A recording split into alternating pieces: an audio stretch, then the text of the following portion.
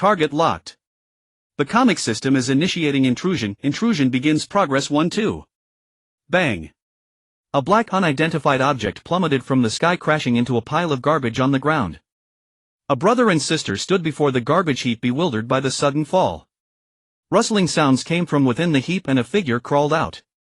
She expressionlessly brushed off the garbage, clinging to her, a faint sigh barely audible.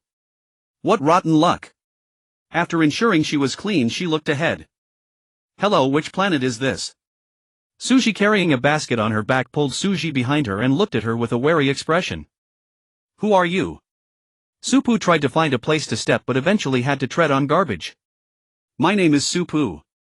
I accidentally fell off a spaceship. The ground beneath her feet was mostly metal debris. Supu furrowed her brow slightly, wondering which garbage planet this was. Suji scanned her up and down, forming some guesses. Probably someone had set her up. She looked frail with no detectable psychic ability, temporarily no threat. This is planet F071. Upon hearing this, a flicker passed through Supu's eyes. Planets starting with F were garbage planets effectively abandoned by the Interstellar Alliance. Supu subconsciously touched her wrist, feeling the red string there before snapping back to reality. Suji looked at Suji. Sis, she looked so pitiful. Supu's face and clothes were covered in dust, looking somewhat disheveled, but oddly there were no wounds. Suji harbored doubt, pursed her lips, then spoke. Why don't you come rest at our place first? Supu followed the siblings for about 5 or 6 minutes. Up ahead a structure appeared. No, perhaps it couldn't be called a house. It was a dwelling built from large piles of garbage. Suji looked at it, a hint of embarrassment in her voice. There are no proper houses, so we make do with this. Supu's eyes darkened. Don't the people here have houses? Suji looked at her in surprise. Don't you know?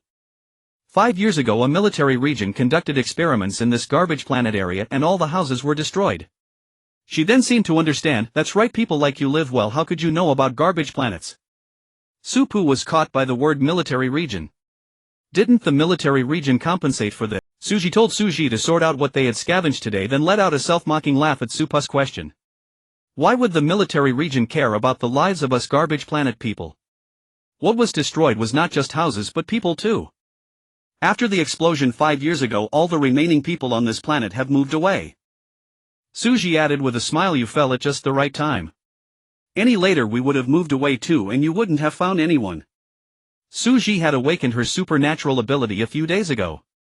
Though she didn't know the exact level, she sensed it was not low and she wanted to try her luck on a major planet. Suji was still young and in poor health. She couldn't let him remain trapped on a garbage planet forever. Supu extracted a few more pieces of information before she understood the current situation. It was the year 1099 of the interstellar calendar. 6 or 7 years ago a major change occurred in the military regions. Some had become independent, no longer under central military control, leading to lax discipline, which resulted in the explosion 5 years ago. Suji wanted to go to the capital planet. The Central Military Academy was a dream school for most. After a brief conversation, Suji roughly understood Supu's background. A wandering orphan discovered stowing away on a spaceship and thus fell off. Sorry, I thought you were some rich kid just now. Suji thought for a moment. Do you want to go to the capital planet with me? Without much thought, Supu nodded sure. After packing what they needed to bring, they prepared to set off. In fact, there wasn't much to bring. The garbage planet had nothing valuable anyway. Even the food the siblings ate was nutritional fluids scavenged from the trash. Supu clutched her red string. Seeing Suji carrying a basket on her back, she reached out. Let me take it. Suji didn't let her. No need, you look frail, I'll carry it. Supu's hand froze in midair, then withdrew upon hearing the words. She couldn't help but wonder how frail did she appear. The three walked along until they reached an open space with a sign, Interstellar Train Stop. Supu hadn't seen such a plane station in a long time. Minutes passed, but there was still no sign of the interstellar train. Supu turned to look at Suji. Suji gave an awkward smile. Maybe the timing is off, our planet has fewer stops. Though she said that Suji wasn't sure. With only the 2 siblings left on this planet, she wasn't certain if the train had been deemed unnecessary to stop. Suji grew anxious inside until Suji suddenly shouted, Sis, look. Is that the interstellar train? Supu and Suji both looked up to see a pinpoint of light growing clearer. It was the interstellar train. As soon as it landed and opened its doors, the three immediately boarded. The doors closed right after they entered. This train would pass through 7 or 8 planets. There were quite a few people inside. Supu and the two siblings found a connected seat and sat down. Suddenly remembering something, Suji looked at Supu. Do you have any money? Supu paused, shook her head no. Suji sighed, predictably took out a bag of star coins, counted and found just enough for the 3 of them. Supu only had the red string on her wrist. Her optical computer had long been broken. The siblings had never owned one. Suji felt troubled. 3 poor souls, what would they do upon arriving at the capital? Supu touched her hand. I have a plan. Suji couldn't imagine what plan Supu could have, though they hadn't known each other long. She understood her situation. At best Supu might have more knowledge, but her social connections and financial situation were probably even worse. Suji sighed to herself, already preparing to beg in the capital. Suji perked up his ears to listen to nearby conversations. Have you noticed anything off today? I saw red light flash across the sky this morning. No, you must have dreamed it. No, it's true. I really saw it. Do you think the apocalypse is coming again? Nonsense, impossible. The invaders had vanished 20 years ago. How could they reappear? No one believed that person. Suji also heard and chuckled, quite the imagination.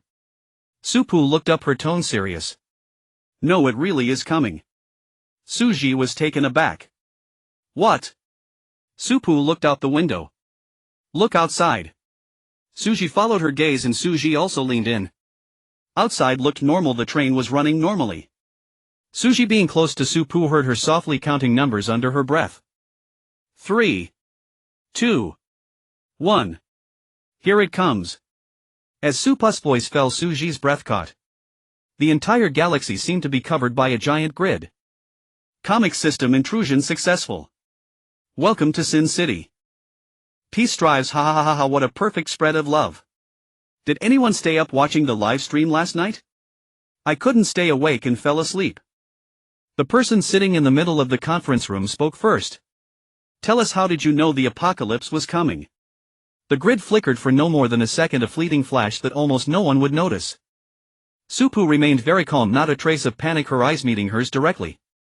I awakened an ability, Baixioshing, it told me. Upon hearing this, the 5 of them showed a flicker of astonishment in their eyes. Zhongya was the first to regain composure, immediately ordering someone to take Supu to the testing room. The results came out quickly. Test subject Supu. Spiritual power none. Ability cannot be specifically identified. Rank shrank. Zhongya looked at the test results, pausing when she saw the spiritual power was listed as none. Throughout the entire star system, very few people had no spiritual power, even the worst had in Frank. Her ability was decent, though it shrank. Zhongya handed the test results to the other 4 and then turned to Supu. How do you intend to prove your Baixioshing ability? I've never heard of such an ability. Supu had long anticipated this situation and was not anxious. I know all about aberrant beasts and star beasts. You can have someone bring reference materials and test me. Zhongya didn't hesitate, she directly had someone fetch the materials. If Supu's words were true, her ability would be extremely useful for the upcoming situation. The assistant handed the materials to the 5 of them and also displayed images of aberrant beasts on a light screen. Each time a beast appeared, Supu would name it and describe its traits, matching the records closely. Even when they switched to star beasts, it was the same. She even knew extremely rare aberrant beasts and star beasts. Excitement flickered in Zhongyao's eyes, but remembering they were still in an interrogation, she restrained herself. All right, I believe you really awakened this ability. But what does it have to do with your claim that the apocalypse is coming? Supu's gaze returned to Zhongyao. This ability is only useful in an apocalypse, so I speculate that maybe because the apocalypse is coming I awakened this ability. Also on the spaceship I heard someone say that the sky flashed red this morning. I recall a book recording that the last time the apocalypse came, the very first sign was also a red glow. And coincidentally, after hearing that, I looked out the window and saw faint grid lines. That's why I said the apocalypse was coming. I believe you've already confirmed it, haven't you? When she spoke the last sentence, Supu glanced at everyone present. She was certain that those above already knew. Zhongyao was silent for a moment. You're right, the apocalypse is indeed coming. Putting away the materials, Zhongyao turned to Supu. Your ability is very important to us. Are you willing to stay here and provide us with information? Supu twisted the red string on her wrist. My ability can only be triggered passively. I gain information only when I see an aberrant beast or encounter information about them. Simply put, you can't expect me to name every aberrant beast right now. She paused, then added, I want to enroll in military academy. Is that possible? Zhong Yao was taken aback. The other four immediately objected. No, you have no spiritual power, you can't pilot a mecha, and your physique is too weak. You have no way to protect yourself. The Baixiaoxing ability was merely auxiliary if she went to military academy. What if she died? Su Pu replied slowly and unhurriedly. I have another ability. The air fell silent. The five officials looked as if they had misheard. What did you say? Zhong Yao was the first to compose herself, staring at Su Pu without blinking. When she heard Su Pu's words, she was petrified again. I have dual abilities. The other one is immortal body. Endless silence spread through the conference room. Dual abilities. Among the currently living, no one had ever possessed dual abilities, let alone two special abilities. It was exceedingly rare. Su Pu waited patiently for them to digest the information. Zhong Yao eventually agreed to Su Pu's application with no one opposing. Zhong Yao took a deep breath to calm herself. Attending the academy would be good, it would train her physique, and after all she couldn't die.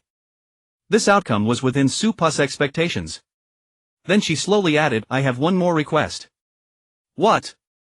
I have no money. I can't pay the tuition. Zhong Yao pinched the bridge of her nose. You don't need to pay. You're going to Central Military Academy, right? Your situation qualifies for a tuition waiver.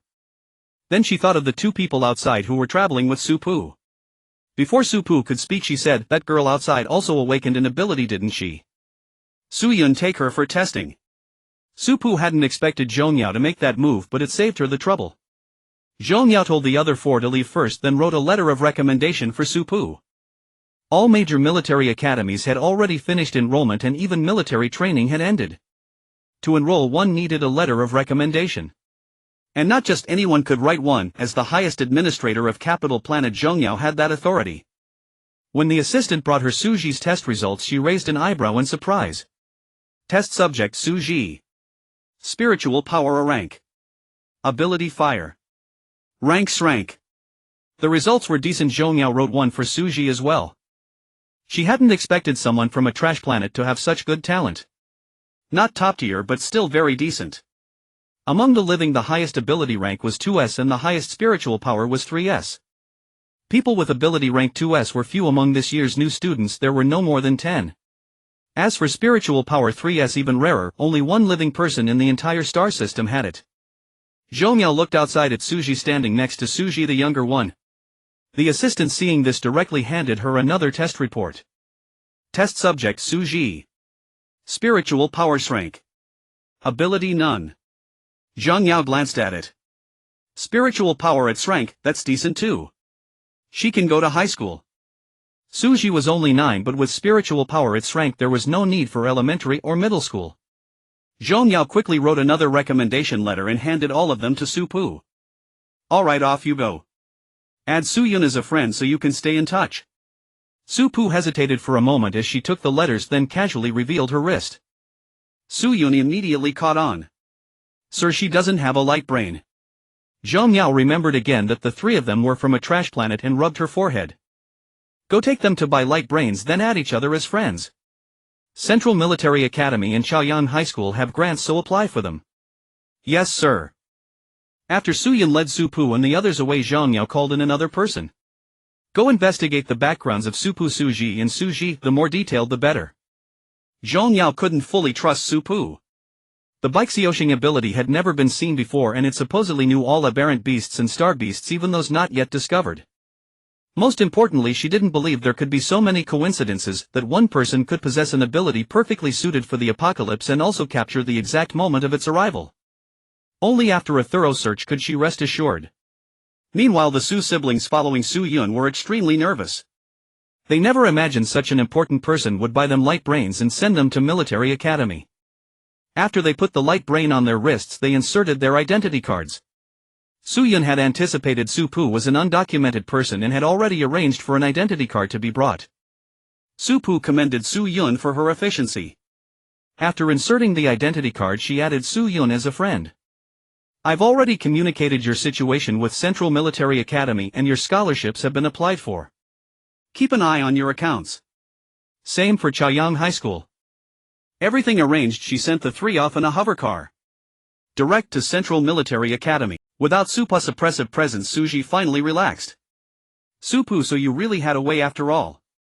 Supu turned around and smiled. Suji's memory rewound to the moment they had just gotten off the train. Supu directly approached the staff there reporting up the chain until she reached the highest ranking officer.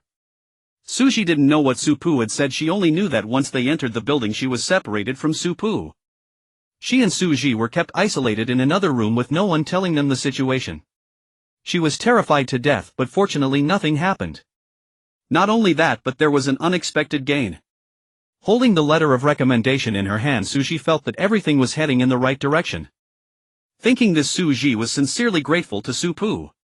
Supu, thank you. Suji also added her thanks. Thank you, Sister Supu. I should be the one thanking you. Without you two I couldn't have reached the capital star. Supu said, opening her light brain. Let's add each other as contacts. Suji and Suji immediately added her as a friend. After arriving at the military academy, Suji had to report first, then take Suji to Chaoyang High School. Suji didn't know much about the outside world such as the Central Military Academy. She only knew it had 4 departments: Command, Combat, Mecha, and Healing. Supu, have you decided on a department? Supu answered without hesitation. Command. Suji nodded. She would be separated from Supu. She planned to go to combat. Suji still had some questions in her heart about how Supu knew the apocalypse was coming and how she had convinced the commanding officer. Suji felt that perhaps her initial guess was correct. Supu was probably not an ordinary person but someone who had been framed and fell from a spaceship. Thinking this, Suji glanced at the others in the hovercar and chose to keep her mouth shut to avoid causing any trouble for Supu. Supu was unaware of Suji's mental journey. Her gaze remained fixed out the window. When the hovercar reached its destination, the three got out. Supu glanced at the guard stationed at the gate and walked forward. Hello, we are new students here to report. The guard frowned with confusion. Hadn't enrollment ended long ago? Supu showed him the letter of recommendation. When he saw the official seal and the signature on the letter, his expression turned serious. Please wait a moment. I need to report to my superiors. All right. Supu waited patiently. Suji leaned in. Is everything okay? Don't worry, we just have to wait for someone. The letter of recommendation was legitimate and the military academy would not reject students with such a document. Soon a sharp-eyed woman with glasses emerged. She walked directly toward Supu. The letter of recommendation is from Zhong Yao. Supu nodded, handing her the letter, and also gestured for Suji to do the same. Only then did the woman notice Suji and Suji. She examined the letters and confirmed they were genuine. Follow me. As they walked, she introduced herself. I am Fu Er, the Grade 1 director. The scholarship has already been deposited into your accounts. Supu didn't check immediately. Seeing that Supu remained still, Suji resisted the urge to look. Even Suji didn't dare open her light brain. Fu Er continued without noticing. You have the omniscient and immortal body dual abilities but no spiritual power. I suggest you join the command department. At first glance, Fu Er found Supu very thin, appearing as if from long-term malnutrition. Her physique was likely poor, and without spiritual power she couldn't pilot a mecha, making combat department unsuitable. With the omniscient ability, the command department was relatively more suitable. Supu met Fu Er's gaze and nodded. My intention is indeed the command department. Fu Er then turned to Suji. Suji voluntarily said, I want to go to the combat department. Fu Er nodded. Class fire ability, the combat department is a good fit. Then her gaze fell upon the only small person present. Suji pulled Suji close. This is my younger brother. I'll send him to school soon, he won't stay here long. Fu Er said nothing more and led them all the way to the office. 2 teachers were already standing inside, just called over by Fu Er. Before Fu Er arrived, the 2 had been gossiping.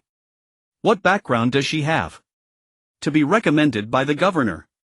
Everyone Big Planet has a governor, the highest authority on the planet. Well, know when she comes. And hardly had they spoken when the door opened. Director Fu Fu Er had Suji wait outside first, then took Supu and Suji inside. Gu Qian, this is Supu now joining your class. Gu Qian was the homeroom teacher of the command department's class.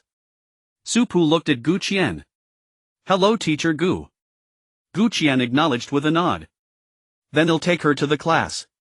Fu Er agreed and Gu Qian left with Supu. The other teacher was Suji, homeroom teacher of the combat department's class. He understood and took Suji to the combat department. Suji was also taken away by him. Meanwhile, the command department's classroom was buzzing. What the heck? Military training is over, how can someone still be enrolling? And with such connections. Bayan, do you know who it is? Bayan was browsing the campus forum and didn't even look up. No idea. The moment Fu Er had led the three through the gate, the news had spread on the forum. Bayan was the teacher's favorite in a class. If even she didn't know, then no one knew. The questioner fell silent for a moment, then joined the others waiting for Gu Qian to bring the new student. As Gu Qian left Fu Er's office, she was also pondering Supu's situation. Supu had no spiritual power and couldn't pilot a mecha, so she could only improve her physique and learn hand-to-hand combat and shooting. Looking at Supu's notably frail body, she instructed, eat more when it's mealtime. Supu nodded blankly. Gu Qian suddenly remembered Supu's immortal body ability and an idea struck her. As soon as they entered the classroom, everyone's eyes gathered at the door. Supu met all the gazes without any sign of nervousness.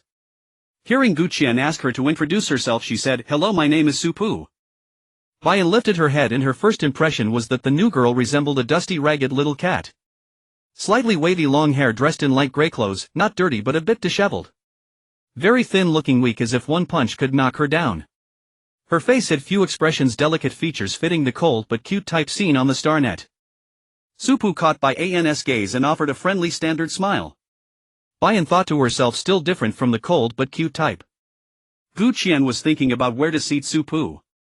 Seeing their eye contact, she decisively gestured for them to sit together. Bayan looked at the person sitting next to her, extended her hand. "Hello, I'm Bayan." Supu shook back. "Hello, I'm Supu." Bayan was pleased she had a good impression of her new deskmate. "What?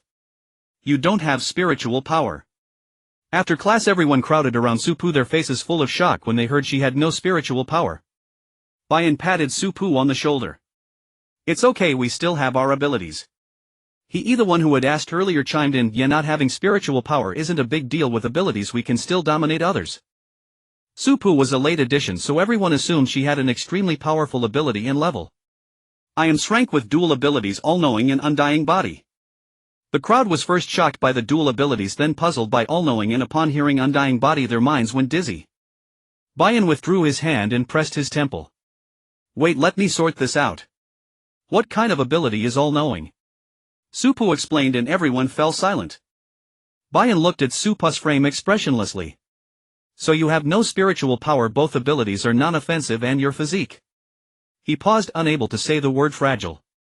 Supu wanted to say that her physique only looked poor, some nutrition could fix it. Besides, she was good at combat and shooting, though she hadn't practiced in a long time. But obviously no one present thought so. Someone sighed with relief. "Good thing you didn't join the military training, or I'm afraid you'd be used as a punching bag." Juweifeng Military Academy ranks 3rd, earning 5 points. Liang Military Academy ranks 4th, earning 3 points. Academy ranks 5th, earning 2 points. If there were other abilities to assist or spiritual power to pilot a mecha for protection, there would be no worry. Bayan pondered for a moment. "Supu, do you know about team formation?" Supu recalled that Central Military Academy used to have a team formation requirement. Freshmen had to form their team, and the Junior Year Military Academy League required team participation. But she didn't know if it was still the same now. Bayan, seeing this, explained. "From the first semester of freshman year you can start selecting teammates. Before the second semester starts you must report your team information. This way there is ample time for group training and building synergy. Also, the Military Academy League requires team registration." "Do you know the Peak Team?" When it came to Central Military Academy teams, Peak Team was the first everyone thought of. Because of Peak Team, Central Military Academy's reputation far exceeded other military academies. Supu certainly knew. Freshmen braving the Military Academy League, leading juniors to win the championship. That was what others said about Peak Team back then. Bayan's eyes brightened. She knew no one wouldn't know Peak Team. Peak Team is amazing. I came to Central Military Academy because of them. You know the captain, right? Chi Yang Dual 3S commander. My dream is to follow her footsteps and become a commander like her. Supa's expression remained unchanged while the classmates around started discussing enthusiastically. If Peak Team was the myth of Central Military Academy, then Chi Yan was the myth within myths. Peak Team was formed 28 years ago. At that time Chi Yang and the team were all 18 years old, 6 members total. Except for Chi Yang and another mecha pilot who were 3S and above, the rest were 2S. That year as freshmen they registered for the Military Academy League. Chi Yang as the commander led the juniors to win the championship and later achieved 3 consecutive championships. After the league in their junior year they directly entered the Central Military Region. It was then that the apocalypse came. A manga titled Sin City invaded creatures, mutated alien beasts and stellar beasts invaded people's homes, and some awakened extraordinary abilities. All members of Peak Team awakened rank abilities, which was the highest rank at that time. Later people discovered that killing alien beasts and stellar beasts could upgrade ability ranks. Peak Team became the vanguard squad at that time. Chi Yang rose to become the youngest general in the military region, leading the charge to kill alien beasts, stellar beasts, and even venturing into the other world. In the end all Peak Team members reached 3S, but they still sacrificed themselves. 20 years ago the manga system evacuated the galaxy and Peak Team was trapped in the manga otherworld with no further news. The lifespans of the first batch of extraordinary ability users declined sharply. Few are still alive today.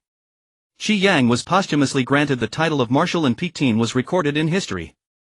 The interstellar people will forever remember Chi Yang, forever remember Peak Team. After by ANS emotional reminiscence she got back to business. In saying, when you look for teammates, find ones with strong combat power, high defense and good healing abilities, that's a safety guarantee. Otherwise what will you do when you get beaten in team battles? Besides the Military Academy League, Central Military Academy also holds team battles to train squads. For a fragile person like Supu, finding strong teammates was essential. Although Supu didn't think she'd get beaten, she appreciated by ANS goodwill. Afternoon classes were all theory. After class Supu asked Gu Qian for the dormitory number and headed to the dormitory building. Since the command department dorms were full she had to go to another department's dorm. Seeing the sign Mecha Department building up before her she paused momentarily. Then checking her light brain she stepped inside. The dorm was on the first floor, very convenient. She stopped at a room marked 109. Supu raised a hand and knocked on the door. Anyone in? The door opened and a girl with disheveled hair appeared in view. Seeing the smiling face before her, Yan Jihuan's wild hair seemed to settle. She waved her hand. Hi there. I'm Yan Jihuan. You must be my new roommate. Please come in. Yan Jihuan acted very warmly and Supu relaxed while introducing herself. I'm Supu, freshman command department class A. Yan Jihuan raised an eyebrow. She only knew a new roommate was coming but didn't expect it to be from another department. She hadn't seen the forum news so she didn't know about the newcomer. I'm freshman mecha department class A. Building A has double rooms, just the two of us. Building A housed classes A and B of each grade with better living conditions. Yan Jihuan was a facecon. Supu's appearance was exactly to her taste. Are you interested in teaming up with me? Supu was still making her bed. She hadn't brought much, what she had now were just the basics provided in the dorm. Hearing Yan Jihuan's invitation, Supu turned to face her. I have no spiritual power. My abilities are Shrank, all-knowing and undying body. Ha! Yan Jihuan's brain almost short-circuited. No spiritual power but dual abilities. What kind of setup was that? Still, could someone really have no spiritual power? She thought, at least in Frank. Yan Jihuan was torn. She wanted to participate in the Military Academy League and win a good ranking, so she had to choose teammates carefully. Seeing her conflicted expression, Supu thought for a moment and asked, what about you? Spiritual power 2S ability is 2S word soul. Supu twisted the red string on her wrist. The day after tomorrow is the weekend. If you want we can go to the simulation room. You can see my strength and then decide whether to invite me. Supu said she brought up her ability because she was afraid Yan Jihuan would mind it, and now mentioning the simulation room was to let Yan Jihuan fully understand before considering. She also wanted a strong teammate. Yan Jihuan naturally agreed. Although Supa's situation was special, her intuition told her Supu would become her teammate. Yen Jiwan thought earnestly, definitely not because of her face. Suji invited Supu to eat together. After tidying up, Supu checked if there was anything she needed to buy and then went out.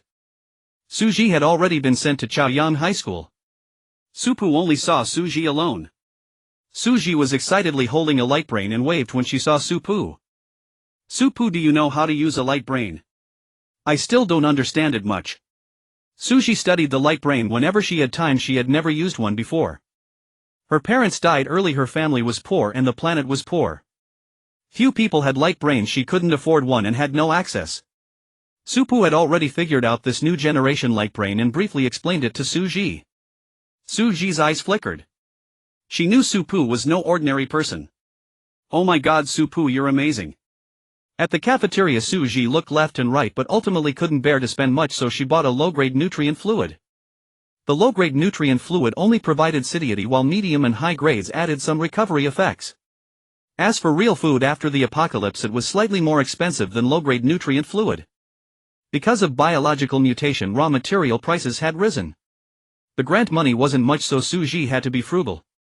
Supu bought proper meals, she needed plenty of nutrition now and she could earn money later.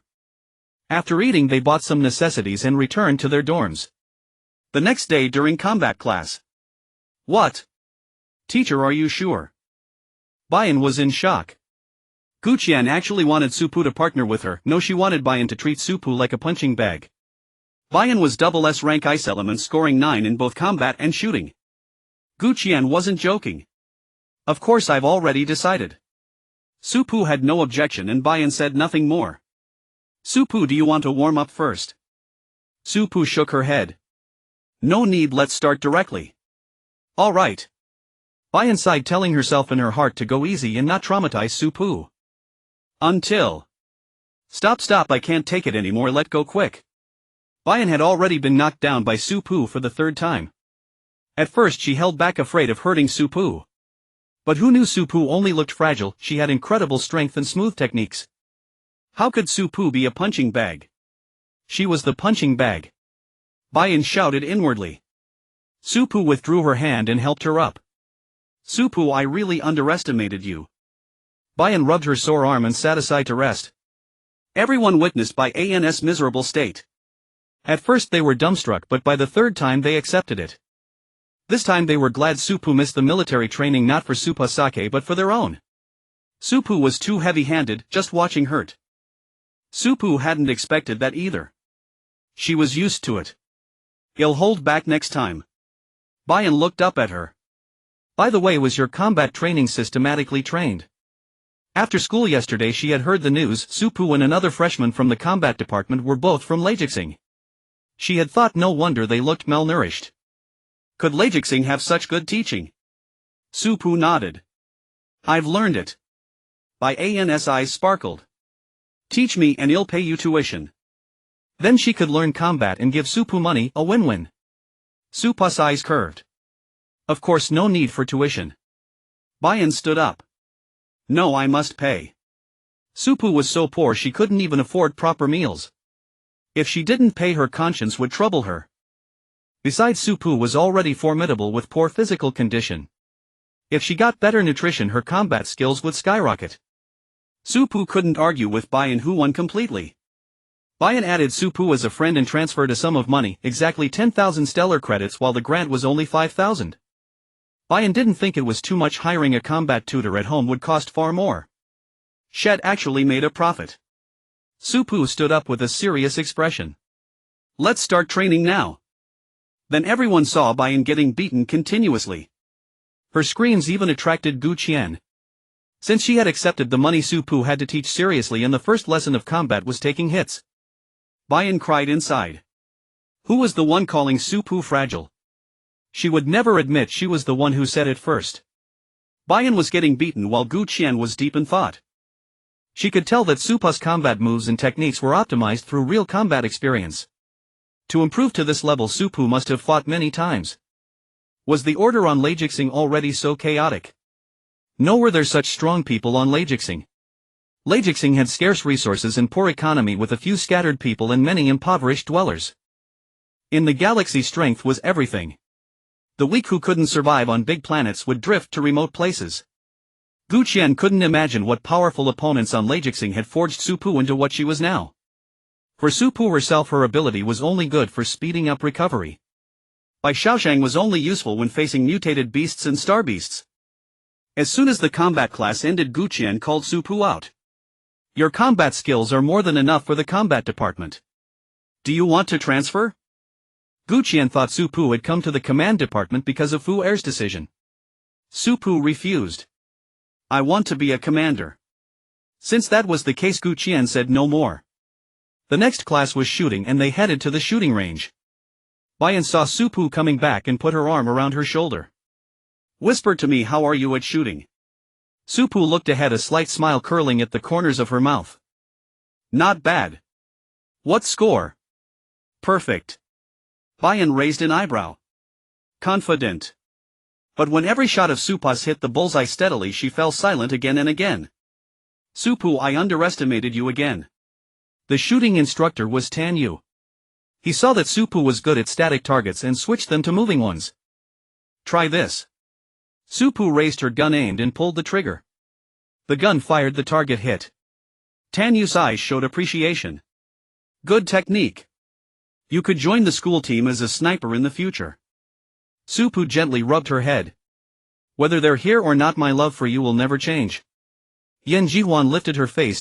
The registration condition required forming a team, but since it was decided by the school, naturally registration was unnecessary, and without registration the team requirement was waived.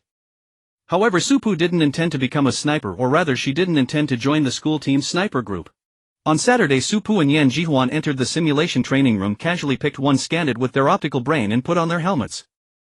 Yan Jihuan selected the Beast Challenge mode. Let's see who kills more, how about it? Su Pu was still adjusting settings. Sure.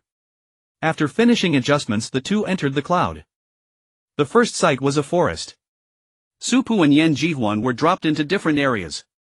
Su Pu opened her panel to choose a weapon. Her hand paused over a dagger for 2 seconds, then she selected a sniper rifle beside it. Sniper rifles kill faster. Closing the panel, Su Pu walked forward. A gray wolf beast appeared, rated Crade. For this level of beast she didn't use bullets. As it pounced, she struck it with her fist. Hunter Su Pu killed a Crade beast.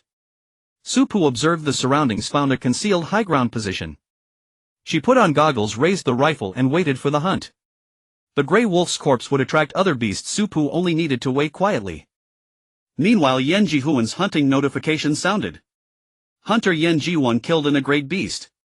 Su Pu wasn't rushed, her gaze remained fixed ahead. Bang! Bang! Bang! 3 bullets fired in quick succession, taking down a Crade gray wolf and 2 grade mystic rabbits. Su Pu's gaze swept elsewhere, catching every subtle movement. She was speechless, turning her head away without answering. Su Pu pondered the situation. Hanxing had 1, Liang had 1, Xingho had 2, Muting had 1 and Zhangyang had 3. Fall. Stop. The dagger wove among the beasts. Yan Jihuan was like a harvester. Against 2s, killing beasts was as easy as cutting chives. Scrade was a bit more troublesome. Su Pu hadn't expected to encounter an Scrade beast so soon. She had left her original sniper position and ventured out seeking higher-level beasts. The first one she encountered was an Scrade beast of fire attribute, red-tailed tiger. Su Pu switched weapons to a long blade. She raised it overhead and slashed. The tiger spewed a fireball and Su Pu sidestepped to dodge. Her fist met it hidden. Just as Su Pu climbed onto the tiger's back, she felt the temperature spike. Flames burst from its body, forcing her to leap backwards. She hurled the long blade at the tiger. Compared to using abilities, hand-to-hand combat was clearly disadvantageous. The long blade couldn't pierce the tiger. Su Pu flipped back up, ignoring the flames, caught the sword and struck wildly. The tiger turned its head and bit Su Pu's arm. Her right arm was broken, so she switched to her left hand and continued to slash. Then, before the tiger's eyes, her right arm quickly regenerated. Her fists pounded the tiger fiercely. The pain of the flames barely affected Su Pu. She had become numb to pain. The long blade carved into the tiger's flesh again and again. Su Pu drove her fist into the exposed star core. The red-tailed tiger collapsed. Hunter Su Pu killed an Scrade beast. Yan Jihuan heard the announcement. Her hands kept moving, but her heart raced with excitement. This teammate, she wanted her. The two fought in the forest hunting ground for 3 hours before logging out. Yan Jihuan didn't even look at the results screen. She took off her helmet, walked up to Su Pu and extended her hand directly. Good cooperation. Su Pu put down her helmet and returned the handshake. Good cooperation. Yan Jihuan offered to treat her to a meal and Su Pu didn't refuse. They went to the cafeteria together. The first floor was too crowded, so Yan Jihuan pulled her straight to the second floor. A robot delivered the menu. Yan Jihuan gestured with her eyes. Take a look, what do you want to eat? Su Pu picked the option that seemed most nutritious. She had no particular taste preferences, she wasn't picky. Yan Jihuan chose a few dishes she thought tasted good. While waiting, Yan Jihuan looked at Su Pu. Our squad now has 1 commander and 1 mecha engineer. The school requires 6 per team, so we need 4 more. 3 combat roles and 1 healer, what do you think? Yan Jihuan believed a healer was essential for recovery. Su Pu agreed. Sure. Do you know anyone? Yan Jihuan's mind flashed with a few names. Among this year's new students at Central Military Academy besides me there are 3 with 2S abilities. Su Pu listened intently. Yan Jihuan spoke one by one. Chihi Combat Department Dual 2S Spatial Ability. When you Combat Department Mental Power A Ability 2S Prophecy. Yu Qing Healing Department Dual 2S Healing. Su Pu pondered. What about others? Yan Jihuan thought of more people she knew. She had listed the most talented ones earlier for team formation. Li Xian Combat Department Mental Power 2S Ability S Puppet Control. Su Pu lifted her eyes. Yan Jihuan understood her meaning and mentally checked Li Xiang. Tang Yixing Combat Department Mental Power 2S Ability S Level Water Control. Huayu Healing Department Mental Power S Ability S Purification. Xiaoning Combat Department Dual S Body Hardening. Su Pu took a sip of water. Shi He Yu Qing Li Xiang Tang Yixing. Yan Jihuan nodded but was puzzled. Why not when you? Su Pu straightened her cup and looked at her. Prophecy can sometimes create limitations. Yan Jihuan thought about it and agreed. Besides, when Yes mental power was only a level somewhat lower than the others. Then when should we go find them? Shi Li Xiang and Tang Yixing were all in Combat Department A class, Yu Qing and Healing Department A class. The sooner the better in case they've already formed teams. But don't rush too much.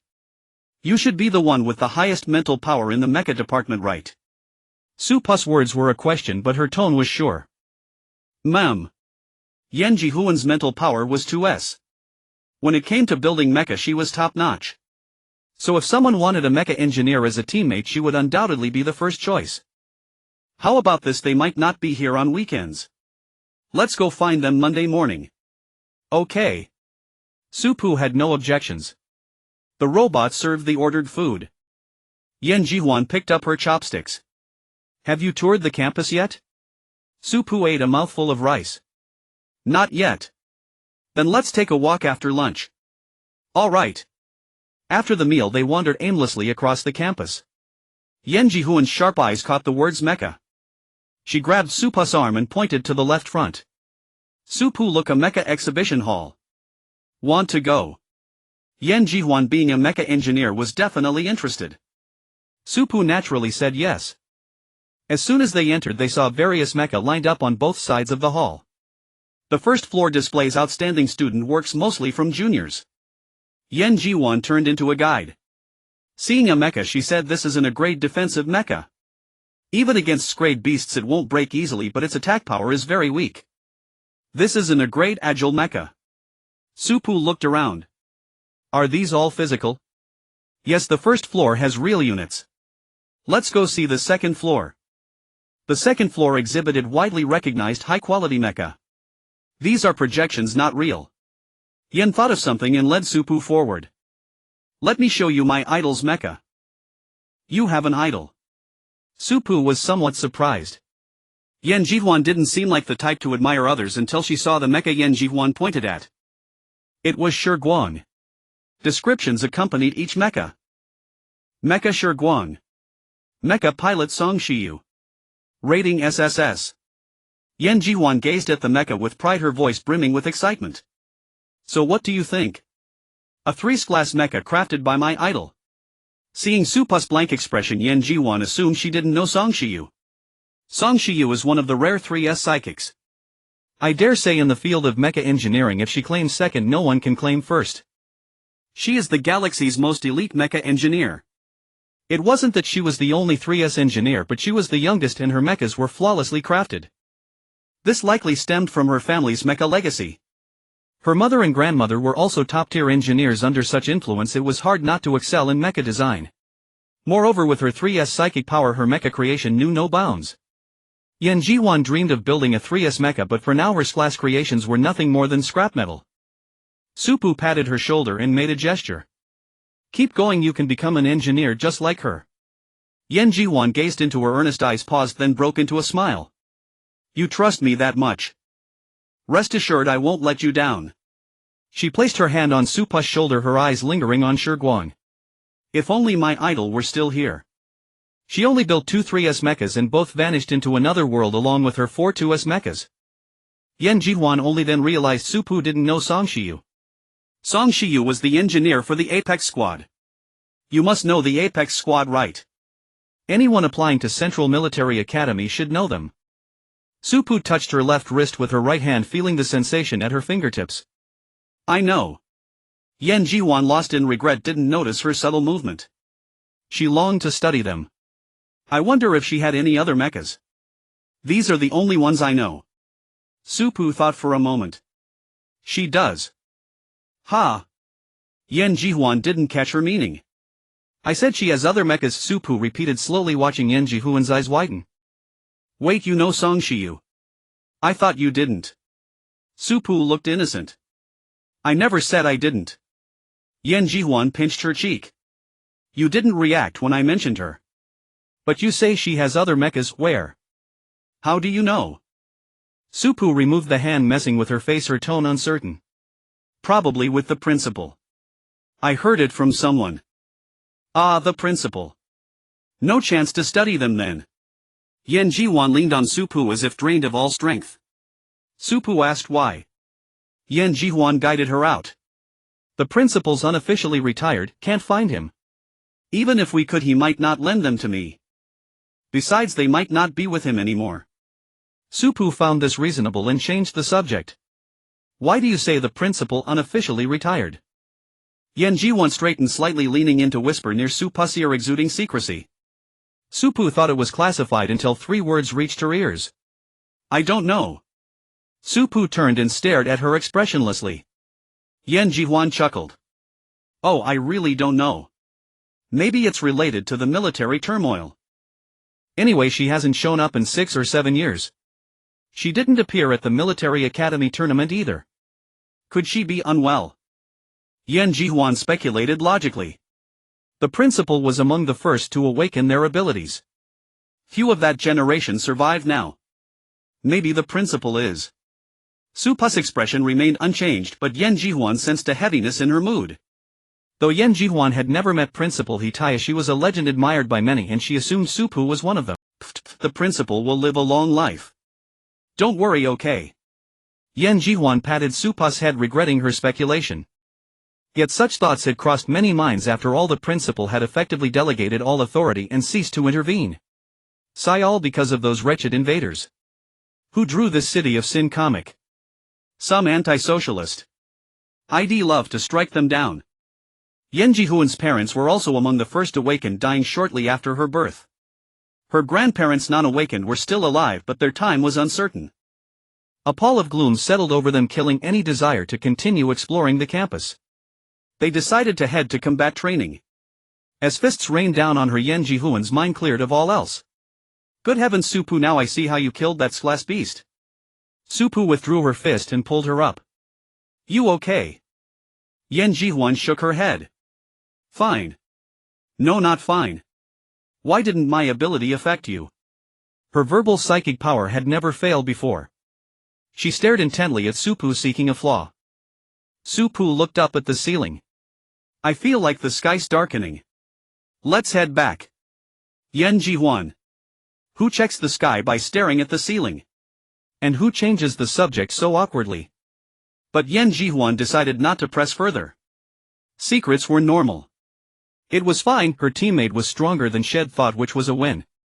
Supu watched Yan Jihuan remove her gear, smiled and did the same, leaving the combat room together. Monday. The two gathered at the door of the freshman healing department, Class A, exchanging glances. Supu, you go. Yan Jihuan, you go. I have social anxiety. Supu, me too. Yan Jihuan glanced at the crowded room, took a deep breath and walked in with grim determination. Excuse me, is Yu Qing here? All eyes shifted from Yan Jihuan to a person sleeping in the back row. The person beside him shook his arm. Wake up. The mecha department person you wanted is here. Mecha? Who? Yan Jihuan. The sleeper jerked his head up, eyes still shut, words spilling out. His companion glanced apologetically at Yan Jihuan. Yu Qing pulled an all-nighter, so he's a bit out of it. Then he turned and hissed at Yu Qing, dude, open your eyes, will you?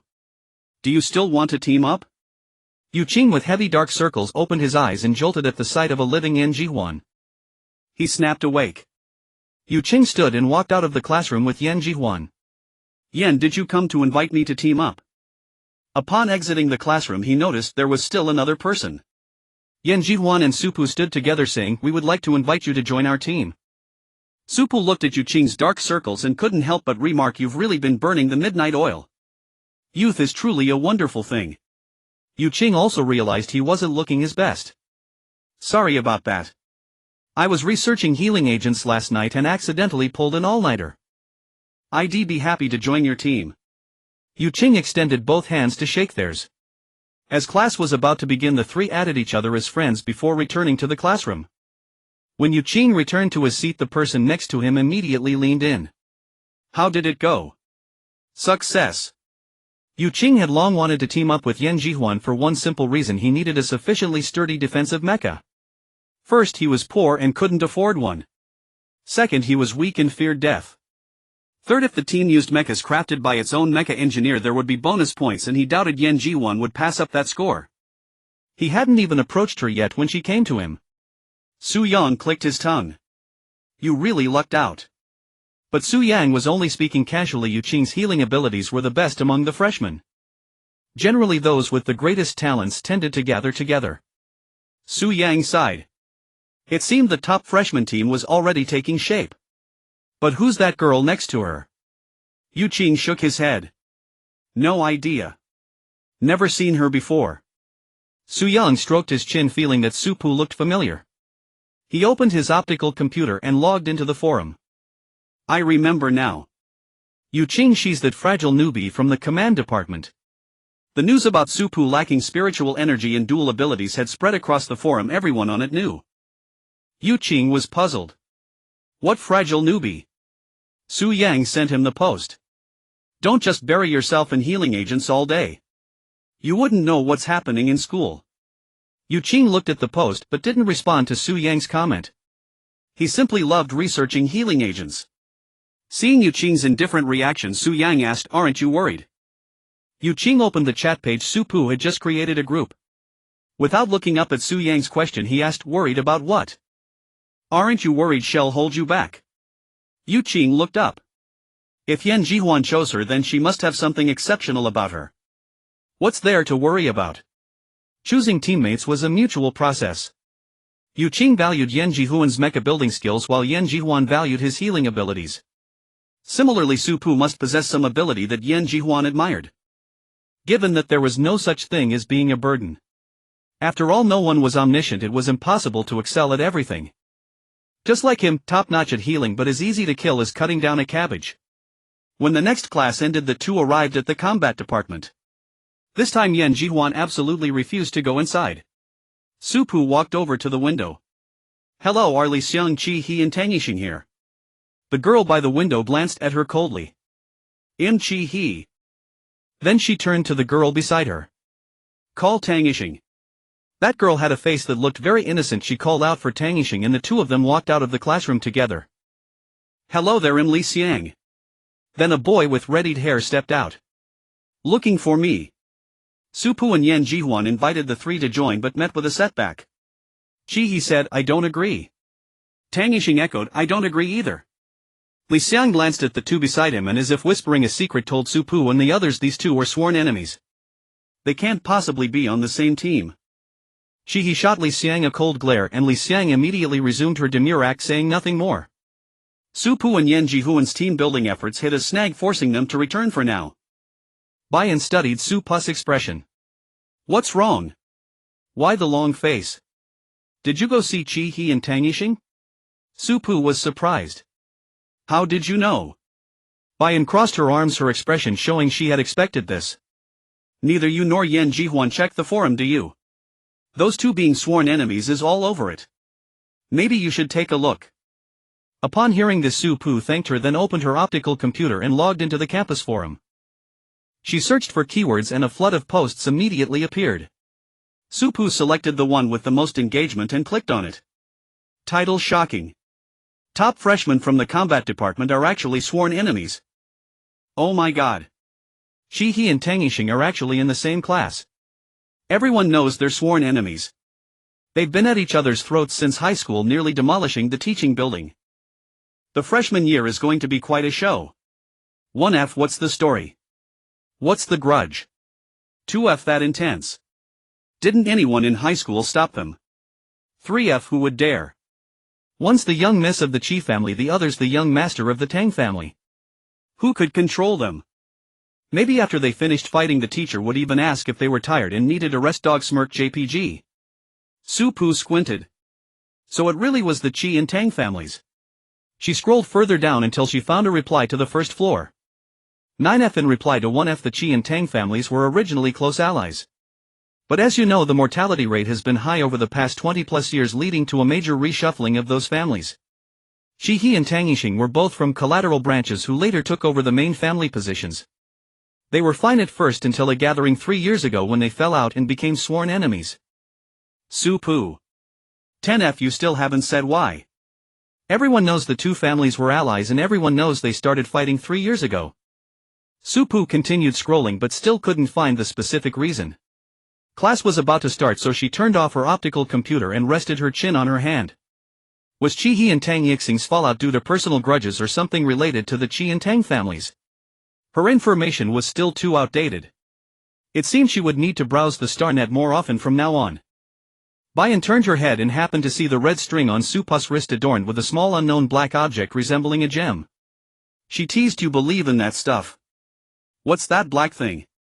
Su Pu's mind was wandering and she didn't react immediately. Following by An's gaze to the red string on her wrist, she paused for a moment. A gift from a friend. Just a decoration. Bayan said, your friend is really good to you. Which school do they go to? Are they at our school too? As if recalling a joyful memory, Su Pu smiled and nodded. Yes. Bayan hadn't expected it to be true. Which class? Let me get to know them sometime. Su Pu replied, they've already graduated and aren't on the capital planet. Ah, I see. Well, maybe another time. Bayan felt a bit disappointed. She was rather curious about what kind of person Su Pu's friend was. This class was interstellar history and quite a few minds were wandering. At the Central Military Academy, discussing history inevitably led to the Peak Squad, a topic everyone had heard hundreds of times. Su Pu and Yan Jihuan had been worrying all day, still unable to figure out how to recruit Qi He and Tang Yixing into their team when they ran into Li Xiang. Li Xiang waved at them and jogged over. I was just about to look for you too. They exchanged a glance. What's up? Li Xiang asked, does your team still have room? Qi He, Tang Yixing and I want to join your team. Su Pu didn't agree immediately. Are they both on board? Li Xiang replied, of course. She had threatened both of them into compliance. During military training, Li Xiang had already decided whom to team up with. Since Yan Jihuan had come to her, she couldn't pass up the opportunity. Although her initial choice for a command partner was Bayan, after seeing Su Pu yesterday she had made inquiries in the command department. The forum posts were indeed unreliable. Su Pu was far from fragile. Lucky she was sharp. She had already asked Yu Qing, who was also Yan Jihuan's teammate. Given that she was determined to join this squad. Seeing this, Su Pu and Yan Jihuan added Li Xiang as a friend. By evening, the six of them gathered at the shooting range, finding a secluded corner with few people around. Su Pu and Yan Jihuan leaned against each other. Yu Qing fiddled with the potion in her hands. Li Xiang maintained her sweet smile while Qi He and Tang Yixing stood at opposite ends, their gazes never meeting. Supu glanced at the tense silence and nudged Yen Jihuan, who nudged her back. Supu opened her optical computer. Let's add each other as friends and create a group chat. Everyone cooperated except Chi He and Tang Yixing, who wore grim expressions. Supu looked at them, her tone flat. No one's forcing you to join. Upon hearing this, the two reluctantly added everyone else as friends, though as for each other they likely just pulled each other out of their blacklists. Supu didn't care much about their personal grudges, but if it affected the team's dynamics she felt it might be better to replace them. Of course, resolving that personal conflict would be ideal. But now wasn't the time for that. The Military Academy League might be moved up. Do you want to participate? Supu's words stunned everyone present, even cracking Chi He's icy facade. You want to join the league now?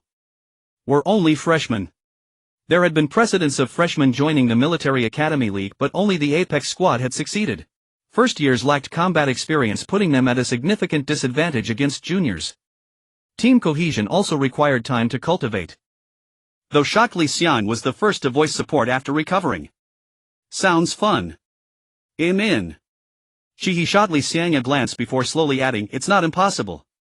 Tang Yixing, exuding an air of invincibility, declared, let's do it. We'll show everyone our strength. Yen Jihuan and Yu Qing had no objections either. However, Yen Jihuan was curious. Supu, how do you know the league will be moved up? Supu looked at the sky, calculating. The apocalypse is coming. The military needs fresh blood as soon as possible. The school would likely announce this soon, so Supu saw no reason to hide it. Not only that, after the league the winning team can directly enter the military. Requirements will also be lowered and seniors can take the assessment early. The academy had a 4-year program. Typically those who didn't win the league by their junior year would take the military assessment after graduation or seek other employment. Supu's goal in building a strong team wasn't just to win, it was to enter the military together. He studied her suspiciously. How do you know all this? Supu, an outsider and a transfer student, was inherently untrustworthy in He's eyes. Supu rummaged through her optical computer, found a file and shared it in the group chat. Take a look. It was a record Supu had found about otherworldly invasions. I met with the governor when I arrived on the capital planet. The higher-ups already know about the apocalypse. The omens have arrived. The mutations are about to begin and star beasts will appear. Once the first special-type star beast descends, the otherworld will completely engulf the entire galaxy. At that point the military must send people into that world while someone stays to guard the galaxy. In short, they were short on personnel. Yen Jihuan read the file, her expression growing increasingly grave. Thinking back to Supu's ability, she felt she understood why Supu had become a transfer student. Your all-knowing ability, was it also a warning of the coming apocalypse? Supu confirmed yes. All-knowing. Tang Yixing had never heard of it. Supu explained it to everyone. Li Xiang stared at Supu, lost in thought, saying nothing. Yu Qing gripped her potion tightly, her voice subdued. Supu, how much do you know about that other world? Supu's mind wandered. It's a man-made comic world called Sin City. True to its name, it's filled with sin. The star beasts are like a product of vengeance. When people enter, they trigger something called a domain. Breaking through it raises their ability level and may grant them a new ability. A new ability. They only new ability levels could increase, not that new ones could be gained. Supu saw their astonished looks but continued. Star beasts are ranked 1 to 3. Special-type star beasts exist outside this hierarchy. They're hard to imagine because they have human forms and consciousness. The difference is they have abilities but no mental energy. At this the 5 of them looked at Supu in unison. They were all aware of the rumor about her lacking mental energy. Supu paused for a moment. Don't look at me. If I were a star beast you wouldn't be sitting here so peacefully. Yen Jihuan rubbed her nose, recalling how her verbal ability had no effect on Supu during their earlier spar. Though odd, she didn't think Supu had any connection to star beasts. Besides, if the governor had recommended her to the academy, what could possibly be wrong? The others had just made a fleeting connection, nothing more. Supu continued, since the Apex squad sacrificed the other world detached from the galaxy and biological mutations gradually ceased. No new mutant beasts have appeared since. But the absence of new mutant beasts didn't mean the old ones were all dead. As for star beasts, they've left almost no trace. They rely on the other world to survive. When it left, they either died or fell into slumber. But I predict a special type star beast will appear before the new year. This was the other world's second descent and Supu guessed its coverage would be faster than the first. Yan Jihuan suddenly grabbed Supu's hand. Supu, is that comic world really man-made? Though Yan Jihuan had once threatened to destroy the comic's creator, she had never truly considered that it might have been created by someone within the galaxy. Supu paused briefly. Yes. Sin City is an act of vengeance from our own galaxy. Revenge. The five of them could not comprehend how anyone could create an entire world nor why such malice would drive someone to annihilate an entire galaxy. But Supu did not know the specifics either. Yet one thing she was certain of, there must be a hidden force perpetrating atrocities against the people of this galaxy. For instance, human experimentation. As far as she could tell, Supu's leading hypothesis was that the creator was a victim of such experiments. But she had no evidence to support this, nor could she imagine what kind of experiment could grant a person such immense power as to create a world. Li Xiang's drifting thoughts finally returned. Let's get back to the Military Academy League, she said. We have no synergy whatsoever, our team cohesion is practically zero. What are we going to compete with? Li Xiang did not want to dwell on the otherworldly matters or the apocalypse now. She wanted to win the Military Academy League championship. Before the league begins, we need collective training. Of course, there's one more thing. He looked at her. What? Who's the captain? Li Xiang's gaze swept over everyone, finally resting on Supu. Supu raised an eyebrow. Me. Li Xiang said, usually the captain is the commander. Anyone disagree? Raise your hand. Supu glanced around, no one raised a hand. Fine, it wasn't her first time being captain. And the vice-captain? Supu was curious who it would be. But aside from Li Xiang pointing at Yan Jihuan, everyone else pointed at Li Xiang. Li Xiang. Supu made the final call. Majority rules, Li Xiang is vice-captain. Li Xiang. Was she really being trusted not to control everyone? In truth, they found Li Xiang more reliable. He and Tang Yixing knew themselves well, and with their nemesis also on the team, they couldn't guarantee their decisions wouldn't be swayed by emotion. Though the commander called the shots during matches, when the commander couldn't lead, the decision-making fell to the vice-captain. As for Yan Jihuan and Yu Qing, they deemed themselves lacking in that regard. Yan Jihuan was mecha-minded, Yu Qing was potion-minded. Among everyone except Supu, Li Xiang seemed the most dependable. Fine, Li Xiang accepted. Yan Jihuan mulled it over and sent a form in the group chat. Fill this in, ill needed for building mechas later. In a flash it was filled out in a minute. Only Supu remained. Supu was lost in thought. What if I said I could pilot a mecha? Would you believe me? Yan Jihuan turned Supu around and stared at her intently. After a long silence, I believe you. Then she lowered her hands. Go ahead and fill it in. After Supu completed it, a flicker of astonishment crossed Yan Jihuan's face. Supu didn't notice, as she was thinking about a name for the team. What should we name the team? How about Peace? Yan Jihuan and Yu Qing agreed unanimously, while Li Xiang and the others had no objections. Any name would do. Supu changed the group name. Peace Squad 6. Bayan noticed Supu had become busier, often hanging out with those two-level individuals. You formed a team. Supu was still flipping through a book borrowed from the library. Yeah. He and Tang Yixing agreed too. Ma'am. Supu didn't look up, her tone calm. A flicker of surprise passed through Bayan's eyes. Supu, impressive. Oh, by the way, while you were in class someone came looking for you. She said her name was Suji. Upon hearing Suji's name, Supu stopped turning the pages. Did she say what it was about? There were no messages from Suji on her optical brain, and Supu couldn't help but wonder. Bayan shook her head. No, you should go ask her, class is almost over. All right. Supu closed the book. Bayan caught sight of the title on the cover. The Complete Compendium of Interstellar Gossip. Bayan. She had thought Supu was reading something serious, but it was just juicy tidbits. Seeing Bayan's gaze fixed on the book, Supu spoke. You want to read it too? She started to hand it over. Bayan waved her hands in refusal. No, go ahead, I was just curious why you're reading that. Supu's expression turned serious.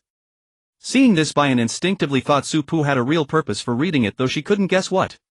Yet she heard Supu say gossip is human nature. Bayan. What the heck? Bayan pinched Su-Pu's cheek. Are you messing with me? Su-Pu chuckled and pulled her hand away. I just want to see what's going on, who knows, it might come in handy someday. Bayan thought for a moment. That made sense. Speaking of which, this book is pretty amazing. I wonder who wrote it. It even includes who fell into a pit in the military district. Impressive. Bayan was genuinely in awe. To take gossip this far, the author was something else. Su-Pu glanced at the author column. It read author nameless. Next line, call me the gossip king.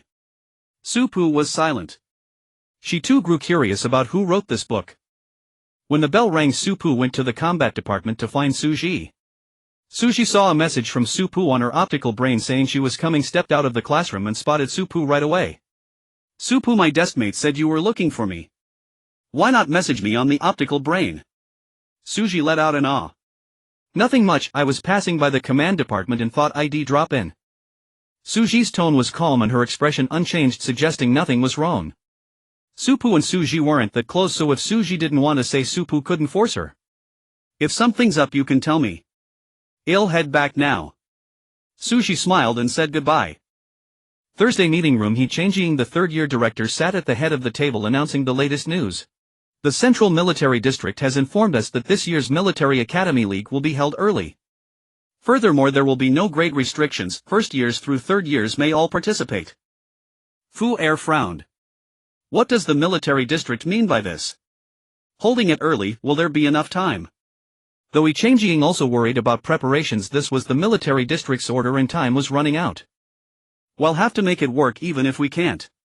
The military district wants it to start by October 15th. Yi massaged her temples. The other military academies have already been informed.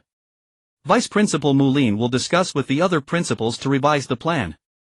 Fu Er, sure you notify your respective grades. The requirement is that teams must be all a rank or above. Both Fu Er and Sure you nodded in acknowledgement. Hui Qingshu glanced at her optical brain and raised a question to Yi Changjing. Why is the military district so short-staffed? First and second years aren't qualified yet, are they? Yi Changjing's expression grew grave. You've probably heard the rumors about the apocalypse. Though the higher-ups have suppressed them, they're true. The military district needs more personnel. There are also some standout talents among the first and second years.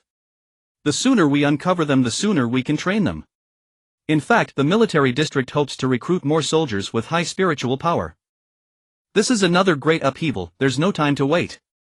Upon receiving the news from Fu Er, Gu Qian arrived at the classroom and briefly explained the matter of the Military Academy League.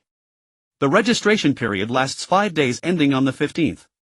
The requirement is that all team members must be a rank or above with either mental power or abilities meeting the standard. There will be 15 days of preparation and the preliminaries will begin on October 1st. The final participating teams will be selected based on the preliminaries results. You may consider it carefully. The military district has indicated that even freshmen and sophomores can directly enter the military district. In other words, if the Central Military Academy's team emerged victorious, members from the first and second years could also join the military district directly without waiting until their third year. Bayan was excited, she desperately wanted to enter the military district. Turning her head, she saw Su-Pu's calm expression as if she was not surprised at all. Su-Pu, is your team going to sign up? Su-Pu replied yes. Bayan said, then your team should make it into the school team. Considered the strongest lineup among the freshmen, Bayan had high hopes for them. Su-Pu figured that entering the school team was a certainty. Opening her optical brain, she saw that someone had already sent a message in the small group. I don't want to, Su-Pu, you're truly divine, it really did come early. I love Mecha, impressive. Green Grassland, according to our teacher this league will be different from before. The military district will also send people to design the competition plan. I love Mecha. Jade, I'll take you to try the Mecha this afternoon. Jade, okay. Participating in the Military Academy League as a freshman was beyond Yan Jihuan's plans. Before enrollment, her plan was to build an S-rank mecha in her first year and a 2S-rank mecha in her second year so that by her third year she could enter the league with her own creation. But now the S-rank mecha she had built was still a pile of scrap metal. To be frank, she could not forge an S-rank mecha. Yan Jihuan could only dedicate this month to intense research, as she likely would not be able to use her own mecha in the Military Academy League unless she could forge a 2S-rank mecha before the mecha combat round. With such drastic changes to this year's league, the Mecha Combat Round's position in the schedule remained uncertain. Supu was unaware of Yan Jihuan's worry. She was contemplating which rank of mecha to test. Bayan lay slumped on the desk, tilting her head to poke Supu. "Teach me some new moves in combat class." Supu hummed in acknowledgement. Bayan's learning ability was exceptional. She could master a technique in a single class and even draw inferences from it. Supu felt drowsy, her eyes narrowing as sleepiness flooded her mind. Bayan said, "Sleep, the teacher barely pays attention in this class." As soon as Bayan finished speaking, Supu lay down and fell asleep. Quite a rarity, Bayan thought, gazing at Supu's profile with a hint of wonder. She had never seen Supu look so exhausted. She wondered what she had been up to last night. Could it be secret overwork? Supu was oblivious to Bayan's inner musings. She slept for a long time, only waking up for combat class. After combat class they had lunch. With no afternoon classes, she and Yan Jihuan agreed on a time and left the campus. They were heading to a mecha shop. The nearest mecha shop to Central Military Academy was called Sunshine, a modest establishment. The shopkeeper, a genial woman, smiled and asked, "What kind of mecha are you two looking for?" Uncertain of Supu's capacity, Yan Jihuan said, "We'd like to test some first." "What rank models do you have?" Yao Xian showed them a defensive mecha, fiery red with flame-like stripes etched onto it. Yao Xian explained, "It's not a fire-type ability mecha, it's just the designer's preference." Supu entered the cockpit, donned the helmet and linked her mental power with the mecha. Yan Jihuan said, "Supu, try moving a bit." As soon as the words left her mouth, the mecha before them began to run in place. "So smooth." Yan Jihuan turned to Yao Xian. "Let's try and shrank as well." She called Supu down and walked with Yao Xian to a silver-white mecha, also a defensive type. Supu repeated the process, linking with the mecha and following Yan Jihuan's commands. Yan Jihuan noticed that even with enshrank mecha, Supu executed movements fluidly without any visible strain. Yan Jihuan tentatively asked, "Do you have a 2-shrank here?" Yao Xian gave an apologetic smile. 2-shrank mechas are usually custom-made, we don't carry them in our shop." The answer was expected. Yan Jihuan and Supu returned to the school. Yan Jihuan linked arms with Supu. "In my opinion, you might have 2s-level mental power, but for some reason it can't be detected. Let's ask around for a 2s mecha, if not, well, check elsewhere." Yan Jihuan sent a message in the small group and someone replied, "Chi a 2s mecha. I have one. Where are you?" "I love mecha, we just got back to school." "Are you free now? If so, let's meet at the simulation room." "Chi mm." Supu looked at Yan Jihuan thoughtfully and spoke, "Don't you find it strange?" "What?" "That your word spirit doesn't work on me and my mental power." Yan Jihuan chuckled. "It is strange, but if you don't want to talk about it, I won't ask. If you do, I'm happy to listen. It's normal for teammates to have secrets as long as they don't harm each other." Yan Jihuan closed her optical brain and grabbed Supu's wrist, pulling her forward. "Hurry up, Chi, he is close by and must have arrived long ago." The two ran against the wind and found everyone already present when they reached the simulation room. Yan Jihuan asked, "Why is everyone here?" Tang Yixing leaned against the wall with arms crossed. "Just joining the fun." Li Xiang said, "To check out our teammates' strength." Yu Qing held a new type of healing agent. "In case I'm needed." Supu fell silent at the sight of the agent in Yu Qing's hand. "That in case is quite unnecessary." He produced a mecha necklace and released the mecha. "Try it." The mecha that appeared was silver-white with sleek lines and a glossy sheen, carrying 2 energy swords on its back, an offensive model. Supu entered the cockpit and began linking with her mental power. In the eyes of the 5 onlookers, the mecha first paced around the simulation room a few times, then raised its arm upward for no apparent reason and later started swinging the energy sword aimlessly. It looked as if it had never seen the world before. He noticed the energy sword in Supu's hand and caught a glimpse of a flickering yellow dot. She glanced at the others, who seemed oblivious. Li Xiang blinked with starry eyes. "Supu, you're so cool." Then, as if sensing a gaze behind her, Li Xiang turned around sheepishly and immediately behaved. "I mean, your mecha is so cool." He snorted lightly, ignoring her. "Supu, that's enough." Supu severed the link and exited the mecha, which instantly shrank and returned to Chihi's hand. Yu Qing sat cross-legged on the floor looking up at Supu. "Supu, are you 2s?" Supu showed no signs of weakness after using Chihi's mecha. Typically, first-time mecha pilots experience discomfort. Moreover, Yan Jihuan had already taken her to test and rank mecha. She had consecutively piloted different mechas without any drain, strongly suggesting she was 2S. If she were merely 2S, she would be feeling exhausted by now, and those with weaker constitutions might even suffer from dizziness. Li Xiang narrowed his eyes slightly, a contemplative gleam in his gaze as he remained silent. Yan Jihuan paused for a moment, recalling his own first experience piloting a mecha, and fell into a brief silence. He was still preoccupied with that yellow light, her mind elsewhere. Tang Yixing, noticing the collective silence, frowned and asked, "Why is everyone so quiet?" Yan Jihuan's gaze was somewhat vacant as he changed the subject. "Do you all have mechas? I can't build a 2S mecha yet." Li Xiang, Qi He and Tang Yixing, all from formidable family backgrounds, each possessed their own custom-made mechas. Everyone knew Su Pu had none. Yan Jihuan turned his gaze to Yu Qing. Yu Qing stood up, brushing off non-existent dust from his clothes. "I don't have a 2S mecha." Yu Qing couldn't afford one. He only had an ordinary class mecha which had nearly drained all his savings. Aware of Yu Qing's predicament, Yan Jihuan offered, "I can help you upgrade it." Yu Qing handed the mecha pendant directly to Yan Jihuan. "Message me when it's done and I'll come find you." He walked over to Su Pu and declared, "I'll buy you a 2S mecha." Su Pu slowly looked up, her eyes filled with confusion. He avoided meeting her gaze. "I've heard you're broke and can't afford a mecha, not even a 2S, not even in a class. As my teammate, you can't be a liability. So we'll cover the cost of your 2S mecha." Then she added, "Wait for my message." With that, she left the simulation room. Li Xiang, intrigued by He's proactive gesture, followed her with keen interest, not forgetting to bid the others farewell. Su Pu had intended to stay and practice in the simulation room, but Yan Jihuan insisted she return to catch up on sleep. Yu Qing remained where he was still able to hear Yan Jihuan's voice. "Where were you last night? You didn't sleep at all, and today was your first time piloting a mecha. You absolutely need to go back and rest." Yan Jihuan had woken up in the middle of the night and noticed Su Pu's bed was empty. When he woke again in the morning, Su Pu was still nowhere to be seen. Su Pu didn't resist. She was indeed tired and obediently returned to sleep. Tang Yixing left after them. Yu Qing glanced at the healing agent in his hand, thinking to himself, a 2S commander, what an unexpected windfall. Previously, the highest mental strength in the command department of the Central Military Academy was bayonet's level. The only 2S command freshman was at the Stellar Military Academy. Now unexpectedly, the Central Military Academy had produced a 2S command freshman. As for 3S, Yu Qing hadn't even considered it. Since the otherworldly realm detached from the galaxy, 3S had been absent for an age.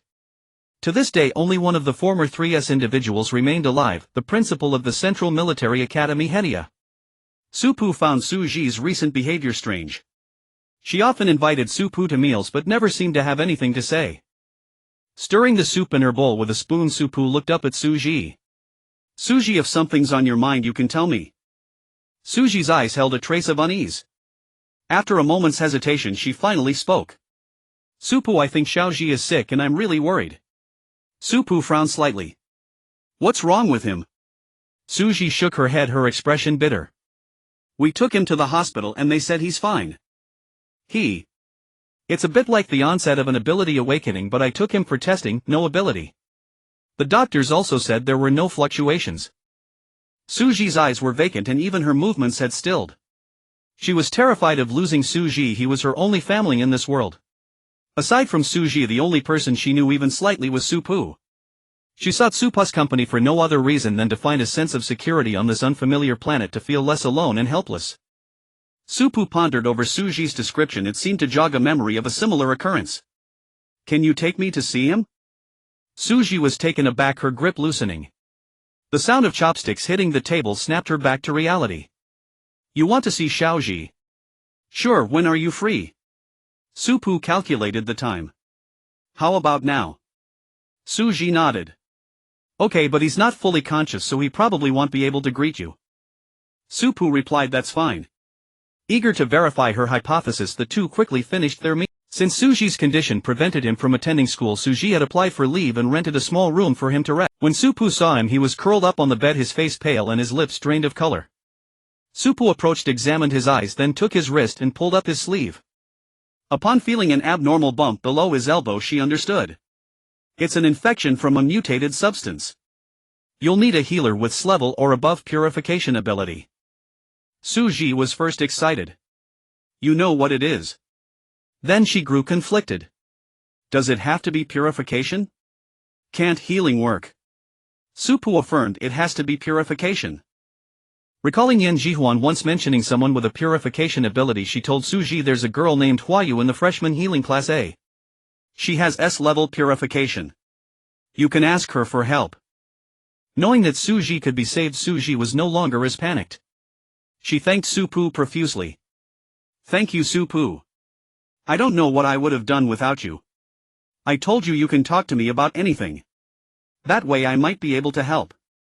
Thinking that Suji might feel embarrassed, Supu added, if it weren't for you I wouldn't have had the money to come to the capital planet.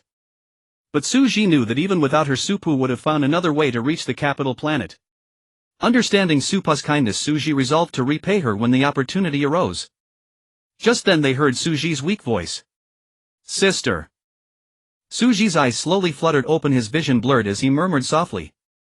Suji patted his back, saying, your sister is here. While comforting Suji, she looked up at Supu. Will there be any after effects? No.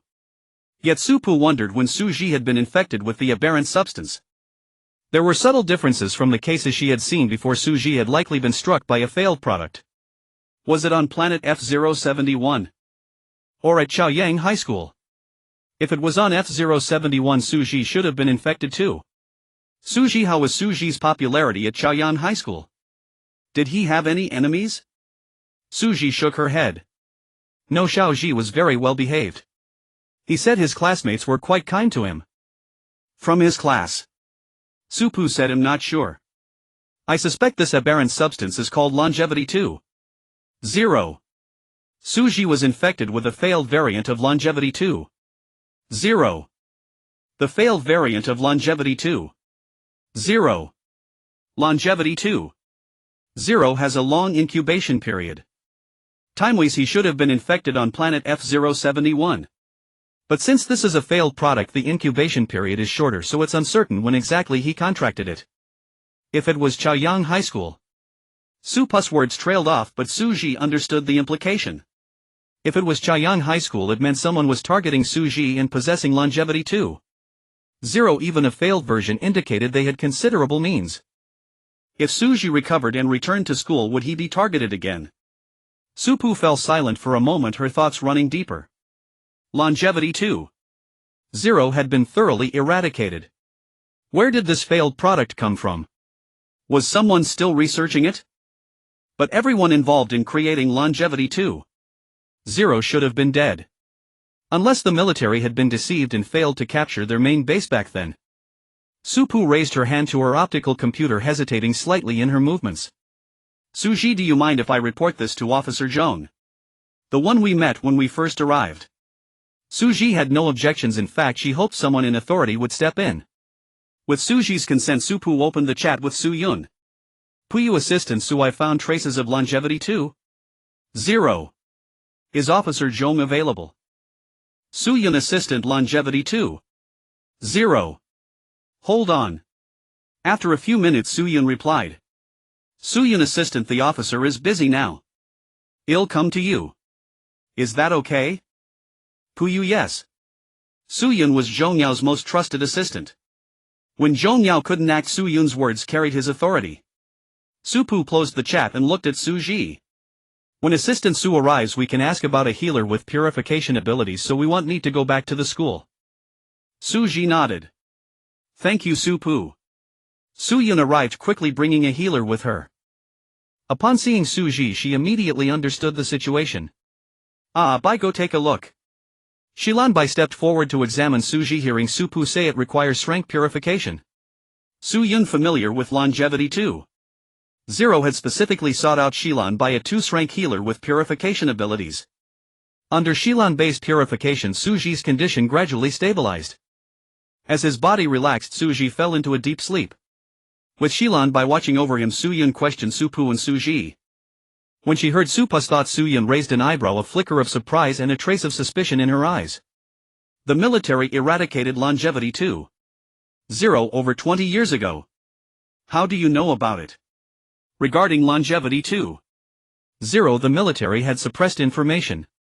Many might have known back then, but with the passage of time and deliberate suppression few knew now. How could Su-Pu, a person from a garbage planet, know such hidden information? Someone like Su-Ji who knew nothing about longevity too. Zero was the normal reaction. Su-Yun frowned, thinking that if Su-Pu was a member of the Rebel Alliance she would have her arrested immediately.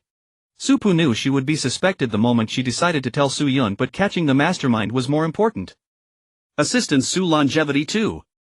Zero isn't entirely absent from the star net, it's just deliberately hidden.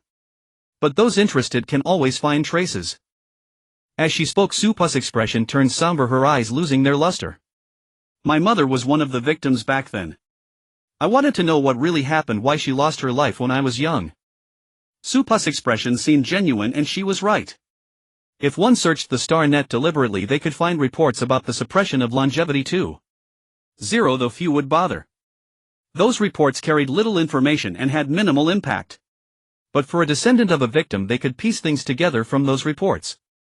With this in mind, Su-Yun looked at Su-Pu with a hint of sympathy and regret. But Su-Pu, longevity 2. Zero must not resurface. You cannot continue searching for those old records, it violates military regulations. Su-Pu obediently agreed, promising not to search anymore. Su-Yun turned to Su-Ji to learn about Su-Ji's situation on planet F-071 and at Chaoyang High School. Tell me anything that felt off, no matter how small. Su-Ji couldn't think of much. On F-071 only two things had surprised her: the military's experiments causing a building to explode and Su-Pu falling from the sky. Su-Ji didn't mention Su-Pu, only briefly touched on the military incident. Su-Yun felt helpless about it.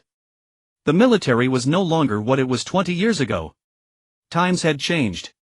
After generational shifts, corruption had festered within. The central military was still intact, but other divisions were beyond description. Su-Ji understood Su-Yun's expression and smoothly shifted to Su-Ji's time at Chaoyang High School. From Su-Ji's account, Su-Ji had a good time at Chaoyang High School. Being the youngest, he received more attention and care. Though he wasn't close to everyone in his class, there were no conflicts. There was no motive for any classmate to target him. Su-Yun glanced at Shilan-bai, who gave her an okay gesture.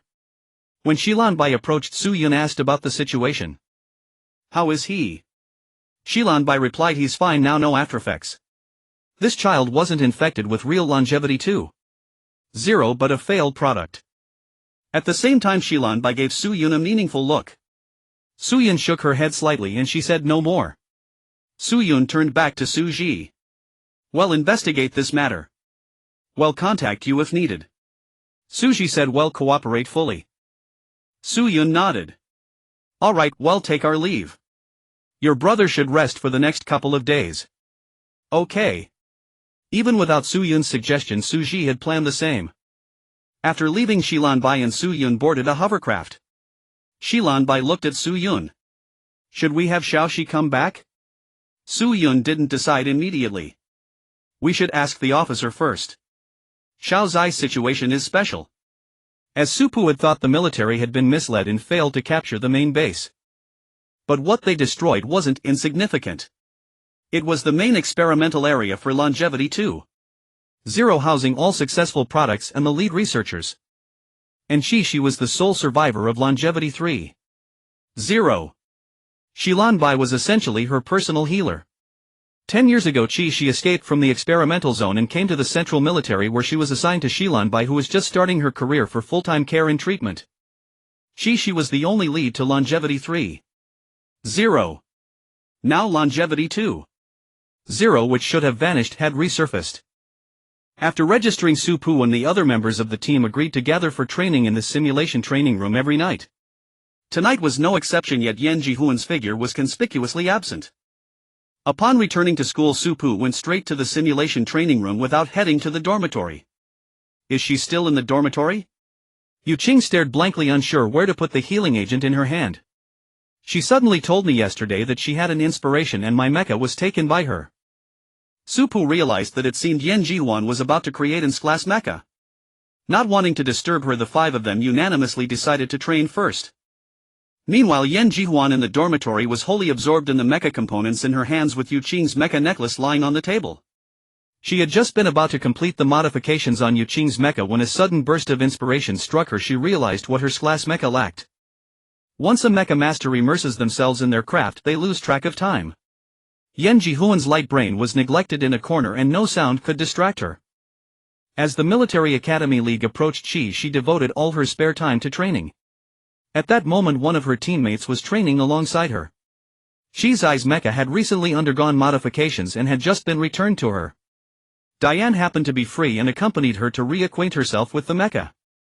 After exchanging dozens of moves back and forth, they finally stopped. The mecha instantaneously retracted into the necklace. Diane wiped the sweat from her forehead.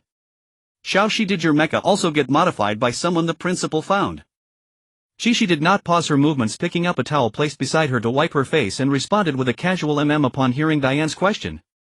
Her mecha was custom-made by Hitaya. Since she needed to participate in the league as a junior, it was sent for modifications in advance. Diane marveled at the vast differences between people, wondering why no one had volunteered to help her modify her mecha. Moreover, it was Hitaya we're talking about. Hitaya had not been seen for a long time. Diane had never met her until she became teammates with Chi when she finally encountered Hitaya's assistant, indeed her assistant. It seemed that Hitaya rarely left her quarters. Diane's gaze fell on Chi. She was unsure of Zai's true identity, not even knowing which planet she came from. Despite having attempted to look into it, nothing had come up, but she had her suspicions. Hitaya had a close relationship with Marshal Qi Yang, and Chi shared the same surname as Qi Yang. She suspected Chi might be a relative of Qi Yang. Chi ignored Diane's probing, knowing that Diane meant no harm. A notification lit up on Zai's light brain. She glanced at it and saw a message from Lanbai. How strange, it wasn't time for checks yet. What did Lanbai want with her? Zilanhua Xiao, I need you to come over here to the governor's office. Governor. Although she felt puzzled, she agreed and grabbed her belongings, informing Diane. I have something to attend to, so I'll leave first. Diane waved her hand. Go ahead, I'll practice here for a while longer.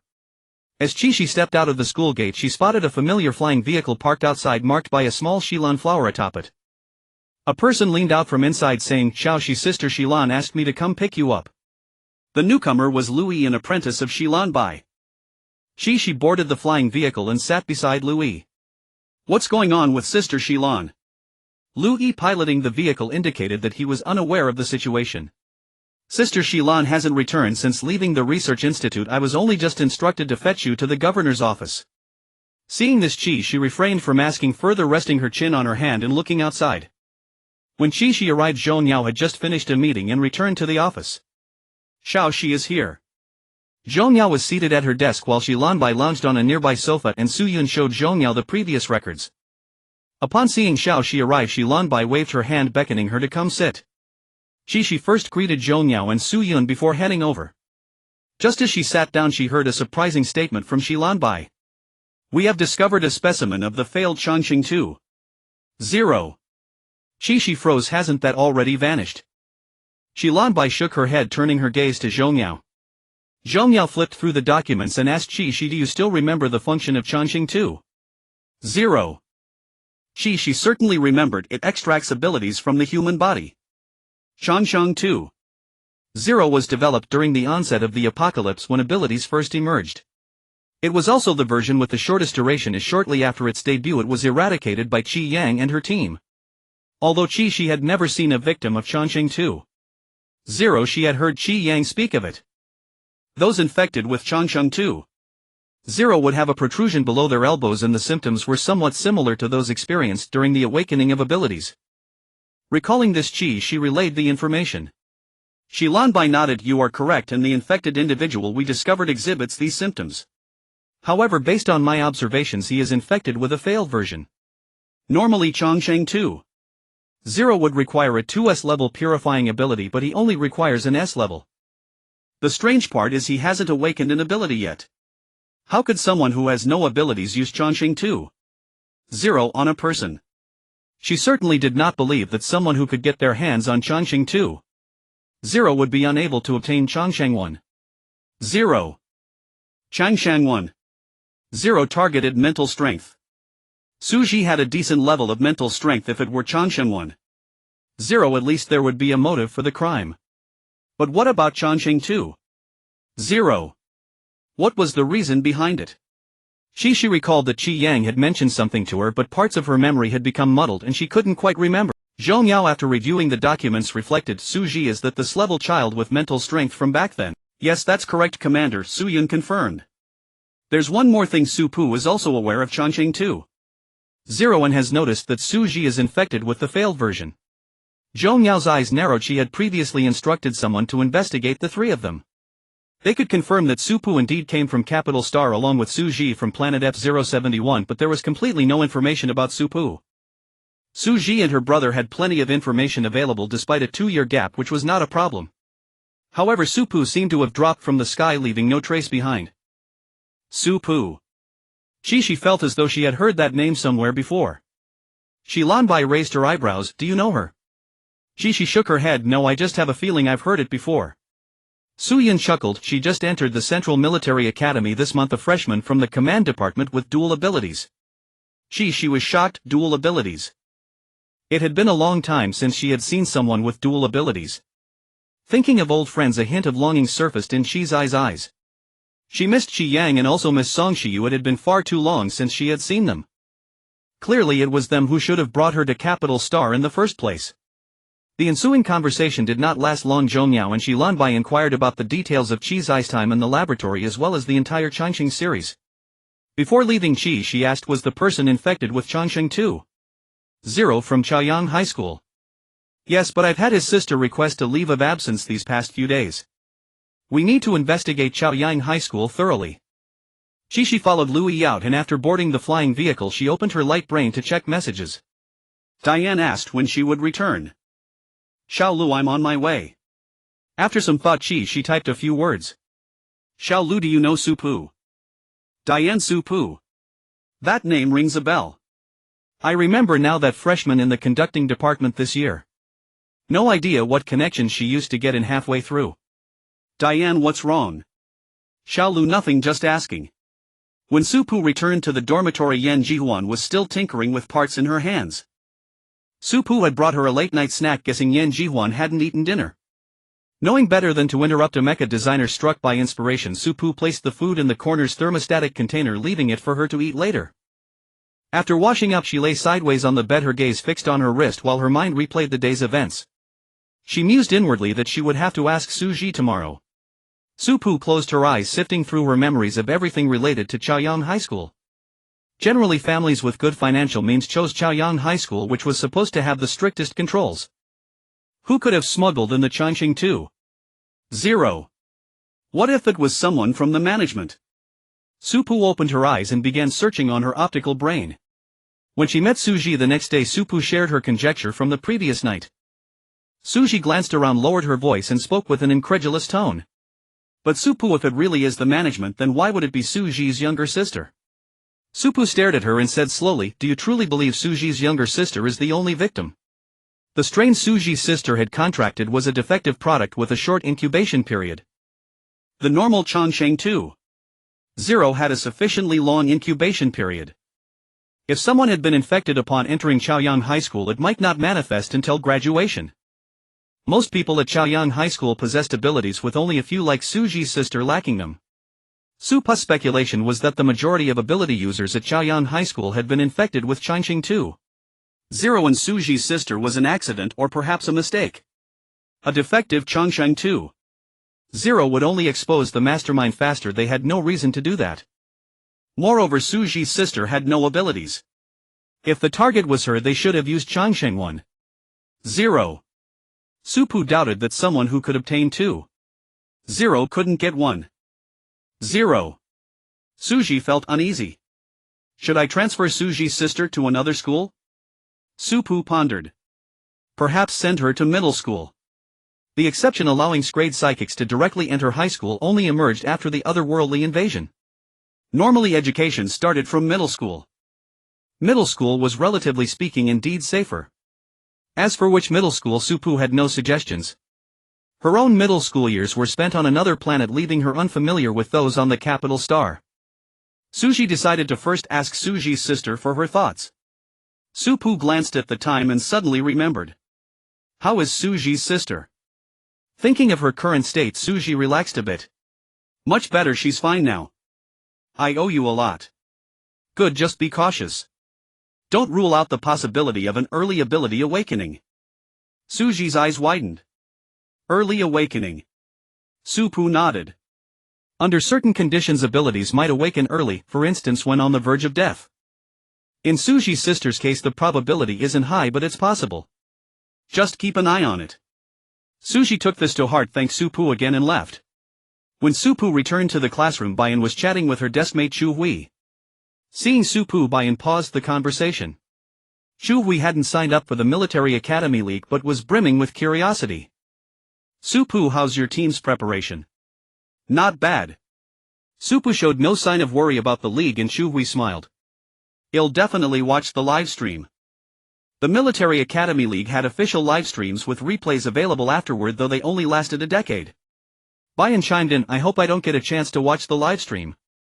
Bayan and her teammates had also signed up. She had no desire to be eliminated in the preliminaries. Supu smiled. Good luck. She thought Bayan's team had a decent chance of making it through. Seeing there was still time before class, Bayan told Supu about the topic she and Chu Hui had been discussing. Other military academies. They had compiled a list of popular teams from all participating academies. First was Central Military Academy, which placed second in last year's league.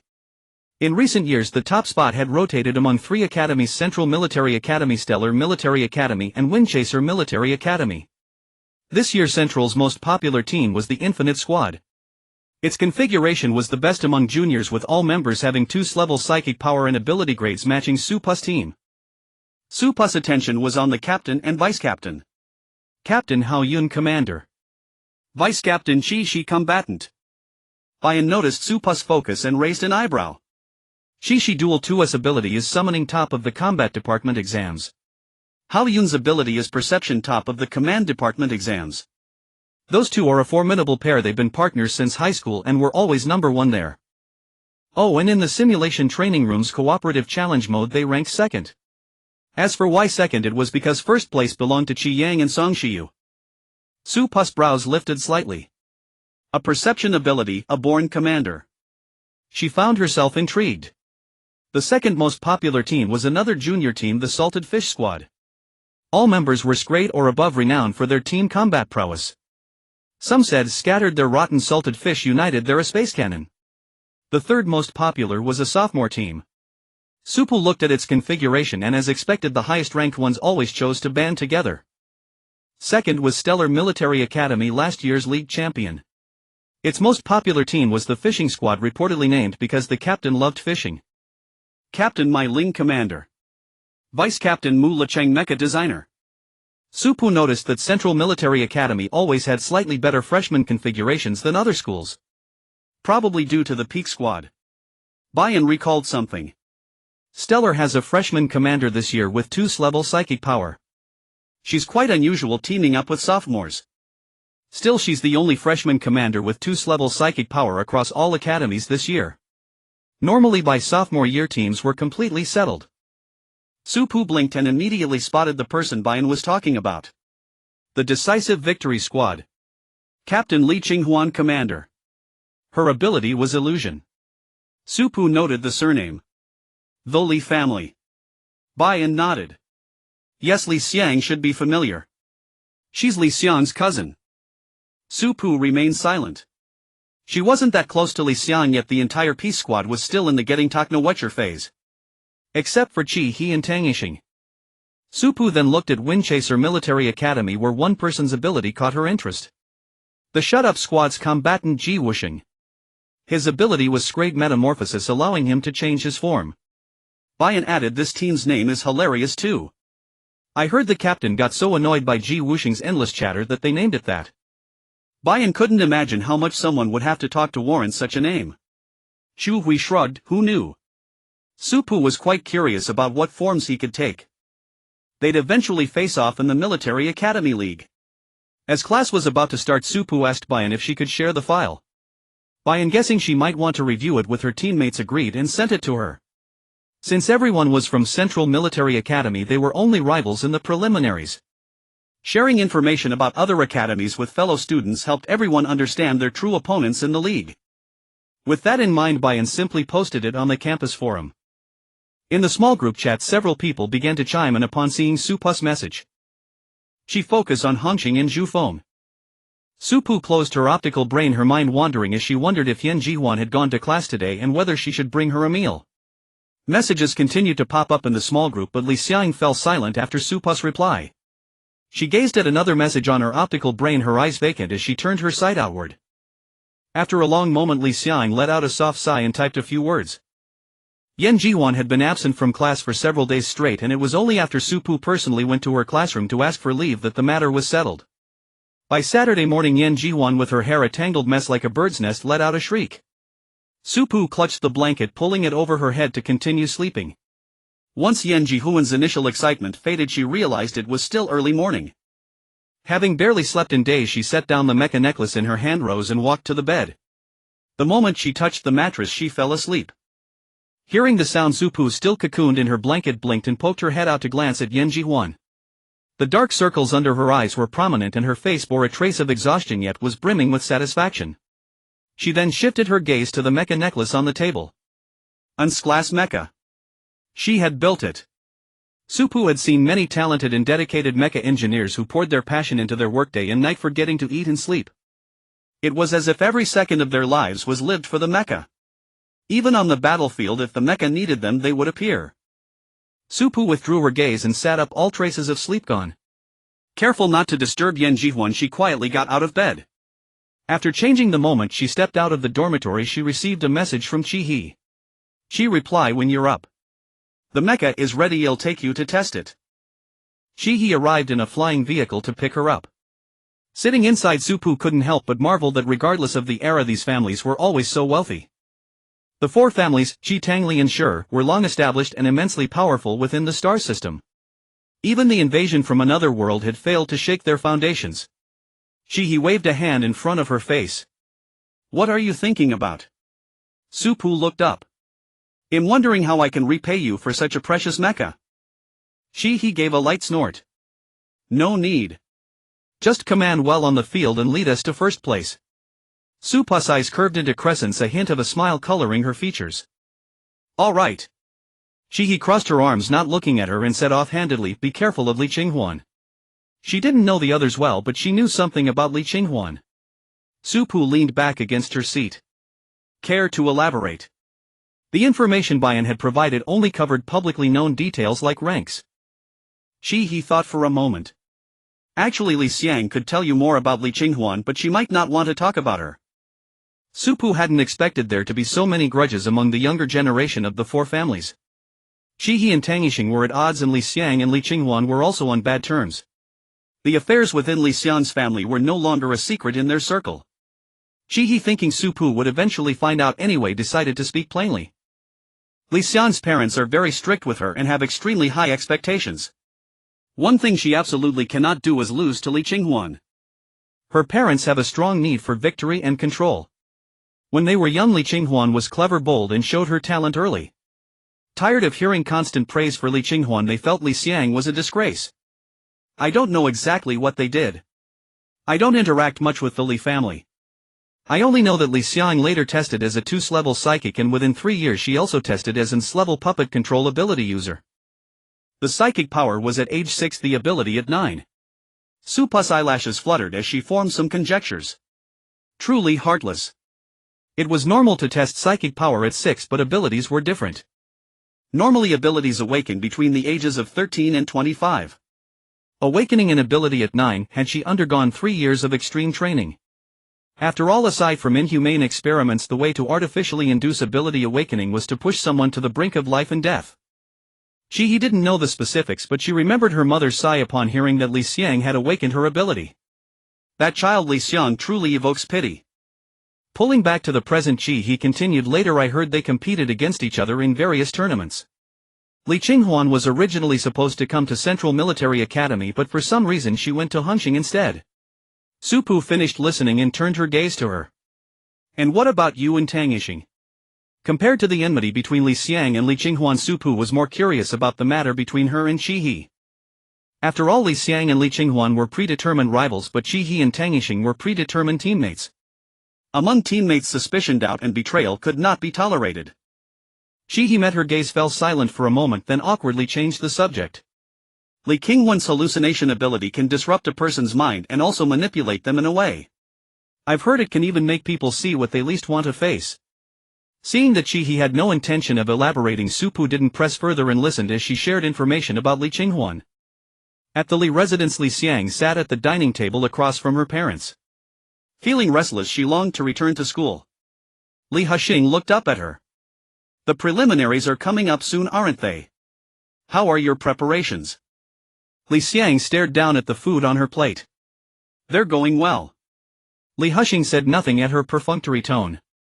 Yu Su set down her chopsticks. Xiang, I heard there's someone in your team without psychic power. Li Xiang remained silent, sighing inwardly. She knew this conversation was inevitable. Before the semester started, Li Huxing and Yu Su had already chosen her teammates for her. But she had no intention of following their wishes. Moreover, she was very satisfied with Su Pu. For now, she still didn't know what was going on with Su Pu's psychic power or why it couldn't be detected. She replied. Yu Su's tone was calm, but Li Xiang could sense the anger beneath it. Is there something wrong with the teammates I chose for you? Li Xiang looked up. No, mother. Team selection is mutual. Bayan has already formed her team. Li Huxing let out a cold laugh. If you truly wanted them, why would you only ask after Bayan had already formed her team? In truth, Li Xiang had never asked at all. Before she approached Bayan, Su Pu and Yan Jihuan had already come to her. I will work hard to get first place. Yu Su's tone grew heavier. Not work hard, you must. Li Xiang set down her utensils. All right, mother, father. I will definitely get first place. Don't worry. I'm full, so we'll head back to school now. Goodbye. Without waiting for a reply, Li Xiang walked straight out the door. Yu Su was so angry she lost her appetite. Look at your daughter. How rebellious has she become? Li Huxing patted her back to soothe her. Don't be angry. Xiang knows her limits. He wasn't too concerned about whether Li Xiang had chosen the teammates they preferred as long as she secured first place. After leaving home, Li Xiang didn't know where to go. She didn't want to return to school, nor did she want to stay at home. With that thought, she decided to head to the cemetery to visit her family's great predecessor. Beside the capital star lay a planet named Yuan, where the cemetery Li Xiang wished to visit was located. Li Xiang stood at the cemetery entrance, beside which read Qingshan Cemetery. Only one guard stood at the cemetery gate. Li Xiang went to register as usual, and when she received the registration book, she inadvertently glimpsed something, her eyes flickering for a moment. After writing down her information, Li Xiang entered. She had visited this place many times and was already familiar with the route. After about 10 minutes of walking, she spotted the tombstone she was looking for. It belonged to an elder of her Li family, also a member of the Peak Squad. Li Chu. The current head of the Li family was her father, who had only been a collateral branch 20 years ago. The otherworld invasion had claimed too many lives, and the current families had largely undergone a complete reshuffle. Li Xiang sat down cross-legged and placed the solitary moon orchid she had bought on the way before the tombstone. She had heard this was Li Chu's favorite flower, and she brought it every time she came.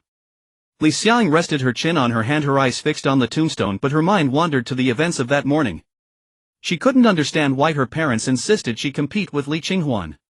When they were young, she and Li Qinghuan had a good relationship, but later, because of her parents, they gradually drifted apart. Li Xiang sighed and brought her attention back to the tombstone. Whenever she felt upset with her parents and didn't know where else to go, she would come here. Although Li Chu had vanished in the other world, the Li family had still erected a tombstone for her. No one believed she was still alive. The military district had a dedicated tombstone for the Peak Squad. The family members of the squad members had also set up individual tombstones for them. Except for Qi Yang. Principal Hitaya didn't believe Qi Yang was dead and had never erected a tombstone. Li Xiang gazed at Li Chu's name on the stone. When she was little, she had wondered if they might all still be alive, but too much time had passed. How could anyone survive in the other world? Li Xiang didn't stay long. After sitting for a while, she prepared to leave. Seeing it was still early, she decided to take a leisurely stroll toward the back gate. The back gate was in a remote corner of the cemetery, and a few steps beyond it led to a sea. As she neared the back gate, Li Xiang stopped. She noticed 6 additional tombstones. People died every day, so new tombstones were hardly surprising.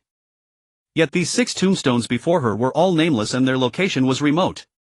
For some reason Li Xiang suddenly recalled the name she had inadvertently seen during registration. Su Pu. Why would Su Pu come here?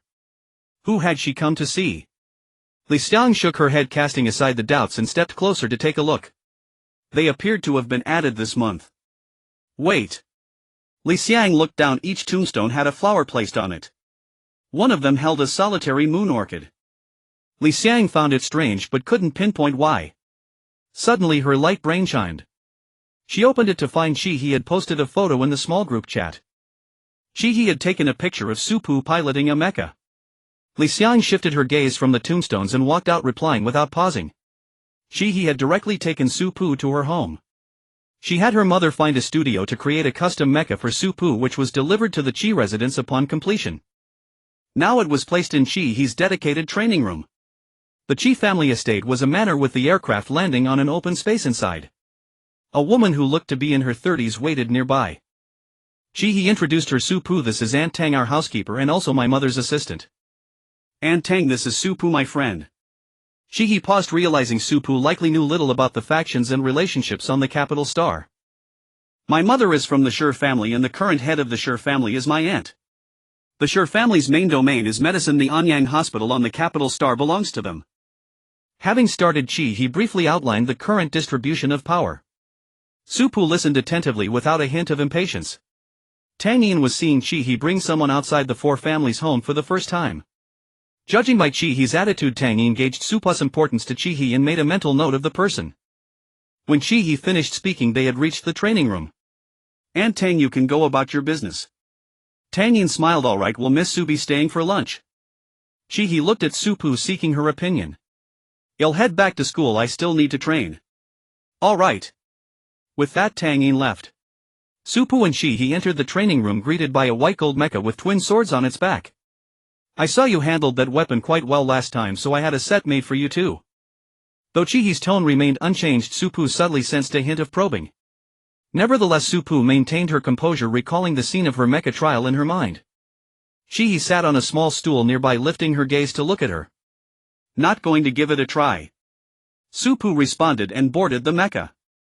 This mecha was an attributeless defensive type reinforced with special materials for maximum defense. Su Pu began to link with her spiritual energy, hearing He's voice in her ear. The walls of my training room have a built-in defense barrier, so you can try out some moves. Su Pu hummed in acknowledgement, first circling the training room before drawing the energy sword. The moment she raised it, she suddenly realized something.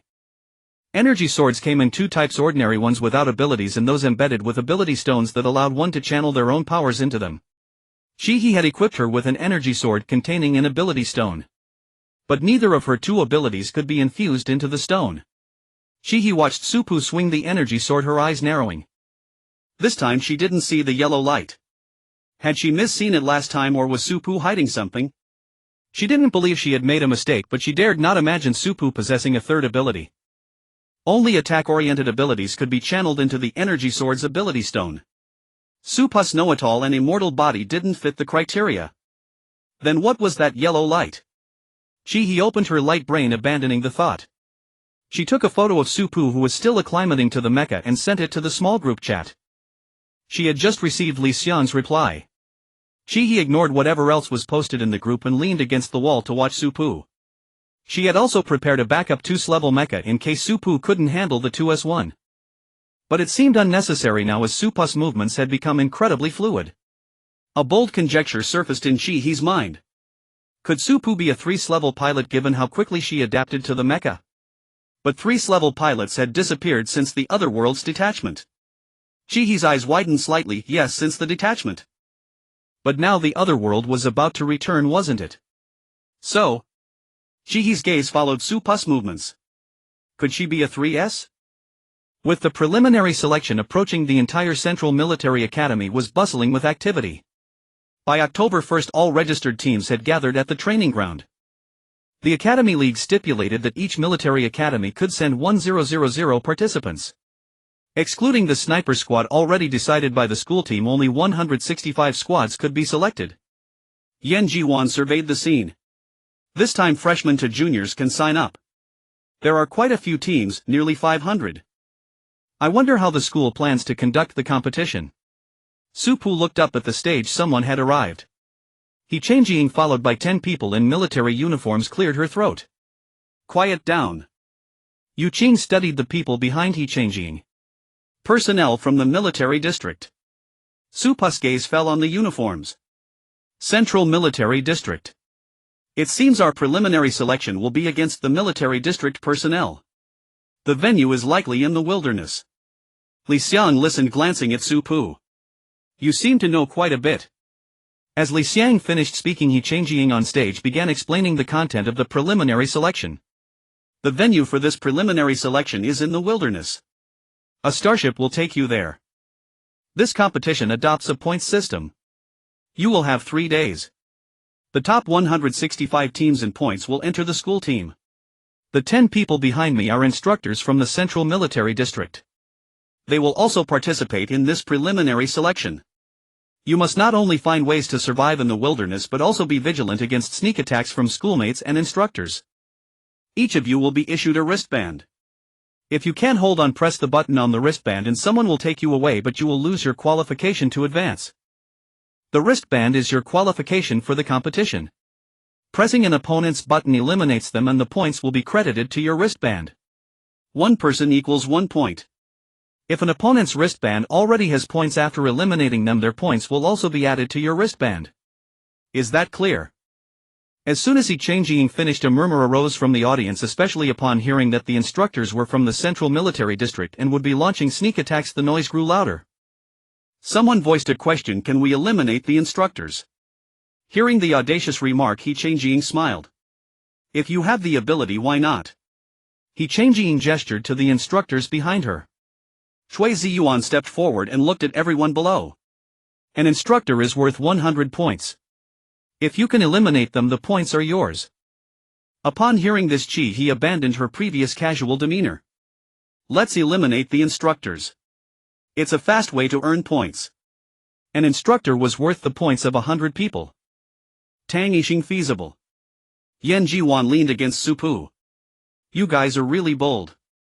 I think it's a good idea. Su-Pu remained silent, but her raised eyebrows showed her agreement. Li Xiang and Yu Qing exchanged a glance and shrugged helplessly. Let's go. Time to board the starship. The crowd had already begun to move out in an orderly manner. While queuing to board the starship, instructors distributed wristbands at the entrance, 1 per person. The wristband displayed a map and positioning, allowing you to see your teammates' locations as well as your own name and points. On the left side was a button for forfeiting. Yan Jiwan put on her wristband and looked at the sealed windows. Are they taking us to some remote planet? Su-Pu thought for a moment. It might be a planet starting with E1. Planets starting with F were all garbage stars, while those starting with E were remote planets with potential for development. Su-Pu guessed that the venue for this preliminary selection was likely chosen by the military district, most probably a planet already claimed by them. The Central Military District was the first district, so it should start with E1. Su-Pu's voice was not low and it happened to be heard by Cui Ziyuan, who had just entered. Good guess. Following the sound, Su-Pu and her team saw the instructor who had spoken on stage. She was also a walking 100 points. But since they hadn't reached the competition venue yet, they restrained their eager impulses. Cui Ziyuan seemed oblivious to their little schemes. She had long heard that the juniors from the Li Tang and Qi families had banded together again, and the team's composition was excellent. Except for the commander, everyone was 2S. Cui Ziyuan looked at Su-Pu. Are you the commander of your team? Su-Pu nodded. I am. Cui Ziyuan scrutinized her a few times, noticed the mecha necklace around her neck, and left a meaningful remark before departing. I look forward to your performance. Qi He stared at her receding figure, somewhat dazed. Li Xiang patted her. What are you thinking about? Qi He shook her head. Su-Pu, she's the new rising star in the military district. I suspect the final commander will be chosen by her. Su-Pu raised an eyebrow slightly. Currently only the sniper squad had been decided for the school team. The overall commander and the main squad had yet to be determined. Yan Jiwan scanned the crowd but couldn't find the person she was looking for. Su-Pu, do you want to be the overall commander? Su-Pu paused before answering affirmatively yes. Yan Jiwan frowned slightly. It will be difficult to surpass Hao Yun. Hao Yun. Supu remembered her, a perception ability user, a born commander. A slight tremor came from beneath their feet. The starship was about to launch. Supu, it's too early to think about that now. Let's focus on the preliminary selection. He Changjing and Chui Ziyuan sat facing each other. He Changjing, who were you talking to just now? Chui Ziyuan thought of the girl she had just spoken to. A very interesting person. I heard he and her team formed a squad with someone who has no spiritual power. Upon hearing this, He Changjing recalled the video Gu Chen had shown her earlier. You've met her. That child is excellent in close combat and shooting, but it's a pity she has no spiritual power. Chui Ziyuan shook her head with a smile. Maybe she'll surprise you this time. Changing the subject, Chui Ziyuan talked about the team they had been keeping an eye on. How are Qi Shi and the others doing now? How do they compare to the students from academies like Stellar? Speaking of Qi Shi and her team, He Changjing's eyes brimmed with satisfaction. I dare say no one could be better than them. Seeing her bold statement, Chui Ziyuan teased, maybe a dark horse will emerge. He Changjing smiled without a word. For now, although the talents from academies like Stellar and Windchaser were also good, she believed Qi Shi and her team could surpass them. As for dark horses, they weren't so easy to come by. One might not appear in a decade or two. Anyone with talent was usually discovered early on. Soon after they arrived at the destination. But the starship didn't land. Chui Ziyuan looked at He Changjing's barely suppressed smile. They'll be cursing your cunning soon. The starship's door opened and everyone felt a push from behind. They were thrust out of the starship, falling towards different locations. He Changjing's voice pierced everyone's ears. The competition begins. Good luck to you all. Tang Yixing's face darkened as she fell through the air. I knew the school leaders wouldn't be so kind. Supu watched the ground approaching, surrounded by forests. Everyone into your mechas. The 6 of them were instantly enveloped by their mechas, landing steadily on the ground. Upon landing, they retracted their mechas. Supu opened her wristband. Once on the competition ground, the map updated. A few scattered supply points appeared on the map. The school didn't provide us with weapons this time. They should be dropped randomly as well. Supply points and material points refresh randomly. Supu located the nearest supply point. First grab supplies, then materials. After that we make our move. The 6 exchanged glances and said in unison, let's go. The forest was eerily silent, broken only by the sound of their footsteps. It was too quiet. Supu felt something was amiss, but this was a forest, not a simulation ground. The school wouldn't place real aberrant beasts here. Suppressing her doubts, Supu pressed on. Li Xiang glanced around and lowered her voice. Why haven't we run into anyone? Even if we landed in different spots, it shouldn't take this long to meet someone, right? Maybe they're also on the move, or the instructors have already eliminated them. Hearing Supu's reply, Li Xiang's eyes widened. The instructors are already eliminating people. Supu replied without hesitation, hard to say. Eliminating people at the start was routine for the school authorities and instructors who were accustomed to such ruthless tactics. Suddenly Supu raised her hand. Someone's coming. The 6 of them immediately tensed, and sure enough, a squad appeared ahead. Just as they were about to strike, the opposing team fled the moment they saw Chi-He, Supu and the others. The 5 of them fixed their gazes on Chi-He, demanding an explanation.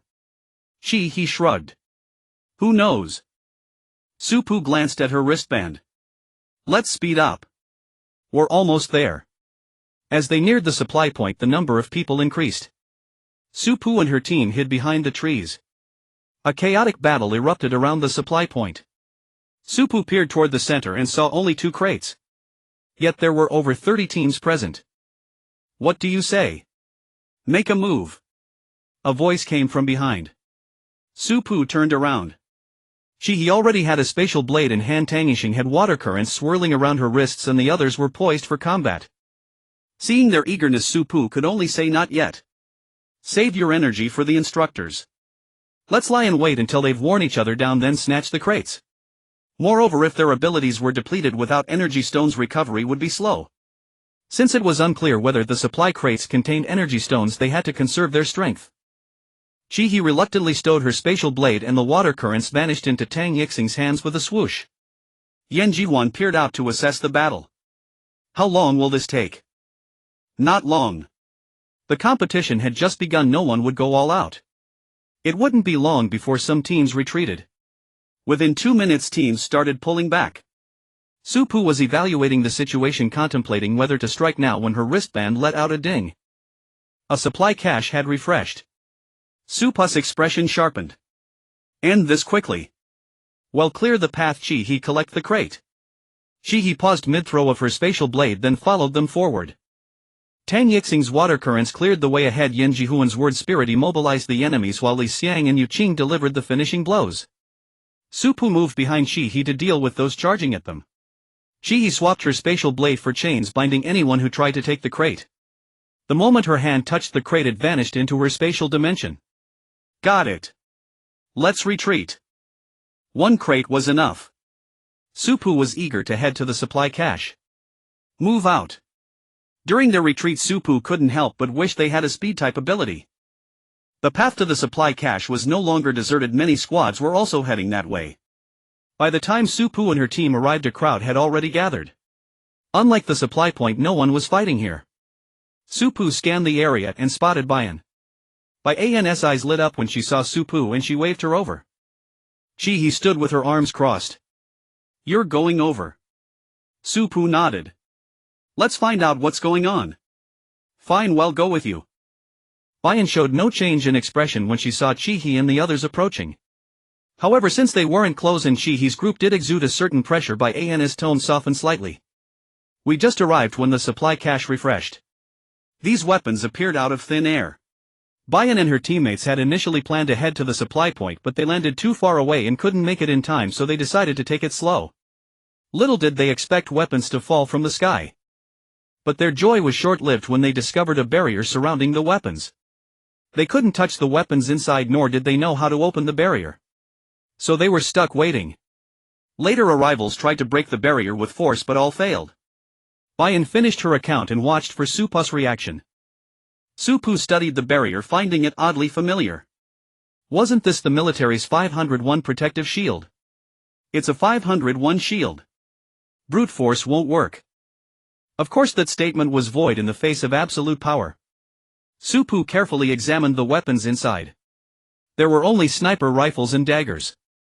After a moment's thought, Supu said, well, take the sniper rifles. You can have the daggers. She had no intention of engaging the instructors up close. She had another plan. Li Xiang asked, you know how to open this shield? I know how, but I can't do it. The school won't leave us hanging. It'll open automatically soon. He stared into Supu's eyes. You really can't. Supu was taken aback by her sudden question. You have that much faith in me? He averted her gaze and said nothing. Meanwhile, in a corner of the capital planet, a group of people was watching a screen. Mullen listened to Supu's voice from the screen and felt a hint of admiration. Which class is she from? She's quite knowledgeable. Fu Er was also present, her tone tinged with pride. Class A of the Freshman Command Department. Her name is Supu. Mullen searched his memory for the name but drew a blank. A transfer student recommended by the consul. Since Supu had missed military training, she wasn't well known among the school administration. Zhang Yao. I've heard she recommended 2 students. Mullen watched as the barrier faded and Supu effortlessly handled 4 opponents at once. He nodded in satisfaction. This kid has potential. Nurture her well. What about her mental strength? What are her abilities? At this, Fu Er's words faltered. She didn't think Supu was unworthy of nurturing just because she lacked mental strength, but what about Mullen? Mullen kept his eyes on the screen, but his ears were waiting for Fu Er's answer. After a long silence, he turned. What is it? Fu Er brushed aside her thoughts. Supu was a double-class ability user, omniscience and immortality. No mental strength was detected. None detected. Mullen narrowed his eyes. A promising seedling still deserves good nurturing. Just then someone walked through the door. Vice Principal. Mullen looked at her. What did Principal Hethia say? Still not coming to watch. The newcomer was Mullen's assistant, Shireen. Shireen shook her head. Chang Yu said Principal Hethia was resting. I didn't get to see her.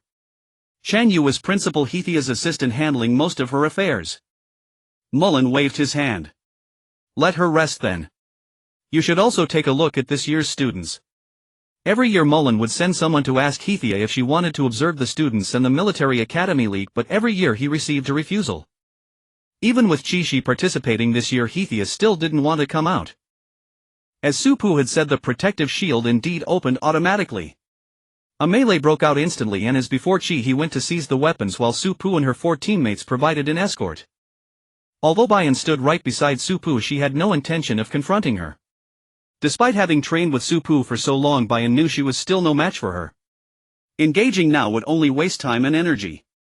Supu faced 4 opponents alone, all while keeping a peripheral watch on her teammates. With a slight lapse in attention, a fist came flying toward her. Supu raised her hand to block it, then delivered a fierce kick, sending the attacker colliding into another. She sidestepped an assault from behind, seized the assailant's arm, spun around and knocked her down. An ice arrow shot toward the back of her head, only to be shattered by a spatial blade. Supu looked up to see Chi-Hi retracting the hand that had thrown the blade. Supu was momentarily stunned but quickly snapped back to continue the fight. Chi-Hi fixed her gaze on the one who had fired the ice arrow at Supu, then charged at her with spatial blades in both hands. Yu Qing, being less adept in combat, could only handle one opponent. An enemy accomplice attempted a sneak attack from behind but was ensnared by Tang Yixing's water currents and flung away. "Come to me." Tang Yixing spoke without looking, and Yu Qing, having dealt with the foe in front, moved to her side. Yan Jihuan and Li Xiang coordinated perfectly. With every opponent Yan Jihuan immobilized, Li Xiang would take control of another, turning them against each other. After Chi-Hi eliminated the ice-type ability user, she went for the sniper rifle. Chi-Hi, watch out. Having just finished off the enemy beside her, Supu saw a figure lashing a fiery whip at Chi-Hi from the air. Supu leaped, stepping on a nearby shoulder to propel herself upward, shouting a warning to Chi-Hi. Chi-Hi was just about to grab the sniper rifle. She seized it and stored it in her space, then turned to find Supu standing before her, barehandedly gripping the fiery whip and pulling its owner toward them. Supu held on tightly, a fine prickling pain radiating from her palm through her body. The opponent seemed shocked that Supu would resist Hedon. "Doesn't it hurt?"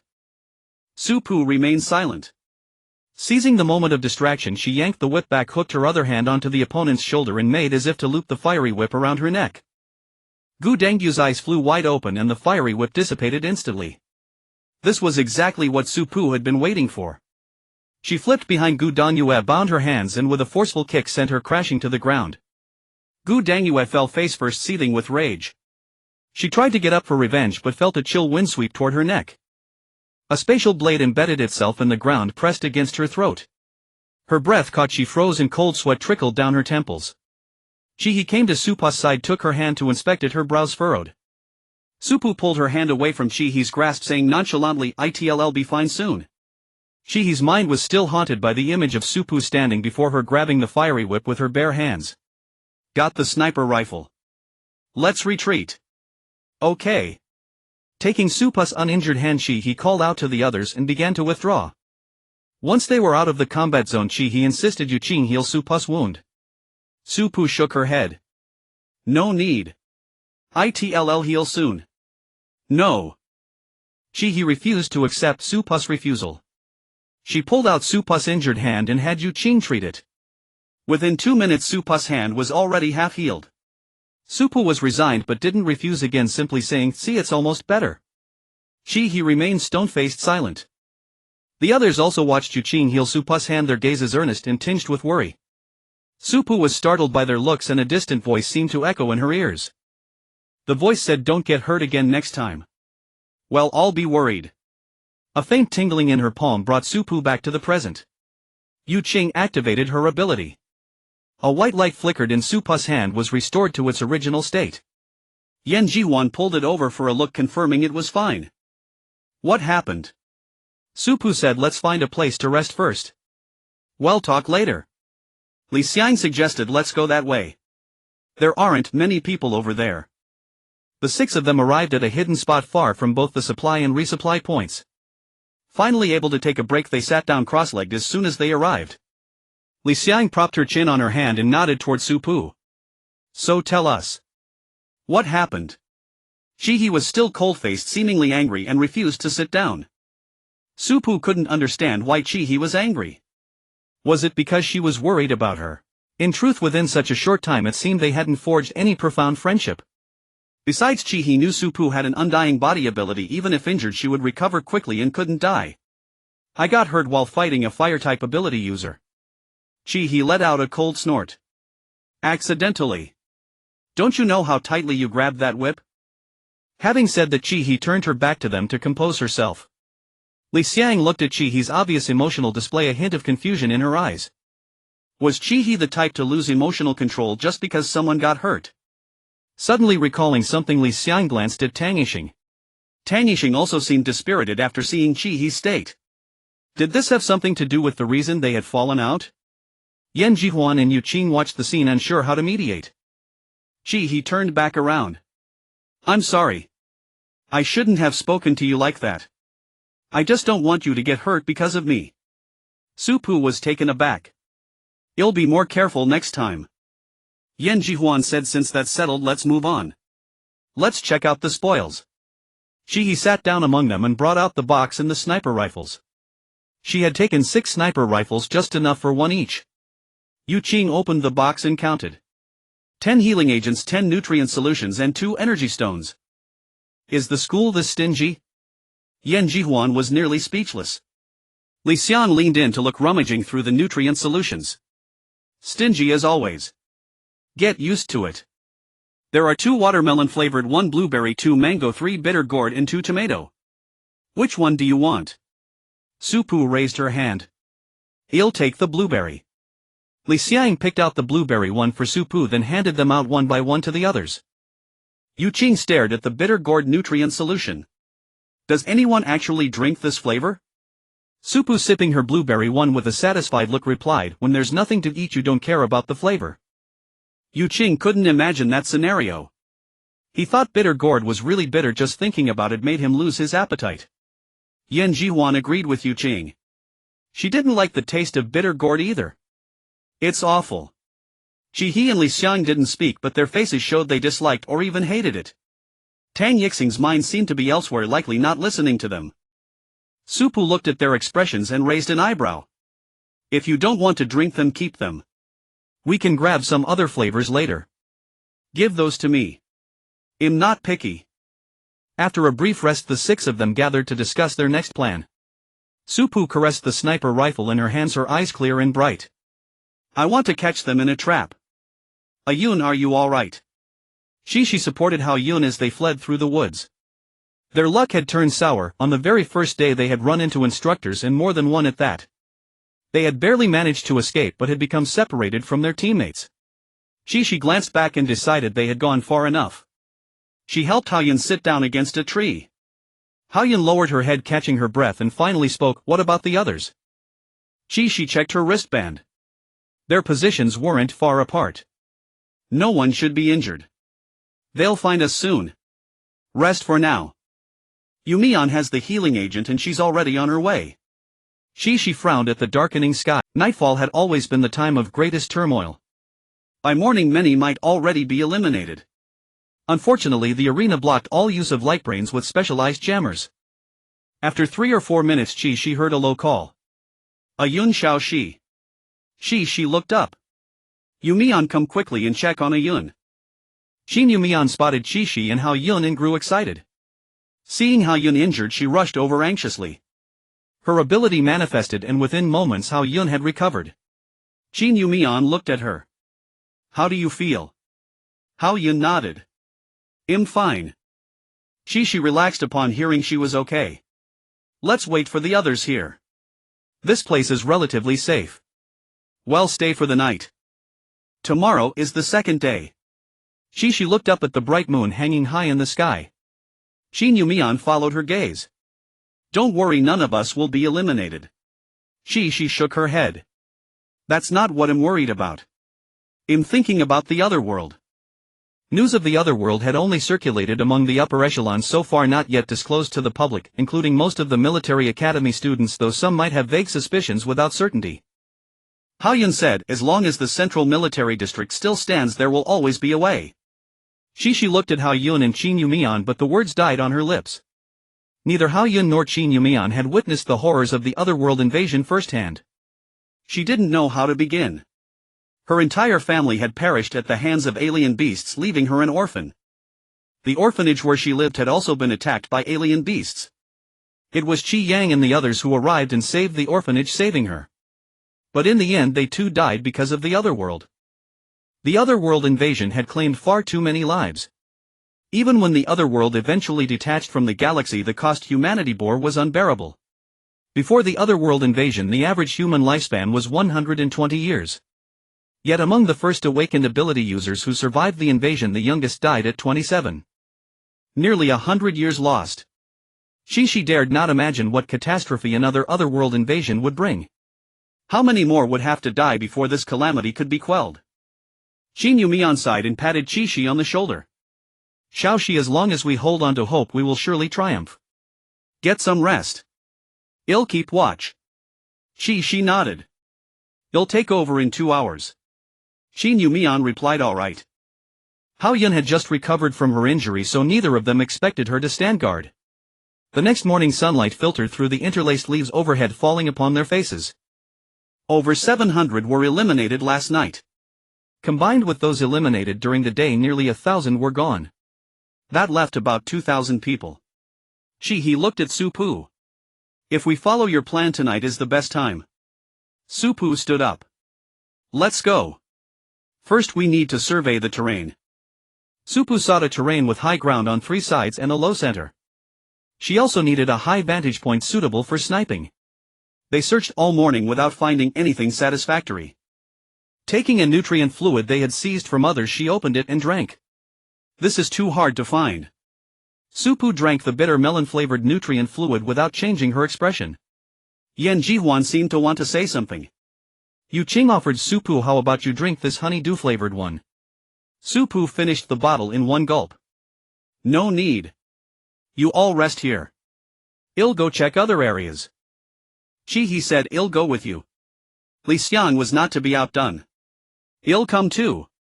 Su Pu turned her back to them and stepped outward, waving her hand. No need. I'll go alone. Yan Jihuan propped her chin and watched Su Pu's retreating figure, saying to the other two, don't worry, Su Pu knows her limits. He objected, no, one not at ease. What if she gets ganged up on? Li Xiang said, you rest. I'll go with her. She made to leave but was pulled back by Chi. You rest. I'll go. Li Xiang insisted, I'll go. Chi shot back, I'll go. Neither would yield and neither could move. Tang Yixing interjected, why don't you both stop? I'll go. Li Xiang and Chi both retorted, no way. Yu Qing timidly raised her hand. How about we all go? Li Xiang and Chi lowered their hands. Fine. Let's move. Yan Jihuan watched them decide how to secretly follow Su Pu to protect her, then got up and followed alone. Su Pu hadn't gone far before she sensed someone trailing her and immediately guessed it was Yan Jihuan and the others. She didn't say anything, she had simply wanted them to rest. Su Pu pressed on without stopping to rest and finally found a satisfactory spot. She climbed to a high point and tested the sniper rifle, confirming it could be concealed and had sufficient range. Su Pu clapped her hands and said, come out. No need to sneak around. The 5 of them exchanged glances, confusion flickering in their eyes. He stepped out first. When did you know we were following you? Su Pu turned to face them. From the moment you started following. Enough talk. Since you don't want to rest, let's go find our first lucky target now. Su Pu needed an instructor's points as bait. Yan Jihuan sidled up to Su Pu. Have you already decided which instructor to target? Su Pu smiled. Not at all. Her words cut off and her expression shifted. Oh no. The 5 were puzzled. What's wrong? Su Pu stared ahead, stunned. It's a star beast. A star beast. The 5 followed her gaze but saw nothing. Yan Jihuan grew tense. Su Pu, where is the star beast? Su Pu replied, ahead. We need to save them. She dashed forward and the others followed. She had given up marveling at their luck. At this moment she only wanted to know why a star beast had appeared here and why it was so formidable. Actual alien beasts were already stronger than their simulated counterparts, and this star beast seemed even mightier than those from 20 years ago. She summoned 3 stone golems to block the beast. This must be reported. Diane stood alongside Chi. You two go find the instructors. Xiao Shi and I will hold it off. Hao Yun and Qin Yumian exchanged a glance and said to the other two, well, find the instructors. You stay and help them. All right. Chi Zai's stone golems were shattered. The other three unleashed their abilities in tandem. The star beast's tail was composed of fan-shaped segments and it swept it toward them. Shi Shi and the others were knocked back. Just as they were about to strike again, several mechs appeared before them. The lead mech attacked first and the others joined the fray. Shi Shi and her three companions summoned their own mechs. A voice echoed in everyone's ears. Ruffled Fan first-level mutated star beast dual star cores located in the brain and the base of the tail. Shi Shi was startled by the voice. Why did it sound so familiar? I'll take the brain, you all take the tail. Chui Ziyuan's voice rang out and the division of labor was clear. Even a mutated first-level star beast couldn't hold out long under the combined assault of 11th level or above fighters, most of whom were 2S. Once the Ruffled Fan's star cores were destroyed, it lost its life and ceased moving. Everyone emerged from their mechs. Chui Ziyuan was the first to look at Su Pu. Your reputation as an encyclopedia is well deserved. Su Pu smiled. You flatter me, instructor. Diane nudged Qi Shi. Isn't this Su Pu the one you asked about before? Her ability is truly impressive. Diane received no response and turned to look. Qi Shi was frozen in place, tears welling in her eyes, and one drop fell. Qi Zai's gaze was locked on Su Pu, her heart pounding. Sister. Diane waved her hand in front of Qi Zai's eyes. She, what's wrong? Qi Shi brushed past her hand and ran forward to grab Su Pu's wrist. Sister, is it you? Su Pu paused mid-motion and turned to look at Qi Shi. You are. Behind Su Pu, Qi He and the others looked bewildered. Since when did Su Pu become Qi Zai's sister? Chui Ziyuan raised an eyebrow, watching them like an amused spectator. Qi Shi was about to speak when she saw Su Pu grasp her hand in return while her other hand waved the wristband at Chui Ziyuan. Instructor, you're eliminated. Chui Ziyuan's expression froze for an instant. She glanced at her wristband. The button had been pressed displaying eliminated. When did you do that? Chui Ziyuan recalled the sequence of events but couldn't pinpoint when Su Pu had made her move. Su Pu smiled. Right before you summoned your mecha. The moment Su Pu had spotted Chui Ziyuan, she picked up a small pebble from the ground. That split second of linking with the mecha was the easiest time to overlook a minor anomaly, especially since Chui Ziyuan's mind was preoccupied with the star beast. After hearing this, admiration flickered in Chui Ziyuan's eyes. I underestimated you. She took the star beast's corpse away. Alright, carry on with your business. I'm off. Once Chui Ziyuan had disappeared from sight, Su Pu said to the others, let me talk to her for a moment. I'll be right back. With that, Su Pu pulled Qi Shi aside. Releasing her grip, Su Pu said, hello, I'm Su Pu. Qi Shi stood frozen, her eyes reddening.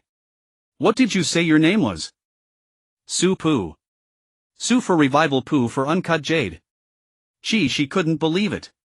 How could two people have identical faces? You're Qi Yang, aren't you? You're lying to me. Su Pu furrowed her brow. Qi Yang the marshal. She's already. You've mistaken me for someone else. I'm Su Pu, a freshman 18 years old. Qi Shi stared at Su Pu, her mouth opening and closing silently, her arms hanging limply at her sides. Su Pu nodded politely and turned to go back to Yan Jihuan and the others.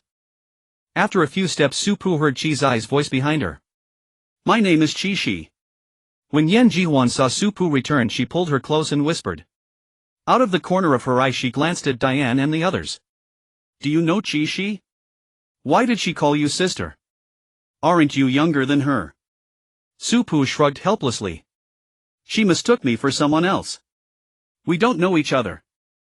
Qi Shi had just returned to Diane's side when she heard Su Pu's words and her body stiffened visibly. Diane looked worried. Shi, are you okay? Qi Shi shook her head. I'm fine. Let's go find a Yun and the others quickly. Hao Yun and Qin Yumian had gone to look for the instructor and hadn't returned yet. Qi Zai's group left. Su Pu's gaze lingered on Qi Zai's retreating figure for a few seconds before she looked away. Let's think about how to spread the news. Su Pu needed to disseminate the fact that she had 100 instructor points on her. That way many people would likely try to snatch those points from her. Where there were many people, that's where the instructors liked to be.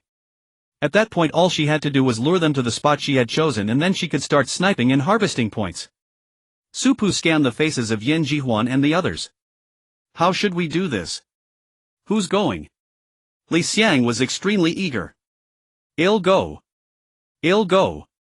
Su Pu said alright then this important task is yours. Meet us back at the original spot.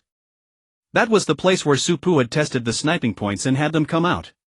Li Xiang patted her chest. I'll get it done.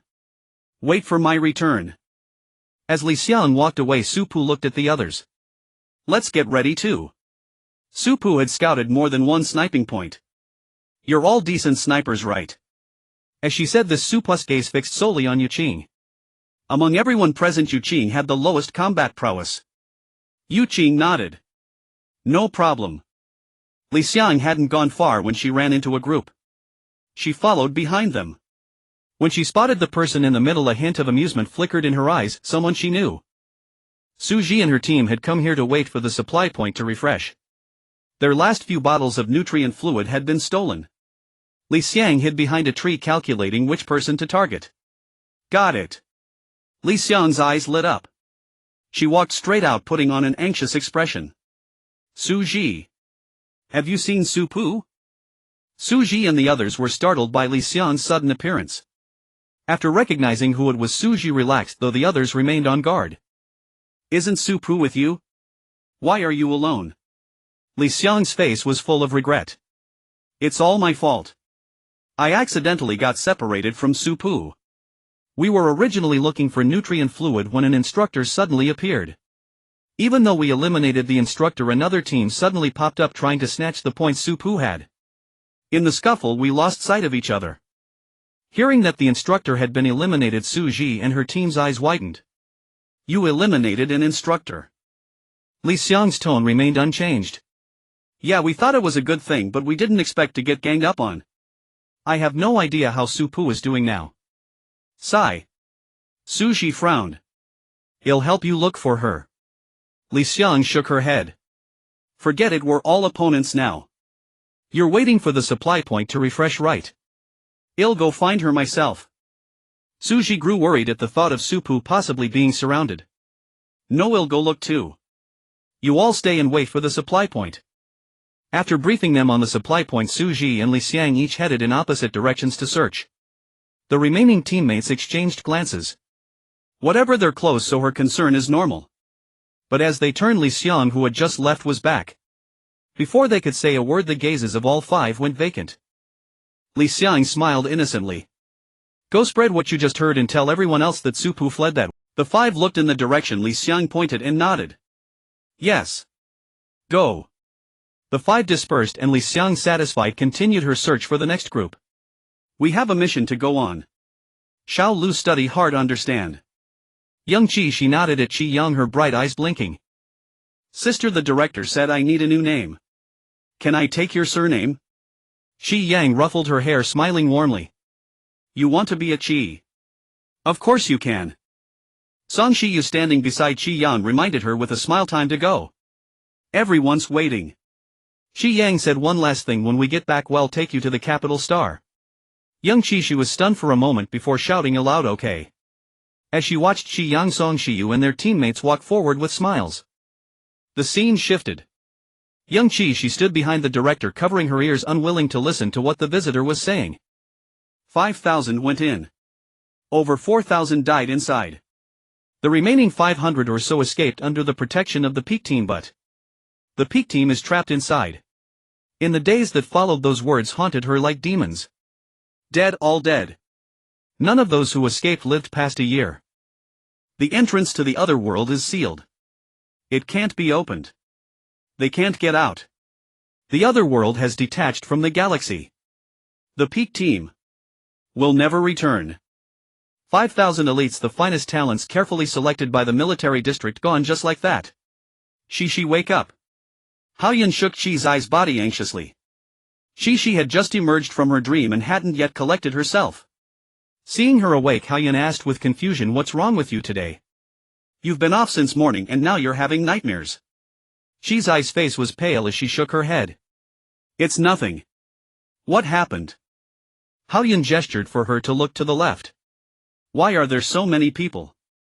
When they had arrived there was hardly anyone, so they thought to rest here. Haoyun said, I heard they're all here for Su-Pu. Su-Pu.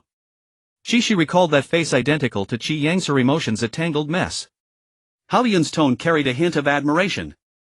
She's got guts, using students as bait to try and take out the instructors all at once.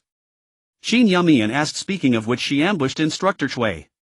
Won't he be angry? She regained her composure. No, a competition is a battlefield. On the battlefield there's no such thing as an ambush, only victory matters. The enemy won't warn you before they strike. Lien Xiuchun crossed his arms. Should we go check out the commotion? Haoyun's eyes lit up as an idea struck her. No, I have a better plan. She raised an eyebrow at her. What dirty trick have you cooked up now? Haoyun tapped her on the forehead. What do you mean, dirty trick? This is called strategy. Su-Pu and her team have already picked their spot and lured the targets right. In this pitch-black night, if we snatch their objective, they won't have a clue. Gu Nia clapped his hands in applause. Brilliant, Commander Hao. Truly the greatest schemer under heaven. He then gave Haoyun a thumbs up. Haoyun clenched her fist as if to hit him. Looking for a beating, are you? Gu Nia rubbed his nose. Wouldn't dare. She found it amusing. Now. Haoyun glanced at the crowd pouring in. Right now. We go find that weakling on Su-Pu's team and take his sniper position. Qin Yumian said, wait, we only have one sniper rifle.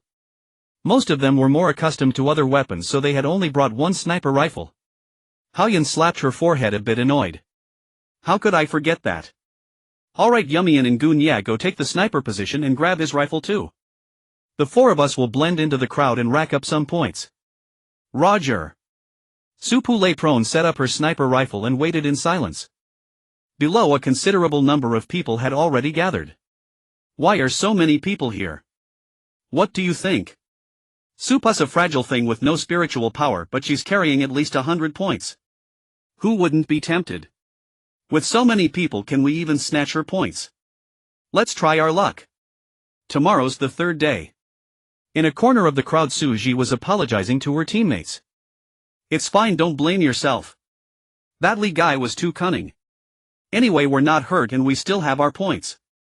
Though her teammates said it was okay, Su Ji repeatedly promised she'd be more careful next time and never act so rashly again. The instructors who had arrived because of the students gathering exchanged bewildered looks. What's going on? Why are they all gathered here? Plotting to take us out together. One instructor, having eavesdropped on the students, got the gist. Su-Pu eliminated an instructor. These people are all here to surround her. Yun Xuanxian scanned the instructors present and counted. 2 were missing. Captain Shui and Kuchu aren't here. Captain Shui was eliminated. They all looked toward the instructor who had spoken. He turned aside, revealing Kuchu, who had just arrived. Kuchu was stunned by the news. Who did you say was eliminated? Yun Xuanxian repeated. Captain Shui was eliminated by Su-Pu. Kuchu had never heard of Su-Pu. Su-Pu. A junior. Yun Xuanxian shook her head. No idea. The others looked at each other, no one knew. Yu Qing fought desperately to protect his wristband but ultimately couldn't withstand Qin Yumian and Gu Nia and was eliminated. Qin Yumian caressed the sniper rifle she had snatched. Stolen goods feel great. Gu Nia chuckled. Alright, focus on the mission. All the instructors are here. We need to strike first before the instructors and Su-Pu's team catch on. Qin Yumian sighted the position, found her spot and prepared to fire. As the two here got ready, Su-Pu on the other side had already locked onto her first target. The bullet tore through the air, striking the wristband of the instructor in the farthest corner. The gunshot and the crowd's startled cry stirred the masses, and everyone turned toward the direction of the shot. The high ground was obscured by trees hiding any trace of the shooter. Su-Pu had packed up her rifle immediately after firing the first shot. That shot was the signal the others would move upon hearing it. Su-Pu listened to the gunfire, her ears twitching. Something was off. Shouldering her rifle, she headed toward Yu Qing's position. As expected, before she even got close, she sensed the lingering aura of a recent battle. Instead of advancing further, Su-Pu found a tree and climbed up. The view was excellent and concealed. Since someone wanted to steal their points, she would eliminate them instead. The crowd below had devolved into chaos. One gunshot after another made everything clear to them. Kuchu dodged bullets while eliminating students. Pretty clever. No wonder Captain Shui fell for it. Hao Yun and Shi worked together, eliminating an instructor in the chaos. Back to back, a foreboding feeling washed over them. Damn it, Shi. Something might have happened to Yumian and Gunya. Shi glanced at her wristband. Both of their markers had disappeared. They've been eliminated. Su Pu and her team must have found out. As she spoke, she seemed to sense something and looked upward, her gaze meeting Su Pu's. Su Pu had intended to pull the trigger, her scope trained on Shi, but she hesitated when their eyes met. The echo of the word sister in her mind involuntarily reminded her of a younger sister she once had. Su Pu sighed softly and aimed her rifle elsewhere. Since she couldn't bring herself to do it, she wouldn't fire. The night passed in chaos, with results largely matching Su Pu's expectations. By morning, Su Pu and her team gathered in one spot, waiting for the competition to end. Meanwhile, back on the capital planet, the teachers were ready to come pick them up. Mullen's smile made it obvious to everyone how delighted he was. He Changjing asked Fu Er for more details about Su Pu's situation. Gu Qian hadn't expected Su Pu's team to perform so outstandingly and was already scheming how to celebrate for them. As the competition time neared its end, Gu Qian joined He Changjing and Fu Er aboard the starship to pick up the students. Mullen summoned He Shireen to compile the list of teams that had qualified for the league. He Shireen worked quickly. The students had barely sat down on the starship when they saw the message on their light brains. He Changjing, who had just met up with Chui Ziyuan, raised an eyebrow. As expected of assistant He. Efficiency as always. Chui Ziyuan didn't reply. As soon as she opened her light brain, her eyes landed on the first line of the list. Peace Squad, 1098 points. One squad alone accounted for a quarter of the total points. Their score was double that of the second-ranked squad, a landslide victory. Almost all those points were earned on the second night. Suji wasn't surprised by this result after learning of Su Pu's plan. But it seemed Su Pu and her team had focused their attention on the instructors eliminating few students. Suji turned to look at Su Pu, the image of their first meeting flashing through her mind. Back then Su Pu was malnourished, frail, and looked utterly destitute. Now her features were bold and spirited, with not a trace of that former poverty. Whether on the surface or in reality, Su Pu's constitution could no longer be associated with frailty in any way. She seemed to be chatting with her teammates, a joyful smile lighting up her face. Probably talking about the preliminaries. Suji glanced at the others. After this competition, Su Pu's name would surely be known to everyone. Suji couldn't help wondering if in the upcoming Military Academy League Su Pu would once again sweep through the other academies in the same manner as the preliminaries. The more she thought about it, the more uneasy she felt. As soon as the preliminaries ended, she had someone investigate Su Pu upon returning to school. Nothing could be found. Su Pu appeared out of thin air, arriving at the capital star alongside Su Ji with no prior information whatsoever. Wait, the time frame when Su Pu's records became traceable seemed to align too perfectly with the arrival of the other world. With this thought, she compared Su Pu's face with Qi Yang's in her mind, and a preposterous idea took shape. Could Su Pu be Qi Yang's child? Aside from that, the only other possibility was that Su Pu was Qi Yang herself. This was the sole guess that could explain why Su Pu and Qi Yan looked so alike, identical in fact. The other world had separated from the galaxy 20 years ago when Su Pu was 18, the timeline seemed plausible. But among those who entered back then was anyone named Su. Besides, if someone truly wanted to pester her sister, sure, you would probably beat them up, right? She shook her head, trying to banish the thoughts. Time to head to training. Central Military District. Admiral Fong. Hao Ling and Fong Chen had been waiting here for Chui Ziyuan for a while. Ziyuan's here. Have a seat. Chui Ziyuan didn't stand on ceremony and found a seat. Hao Ling held the report Chui Ziyuan had submitted earlier. Did you discover any new aberrant beasts during today's inspection? Chui Ziyuan shook her head. No, only the one that appeared during the preliminaries. After the preliminaries ended, Hao Ling had ordered Chui Ziyuan to lead a thorough search of that planet. Hao Ling turned to look at Fong Chen upon hearing this, only to find him frowning as well. This was far too strange. The aberrant beast's emergence this time had actually come earlier than the previous otherworldly invasion. Moreover, this time it was a first-level mutated star beast, and according to Chui Ziyuan it was even more powerful than its predecessors. The aberrant beasts had grown stronger. This was hardly good news. The current military district no longer had as many 3-level fighters as before. Hao Ling closed the report and looked at Cui Ziyuan. Aside from the aberrant beast, did you notice anything else unusual? Unusual. Cui Ziyuan's thoughts involuntarily drifted to Su Pu. When she had encountered Su Pu, it seemed Su Pu already knew about the star beast's appearance. Was Su Pu's perception truly that keen, or was there another reason? Seeing that Cui Ziyuan was clearly distracted, Hao Ling knew there was indeed something else unusual. Tell me everything you find unusual. Cui Ziyuan asked. Do you know Su Pu? Su Pu. Hao Ling carefully recalled the name. Fong Chen had some recollection. The omniscient that Zhong Yao mentioned before. Mentioning the omniscient brought it back to Hao Ling. Ah, her. Is there something unusual about her? The omniscient's ability was impressive. Hao Ling and Zhong Yao had planned to let Su Pu spend a year at the military academy before bringing her to the military district. When I sensed the star beast's appearance, I ran into Su Pu and her group on the road. I noticed that Su Pu seemed to have already detected the star beast's emergence. Hao Ling raised an eyebrow slightly. Doesn't she lack spiritual power? Is her perception stronger than yours? Cui Ziyuan was a promising junior she favored with 2-level spiritual power. No, she has spiritual power. She can connect with a mech, and from what I observed it was at least a 2-level mech. Hao Ling and Fong Chen were both stunned, unable to believe it, but Cui Ziyuan's tone was resolute. Hao Ling opened her optical brain to contact Zhong Yao but ultimately didn't press the button. The equipment at Zhong Yao's end couldn't be wrong, so the issue lay with Su Pu. Was there something wrong with Su Pu's spiritual power, or did she have something that interfered with the equipment? A knock came at the door and Shi Lan Bei's voice filtered through. Admiral, how is Shi Lan Bai? Hao Ling glanced at Cui Ziyuan, thought for a moment and decided not to dismiss her. She intended to promote Cui Ziyuan, so it was fitting for her to hear certain matters. Come in. Shi Lan Bai opened the door and entered, surprised to see Admiral Fong and Captain Shui also present. We have leads on the Chaoyang High School matter. Please take a look. Shi Lan Bai handed the report to Hao Ling. Hao Ling accepted it, then struck by a thought looked up at Shi Lan Bai.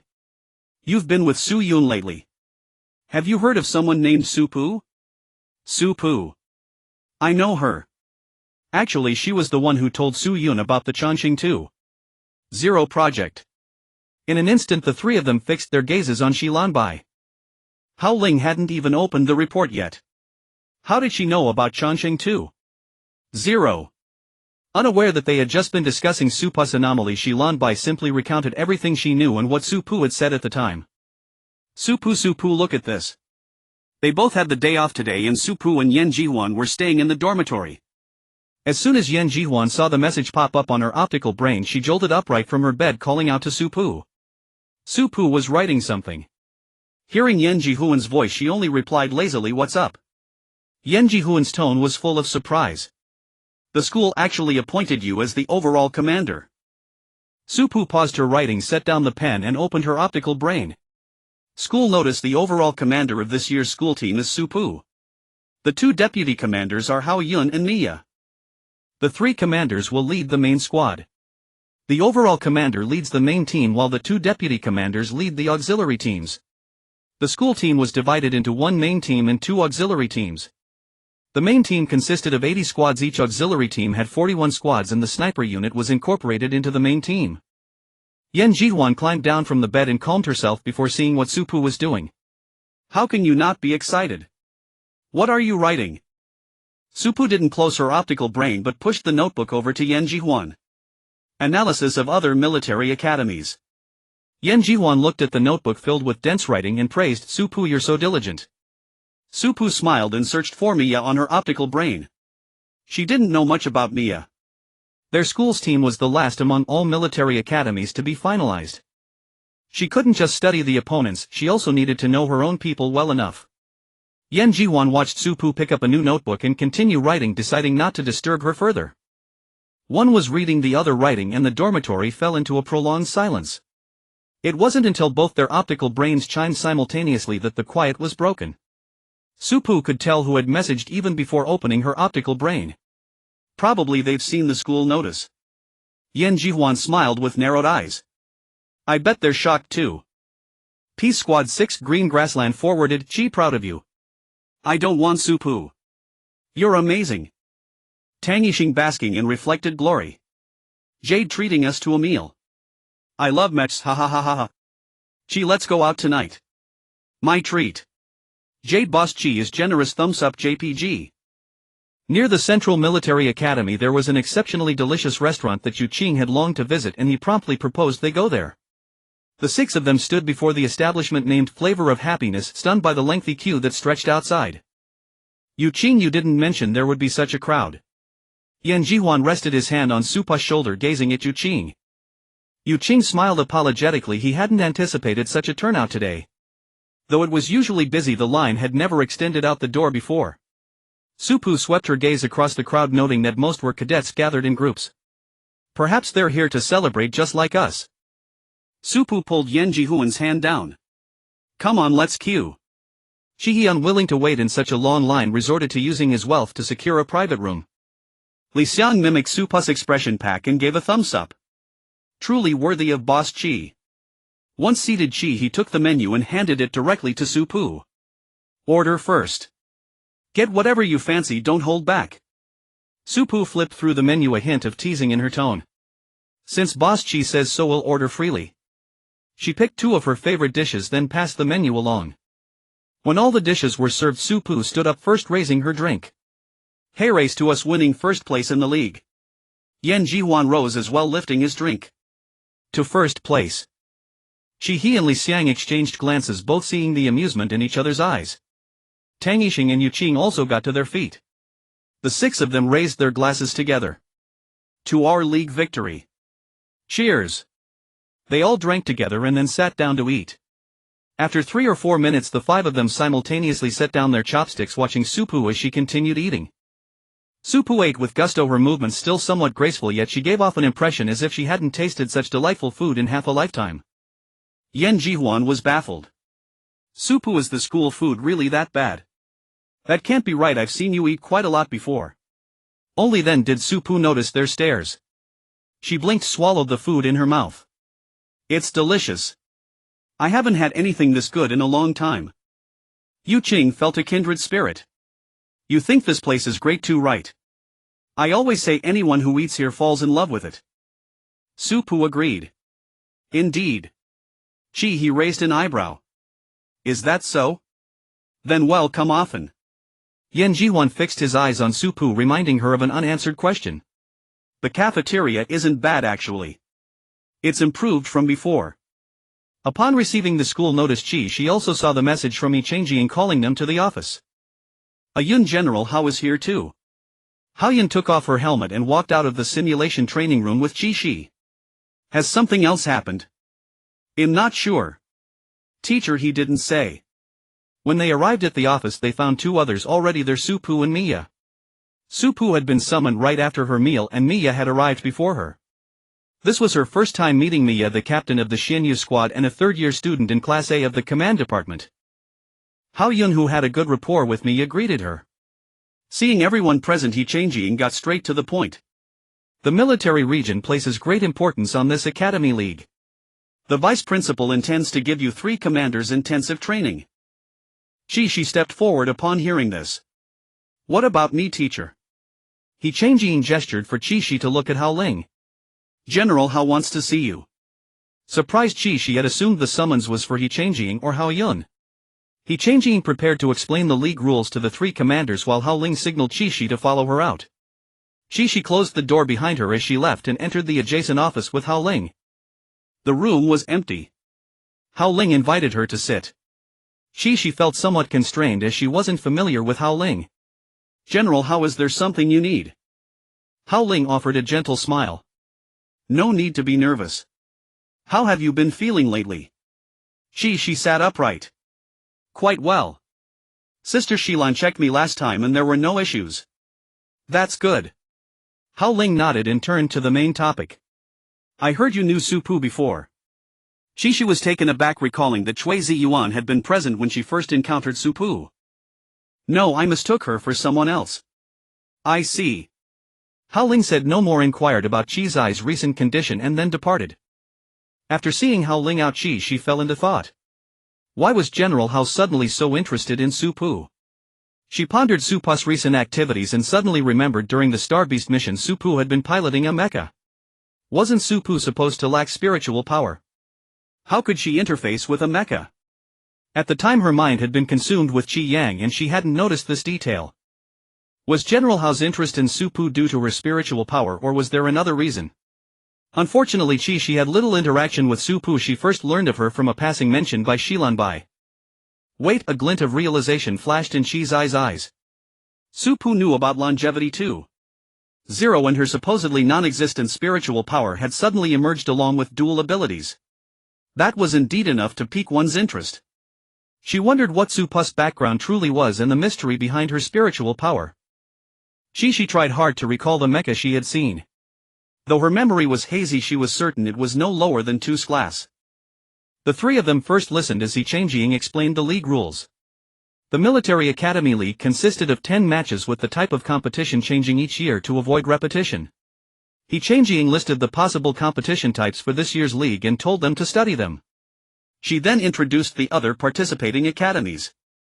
This year Shiyu Academy has withdrawn from the league, so only 7 academies will participate. By the time they left Changjiang's office it was already dark outside.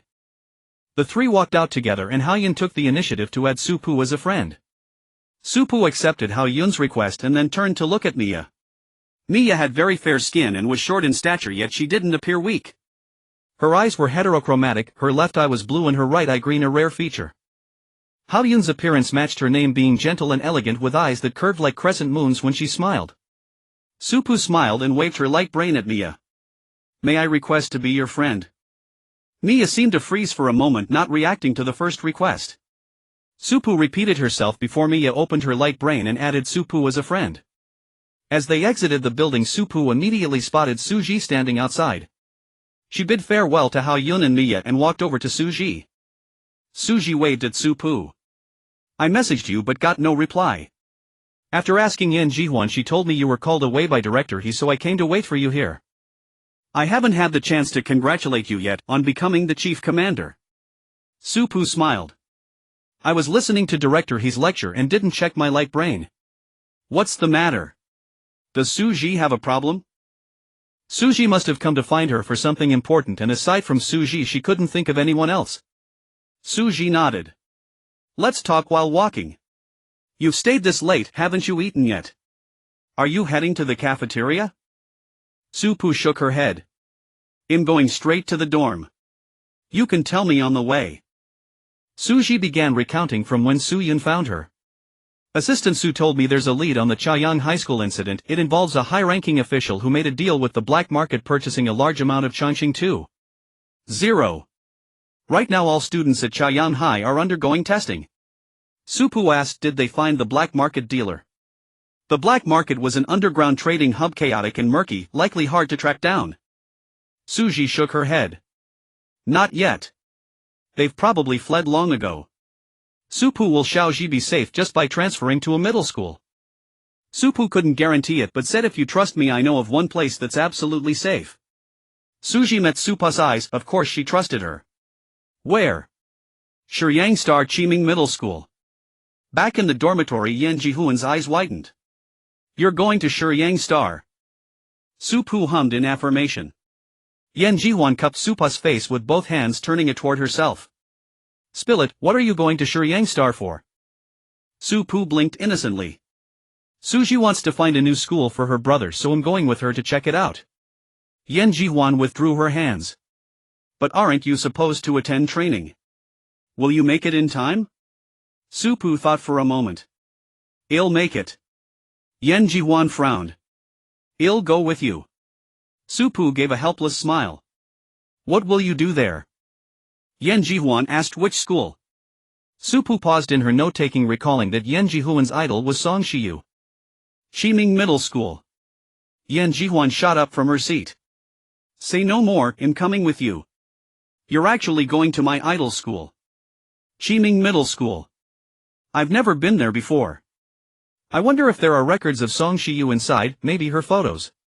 Or stories of her legendary genius. When are you going? I need to prepare. Supu replied, first thing tomorrow. The next morning Yan Ji-won stood beside Su-poo with dark circles under her eyes. Su-poo looked at her and couldn't help asking, "Are you really not tired?" Yan Ji-won shook her head. "You don't understand, I'm excited. Do you think Chiming Middle School might have Song Shiyu's notes? About mechas.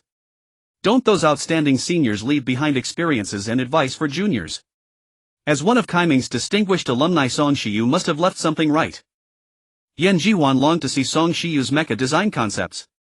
Not only because Song Shiyu was her idol but also because she believed seeing them would inspire her own mecha designs.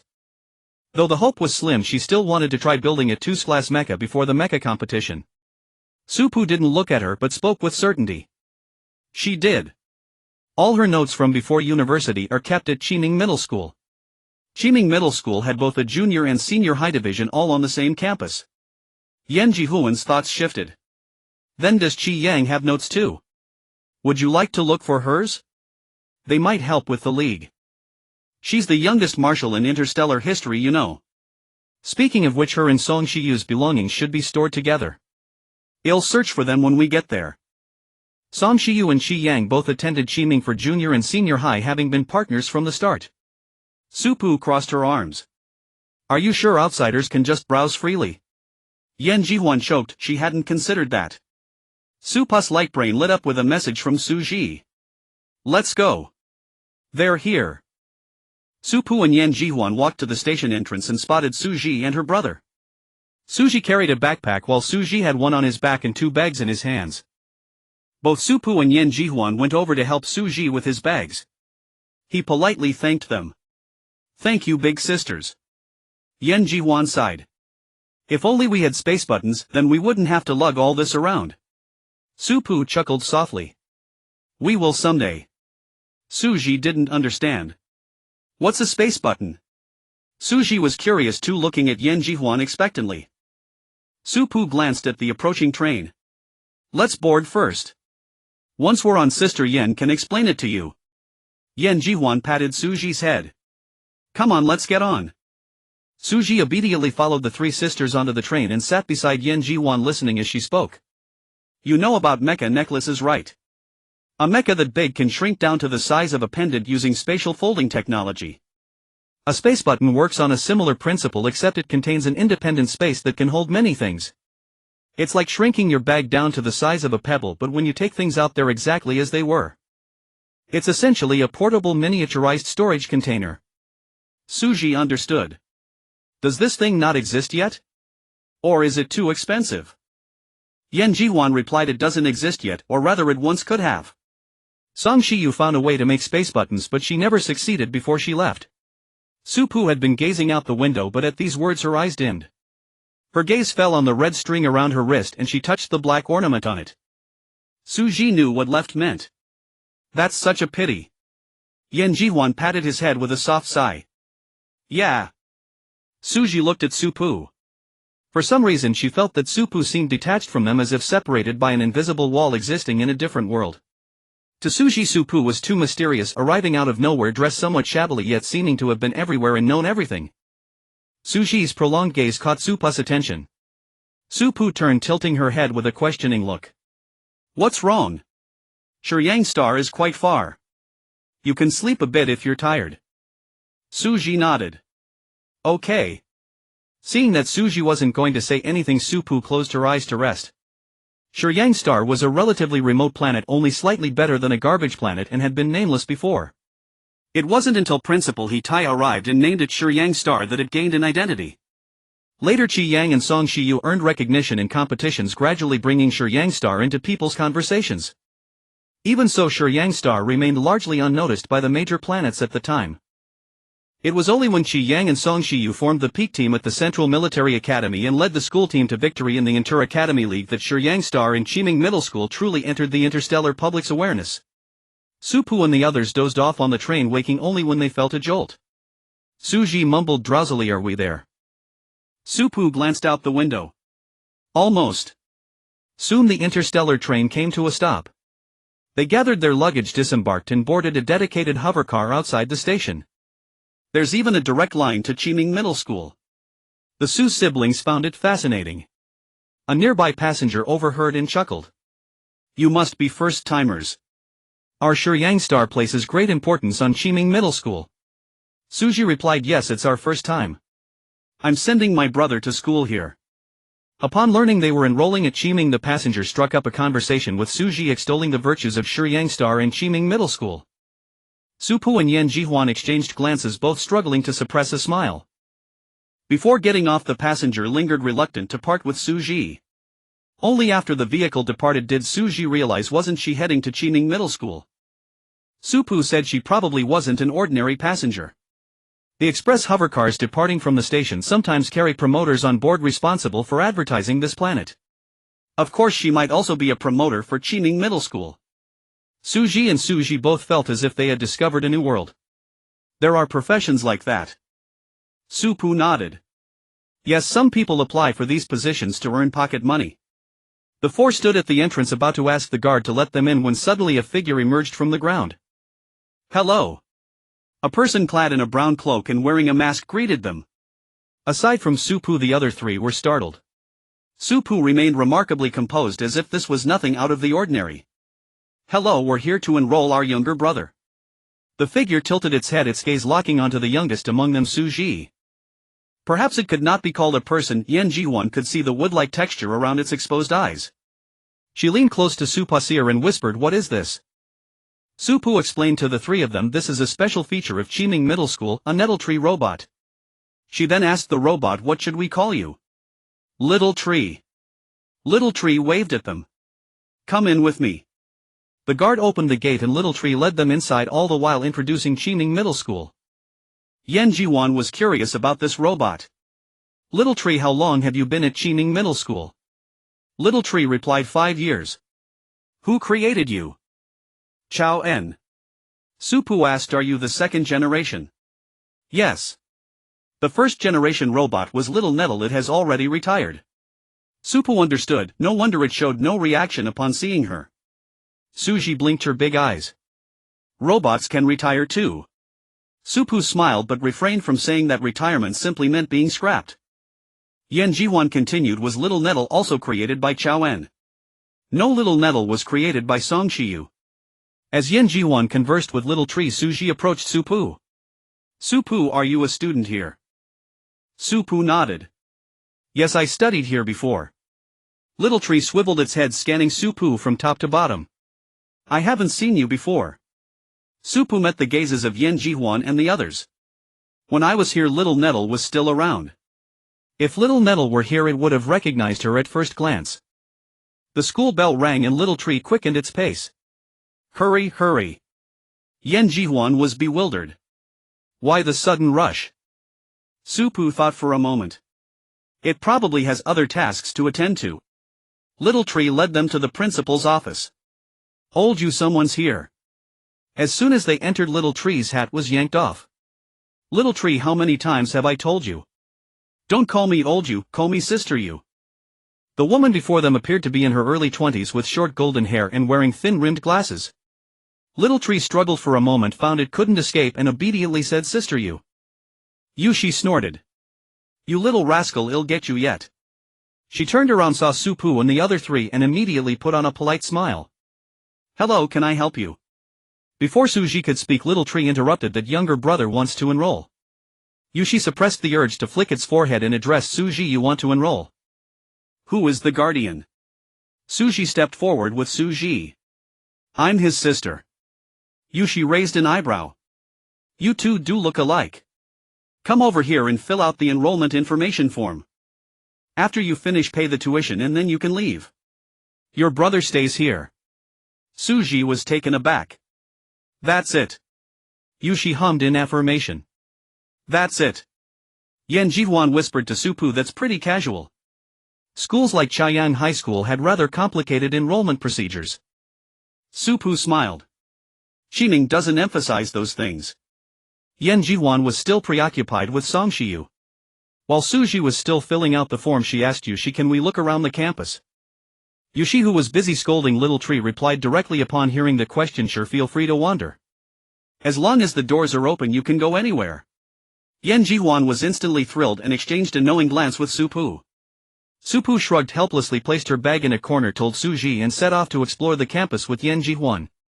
Where do you think it will be? Yan Jihuan asked Su Pu, gazing at the sizable campus. Su Pu replied, the library. The two headed toward the library. Shiming Middle School's library was singularly, appearing quite ordinary from the outside. However, stepping inside revealed a completely different world. Yan Jihuan was somewhat astonished. Is this also a Shiming specialty? Su Pu nodded. Yes, it was co-designed by several people. It incorporates many special abilities including space and time manipulation. Su Pu glanced at the marker on the pillar to her left, took Yan Jihuan's hand and led her to a spot marked with a silver circle.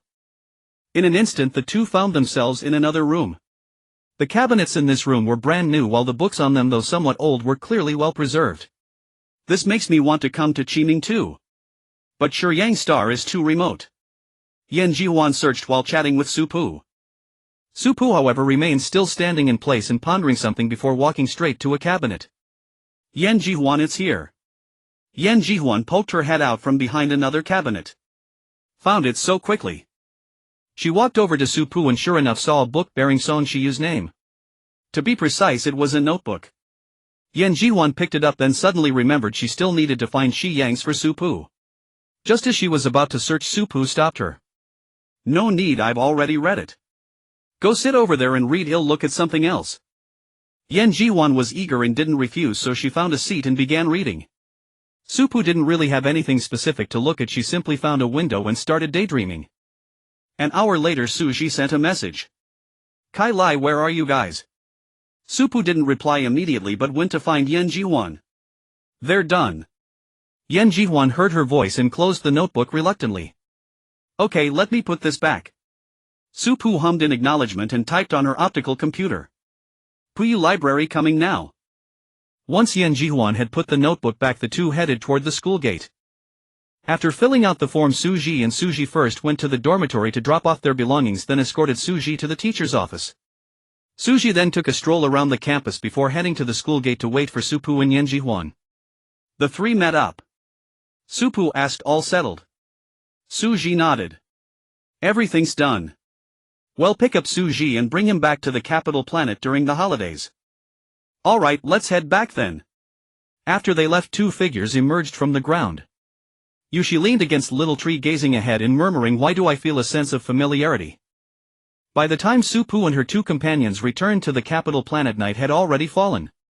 As they approached the school gate, their gazes met those of four people standing ahead. Su Pu and Yan Jihuan exchanged a glance, inexplicably feeling a twinge of guilt as if they had been caught sneaking around doing something. Those four were none other than the other members of the Peace Squad. Su Ji had no idea what was unfolding, but instinct told her to make a swift exit. Su Pu, Yan Jihuan, thanks for accompanying me today.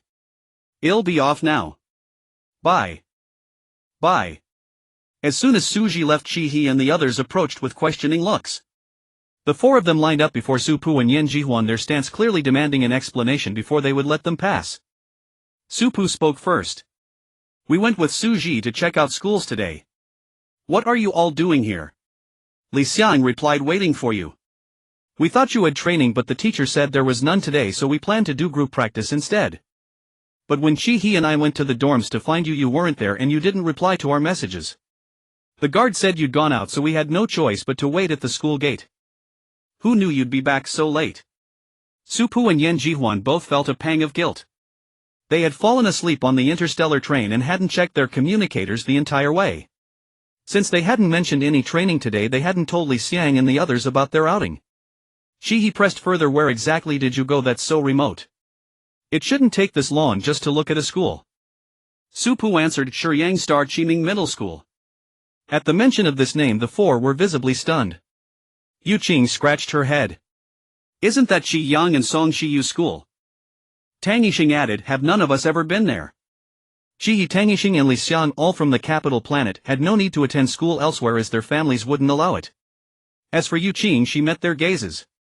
I've never been. I didn't study there. Though she had once considered it, she never followed through. Yan Jihuan interjected, alright, let's head in first. Have you all eaten dinner? Su Pu and I haven't, and we're starving. She tugged Su Pu along, gently nudging Chi He and Li Xiang toward the school gate. Tang Yixing and Yu Qing followed beside them. Yan Jihuan chattered on next time we can all visit Shiyang Star together. Su Pu and I barely saw it, we only went to Kaiming's library. How about after the league ends? Consider it a victory trip. The six figures gradually faded into the distance, their voices, Yan Jihuan's, mingled with the others, growing faint. The competition hasn't even started and you're already thinking about winning. If we win, why stop at Shiyang Star? Their voices dwindled, vanishing into the night along with their silhouettes. On October 10, Su Pu, Hao Yun and Miya stood before Changjiang. The Military Academy League officially begins on the 15th with an opening ceremony on the afternoon of the 14th. This year's league is hosted by the Blazing Sun Military Academy on Lingyan Star. To help the school team adapt in advance, the academy plans to depart for Blazing Sun on the 12th. Schools can exchange training videos of their students. I've obtained some for you. Over the next 2 days your main task is to analyze their tactics and attack patterns. If you can devise counter-strategies, even better. Alright, that's all I have to say. You can go now and discuss thoroughly among yourselves. Also remember to rest. The Military Academy League is a tough battle. The three replied in unison. Understood, teacher. Goodbye, teacher. After leaving the office, Hao-Yun spoke up. Want to watch them together? Find an empty classroom. Su Pu agreed and Miya had no objections. They found an unoccupied combat training room and projected the videos. Su Pu asked, whose do you want to watch first? Fishing squad. Miya was intrigued by Mai Ling. Alright. Su Pu started with the training video of the fishing squad. In the video they were facing a siege by 3 first-level star beasts. The one in white is Mai Ling. Mai Ling barely moved throughout, leaving her teammates to fight the star beasts. The vice-captain Mu Licheng also remained largely uninvolved. The 3 first-level star beasts were killed by the combined assault of 4 teammates, one of whom was a healer. Even for a simulation it seemed too effortless, especially since they didn't use mechas. Hao Yun's expression turned grave. Mai Ling only played a command role, she didn't use her ability at all. Mu Licheng did the same, only providing some support. It seems deliberate. Miya picked up on Hao Yun's thought. They don't want us to see. Su Pu browsed through the videos Changjiang had provided. There are no solo videos of Mai Ling. In all the other simulation training clips she never once used her ability. Hao Yun understood. Looks like they've made up their minds. Perhaps Mai Ling has a new ultimate move for her ability. Mai Ling's ability was time, ranked at 2S. Su Pu pondered for a moment. And Mu Licheng, has he also hidden a trump card, or is he genuinely not strong in combat? Mu Licheng's ability was a brick, quite literally a solid brick. Hao Yun and Miya couldn't be sure. After all, the brick ability was appearing for the first time. And since Mu Licheng wasn't a combat soldier with an rank ability, perhaps he was truly just support. His combat strength might be weak. Still, they couldn't underestimate him. Until the very end no one knew if he had any hidden moves. Su Pu played a few more videos of the fishing squad, gaining insight into the combat techniques of the other 4 teammates. Mai Ling's command strategy had also been broken down. Su Pu searched for Li Qingwen's training footage. I want to see how advanced her illusion ability is.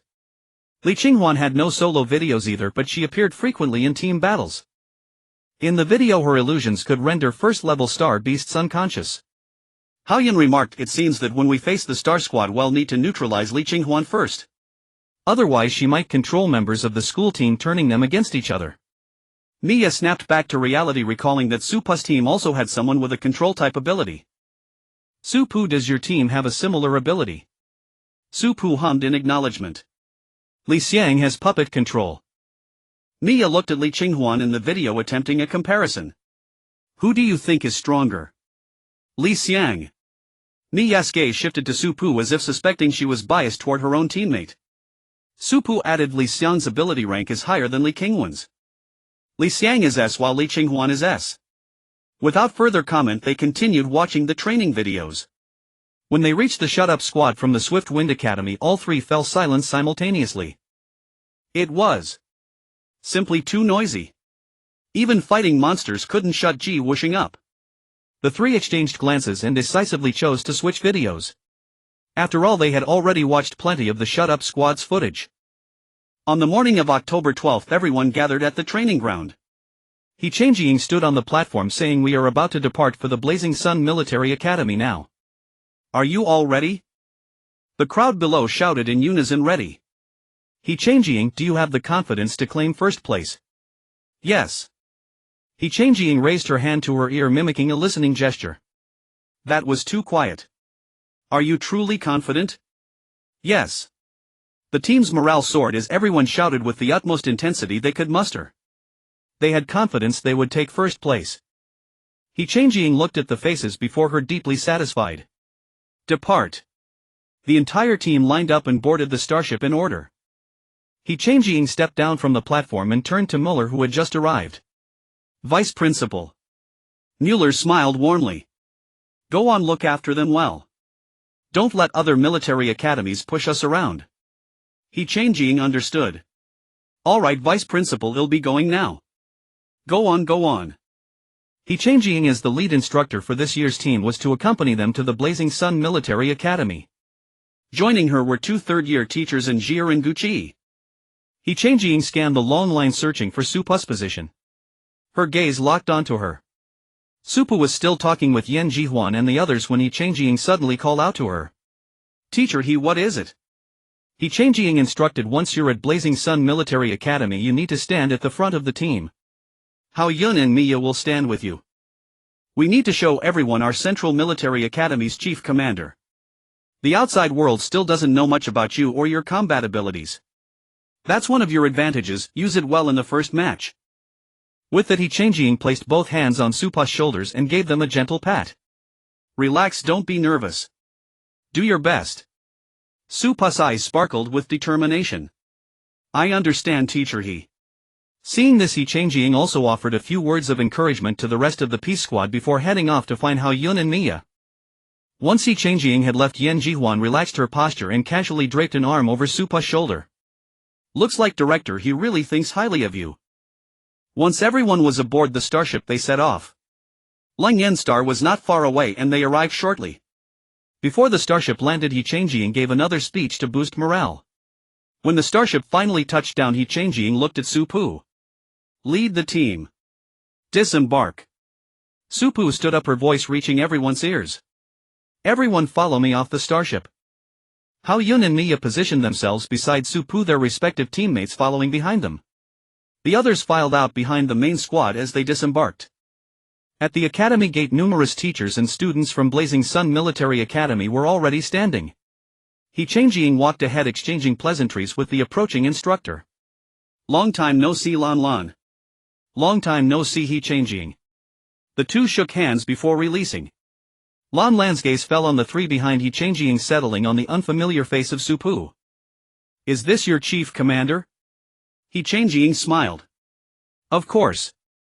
Let me introduce you, Supu, the chief commander of our Central Military Academy." He Changjing gave Supu a subtle signal to greet Lan Lan. "Hello, Teacher Lan." "I'm Supu." Lan Lan spoke warmly. "Hello. I'm the reception teacher for this military academy league. Feel free to come to me if anything comes up." After a brief exchange with He Changjing, she led them inside to settle in. Arriving at the rest area for Central Military Academy, Lan Lan pushed open the door. "The left side is for the girls, the right side for the boys. If you want to train, head to the simulation room over there. The shooting range and training ground are also available. Feel free to find me anytime if there's an issue. I'll head back to the gate now. The Gust Military Academy is arriving today as well." He Changjing waved. "Goodbye." Once Lan Lan had left, He Changjing addressed them. "Go on and choose your own dorms, 4 to a room." He Changjing and Jir and Guqi stayed in rooms 101 of the girls' and boys' buildings respectively. Excluding Yu Qing and Tang Yixing, Supa's team had exactly 4 members, allowing them to share one room. Hao Yun and Mia selected dorms for their teams near Supa's. This made it convenient for discussing tactics face to face. Back in the dorm, Supu and the other 3 first tidied up their beds and organized their belongings. Supu sat on the bed, wiping sweat from her forehead. "Let's go for lunch first, then take a walk to get familiar with the surroundings." Li Xiang sat on the edge of the bed, lying back and staring at the ceiling. "Has the Gust Military Academy arrived yet? If not, maybe we should go take a look." Supu had no objections, deferring the decision to Yan Jihuan and Shi He. Yan Jihuan was still making her bed and raised a hand to flash an OK sign. He didn't look up. I have no objections. Supu said, alright, I'll ask Yu Qing and Tang Yixing. As soon as Supu messaged them, they replied. They're both fine. Let's eat first, then head out. After Yan Jihuan finished organizing, the six of them went to the cafeteria together. The Blazing Sun Military Academy's cafeteria was smaller than Central's, but the variety of food was much richer, including the flavors of nutrient fluids. All six bought some nutrient fluids as backup. Chihi, noticing that Supu's choices were all blueberry flavored, fell into thought. Does she like blueberry that much? Each of the six wanted different things, so they got their meals separately. By the time they sat down, Chihi was the only one who hadn't arrived yet. Yan Jihuan sat down, took a bite of her food, then asked, where's Chihi? Not done yet. As soon as Yan Jihuan finished speaking, Chihi appeared. Before Supu could lift her head, a plate of blueberries came into her view. She was momentarily stunned, staring blankly at the plate of blueberries, which still had a few droplets of water on them, clearly just washed. Chihi paid no attention to Supu's reaction, setting the blueberries down in front of her before taking a seat in an empty spot. Supu heard Li Xiang's voice. So you went to buy blueberries? No wonder you're late. Chihi didn't respond, picking up her chopsticks to start eating. Supu turned her head toward Chihi, a note of curiosity in her voice. Why did you buy me blueberries? Chihi replied matter-of-factly, aren't you a fan of blueberries? I saw a fruit stand over there while I was in line, so I bought some on a whim. Yan Jihuan leaned in, feigning earnest curiosity. How did you know Supu likes blueberries? Chihi couldn't help but roll her eyes. She always drinks blueberry-flavored nutrient fluid. Who wouldn't notice? Yan Jihuan, watching Chihi's tsundere act, couldn't hold back her laughter. Chihi always pretended not to care, yet she never failed to notice the little details and act on them. Yan Jihuan's laughter was unrestrained, earning another round of sharp retorts from Chihi. Supu's eyes crinkled with a smile as she picked up 2 blueberries and ate them, then pushed the plate toward the center. Thank you, Chihi. Let's share. Chihi let out a light hum and took a bite of her meal. A moment later, she added a single line. Eat as much as you like. I'll buy more if it's not enough. After their meal, they headed to the school gate. The people from Zhufeng Military Academy had not yet arrived. Yu Qing shielded her eyes with her hand and glanced up at the sun overhead. It's a bit hot.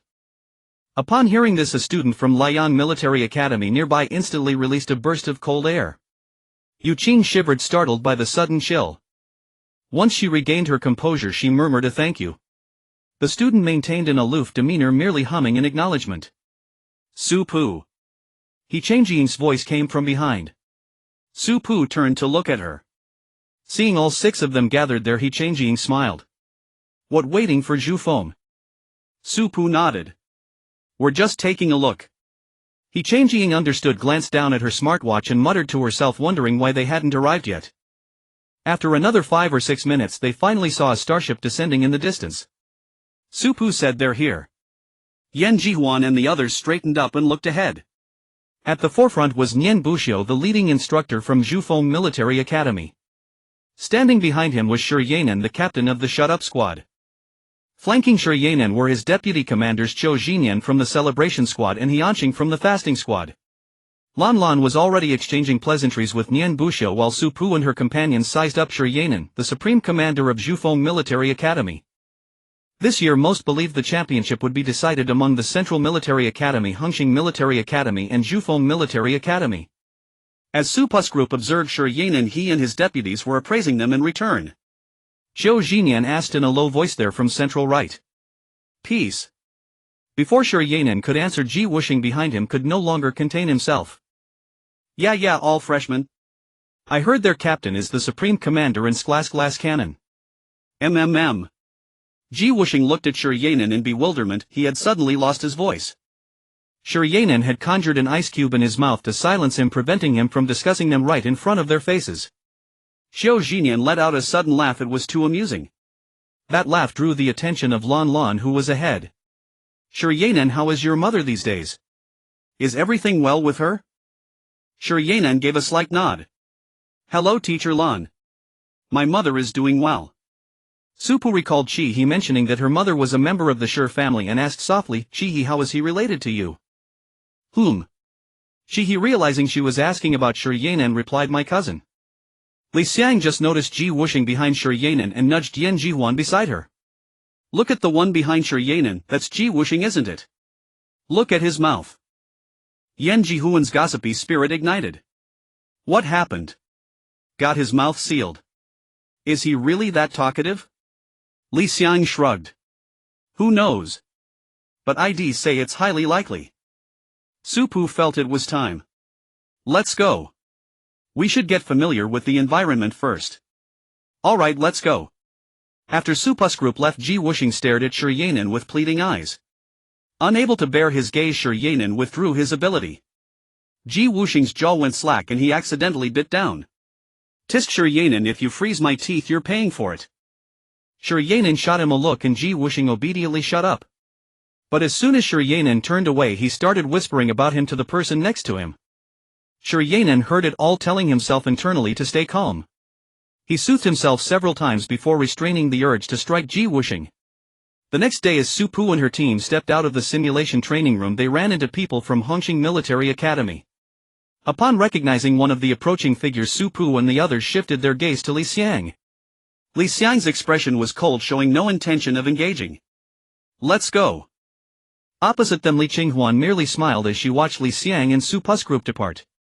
Fanli, a teammate beside Li Qinghuan, asked curiously, "Is there bad blood between you?" Li Qinghuan turned her head. Of course not. Fanli recalled the rumors. I heard Central Supreme Commander has brains but no combat power. I wonder if that's true. Li Qinghuan lowered her gaze. Impossible. Li Xiang wouldn't choose a useless teammate. That commander must have other tricks up her sleeve. Fanli raised an eyebrow. She has no spiritual power and can't link with a mech. She can't even participate in the mech combat competition, can she? Li Qinghuan lifted her head. Spiritual power.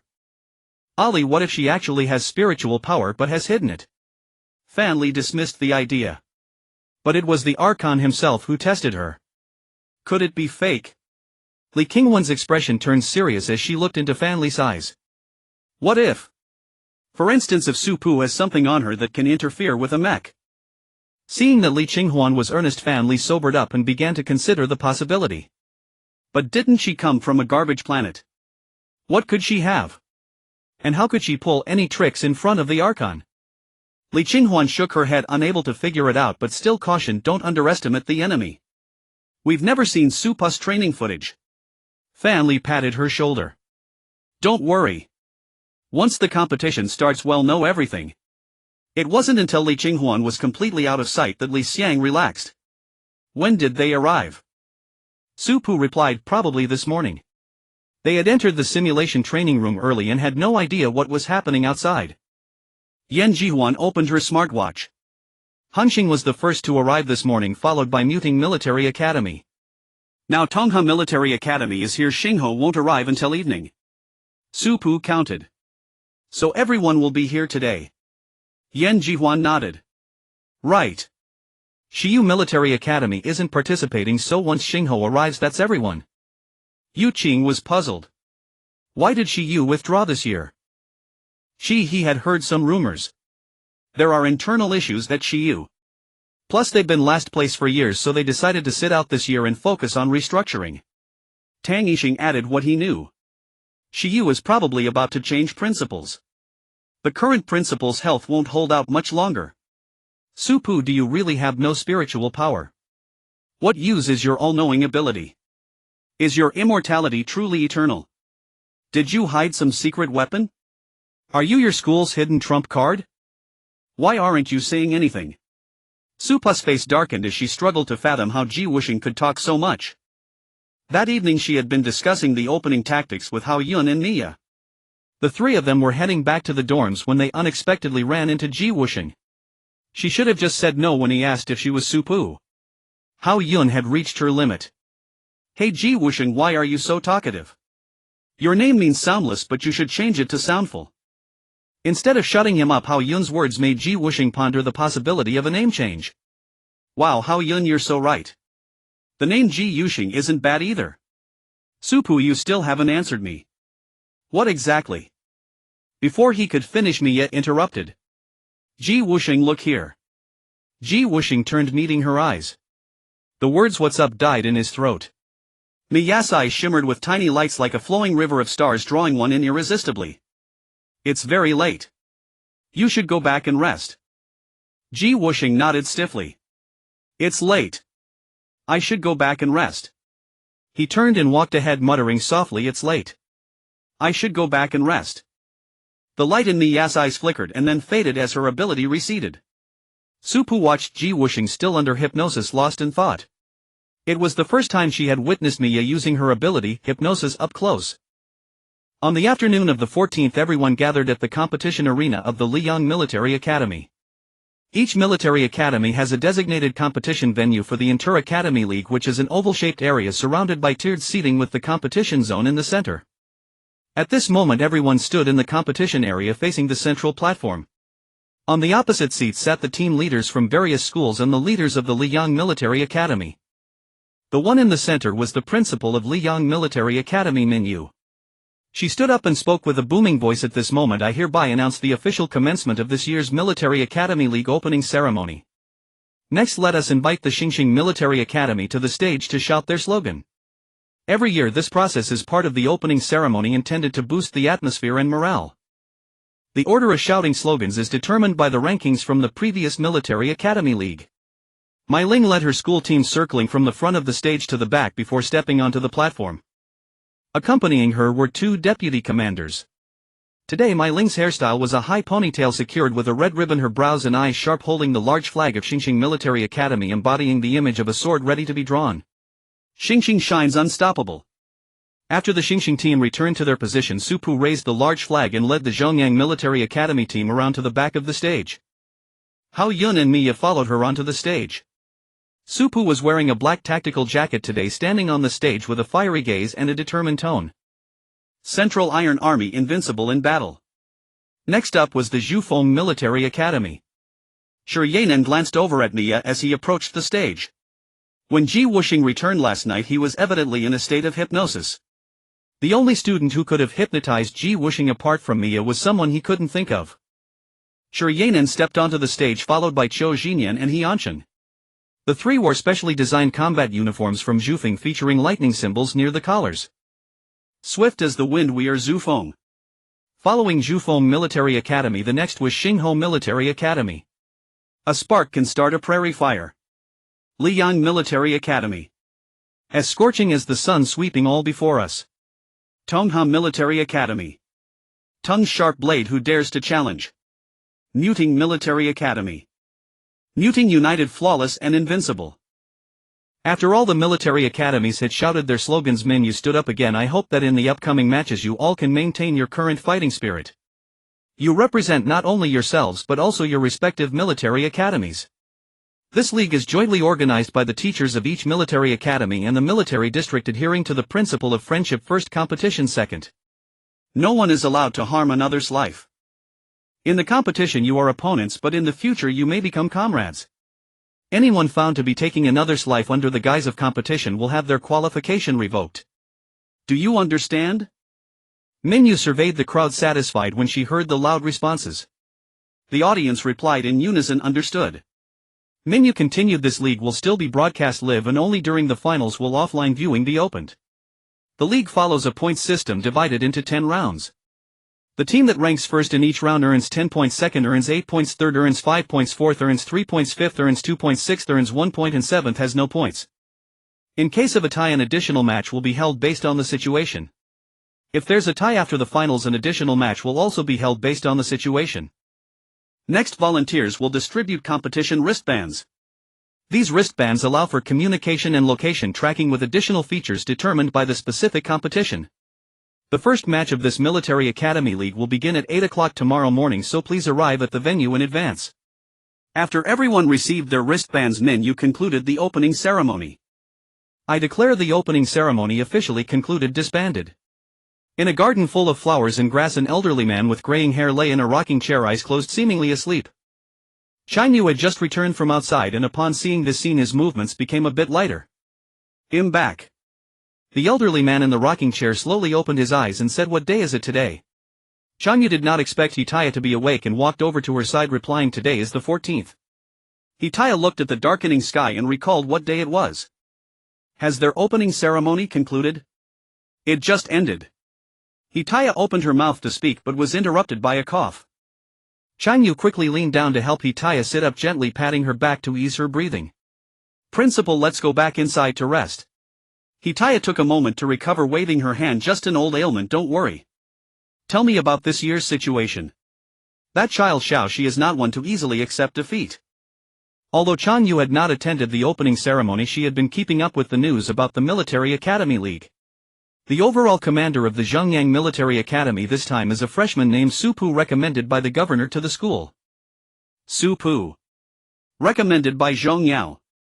Hitaya's gaze deepened as she pondered their relationship. Chanyu smiled. I've heard that Supu comes from a remote planet and possesses dual abilities, one of which is to understand all things, particularly effective against exotic beasts, which is why the governor sent Supu to the military academy for training. Hitaya stood up and Chanyu understood her intention, supporting her as they walked inside. However, there is something interesting. This Supu has not measured her mental strength but possesses it. Currently the exact level is still unknown, but it should be quite high. The deputy commanders are Hao Yun and Miya, both in their third year. Hao Yun was a teammate of Qishi and Hitaya knew her somewhat, so Chanyu did not elaborate. Miya has dual 2S abilities and a hypnotic power, making her a promising candidate. By the way, in the peace squad where Supu is, there are also the Chitang and Li families, missing only the Shi family compared to the Marshall's situation back then. Mentioning the Marshall caused a momentary sense of melancholy and regret in Hitaya. Do you think the peace squad has the potential to become the next peak squad? Hitaya's question caught Chanyu off guard, but she still thought seriously for a moment. It's hard to say, but the younger generation is formidable, you never know. I hope everyone can be like the peak squad. If so, perhaps there won't be so many sacrifices. I can't hold out much longer and can't guard them from behind. This upcoming invasion crisis will have to rely on the younger generation to overcome. Chanyu poured a glass of water and handed it to Hitaya. You shouldn't say such things. You worry too much and are too tired. You need to rest well.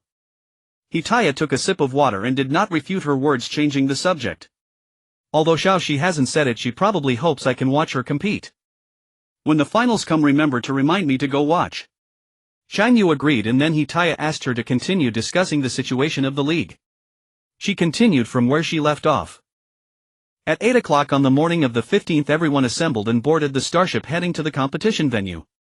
Hao Yun stood beside Supu. So it's a separate venue, probably just the regular season. Supu crossed her arms. Everything under control. If we're not mistaken, it's a competition for supremacy. Hao Yun extended her fist and Supu understood, bumping fists with her. Good luck to us. Hao Yun returned to her team, noticing that Qi's eyes gaze was still fixed on Supu, and called her back. Stop staring. She saw her return with a good expression. Did you guess right? Hao Yun's lips curled up. Almost certain. She smiled. All that analysis wasn't for nothing.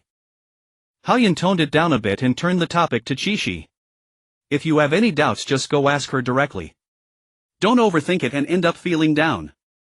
Qishi agreed, pondering when to find another opportunity to ask. Seeing that Qishi had taken her advice, Hao Yun said no more. When the starship came to a halt, everyone held their breath, waiting for it to land and for the rules to be announced. Lan Lan's voice echoed through the ship's intercom. We have arrived at the competition venue.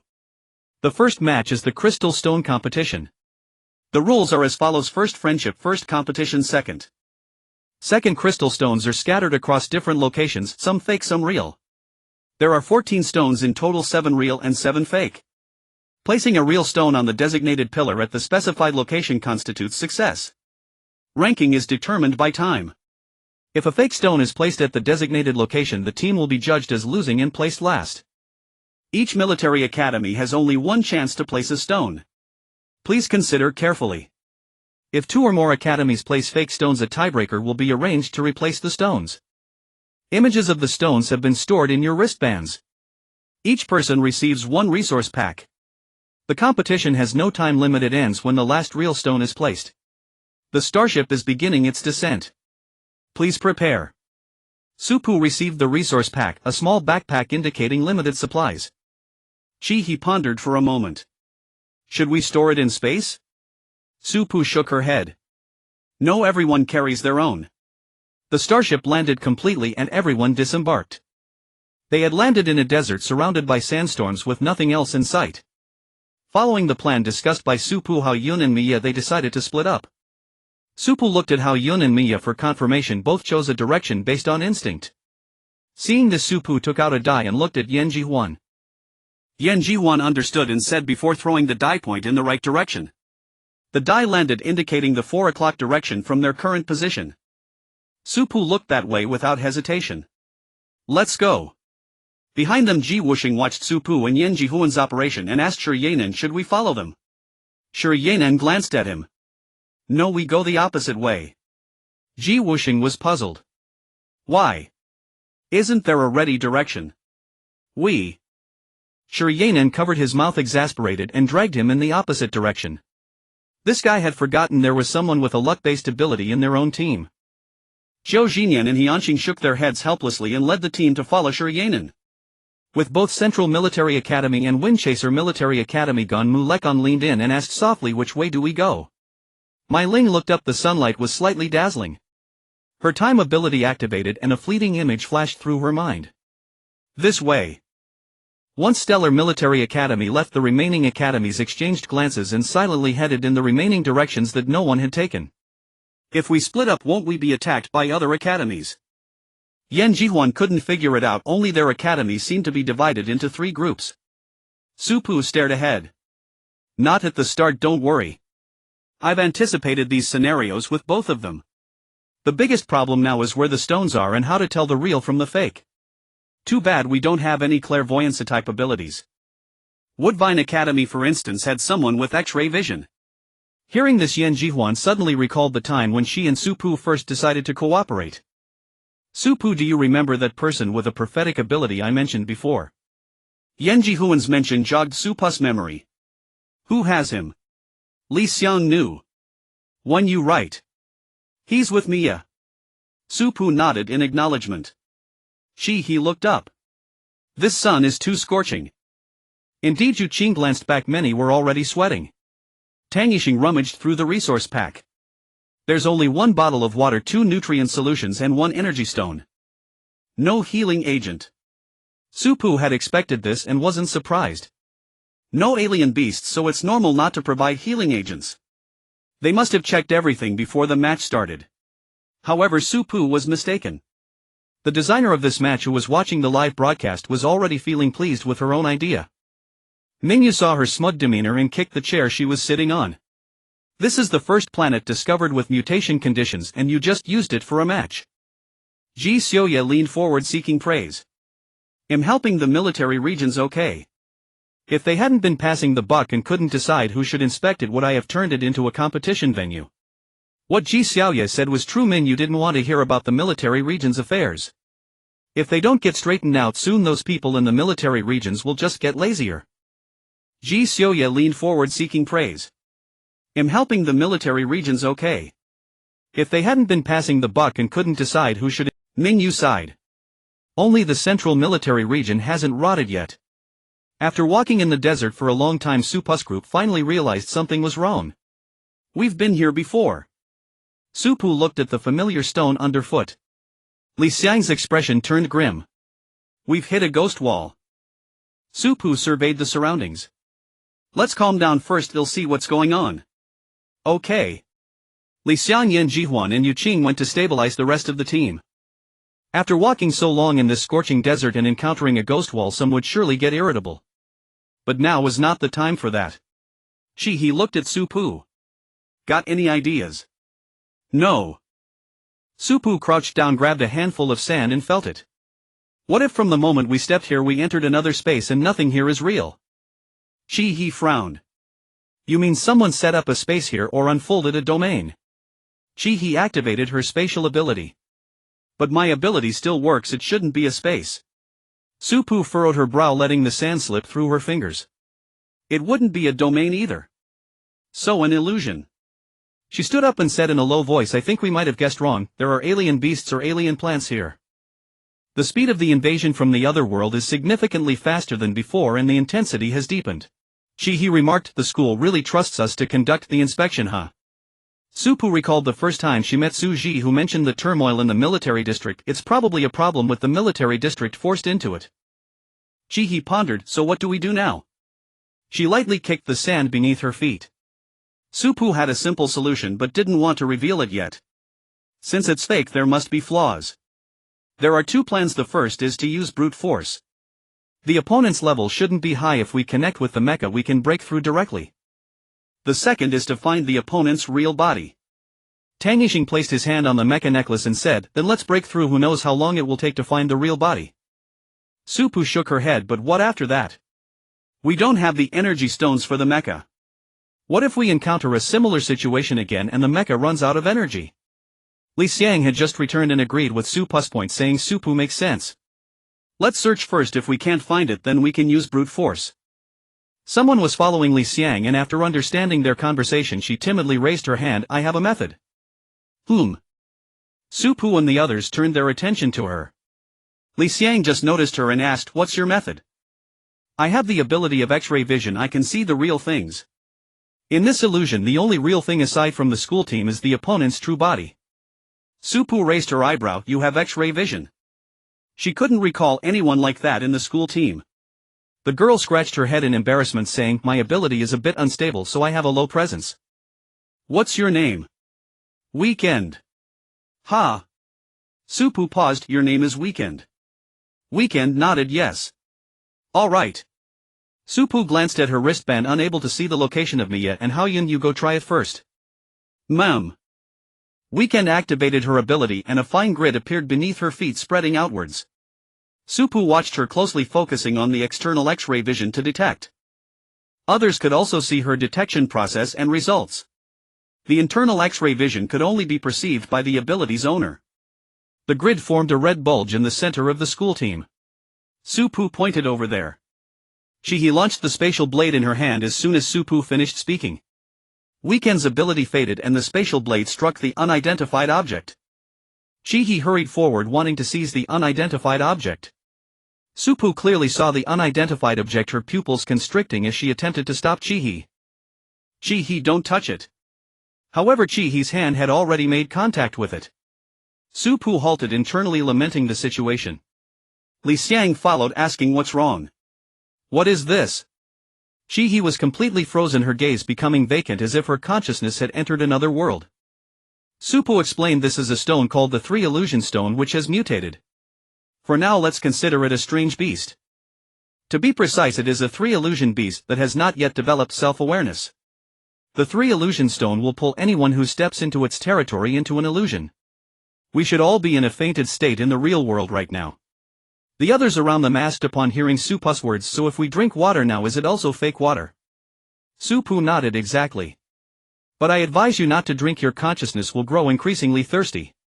Let's wait until we escape the illusion to drink. Hearing this, the others had no choice but to give up on drinking water. Yuqing looked worriedly at the motionless Chi-Hee, saying, what should we do about Chi-Hee? Chi-Hee has been pulled into her past moment. We'll see how long it takes for her to realize it's fake before she comes out. Li Xiang leaned in, asking, so do we wait? Supu pulled out the spatial blade inserted in the Three Illusion Stone, saying of course not. Who knows which moment she got pulled into? What if she doesn't want to come out? Before Supu made a move, she instructed Yuqing to stand next to Chi-Hee. When I make a move, you activate your ability, okay? Yuqing nodded seriously, preparing herself. Supu took Chi-Hee's spatial blade and slashed it across her arm. The pain jolted Chi-Hee out of her inner world, but it was quickly covered by Yuqing's healing. Chi-Hee's gaze regained focus, and as she looked up she found everyone staring at her. Remembering the earlier pain, she glanced at her arm and then at Supu holding her spatial blade, suddenly understanding what had happened. Chi-Hee's ability faded and the spatial blade disappeared from Supu's hand. I was too anxious and didn't hold back, she explained, indicating she hadn't ignored Supu on purpose. Supu of course knew she hadn't done it on purpose, but she still asked with concern, does it hurt? Chi-Hee lowered her gaze. It doesn't hurt. Yuqing's reflexes are good, I barely felt it before it was gone. Are you complimenting me? Yuqing asked. Chi-Hee fell silent, closing her mouth. Supu smiled. Let's go, we'll continue in the original direction. Don't we need to deal with this stone? Yan Jihuan asked. Supu glanced at Chi-Hee. Originally yes. But since Chi-Hee was pulled in, now that she's out, it's resolved. As long as we head back in the original direction, we can exit the territory of the Three Illusion Stone. Since we can leave directly, let's not disturb it, someone else might come here. As long as they remind Hao Yun and Mia after they get out, the ones who fall into the trap will only be other military academies. Yan Jihuan gave a thumbs up, saying, as expected of you. Once they walked out of the territory of the 3 illusion stones, Su Pu stopped. Everyone rest for a few minutes, those who want to drink water can do so. Later we will walk straight until we exit the desert without further breaks. Upon hearing Su Pu's words, the members of the school team opened their water bottles to drink. Su Pu activated the communication function on her wristband. Mia picked up quickly, but Hao Yun took half a minute to answer. Su Pu asked, is the situation on your end not good? Hao Yun's voice was a bit hoarse. It's fine, just a small issue that's already resolved. What do you want to say? Su Pu briefly explained the situation they encountered to Hao Yun and Mia. Mia responded, okay, I will pay attention. Hao Yun said, alright, I know too.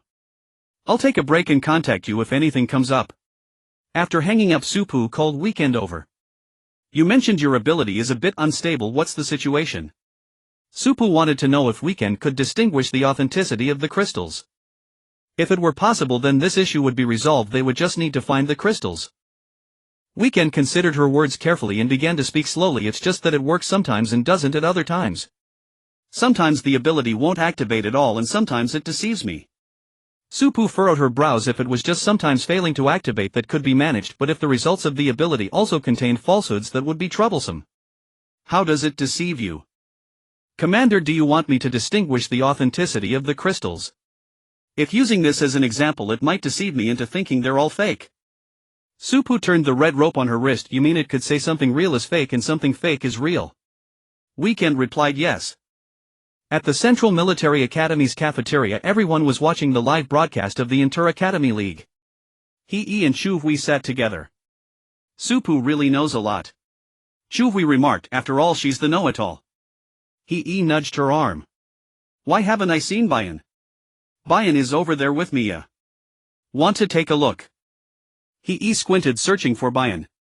It's a bit small, I can't make it out. Chu Hui didn't look at him, continuing to watch the broadcast. Hao Yun's team was under attack by a swarm of rank aberrant beasts, numerous but low-level. Thus when Hao Yun spoke with Su Pu, she dismissed it as a minor issue. Both Chu Hui and He were fixated on the Central Military Academy screen when suddenly shouts from others reached their ears. Look at the Star Military Academy. Chu Hui turned toward the source of the voice. A few people were gathered together, expressions tinged with surprise. He also looked up. What's happening? Chu Hui switched the live feed. Let's see. The sight was shocking. Chu Hui lost her appetite. Mai Ling found a crystal. He quickly switched channels and sure enough he saw Mai Ling holding a crystal. It shimmered in her hand as Mu Leking gazed at it. Mai Ling's other teammate Su Ji leaned in. Is this crystal real or fake? Mai Ling shook her head. Not sure. Does the school team have any clairvoyance type abilities? One of the deputy commanders, Sui Ning, replied no. Mai Ling and her team were still in the desert, not yet out, and she felt it couldn't be this simple. Mai Ling stowed the crystal in her bag. Let's not worry about it for now. Other academies must have clairvoyance abilities. If we run into them, we'll borrow it. Keep searching for crystals. The more we gather, the higher the chance of finding a real one. Shi Yanan's wristband chimed repeatedly. After a series of rings, it announced, the Star Military Academy has obtained a crystal. Shi Yanan furrowed his brow. Xiao Xinyan and He Ansheng's wristbands also broadcast the news. It seems that whenever an academy finds a crystal, the wristband announces it. Xiao Xinyan mused, will the Star Military Academy hear it too? He Ansheng asked, are you thinking of exploiting the information gap to catch them off guard? Shi Yanan pondered the possibility. If the side that finds the crystal can't hear the broadcast, then it might be worth a try. However, we don't know their location. Ji Wuxing emerged from behind. How about I go find them? I can transform, sneak in and steal the crystal. What do you think? Shi Yanan rejected the idea outright. No. Ji Wuxing didn't understand. Why not? Splitting up would be efficient. I'll steal the crystal while you search for more. Perfect synergy. If you go alone and get caught, can you escape? Ji Wuxing fell silent. Facing the entire Star Academy team by himself, escape was indeed impossible. Yanqing weighed his words and suggested, what if Jiyu and Lu Feng go with him? Jiyu was a combat soldier from the Silent Squad, a fire-type ability user with the highest combat prowess in the team. Lu Feng, a combat soldier from the Fasting Squad, had a teleportation ability perfect for a quick getaway. With this setup they couldn't defeat Star Academy, but they could certainly escape. Shi Yan'an nodded. All right. He looked at Jiyu. You and Lu Feng support Ji Wusheng. Let him infiltrate Star Academy alone. You two stay at a distance. Then he instructed Lu Feng, if anything goes wrong, teleport Ji Wusheng out immediately. Jiyu nodded. Understood. Rest assured, Captain. Lu Feng replied, Roger. Shi Yan'an felt relatively confident in them, but Ji Wusheng. He warned, stay out of trouble and act cautiously. Ji Wusheng raised his hand, 3 fingers together in a vow. I promise. Shi Yan'an pushed his hand down, knowing better than to trust Ji Wusheng's word. Li Yi, point them in the right direction. Li Yi slid a small tube from her sleeve from which a pink butterfly slowly emerged. Li Yi's ability activated. The butterfly circled her once, then flew to Ji Wusheng's front, signaling him to follow. Shi Yan'an said, go. Have you found any crystals yet? Not yet, just got out of the desert. Supu was on a call with Hao Yun and Mia. No one had expected the Star Military Academy to be so lucky. Hao Yun, aren't you supposed to be lucky? Mia chimed in unexpectedly. Hao Yun replied, that's a blessing, not a fact. Supu couldn't help but chuckle. Maybe it'll come true. Hao Yun played along. Alright, they'll take your word for it. What now? Should we go check on Star Academy? No. Other academies will surely make a move. There's no need for us to interfere. Supu gazed at the forest before her, sensing instinctively that crystals lay within. Let's stick to the original plan. I'll call you when we find one. Okay. Supu ended the call. Yan Jihuan asked softly, why not have when you make a prophecy? It's not time yet. No rush. As long as you have a plan. The group pressed on, scrutinizing every detail along the path. Commander. A shout came from the rear. Supu halted, turning toward the voice. The crowd parted, allowing the person at the back to rush forward quickly. He held a stone in his hands, panting, a mix of urgency and excitement in his voice. Commander, take a look. Is this a crystal? In that instant he had compared it to the image on his wristband. It looked identical. Yan Jihuan stared blankly at the crystal. She asked Supu to pinch her. Is this real? Supu took the crystal. It does match the school's description. Where's Zhou Mo? Have her come over. Zhou Mo was stationed nearby, ready for action. At the summons she zipped over in an instant. Supu asked Zhou Mo to detect whether it was genuine. Yu Qing curiously inquired of the crystal finder, how did you find it? He stammered, a bit embarrassed. I tripped over it. Got a bit mad, wanted to dig it out and kick it away, but then I saw it was a crystal.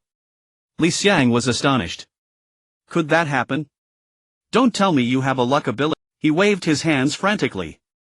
No, I'm not. Zhou detection result cut through, making his words even more conspicuous. Zhou Mo announced it's fake. He stammered to finish, I have a misfortune ability. A heavy silence fell over the group. Supu held the crystal up to the sunlight, it gleamed brilliantly. Fake or not, it's not certain yet. Zhou Mo, isn't your ability unstable? Zhou Mo felt disheartened at the remark. If only her ability were stable. Supu seemed to sense her mood, looking at her with gentle eyes. Don't overthink it. Your ability is very useful. Supu lowered her hand, tossing the crystal lightly. She addressed everyone, even if this crystal is fake, it still has its uses. With that she tossed the crystal to Chi-He. Keep it safe. Let's move on. Well, collect as many as we can. Chi-He caught it and stored it in her spatial dimension. Supu opened the communication again. We've found a crystal.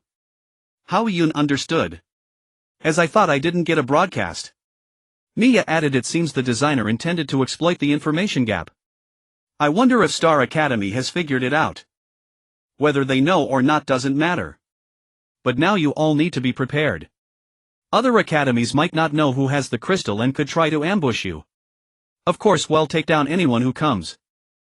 Li Qinghuan listened to the report from her wristband. The Central Military Academy has also been located.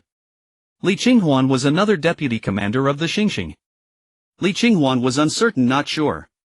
Mai Ling pondered for a moment and made a decision. Let's continue moving forward.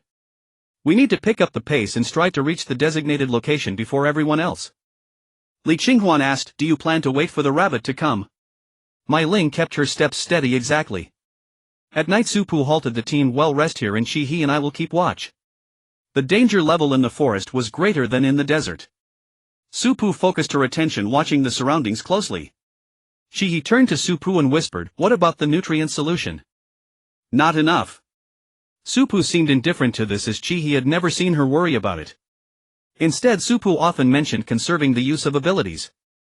He was slightly taller than Su Pu and each time Su Pu looked at her she had to slightly tilt her head up. Isn't there reality at food?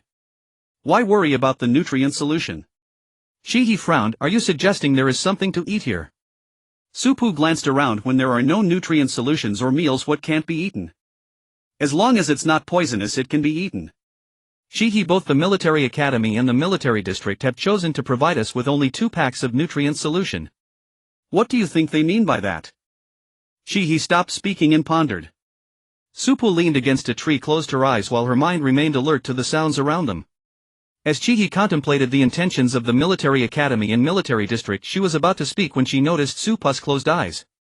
She shut her mouth, her gaze fixed on Su Pu's face. She was curious about Su Pu's background. Su Pu seemed to know a lot, everything the military cadets knew and even things they didn't. Yet sometimes she felt that Su Pu seemed to know very little about the events that occurred over the past few years that everyone around her was aware of. It was somewhat like being isolated from the world. With such a vast reservoir of knowledge, could Su Pu be a child from a reclusive family? To conceal the trajectory of her life for over a decade, what kind of power would that require? As for the possibility of being a poor person from a garbage planet, he had never considered that. Su Pu did not seem like someone who had ever lacked money in any regard. What's wrong? He's prolonged gaze made Su Pu open her eyes and meet her gaze. He fluttered her eyelashes and withdrew her gaze. Do you think the military district wants us to adapt to a situation without food reserves in advance? Su Pu tilted her head back, gazing at the stars in the night sky. Do you remember why this military academy competition was held early? When war breaks out there won't be as much food available. Plant mutations, animal mutations, they can become weapons for people but cannot serve as food. Su Pu added, then negated her previous statement, no, if it comes to a dead end even mutated beasts can become food. But that applies to high-level ability users. With this Su Pu paused, lowered her head and chuckled softly, actually there won't be any phenomena of eating mutated beasts anymore. Su Pu spoke the latter half lightly and he did not hear clearly what. Su Pu looked up, I mean once we enter the military district food won't be a problem, the key issue is whether the energy stones are sufficient and whether our abilities have been exhausted. This is what the military district wants us to realize. Otherwise they wouldn't provide such limited resources. Unbeknownst to them, Yu Qing's closed eyes opened a crack. Their conversation reached Yu Qing's ears, causing ripples in her mind. A night passed without incident. When everyone woke up they found several fruits on them. Su Pu had picked them before dawn. I've tasted them, they are edible. After everyone finishes eating we will set off. Thank you, Commander. Su Pu curved her brows and arms, leaning against the tree in thought. A shadow suddenly fell across Su Pu's face, causing her expression to change. Looking up, it was a mutated beast. Everyone be on guard. The others who were still munching on fruits immediately tucked them away and prepared for battle upon seeing so many mutated beasts in the sky. Su Pu stated, class mutated beast, black armored bird, its weakness is in its eyes. Those with ranged abilities should engage while others can deliver finishing blows when the beasts drop. He was the first to strike, launching a spatial blade, and the battle commenced. Li Xiang attempted to control a few black armored birds, causing them to crash about. Tang Yixing's water arrows flew around just like He's spatial blades. Various colorful abilities appeared and one black armored bird after another fell from the sky under the onslaught. However, there were too many of them. For every one that died another would appear. Su Pu scanned the area and spotted a familiar figure among the crowd. It was the fire ability user who had attacked He during the preliminary competition. Black armored birds feared fire. Su Pu commanded, gather the black armored birds together and unleash fire abilities on them. Gu Dongyue amidst the crowd heard Su Pu's words, retracted her ability and found other fire ability users to gather together. Once most of the black armored birds were herded together, their various fire attacks erupted in the sky simultaneously.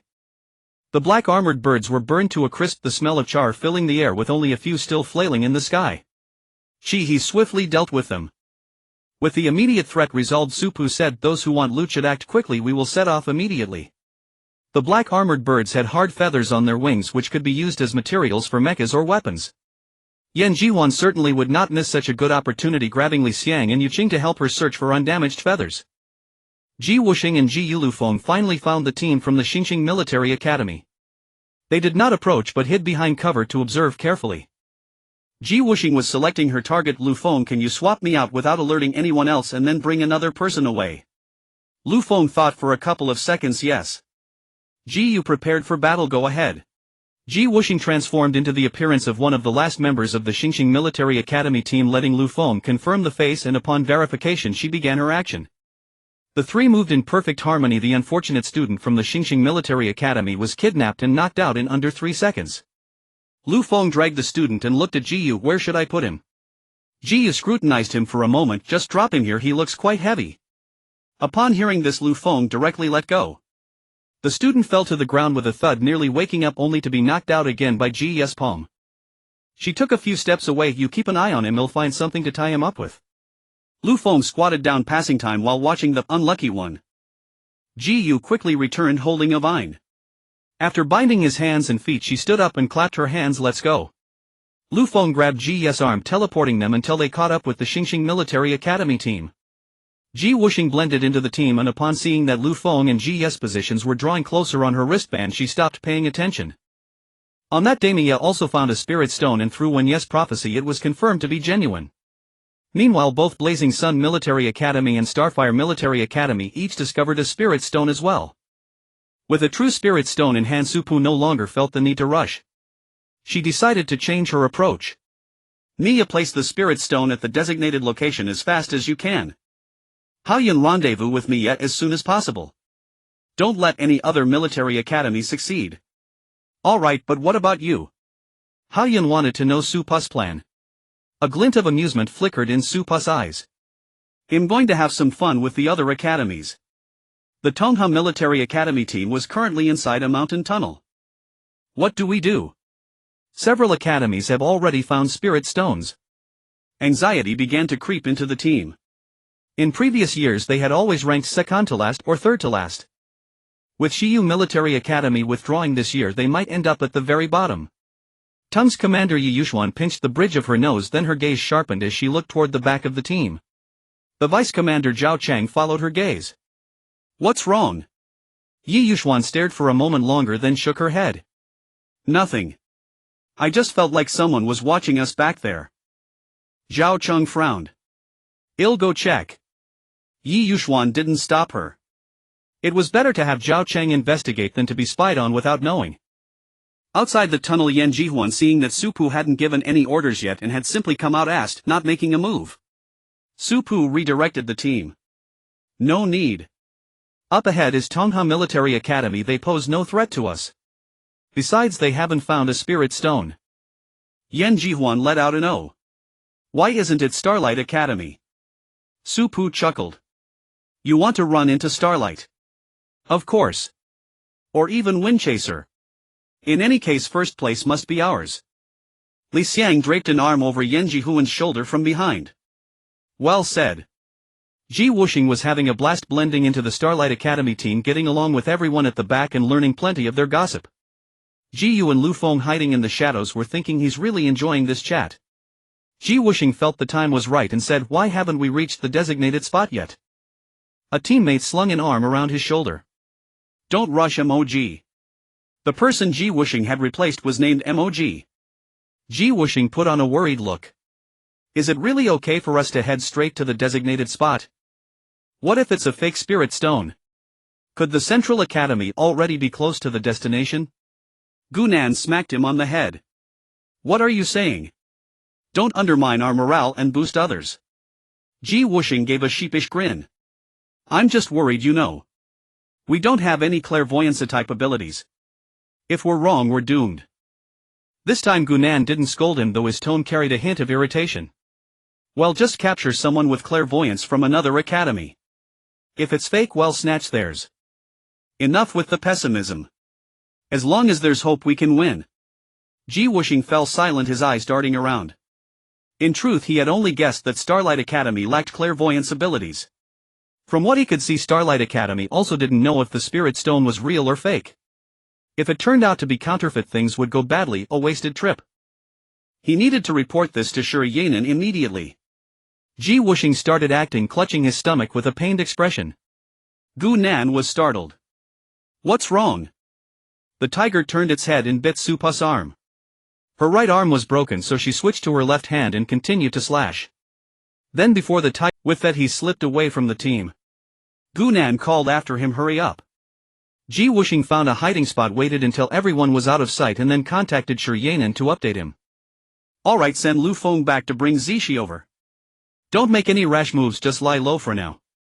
Zishi could tell if a spirit stone was genuine. If it was real, they'd seize it. If fake, Ji Wuxing and the others would retreat. Ji Wuxing pretended to be disappointed. Fine. After waiting 2 or 3 minutes, he excitedly returned to the Starlight Academy team and resumed gossiping as before. Lu Feng received Shi Yanan's order and withdrew first. The Peace Squad, lying not far away, observed everything clearly. Why is he going back? They were too far away to hear the conversation. Su Pu speculated, if Starlight Academy doesn't have clairvoyance abilities, they can't tell if the Spirit Stone is real. Ji Wuxing has been infiltrating them for a while, he must know whether they have such abilities. That person has a teleportation ability. If he's going back alone, it's probably to bring someone here. That means Starlight Academy lacks clairvoyance, but Windchaser has it. So he needs to return to Windchaser to bring a clairvoyant over to verify the Spirit Stone and decide whether to continue stealing it. Su Pu formulated her next move, speaking in a low voice. Qi Heili Xiang Tang Yixing, go capture that clairvoyant. Yu Qing, bring Zhang Qi and Gu Dangyue here. Zhang Qi was the one who had found the Spirit Stone. Yan Jiduan, guard the team and stand by. The 5 accepted their orders, leaving Su Pu alone. She wanted to probe Mai Ling's strength, but now wasn't the time, too many people were around. Soon Zhang Qi and Gu Dangyue arrived. Su Pu sent Yu Qing back to the team. Gu Dangyue had a strong impression of Su Pu but hadn't expected Su Pu to remember her. Zhang Qi was puzzled about why he had been summoned, feeling he wasn't very useful and had only made the team thanks to his teammates carrying. Su Pu didn't leave them in suspense for long. Zhang Qi, how many people can your misfortune ability affect? Zhang Qi thought carefully. Depending on the ability level. For those below rank 3 people, for rank 1 person above rank, the effect is weakened. Su Pu hadn't intended for him to target high-level individuals anyway and simply nodded at his answer. Gu Dangyue, is your fire ability rank? Gu Dangyue confirmed. Yes. Good. Su Pu faced the direction of the Starlight Academy team, now far ahead. Follow me. Gu Dangyue and Zhang Qi followed Su Pu until they were not far from the Starlight team and stopped. It was just the right distance to see the faces of those at the back. Gu Dangyue see that man in the brown jacket and black pants with his arm around someone. Gu Dangyue followed her gaze and locked onto the person Su Pu had indicated. It was Ji Wuxing, whose appearance had been altered. Su Pu then asked Zhang Qi again, how precise is your ability? Can you make someone trip? Zhang Qi nodded vigorously, eager to prove his worth. Yes, I can. Apply your ability to the person next to him and pick 2 others nearby to cause chaos. Gu Dangyue, take advantage of the confusion to strike the person I pointed out. The fiercer the better. Ideally force him to reveal his true identity. Gu Dangyue understood and waited for Zhang Qi to act first. Zhang Qi activated his ability. Gu Nan seemed to trip over something, dragging Ji Wuxing down with him. The same happened to 2 others nearby because they were close, more than 2 fell. Gu Dangyue launched a long-range attack, sending fireballs and arrows all aimed at Ji Wuxing. The commotion at the back of the team alerted Mai Ling and the others at the front. Mai Ling frowned and walked toward the rear with Mu Lekeng. Ji Wuxing's ability couldn't attack from a distance and his weapons were for close combat. Since Gu Dangyue wasn't in front of him, he couldn't strike back. Ji Wuxing's hair was singed, filling the air with a burnt smell. He hopped about in frustration. Once he extinguished the flames, a dagger pressed against his neck. The cold blade touched his skin. He lifted his gaze to meet Mai Ling's piercing stare. Who are you? Ji Wuxing looked wronged by the misunderstanding. Commander, what are you doing? We're from the same school, why are you targeting me?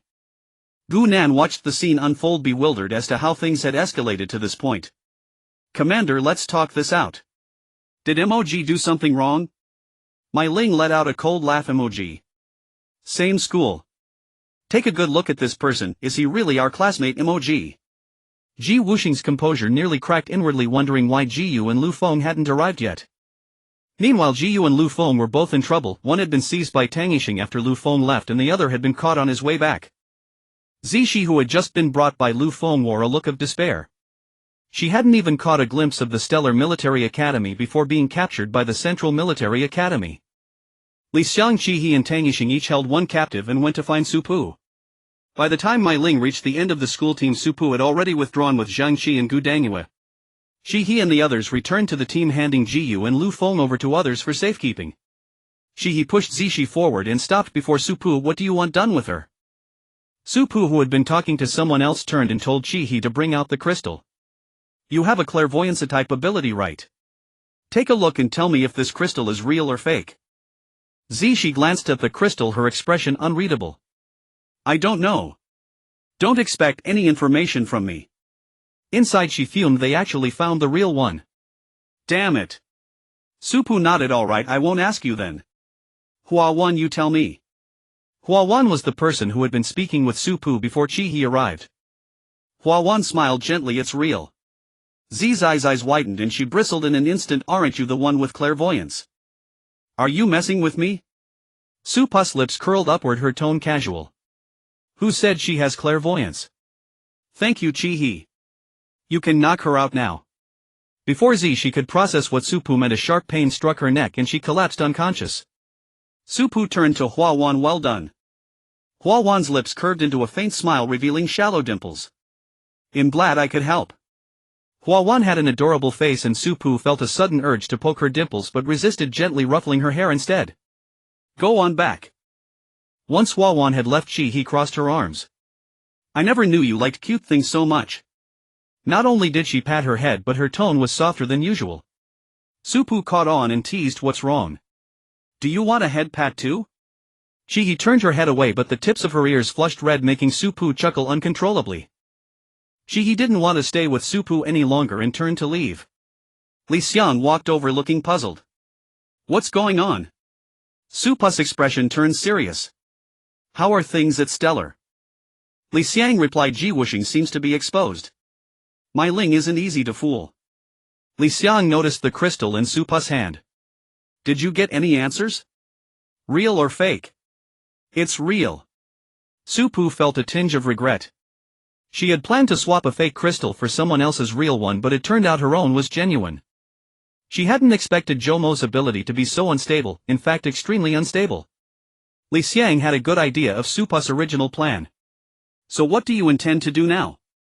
Su Pu toyed with the crystal in her hand, pondering. Let me check on Miya's progress. The call was answered instantly and both Miya's and Hao Yun's voices came through together. Su Pu asked first, have you rendezvoused? Yeah, what's up? How much longer until you reach the designated location? Mia was on the call via her wristband while Hao Yun checked the positioning on her own. If we keep moving through the night, probably another day. It's fine, no rush. Don't travel at night, stay safe. Su Pu exchanged a few more words with Mia and Hao Yun before hanging up. After ending the call, Su Pu fell into deep thought without issuing the next plan. Yan Jihuan waved a hand in front of her face. What are you thinking about? Su Pu was considering whether to have the main team and the secondary team join forces. Causing trouble at other academies didn't seem to require so many people. Instead, it might be better to reinforce the safety of Miya's group on the road.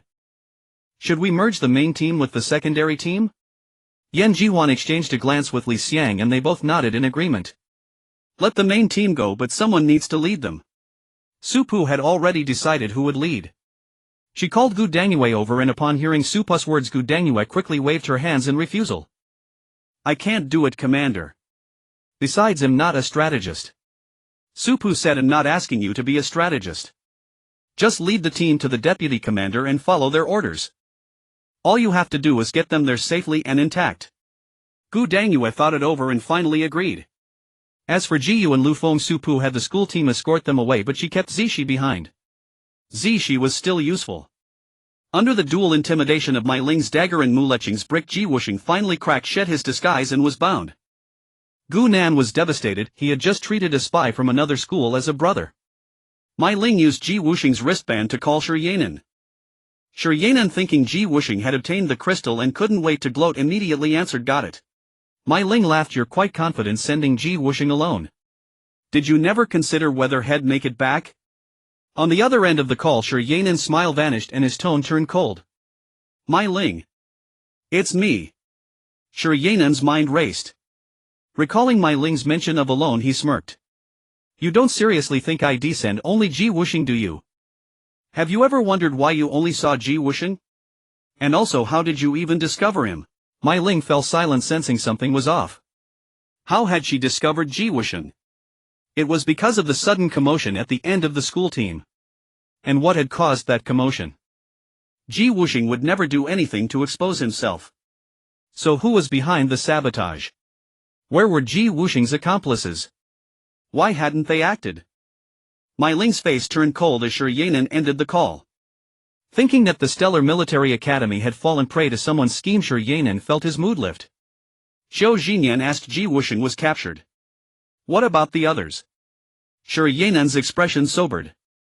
They were probably captured too, but not by Stellar. Someone exposed Ji Wuxing and captured our people without arousing Mai Ling's suspicion. Who could it be? He Anqing frowned. Zishi is still there. Could it be the Central Military Academy? Shi Yanan considered that the Central Military Academy had split up and found it plausible. One group went to place the crystal while the other went to cause trouble at other academies. If it were him, he would have arranged it the same way. So the one causing trouble was it Hao Yun? Mia? Or Su Pu? In the livestream comments section, cheering for Mia. This misfortune ability is hilarious. Instant skill unlock for faceplanting. Don't wait, so is Hangsing's crystal real or fake? Loyal follower of Marshal Qi Yang, someone bring up Su Pu's file. Starlight Shimmer replying to the above, please enjoy attached file image. The title of Frail Commander now spread among all those watching the livestream. The fact that she lacked spiritual energy made everyone remember Su Pu. In an inconspicuous corner, a comment emerged only to be drowned in the torrent of messages. Autumn Knife Fish, if she has no spiritual energy, why wear a mecha necklace? Su Pu fell silent, staring at another crystal in her hand. After acquiring the first one, it felt like she had stumbled upon a nest of crystals. Su Pu glanced at Zishi, a pang of regret that she hadn't made Huawan stay too.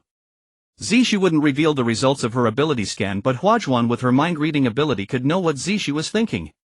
Su Pu's gaze wandered over each person, pausing briefly on Li Xiang. How could she have forgotten Li Xiang's ability?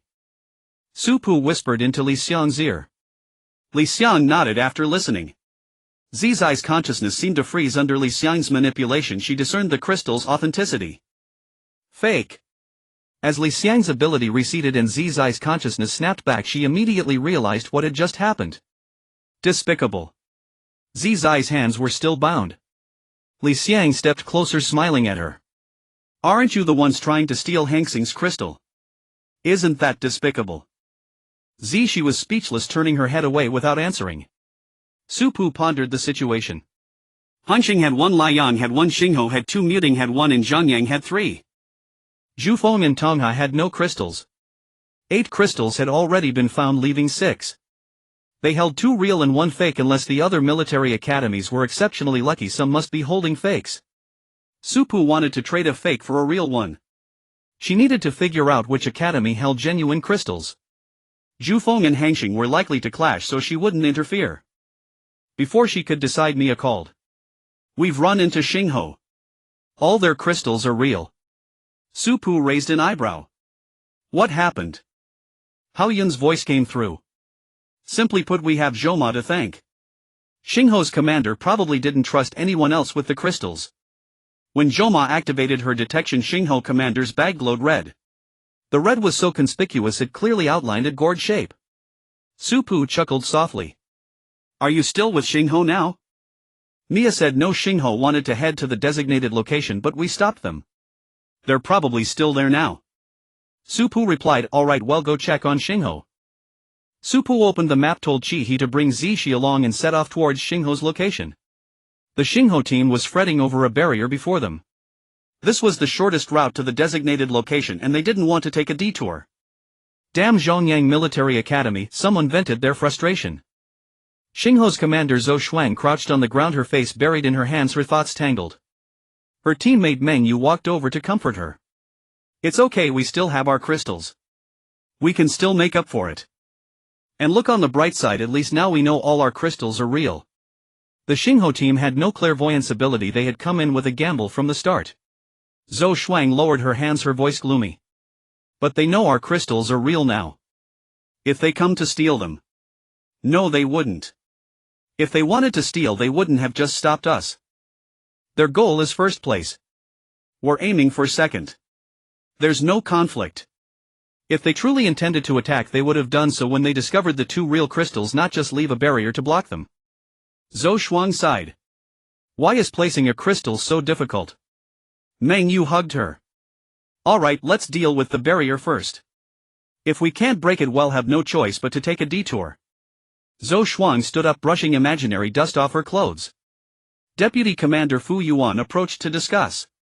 This barrier won't last long. Should we break it now or wait? Zhou Shuang thought for a moment. Break it. I'm afraid things might change if we wait. Fu Yuan agreed, her eyelids had been twitching, a foreboding feeling hanging over her. Meng Yu had everyone prepare. The Xingho team's combat abilities united and they shattered the barrier in a coordinated effort, expending little energy. Just as Zhou Shuang was about to lead the team forward, a spatial blade struck the ground, forcing her to retract her step. Supu and Chi-He appeared from the right, facing the Xingho team. Zhou Shuang frowned. You are Supu and Chi-He. Zhou Shuang suddenly realized she had felt something was missing from the Zhongyang team. So their commander wasn't with them. Just the two of you. You're not thinking of stealing our crystals, are you? With the Zhongyang team far away, Zhou Shuang wasn't afraid of a numbers game. Supu and Chi-He didn't answer.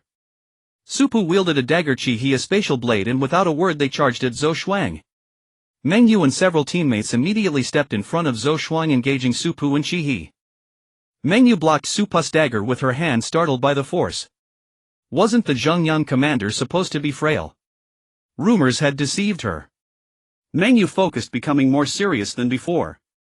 Zhou Shuang breathed a sigh of relief, thinking it was just the two of them, but then a sound came from the left.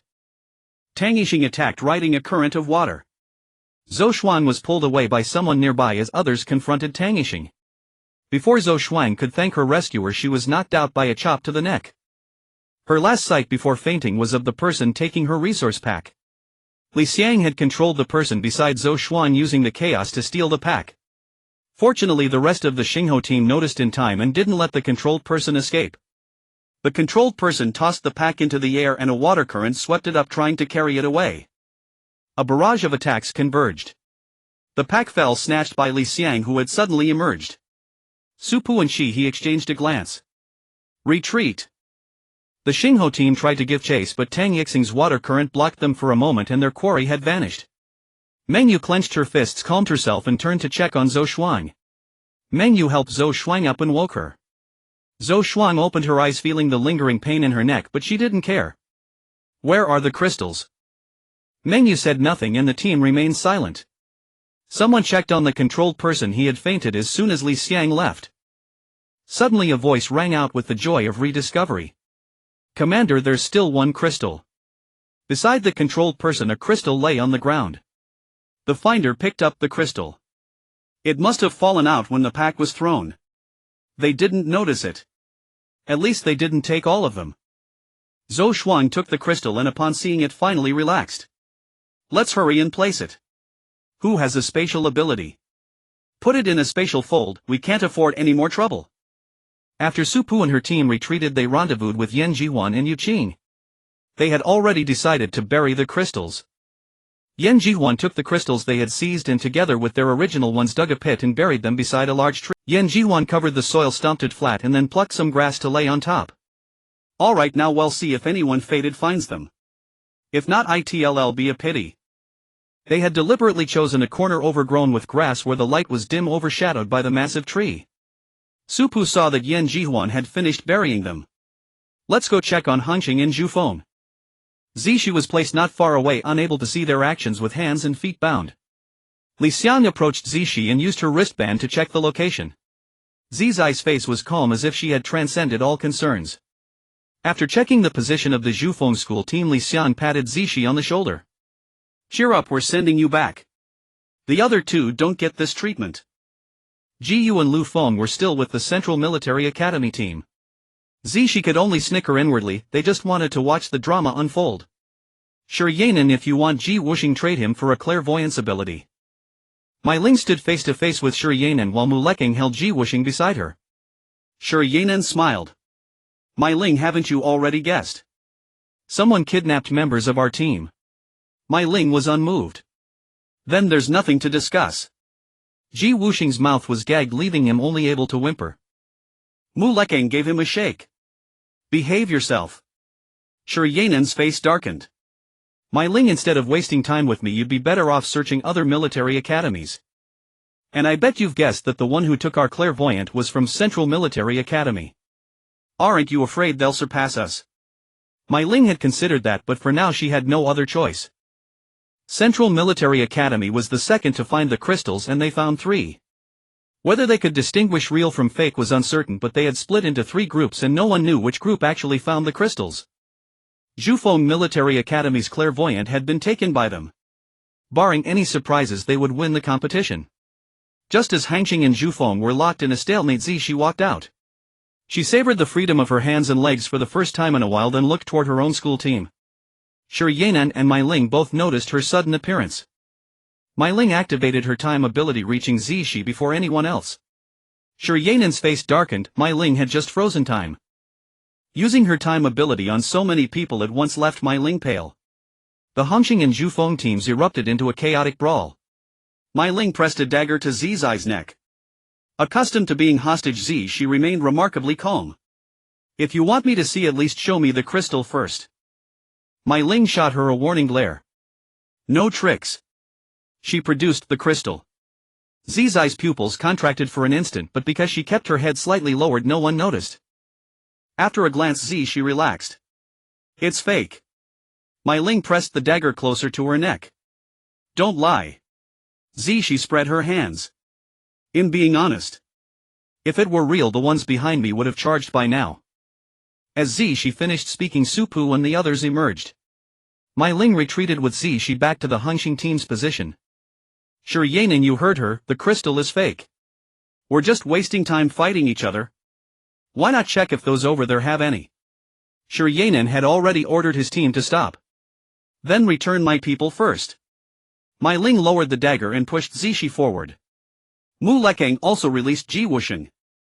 Ji Wuxing returned to his team, loosened his hands and pulled the cloth from his mouth.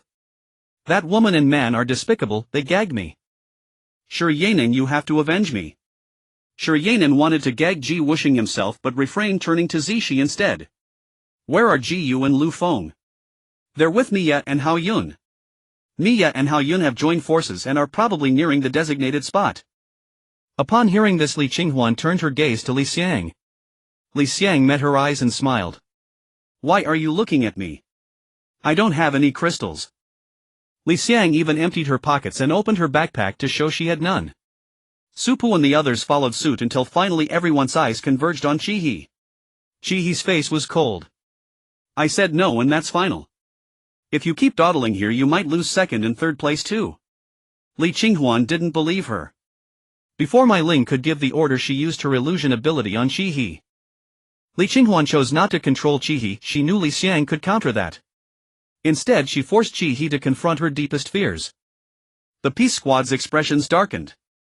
Li Xiang couldn't hold back and attacked. Tang Yixing thought of something and looked at Chi-He with concern.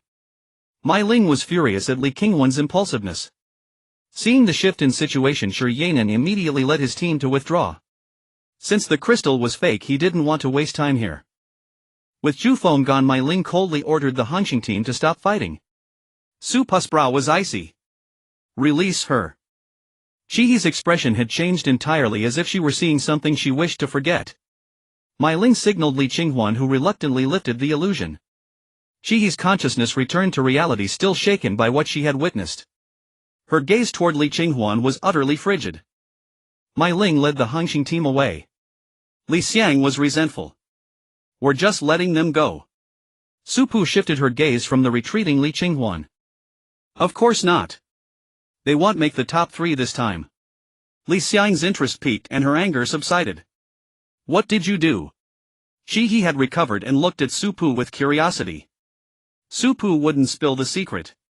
Watch the replay yourself. Let's go. Well, head straight to the designated spot. This is almost over. A faint smile curled at the corner of Su Pu's mouth as she strode forward with Li Xiang following and pressing her for answers. He trailed behind them, eager to hear Su Pu's response. Tang Yixing noticed Yan Jihuan and Yu Qing lost in thought. Let's go. Yan Jihuan and Yu Qing exchanged glances beside Su Pu. Both had sensed the fluctuation of Su Pu's ability just now.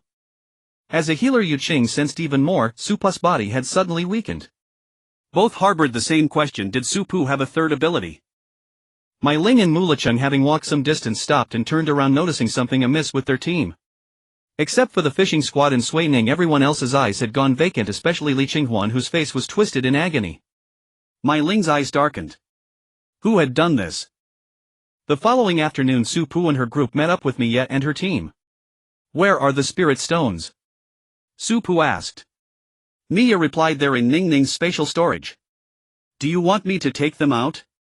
Su Pu shook her head. No, leave them there. Hao Yun checked the location. We'll reach the spot after walking a bit further. Sure enough, after a short walk they arrived at the designated location. Before them lay a lake, its surface rippling with shimmering light, the edges reflecting scattered shadows. At the center of the lake was a small island, and in the middle of the island stood an upright pillar. The pillar had 7 holes on its surface.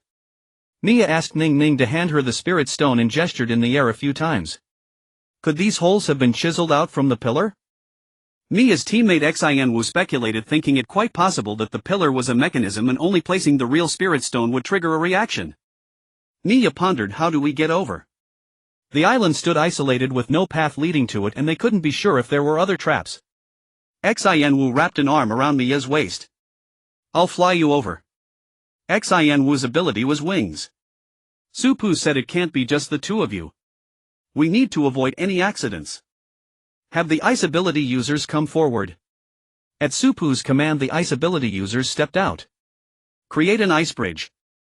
The ice ability was activated and an ice bridge wide enough for 6 people appeared before them. Seeing this, Xin Wu reluctantly released her hold on Mia's waist. Su Pu said, let's go.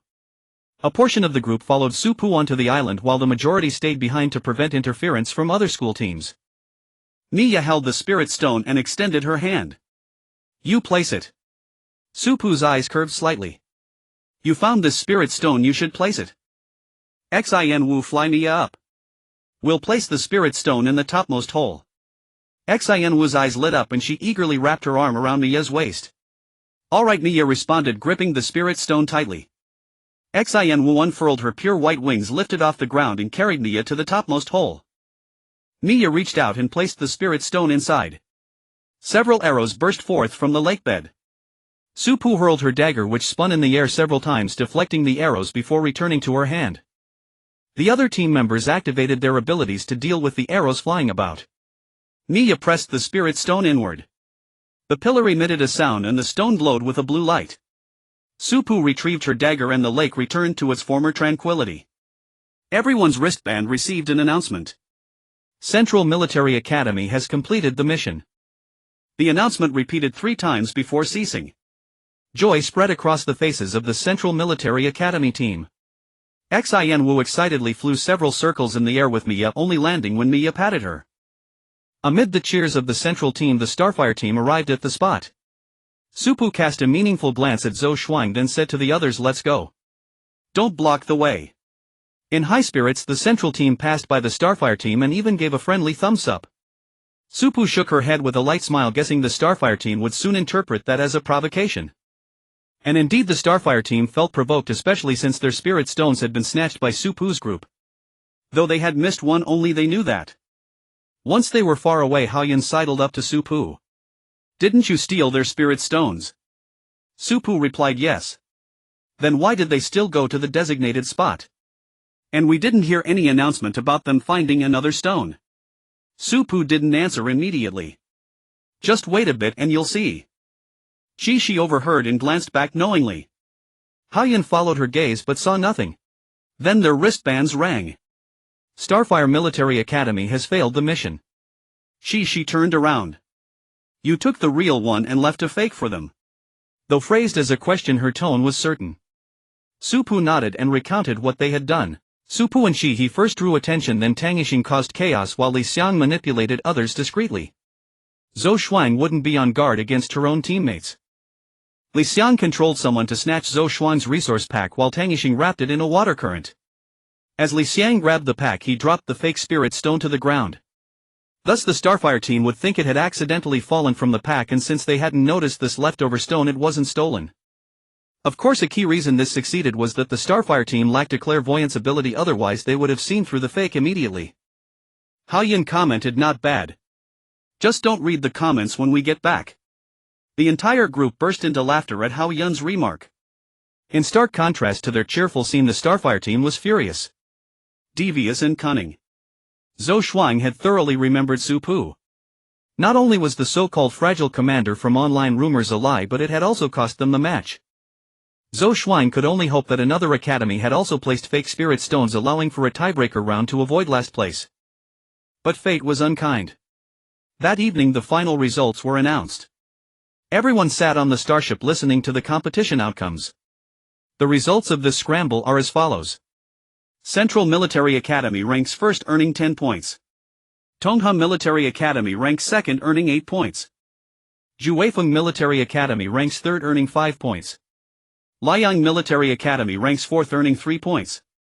Muting Military Academy ranks fifth, earning 2 points. Hunxing Military Academy ranks sixth, earning 1 point. Starfire Military Academy ranks seventh, earning 0 points. The rankings of Tongha and Hunxing surprised everyone except Central. Supu's group showed little reaction to Hunxing's rank but were curious about Tongha's.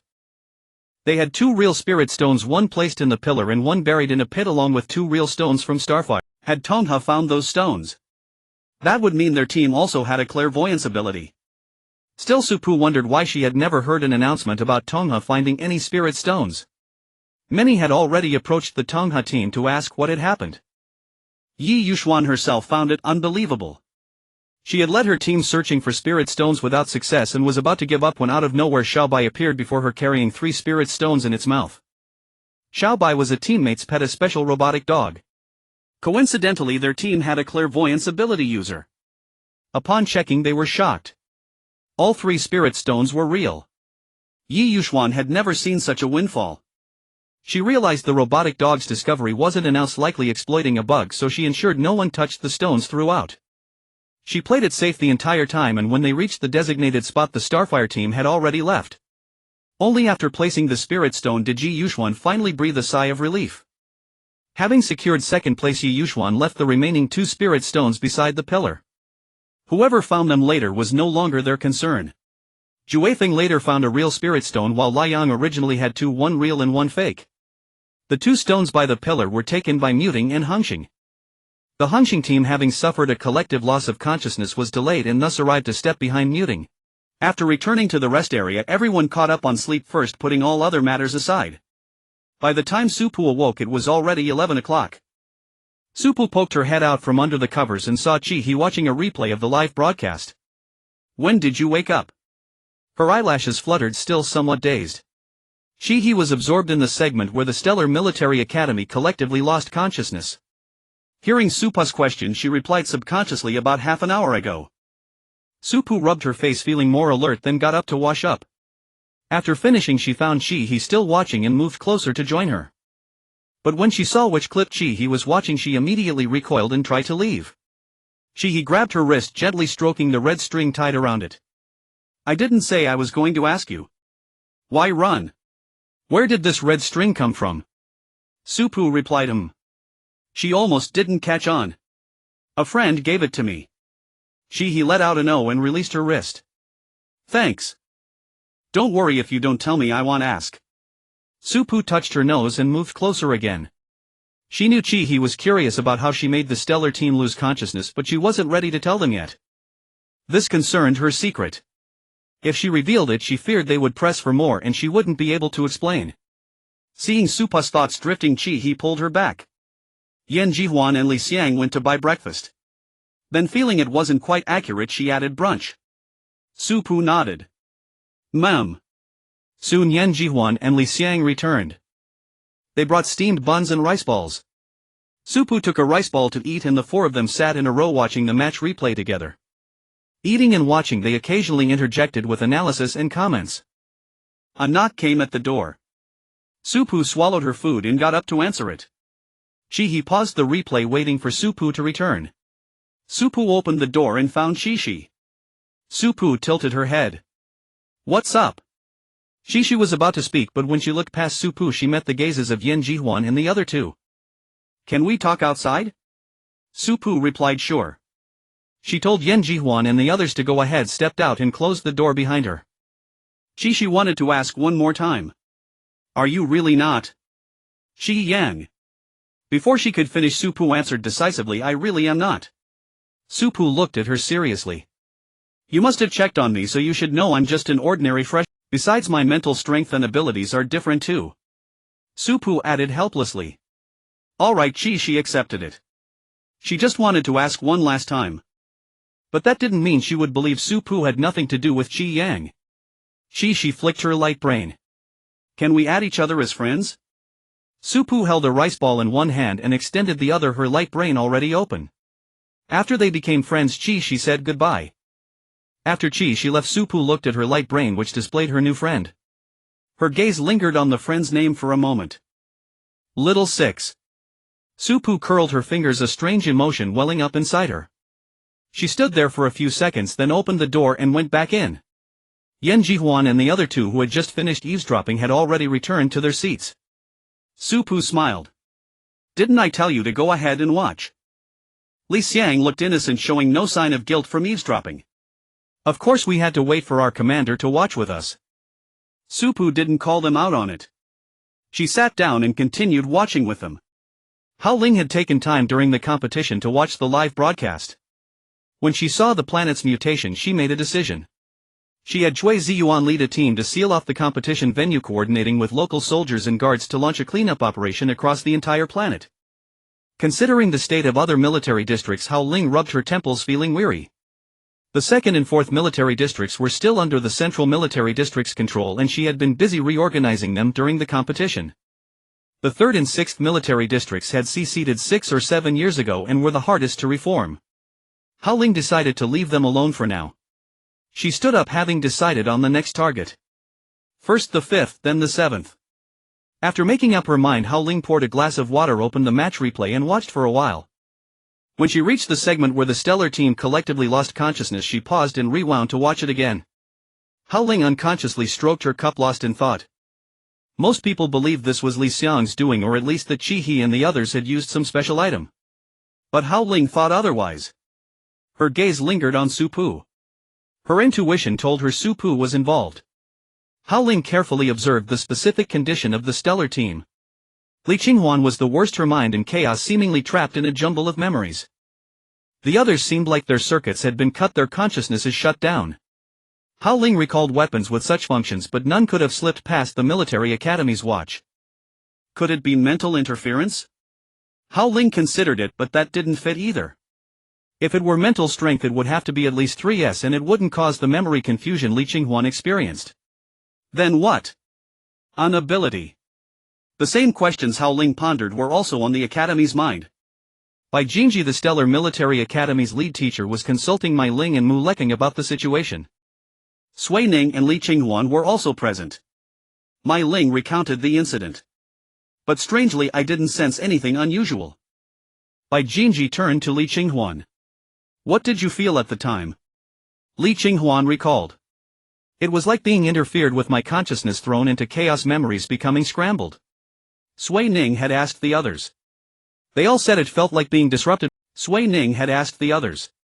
They all said it felt like being disrupted by something, but unlike Li Qinghuan, their consciousnesses were in a state of suspension, unable to receive external information. I think we can classify it as interference type rather than hallucinogenic or control type. Mu Leking added, we've run checks and there's no problem. Bai Jinji thought for a moment. Alright, I understand. You all get some rest. The Stellar Academy's leadership was still waiting for Bai Jinji's report. At the Central Military Academy, Mullen and He Shireen were also discussing the matter. He Shireen suggested that He Changjing approach Su Pu and the others to learn more. Mullen disagreed. No, don't ask. I trust they have their own discretion. Students have their secrets. As long as they don't harm their comrades or endanger the galaxy, it's fine. Just tell them to keep up the good work and aim for first place in the league. He Shireen nodded. Understood. Mullen thought further. Also tell the others not to ask. If anyone from other academies comes inquiring, just say you don't know. Alright, I'll go now. Go ahead. Mullen stared at the screen showing the Peace Squad, his focus mainly on Su Pu. Like Hao Ling, he suspected Su Pu. However, for Mullen, whether personally for the academy or for the galaxy at large, he believed Su Pu possessing such an ability was a good thing. The galaxy needed more powerful people to protect it. There was always a period of adjustment between each match, with 5 days between the first and second rounds. Su Pu planned to review the abilities of every member of the school team, and if time permitted she intended to examine the abilities of other school teams as well. Yan Jihuan lay slumped on the table, yawning with drowsy eyes. Su Pu found it amusing. Do you want to sleep a bit more? Yan Jihuan straightened up. No, I want sleep. I want to go train. Tang Yixing has taken Yuqing for specialized training. You can go take a look, Su Pu said while reviewing the materials. Yan Jihuan rested her chin on her hand, watching Su Pu.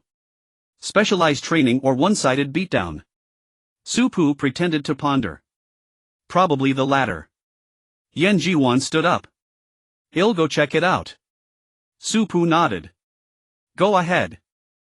After Yan Jihuan left, the dormitory fell silent, filled only with the sound of Su Pu taking notes. Su Pu continued until past 5 in the afternoon, leaving the dormitory only when her optical brain chimed. Shi He and Li Xiang had been called away by their families early in the morning. When they returned to school, they sent messages on the optical brain calling everyone out for a meal. Su Pu arrived at the cafeteria entrance to find she was the last one. You all got here so fast. Yan Jihuan said, we're close by. Come on, let's eat. The group entered the cafeteria, got their meals and found a place to sit. Isn't this the Peace Squad? Mind if we join you? Su Pu looked up to see the Shut Up Squad. The one who had spoken was Ji Wuxing. Without waiting for Su Pu's group to answer, he sat directly in the empty seats beside them. Shi Yanan and the others followed, sitting down together. Shi He sneered, are all Windchaser people so familiar with strangers? Ji Wuxing seemed completely unfazed by the grudges from the competition. Isn't your captain and our captain cousins? As the saying goes, a friend of a friend is my friend. From that perspective, your Peace Squad and our squad are natural friends. Ji Yu couldn't bear to watch, still recalling their encounter during the match. After Shi and Lu Feng were tied up, they were taken to Mia and Hao Yun. They had assumed the central school team would keep them as hostages, but to their surprise, Mia's teammate Xian Wu found them troublesome and simply flew them to a random location, removing their wristbands. It was a situation where crying to heaven went unheard and calling to earth went unanswered. In the end, it was students from the Muting Military Academy who discovered them, otherwise they would have been tied up until the match ended. After Xian Wu had sent them away, she had planned to release them once the crystals were placed, but unexpectedly no one remembered them. If not for watching the replay, Su Pu and the others would have completely forgotten about it. Li Xiang's smile didn't reach her eyes. State your business and skip the pleasantries. Shi Yanan set down his utensils. I'll get straight to the point. Was the incident with Stellar your doing? Su Pu played dumb. What happened to the Stellar Military Academy? Yan Jihuan coordinated with Su Pu. Seems like someone fainted. Not sure really. Yuqing, battered by Tang Yixing's harsh training and ravenous, had been focused on devouring her meal. At the sound, she lifted her head from the bowl. Who fainted? Tang Yixing said, eat your food. It's none of our business. Oh. Yuqing ducked her head back down and resumed eating with single-minded focus. Shi Yanan pressed his lips together, remaining silent. Ji Wuxing complained, you all can really act. I don't believe you had nothing to do with it. Su Pu narrowed her eyes. You're not trying to frame us, are you? Everyone knows you were all fighting over crystals back then. Li Xiang chimed in, yeah, who made the move? So impressive. Ji Wuxing wanted to slam the table. You're turning the tables on us. Then shifting tactics, he leaned in with a familiar air. I'm just curious. Just tell me, I promise I won't tell anyone. Who among you did it? A solo operation or a team effort? That was amazing. Just tell me. If you think the cafeteria is too crowded, we can exchange contact info and discuss it online. What do you think about partnering up? Central and Windchaser, a powerhouse alliance crushing the other academies. Why isn't anyone talking? So aloof. You don't seem the type. Shi-He and Tang Yixing clenched their fists, struggling to hold back. Sensing the tension, Shi Yanan pulled Ji Wuxing back. They had no intention of making enemies of the Peace Squad, only to probe. If the stellar incident truly was the Peace Squad's doing, their strength would be terrifying. Cooperation would be ideal, becoming foes was to be avoided at all costs. Fearing Ji Wuxing might say more, Shi Yanan directly shoved a piece of meat into his mouth. You must be tired from talking. Eat? Muing, the vice captain of the Shut Up Squad, smiled with a mix of friendliness and apology. He talks a bit too much. Don't mind him. Well, be going now. Before Ji Wuxing could swallow the meat, Shi Yanan pulled him up. He tried to say something, but Muing twisted his arm. Ouch. That hurts. Muing, you're too violent. Muing offered a polite smile, and the Shut Up Squad departed amid Ji Wuxing's clamor. Su Pu took a sip of soup. Such a chatterbox. Shi-He remarked, I really don't know how Shi Yanan puts up with it. Shi-He had always thought Shi Yanan preferred quiet, never expecting he'd pick such a noisy teammate. Li Xiang rubbed her chin. Maybe it's a case of opposites attracting. Su Pu shook her head with a smile. Hurry up and eat. Afterward we can go out for a stroll. They rarely came to the Lingyan Star, so they could take advantage of the league to explore. Sounds great. Yan Jihuan sped up her eating. Truth be told, aside from becoming a mecha pilot like Song Shiyu, her greatest dream was to travel across the entire galaxy. The group finished their meal quickly and headed to the street near the academy. The night on Lingyan Star was lively. The days were hot under the strong sun, but after nightfall it became pleasantly cool. The four girls walked ahead, arms linked, while the two boys followed behind, slinging arms over each other's shoulders. Su Pu felt this moment was beautiful, the night, the streets and friends together. Lively yet peaceful. If only it could last forever, that would be wonderful. Look. There's dessert. Li Xiang's eyes sparkled with desire. Yan Jihuan said, let's go have some. Shi-He feigned exasperation, though the corners of her mouth lifted. Can you even fit it in after that meal? Su Pa's eyes curved into crescents. Well, share. Tang Yixing and Yu Qing followed them into the dessert shop. The shop was already crowded, mostly with military academy students. The screen on the wall was playing a replay of the competition. The faces of the Peace Squad were already familiar to many. From the moment Su Pu's group entered, some had recognized them. Su Pu could overhear their whispers. Isn't that the Peace Squad from Central Military Academy? Hey, keep your voice down, they can hear you. By the way, have you all voted? Voted for what? That poll on the StarNet. Search for the keyword Military Academy League. Found it. First place is the Fishing Squad. Su Pu and Yan Jihuan exchanged a glance and opened their optical brains to search. Indeed, there was a voting channel. Which squad do you think is the most popular? Vote now. Su Pu scanned it. First was the Fishing Squad, second the Infinite Squad, and third the Shut Up Squad. Upon seeing it, Li Xiang was indignant. Why are we only in 6th place? She opened her optical brain, immediately cast a vote for the Peace Squad, and then contacted her high school friends to get them to vote as well. Su Pu and her companions packed the desserts and headed back to Blazing Sun Military Academy. Wait.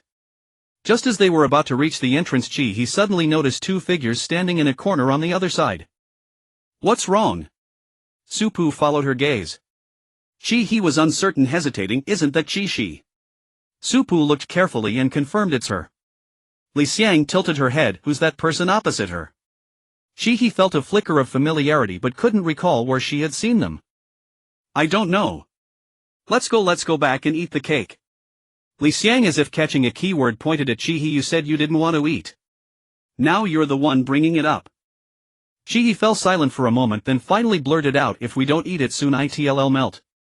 Su Pu and Yan Jihuan leaned their heads together, snickering behind her. When buying the cake at the dessert shop, Chi-He had insisted she didn't like sweets, yet her eyes were fixed on that little cake the whole time. Li Xiang had to persuade her, finally finding an excuse for Chi-He, saying it would be extra rations for the team tomorrow, before she bought the little cake. Su Pu and Yan Jihuan laughed, but when Chi-He caught them they stopped hiding and laughed right in front of her. Chi-He's ears reddened again and she strode ahead of all of them in one big step. The speed of her pace was as if she had a turbocharger. Halfway she stopped and said to them, "If you walk so slowly, do you still want to eat?" The group stopped laughing and quickened their pace to catch up with Chi-He, no longer teasing her. Behind them, Chi-Shi had just finished speaking with Changyu when she caught sight of their figures. Chi-Shi felt a pang of disappointment, and recalling Changyu's words, a wave of sorrow washed over her. Changyu had said that Hitaya's health had worsened again, she was sleeping longer and had wanted to watch the live broadcast. Chi's eyes misted over, her throat tightened, and even her breath carried a bitter ache. She knew that Hitaya probably didn't have much time left. The prolonged disappointment had planted a deep sickness in Hitaya's heart. Qi Yang was that sickness. In the first few years after Qi Yang disappeared, Hitaya had still been spirited, waiting every day for Qi Yang to return. But as time passed, Hitaya began to sink into despair. Coupled with the declining physical condition and shortened lifespans of the first batch of awakened, Hitaya, despite being a 3S psychic, only lasted longer than others. Her physical health continued to decline daily, and the pain of losing her child festered within her. Hope and despair tormented her in a relentless cycle. Now most of the first batch of awakened had died. Perhaps Hitaya too was nearing her end. Shi often thought if only Qi Yang could come back, not just for her own longing but because Hitaya needed Qi Yang too. If Qi Yang could appear, would Hitaya be able to hold on a little longer? Shi watched as Su Pu and her friends disappeared into the crowd, asking herself this question in her heart. Su Pu, what exactly is your connection to Qi Yang? Shi didn't dare tell Hitaya about Su Pu. She feared that another dashed hope would accelerate Hitaya's decline. Back in the dormitory, He finally remembered where she had seen the person she was talking to. I remember now. That's Changyu. Yan Jihuan opened the cake and handed the knife to Su Pu to cut it. Changyu. Which military academy is she from? He sat down. No, Changyu is principal, he's assistant. Su Pu paused as she was about to cut the cake, lifting her gaze. Principal Hitaya. He took the knife from her hand. Isn't there only one principal? Su Pu withdrew her hand. What's the relationship between Shi and Hitaya? Li Xiang opened drinks and placed one in front of each of them. I've never heard of them having any connection. She doesn't seem to have much background, does she? He wasn't sure either. I remember Shi is an orphan, both her parents died. Yan Jihuan pondered. Could it be sponsorship? Isn't it said that Principal He sponsored some students in her early years? Su Pu ate the cake He had brought over in silence. She seemed to have guessed something, but many questions remained. He didn't continue the topic, instead turning to Su Pu seriously. What do you think about tonight's dinner? Su Pu bit her fork, not catching on. He took a bite of the cake, a hint of satisfaction in her eyes, and replied, about the cooperation. Su Pu put down her fork. We can cooperate, but not permanently. And we can't only cooperate with them. He nodded. All right. Li Xiang poked at her cake and said weakly, but Ji Wuxing really talks too much. The other three all agreed with Li Xiang's statement. They had fully experienced why Shi Yanan had named her team the Shut Up Squad. Su Pu suddenly remembered. Yan Jihuan, how is Yu Qing's training going? Yu Qing's hand-to-hand combat was still too poor. To help him defend himself, Su Pu had asked Tang Yixing to train him after the competition. Yan Jihuan had gone to watch for a while in the afternoon. There's some progress, he lasts a bit longer now. Su Pu said, that's good. She opened her light brain to send a message to Tang Yixing. Pu'yu be tough if you have to, the best way is to make him grow fast. Tang Yixing got it. The next day in the training room, Yu Qing lay on the ground, not wanting to get up anymore. He could no longer tell if he was in pain or just exhausted. Tang Yixing was like a madman, striking much harder than yesterday. Yu Qing had no idea what had gotten into him. Tang Yixing bent over. Still not getting up. Yu Qing buried his face, unwilling to rise and not making a sound. Tang Yixing sat to the side. All right, take a break. Hearing this, Yu Qing showed his face but still didn't get up. Tang Yixing raised an eyebrow. Aren't you going to sit? Yu Qing's face was numb. No, I'm tired. Tang Yixing found it amusing and let out a laugh. Yu Qing pressed his lips together and chose to turn his face the other way, ignoring Tang Yixing. Tang Yixing simply moved to the other side, forcing Yu Qing to look at him. Yu Qing turned again. Tang Yixing moved again. After several rounds, Yu Qing gave up and closed his eyes. Tang Yixing sat right next to him and poked him. Is it really that tiring? You need to train more. This is the team leader's order. Yu Qing opened his eyes and sighed inwardly. He got up. I've rested enough. Let's continue. Seeing this, Tang Yixing thought if only he had mentioned Supu's name earlier. Yu Qing felt that Supu's urgency might mean she had guessed what the next match would be. He didn't want to hold the team back. Supu had indeed guessed the next match. She had already learned about every team member's abilities and was now reviewing last year's tower defense competition. If her guess was correct, the second match would be the tower defense competition. She just didn't know what kind of venue or team allocation mode would be chosen. As for the cooperation, Shi Yanan had mentioned Supu was considering it. But she hadn't yet decided on a plan. It was already very late. Yan Jihuan and the other two had gone to bed. Li Xiang called out to Supu, look at it tomorrow. Get some good rest. Supu turned off her light, brain replied, and switched off the lamp. The next morning Supu woke early and quietly slipped out of the dormitory to run a few laps around the training ground. After finishing her run, she estimated the time and figured Yan Jihuan and the others must be awake by now, so she headed to the cafeteria to buy them breakfast. Supu. As Supu stood in line, she heard her name and turned around to see Bayan. Bayan had also come for breakfast. How does it feel to be the chief commander? By the way, have you checked out the underground black market? Supu looked puzzled. Underground black market. She recalled that the source of the longevity serum from Chaoyang High School had been the black market. Bayan nodded. Yeah, I heard the underground black market on Langyan Star has been quite lively lately. I'm planning to go take a look. Supu made a mental note. Be careful then. Black markets anywhere are a den of thieves and scoundrels. As Supu stepped forward to place her order, Bayan's voice came from behind her. Don't worry, you'll be careful. Supu bought the food, said goodbye to Bayan and returned to the dormitory. The moment she opened the door, she met 3 pairs of eyes. Supu raised the breakfast in her hand to show them. I went to get you all breakfast. While they ate, Supu recounted her encounter with Bayan. He munched on a steamed bun. The black market. Do you guys want to go? I'm fine with whatever. Li Xiang chimed in. I'm in too. Yan Jihuan added, how about we check it out? Seeing this, Supu messaged Yu Qing and Tang Yixing about going to the black market that afternoon. Both replied quickly, agreeing to come. Supu closed her optical brain thinking about the strange and peculiar things one could find in the black market. She turned to Yan Jihuan. How's your mecha coming along? Have you had much time to work on it? Yan Jihuan leaned back. Not much time, and I haven't had many ideas lately either.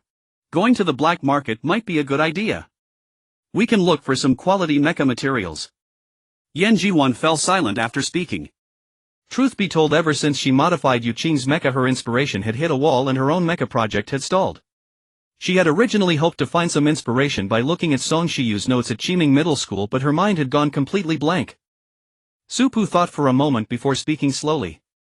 Then we can go back to Qiming Middle School another time to see if we can find some inspiration. Yan Jihuan nodded gloomily. I guess that's all we can do. He and Li Xiang weren't mecha engineers and didn't understand the intricacies, so they could only rack their brains for other solutions. He spoke up. Just let us know if you need anything. Li Xiang echoed, exactly, well, do whatever we can. Yan Jihuan smiled. Thanks, it's great having you all. Supu said, hurry up and eat. Well, head to training first. Li Xiang asked between bites, team training.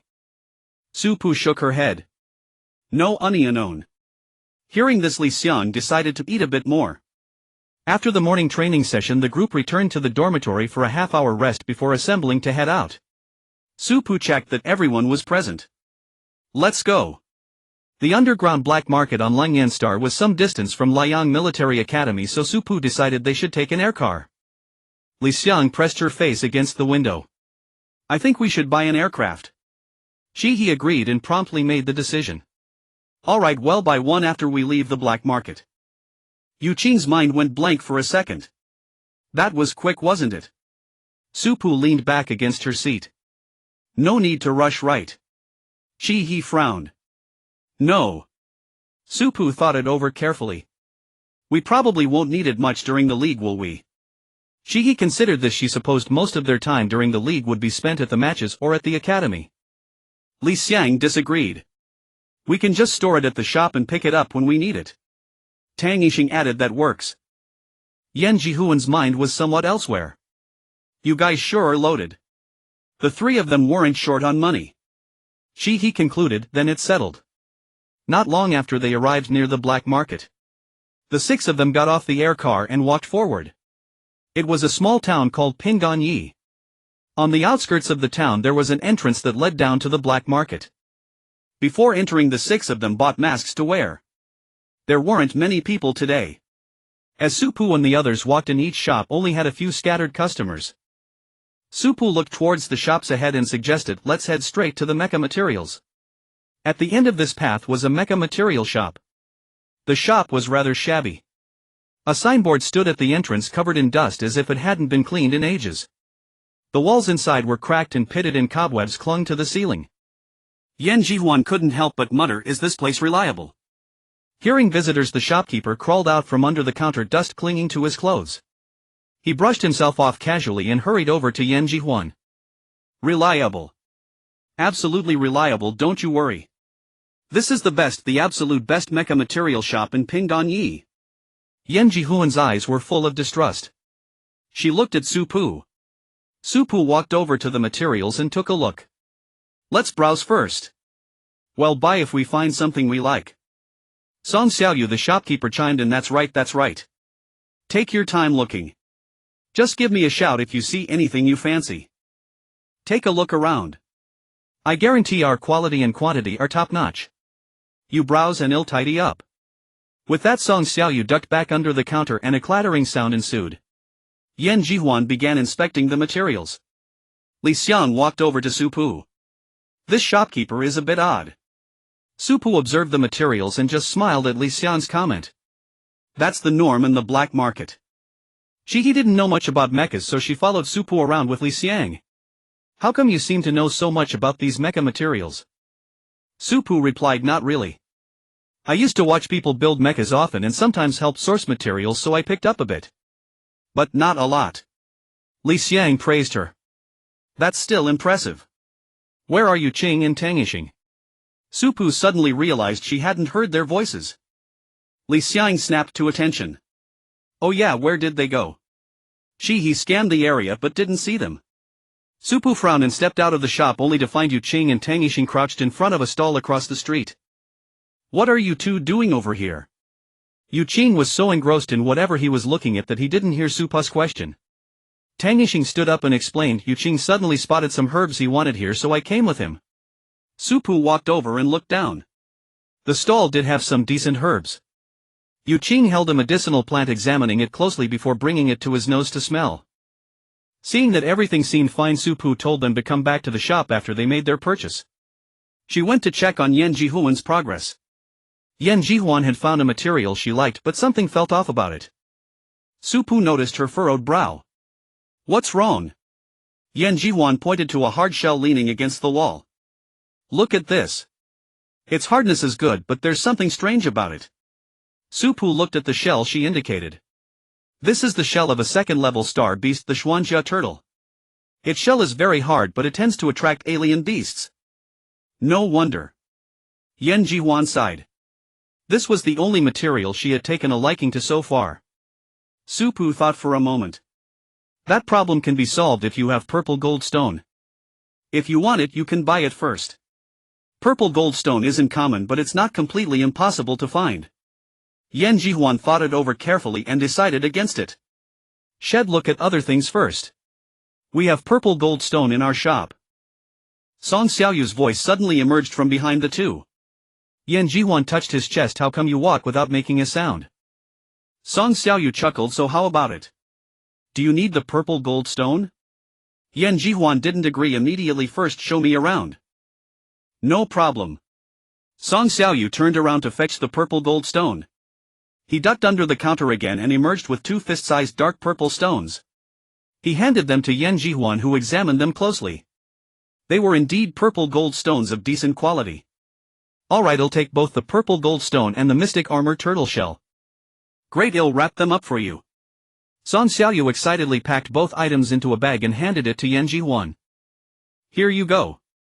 Yan Jihuan paid in star coins and prepared to leave with Su Pu and the others. Yu Qing had also finished buying herbs and stood at the shop entrance waiting for them. Song Xiaoyu saw them to the door, his face beaming. Yan Jihuan asked, so happy? Song Xiaoyu replied proudly, of course. This is my first sale ever, my very first. Su Pu caught the phrase first sale. Did you just open this shop? She glanced at the shop's worn appearance, finding it unlikely. Song Xiaoyu shook his head.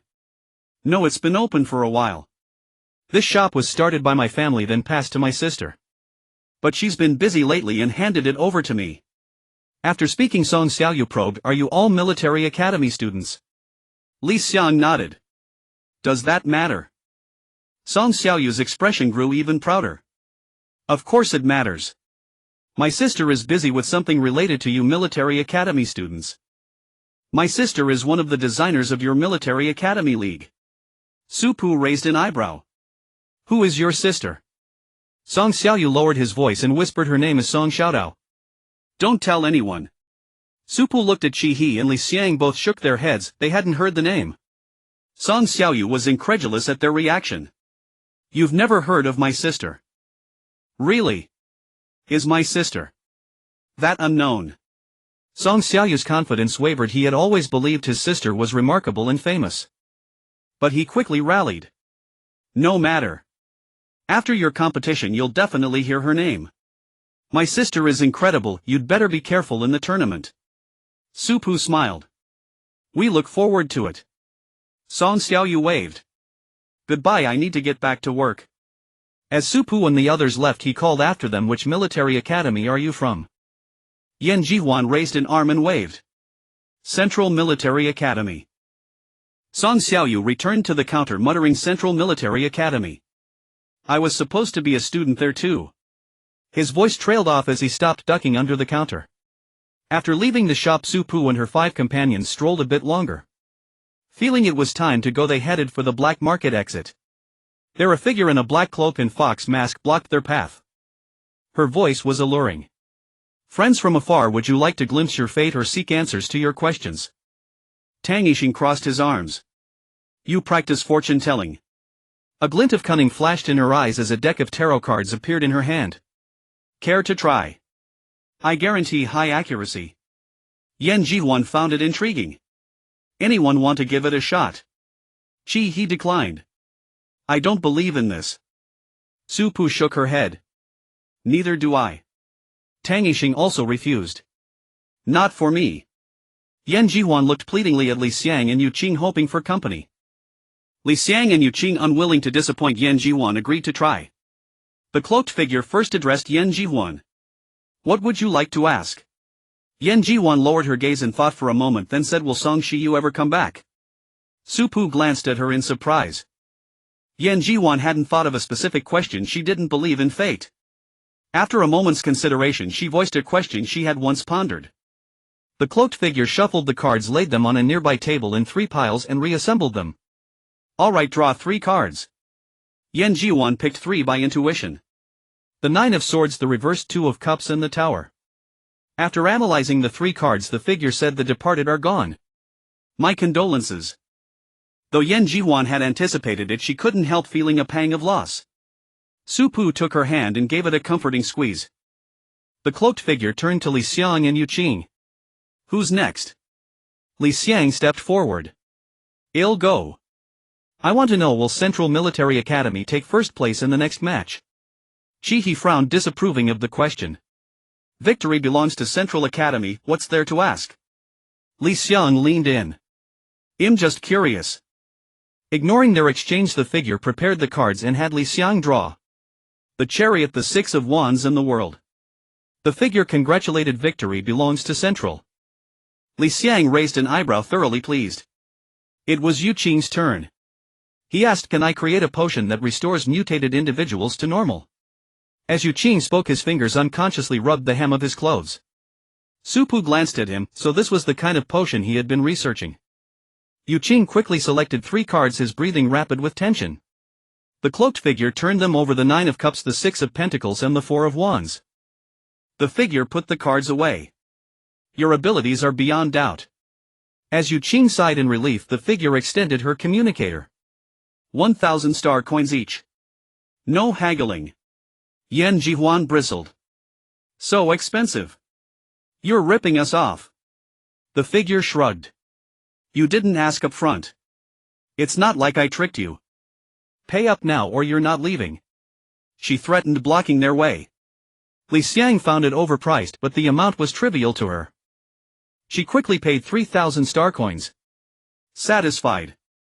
Now move. The figure, seeing the coins arrive, nodded eagerly and moved the table aside. Please go ahead.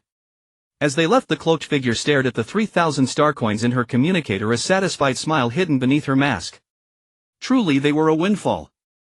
Outside the black market, Yan Jihuan and Yu Qing were still a bit down. Li Xiang consoled them. Think of it as a lesson. Besides, I think her readings were pretty accurate. Su Pu knew Li Xiang was pleased with the result. It hit the mark for you, didn't it? Li Xiang draped an arm over Su Pu's shoulder, heads touching. Don't you think we'll take first place? Su Pu chuckled. Of course not. First place is definitely ours. See? So cheer up. Let's go look at the flying vehicles. The 6 of them removed their masks first before heading towards the hovercar, intending to scout the area near the military academy. Near the academy there was an enormous specialty store that sold a range of vehicles, including aircraft, hoverboards, balance scooters, and light motorcycles. Su Pu's gaze was drawn to the hoverboard in the window before she even entered. Chi-He lowered her eyes and asked, "Do you like this?" Su Pu replied, "It looks really cool." Hearing this, Chi-He made a move to buy the board for her, but Su Pu pulled her back. "Come on, let's look at the aircraft." Chi-He was puzzled. "Don't you want it?" Su Pu pulled her along as they walked beside Li Xiang. "It's not necessary." Li Xiang overheard their conversation and exchanged a glance with Chi-He. They said nothing yet understood each other's meaning. The 6 of them arrived at the aircraft section, greeted by a dazzling array of various models. Li Xiang briefly described the type she wanted to the sales clerk and asked for recommendations. The sales clerk led them to a pure white aircraft adorned with feather patterns. This is the new R3 series, the R3201. It's fast and meets your requirements for being compact and convenient with a capacity of 10 people. The exterior is customizable, not limited to this design. If you need, you can bring a blueprint and the work will be completed in 5 days. In terms of defense, it ranks second among all current market aircraft. Its offensive capability is relatively low, but it comes equipped with a directional laser, and the R3201 allows for self-installation of weapons. After the sales clerk finished, she observed their reactions. If you're not satisfied, you can look at other models. The best in defense is the ALA series, ALA 71. The 6 exchanged glances and unanimously decided to take another look. The sales clerk led them to the ALA 71, a sleek, aggressive design resembling an eagle poised to strike its prey. The ALA 71 is smaller with a capacity of only 8 people. For offense, weapons are optional. We install them only after the customer makes a selection. Options include laser guns, star hammers, and light blades. The sales clerk added, "This model's exterior is fixed." Li Xiang was quite satisfied with this one. "What do you all think?" Chi-He also favored it, saying it's good. Su Pu had no objections, considering the configuration was top tier among small aircraft. The other 3 also agreed unanimously. The sales clerk confirmed, "Is this the one? If not, there are more to see." Li Xiang replied, "No need, this is it." Once decided, Chi-He, Li Xiang, and Tang Yixing started vying to pay the bill. Su Pu, Yan Jihuan, and Yu Qing stood by watching, curious about who would emerge victorious. The sales clerk was in no rush as the store was quiet. Su Pu and Yan Jihuan leaned their heads together. Yan Jihuan asked, "Who do you think it'll be?" Su Pu observed the fray and answered, "I think it's Chi-He." Yan Jihuan then asked Yu Qing, who also replied Chi-He. Yan Jihuan sat up straight and declared, 3 votes for Chi-He. Yet in the end it was Tang Yixing who paid. Tang Yixing was in high spirits, practically striding with a breeze. Chi-He and Li Xiang followed behind, barely suppressing their urge to punch him. Su Pu and the others were all curious about what had happened. Su Pu and Yan Jihuan went to ask Qi He and Li Xiang while Yu Qing approached Tang Yixing. But no one got an answer. Everyone claimed it was a secret. The group returned to the military academy amidst lively chatter, and night fell after they left. Early the next morning everyone gathered at the competition grounds, which were filled with simulation pods. Su Pu looked up and saw a young woman standing beside Minyu. Studying her features, which resembled Song Xiaoyu's, she asked, "Is she Song Xiaodao?" Though it was a question, Su Pu's tone was certain. Yan Jihuan remarked, "I didn't expect his sister to actually be the designer." Mia and Hao Yun were confused, asking, "Do you know her?" Li Xiang explained the situation to Mia, and Hao Yun, as Minyu on the stage began speaking. This competition is held within the academy grounds. The second match is a desolate star tower defense. The rules are as follows. First, friendship comes first, competition second. Second, there are 21 towers on the desolate star. Each academy has 3 towers, 1 main tower and 2 sub-towers. The task is to defend your 3 towers within the time limit. Third, successfully defending a tower earns 3 points, losing a sub-tower deducts 1 point, losing the main tower deducts 3 points, occupying an enemy sub-tower adds 1 point, and occupying an enemy main tower adds 3 points. Please note that these points are only for the tower defense ranking and will not be added to the total score. In case of a tie in the tower defense, no tiebreaker will be held. It will be recorded as a draw. Next, please enter the simulation pods. This match is entirely simulated with no individual resource packs provided. Each tower will have corresponding supplies. The flag of each academy is planted at the top of the tower. Recognize your flag and defend your 3 towers. As her words ended, the students entered the pods one after another. Once everyone was in place, the pods activated. In an instant their consciousness was transported to another world. Su Pu opened her eyes, momentarily blinded by the cold wind. Looking ahead, she saw the 3 towers.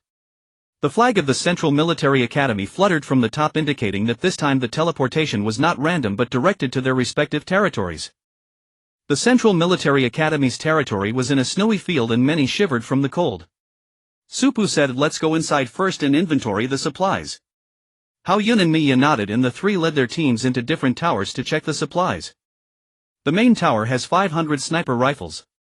The left sub-tower has 200 daggers. The right sub-tower has 50 explosives. Su Pu ascended to the tower top, where a small conference room sat in the center with the large flag in front.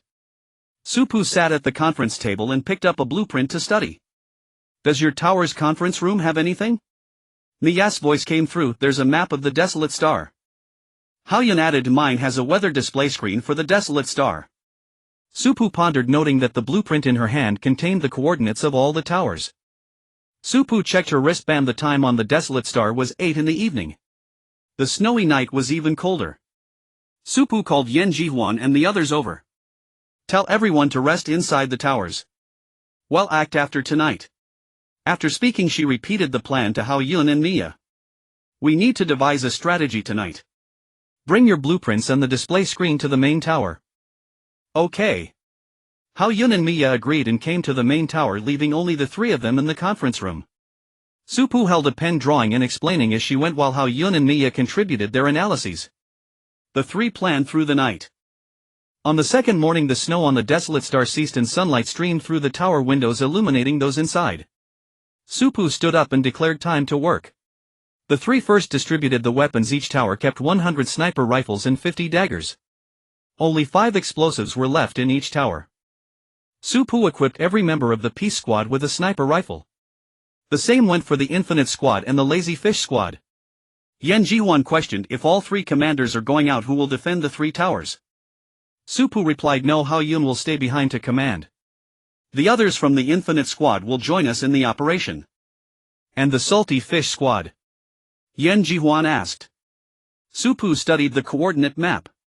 The sophomore Huajin Squad is following them. The Huajin Squad had been the 3rd most popular team in the preliminaries. Li Xiang said, "Who do we strike first?" Li Xiang was straightforward. Su Pu smiled slightly. "Who said we're going to fight? We're going to cooperate." Qi He slung the gun over his shoulder. "Cooperate from the start." Su Pu's finger pointed to the location of Zhufeng Military Academy. "Negotiate first, then cooperate." Su Pu rolled up the coordinate map. At that moment, the other members of the Infinite Squad except for Hao Yun arrived in the meeting room. Seeing that everyone was present, Supu said, "Let's set off." Outside, the snow had stopped. The sunlight cast a faint warmth upon them, but it was still cold. Supu led the team out, lost in thought, then said, "Get into the mechas." The advantage of a simulation was that there was no need to worry about the mechas running out of energy. As Supu's words fell, everyone boarded their mechas. "Let's hurry and try to get there before they make a move." Ji Wuxing was unbearably hot and pressed his entire body against Shiryanen. Shiryanen was still pondering a strategy. He reached out and moved Ji Wuxing aside, placing a large block of ice in front of him. Ji Wuxing hugged the ice block, pressing his cheek against its frozen surface, his expression one of utter relief.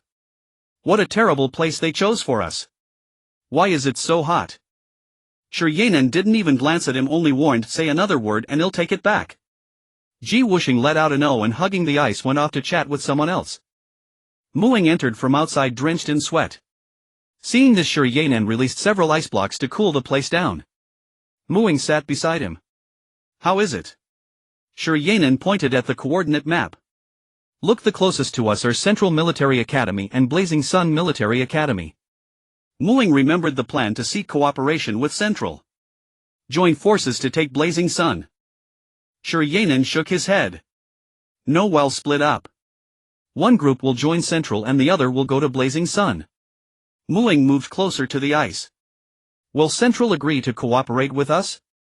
Shiryanen wasn't certain either. This competition allows for a tie. If we and Central can both come first, it's a win-win. "That's true, Captain, but other academies will think of that too. What if another school approaches them for cooperation? Like Stellar. Why not cooperate with Stellar?" Diane asked after learning that Supu intended to ally with Shufeng. Supu could already see the edge of the snowy plain. "Who said we're not cooperating with Stellar? The Salty Fish Squad and the Huajin Squad are already on their way to Stellar." Although things had been unpleasant during the scramble, Supu believed Mai Ling wouldn't pass up any opportunity that benefited her. To avoid disputes during the cooperation, Supu had deliberately chosen the Salty Fish Squad and the Huajin Squad. Neither of these teams carried any grudges. Once they left the snowfield, they entered a desert. Supu and her team exited their mechas and Tang Yixing erected a water barrier to block the external heat. She walked over to Supu. "So whose tower do we take first?" Supu opened the coordinate map and pointed to the tower in the center. "Starfire." She raised an eyebrow. "Starfire is so unlucky. You always pick them." Supu chuckled lightly. "On the contrary, Starfire is lucky. First two true crystals, now the central point." Starfire was in the middle, not too far from any academy, making it ideal for capturing multiple towers. Chi's eyes expression turned serious. "Remember, they came in last during the scramble. If they play it safe this round and hole up in their towers, we won't be able to take them." Supu's tone was firm. "On the contrary, I think they'll abandon their current position to play it safe." "Let's abandon it." Zhou Shuang spoke after a long deliberation. Mengyu asked, "Are you sure?" Zhou Shuang looked at the coordinate map and nodded. "Our position seems advantageous, but it also draws a lot of attention. What if they gang up on us? This is a simulation, casualties are possible. If we face so many opponents, even if we win, what about the casualty count? The rules only say to hold our 3 towers within a time limit, but they don't specify the exact time. We won the first time, but what about the second? With increasing casualties, we'll eventually lose all 3 towers. It's better to use our current full strength to capture 3 new towers. We've already lost 1 round." Zhou Shuang had been thinking for a long time. She couldn't let Starfire Military Academy finish last under her command. To secure this round, she had to give up this advantageous position. Mengyu had no choice but to accept. "All right, I'll go inform the others." "Go ahead. Bring all our weapons. We leave immediately." Deputy Commanders Fu Yuan and Zhu Lin approached. "Muting or Tongha?" Zhou Shuang's gaze turned outward. "Muting." Zhou Shuang had compared the terrains. Mutang's 3 towers were on an island surrounded by rivers, while Tung's were on a plain.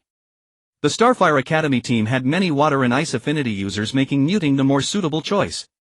Moreover, Mutang's terrain was easier to defend. Fu Yuan and Zhu Lin understood. "Then let's set off." "Should we go out?" In the main tower's meeting room of Muting, a team member raised the question. Lu Su felt anxious as the commander hadn't issued any orders. The commander of Muting Liaoxing remained silent, uncertain whether to go out. Given Mutang's strength, if they sent out part of their forces, could they still defend the towers? What if they failed to capture new towers and lost their own? That would mean last place again. Deputy Commander Ing Shubai suggested, why don't we seek cooperation with another academy? Liaoxing disagreed. Starfire is in the center, they're probably struggling to save themselves. Central Stellar and Zhufeng are likely already allied. Blazing Sun is too far to provide timely support. As for Tonghe, they placed second last round, they'll probably play it safe and stay put.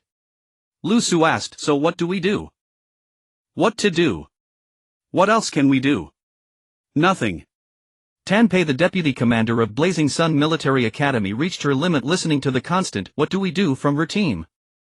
Just moments ago the communication channel for commanders between academies had been activated. Since it was newly opened, all commanders and deputy commanders were connected. Tan Pei had been with the team. In the brief exchange she had already learned that other academies were forming alliances. The team was panicking, fearing that Blazing Sun would become the target of a siege. Tan Pei pinched the bridge of her nose. I'm going to see the commander. Don't overthink it. Our Blazing Sun's cake isn't something just anyone can take a bite of. Tan Pei went to the meeting room. Commander Weilo was sketching something. Tan Pei entered. What do you think? Weilo made a shush gesture and Tan Pei stood aside, keeping quiet. Su Pu gazed at Shi Yanan before her, noticing that the two deputy commanders of Zhufeng were absent. You mentioned earlier that you wanted to cooperate with us. So where is your sincerity? Shi Yanan replied, we only want the secondary towers. You can have the main tower. A main tower was worth 3 points while 2 secondary towers together were only worth 2 points. Su Pu lowered her eyes and thought. Which military academy are you planning to strike? Instead of answering directly, Shi Yanan countered, you should be quite interested in the location of Xinghe, shouldn't you? Shi Yanan continued, our two school teams can support each other. I've left Xiao Jinyan at the 3 towers. You can have your people at the 3 towers contact her. If you think the people I have with me now aren't enough to take Xinghe with you, I can call for more. Shi Yanan had brought 40 people this time, which combined with Su Pu's forces totaled exactly 50. A flicker of surprise passed through Su Pu's eyes, but then the corners of her mouth lifted in a smile that didn't reach her eyes. You're telling me so directly that Yanqing isn't at the 3 towers? Aren't you afraid I'll suspect you? Shi Yanan chuckled. Since I came to you seeking cooperation, I naturally have no intention of making a move against you. You also know that the secondary towers offer low scores. I had to send someone to see if we could scrape together a few more points. Su Pu, the rules allow for a tie in points. If our 2 academies end up tied for first, isn't that a win-win situation? Shi Yanan glanced behind Su Pu. Besides, aren't you holding something back? Hao Yun and Mia aren't here. Su Pu raised an eyebrow. There's no need for you to call more people. Let's set off. All right. Shi Yanan conjured blocks of ice, cooling down the Peace Squad and the Infinite Squad as well. The group headed towards the central point. At Qiming Middle School, as soon as the live broadcast began, the teachers enlarged the screen for the students to watch. Suji watched intently, and whenever he spotted Suji's figure, he would excitedly tell those beside him that it was his sister. Your sister is at the Central Military Academy. That's amazing. Suji's face was full of pride. My sister is the best. And my sister's friend is the head commander of the Central Military Academy. Head commander. The person beside him looked on with admiration. You actually know so many impressive people. To the students of Qiming Middle School, every military academy student was incredibly impressive. In a study room at Qiming Middle School, Yushi was also watching the league's live broadcast. With her were the robot Xiao Shu and an elderly man. The old man sat in a wheelchair, his eyes cloudy and devoid of their former luster. Listening to the broadcast, he spoke. Xiao Shu, what's the name of the head commander of the Central Military Academy? Yushi replied, Dad, her name is Su Pu. Remembering that Su Pu had said she once studied at Qiming, she asked, do you know her? She said she used to go to our school and knew Xiao Sun. The old man Xiao, in his voice hoarse, said, I don't know her. I just find her voice a little familiar. Yushi agreed, I find her a bit familiar too. I feel like I've seen her face somewhere before, but I can't remember where. Maybe I saw her when she was at school here. As Yushi chattered on, Xiaowen's mind wandered. After a long while Chow En spoke again. Shall she bring me my box? She muttered. Why are you looking at that box again? You look at it 800 times a day. But she turned and knowing exactly where it was took out Chow En's treasured box and handed it to him. Xiao Shu warned you. She old you need to speak nicely. She flicked its metal forehead and sat back on the sofa. Call me sister. Chow En, long accustomed to the bickering between Yushi and Xiao Shu, opened the box with trembling hands and took out a photograph from inside. The photograph was very old, but it was clear it had been well preserved. He gently caressed the photo and called out, Xiao Shi, come here. Yushi was watching the live broadcast. Hearing his call, she walked over. Dad, what is it now? Chow En's hand was tense, knuckles white and fingers trembling as he held up the photo. Look at the girl standing on the left. Yushi took the photo, not understanding what Chow En meant. Hadn't he shown her this photo before? But when she saw the girl's face clearly, she was completely stunned. She slowly raised her head, her gaze meeting the identical face on the live broadcast screen. No one. Shi Yanen and Su Pu had arrived at the periphery of Xingho's 3 towers. There was not a single person outside the tower. Su Pu focused, peering through the windows into the tower. I can't see anyone inside either. It seems my guess was right. Xingho abandoned their own 3 towers to occupy someone else's. Shi Yanen turned his head to look at her. I remember you were the one who took down Xingho in the last match too, weren't you? Su Pu looked back at him. Is that so? Let me go check inside the tower. Su Pu made a gesture for the people behind to follow. Shi Yanen smiled and led his team to follow as well. Su Pu entered the tower and as expected it was completely empty. Search it. Don't miss a single corner. Yan Jihuan and the others acknowledged and dispersed to check the main tower. Su Pu went up to the top of the tower. She swept her gaze across the meeting room, finding nothing left behind. Looking outside, she saw Xingho's large flag still planted there. Su Pu pulled it out. She opened her wristband and scanned the flagpole hole. A phantom version of the Central Military Academy's flag appeared. The wristband announcement sounded again. Central Military Academy has occupied Xingho Military Academy's main tower. Immediately after, another announcement came through. Shufeng Military Academy has occupied Xingho Military Academy's secondary tower. Su Pu looked out. Xingho's location was in the Danxia region, which from a distance looked like the sunset clouds in the sky. Yan Jihuan and Qi Shi came to stand behind her. They didn't leave a single weapon behind. Hearing this, Su Pu calculated the time and guessed that there should be another announcement soon. Which academy do you think Xingho will attack? Muting or Tongha? Their overall strength is weaker among the 7 academies. Su Pu nodded. We've traveled quite a distance. Let's rest here for a while and set off later. Qi He had just entered when she heard this. Aren't we going to defend the tower? Su Pu shook her head. Not indefinitely. Before I came I already told Hao Yun. As soon as he hears the announcement he'll act. Presumably Hao Yun had already sent people on their way. So where are we going next? Su Pu sat down, gesturing for the others to do the same. Let's wait first. Wait for the others who are already on their way, coveting Xingho's 3 towers to arrive. And listen to the announcements in the meantime. Xingho Military Academy has occupied Muting Military Academy's 3 towers. Zhou Shi breathed a sigh of relief only when she saw the Xingho banner appear.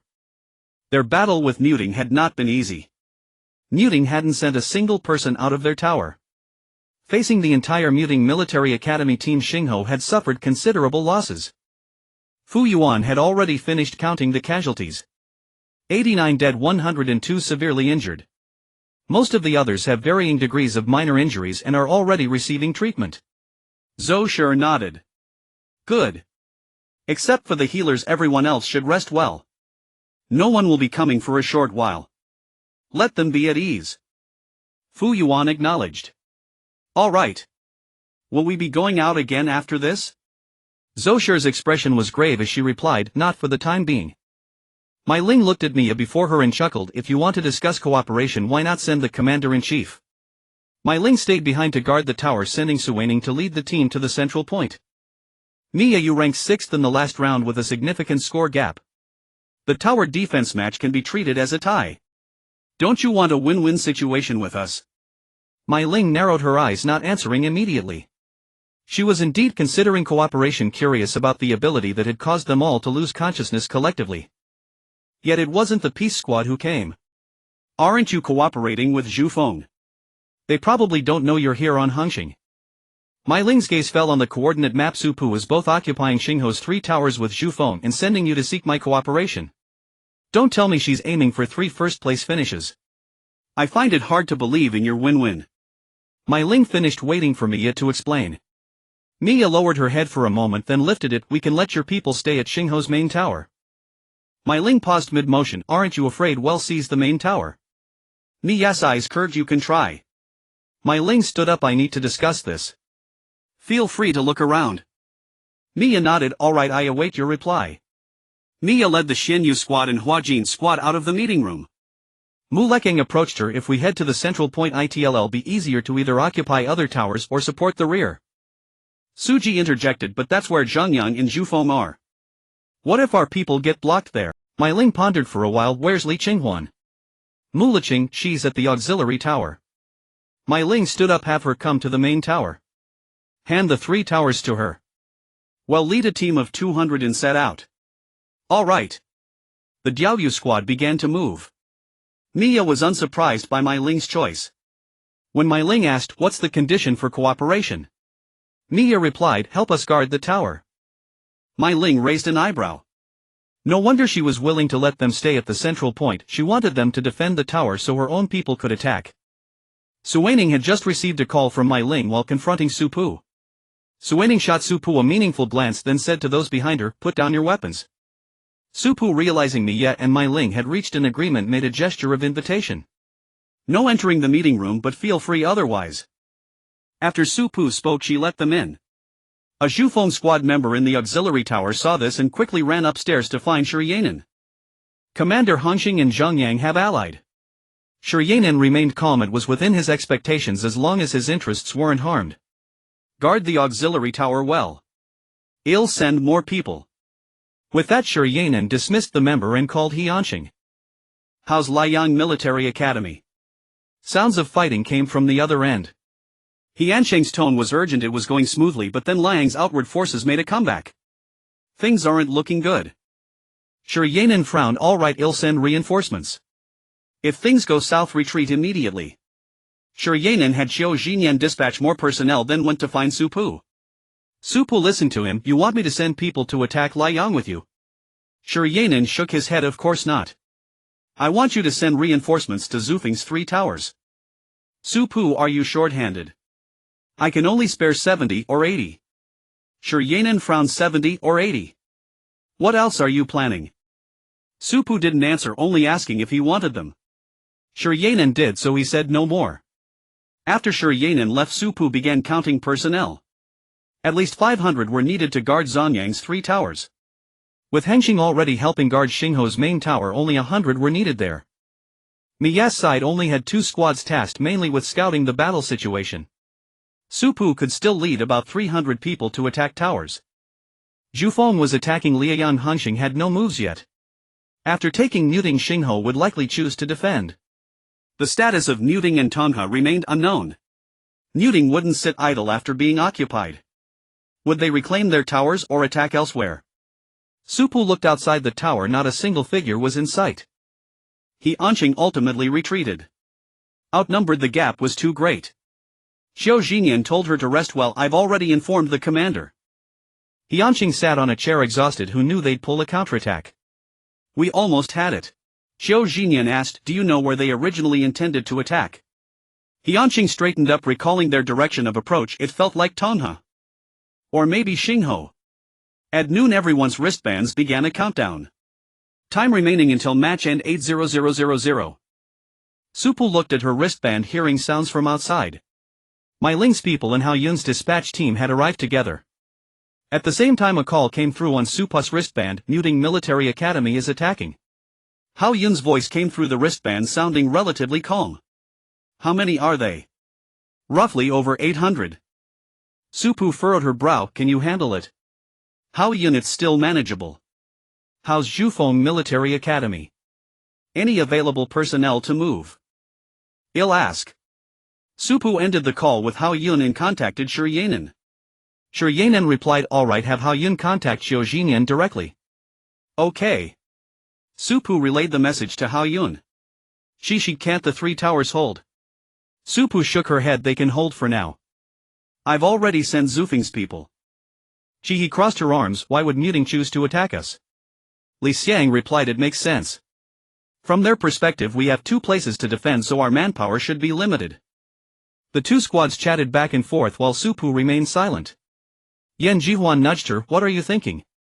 Su Pu was calculating the current scores, we have 6 points now, 3 from defending the tower and 3 from occupying the main tower. Zhu Feng has 5 points, 3 from defending and 2 from occupying 2 auxiliary towers.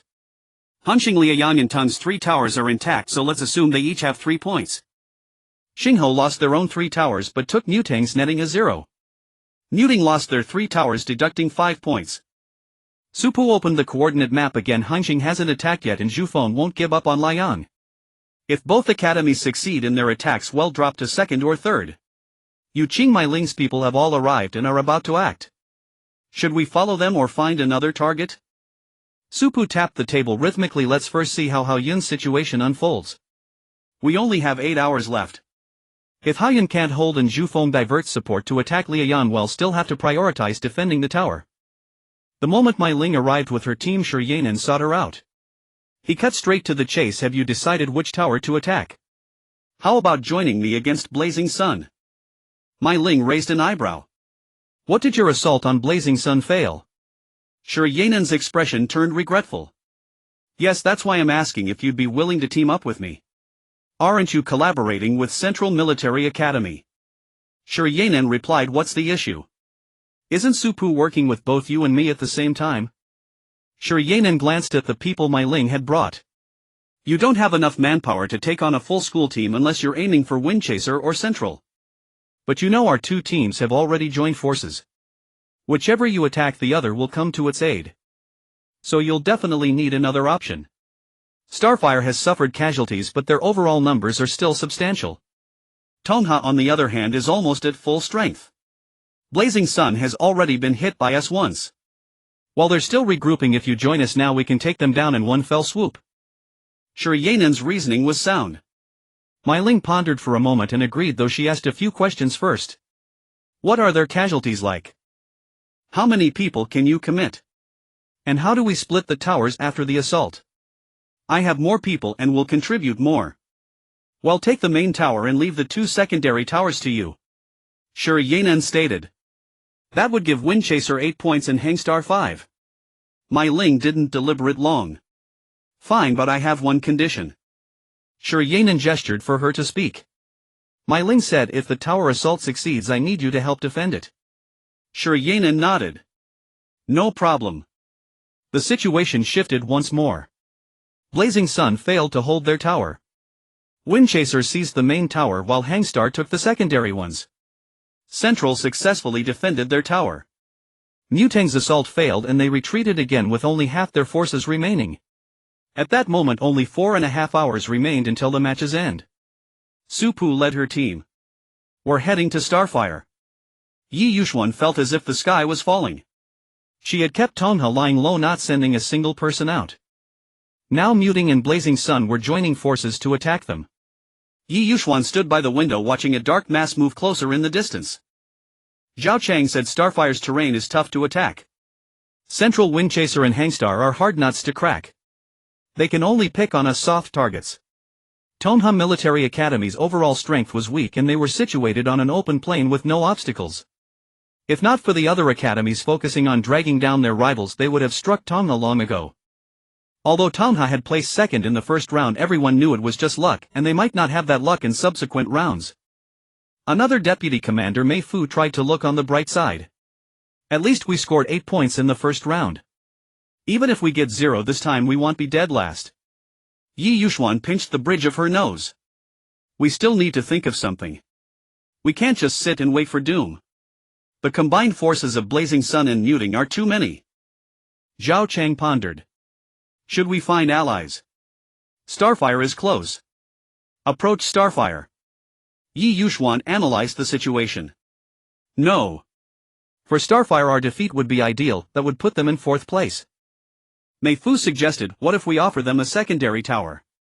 That would place Starfire 4th and Tongha 5th. Yi Yuxuan listened, beginning to consider the possibility. In the end she shook her head. No. They're like us, they want stability. In fact, after experiencing a last-place finish they'll crave it even more than we do. If they came to support us they might not be able to hold the 3 towers they took from Muting. Yi Yuxuan continued, Central Military Academy won't sit idle after occupying Starfire's 3 towers. Given the current situation, Central won't move against Windchaser or Hangstar. The remaining targets are only Starfire and us. As soon as she finished speaking she saw Muting and Blazing Sun already approaching. Yi Yuxuan's expression turned grave.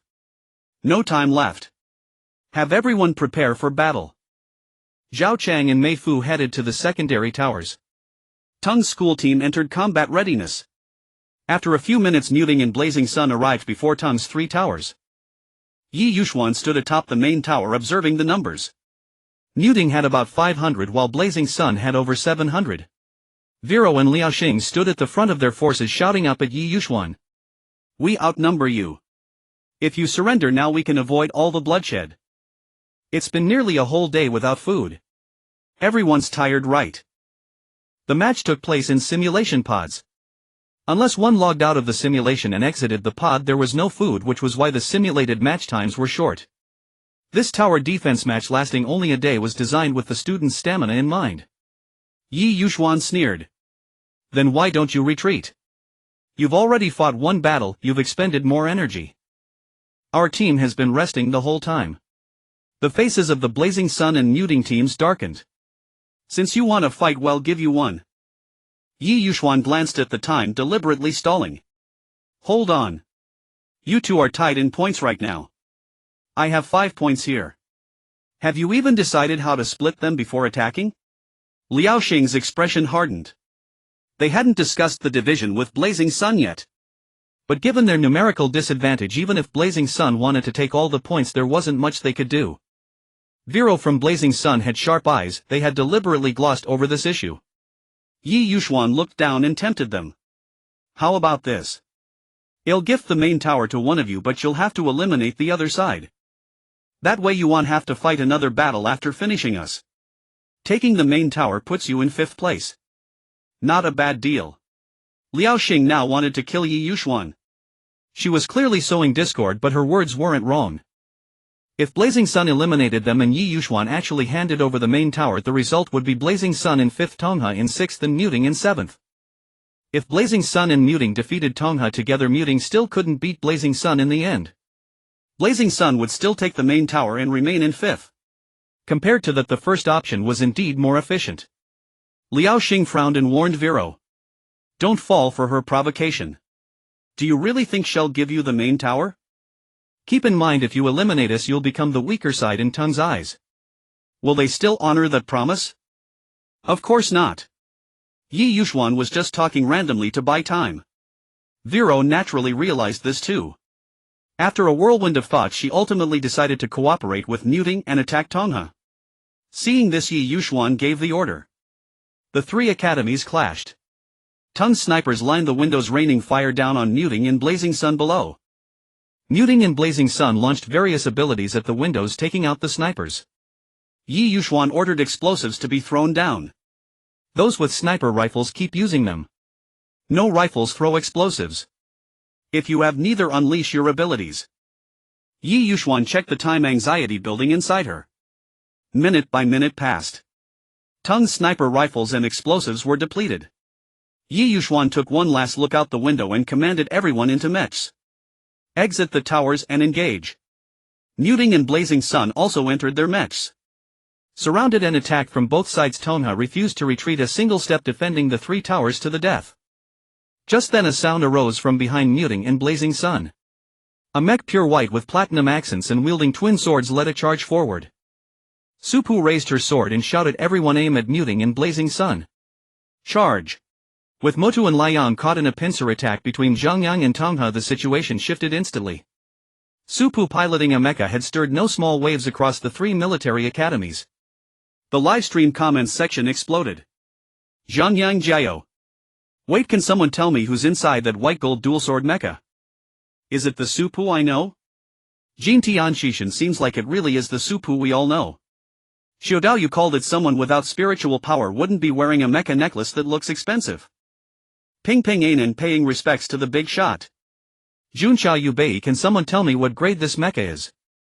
Xiaodao, you not sure but definitely rank or above. Hushing, wait, can anyone tell me why Zhang Yang is here? Weren't they supposed to be fighting Xingho? Mingtian Hui Ganghao, you must have just switched to this perspective. Zhang Yang was originally headed to Xingho, but Tongha offered plenty of incentives. At that time Mutu and Liang had nearly reached the 3 towers. Yi Yuxuan had originally intended to go downstairs and reorganize the school team, but she still couldn't accept being eliminated like that. She clutched her wristband and called Su-Pu. Su-Pu, let's make a deal. You come support me and I'll give you the secondary tower. How about it? Su-Pu said nonchalantly, what's the point of just the secondary tower? I want the main tower. Taking the secondary tower would put Zhang Yang and Zhu Feng at equal points, while claiming the main tower would give Zhang Yang a 1-point lead. An undisputed first place was far more appealing than a tie for first, and Su-Pu naturally preferred the former. Yi Yuxuan was already all in. Losing 2 points versus 3 made little difference to her as long as she could prevent Mutu and Liang from getting their hands on it. Yi Yuxuan agreed to Su-Pu's terms without a moment's hesitation.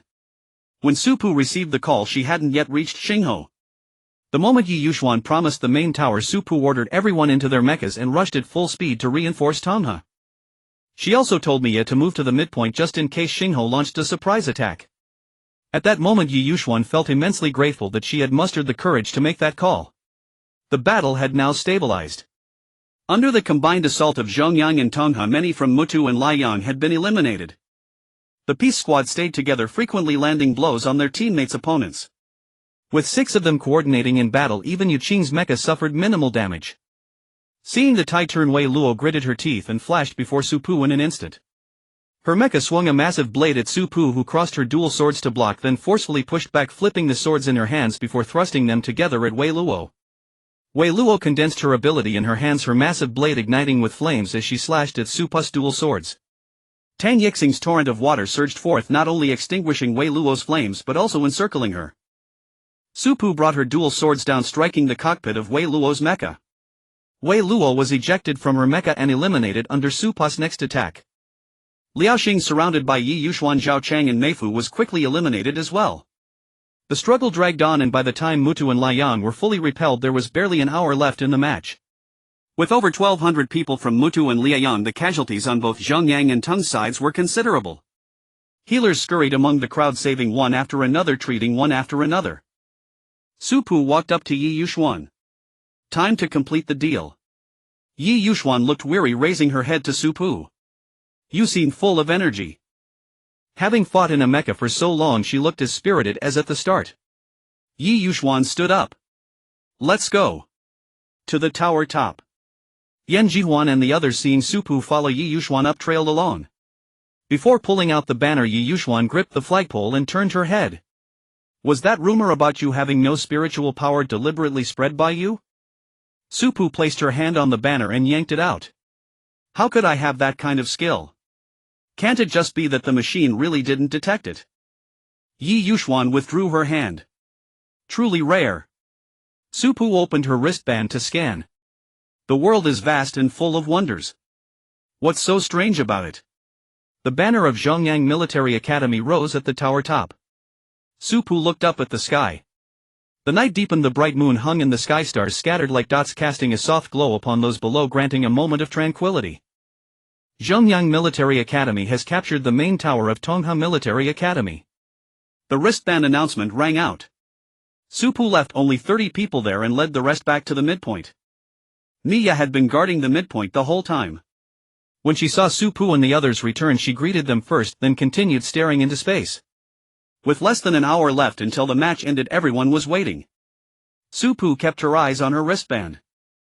Time remaining until match end 000003. Time remaining until match end 000002. Time remaining until match end 000001. Match ended. All participating students, please exit the simulation pods. The moment Su-Pu opened her eyes, she was back in the real world, her simulation pod already open. He immediately took out nutrient fluids from his spatial device, and every member of the Peace Squad grabbed one to drink. Those who had brought nutrient fluids followed suit and few seemed to care about the rankings. Minyu cleared her throat and addressed the audience. The results of this tower defense match are as follows: Zhongyang Military Academy ranks first earning 10 points. Jufeng Military Academy ranks second earning 8 points. Hunqing Military Academy ranks third earning 5 points. Xinghe Military Academy ranks fourth earning 3 points. Tonghe Military Academy ranks fifth earning 2 points. Mutu Military Academy and Liang Military Academy tie for sixth each earning 1 point. There will be a 5-day break. Please make adjustments and perform better in the next match. Dismissed. As Minyu's words fell, Su Pu finished her nutrient fluid and looked toward Song Xiaodao, who stood beside her. Song Xiaodao seemed to notice her gaze and their eyes met. Song Xiaodao gave Su Pu a friendly faint smile and nodded. Su Pu was slightly taken aback, thinking that Song Xiaoyu must have mentioned them to his sister. Yan Jihuan tugged at Su Pu's sleeve. Let's go. We haven't slept all day, let's head back and rest. Okay. Every member of the Peace Squad said goodbye to the members of the Infinite Squad. During that day on the Desolate Star, the two teams had grown familiar with each other. Watching Su Pu and her group leave, Haoyun said, let's go eat. We'll probably have to face a lot of questions later. Su Pu piloting a mecha in the tower defense match was bound to stir up a storm. And the person in question had gone to sleep, so others would almost certainly seek out those close to Su Pu for answers. As the deputy commander, Haoyun couldn't avoid facing some people. Shi linked arms with Haoyun. Don't think about it. Let Teacher He come out and shield us. Haoyun narrowed her eyes with a smile. Teacher He is going to scold you again. The time on the Desolate Star differed from the real world. It was 8 in the evening there, but 8 in the morning here. Su Pu slept until nightfall, and upon waking she saw Suji's message. Kai Lai Su Pu, do you remember Principal Yushi from Qiming Middle School? Xiaoji said she wants to meet you. Su Pu was still groggy upon waking, but this message cleared her mind a little. Yan Jihuan and the others were still asleep. Su Pu got up, tiptoed out of the dormitory and replied to Su Ji. Pu, did she say what it was about? Su Ji seemed to have been waiting for Su Pu's reply. She responded as soon as Su Pu sent it. Kai Lai, she didn't say anything specific, just asked me to tell you the time and place if you were willing. Su Pu thought for a moment and agreed. Kai Lai, when do you plan to go? Do you need me to come with you? Pu, no need. Yan Jihuan has to go there anyway for something. Let's meet at Qiming Middle School tomorrow. Kai Lai, okay. Su Pu turned off her light brain and went to buy dinner. There were few people in the cafeteria and she quickly walked out with a bag of meal boxes. Walking on the path, Su Pu wondered why Yushi wanted to meet her. Did she have any connection with Yushi? Bang! Someone running swiftly on the road accidentally collided with the distracted Su Pu. The meal box fell to the ground. The person lowered their head apologetically, murmuring repeated apologies. Su Pu. Shi's eyes voice came from behind as she walked over and helped Su Pu pick up the meal box. Are you okay? Su Pu shook her head. I'm fine. She waved her hand at the apologizing girl. It's all right. If you're in a hurry, go ahead. The girl lifted her head slightly and Su Pu could vaguely see eyes hidden beneath heavy bangs. She whispered a thank you and hurriedly ran off. Su Pu turned to look at Shi only to find her staring blankly at Su Pu's wrist. When Su Pu had waved, the red string had slipped out from her sleeve. She stammered, Su Pu, where did you get this red string? Su Pu's face stiffened for a moment before she replied casually, a friend gave it to me. She took a breath. Can I take a look? Sure. Su Pu took off the red string, handed it to Shi and retrieved the meal box from her hands. Shi stared at the red string. It was so familiar, too familiar. Except for the black gem-like ornament she had never seen before, this red string was identical to Song Shiyu's. Song Shiyu's red string was custom-made for her from a special material by her family, worn since childhood. Shi's eyes reddened. Su Pu was the friend you mentioned, Song Shiyu. Su Pu denied it. How could I be a friend of Song Shiyu? This is just an ordinary red string, no different from those sold in stores. Su Pu took the red string back from Shi. I'm going back to the dorm. Are you coming? Shi nodded but kept glancing at Su Pu throughout the walk as if wanting to say something. She could tell that the material of this red string was exactly the same as Song Shiyu's. Calling it a coincidence would be absurd, there simply weren't that many coincidences in the world. Who would Song Shiyu give her red string to? She had never seen a Li Songshiyu's person except for Qi Yang. There was no one else she could think of. Supu must be Qi Yang. There had to be some special reason why Supu couldn't admit it, or perhaps she had lost her memory. She was so lost in thought that she followed Supu all the way to her dormitory. She snapped back to reality only when Supu waved a hand in front of her face. Supu opened the door. "I'm here. Goodbye." She nodded and waved blankly, then walked back to her own dormitory in a daze, only regaining her composure when she sat down in her seat. Supu entered the dormitory. The other three were already awake. After distributing the food, she told them about Suji's message. Suji said the principal of Qiming Middle School wants to meet me. I plan to go tomorrow. Yan Jihuan, eating with chopsticks in one hand, raised the other. "I'll go with you." He and Li Xiang also chimed in. "Me too." "All right." Supu asked the other two and they both agreed. "Then let's set out early tomorrow." The next morning, Supu and her 5 companions appeared at the gate of Qiming Middle School. Little Tree made its entrance in the same way as before, popping out of the ground with a swoosh. "Hello."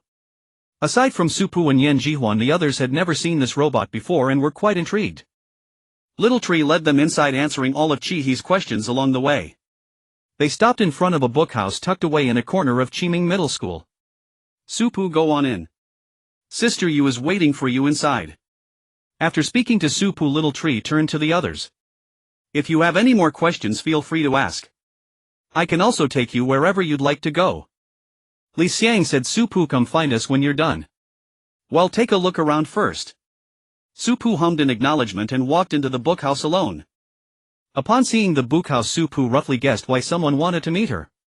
The one who truly wished to see her was probably someone else. Supu walked deeper inside, familiar with the path, and entered the living room. She was there, her hands on the handles of a wheelchair in which an elderly man sat. Supu was not surprised to recognize who it was, but her pupils contracted when she saw his clouded eyes. Chaoan heard the visitor's footsteps and asked, "Is that Supu?" She lowered her head and replied, "Dad, it's her." Supu was startled by Yu's eyes address. Was Yushi actually Chaoan's child?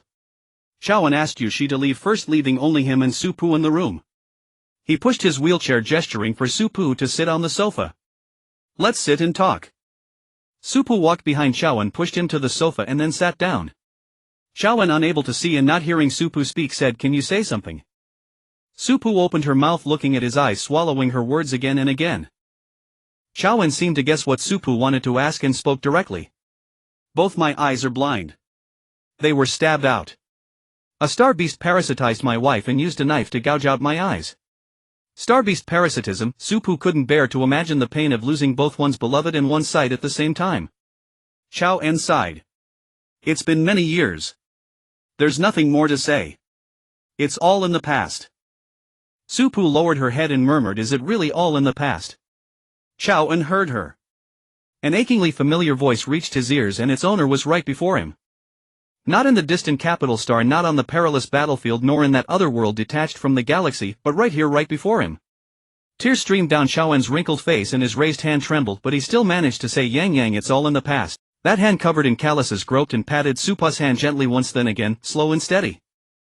Upon hearing the address, he called out. Supu met his eyes and found herself unable to utter any words of denial. She surrendered and asked, "Teacher, why didn't you tell us anything?" Chaoan, seeing that she did not deny it, finally felt the joy of regaining something lost settle steadily in his heart. Tears streamed down his face, yet an irrepressible smile spread across it. He took a moment to compose himself before answering Supu's question. "You and Shiyu were both on the front lines. How could I trouble you to return for this?" Chaoan did not wish his affairs to affect them. The front lines were already arduous with daily battles against aberrant beasts and incursions into other worlds. As their teacher, how could he add another burden to their shoulders? Supu understood at once. Chaoan had always been one to share only good news, never bad. She and Songshiyu, always ready for battle, rarely visited him, leaving him to bear so much alone. If only she and Songshiyu had returned more often back, then perhaps some things could have been avoided. At the very least, his eyes might have been treated. Chaoan was a mechanical designer. Losing his sight was devastating. But it was too late to say anything now, far too much time had passed. Chaoan sighed. "This is my fault too. If I had stayed with them from the start, perhaps Ali wouldn't have been parasitized by a star beast. Yuli was his wife and they spent most of their time apart. Though Chowan said this, Supu knew he would never leave Chiming Middle School. Chiming Middle School had many students Chowan couldn't abandon, and Yuli wouldn't let him return. Both had their own careers, neither could change for the other, nor would they ask the other to change. Moreover, during the otherworldly invasion, danger lurked everywhere. Chowan needed to protect all the students of Chiming while Yuli had to stay and guard her own family and friends. Chowan didn't dwell on the topic but shifted to recounting events over the past 20 years. You've met Xiaoshu, haven't you? I built it 6 or 7 years ago. 5 years ago, when Xiaoshuan grew tired, I had Xiaoshu take over its work. How does it look? Isn't it similar to Xiaoshuan? After Shiyu left, there was no one left to research these robots with me. Supu hummed in agreement. Xiaoshu is fine, it looks no different from Xiaoshuan. Chowan continued. When Xiaozi reached middle school age, I brought her here to study at Chiming. That child was even more rambunctious than you two. When she was little, she wanted to fight anyone she saw. Later, after she entered university, she settled down. When my health failed, I had her take over my position after graduation. Doesn't she look quite the part? As he spoke, Chowan sighed again. After you left, the military district was in chaos. If principal he hadn't stepped in to steady things, who knows how much worse it could have gotten. But principal he wasn't part of the military district, so he didn't stay in charge for long. Plus there were some with ulterior motives mixed in. Over the years the district has been retreating more and more. With those words Chowan coughed twice, his face paling. Supu quickly poured a glass of water and placed it in his hands. After drinking he felt better. My body is getting worse by the day. Yang Yang opened the box on the table. All right. Supu picked up the box, set it on her lap and lifted the lid. The first thing that caught her eye was the trio photograph. A young Chowan stood behind her and Song Shiyu slyly flashing a peace sign above their heads. Supu remembered it was taken in their first year of high school before the otherworldly invasion, when everything was peaceful. Take the photo with you, Chao En said. Supu was taken aback. Teacher. Chao En, as you can see, I don't have much time left. Since you're back, take it. It'll serve as a keepsake. Supu picked up the photo, her fingertips caressing it, then looked up at Chao En. Let me find someone to examine you. Chao En waved his hand. No need. I know my own body. Don't worry about it. Just let me go to Ali. Supu's grip on the photo tightened, the corners of her eyes reddening. Chao En couldn't see, his voice trembled. Yang Yang, is she you? All right. Did she come back with you? She's gone. Supu held the photo in one hand and touched the red string with the other as if its owner were still with her. Chao En heard this, and though he had anticipated it, his heart still sank. He paused, then voiced another doubt. Has your age not changed? How could she still participate in the military academy league? Supu lowered her gaze. Yes, it hasn't changed. After the other world closed, time inside stood still. No one knew how long had passed nor who would die next or when. Thus in that endless stretch of time Supu witnessed her comrades fall one by one until even Song Shiyu left her. Chao En's tears fell uncontrollably again, and Supu comforted him for a long while. Finally he seemed exhausted, as if all vitality had drained from him. I need to rest, Yang Yang. Go back and take the photo with you. Supu held the photo in her hand, closed the box and set it back. I'll come see you again next time. Chao En wanted to tell her not to return, but his mouth opened and closed without the words coming out. He only said all right. Supu said goodbye. Just as she was about to step out of the living room, she tucked the photo into the black ornament of the red string and said softly, Teacher Shiyu succeeded. She made the space button. Chao En was stunned for a moment, then repeated good several times. Supu stepped out of the study. Yushi was waiting outside, idly counting the pebbles on the ground. Hearing footsteps, Yushi turned. Are you done talking? Supu nodded. Teacher said he needs to rest. Yushi hummed. Do you need me to take you to them? Supu, no, I'll go myself. All right. Class will be over soon and the students might recognize you. Supu said okay and left. Yushi lingered at the door for a few seconds, then thought better of it and walked inside. After Supu entered the study, Yan Jihuan headed straight for the library while Chi-He and the others chose to wander around. Wherever they went, Xiaoshu introduced the surroundings. After walking for quite a while, Xiaoshu led them to sit in a pavilion. Li Xiang was curious about Zayash's attire. Xiaoshu, why do you wear a mask and cloak? Xiaoshu scratched its head pondering the question. I don't know. I've had this look ever since I gained consciousness. Do you feel heat? Xiaoshu shook its head. No. I have a constant temperature chip inside me. I can sense the temperature of external objects but I don't feel hot myself. Shihi, do you know what principle you wanted to see Supu about? Xiaoshu shook its head again. No, it wasn't Sister Yu who wanted to see Supu, it was Qiaoen. Ha! The four of them looked bewildered. How could the person be different? They hadn't heard Supu mention this. Xiaoshu said, well, just ask Supu when she gets back. I don't know why Qiaoen is looking for Supu either. Xiaoshu pretended to ponder, could it be that after watching the livestream a few days ago Qiaoen became Supu's fan too? Li Xiang found it amusing and patted Ziyash's head. Better stop guessing. Is there anything fun around here? Fun. Do you want to try shooting? Qiming Middle School had a creative shooting range where students could enter the cloud to design their own ideas or experience others' creations. Upon entering the shooting range, Xiaoshu led them to the recording panel. Pressing the button in the center, the panel began to rotate, scanning Xiaoshu and the four girls. Design or experience? A mechanical voice emanated from within the panel. Yu Qing replied, experience. Registered. Please proceed to room 222. 5 users. After speaking, the recording panel rotated back to its original state. Xiaoshu told them to follow it to experience room 222. At the door of room 222, a small sphere in the center scanned their faces and automatically opened.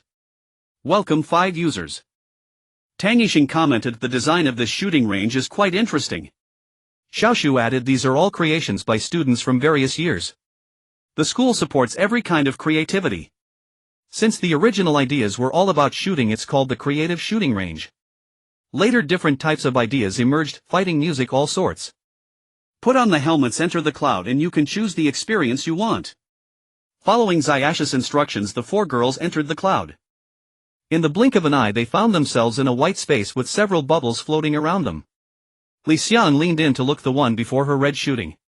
Qi and the others also read the labels, fighting, music, painting, machinery, games, farming, medicine. Yu Qing exclaimed, so many. Tang Yixing chimed in, the people here certainly have a lot of ideas. Which one do you want to try? Li Xiang rested her chin on her hand in a thoughtful pose, let's try shooting first. All right. The 4 selected the shooting bubble and the environment instantly transformed. A voice sounded in their ears, random scene, random idea. Have fun everyone. Li Xiang steadied herself and looked ahead. It resembled a colorful town, vibrant with high saturation. Glancing to the right, she noticed that Qi and the others had changed outfits. Li Xiang looked down at herself, she too was now wearing a dopamine-colored suit and a magician's hat. Li Xiang didn't mind her own appearance, but seeing Qi, usually so cool and aloof, in such a cute outfit was almost too amusing. The contrast was striking. Qi pursed her lips, but upon seeing Tang Yixing and Yu Qing similarly dressed, she relaxed. Suddenly Li Xiang felt something bulky in her pocket. She pulled out a pistol. Qi and the others followed suit, each retrieving a pistol. The voice echoed again, creative design, colorful town. Enjoy a visual shooting carnival. Designer Rainbow. Message, admit it, you're captivated by my design. Rules, no rules. Shoot any target you see. Targets appeared on the buildings in the town, also multicolored and moving. Yu Qing looked down, there were targets lying on the ground as well. Li Xiang exchanged a glance with Qi. Let's have a competition among the 4 of us. Deal. With that they dashed forward, footsteps mingling with gunshots. Li Xiang and Qi were constantly vying for targets. Seeing another one snatched away by Qi, Li Xiang stomped her foot in frustration. Qi pretended to cover her ears, a smirk curling her lips. I can hear you. No need to shout so loud. Li Xiang seized the opportunity to grab a target that had dashed ahead of Qi. Got it. Qi's smile froze and she resumed the fierce competition with Li Xiang. Meanwhile Yu Qing and Tang Yixing played fair and square on the other side, neither snatching from the other, maintaining a harmonious atmosphere. Before long the 4 found themselves back at the starting point, exchanging bewildered looks. What's going on? Is the town haunted? Li Xiang pulled the trigger, hitting a target that suddenly appeared on the ground. As they turned to leave, a bullet whizzed through their midst, striking a target that had moved to the center of the road. The 4 spun around simultaneously to see Supu and Yan Jihuan standing there. Supu smiled and made a gesture, bringing 2 fingers together, lightly touching her brow, then flicking them outward. Li Xian was momentarily stunned, then rushed over and hugged Su Pu. "Su Pu, you're too adorable." Su Pu stiffened, gently pushed Li Xian's face away and demanded, "Shouldn't it be cool?" Li Xiang blinked, unable to lie. "It's mainly because of your outfit, it's just too cute." He peeled Li Xiang off Su Pu and asked both Su Pu and Yan Jihuan, "How come you're here together?" Yan Jihuan held her gun. "Su Pu thought we were in the library, so she went there to find us, only to discover I was the only one there. Xiaoshu came to the library and told us where you were. She also had me take Song Shiyu's notes, so we came looking for you." Su Pu glanced at the four of them. "What are you all doing here?" "Just starting." Yu Qing replied, "No, we've been playing for a while. We somehow ended up back here just now. It seems it's because you two joined in." Tang Yixing hit a target. "We're competing on who hits the most. Want to play?" Yan Jihuan raised her hand and pulled Su Pu along. "Count us in." He checked the time. "Let's play for another hour. Whoever hits the fewest buys dinner." "Sounds good." This time Li Xiang and he stopped snatching each other's targets and calmly shot at those nearby. The six of them dashed around the colorful town until time was up, automatically returning to the starting point. Yan Jihuan pointed at the screen above, which showed Tang Yixing in last place. "Dinner's on you, Tang Yixing." Tang Yixing laughed. "Fine. Order whatever you want." The six logged out of the cloud and removed their helmets, surprised to find Xiaoshu still there. "Xiaoshu, you didn't leave." "I just came back from outside. When the students heard you were here, they all gathered at the shooting range." Sure enough, as soon as they exited the shooting range, they saw a crowd of onlookers. The moment the peace squad appeared, the chatter grew louder. Someone bold enough asked Su Pu first. "Su Pu, people on the StarNet are guessing your spiritual power is 2S. Is that true?" Su Pu raised an eyebrow, amused that she was the first to be questioned. "That's classified.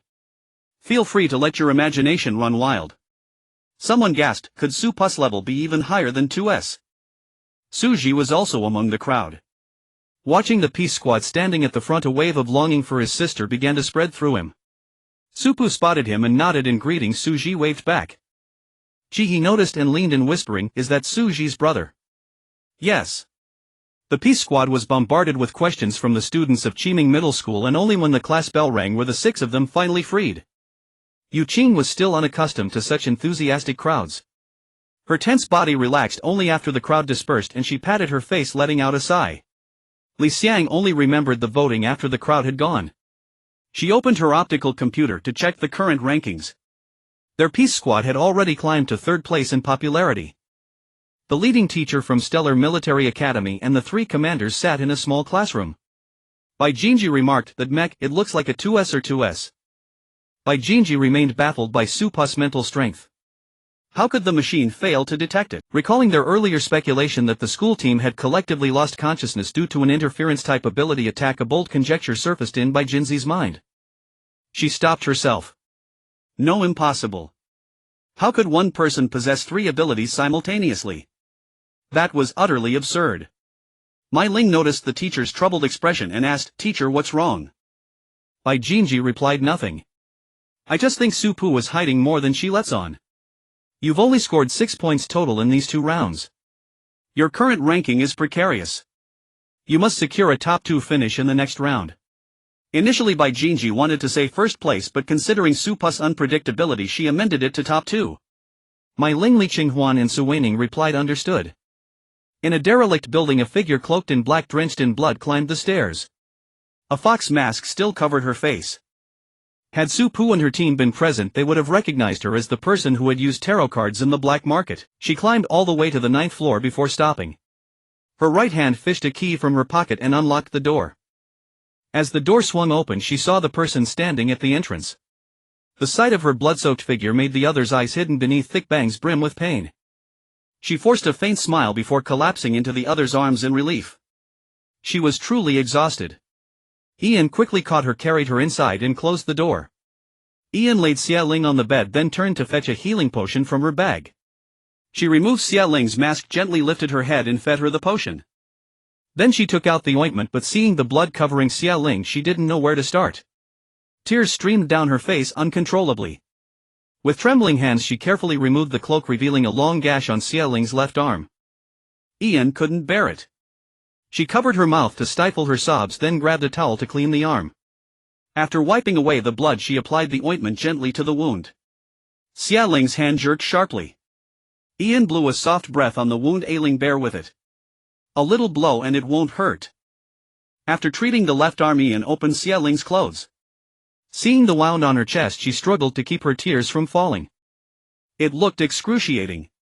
Just looking at it made Ian feel like she was suffocating. She didn't dare delay and continued to wipe and apply the ointment. Treating the wounds took a long time. Xia Ling's body was covered in injuries, her back, her legs, everywhere. Fortunately, under the effect of the healing potion, Xia Ling's wounds healed faster and she woke up earlier than last time. Sensing the changes in her body, Xia Ling slowly opened her eyes, her left fingers twitching slightly. Ian, who had fallen asleep with her head on the bed, stirred at the subtle movement and woke up. Seeing Xia Ling awake, Ian snapped to alertness and asked, "How do you feel? Does it still hurt?" Xia Ling shook her head, a smile curving her lips. "It doesn't hurt, Ian." Xia Ling tried to sit up. Ian rose and bent to help her up, letting her lean against the wall.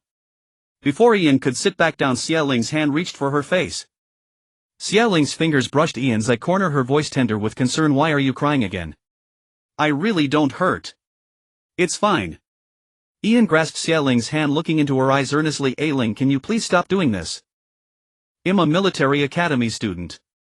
Earning money is easy for me." Xia Ling's smile froze and her lips drooped. "No." Ian was puzzled. "Why? Ailing, you can't always face everything alone. It hurts me to see this, Ailing. Seeing you covered in wounds makes me feel like I'm suffocating." Xia Ling turned her head away, her tone resolute. "I said no, and that's final." Ian set her hand down and straightened up. "Even if you disagree, I'm still going." Xia Ling's face darkened. "Ian, if you go, then let's not be friends anymore." Ian retorted, "But if I have to let you suffer these injuries for my sake, then what meaning is there in us being together?" Xia Ling and Ian had met in the slums of a garbage planet. They grew up together, each other's only friend. The childhood promise to always stay together had kept them side by side, wandering from place to place until they finally arrived at the cold flame star. Ian's rank judgment ability allowed her to enter Blazing Sun Military Academy without issue. But Xia Ling's ability was in a rank tarot and her mental strength was frank, a combination useless for military academy. Coupled with her inability to pay tuition, Xia Ling couldn't enroll. This was the first time since they met that Ian and Xia Ling were apart. Xia Ling wanted Ian to have a bright future. She believed Ian's abilities would let her achieve great things at the academy.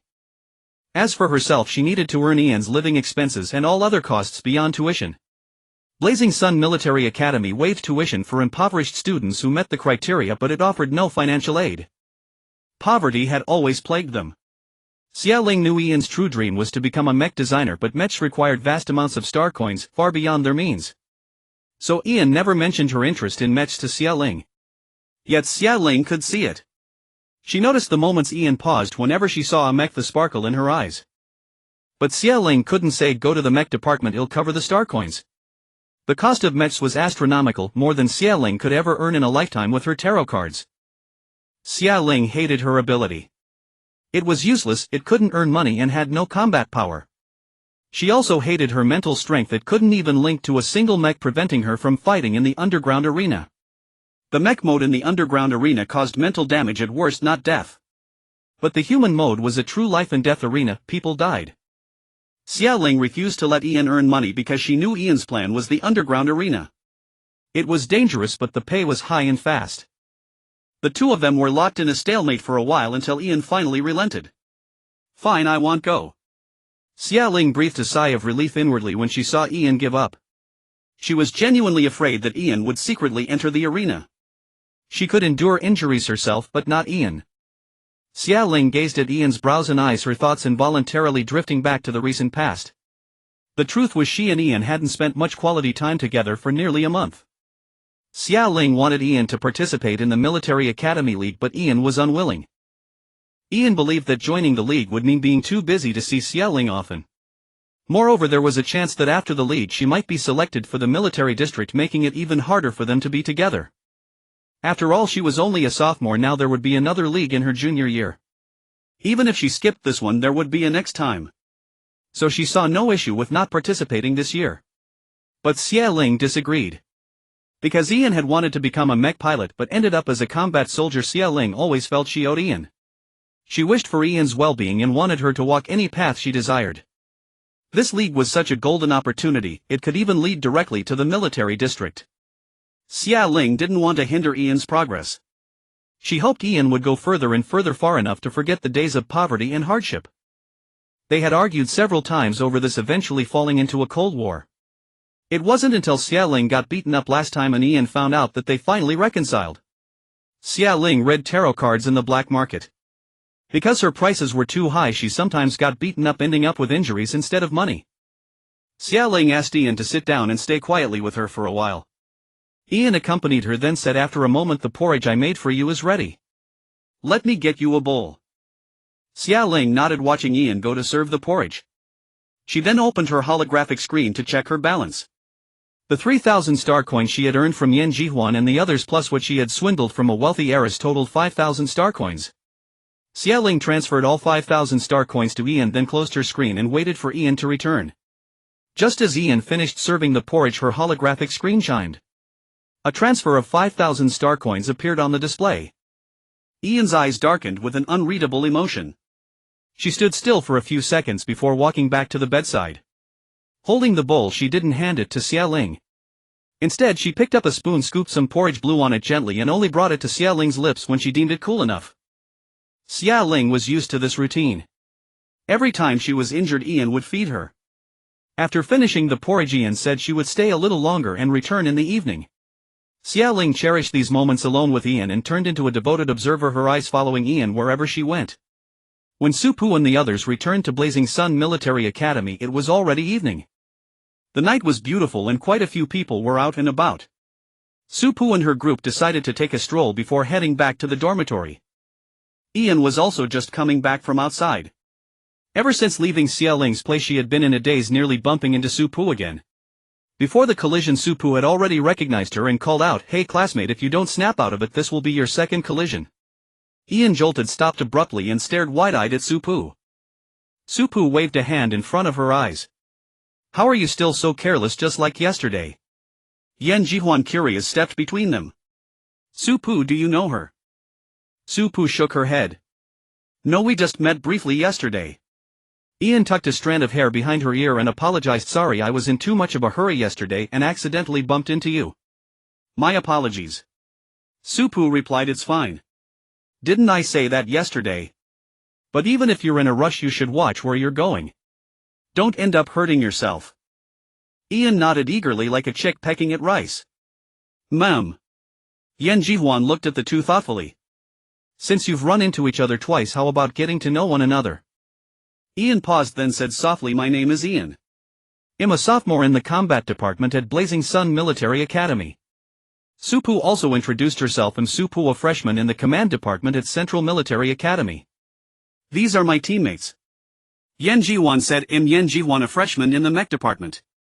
At the mention of the mech department, Su Pu noticed Ian's eyes seemed to light up, much like Yan Jihuan's reaction when she saw Song Shiyu's mech. He and the others stepped forward. He said, "I'm He, a freshman in the combat department." Li Xiang added, "I'm Li Xiang, also a freshman in the combat department." "Nice to meet you, Ian." Yu Qing said, "I'm Yu Qing, a freshman in the healing department. If you ever need anything, you can buy potions from me." Yu Qing could smell the medicinal scent on Ian. Tang Yixing said, "I'm Tang Yixing, a freshman in the combat department." Ian greeted each one, then turned to Yu Qing. "Can I buy a potion from you right now?" Yu Qing nodded. "Of course. What do you need?" Ian, thinking of Xia Ling's condition, gritted her teeth and said, "I'd like a high-grade healing potion." Yu Qing considered it. "Sure, but my healing potions are in the dormitory. Let me go get one for you." Ian replied, "Mum." Then she asked quietly, "How many star coins?" A high-grade healing potion on the market cost 10,000 star coins. The ones sold to students at the academy were cheaper at 8,000 star coins. Yu Qing thought for a moment and said 5,000. Ian glanced at her holographic screen, relieved that she had enough. She added Yu Qing as a contact and transferred 5,000 star coins to her. Yu Qing went back to fetch the potion for Ian, and Su Pu and the others headed to the dormitory as well. After lights out, Su Pu curled up under her blanket, turned on the flash on her holographic screen and took out a photo from her spatial button to examine it closely. The photo was taken in their first year of high school when they had just won the championship in a competition between Yang Star and other planets. She and Song Shiyu were holding the trophy together, smiles on their faces. Su-Pu traced the photo with her fingers. Back then she had a particular fondness for edgy bomber jackets and insisted on Song Shiyu wearing matching ones with her. Chaoan had teased them, saying they were like conjoined twins always clinging together in the same clothes. Su-Pu looked at the photo for a while, then turned off the flash, put the photo away and went to sleep. Because Chihi's bed was opposite Su-Pu's, she could see the glow of light from under Su-Pu's blanket. Chihi didn't know what Su-Pu was doing, but she had sensed during the day that Su-Pu seemed upset after meeting with Chaoan. Chihi watched for a while until Su-Pu's light went out, then closed her eyes to sleep. The next morning in the dean's office, Minyu slammed the table and stood up, unable to comprehend the military district's decision. She protested why advance the defense match. Wasn't the next event already set as the maze match? The person sent by the military district was Cui Ziyuan. Calm down, listen to me. A mutation has already occurred. In a human. Minyu's pupils contracted. What? Cui Ziyuan pinched the bridge of her nose. Just the day before yesterday we discovered a person on a garbage planet who was potentially at risk of being parasitized by a star beast. We brought him back to the military district. After examination we found a mutation within him that is different from supernatural abilities. This mutation is not parasitism either, rather it resembles a modification prior to parasitism. In short, it modifies a person's physique into a vessel more suitable for star beast parasitism. The military district has currently locked down and inspected that garbage planet. This person is also under our control as we search for a solution. Yesterday our military district held a discussion in hopes that the defense tournament can be moved forward, postponing the original matches. After Cui Ziyuan finished speaking, Minyu began to contemplate. If this were the case, moving the defense tournament forward would indeed be an excellent choice. As military academy students, they too should see what responsibilities they ought to bear. Minyu nodded in agreement and immediately summoned the designer of the defense tournament for discussion. News that the military district had approached Minyu to discuss changing the matches had already reached the students. Why the sudden change in matches? Li Xiang, removing her boxing gloves, voiced her doubt upon hearing the news. Su-Pu was browsing discussions on the star net. It seems the military district has made some discovery. Su-Pu rested her chin in her hand, pondering. She had originally guessed the next match would be a maze competition or a starship battle, but with this sudden change she couldn't imagine what it would be. He spotted a photo someone had uploaded on the star net. Su-Pu, look at this new post on the star net. Su-Pu looked down and saw that Blazing Sun Military Academy was adding a nutrient injection function to their simulation pods. Su-Pu opened the records of previous Military Academy League matches and scrolled through them. She finally paused at a zonal simulation match, the defense tournament. Su-Pu roughly understood. The defense tournament is long and requires nutrient injections. Moreover, considering the military district's actions, their discovery is somewhat connected to this tournament. In the defense tournament one must protect the local civilians, fight against aberrant beasts, and also prevent and identify star beast parasitism. Star beast parasitism. A glint flashed in Su-Pu's eyes as she instantly understood. She looked up at the others. The military district may have discovered an atypical mutation. Special type star beasts hadn't appeared yet and the other world hadn't fully covered the entire galaxy, so parasitism shouldn't occur. That left only one explanation: someone had undergone a new mutation and this mutation might cause that person to be parasitized by a star beast in the future. Yan Jihuan fanned herself with her hand. What kind of mutation? Su-Pu explained it's akin to a pre-parasitic modification. Actually, star beast parasitism is divided into two types. One is when a star beast enters a human body. The other is a mutation caused by humans being infected by a star beast or a person already parasitized by one. The former was most common during the last otherworldly invasion. The latter is rarer, but judging by the current situation, perhaps this time the latter will become the norm. You never know if someone is infected or when they were infected. Human-to-human transmission will increase. Trust among humans might crumble and panic will spread throughout the entire galaxy. If this gets out, it will definitely cause a panic. Upon returning from Blazing Sun Military Academy, Cui Ziyuan went to see Hao Ling. Hao Ling motioned for her to sit down first. This matter is already under wraps and won't be made public for now. How are things at the military academy? Cui Ziyuan replied, Principal Min is already implementing it, General. They haven't experienced anything like this yet. Hao Ling flipped through the documents in her hand. It's precisely because they haven't experienced it, because they've had it too comfortable, that we need to let them see this early. They are military academy students. After this league they may become soldiers in one of the military districts. Facing a real battlefield is what's most important. Most importantly, soldiers cannot harbor treacherous thoughts, nor can they be weak. After saying this, Hao Ling gave Cui Ziyuan a meaningful look. Cui Ziyuan understood. She grasped that Hao Ling not only wanted the military cadets to experience the cruelty of war in advance, but also intended to screen them. If anyone committed acts detrimental to the people or fled from battle, they would be disqualified from becoming a soldier. Seeing that Cui Ziyuan understood, Hao Ling elaborated on another idea of hers. In a future match, I want them to set foot on a real actual battlefield. Cui Ziyuan's gaze froze. You mean after the other world fully covers us, you want to send them directly to fight? Hao Ling nodded. Correct. Simulations are after all just simulations, no one dies. But the fear of death is human nature. Someone who doesn't retreat in a simulation might not hold their ground in reality. I will tell them they can voluntarily withdraw before the match. But if they choose to compete, they must be prepared to risk life and limb. General Hao. Someone called from outside the door. Hao Ling gestured for Cui Ziyuan to open it. The person who entered was Louis. Louis looked at Hao Ling and said directly, "The mutated individual wants to see you." Hao Ling furrowed her brow, stood up and followed Louis, telling Cui Ziyuan to come alone. What's wrong with him? Louis, recalling his condition, was momentarily unsure how to phrase it. You'll understand when you see him. Arriving at the Central Military District's medical department, Louis led Hao Ling and Cui Ziyuan towards the laboratory inside. The mutated individual was confined in the lab with Xilanbai also inside. The interior of this lab was separated by specially made glass. Seeing Hao Ling arrive, Xilanbai breathed a sigh of relief. When the mutated individual saw the general arrive, he cried out, "Sir, I really am fine. I won't kill anyone.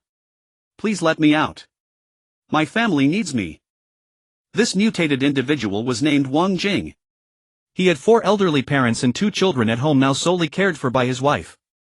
The planet they lived on was already a garbage planet, making survival difficult. He and his wife both worked, striving to support their family.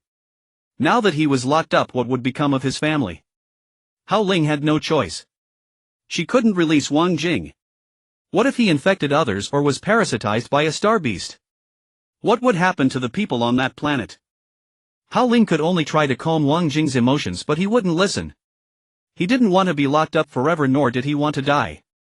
He slumped to the floor, his heart filled with nothing but despair and collapse. With so many people in this galaxy, why did this have to happen to him? He had never committed a single crime since birth, living a simple, honest life without ever harming anyone. Seeing him break down in tears, Hao Ling sighed inwardly. She was still soft-hearted in the end. How about this? If your family members are all clear of any issues, I'll have them brought over. How does that sound? Wang Jing's sobbing stopped. He ventured tentatively, "Will you give them a place to stay? Will you feed them? Will you take good care of them?" Hao Ling crouched down, looking seriously into his eyes, and said solemnly, "Of course. Protecting every citizen is our duty." Wang Jing nodded. "Good, good. I trust you. I will definitely cooperate fully with your tests. Please, I beg you to treat them well." As he spoke, Wang Jing kowtowed heavily to Hao Ling and the others. Hao Ling quickly stopped him and said a few words before leaving the laboratory. Xilanbai knew Hao Ling had questions and followed her out. "General, the tests indicate that aside from being more conducive to the parasitism of star beasts, there are currently no other issues." Hao Ling furrowed her brows. "Are you sure there's no possibility of direct mutation into a star beast?" "That's right," Xilanbai nodded. "As long as there's no contact with star beasts, it should be fine." Hao Ling asked, "Is there any solution?" "Currently, no. We are still researching the special factors within his body." Xilanbai shook his head. "All right, let me know if you need anything and try to find a solution as soon as possible." In the black market, in a mecha shop. The store was empty and Song Xiaoyu was dozing off on the counter, mumbling something about being the best. "Song Xiaoyu, wake up." Someone knocked on the counter, and when he didn't respond, they slapped his face. Song Xiaoyu's head shot up, his eyes opened wide, and upon recognizing the person in front of him, he instantly became alert and excitedly jumped up from his chair. "Sister, you're back." The person was Song Xiaoda, who leaned on the counter, tilting her head to look at Song Xiaoyu. "Is this how you watch the shop?" Song Xiaoyu rubbed his nose, feeling a bit guilty. It's just that business hasn't been great lately. It's not what I wanted. Under Song Xiaodao's gaze, his voice grew softer and his tone more apologetic. He straightened up, lowered his head and sincerely admitted his mistake. Sister, I'm sorry. I won't slack off again. I promise to bring many customers to our shop. Song Xiaodao chuckled lightly, tapping Song Xiaoyu on the head. Alright, do you think I can believe your nonsense? She turned and walked towards the inner room. Just don't let my shop go out of business. I can support you. Song Xiaoyu instantly hopped after Song Xiaodao, pouring her tea and water. Sister, how long are you staying this time? Song Xiaodao sat on the sofa, took the cup from Song Xiaoyu and took a sip. I'll be leaving tomorrow. Song Xiaoyu sat beside her. Why? Why only one day? Song Xiaodao glanced at him. There's a competition that was moved up and I still have things to take care of. I'll try to find time to visit you, okay? Song Xiaoyu let out a disappointed oh, but quickly cheered himself up. His sister was so capable. What was wrong with being busy? Sister, you haven't eaten yet, right? I'll go make you something. I've recently learned a new dish, you should try it. Song Xiaodao smiled. Alright, go ahead. Song Xiaoyu's passion was cooking and his dream was to become a chef, making meals for his sister Song Xiaodao every day. Because Song Xiaodao was busy with the shop and had military school tasks to complete, she often forgot to eat and had no time to cook. Therefore Song Xiaoyu wanted to be her dedicated chef. If it weren't for Song Xiaodao being overwhelmed with work and unable to manage the shop, Song Xiaoyu would probably still be learning to cook from the most famous chef in Peace Night Town. While chopping ingredients, Song Xiaodao sighed internally. That chef was the best in town and her restaurant was the most popular in Peace Night, or rather in the Cold Flame Star. As he washed the vegetables, he wondered when he could go back to learn cooking from that chef again. The discussions about the apocalypse on StarNet had intensified and the rest period passed swiftly. Everyone stood in the familiar competition venue. The atmosphere in the hall was a bit noisy. Minyu reminded from the stage, stopping the discussions among the students below. Supu looked at the stage and beside Minyu was still Song Xiaodao. Was it really Song Xiaodao who designed the defense competition? Minyu scanned everyone and began to speak. This competition is held within the military school. The third match is the people's defense competition and the rules are as follows. First, the people come first, friendship second and competition third. Second, the planet is divided into 7 regions with 1 military school guarding each region and the task is to protect the people. Third, the duration of this competition is uncertain and the time rate is set to 1 reality day, simulating 3 days. Nutritional fluids will be stored in the cabin and will automatically be injected into your bodies, so there's no need to worry. Fourth, this simulation will have a pain sensitivity of 100%. No matter how severe the injury or death, you will feel the same as in reality. In the past, simulations typically had a default pain sensitivity of 70%. The crowd below became restless and Minyu exerted her mental pressure to silence everyone. Fifth, the ranking rules for this competition will not be disclosed. The judges will score and you will have to figure it out yourselves. Sixth, this is my advice to you, please remember your identity as military students and as reserve soldiers. Now please enter the simulation cabin. This competition is all simulations and no individual resource packs will be provided. As the words fell, everyone entered the simulation cabin and connected to the cloud. As Supu opened her eyes, she found herself sitting in an office accompanied by Hao Yun and Mia. This was the first time they hadn't all appeared together. Mia rubbed her ears. We're in Zone 1. On the three's desk lay a stack of documents marked with Zone 1. Supu opened the document and glanced at it. 3 days ago the alien beasts had conducted a sweeping attack on Zones 1 and 3 with both district leaders leading their soldiers to resist fiercely, allowing the people to shelter safely through this crisis. Supu was now the newly appointed district leader with Hao Yun and Mia as the newly appointed deputy district leaders. Supu tapped her fingers on the table, lost in thought. The document indicated that the next predicted alien beast attack was in 2 days. Currently all the citizens had returned to their homes and were not in the shelters.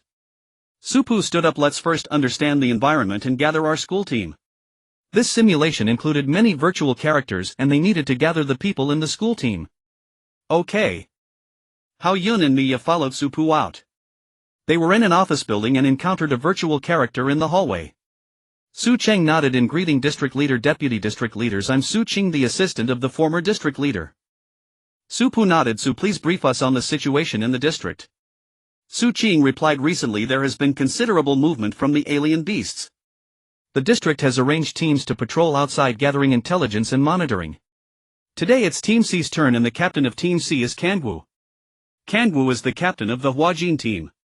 It's now 3 in the afternoon and they should be back in about 2 hours. The military is currently being trained under Zhang Fu at the training ground, which is next to the office area and also adjacent to the residential area. In case of a crisis they can deploy more quickly. The medical department is just outside the training ground. There are still many injured patients inside. District leader, where are you heading? Su Pu stopped, remembering that Zhang Fu was also part of the Huajin team. To the training ground. The moment Zhang Fu opened her eyes, she found herself in the training ground. Gazing at the crowd before her, she struggled to recognize which ones belonged to the school team. Fortunately, nearly every member of the school team knew the Huajin squad, and upon spotting Zhang Fu they promptly gathered around her. Before long, all the school team members present in the training ground had assembled together. A virtual figure then approached Zhang Fu and inquired, "Captain, we've rested enough. Can we start training now?" Snapping back to reality, Zhang Fu instructed the school team to return to their positions but not to stand where they had originally been. The school team remained clustered together, separate from the virtual figures.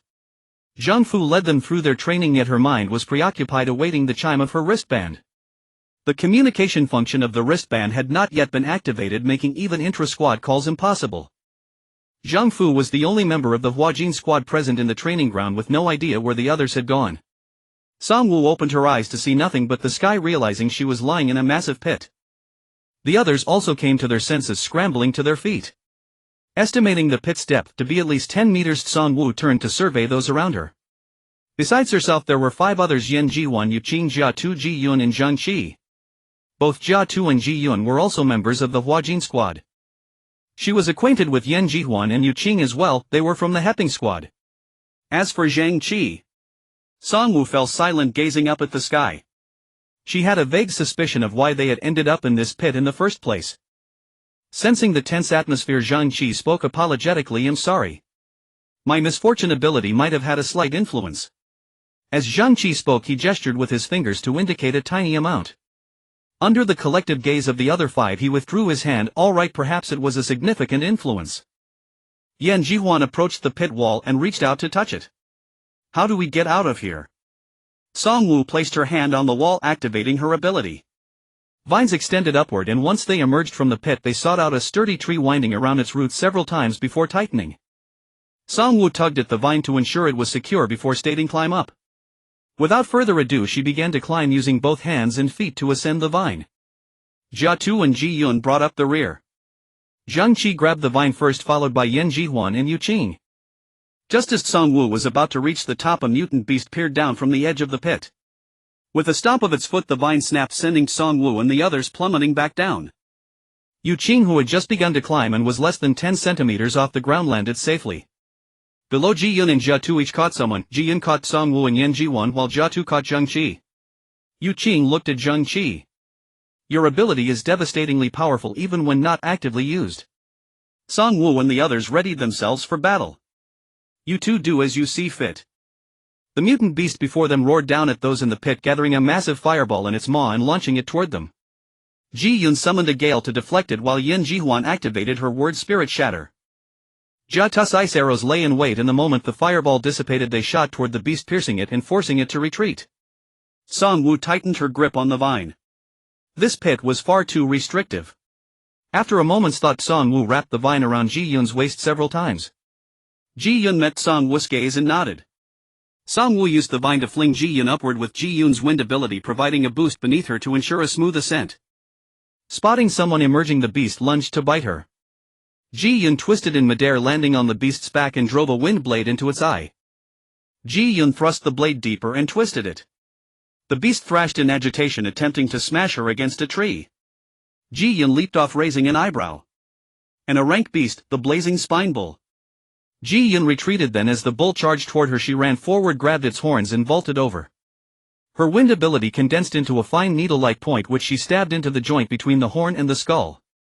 Ji Yun gouged out its other eye and leaped onto a nearby tree, leaving the blinded beast to rampage aimlessly. Activating her ability, she drew the surrounding winds inward, forming a tornado that engulfed the blazing spine bull. With one hand gripping a tree root and the other shielding her face from the wind, Ji Yun watched as the beast perished amid its agonized bellows and the howling gale. As the beast died, the wind subsided. Ji Yun descended from the tree and approached the pit. Song Wu. Song Wu extended a vine into Ji Yun's hand. Ji Yin pulled her up first, then helped the others. Shi He, Li Xiang and Tang Yixing wandered about searching. The three of them had materialized in a desolate, uninhabited area upon arrival. With no clue where they were, no map, and the wristband's location function disabled, they had no idea where Su Pu and the others were. Li Xiang tapped her wristband in frustration. Why isn't it working yet? How infuriating. Shi He said, let's keep looking for people. Even running into a virtual character would be something. Li Xiang gave up on the wristband and let out a soft sigh. Tang Yixing surveyed their surroundings. Let's check that direction. Shi He and Li Xiang followed her gaze, spotting the silhouette of a building in the distance. Let's go. Zone 7, the residential area. Shi Yanan looked at the dilapidated urban district and pursed his lips. Was it his turn for a disastrous start? Alone near the residential buildings, he opened his wristband. Calls wouldn't connect, location couldn't be determined, and virtual figures were everywhere. Wasn't he supposed to be the zone leader? Why was there no one around him? Shi Yanan's expression hardened as he set out to find the school team. Zone 4. Zhou Shuang watched as all the school team members gathered in the training ground, feeling a swell of emotion. At last fortune was on her side. Zone 4, situated at the center of all zones, wouldn't be easily breached by mutant beasts. Most importantly, this time it wasn't a competition for territory. She no longer had to worry about her crystals being snatched or her domain being invaded. Zhou Shuang looked up at the sky with joy. Heaven was finally being kind to her. Zone 2. Yi Yuxuan discovered that her neighbors were Zone 1, where the Central Military Academy was located, in Zone 3, occupied by the Stellar Military Academy. She fell into deep thought. Could it be that the Tongha Military Academy was finally turning its luck around? Would they finally secure a respectable ranking in this league? Su Qing had elaborated on the situation in Zone 1 during their walk. After hearing her out, Su Pu and the other two let Su Qing return. They had just reached the training ground and were heading toward Zhangfu when their wristbands began to chime incessantly. The communication and location functions of the wristband were now activated. As the call function automatically engaged, Su Pu was assaulted by a cacophony of voices all speaking at once. The assault on her ears was overwhelming. Su Pu felt her mind go numb, and she moved the wristband slightly away from her ear with a blank expression. Listening to the chatter from the wristband, Su Pu glanced at Hao Yun and Mia. They had noticed it too. This time the communication function was different from the previous two rounds. In the first round, only the school team could communicate internally. In the second round, the function was extended to include communication between the general and deputy commanders of each military academy. In this match, however, all participants could engage in two-way communication. In other words, an ordinary member of one school team could initiate a call with anyone from another school team. The other military academies had clearly noticed this as well. Every general commander, including Su Pu, ordered their respective team members to be quiet. Once silence fell over the communication channel, Su Pu spoke first. All members of the Central Military Academy assemble at the Zone 1 training ground immediately. Su Pu ended the call and immediately dialed Song Wu. She remembered Su Qing mentioning that Team C led by Song Wu was currently patrolling outside. Su Pu glanced at the location on her wristband. Yan Jihuan and Yu Qing were also with Song Wu. Shi He and her two companions were also near Song Wu's team. Song Wu answered the call and shouted, "Commander." Su Pu said, "Song Wu, don't return to Zone 1 just yet. Remember your current identities. You are Team C with 10 members. Besides the 5 people beside you, now there are 4 more. Gather them first. Team C's mission today is to patrol outside, scout for traces of aberrant beasts, and keep watch. Report any abnormal movements immediately." The 4 members are Qi He, Li Xiang, Tang Yixing, and Diane. Song Wu understood. Received. Su Pu hung up and called Li Xiang. "Go and rendezvous with Song Wu." "Okay." Su Pu checked the location but didn't see Diane. She asked, "Have you seen Diane?" "No, we haven't seen a single living soul besides each other." Indeed, after Li Xiang and the others approached the house, they found it was an empty cabin. Su Pu thought for a moment. "Alright, I'll call Diane." Su Pu hung up again and called Diane. She waited for a while but no one answered. Su Pu looked up at Hao Yun. Hao Yun frowned, tried calling from her own wristband and shook her head. No answer either. "Wait," Nia said, staring at Diane's location that had suddenly appeared on her wristband. "Check the location again." Su Pu looked down. Diane was near Zone 3. Hao Yun tried calling again and this time it connected. "What's going on with you?" Diane's voice was ethereal. It's a long story. Haoyun said make it short. Diane organized her thoughts. I woke up inside an aberrant beast. It ran so fast it brought me to Zone 3. I just crawled out of its stomach. The carcass of the aberrant beast lay peacefully at Diane's feet. Hearing this, Haoyun and the other two fell silent. Supu said if it's safe they'll head toward Songwu. Diane replied, sure it's safe now. After hanging up, Supu and the others walked over to Zhang Fu. Zhang Fu breathed a sigh of relief when she finally saw a commander approach. She had been unsure what to do with so little information at hand. Zhang Fu asked, Commander, what do you need me to do? Supu scanned the current number of Academy team members and said take 100 people and go to the residential areas. Conduct screenings zone by zone. Zhang Fu was puzzled. Screenings. Check for parasitism or mutation. Zhang Fu was taken aback, the match had only just begun. Okay. Zhang Fu went to select people from the Academy team. Supu watched her wristband waiting for everyone to assemble. Once they were all gathered, she would conduct a screening on the Academy team as well. Diane rushed over and finally met up with Songwu and the others. Team C was now fully assembled. Diane greeted them. Yan Jihuan intended to wave back, but her hand froze as Diane approached. Yan Jihuan sniffed the air discreetly and stepped back a few paces. The others who had also caught the scent asked, Diane, where have you been? Why do you smell so strong? Diane brought her nose to her clothes, took a whiff and nearly gagged. Her face contorted. I crawled out of an aberrant beast's stomach. There's a bit of a smell. Hearing this, Songwu suddenly thought that Zhang Qi's misfortune ability wasn't so bad after all, at least he had fallen into a pit, not into an aberrant beast's stomach. Diane moved farther away. I'll keep my distance from you all. Let's head back quickly, I need to clean up. Back at the training ground, Supu and the others waited. Only Songwu's team had yet to arrive. Supu called a few people and said to Haoyun and Miyet, let's go bring everyone from the office area over. As soon as they reached the office area, they ran into Su Qing. Su Qing saw Supu and nodded. District Chief. Supa's eyes curved slightly. Assistant Su, notify everyone to gather at the training ground. The training ground. Has something happened? Are the aberrant beasts back? Nothing's happened. Go gather everyone first. With a serious expression, Su Qing immediately went to the broadcast room to notify everyone to assemble at the training ground. Supu watched Su Qing's retreating figure, her gaze deepening slightly. Haoyun asked, is Su Qing a problem? Supu shook her head. No, but we must stay vigilant with everyone. Star beasts are masters of disguise. Having never seen a star beast's parasitism in action, Mia wondered, is star beast parasitism truly silent and seamless? Supu recalled the images of star beast parasitism she had witnessed. Yes, it's flawless. When a star beast parasitizes a human, it absorbs their memories. These star beasts are sentient beings mimicking humans as child's play for them. Sometimes Supu even wondered if the star beasts had once been human themselves. But the history of the star beasts was untraceable, as was that of this other world. To this day, the only known origin of this other world was a comic drawn by a human called Sin City. Who drew it, where the power came from, and what kind of power it was, no one knew. Some people relegated these questions to theology, speculating whether a god in this world wanted to destroy the galaxy and had thus bestowed such immense power upon a human. Supu found this speculation far-fetched. She didn't believe in gods. If a god truly existed, it ought to be a just one. Before long, Su Qing brought everyone from the office area before Supu. District Chief, everyone is here. Supu hummed in acknowledgement. To the training ground. Supu turned and led the procession toward the training ground.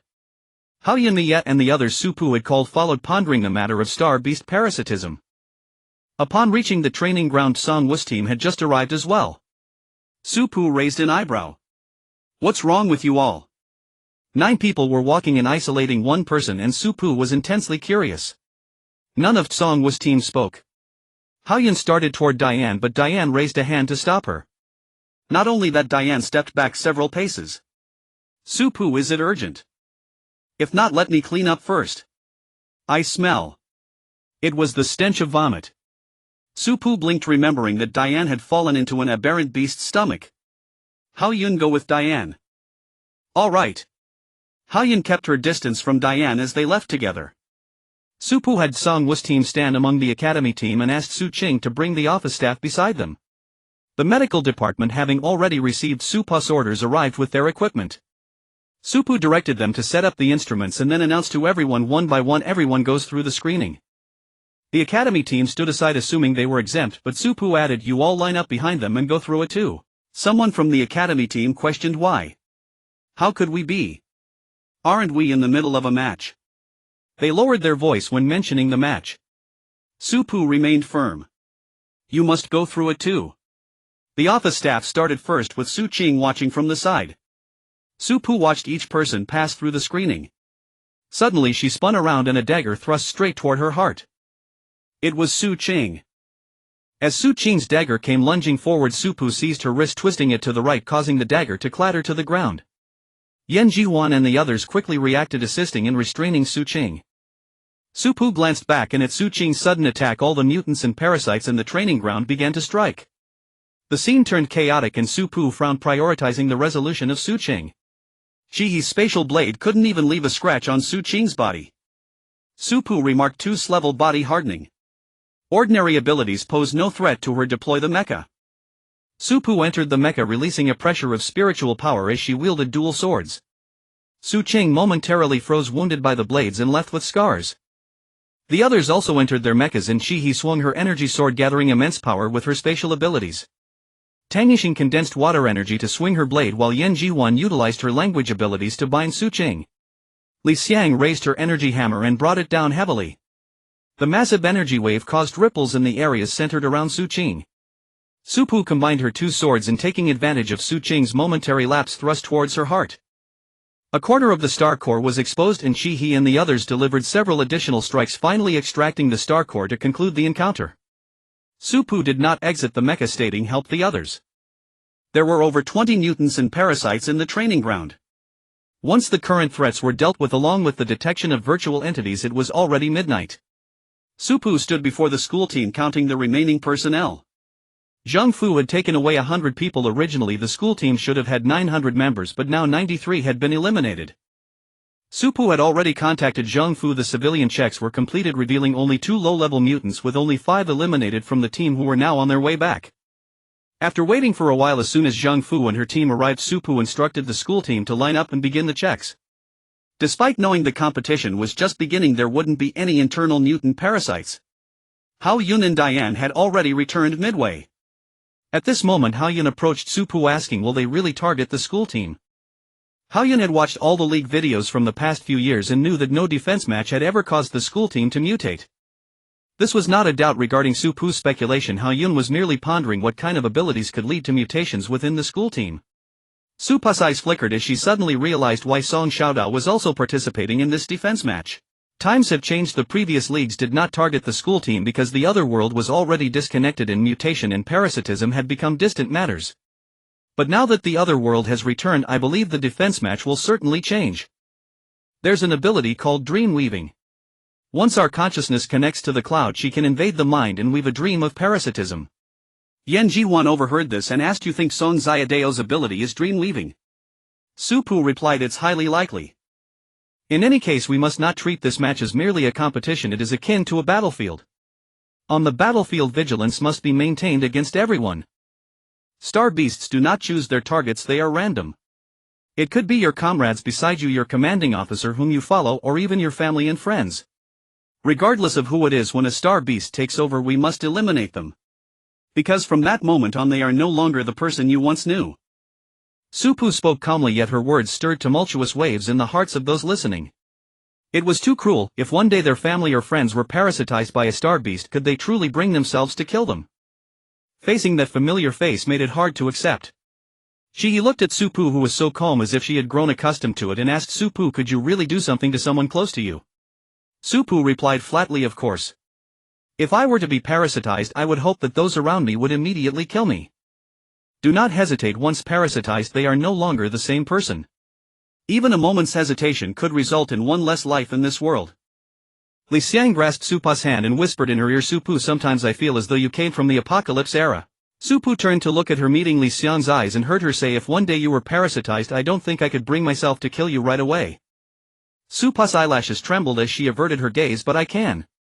Supu had killed many people, strangers she had never met, classmates she had shared years with, comrades she had fought alongside, far too many for her to remember. Supu did not lower her voice and everyone nearby heard her words. She's eyes fingers curled slightly, her eyes filled with an ambiguous emotion. Could it be that the other members of the Peak team were parasitized by star beasts and her sister killed them all, which was why only she returned to the star system? Just the thought of this speculation was difficult to bear. The bonds within the Peak team were too strong. They hadn't only experienced 3 leagues together but had also shared countless life and death moments. Moreover, Song Shiyu and her sister had practically grown up together. Could she really bring herself to kill Song Shiyu and then calmly say these words? She felt it was impossible, at least not like this, without any emotional turmoil. When Supu was willing to disclose her identity, she would reveal everything.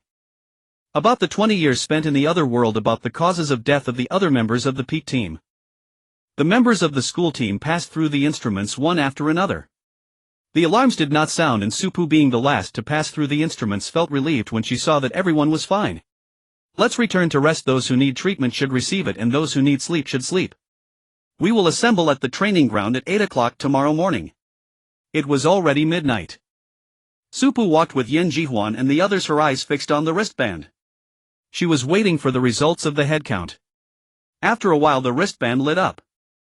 98 were eliminated from the Central Military Academy, 103 from the Stellar Military Academy, 107 from the Wind Chaser Military Academy, 118 from the Starfire Military Academy, 120 from the Sunfire Military Academy, and 131 from the Tonha Military Academy, while 140 were eliminated from the Muta Military Academy. The total number eliminated on the first day was 817. Supa's expression turned grave. This was only the first day, and while it was partly due to insufficient vigilance, the number of eliminations was still significant. If the star beasts were to launch a collective attack, the death toll might be even higher. What Supu feared most now was the parasitism of the school team members. It was too random. What if it just happened to be the 3 deputy commanders? While others could replace them if it were the strongest fighters, it would greatly impact the collective combat power. Supu was even beginning to entertain the idea of bringing that lucky ability from the Wind Chaser Military Academy over. Mingyu watched the livestream with a smile playing on her lips. She asked Song Xiaodao, "You haven't told them about your ability, have you?" Though it was a question, her tone was certain. Song Xiaodao replied, "Of course not. I haven't even spoken to them, they only know my younger brother." Mingyu admired Supu, especially when Supu stated she could strike without hesitation. Mingyu felt Supu was well suited to be a leader. She was highly rational. On the battlefield of the apocalypse, rationality was the most essential quality. Mingyu herself dared not claim she could act without hesitation. "I couldn't bring myself to harm my own child." Song Xiaodao paused, caught off guard by Mingyu's sudden remark. She knew Mingyu had a 3 or 4-year-old daughter whom she cherished dearly. Song Xiaodao imagined the scenario: if Song Xiaoyu were parasitized, could she act decisively? Song Xiaodao was uncertain. Since it hadn't happened, she couldn't say for sure. It was merely her imagination, and reality often differed from speculation. Song Xiaodao and Song Xiaoyu's parents were already deceased. The siblings relied on each other, they were each other's only family in the world. The thought that Song Xiaoyu might still be waiting for her at home made Song Xiaodao reluctant to dwell on the scenario. Even knowing that after parasitism the body no longer houses our loved one, it's still hard to strike against someone we've lived with day after day. Mingyu sighed. There are quite a few who take their own lives after killing their loved ones. According to records from the apocalypse over 2 decades ago, suicides accounted for a significant proportion. Too many had died. After losing all their friends and family, some could no longer go on bereft of hope. Mingyu understood these thoughts and actions, but for the military cadets she hoped there would be no suicides unless they discovered they were about to be parasitized. Soldiers bore the responsibility of protecting the entire world. If even their faith in their duty couldn't sustain them, Mingyu didn't know what the world could do. This discussion also stirred waves in the livestream comments. Hope for world peace. Star beasts are truly terrifying.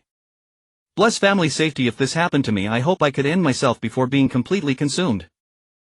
Peace. Are we doomed to be so passive? Is there no way to solve mutation and parasitism? Autumn knife fish. I hope the military district can prepare. If no solution is found, there's really no other way. Autumn knife fish. We can only be grateful that the other world hasn't arrived yet. Other world, get out of the galaxy, pray it never comes. We can't let our predecessors' sacrifices be in vain. The thinker who loves egg tarts, don't you find something odd? Between the recent military movements and the changes in this tournament, I have a feeling the apocalypse is near. Hope for world peace, please don't say that. I'm genuinely afraid. The thinker who loves egg tarts, just a guess. No need to worry until the military district issues an official notice. Truth, the military district nowadays isn't as reliable as before. Can we still trust them? When the apocalypse comes, we might have to protect ourselves. Bustling, you're really brave. Careful, your account might get banned. Autumn knife fish, no need to worry. The user above you has already been banned. In Sector 3, my Ling twirled a pen in her hand. What do you think the scoring criteria are? Li Qinghuan said, I think the survival count of each academy team counts as one factor. Sui Ning pondered, the people must be included. It might be ranked by death toll. My Ling stopped twirling the pen and propped her chin on her hand. That would be similar to previous tournaments. I think there will be something more. Do you think they want to see us each defend our own territory, or do they want us to unite? Unite, Supu said after a moment of silence. They probably want to first see our ability to protect our own people and then see if we choose the method that ensures a higher survival rate for the populace. If everyone united, it would undoubtedly be the method yielding the highest survival rate for the people. After Supu finished speaking, Miya brought out the area map. Xingho is at the very center, so mass beast attacks affect them the least. As long as they focus on parasitism and mutation, their survival rate will be among the highest. As for Tongha Military Academy in Sector 2, sandwiched between us and the center and Hangxing, they also block part of the beast attacks. And muting, their situation is similar to Tung's. Haoyan added, so part of the scoring criteria is to observe the interest-based choices of each academy team. From a regional perspective, Xingho, Tongha and Muting were well positioned. With diligent defense and sufficient vigilance, their survival rates wouldn't be low. But if the 7 academies cooperated, the survival rate of their individual teams would be uncertain. At that point, it would depend on their choice of interests: the survival rate of their own academy team or the survival rate of all people across the 7 sectors. Haoyan chuckled softly. The designer this time is quite clever, placing these 3 academy teams in these 3 sectors. It will give them plenty to agonize over. Xingho Military Academy ranked last in the first round and 4th in the second, earning only 3 points total. If they chose to unite, could they still achieve a high score in this 3rd round? Tongha and Muting, consistently at the bottom, had low strength and few opportunities for high scores. Would they be willing to give up this chance? Supu believed they would. I don't think they'll fail to guess the military district's intent. What the military district wants to see is everyone united. The people are the most important. Otherwise they wouldn't have repeatedly emphasized it before the competition began. However, it's unclear when they will make that choice. Yi Yuchuan's head was about to explode. The battle itself was exhausting enough, but after analyzing the military district's intention, she realized the ultimate goal was likely for them to unite. She knew her academy team's strength all too well. They couldn't compare with others. On the battlefield, Tongha or Muting would always suffer the heaviest casualties.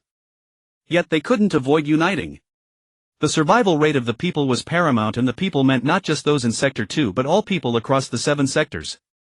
Whether protecting only their own sector's people would lead to deductions in the judge's mind, she didn't know, but it certainly wouldn't earn them extra points. It would also stir debate on the Star Network. Mei Fu exclaimed, "Oh dear," trying to calm Yi Yuchuan down. "Commander, don't worry. First of all, we already have 10 points. And we're not the only ones facing this choice, there are 2 other academies too. Besides, the final outcome is that we'll definitely unite. Stop agonizing." Yi Yuchuan was pulled by Mei Fu to sit down. She calculated their current score and instantly felt relieved. They were currently ranked 3rd. Even if they fell behind in this round, the impact would be minimal. Yi Yuchuan's intuition told her that her good luck wouldn't end in the 3rd round.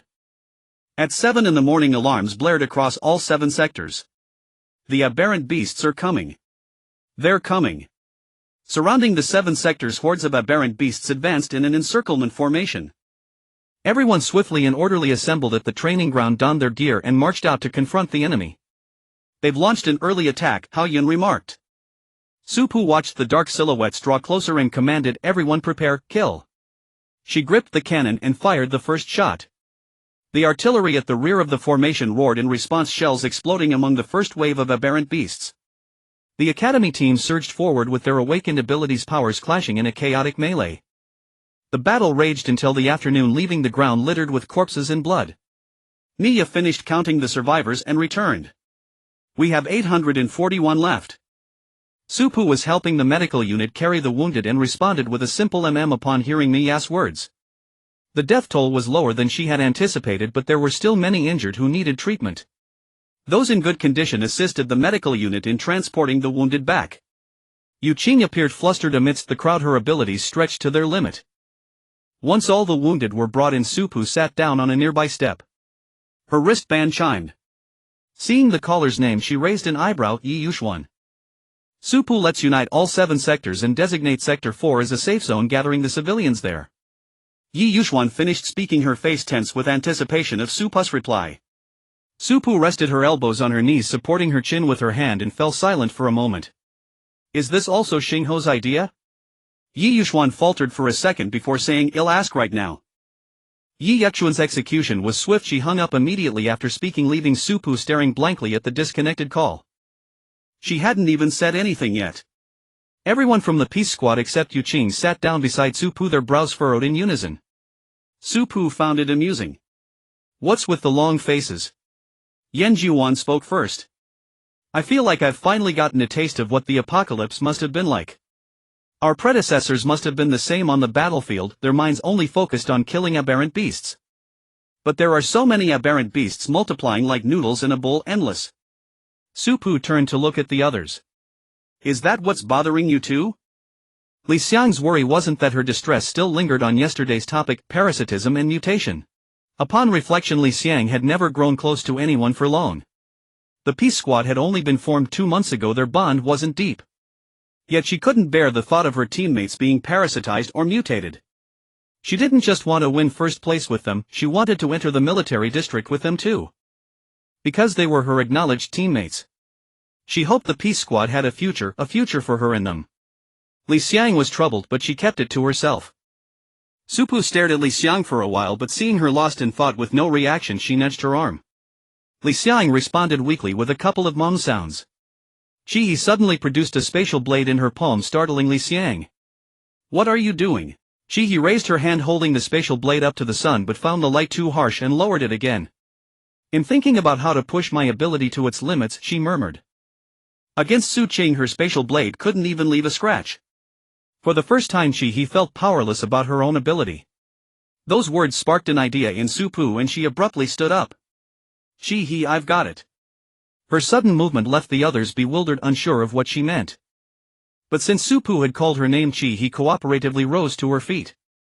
Supu took the spatial blade from her hand and said, "You're too reliant on the spatial blade. What if you tried a different approach? Distort space." He looked puzzled. Distort space. Supu explained, the world we live in is essentially a space. You can distort the space around us. If you distort the space where an aberrant beast stands, can it survive? If you condense space into blocks, wouldn't that be like spatial cutting, slicing the aberrant beast into pieces? He followed Supu's line of thought and found it feasible. Supu continued, abilities have many forms and uses. Use your imagination, there's no harm in trying. Supu then turned to Tang Yixing. And you, Tang Yixing? Startled, he stood up as if called on by a teacher in class. What is it? Supu said, your water ability doesn't have to rely solely on creation. The human body contains water, do you understand? If you extract or move the water inside a body. Supu didn't finish the sentence, leaving Tang Yixing to think for himself. He grasped her meaning. He hadn't tried it yet, but it was a delicate task that would require practice. Seeing that he and Tang Yixing had both received Supu's advice, Yan Jihuan and Li Xiang stared at her with wide eyes, eagerly waiting for her to address them. Supu met their gazes, her lips moving but no words coming out. When it came to the abilities of word spirit and puppet control, she had little experience. She would need to think it over, it required time. Her wristband rang again, this time it was Mai Ling and Shiryanen. Supu answered. When do we join forces? Mai Ling cut to the chase. Shiryanen also awaited Supu's reply, believing that once their 3 military academies united, the others would have no choice but to follow. Supu sat back down on the step. You'd be better off asking Xingho and muting instead of me. Mai Ling caught the key point. Why didn't you mention Tanghe? Has Yi Yuxuan already approached you? Seeing Yan Jihuan and the others lean in to eavesdrop, Su-Pu turned up the volume. She did fine, Shi Yanan asked. What did she say? Su-Pu thought for a moment, guessing Yi Yuxuan was still arguing with Zhou Shuang. She wants to join forces. I told her to ask Xingho. Hearing that Yi Yuxuan had already gone to Xingho, Mai Ling switched topics. How are your casualties? We have 841 left. By the next battle everyone in the academy team will be back in fighting shape. At that, Shi Yanan remarked, that's a low number. We have 834 left. Su-Pu paused. You're just trying to say your academy team has fewer casualties, aren't you? 841 versus 834, hardly a difference. He interjected, that's just his way of bragging. Shi Yanan retorted, don't be like that, cousin. You're undermining me. He pretended not to hear. Shi Yanan has always been like this since we were kids. Ignore him. Su-Pu had rarely seen Shi and Shi Yanan interact, so she had assumed they were distant cousins. Now seeing this exchange, she revised her opinion. Mai Ling ignored their bickering. I'm about the same, 835. Ji Wuxing's voice came from Shi Yanan's side. Did you cheat? You have more than we do. Shi Yanan muffled Ji Wuxing's mouth and gestured to Muing. Muing deftly pulled Ji Wuxing over, saying, don't make a fuss. Su-Pu, hearing the commotion from their side, figured that Ji Wuxing must have been subdued. A call request came in and Su-Pu saw it was from Yi Yuxuan, so she accepted. As soon as Yi Yuxuan entered, she said Zhou Shuang and Liao Xing are both willing to join forces now. Su-Pu stood up and gestured to Yan Jihuan and the others to follow. Good, let's discuss the specifics. Su-Pu headed to the office and Yan Jihuan called for Hao Yun and Mia before following. Shi and Tang Yixing did not enter the office but stayed outside, one at the far right and the other at the far left, both lost in thought about their abilities. Su-Pu sat together with Hao Yun and Mia. As the call gradually added more people, soon all the chief and deputy commanders from every military academy were present. Zhou Shuang said our safe zone should be the largest among the 7 districts, capable of accommodating nearly 3 districts worth of people. Su-Pu thought for a moment. How about this? The people from District 1 and District 2 stay together, Districts 3 and 5 go to District 4 and District 7 goes to District 6. Each of our academy teams leaves a small group to guard the safe zone while the rest go out to fight. What do you think? Agreed. With no objection, Su-Pu began considering who to leave behind from their team. Xin Wu, standing behind Mia, suggested, let our squad stay. Su-Pu glanced at Xin Wu and then asked for Mia's opinion. Mia had no issue with Xin Wu's proposal, so it was settled. Su-Pu had Mia select a few more people, mainly to guard against mutations and parasitism. Hearing this, Mia adjusted her choices. Su-Pu recalled the matter and informed the other academy teams about the possibility of parasitism and mutations among their members. Dream weaving ability.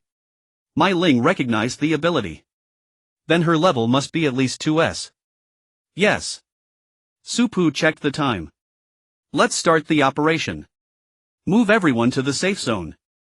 Hao Ling watched the live broadcast with some surprise, not expecting the competition to progress so quickly. She had thought it would take several rounds of fighting before they joined forces. Cui Jiyan smiled. This year's participants are quite impressive. Hao Ling agreed. Indeed they are. Zhao Miao stood by the window, her brow slightly furrowed. Su Yun stood behind her. Commander, are we really going to turn a blind eye? The case of Chaiyang High School had finally concluded, but the person behind it wielded immense power. Zhou Miao did not speak, weighing her options. After a long moment she said, we can't just let this go. Compile the evidence. I'm calling an alliance meeting. Su Yun nodded. Yes, Commander. Minyu turned to Song Xiaodao. It seems the competition is nearing its end. It's time for you to make your move. Song Xiaodao stood up, smoothing the wrinkles on her clothes. Let's see who the lucky ones are. By the time all preparations were complete, it was 7 in the evening. Before entering the safe zone, Su-Pu had everyone undergo another test to confirm they were clear, then allowed them in and activated the safe zone barrier. A small shadow fell from the sky. Su-Pu looked up slightly to see Xin Wu flying back from outside, still soaring with her wings spread.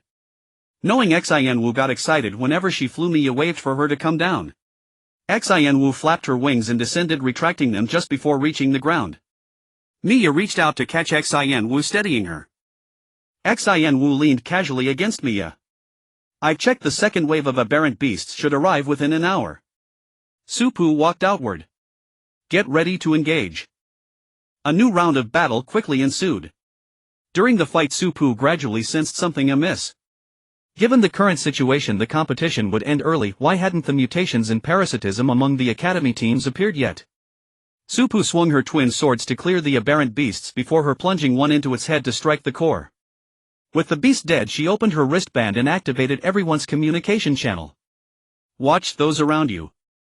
No sooner had Su-Pu spoken than shouts erupted behind her. Shall she wake up? Su-Pu piloted her mecha over, killing a few more aberrant beasts along the way. Seeing Chi's eyes condition, Su-Pu said, "Stop calling it's not ability control, it's mutation." Diane paused for a moment, then gathered her power flames blazing around Chi. Su-Pu dealt with the surrounding aberrant beasts to give Diane space to focus. Hao Yun arrived, then instantly grasping the situation. Chi summoned 10 stone generals blocking Diane and Hao Yun. As Su-Pu fought off aberrant beasts, she observed the standoff and frowned. She wondered if she had jinxed it, drawing the strongest fighter from the Infinite Squad. Surrounded by aberrant beasts, Su-Pu released her spiritual energy to keep them at bay while she aided Diane and Hao Yun. Hao Yun clashed with the stone generals while Diane faced Chi. Su-Pu's twin swords flew out, shattering the stone generals before returning to her grasp. She then circled behind Chi, joining Diane in a pincer attack. Everything Chi summoned was intercepted by Hao Yun. On Su-Pu's sword, the yellow light Chi he had seen earlier reappeared, aimed at Chi's eyes cockpit. Diane punched the head of Chi's eyes mecha, locking her arm to immobilize her. Su-Pu's sword pierced through, ejecting Chi from her mecha, and she was eliminated by Su-Pu's other blade. Su-Pu didn't linger. She told Diane, "Go help over there." Jiatu from the metallization squad had also fallen. Diane followed Su-Pu's gaze and piloted her mecha to assist. Su-Pu went to aid another team, withdrawing her spiritual energy. With the aberrant beasts no longer blocked, Hao Yun's broadsword cleaved through one after another. As this round of battle concluded, the competition entered its final stage. The people guarding the safe zone held out past midnight, and the defense match came to an end. When ejected from the cloud server, everyone was dazed. This defense match was shorter than anyone had anticipated. But they had also formed the earliest alliance in many editions. Chi, having been eliminated, had woken up much earlier. Upon waking, she felt a pang in her chest and remembered nothing. Looking up at Song Xiaodao on the stage, she marveled at the dream-weaving ability, so powerful yet leaving no trace. She would have to watch the replay later. After waking, Su-Pu first glanced at Chi, then looked toward the stage. As soon as Hao Yun emerged from the simulation pod, she asked Chi how she felt, only to receive a shake of the head. Mingyu waited on stage until everyone had come to their senses before announcing the competition results. In this match, not a single citizen from the 7 districts perished. You prioritized the people, set aside personal interests, and united against the external threat. After joint deliberation by all judges, each of the 7 academies receives a full score of 10. Personally, I am very satisfied with your performance today. I hope that when you enter the military district, after you graduate from the military academies, wherever you are, you will hold fast to your principles, never forget to protect everyone around you, and always place the people's interests above all else. After this match, you have 10 days of rest. Dismissed. There was no time to celebrate. Everyone returned to their dorms and collapsed into sleep, for nothing mattered more than rest. When Su-Pu awoke, her optical brain was flooded with messages. Su-Pu could see the top headline. Former Principal Chowan of Chining Middle School passes away. Su-Pu's drowsy mind instantly sharpened, her heart clenched as if seized, her breath halted and her fingertips trembled faintly. Chowan had been perfectly fine before the competition. How could this happen now? Yang, where did you and Shiyu go fighting again? You're filthy. Oh, first place again. Your teacher is so proud of you. Yang, look, Shiyu and I built our first robot. We named it Xiao Sun. Teacher will always be here waiting for you to return. Come back and rest when you're tired. How did you get hurt again? Shiyu, keep an eye on her. Yang, it's all in the past. The memories flooded back vividly, and Su-Pu found it impossible to accept from the depths of her heart. The 3-person photo was still in her space button. Su-Pu got up from the bed, left a note for Yan Jihuan and the others, and departed the dorm, heading straight for the interstellar train. The 3-person photo was still in her space button. Su-Pu got up from the bed, left a note for Yan Jihuan and the others, and departed the dorm, heading straight for the interstellar train. Chang, you go in my stead. Ask Xiao Shi if she wants to go and bring her along. Chang Yu nodded and asked, aren't you coming? Hedia shook her head gently. With this body of mine it's better I don't. Alright. She had just woken up when she received the news, not yet having watched the livestream replay. Little 6 damn. A somber silence enveloped Shiming Middle School. Even during breaks the former laughter and chatter were absent. Chawan had passed away yesterday and today was the funeral. As for the burial site, she chose the Anyuan Cemetery on Bayang Star adjacent to Shiryang Star. Many attended Chawan's funeral, Yuli's relatives, Chawan's former students and some followers of Qi Yang and Song Shiyu. She remained emotionally numb throughout the day. Her grief was less than she had anticipated. Chawan had passed peacefully in his sleep. She knew he had gone to join her mother, and she also knew that his final wishes had been fulfilled. He had no regrets. Yet she still felt a pang of sorrow. She no longer had a father, and from now on she would have to walk her path alone. A hand gently squeezed her shoulder. She turned to see Xiao Shu. She forced a smile. "I'm fine." Xiao Shu pressed down the corners of her mouth. "Don't force a smile if you can't. Sister Yu Chawan wouldn't want you to put on a brave face." Yu's eyes grew moist as a wave of grievance surged within her. Xiao Shu guided her head onto its shoulder, feeling the cloak dampen beneath its touch. She was deeply sorrowful and aggrieved. Why had fate treated her and her family this way? Xiao Shu's arm circled around her back, patting gently in silent comfort. By the time Supu arrived, she had already composed herself. Supu stood before the photograph on the table, silent and motionless for a long time. Seeing Supu's state, she felt a complex mix of emotions.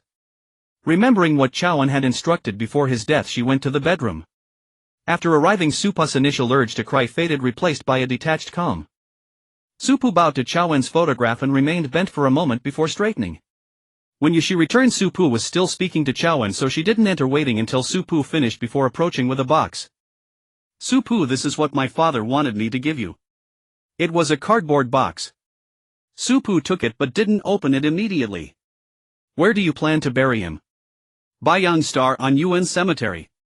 Supu nodded. "Alright, I have to go. Goodbye." She bid her farewell. Supu took one last look at Chawan's photograph. "Farewell, teacher." She left with the cardboard box.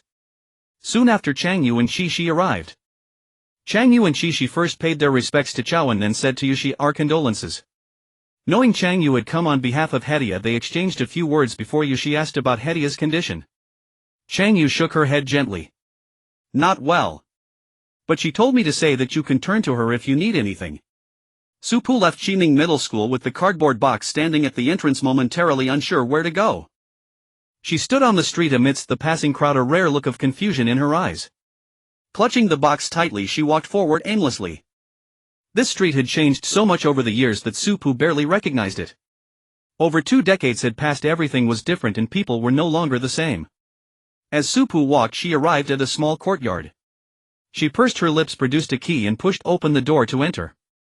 The flowers in the yard had withered and bloomed and withered, leaving the place overgrown and chaotic with time. This was her and Song Shiyu's secret base, or not exactly a secret base but their private world. Here it felt as if all the worries of the outside world could be cast aside.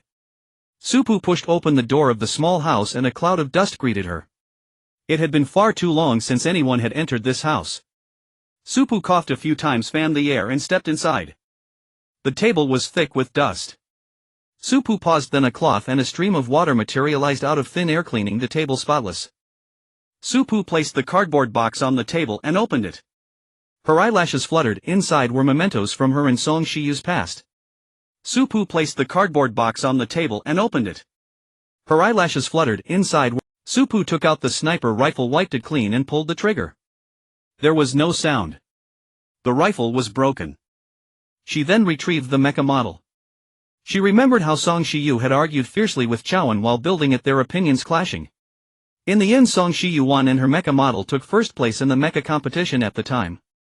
Later, Song Shiyu built a real mecha based on that model, completely avoiding the flaws Chawan had pointed out. As Supu reminisced, a hint of a smile crept in. Song Shiyu and Chawan had both been so childish, especially Chawan. How could a grown man argue with a child like that? Whenever they got near mechas and machinery, they would inevitably bicker. Supu set the mecha model and sniper rifle aside and took out the trophies. The championship cup from their first duo competition, her best commander award, Song Shiyu's Mecha Master Trophy. And trophies from other events. Chawan had kept them all in this box. Supu arranged the trophies one by one and pulled out the other items. At the very bottom lay a letter. She picked it up and opened it. It was written by Chowan 7 or 8 years ago, very short, just a few lines. It has been so long since I last saw you. If you are reading this, it means I probably didn't make it until your return. I hope you can come back safely. Your teacher misses you dearly. Changyu was heading back, but Chi-Shi decided to stay a while longer at Shiryang Star, so she didn't join her. Chi-Shi wandered the streets aimlessly, having rarely visited Shiryang Star and knowing little about it. She felt something was missing. Gazing at the bustling crowd, her thoughts drifted back to Supu. Chowan had left. Would Supu come?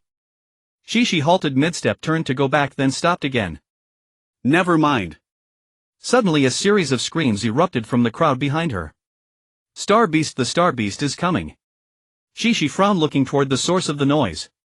It was far off, blocked by the crowd as people surged in her direction. Chi-Shi ran against the tide of people and spotted a Star Beast with pitch-black skin and multiple eyes on its head.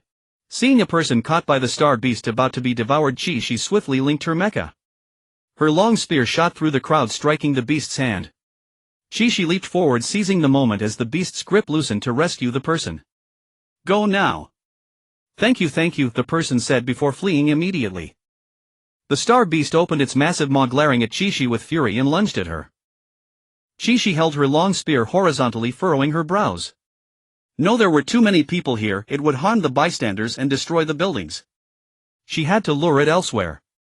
Chi-Shi retreated, noticing a path nearby, and led the Star Beast there. The surrounding people were fleeing, and she did her best to guide it toward less populated areas. With a thunderous crash, the Star Beast's claws struck Chi-Shi's mecha, nearly sending her to the ground. Gritting her teeth, she pressed on, but the beast seemed to sense her intent and stopped following. Chi-Shi had no choice but to turn back. Fortunately, almost everyone had escaped by now. Chi-Shi summoned her Stone General to join the assault on the Star Beast. The beast remained undaunted, spewing green venom that instantly dissolved the Stone General. Chi-Shi charged forward with her spear raised, but the beast ignored the strike, leaping directly at her as venom sprayed toward her mecha. A wall of ice rose before Chi-Shi's mecha, only for the venom to melt it instantly. Chi-Shi turned her head involuntarily, but before she could wonder how Supu had arrived here, she found her surroundings transformed, no longer in the same place. Supu and the Star Beast now stood in a space filled with flowing light. Was this a domain? Chi-Shi's heart jolted and she froze in place. The moment Supu appeared, the Star Beast shifted its target and charged at her. Multiple chains materialized behind Supu, shooting toward the beast and binding its 4 legs. Countless ice spikes emerged from all directions, piercing the Star Beast's body. The beast stomped its feet, shattering the chains and deflecting the spikes. Supu released her psychic power, exerting pressure on the beast. Though briefly suppressed, the Star Beast soon broke free and lunged at Supu, spewing venom. Its countless eyes swiveled and a massive eye appeared on its back, drawing Chi-Shi's gaze. Supu erected an ice wall to block the venom, and seeing Chi-Shi's reaction, shouted, "Close your eyes." Chi-Shi instinctively obeyed, shutting her eyes. Supu activated her ability, causing earthen spikes to erupt beneath the Star Beast's belly. She swung her dual swords, their blades glimmering with yellow light, and slashed at the giant eye. Third-tier Star Beasts were always troublesome. This one, called Chaos Orb, was a rare species among third-tier beasts. Its massive eye could manipulate people, eroding their will. Its venom could corrode nearly everything, dealing immense damage, hence Supu had opened her domain. The beast clamped its jaws around Supu's swords, but she activated her ability, enveloping it in a vast yellow net. The beast's jaws loosened and its eyes stopped darting wildly. Supu thrust her dual swords, splitting the giant eye on its back down the middle. Regaining awareness, the beast erupted with venom all over its body. Supu raised her hand and the surrounding flowing light gathered in her palm, forming a sphere that encased the beast. The light threads tightened like silken strands, strangling the beast to death. The flowing light dissipated, leaving a puddle of liquid on the ground. Supu gripped her swords and plunged them into the center of the puddle. Frost crystallized and a star core gradually emerged. A thunderball collided with the star core. Supu stepped back as the ball exploded, destroying the core. The third-tier Star Beast Chaos Orb was dead. Chi-Shi's eyes still shut, only opened them when she heard no more sounds. Supu had already exited her mecha and the domain faded. Local military personnel had arrived, but they had arrived while Supu's domain was active. Unable to see it, they naturally couldn't see the people and beast within. As the 2 women appeared out of thin air, one soldier stepped forward to question Supu. Before the soldier could speak, Supu stated directly, the star beast has been dealt with. I accidentally destroyed the star core. The soldier, taken aback, asked, you did it alone? Supu shook her head, gesturing toward Chi-Chi. We did it together. We're both military academy cadets who happened upon the star beast here. Luo Shui, the soldier, eyed Supu with skepticism. Supu opened her optical computer to show her ID card. Seeing the ID, Luo Shui remembered she had seen Supu before in a livestream. So it's you, she said, recognizing the Central Military Academy's chief commander. Smiling, she added, nice to meet you. Then her expression turned serious. But you need to explain the situation. Having not seen the star beast, Luo Shui ordered a search of the area, confirming the beast's last trace was here. Since the residents had taken shelter, Luo Shui waited on site. What kind of star beast did you encounter, she asked. Supu answered honestly, a third-tier star beast, the Chaos Orb. Luo Shui raised an eyebrow. She hadn't heard of the Chaos Orb, but she knew the power of third-tier beasts. You weren't injured. Chi-Chi, now out of her mecha, walked absent-mindedly to Supu's side. Supu's expression remained calm. We coordinated well, so I wasn't badly hurt. I have an undying body ability, minor wounds heal quickly so they're not visible. Luo Shui knew that, but she had another doubt. Where did you and the star beast go? Since the Chaos Orb wasn't documented, Supu began to improvise. This star beast has a domain. It dragged us into its domain and we only got out after killing it. Luo Shui frowned slightly, turning to Chi-Chi for confirmation. Is that true? Though unsure why Supu said this, Chi-Chi nodded. Yes. Supu continued, the evacuation was timely, no one was hurt. The domain activated early, so there shouldn't be much damage. Luo Shui had already inspected the area. The damage from this star beast incident was indeed minimal. Though she still sensed something off, she let Supu and Chi-Chi go. They had killed the star beast and protected the people, that was fact. Luo Shui stayed a while longer to ensure no further danger arose. Supu and Chi-Chi left the scene first. They walked in silence for a long while before Supu finally heard Chi-Chi's voice. Does the ability Omniscience Sage really exist in this world? Or let me rephrase, have you truly awakened the Omniscience Sage ability? It's you, isn't it, sister? If Chi-Chi had even 1% of doubt before seeing Supu unfold her domain, made her 100% certain that Supu was Chi Yang.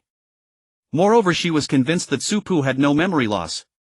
Supu remembered everything, including who she was. Chi-Chi had previously been puzzled by the ability called All-Knowing, but now all her doubts were resolved.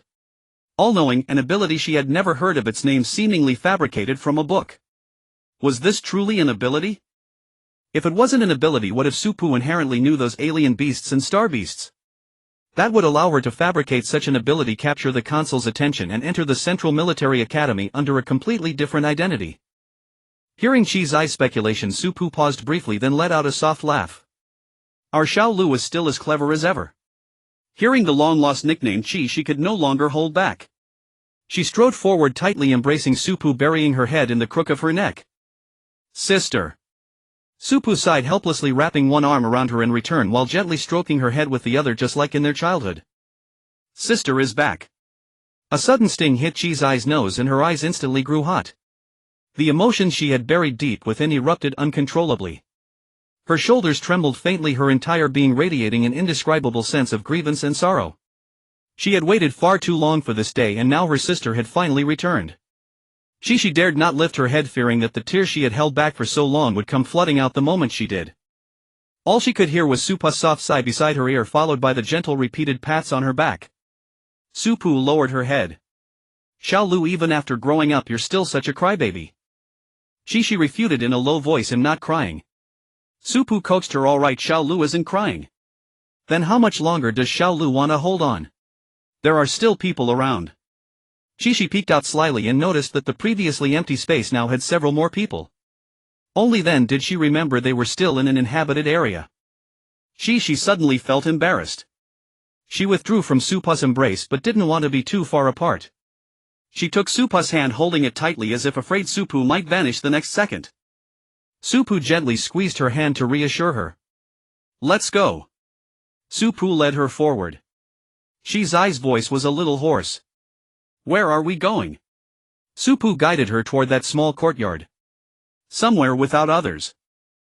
After walking for a while they arrived at the courtyard. Su-Pu opened the door and entered. The yard was still cluttered but the house inside had been simply tidied up by Su-Pu. Free of dust it was relatively clean. Su-Pu pulled out a chair for Chi-Chi to sit. Though Chi-Chi sat down she still held Su-Pu's hand tightly, unwilling to let go. Su-Pu said helplessly, "I'm right here and not leaving." Only then did Chi-Chi reluctantly release Su-Pu's hand. Her attention was then drawn to the items on the table. Su-Pu hadn't put away the cardboard box, it was still on the table. Chi-Chi saw it and asked, "What are these?" Su-Pu pulled over a chair and sat down facing Chi-Chi.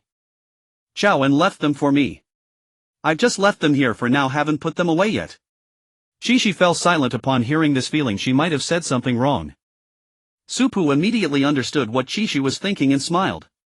"It's okay. Ask whatever you want to ask. Don't worry about me." "It's alright," Su-Pu repeated. Chi-Chi hesitated as if wanting to speak but stopping herself. After a long while she finally asked, "Sister Shiryu and the others? Can't they come back?" Su-Pu's expression remained unchanged as she softly replied, "They've all left. Time in the other world was frozen and we never knew exactly how long we stayed there. Although time was frozen in that world, people's lives were still passing. Tang Wenshu was the first to go and Shiryu was the last." Little Chi-Chi had interacted with every member of the Apex squad. Tang Wenshu was like the team's patriarch, constantly worrying about one thing or another.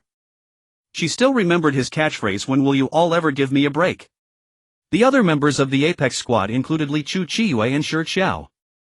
Every one of them was wonderful and little Chi-Chi adored them deeply. Chi-Chi fell silent for a moment, then noticed the mecha necklace hanging around Su-Pu's neck. "Was your mecha destroyed too?" Su-Pu glanced at the mecha necklace around her neck, then raised her head and shook it. "No." Su-Pu lifted her hand, showing Chi-Chi the red string on her wrist. "Remember this. Sure, you discovered a material in the other world that was perfect for making spatial buttons. But it was so rare that only this one could be crafted." Su-Pu pinched the black gem-like object attached to it. "This is the spatial button. Our mechas are all inside. Then sister, has your domain been upgraded? And your abilities?" Chi-Chi recalled that the former Qi Yang couldn't manifest an independent domain, she could only overlay a domain over an area, making it her own. Moreover, Qi Yang used to have two abilities, domain and interference. Now it seemed she had more. Chi-Chi couldn't tell exactly how many new abilities she had gained. From the recent battle with the Star Beast she had seen chains, earth spikes, ice walls and lightning. Su-Pu ruffled her hair. "It's creation." Chi-Chi was stunned. "So now you have 4 abilities: domain, interference, creation and immortality?" Su-Pu nodded. "Yes. All-knowing was indeed something I made up. I still don't know if such an ability actually exists in the world." Chi-Chi took Su-Pu's hand again. "Why didn't you go directly to Aunt He?" Su-Pu's eyes dimmed slightly. "Don't tell her yet. Don't tell anyone, okay, Xiao-Shi?" Su-Pu called Chi-Chi by her current name, her gaze earnest as she looked into her eyes. Chi-Chi nodded, dazed. "Okay, I won't tell anyone. Sister, did you come back because the other world is invading again?" "Ma'am." Su-Pu recalled the scene. "I sensed the disturbance from the other world and indeed saw signs of the gate loosening. I waited for a few days and finally when it opened a crack I jumped out. Who would have thought that spot was right above a garbage planet?" She fell straight into a pile of trash. Su-Pu hadn't expected that she would land right in front of Su-Ji and her brother at that very moment. Thinking about it, Su-Pu felt her entrance had been rather disgraceful. Chi-Chi understood she already knew most of what happened afterward. Su-Pu remembered something and said to Chi-Chi, "I brought their ashes back too. They're buried in the Qingshan cemetery on Yuan Star. Do you want to go see them?" Chi-Chi replied, "I do." "Chi, when will you be back?" "Pu-Yu evening." Chi-Chi glanced at the chat history, then at the note Su-Pu left behind, sinking into contemplation. Li Xiang noticed she had been motionless for quite a while, patted her shoulder and sat down beside her. "Still staring? You've been at it for ages." Yan Jihuan was on the other side studying a mech component. She's still wondering what Su-Pu went to do. Li Xiang tilted her head into Chi-Chi's line of sight, a puzzled expression on her face. "It's just someone going off to do their own thing. What's there to wonder about?" Chi-Chi frowned gently, pushing her head aside. "I just find it strange. What could she have to do so secretly, leaving only a note saying she went out without even mentioning where? What if she runs into danger? Li Xiang showed Qi He a recorded broadcast she had captured. Look at this. Qi He stared at the familiar yellow light point, somewhat astonished. By doing this, Su Pu must have let quite a few people know she had a third ability. Li Xiang withdrew her optical brain. See?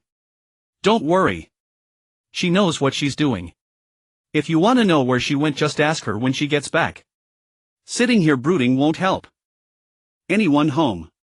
A voice came from outside the door. It was Hao Yun. Yan Jihuan lifted her head from a pile of mech parts, meeting the gazes of the other two. Why is Hao Yun here? Looking for Su Pu. Li Xiang shook her head. No idea. I'll go ask. Li Xiang went to open the door for Hao Yun, only to find Qin Yumian standing beside her. Are you here for Su Pu? She went out. Hao Yun saw Li Xiang's reaction and realized they still didn't know what had happened.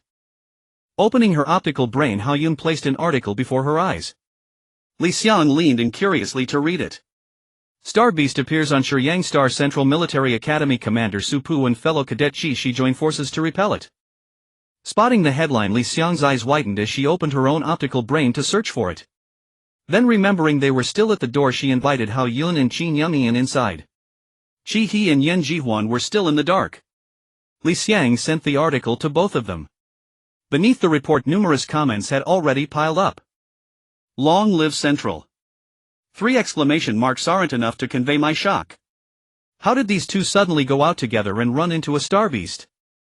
Take a look. Shouldn't you be shocked that they took down a level 3 star beast? That's a level 3 star beast. Stop spying on me. This isn't even a simulation, it's a real level 3 star beast. Just how powerful are these two? Apple pie is really good. Are you all missing the point? The real issue is that a level 3 star beast appeared. Can a special type star beast be far behind? Hope for world peace. Damn, I was so blown away by Su Pu and Qi Shi that I didn't even realize that. Autumn knife fish, this report will be gone soon. Chat while you can. Yan Jihuan was utterly dumbfounded. Wait, how did those two end up together? Hao Yun wasn't sure either. She remembered Qi Shi saying she was going to a funeral with Chang Yu with no mention of Su Pu. Qin Yumian was watching a leaked video on the StarNet. Yun, don't you think Qi's eyes reaction was a bit off? Qin Yumian and Hao Yun exchanged glances. It indeed wasn't the reaction Qi Shi should have had. Given Qi's eyes' usual slowness, it didn't seem like they had killed the star beast together. Among the sea of comments, Qi He found a video from just after the star beast first appeared. The footage shook, constantly capturing the camera person's terror. Though blurry from the shaking, it was still somewhat discernible. It showed Qi Shi encountering the star beast alone before running into Su Pu. Qi He stared at the ice wall on the screen. She remembered Qi's eyes ability was summoning. Thus the origin of this ice wall was perfectly clear. Yan Jihuan watched the four of them frowning at their screens and hesitantly spoke. Don't you think Su Pu's spiritual power is higher than 2S? Hao Yun nodded deeply. During the defense competition, she released a spiritual power pressure. My spiritual power was clearly suppressed.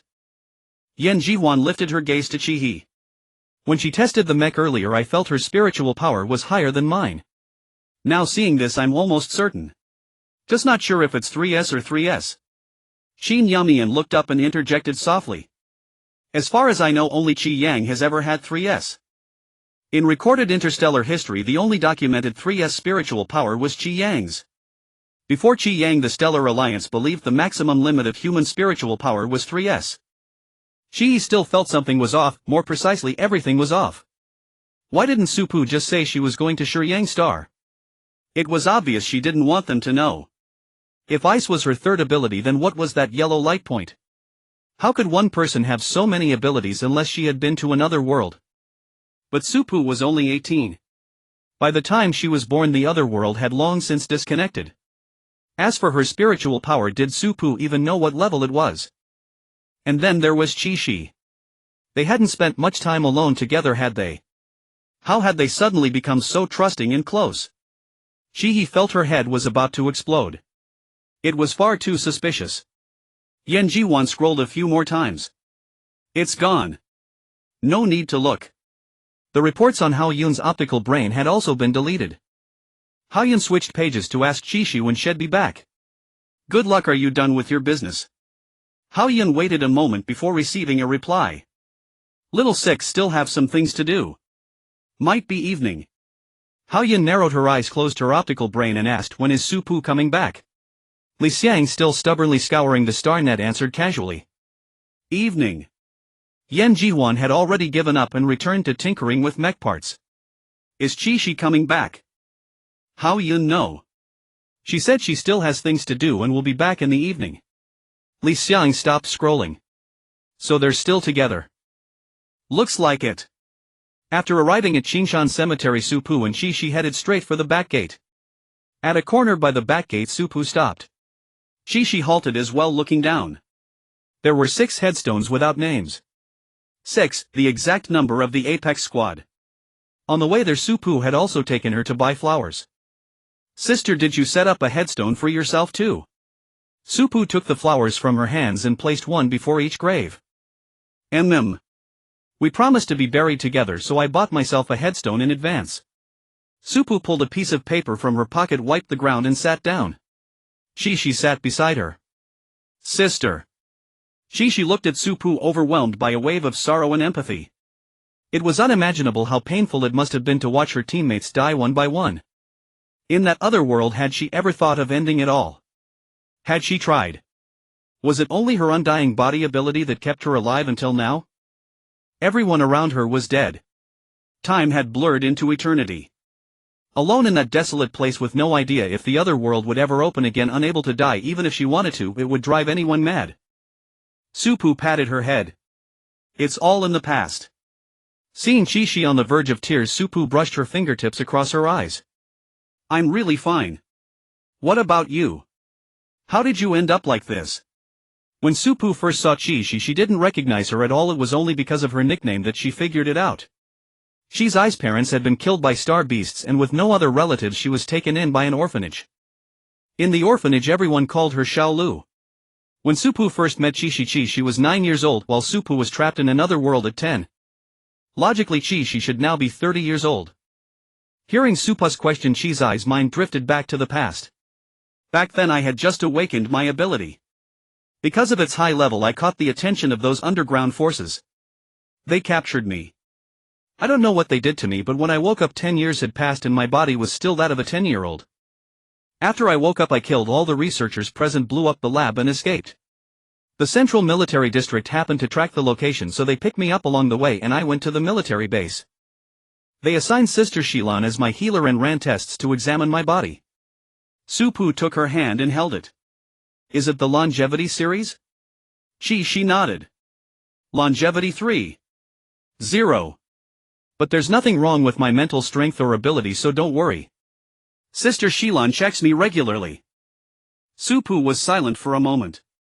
What happened after that? Qi Shi continued to recall. After they finished dealing with the longevity 3.0 situation, I was free to move around, so I started asking around for news about you. There was nothing. You were all in the other world and never came back. I didn't know where to go. I remembered you saying the principal of Central Military Academy was your mother, so I went to find her on a sliver of hope. She knew about me. She said she was waiting for you to come back too. She sponsored me, let me go to school, and arranged my life. She said. Qi Shi paused, then looked into Su Pu's eyes. I'll outlive her. She hopes that when you come back you'll still have at least one family member here. Su Pu was stunned, lowering her gaze. Qi Shi asked, Sister, can't you really tell Auntie? She misses you so much. Su Pu was silent for a long time before speaking.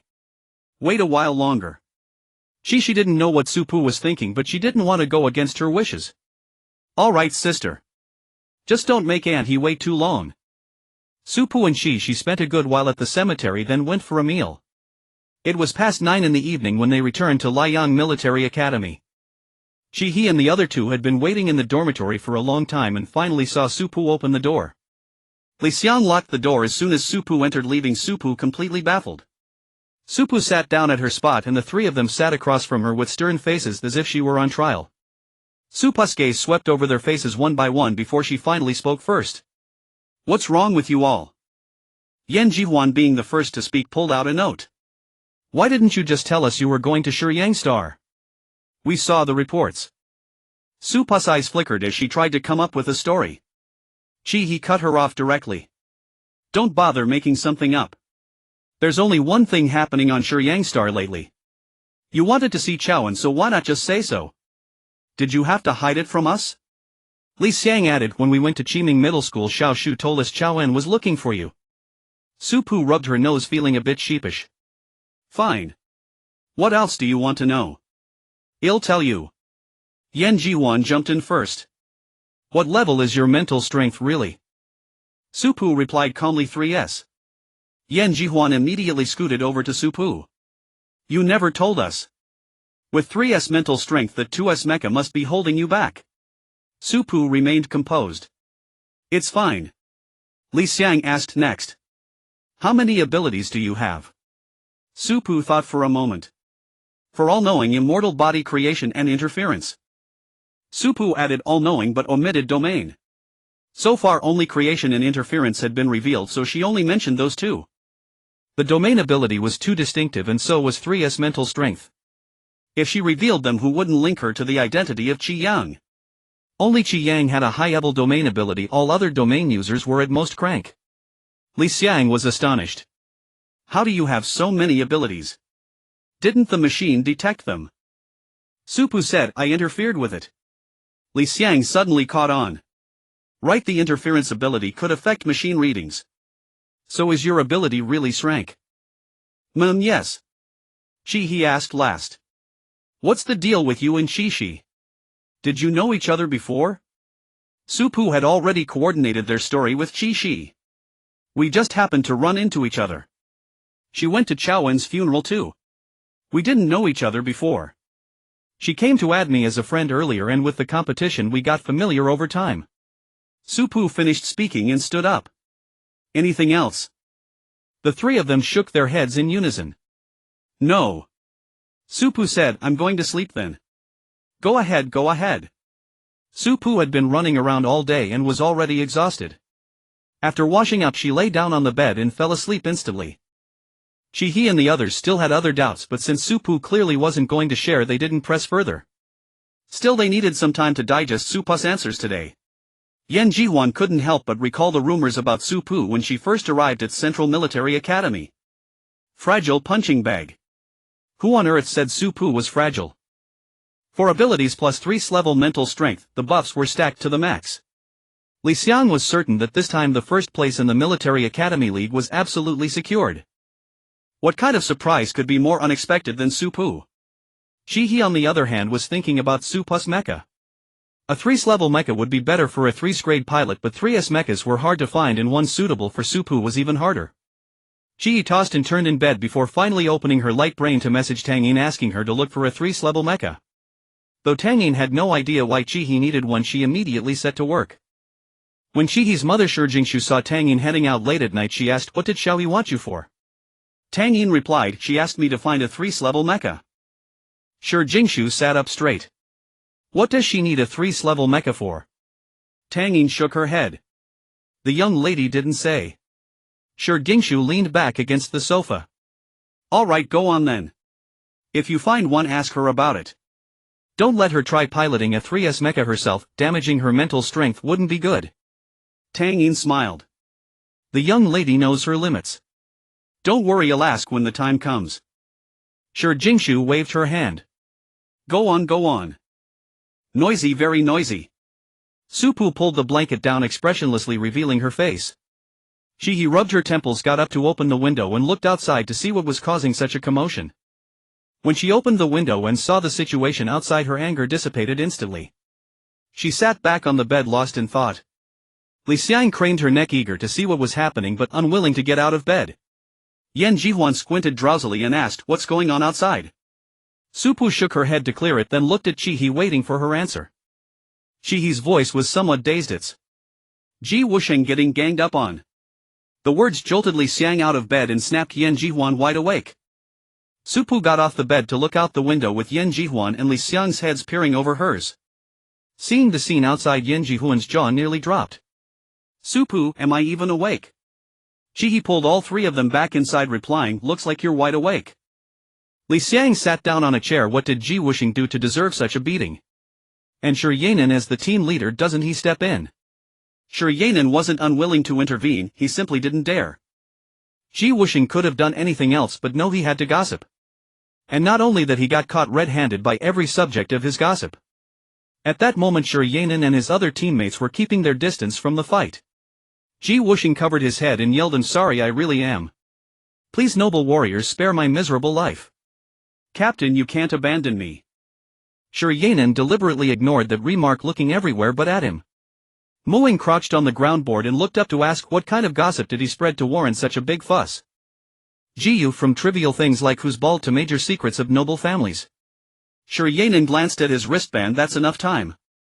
Let's go." Shi Yanan and his group went over to break up the fight. "You've had your fight, your anger should be spent. The teachers are still here."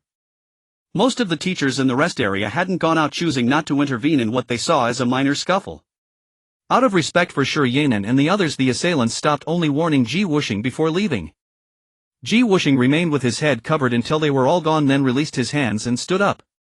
Once they left, he became lively again, no longer complaining of pain and forgetting the lesson entirely. Shi Yanan slapped him on the back. "Just focus on writing your book and learn something for once." Ji Wuxing paid him no mind, pulling out a small notebook from his pocket and scribbling away.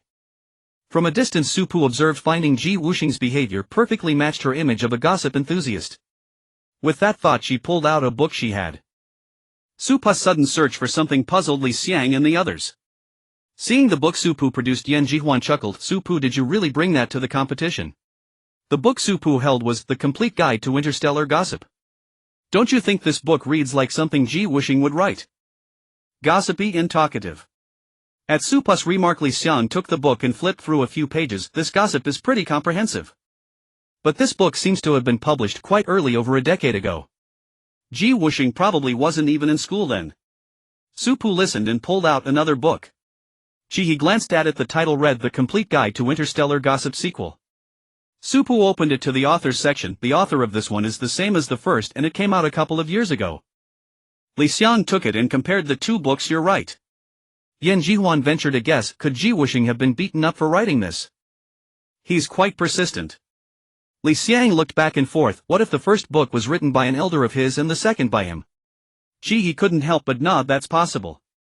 A personality like Ji Wuxing's must be inherited. The Interstellar Alliance high-level meeting began. This meeting was convened by Zhou Yao, with Su Yun standing behind her. Whoever called the meeting took the head seat. Zhou Yao sat at the head, waiting for everyone to arrive. Seated beside her were Chang Yu and Hao Ling. Hao Ling looked at Chang Yu across the table and asked, "Assistant Chang, has Principal He been feeling better lately?" Chang Yu smiled politely. "A bit better, but she still needs rest, so she sent me in her place." Fang Chen, sitting next to Hao Ling, looked at Zhou Yao. "Chancellor, why the sudden meeting?" Zhou Yao didn't answer directly. "You'll find out when it starts." She scanned the room, checked the time, 2 minutes until the scheduled start, and noted 3 people were still missing.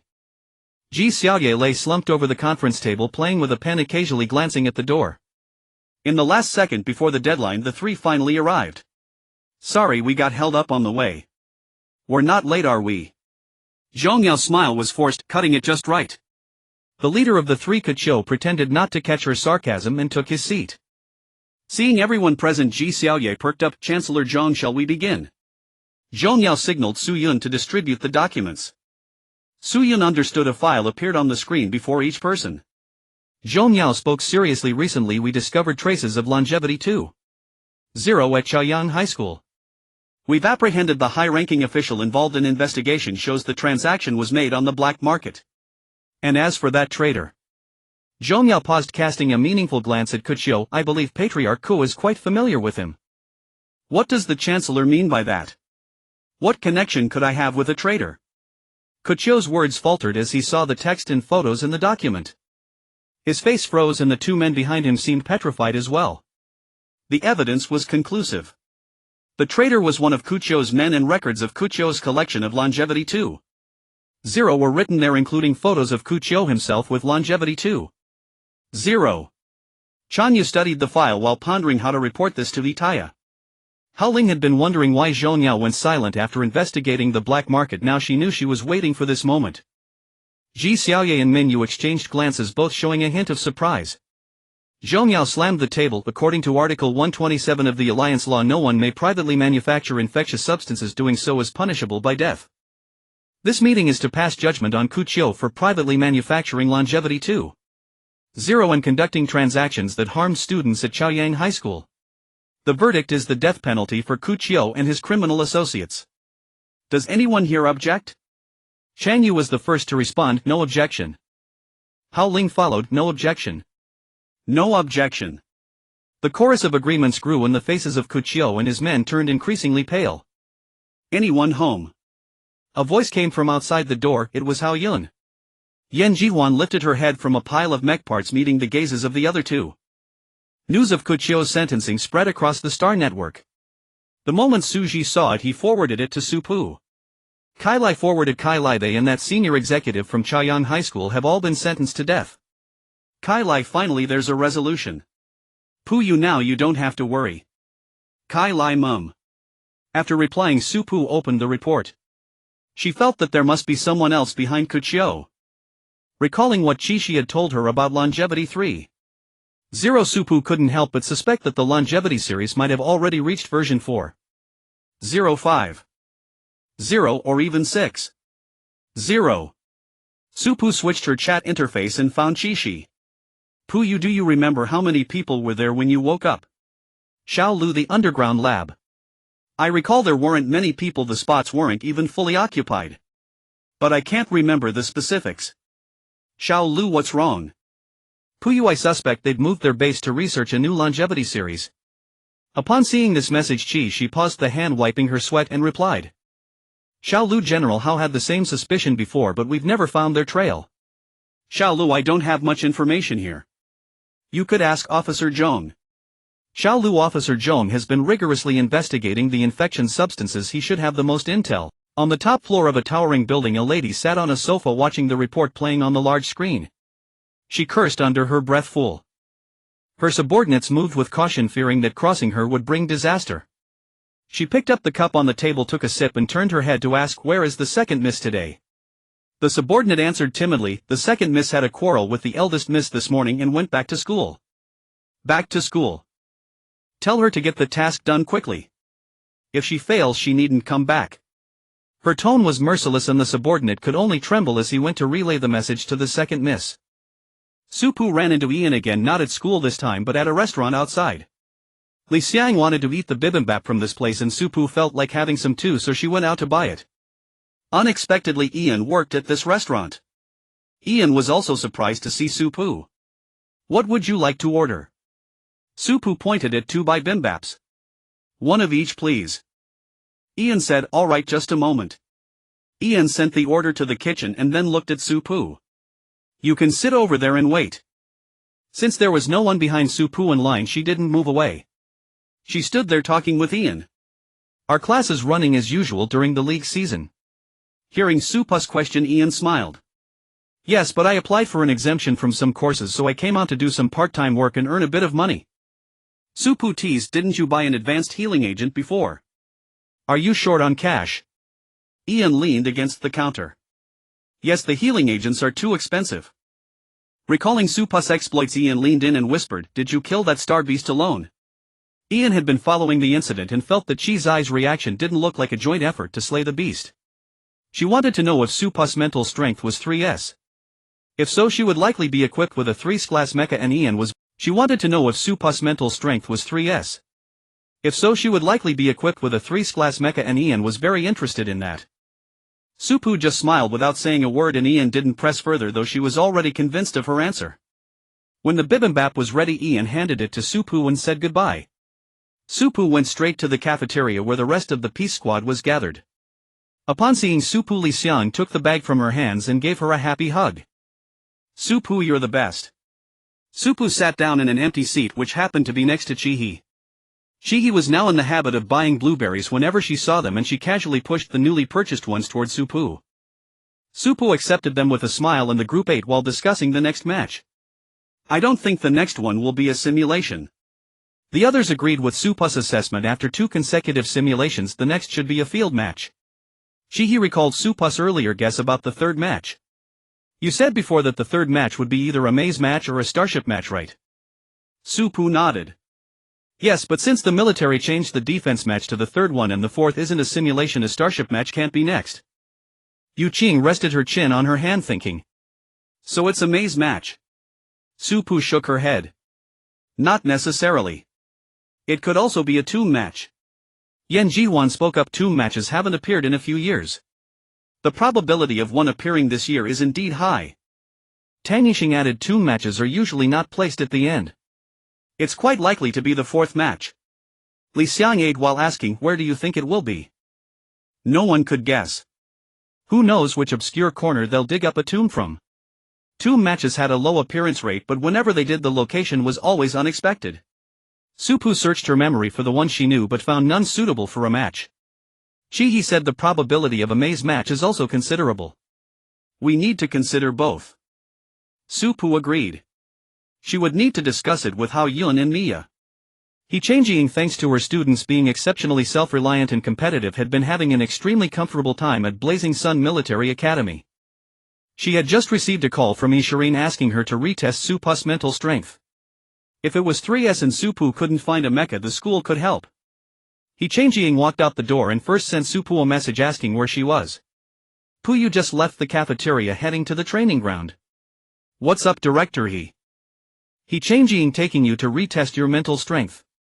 Wait for me where you are. He Changjing closed the door and headed in Su Pu's direction. Seeing He Changjing's instruction to wait, Su Pu stopped in her tracks. Yan Jihuan and the others weren't in a hurry and stayed with Su Pu. When He Changjing arrived, she saw all 6 members of the Peace Squad together. Come on, let's go retest. He Changjing led them along and asked casually, do you know what level your mental strength is? Su Pu hesitated. Maybe it's 3S. He Changjing raised an eyebrow. Do you have a mecha lined up? You can't keep using your current one forever. A mecha of the same grade would be best. Before Su Pu could answer, Chi He replied directly, I'm already looking for one. He Changjing had forgotten about Chi He's deep pockets. After a moment's thought, she still said, if you need any help, just say the word. The school will assist in finding one. A 3S mental strength is rare. If you can't find one, you can ask the vice principal to consult Principal He. Principal He should have more than one 3S mecha, there might be a suitable one. Su Pu acknowledged this. Seeing that she understood, He Changjing dropped the subject. They walked for a while before reaching the mental strength testing facility. He Changjing had already informed them in advance and the machine had been turned on before they arrived. Su Pu followed He Changjing's instructions to take the test and the results came out quickly. He Changjing stared at the mental strength rating on the results, her mind filled with confusion. Mental strength none. He Changjing was still puzzled by Su Pu's mental strength until Mulan's call came through. Mulan looked at He Changjing's expression and guessed not 3S. He Changjing shook his head. No, it's none. He scratched his head, utterly unable to fathom why it showed no mental strength. Could the machine be broken? Then why? He Changjing frowned, rubbing his temples, remembering the call was still ongoing. But Su Pu said her mental strength should be 3S. He set his hand down, a speculation flashing through his mind. Vice Principal, could Su Pu be deliberately concealing her mental strength? Mulan dismissed the idea. No. There's no method to hide mental strength. Even interference abilities can only affect the machine's rating, not show it as none. Since Su Pu knows her own limits, you don't need to test her again. How is she with mechas? Mulan was still concerned about Su Pu's mecha, believing a strong mental strength must be fully utilized. He Changjing replied, Chi He is finding one for her. He'll bring a healer when she tests the mecha. Mulan nodded. Having a healer ensured safety in case any issues arose with Su Pu's mental strength. Handle it as you see fit. Just tell Assistant He if you need anything. Yan Jihuan, after much thought, still felt Su Pu had deceived her. Su Pu had an interference ability that could easily affect the machine's ability rating.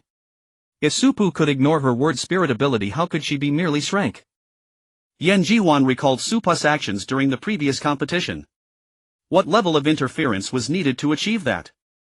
With this thought, she immediately opened her light brain to search. Li Xiang, who had just finished sparring with Chi He, saw Yan Jihuan's actions and looked at Chi He in confusion. Chi He shrugged, indicating he didn't know. Yu Qing, feeling drowsy, squinted as she helped Su Pu look up information. Tang Yixing was still in the cloud realm, enthusiastically fighting beasts. Li Xiang decided to rest.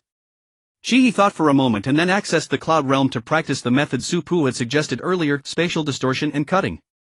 Su Pu was on a video call with Hao Yun and Mia discussing their next tactics.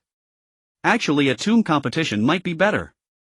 The rules are usually about piecing together the truth, which is quite standard. After discussing both the tomb and maze competitions, Hao Yun remarked. Mia agreed. Maze competitions have too many innovative directions to guess.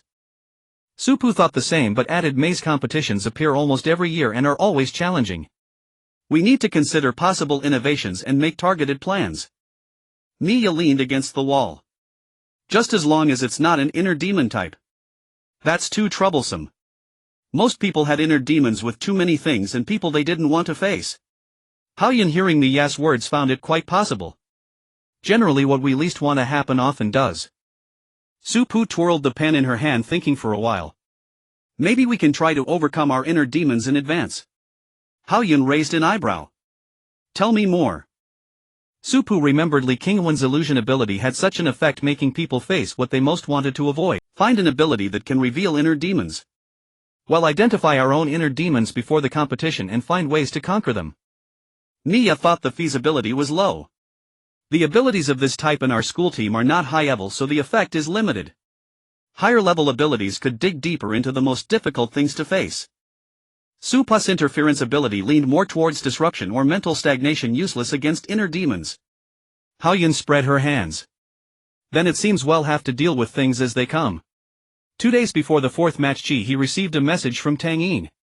There's a non-attribute defensive 3-class mecha. Want to try it? Yes. He found Su Pu confirmed she had nothing else to do and took her to the Qi residence. Unexpectedly there was a guest. He looked at the aircraft parked on the ground and asked Tang Yin, who's here? Tang Yin was still smiling. The Shi family head is here. The madam is delighted. A trace of joy appeared on He's usually cold face. Aunt is here. He grabbed Su Pu's wrist and pulled her toward the living room. Let me introduce you to my aunt. Shi Jingxi was usually busy and rarely visited the Qi residence. Even Shi Jingshu sometimes couldn't find her when she went to the Shi residence. Since the visit was rare, the two sisters immediately launched into a lively chat. When He and Su Pu entered, they were laughing so loudly it could be heard outside. He teased directly, what gossip are you talking about? I could hear your laughter before I even came in. Shi Jingshu and Shi Jingxi straightened up slightly when they saw He had brought someone. He pulled Su Pu forward. Let me introduce you. This is my captain Su Pu. Then she introduced Su Pu to the others. On the left is my mother, on the right is my aunt. Su Pu greeted them one by one. Greetings, Madam Shi. Greetings, Head Shi. When Shi Jingshu saw Su Pu, she remembered that he was bringing someone to test the mecha. She had almost forgotten while chatting with Shi Jingxi. When he had brought Su Pu last time, Shi Jingshu wasn't there, so this was her first time meeting Su Pu. No need to be so formal. Just call me Aunt Shi. Shi Jingxi had naturally heard of Su Pu and had watched the live streams. Seeing He holding Su Pu's hand now, she was convinced He truly valued Su Pu as a friend. She smiled. Since you're Xiaoyi's friend, you can call me Aunt, just like Xiaoyi. Su Pu changed her address and greeted them again. Seeing Shi Jingxi had calmed He's heart, she focused on the business. They'll take her to test the mecha now. You two continue your chat. Shi Jingshu waved her hand. Go ahead. He led Su Pu directly to the training room from last time. The mecha before them was black gold with a white gardenia pattern on the chest and a longsword as its weapon. Su Pu's first reaction was that it could form a black and white duo with her current mecha. He tilted her chin slightly, signaling Su Pu to try it. Su Pu boarded the mecha, linked her mental strength and operated similarly to before, first walking a few rounds then swinging the longsword against the wall. The only difference was that this time Su Pu didn't hide the yellow light points. He suddenly realized she still didn't know which ability the yellow light points belonged to. Is this interference or creation? Su Pu answered while swinging the sword. Interference. He said oh and then added, your state makes it hard not to imagine you might be 3S. Hearing this, Su Pu stopped. Do I look that relaxed? He nodded and commented sincerely, very relaxed. Want me to find you a 3S mecha? Su Pu disconnected from the link and exited the mecha. That would require having a 3S mecha first. He thought for a moment. True. Only Marshal Chi Yang has a 3S mecha. Supu faced the black gold mecha thoroughly satisfied. This one will do. After testing the mecha, Supu initially planned to return to Blazing Sun Military Academy alone, but unable to resist the warm invitations of Shi Jingxu and Shi Jingxi, she stayed for a meal. Supu felt helpless. The sincere invitation from her elders was truly hard to refuse. Before the meal was ready, Shi Jingxu invited Supu and Chi He to sit on the sofa. Supu felt helpless. The sincere invitation from her elders was truly hard to refuse. Before the meal was ready, Shi Jingxu invited Supu and Chi He to sit on the sofa and chat. What impressed Shi Jingxi most about Supu was a recent report. I remember you killed a third-level astral beast on Shiryang Star. Truly, the younger generation inspires awe. Impressive. Supu replied, it wasn't my achievement alone. I joined forces with another classmate. Shi Jingxu chuckled. That doesn't diminish it. It's still very impressive. A third-level astral beast, what a concept. The fact that the two of you could kill it without harming those around you is far better than what those in the military district could do. Shi Jingxi's words were a bit too much. Shi Jingxi patted her as a reminder. Shi Jingxu had to restrain herself and stopped criticizing the military district. She changed the subject. Xiaohe, how are things going in the team? She has a bad temper and sometimes says harsh things. Don't take it too personally. He didn't know how she got dragged into this and called out Mom. Shi Jingxu responded with an eh and fell silent. He turned to Supu and asked, don't I have a good temper?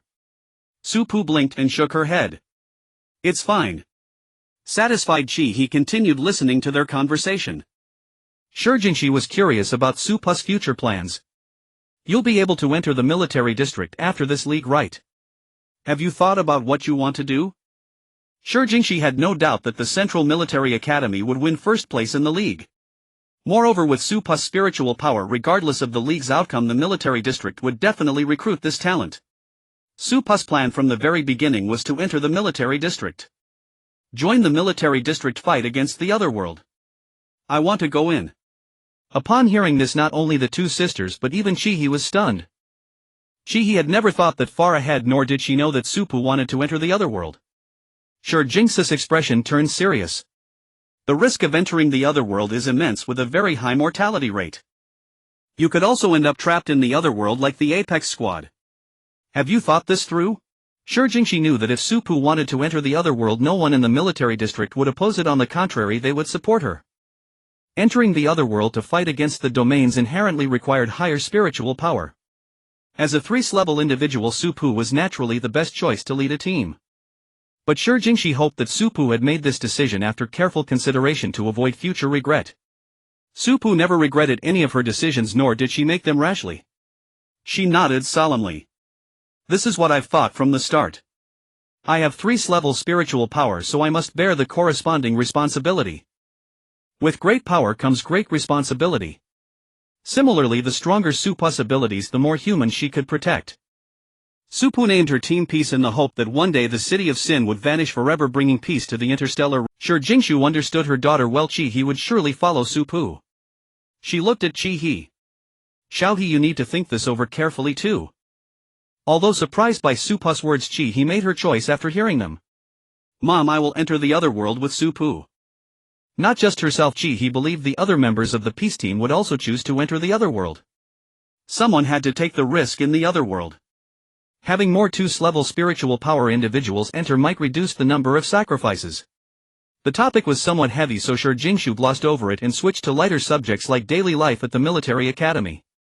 Hedia was in good spirits today, basking in the sun in the yard while listening to Chang Yu recount recent events. 3S level. Good, very good. Finally a new 3S level has appeared. Hedia mused, then remembered that there were few 3S level mechas left on the market. Does she have a mecha? I recall the mecha you built is still in the warehouse. You. As Hedia spoke and moved towards the warehouse, Chang Yu stopped her. Don't rush.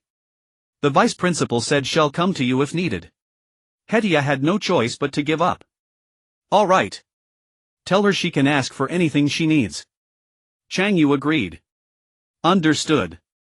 You can rest assured. Hedia lay back down on the recliner and asked her to elaborate on Supu's character. Chang Yu picked out the most recent events. Speaking of which, when Xiaoxi went to Shiryang Star and encountered the third-level astral beast, she killed it together with Su Pu. A third-level astral beast? Why didn't you tell me? How is Xiaoxi? Was she injured? Seeing Hedia about to get up again, Chan Yu quickly said no injuries. Not only that, there were 0 casualties. The surrounding people were evacuated in time, and Xiaoxi consciously led the third-level astral beast to a sparsely populated area. Hardly anyone was hurt. This Su Pu is indeed very capable.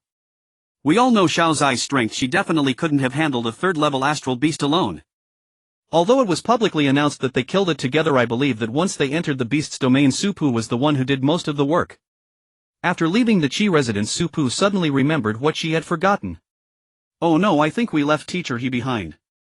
He didn't catch on at first, but after Su Pu reminded her, she recalled. Su Pu silently mourned for a second before calling He Changjing to explain the situation. He Changjing immediately exploded upon hearing this. What? You went to test a mecha without bringing the healer? Your spiritual power level is uncertain. What if it doesn't match the 3th level mecha? What if your spiritual power gets damaged? Knowing she was at fault, Su Pu obediently accepted the scolding. She repeatedly promised never to do it again. Only when He Changjing saw that she had truly learned her lesson did she let her off. After hanging up, Su Pu let out a long sigh. He rested her chin on her hand, her eyes filled with laughter as she looked at Su Pu. Su Pu was puzzled. What are you laughing at? He beckoned to her. Come here. Su Pu leaned in, looking at her with eyes that seemed to hold a galaxy of stars. He's fingers twitched. After hesitating for only 3 seconds, she reached out and pinched Su Pu's cheek. She had seen Yan Jihuan do it before and had always wanted to try it herself. Su Pu was utterly speechless at He's childish behavior and pulled her head back. 2 days passed in a flash and the 4th match was about to begin. Everyone stood on the competition ground and boarded the starship in order after the door opened. Once the starship took off, everyone focused their attention, waiting for Lan Lan to announce the rules of this match. Lan Lan's voice sounded in everyone's ears through the communicator. We are now en route to this match's venue. The 4th match is the underground catacomb competition. The rules are as follows. First, friendship comes first, competition second. Second, there is no time limit for this competition. The deadline shall be the moment when the last team obtains the complete truth. Third, information fragments are scattered in various corners. Obtaining them will help teams piece together the truth. Fourth, aside from information fragments, other items may also be used to uncover the truth. Fifth, do not damage any items inside. Sixth, rankings are based on the time order of obtaining the complete truth. If multiple teams obtain it simultaneously, they will be tied and no additional rounds will be arranged. Seventh, write the team's findings into the truth box in the center of the tomb. If judged as true, the complete truth is obtained. If false, the box cannot be used again for 1 hour. Each team may use the truth box an unlimited number of times. Please note, violating the 5th rule will result in a 12-hour ban from using the truth box. After Lan Lan finished speaking, someone began distributing resource packs. Su Pu opened hers and saw 3 nutrient fluids, 1 healing agent, 1 energy stone and 1 flashlight inside. When she saw the item at the very bottom, Su Pu froze. Yan Jihuan pulled a shovel out of the bag. The 6 of them exchanged speechless glances, a single question mark hanging in the air. Were they supposed to dig graves? And they even gave her a shovel. Su Pu paused. An underground tomb. Maybe they want us to dig a path down. Su Pu's tone was uncertain, as if she were trying to rationalize it. Yan Jihuan put the shovel back. Probably. The school authorities wouldn't stoop to something as immoral as grave digging. Li Xiang chimed in, the shovel's in our hands, so if grave digging is the plan, we're the ones doing it. The implication being that the immorality wouldn't fall on the school authorities. Lan Lan, who had just arrived from the other side and overheard their discussion, remained silent. The voice transmission sounded again, no grave digging. We are all law-abiding citizens. The shovels are for backup. If you can't find the entrance to the underground tomb, you can use the brute force method, dig an opening. Caught red-handed, the 6 of them straightened up immediately under Lan Lan's sweeping gaze, putting on synchronized innocent expressions. As soon as she left, they were back to lounging, sleeping or chatting. Hao Yun and she walked over laughing. What treasonous things have you been saying? Su Pu closed her bag. Nothing much. But from what Teacher Lan said, the tomb entrance this time is pretty well hidden. As the starship was about to arrive, Su Pu looked up and asked, where's Wei Lai? She was surprised to hear the name. You're looking for her. I'll send her a message. Wei Lai wasn't far from them and came over upon seeing Chi's eyes message. "What's up?"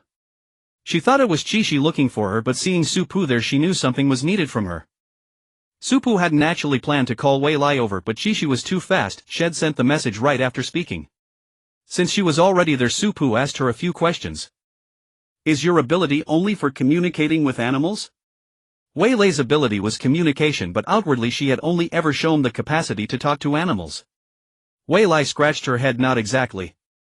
Living things work, but for inanimate objects it depends on the item.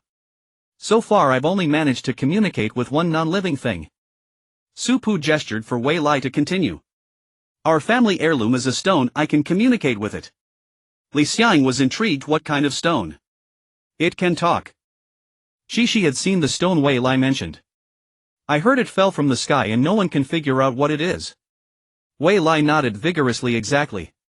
Yan Jihuan exclaimed, "How extraordinary."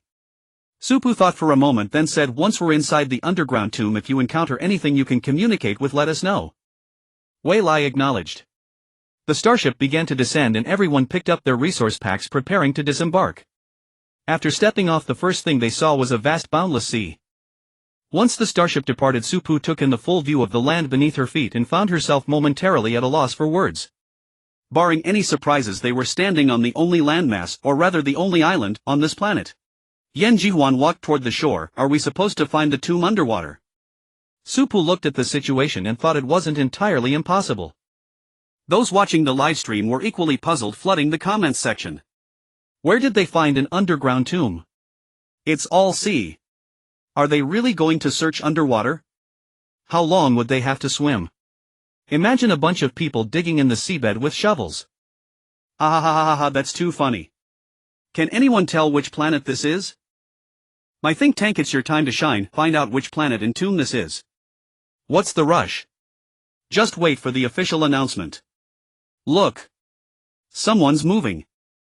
Yi Yuxuan strolled around the island and returned to her spot, intending to sit and wait for other military academies to make a move. But before she could sit, she nearly stumbled. Jian Xuanyan steadied Yi Yuxuan. "Commander, are you alright?" Yi Yuxuan withdrew her hand and waved it off. "I'm fine." Then she looked down and noticed a depression in the ground. Yi Yuxuan was stunned. Could it be hollow underneath? She pulled Jian Xuanyan behind her and called the others to form a circle around her, trying to keep her actions hidden from view. She took out her shovel and started digging. Tongha got lucky this time in the league. How did they turn things around? Any tutorials? Begging for them. Look at Tung's commander, so excited. Goddess of luck, look at me too, please don't let me fail this semester's finals. Finals aren't about luck, success or failure is in your own hands. Yi Yuxuan's movements didn't go unnoticed by Chi He. Did Yi Yuxuan find something? She's being so sneaky. Su Pu raised an eyebrow, looking toward Tung's direction. Found the entrance. She started walking toward Yi Yuxuan. I'm going to check it out. Seeing Su Pu heading over alone, Yan Jihuan and the others quickly followed. As Su Pu got close, she was stopped. By then Yi Yuxuan had already dug an opening. She knelt, bent down and peered into it. It was hollow underneath. Yi Yuxuan stood up, dusted off her hands and asked those nearby to step aside. She addressed Su Pu. Want to cooperate again? Su Pu glanced at the ground behind her, then looked up. Go on. Yi Yuxuan gestured with the shovel toward the ground. This is hollow underneath. It might be one of the passages to the underground tomb. Want to give it a try? Both our school teams go down together and you seal this opening. Seeing Yi Yuxuan's confident demeanor, Su Pu replied, alright, let's do it your way. Yi Yuxuan continued digging while Su Pu went to select personnel. She called out those with Earth-type abilities and defensive types, but Su Pu after much deliberation had them rejoin the team. She was puzzled. Aren't you going to have them set up a barrier? Su Pu frowned slightly, her gaze lowered, and after a moment she looked up. No, we'll cover the rear. Hao Yun lead the front. Mia keep an eye on the Tongha Military Academy team. Hao Yun and Mia acknowledged the orders and went to organize the team. Under the gaze of Yan Jihuan and the others, she approached Su Pu and asked softly, what do you plan to do? Su Pu's gaze drifted toward Mai Ling and Shi Yanan in the distance. The domain is more solid. No matter how thick the earth layer or how hard the barrier, they would eventually be shattered, but the domain would not. As long as she was there, the domain existed. As long as Su Pu stood firm, the domain would not break. Sealing the entrance was meant to delay the other school teams from entering, and Su Pu felt she should delay them to the very end. She's eyes flickered as she suppressed her astonishment. Won't this expose your ability? Su Pu's mindset had undergone several shifts since Chao Wen's death. It doesn't matter anymore. It wasn't entirely indifference. Part of the reason was that Su Pu believed they might not be able to recognize what it was.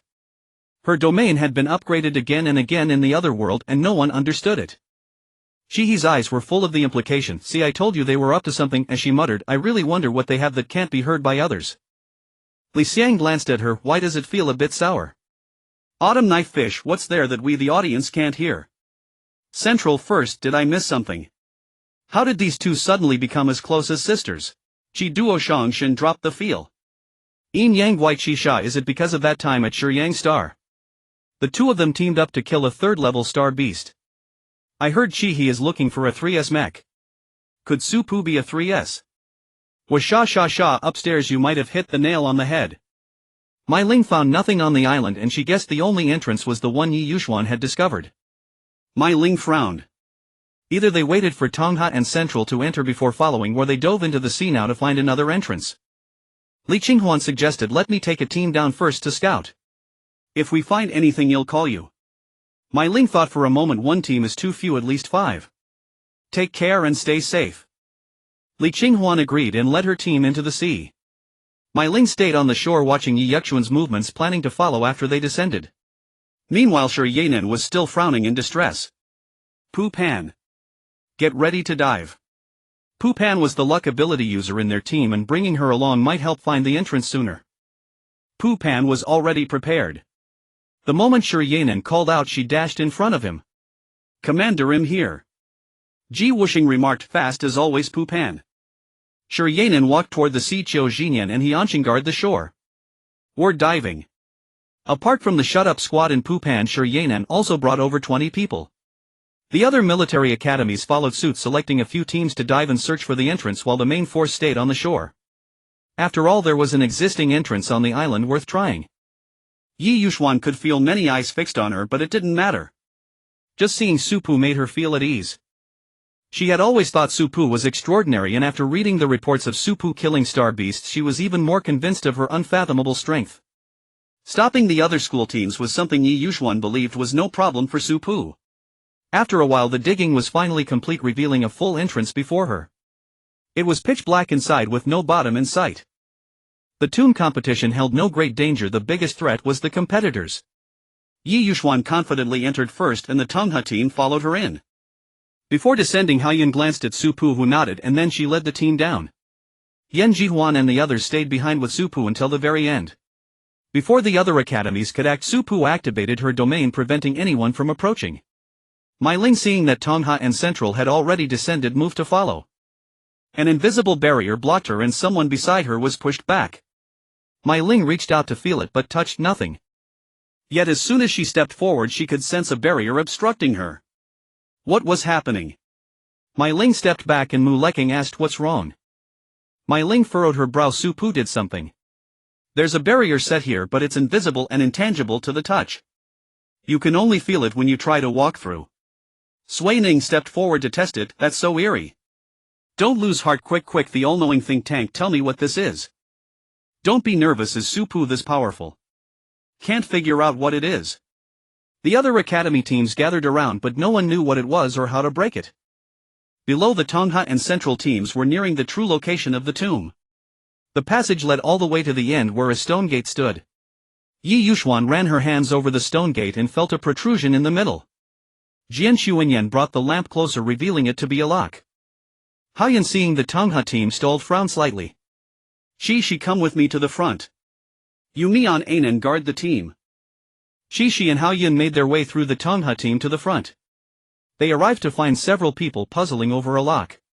Yi Yuxuan heard the footsteps behind her and turned. Haoyun, Shi, come take a look at this lock. She and Jian Xuanyan shifted aside to make room. Haoyun leaned in for a closer look and exchanged glances with Shi. Shi shook her head. She couldn't identify the lock either. Haoyun stepped back and asked, does anyone in your team understand mechanisms? Yi Yuxuan didn't know of anyone either, so she sent Jian Xuanyan to ask. Shi crouched down, studying it intently, and suddenly felt she had seen something similar before. Where? She racked her memory. Haoyun, noticing Chi's eyes expression, knew she had thought of something and didn't disturb her. After a moment she stood up abruptly and looked at Haoyun. I remember. She opened her wristband and initiated a call to Supu. Supu, who had been staying at the very rear of the team to cover them, saw the incoming call and answered immediately, thinking something had gone wrong. Sis. She swallowed the word sister that almost slipped out and corrected herself. Supu, there's a mechanism lock here. A mechanism lock. It'll come now. Ending the call, Supu met the gazes of Yin Jihuan and the others and explained, they're blocked ahead. There's a mechanism lock that needs solving. Let's go take a look. She recalled having seen a similar mechanism lock at Song Shiyu's place, but she had never heard Song Shiyu explain how to unlock it. She thought that Song Shiyu might have told Supu about it. Haoyun crossed her arms, studying Chi with an inquisitive gaze. She ignored the meaning behind Haoyun's stare, pretending not to notice. Since Supu did not want others to know she was Chi Yang Chi, she would not tell anyone, including their relationship. Supu arrived quickly with Yen Jihuan and the others following behind her. She stepped aside to let Supu take a closer look. Yen Jihuan, standing behind her, also saw the mechanism lock and found it somewhat familiar. Upon seeing the lock, Supu recalled it. Song Shiyu had once possessed a similar mechanism lock. She still remembered what Song Shiyu had said at that time. Yang Yang, look, this mechanism lock was designed just over 2 years ago, typically used for hiding treasures. Don't be fooled by its small size. Anyone unfamiliar with this craft could easily trigger the alarm setup. Back then she had asked, how do you open this lock? Song Shiyu was about to demonstrate on the spot and pulled Tang Wenshu out of his sleep. Chi's eyes flickered as she suppressed her astonishment. Won't this expose your ability? Plus, the other lock is usually found in tombs. To be honest, I saw it in the last tomb we encountered and I almost couldn't resist prying it off. After speaking with her, Song Shiyu had Tang Wenshu operate according to her instructions. The water-based ability transformed into silken threads, slowly entering from the top of the lock, branching out within until an inverted triangle popped out from the center. Song Shiyu told her to watch closely. As the inverted triangle emerged, Song Shiyu pressed it inward, causing it to fully eject, revealing a complete key before their eyes. When pressing the inverted triangle inward, you must be careful. Stop as soon as you feel resistance and it will pop out directly. Otherwise it will jam and no amount of ability power will help triggering the lock's connected alarm. After Song Shiyu's demonstration, she inquired about the other lock. Song Shiyu said, the other lock works on a similar principle, but one uses water while the other uses fire. Supu looked back at the mechanism lock before them, confirming it was the other lock Song Shiyu had mentioned. She raised her head and said, we need a fire-based ability user who can control it with precision. Upon hearing this, Yi Yuxuan instinctively glanced at Jian Xuanyan. Catching the look, Jian Xuanyan stepped forward directly. I am one. What do you need me to do? Supu reached out and touched the small hole at the top of the lock. Look here. You need to transform your fire-based ability into threads as fine as silk, then guide them into the hole. Once inside, extend as much as you can, but avoid the very center. Stop when I tell you. Just as Jian Xuanyan was about to activate her ability, Supu added, do not make it aggressive. The fire-based ability only needs to flow inside to trigger a small mechanism. The inverted triangle could only emerge under the pressure of finely controlled ability.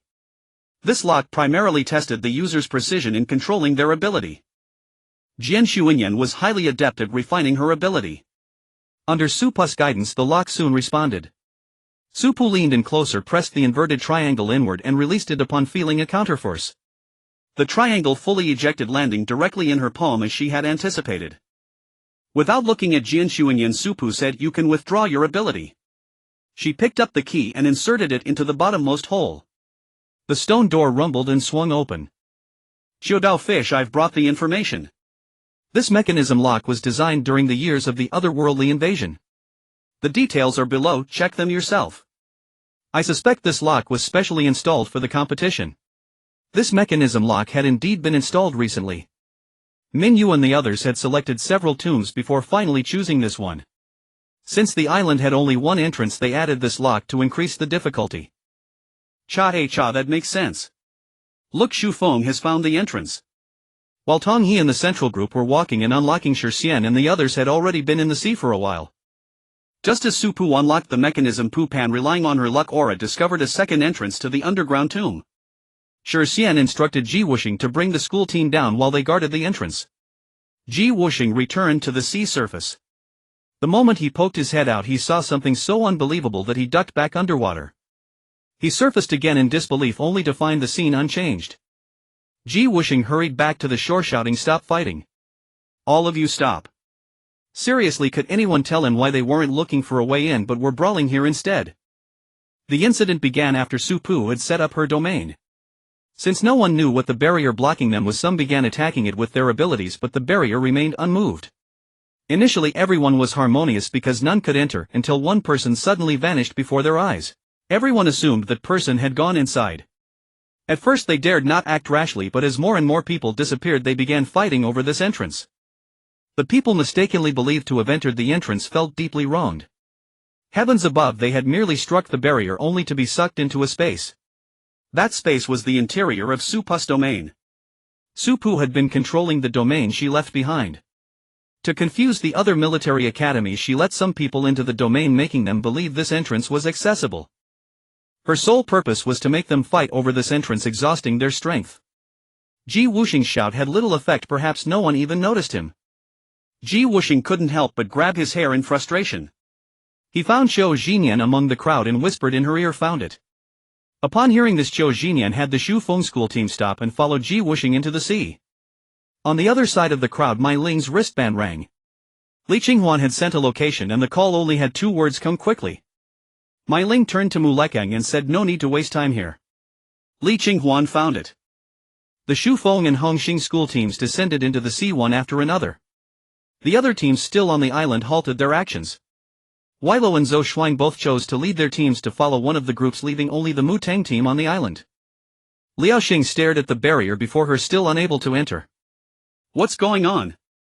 Where did the people who went in just now go? Ying Shubai tried calling the Mu Teng students who had entered, but no one answered.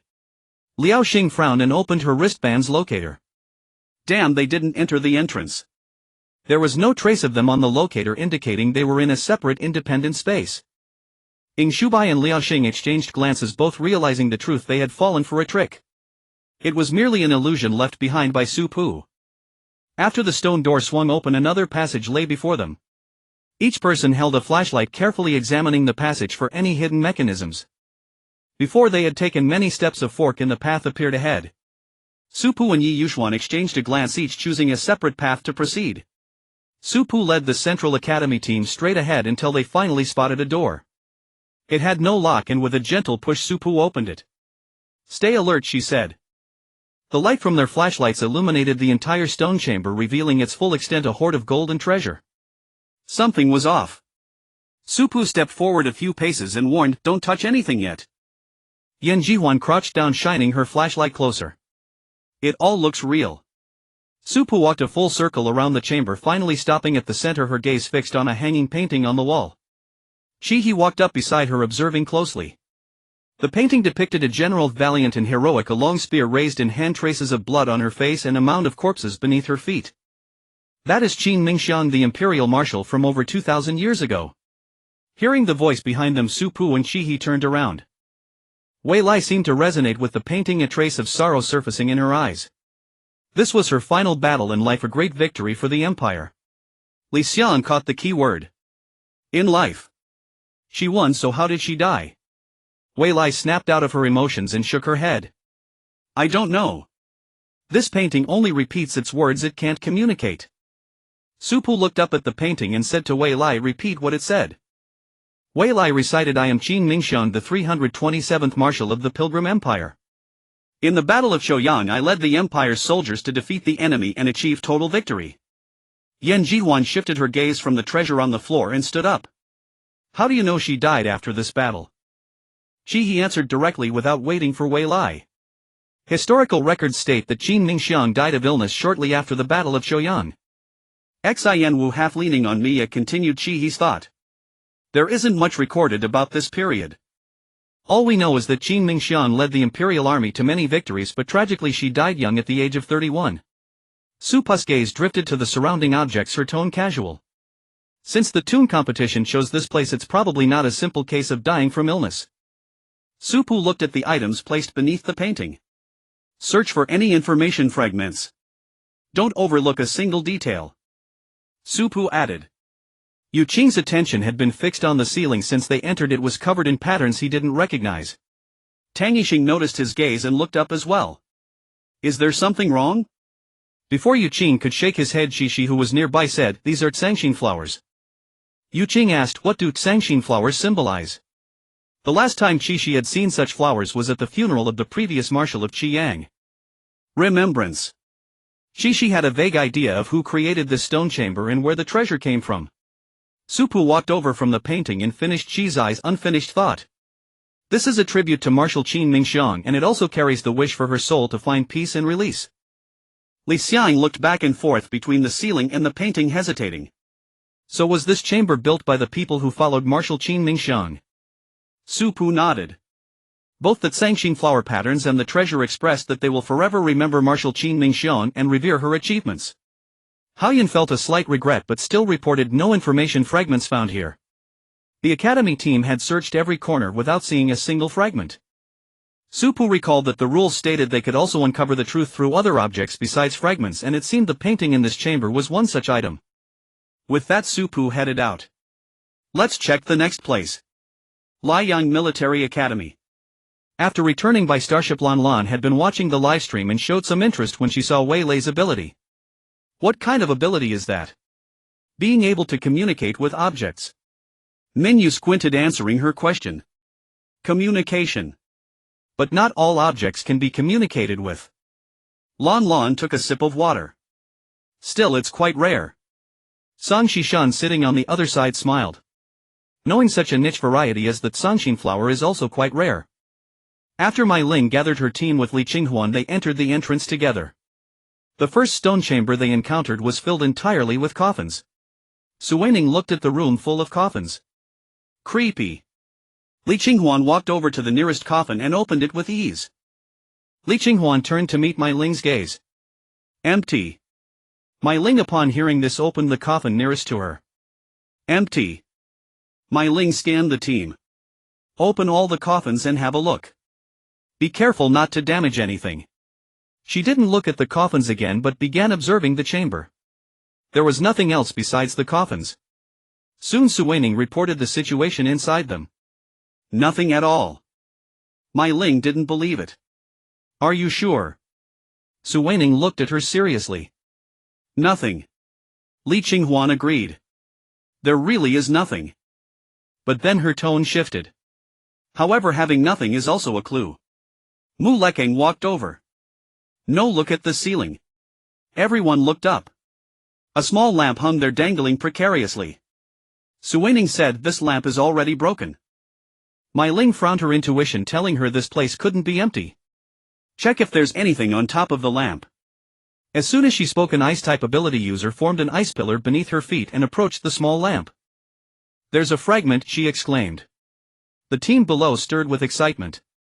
Mai Ling relaxed slightly and told her to carefully take it down. Don't break the lamp. She carefully removed the fragment. The ice pillar disappeared and she handed it to Mai Ling. Mai Ling took the fragment and Su Weining and Li Qinghuan leaned in to look. The fragment was only the size of a fist, plain and grayish. Mai Ling turned it over and saw 5 words. Qin Mingxiang must die. Su Pu and her team had arrived at the second stone chamber, which was vastly different from the first. There was a bed and a table, making it look like someone had once lived there. However, the furniture was of poor quality and it was a miracle it hadn't turned to dust after so long. The items in this chamber seemed very fragile, so Su Pu had to remind them again. Be careful, move gently. Don't break anything. As usual, Su Pu first surveyed the entire interior. The bowls and chopsticks on the table were for one person. There was only one bed with one pillow. This place had housed only a single occupant. Su Pu examined the writing on the table. It was a bit blurry, carved with some unknown tool, but she could still make out the characters from their shapes. Traitor. A traitor. Yan Jihuan walked over to her side, following her gaze to the words on the table. So Marshal Qin Mingxiang didn't die of illness, she was killed by a traitor. Su Pu pondered for a moment before replying, the illness might be real, but the cause is likely linked to this traitor. Any information fragments? Su Pu rested her hand on the table and turned sideways to ask. No one answered, but Suji appeared before Su Pu holding something in her hands. Su Pu raised an eyebrow slightly and took it from her. Yan Jihuan brought the lamp closer to the fragment and the others leaned in to look.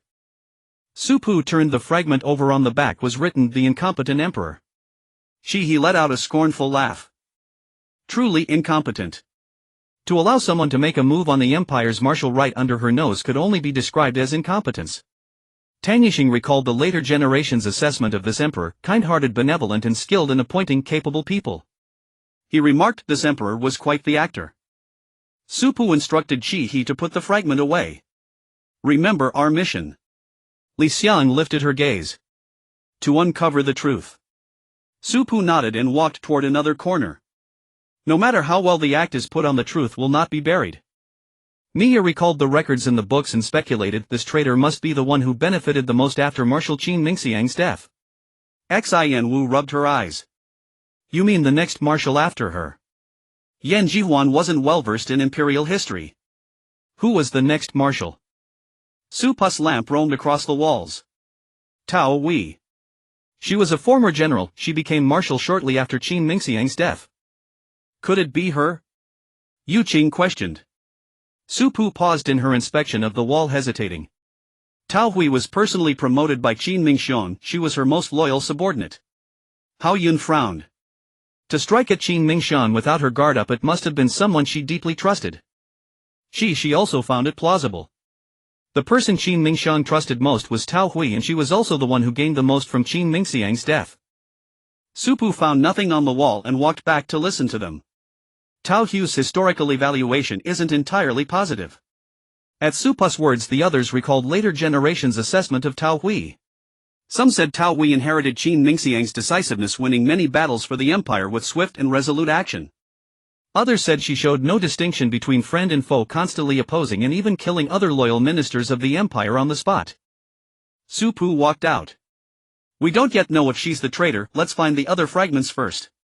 Shi Yanan had felt a chilling aura ever since entering. The answer came when she opened the first stone chamber. The nearest chamber was filled with bones. No wonder it felt so cold.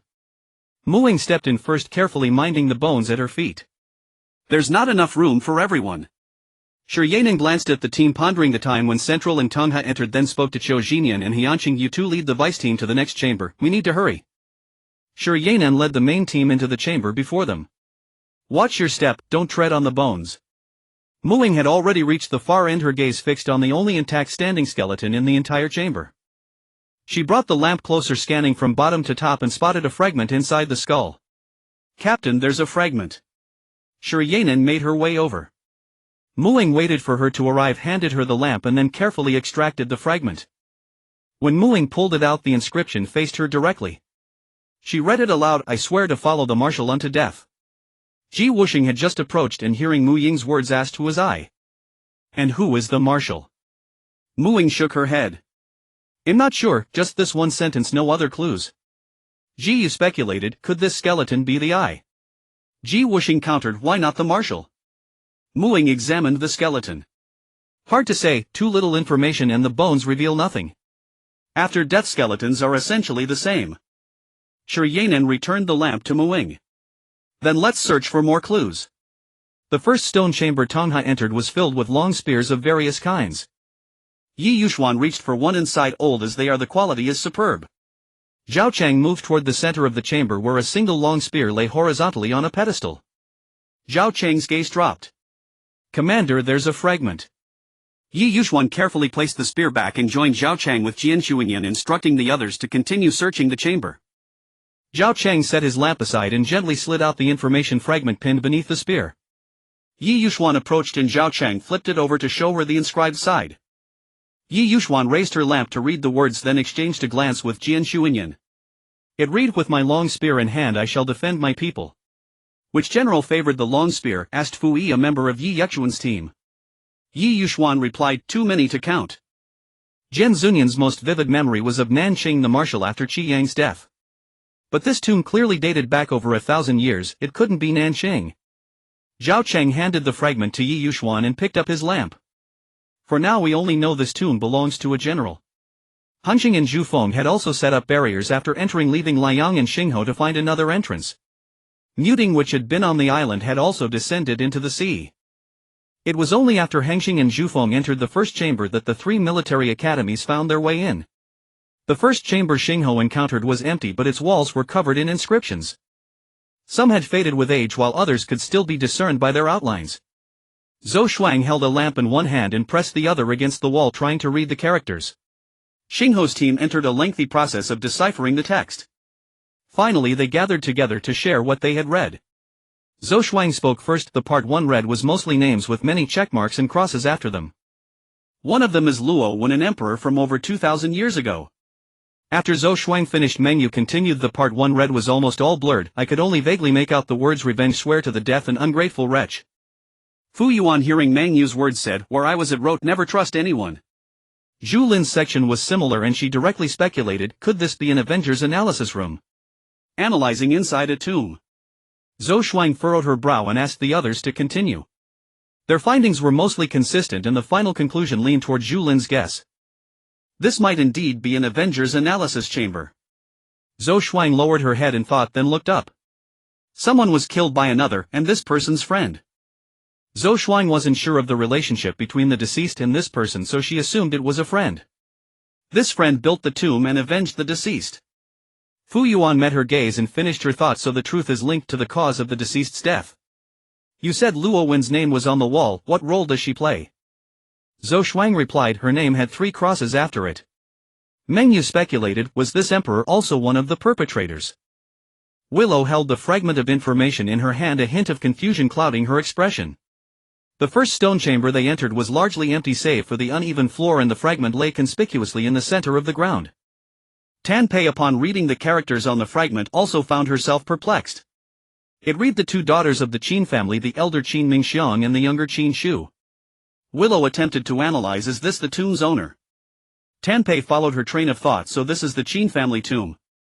The other deputy commander, Wan Ning, had been lost in thought for a long moment. She snapped back to reality, suddenly recognizing the source of the name's familiarity. Qin Mingxiang was an imperial marshal from over 2,000 years ago. Wan Ning remembered Qin Mingxiang but had no recollection of Qin Shu. I've only heard her name, I have no impression of her sister. Willow recalled, when did the Pilgrim Empire collapse? Tan Pei replied, it fell over 1,500 years ago. After 400 years of chaos, the Stellar Alliance was finally formed. In the stone chamber Muting entered, there was also a pile of gold and treasures along with a hanging scroll. However, the painting's content was different. In the painting, a general stood amidst a crowd, smiling warmly and chatting with the people. Those around them held various items, fruits, healing potions, and all sorts of food. Behind the scroll there was an information fragment. Deputy Commander Edith carefully removed it and read the characters. Qin family heir Qin Shu. Edith looked at the painting, is this Qin Shu? Liao Xing took the fragment, her intuition telling her it was not. Ying Shubai had some knowledge of famous generals in history but had never heard of Qin Shu. The painting depicts a General Qin Shu as the family heir but not necessarily a general. Liao Xing searched the surroundings for other clues. Let's find something to confirm her identity. Meanwhile, Su Pu and her group arrived at the 3rd stone chamber, which was filled with medical equipment. Yu Qing leaned in for a quick scan. They're all broken. Yan Jiwan remarked, after so long they'd certainly be broken. Su Pu passed by a table, her gaze lingering on a stack of examination reports. Not understanding medicine herself, Su Pu called out, Yu Qing Qin Yum Yinxingjia, come take a look. The 3 healers from the main squad approached and began analyzing the reports. Su Pu, Ha Yun and Miya watched beside them while Qi Shi Qi and others led the school team in searching for information fragments. The reports were extensive with some characters blurred. The 3 called over a few more healers and it took a while before they reached a conclusion. Yu Qing summarized, Qin Mingxiang didn't die of illness, she died from an infection. During the Imperial era, the Rebel Alliance was known as the Rebel Army, and many of them were already researching infectious agents back then. The infectious agent on Qin Mingxiang was Wuyin 5. 0. The Wuyin series spread widely in the late Imperial period and only disappeared after the Empire's collapse. At the mention of infectious agents, Qi Zai's brow began to furrow. When would these agents be completely eradicated? Such harmful things should not exist. As Yu Qing spoke, she seemed to think of something, her voice trailing off. Su Pu gestured for Qin Yamian and Xinjia to continue. Qin Yamian said Qin Mingxiang was infected before the Battle of Choyang. She died nearly a year after that battle. Xinjia added, Tao Wei also had an infectious agent but different from Qin Mingxiang's. Tao Hu's agent was one that stimulated a person's inner malice rage too. 0. Mia understood, so that's the reason Tao Hui so blatantly targeted others, because of the infectious agent. Su Pu remained silent after hearing their words, offering no opinion. Yan Jihuan nudged her. What are you thinking? Su Pu lowered her eyes. Why is Tao Hu's examination report here placed together with Qin Mingxiang's? Tao Hui is not a traitor, she was also searching for the truth. Su Pu's tone grew firm as she spoke. Hao Yin nodded. This tomb might have been built by Tao Hui. Xin Wu had another question. Why would Tao Hui build a tomb on this planet? It's all ocean here. Weila emerged silently from behind and chimed in. Maybe Qin Mingxiang wanted a sea burial. At this, everyone's gaze converged on Weilai. Weilai blinked and continued. Based on current information, Qin Mingxiang was killed by that group in the Imperial Center. Tao Hui wanted to give Qin Mingxiang peace, and fueled by her anger at those Imperials, she would likely choose a remote Imperial planet. Many people like sea burials. As a general, Qin Mingxiang often fought on battlefields. It's natural for her to think ahead about where and how to be buried. And it's even more natural for her to tell Tao Hui, her most loyal subordinate. She patted her shoulder. Well said. Su Pu wanted to say something to Weilai, but suddenly realized Yu Qing was still lost in thought and called out softly. Yu Qing snapped back to reality. When Su Pu asked what she was thinking, she hesitated for a moment before speaking. Are we overlooking something? Yu Qing wasn't sure either, as she also knew little about Imperial history. It was just a flash of insight while reading the reports. The people Qin Mingxiang wouldn't be wary of besides her comrades in the army should also include her family, right? Li Xiang asked. Family? But aren't family members bound by shared interests? What benefit would Qin Mingxiang's death bring to her family? Su Pu raised a hand, signaling her to pause. An idea flashed through her mind. What if there was internal competition within the family? Our initial thinking was too narrow. From our perspective, Tao Hui became the marshal, so she gained the most benefit. But that's just from our view. From the perpetrator's perspective, assuming the perpetrator was a family member, their goal was to become the family leader. To them, Qin Mingxiang's death would mean they were the one who gained the most. He walked over, holding a fragment in her hand. She happened to hear Su Pu's words, paused in her steps and looked at Su Pu. Qin Mingxiang came from the Qin family, one of the major imperial clans at the time. As she spoke, he raised the fragment, the inscribed side facing them.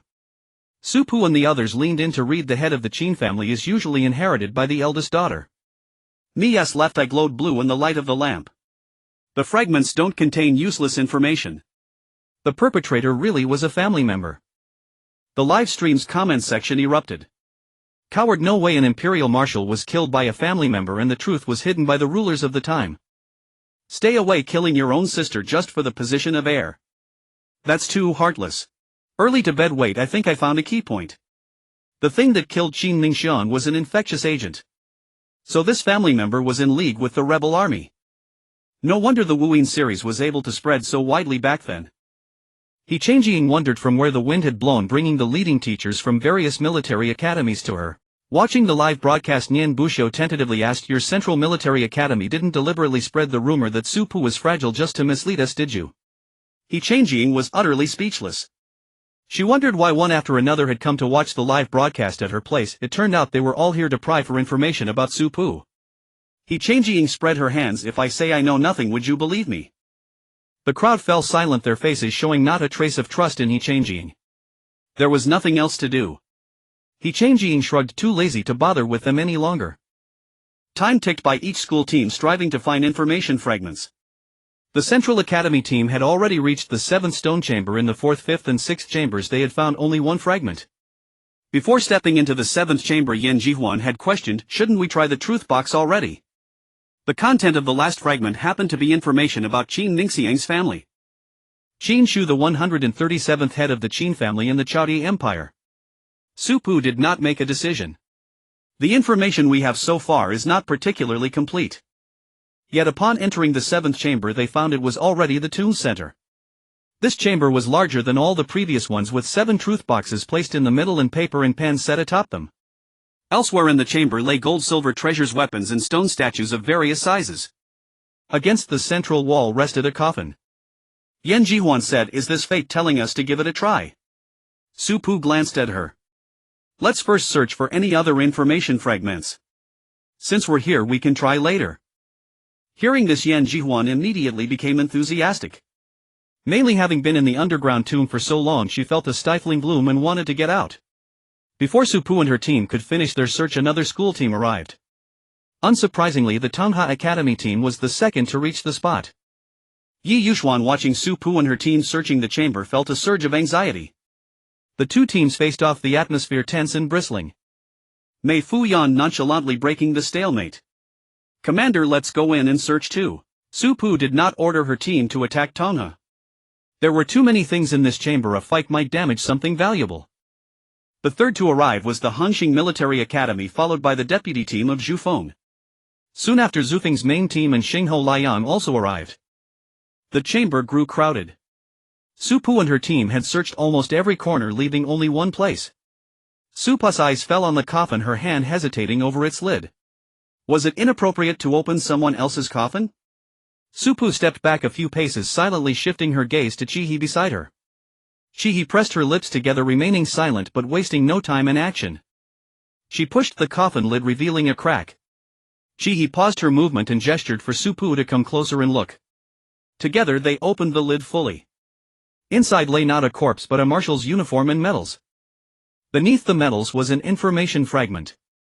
Yan Jihuan and Li Xiang leaned in, both startled. Su Pu retrieved the fragment and turned it over. "I want your glory to be sung by the world. I want to expose their sins. I want justice to exist in this world." Li Xiang noticed a white spot peeking out from under the uniform's sleeve. She lifted the uniform's corner, and indeed there was something underneath. Seeing this, Su Pu carefully lifted the uniform so Li Xiang could retrieve the item pressed beneath.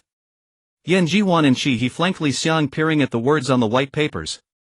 Su Pu placed the uniform back, restoring it to its original state, and turned to look at the three. After reading, Li Xiang was momentarily at a loss for words, stiffly handing the papers to Su Pu. Su Pu took them and began reading from the first page. The first was Qin Shu. A large cross was drawn over Qin Shu's portrait, and beneath it were her crimes. Colluding with rebels, murdering Marshal Qin Mingxiang, spreading the no-sequence infection substance, harming countless people in the empire. The second page was Luo Wen, also marked with a large cross. Knowing the truth of Qin Mingxiang's death, yet choosing to turn a blind eye for the benefits offered by various parties, burying the truth, leaving a general who fought for the nation's glory to die with eyes wide open. The third, the fourth, all were those who directly or indirectly caused Qin Mingxiang's death. Qin Mingxiang had defended the front lines, eradicating foreign enemies for the empire while also suppressing rebels and quelling internal strife. Yet the empire's high-ranking officials, who should have been Qin Mingxiang's support, chose profit, instead casting her aside as a pawn. Su Pu fell silent for a moment. "Go ahead and write." She handed the papers to Haoyun, walked to the truth box, picked up paper and pen, and began to write. The Central Academy team spontaneously formed a protective circle, preventing anyone from disturbing Su Pu. Seeing Su Pu had started writing, Mai Ling and Zhou Shuang also began. Su Pu finished first and threw her paper into the truth box. The box's judgment came back as true. Central Military Academy has completed this task. The announcement was repeated 3 times, yet the team members were not as excited as they had anticipated. The truth was too cruel. Qin Mingxiang's plight and the empire's corruption were not merely a piece of history. Even now no one could guarantee such things wouldn't happen again. Su Pu and her team felt grief and indignation for Qin Mingxiang, and also pondered whether there was darkness in the current era they had yet to see. Hangxing Military Academy has completed this task. Xingho Military Academy has completed this task. As the 6th announcement fell, other teams also began to write. The Muting Academy team arrived belatedly, becoming the last to complete the task. The competition ended. Once aboard the starship, the rankings were announced. The results of this tomb competition are as follows. Central Military Academy ranks first, earning 10 points. Hangxing Military Academy ranks second, earning 8 points. Xingho Military Academy ranks third, earning 5 points. Tongha Military Academy and Zhufeng Military Academy tie for fourth, each earning 3 points. Liang Military Academy ranks 6th, earning 1 point. Muting Military Academy ranks 7th, earning 0 points. As soon as the competition ended, the authorities released information about the underground tomb. This tomb was built by Tao Hui for Qin Mingxiang, containing all the evidence of the empire's high-ranking officials' crimes as well as Tao Hu's own account. Tao Hui had followed Qin Mingxiang's footsteps all along, experiencing both great and small battles with her loyalty never wavering. Yet Qin Shu, though Qin Mingxiang's own sister, chose betrayal for power. Not only did she murder Marshal Qin Mingxiang, but she also killed the current family head. In truth, as a Marshal, Qin Mingxiang had no intention of inheriting the family. The position of head was destined for Qin Shi. Early to bed, early to rise. We all knew there was no shortage of internal strife in those big families, but how could they kill a meritorious hero? Besides Tao Hui, no one was willing to help her. How disheartening. No, Tao Hui's strength alone was too meager. The truth couldn't even be passed down, only now finally revealed. Demand justice. Back then it was the imperial era. If the emperor did nothing, what could others do? And besides, doesn't such a thing still happen today? Have you all forgotten how Marshal Nanqing died? Should fellow above be careful with your words or you might get banned. Demand justice. If the military district had any sense of responsibility, would I still have to bring this up? If no one speaks out, Nanqing will be the next Qin Mingxiang. In a corner of a restaurant, Su Pu and Shi sat facing each other. Su Pu was scrolling through something on her optical computer, utterly absorbed, her gaze never leaving the screen, not even noticing the noodles had arrived. She stared at her for a long while, but seeing no reaction, she asked curiously, "Sister, what are you looking at?" Su Pu was reading comments. Hearing Chi's eyes call, she snapped back to reality and turned the optical computer toward Chi. "This Nanqing. Is it the Nanqing I know?" She paused slightly. After reading the comments, her tone turned bitter. "Yes, she's Marshal Nanqing's younger sister." Su Pu frowned slightly. What happened in the military district 6 or 7 years ago? Why did Nanqing die? Why did a faction break away from the military district? And why did Taya choose to seclude herself? She pondered how to explain to Su Pu. "Let me start by telling you about Marshal Nanqing. After you disappeared, the central military district was leaderless. Initially he managed things, but she wasn't part of the military. About 2 or 3 years later, Nanqing entered the district and rose through the ranks at a speed comparable to yours back then. I remember it was the 7th year after your disappearance that Nanqing officially assumed the position of marshal. She tolerated no wrongdoing. After holding the post for so long, she stood in the way of certain people, incurred their resentment, and was murdered." As she spoke, her fingers tightly gripped the cup in her hand. "Sister, she was killed by those from the rebel alliance. There were too many corrupt elements in the military district. Nanqing's death was heavily suppressed by the district. And he alone, and with little power, couldn't shake the entire military. Her health was already fragile, and after being utterly disillusioned with the district, she stopped intervening." Su Pu shut down the optical computer. "What about General Hao? Wasn't there anyone to speak up for Nanqing?" She shook her head. "Maybe there were, but their voices were too small and no one heard them. General Hao wasn't even a general back then and held no real power. There was nothing he could do. In fact, if the people of the Central Military District had stepped forward, then there might not be a Central Military District today. It would be as chaotic as the other districts." Su Pu lowered her gaze in contemplation. The thought of Nanqing dying like this stirred a restless irritation within her. She closed her eyes and massaged her temples. Nanko was Nanqing's elder sister and also Su Pu's mentor in the military district. Before Nanko died, she asked Su Pu to take care of Nanqing. And now she was being told that Nanqing had been killed by her own people. Su Pu found it hard to accept. Nanko had sacrificed herself to protect the military, yet its members had conspired with the rebel alliance to murder Nanqing. She stayed quietly by Su Pu's side until Su Pu had calmed down, then she began to recount the affairs of the military district. "Actually, I have a guess. 6 or 7 years ago, those people in the military district might have been orchestrating a major scheme. Nanqing discovered it. With her nature, she wouldn't let anything that endangered the galaxy continue, and she would have exposed all their crimes. Moreover, Nanqing had been suppressing them for years. With multiple factors at play, they decided to eliminate her. Sister, when you returned to the galaxy, you landed on a garbage planet, right? Did Suji ever mention that the military district was conducting experiments there?" Su Pu remembered this. Suji mentioned it. "It was 5 years ago and it destroyed some houses." "What kind of experiment could cause an explosion of that magnitude?" Su Pu frowned. "Were they developing explosive weapons?" She didn't know.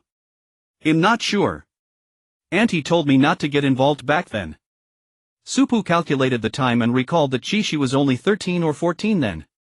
"Indeed, you shouldn't have gotten involved." She rested her chin on her hand, her gaze drifting from Su Pu to the noodles on the table. "Sister, if you don't eat soon, it'll get cold." Su Pu picked up her chopsticks. Let's eat. She barely took a few bites before fixing her eyes on Supu again. Unable to bear the look, Supu paused helplessly. What is it? Don't worry, I'm back now. I'm not going anywhere. She shook her head. I'm not afraid you'll disappear again. I want to know when you plan to tell Auntie. Before Supu could answer, she quickly added, Sister, your birthday is coming up. Don't you want to celebrate it with Auntie? A nearly imperceptible pause flickered across Supu's expression. She lowered her eyes to conceal her unease. She had even forgotten about her birthday. It's been so long since I last celebrated. Shao Shi. Supu raised her eyes to meet Chi's eyes. Hopeful gaze swallowed her words and changed them. Let's wait until the league is over. Eat up now. Chi's eyes lit up.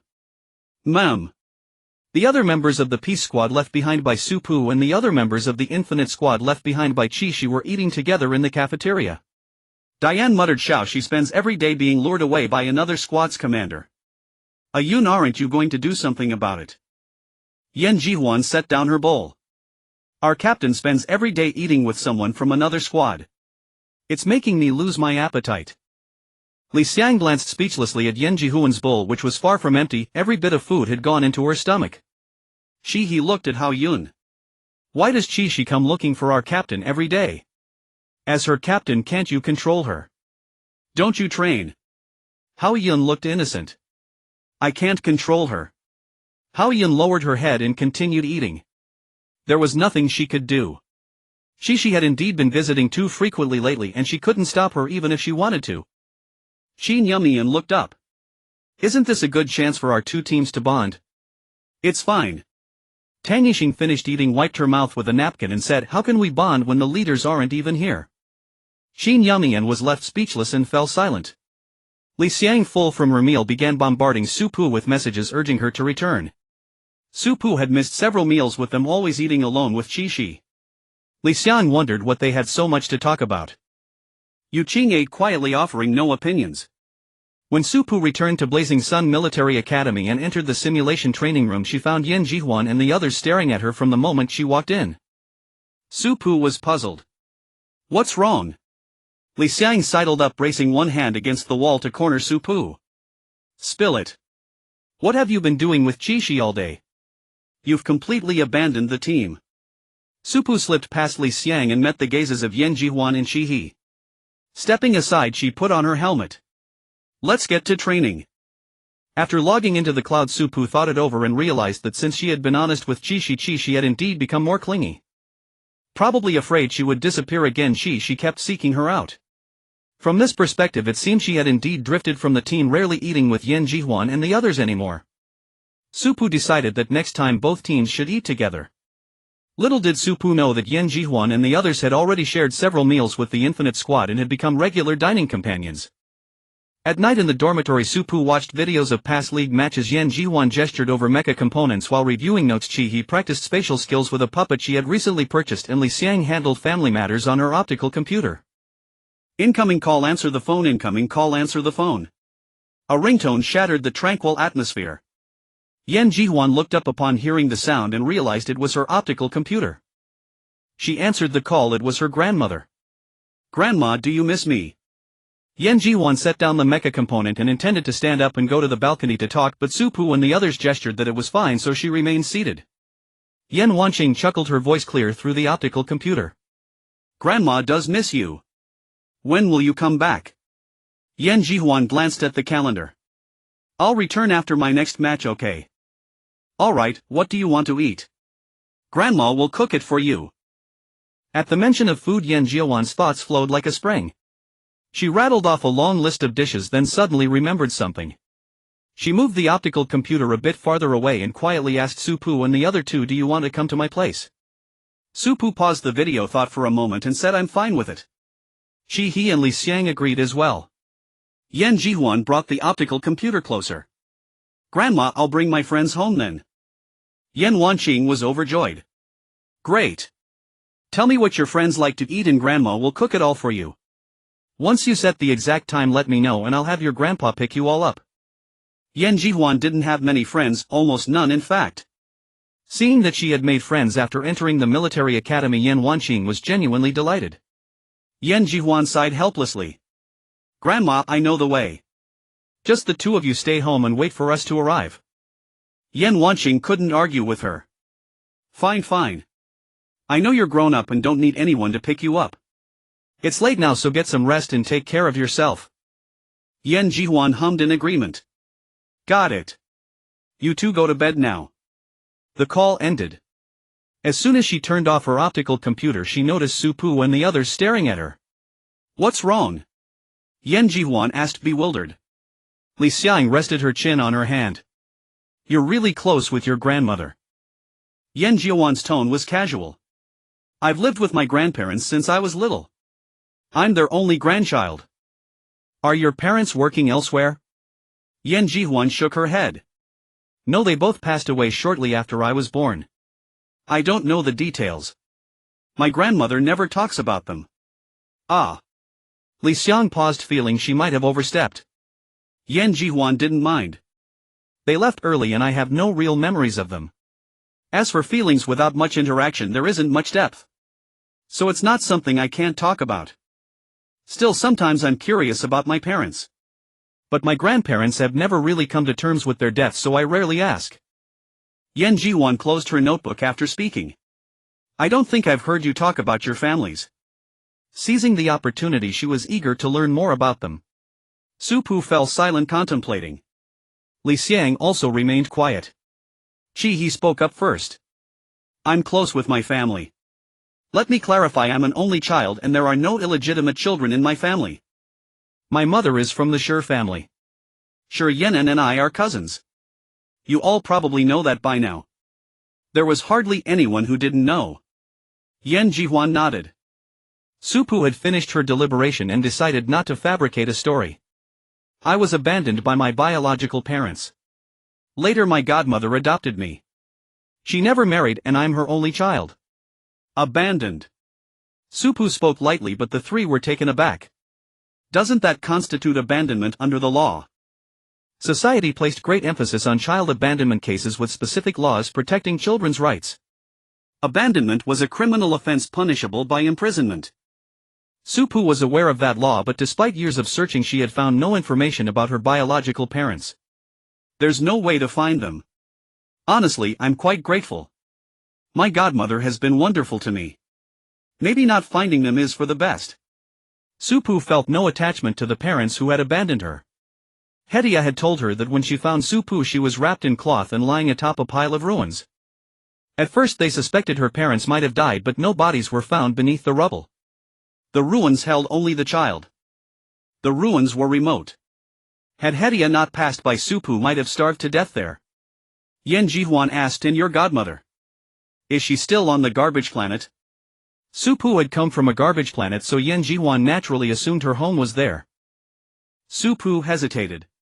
She's not on a garbage planet. She's on the capital planet. And I'm not from a garbage planet either.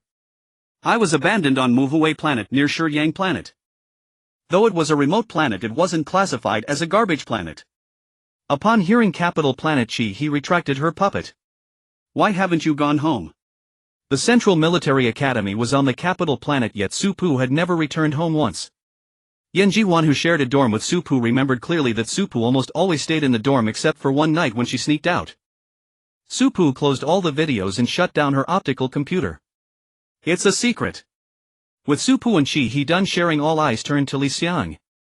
Li Xiang curled her fingers slightly. My family situation is quite complicated. Apart from having a spotless private life, I think we fit the stereotype of a big family pretty well. You all know Li Qinghuan, my nemesis and also my cousin. My parents are highly competitive, strict with me, and have high expectations. Our relationship is pretty tense, it's not exactly warm. After speaking, Li Xiang thought of the two who weren't present. Does this count as a secret talk? Yu Qing and Tang Yixing don't know. Su Pu replied, no. Yan Jihuan called them before we started talking. They already know. Li Xiang. Bewildered, she looked at Yan Jihuan, who looked innocent. I showed you before I called. Li Xiang must have been too absorbed in thought to notice. He hadn't expected that Li Xiang, who had been staring right at Yan Jihuan's optical computer, hadn't actually been paying attention. Li Xiang said, then shouldn't it be their turn? As soon as Li Xiang finished speaking, Yu Qing's voice rang out first. Both my parents died when I was young. I lived with my grandmother, just the two of us depending on each other. Before I entered the military academy, my grandmother also passed away. So now I'm alone. My parents were killed because they mutated. At these words, Su Pu immediately recalled the question Yu Qing had asked during the tarot card reading. He had asked, can I create a potion to restore mutated people to normal? So it was because of his parents. Su Pu felt that something was amiss. Given Yu Qing's age, the other world had long since detached. By the time his parents died, it was impossible for anyone to still undergo mutation. Could it be an artificial mutation? Su Pu was taken aback, the infectious substance coming to mind once more. At this thought, she found herself torn over whether to tell Yu Qing. Tang Yixing was in the midst of speaking about his family when Su Pu, after some deliberation, decided to hold her tongue. Ah! Help! A scream pierced through the entire dormitory building. Tang Yixing paused mid-sentence, then asked, what's happening over there? Su Pu stood up. I'll go check. Welcome to, the other three said in unison. Yan Jiwan first told Yu Qing and Tang Yixing to hang up, then followed Su Pu and the others toward the source of the sound. By the time Su Pu and her group arrived, He Changjing was already in that dormitory. He Changjing had rushed over the moment she heard the scream, accompanied by another leading teacher in Jir. Now looking at the three students in the room, she asked what happened. All three were still shaken, but one, slightly braver, calmed down and answered He Changjing's question.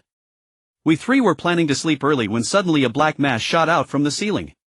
It seemed formed of mist with a pair of pure white eyes that stared straight at us. And Jir, standing beside He Changjing, frowned. Where did that thing go? The girl who had just spoken was Tsungu. Her gaze shifted past He Changjing and Jir to settle behind them. He Changjing turned around and found herself facing four bewildered faces. It was Su Pu and her three companions. Senge's face turned pale. It's where they're standing. That ghost vanished right there into thin air. Hearing this, Su Pu and the others silently took a step back. He Changjing exchanged a glance with Jir, then walked over to them, inspecting the surroundings thoroughly. There was nothing unusual. Suddenly another scream came from behind. Ah! It's here, it's back. He Changjing turned back to look at the three inside the dormitory. Where? The girl who had screamed was Yu Xian. Trembling, she pointed at the window. It was on the window. It appeared for just a moment, then vanished again. Her roommate Fu Fu held her tight, trying to calm her down. Jir walked to the window, opened it and looked outside. There was nothing. Standing at the door and seeing the corridor growing more crowded, He Changjing said, everyone go back to your own rooms. We will handle this. Under He Changjing's stern gaze, the others had no choice but to return to their dormitories. Su Pu and her three companions, however, remained rooted to the spot, refusing to go back. He Changjing frowned. Why aren't you leaving? Su Pu looked up. I saw it just now. Yan Jihuan and the other two chimed in, we saw it too. He Changjing was about to say something when she noticed several heads peeking out from the nearby dormitory doors. She swept her gaze across them, delivering a silent warning, then motioned for Su Pu and the others to come inside. She closed the door, shutting out the prying eyes. Tsungu seemed to casually glance at Su Pu, but unexpectedly met her gaze, startling her so much that she trembled. Su Pu. Was she that frightening? Su Pu turned her head to look at Yan Jihuan, her eyes full of questions. Yan Jihuan understood and immediately shook her head. He Changjing walked over to Jir, leaned out to look out the window. It was pitch black outside. The floodlight came on, revealing nothing. Closing the window, He Changjing turned to the students present. She first asked Su Pu, did you see where it went? Su Pu replied, it vanished into thin air, teacher. I think it might really be a ghost. He Changjing. In the dead of night, had they actually encountered a spirit? A grave expression on her face, He Changjing gestured for Su Pu to continue. Su Pu carefully chose her words. Not a real ghost, but a creature named Ghost. During the Imperial era, the rebel army created a being that took mist as its form and fed on spiritual energy. They called it a ghost, and its eyes were pure white. Records state that ghosts can rapidly disperse into mist, creating the illusion of vanishing into thin air. This thing closely matches the description of ghosts in the records. Could the Rebel Alliance have recreated them? Jir remembered this. She patted He Changjing on the shoulder. We need to report this. Fu Fu suddenly recalled something. Wait, teacher, Su Changjin isn't here. Su Changjin was their roommate and she was not in the dormitory now. He Changjing asked where is she? Fu Fu replied she said someone was looking for her during the day and went out. She hasn't come back yet. And Jir inquired, do you know where she went to meet them? Yu Xian had asked Su Changjin before she left. She said it was at White Whale Alley not far from the school. Upon hearing this, Su Pu stepped forward. Teacher, the four of us will go find her. He Changjing thought it over. Su Pu and her group seemed reliable enough. Go ahead but stay safe. Call for backup if there's danger.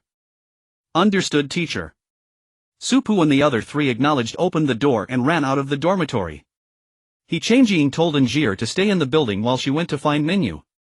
Minyu had just fallen asleep when she was roused. What's wrong? He Changjing gave her a brief summary of what had happened. Minyu frowned, a clear note of irritation in her voice. Didn't those things disappear centuries ago? Why are they showing up again? Never before had Minyu found the Rebel Alliance so infuriating. She called for her assistant Young Ci. Notify everyone. Assemble at the training ground immediately. As soon as Su Pu and the others left the dormitory building, they saw Yu Qing and Tang Yixing standing downstairs. Why are you here? Yu Qing was holding a healing agent as he fell into step with them. Worried something might happen to you. Tang Yixing noticed their urgency. What happened? Su Pu didn't slow her pace. A ghost has appeared. One person left the school and hasn't come back. Something might have happened. Yu Qing was confused. There are really ghosts in this world. Li Xiang explained, not that kind of ghost. It's a creature called a ghost, an artificial one. White Whale Alley was indeed not far. They arrived after a short run. It was quite late and most people were asleep. The alley was nearly deserted. The streetlights were all on. Su Pu released her spiritual energy, spreading it out like a net. He sensed the fluctuations and instinctively looked at Su Pu. Su Pu met her gaze. Be careful. The ghost creature had been gone for so long that none of them had ever encountered one. They had to be cautious. Yan Jihuan grabbed Su Pu's wrist. It feeds on spiritual energy. You should retract yours. Su Pu squeezed her hand reassuringly. Finding Su Changjin is the priority. Don't worry, my spiritual energy will be fine. No sooner had she spoken than Su Pu sensed a disturbance. I might have found her. Let's go. Su Pu ran towards the direction she had sensed, with Yan Jihuan and the others close behind.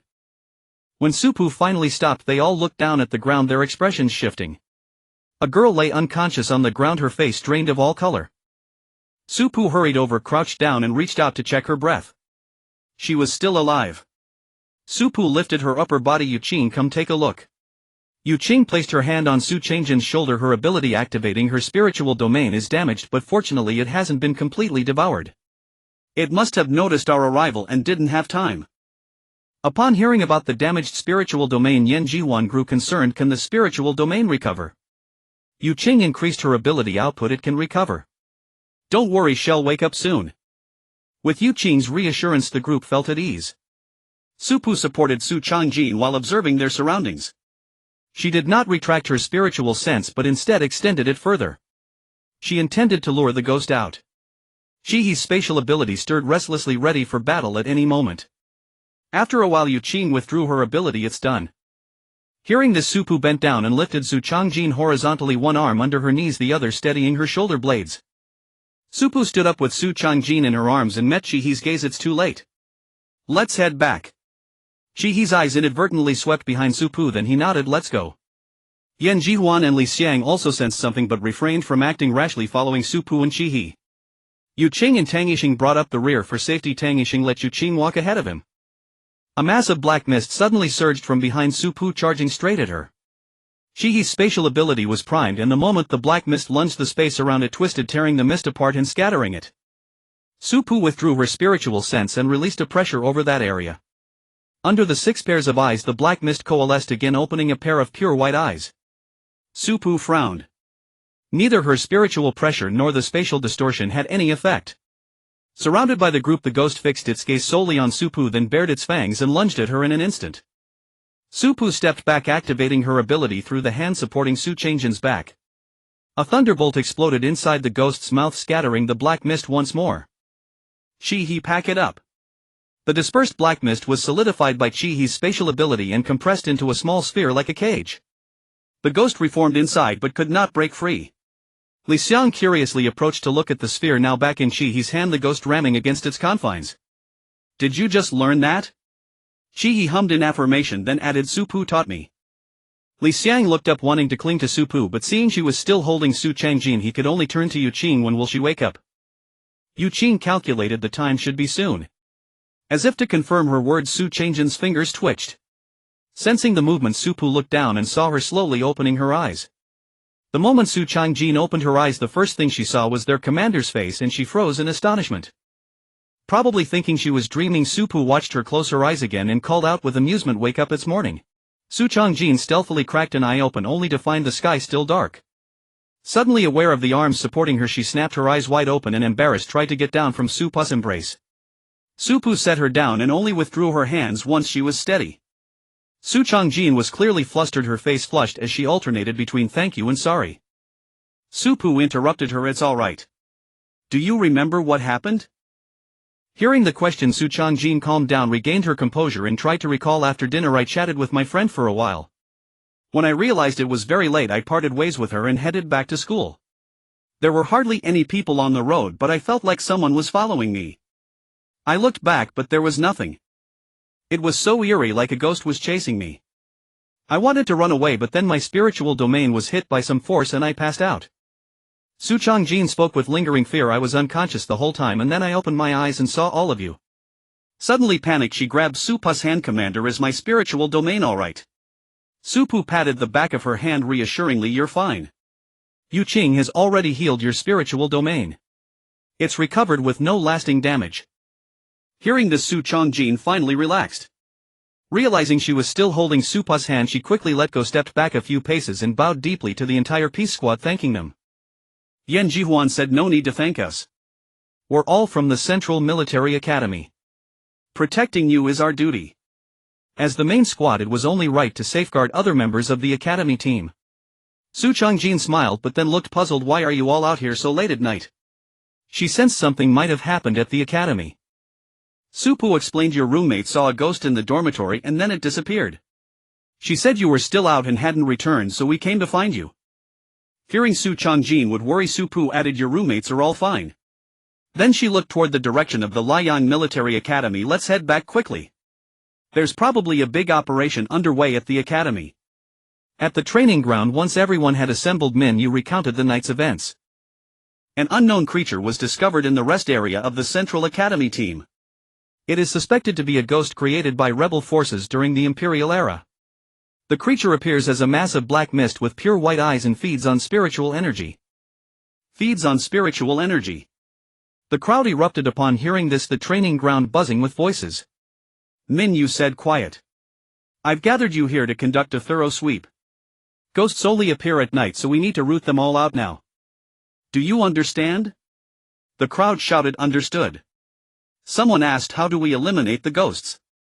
Min Yu gestured, and Jiang Xi and Lan Lan along with a group of instructors distributed small spheres. "No need to eliminate them. Just capture the ghosts inside these spheres. Divide yourselves into groups as you see fit and make sure to clear out all the ghosts." By the time Su Pu and her team returned, the academy-wide ghost hunt was already underway. Following the message from her roommate, Su Changjin went to find them, parting ways with Su Pu and the others. Li Xiang looked around at the bustling activity. "Where should we hunt?" Su Pu's light bracelet chimed. She checked it and replied, "Well, hunt outside." Not everyone was needed within the academy. Min Yu had dispatched many to hunt ghosts outside. Su Pu's team rendezvoused with the Infinite Squad, and she handed Su Pu several spheres for capturing ghosts. The ghost they had caught was still trapped by Chi-He's ability. Su Pu tossed a sphere to Chi-He, who sealed the ghost inside, finally allowing his ability to rest. The two squads focused their efforts on the silent night town. To avoid disturbing the residents, the team members moved without making a sound. The military had arrived swiftly after Min Yu's report, sweeping through areas not covered by the academy students. Under the cover of darkness, the ghost hunt extended across the entire planet. Song Xiaoyu woke up in the middle of the night and noticed the light was on in the living room. Rubbing his eyes, he walked over and saw Song Xiaodao standing by the window. Sister, why aren't you sleeping? Hearing the sound, Song Xiaodao turned around. Why are you awake? Song Xiaoyu went to get a glass of water and intended to walk over to her. I wanted a drink. Did something happen outside? Song Xiaodao took one last look out the window, then drew the curtains blocking Song Xiaoyu's view. Go back to bed. A flicker of surprise crossed Song Xiaoyu's eyes. Something really had happened outside. Ian couldn't stop worrying and went to the abandoned building to find Xiaoling. By the time she arrived, Xiaoling was already asleep and all the lights in the room were off. Standing at the door of Xiaoling's room, she hesitated for a moment before opening the door to take a look. Xiaoling's sleep was light and she woke up at the sensation of someone approaching. Opening her eyes, she saw someone standing in the doorway. The room was pitch black, making it hard to see clearly, yet Xiaoling was utterly certain it was Ian. Why are you here so late? Afraid Ian might not see the floor clearly, Xiaoling turned on the light. But having just woken up, she wasn't yet accustomed to the brightness. Finding the light a bit harsh, she hid under the covers waiting for Ian's answer. Ian walked to the bedside. A strange creature appeared tonight. They say it's a ghost created by the rebels from the Empire era and it feeds on people's mental energy. Ian's words carried a hint of worry which Xiaoling could detect. She said self-deprecatingly, "I'm just an level mental energy user. There's nothing to worry about. This ghost probably wouldn't be interested in me." Hearing this, Ian patted her through the blanket. What are you saying? Be careful. Xiaoling poked her head out from under the covers, squinting at her. Mom got it. After squinting for a while and feeling able to tolerate the light, Xiaoling opened her eyes. Aren't you leaving? The school must have assigned you a mission, right? Ian nodded. They did. I was just worried about you. Why don't you find another place to stay? In this abandoned building no one would even notice if she died. Xiaoling sat up. This place is fine. There's no need. You should head back quickly. The mission is important. Nothing will happen to me here. Ian opened her light brain and transferred the wages from her part-time job to Xiaoling. Move. You have to move. Xiaoling stared at the star coin she had sent, startled. Did you go fight in the arena? No, I earned it from a part-time job at a restaurant. First, find a safe place to rent for a few days. At least you can't stay here during this time. Ian continued, I have enough money for now. Don't skimp. If the place you find is good, you can rent it long-term. Without giving Xiaoling a chance to refuse, Ian set him off to do the mission. Take care, and left. Xiaoling watched her retreating figure, couldn't help but smile, turned off the light and continued sleeping. After a while, afraid Ian might come back and see she hadn't done anything, she crawled out of bed and activated the defense barrier Ian had given her a year ago, protecting the small room. Hao Ling had rubbed her brow ridge God knows how many times, anxiety clinging to her. Ming Chan knocked on the door. Hearing no response from Hao Ling, she opened the door and walked in. Seeing Hao Ling's worried expression, she walked to the opposite side, pulled out a chair, sat down, picked up the documents on the table and opened them to read.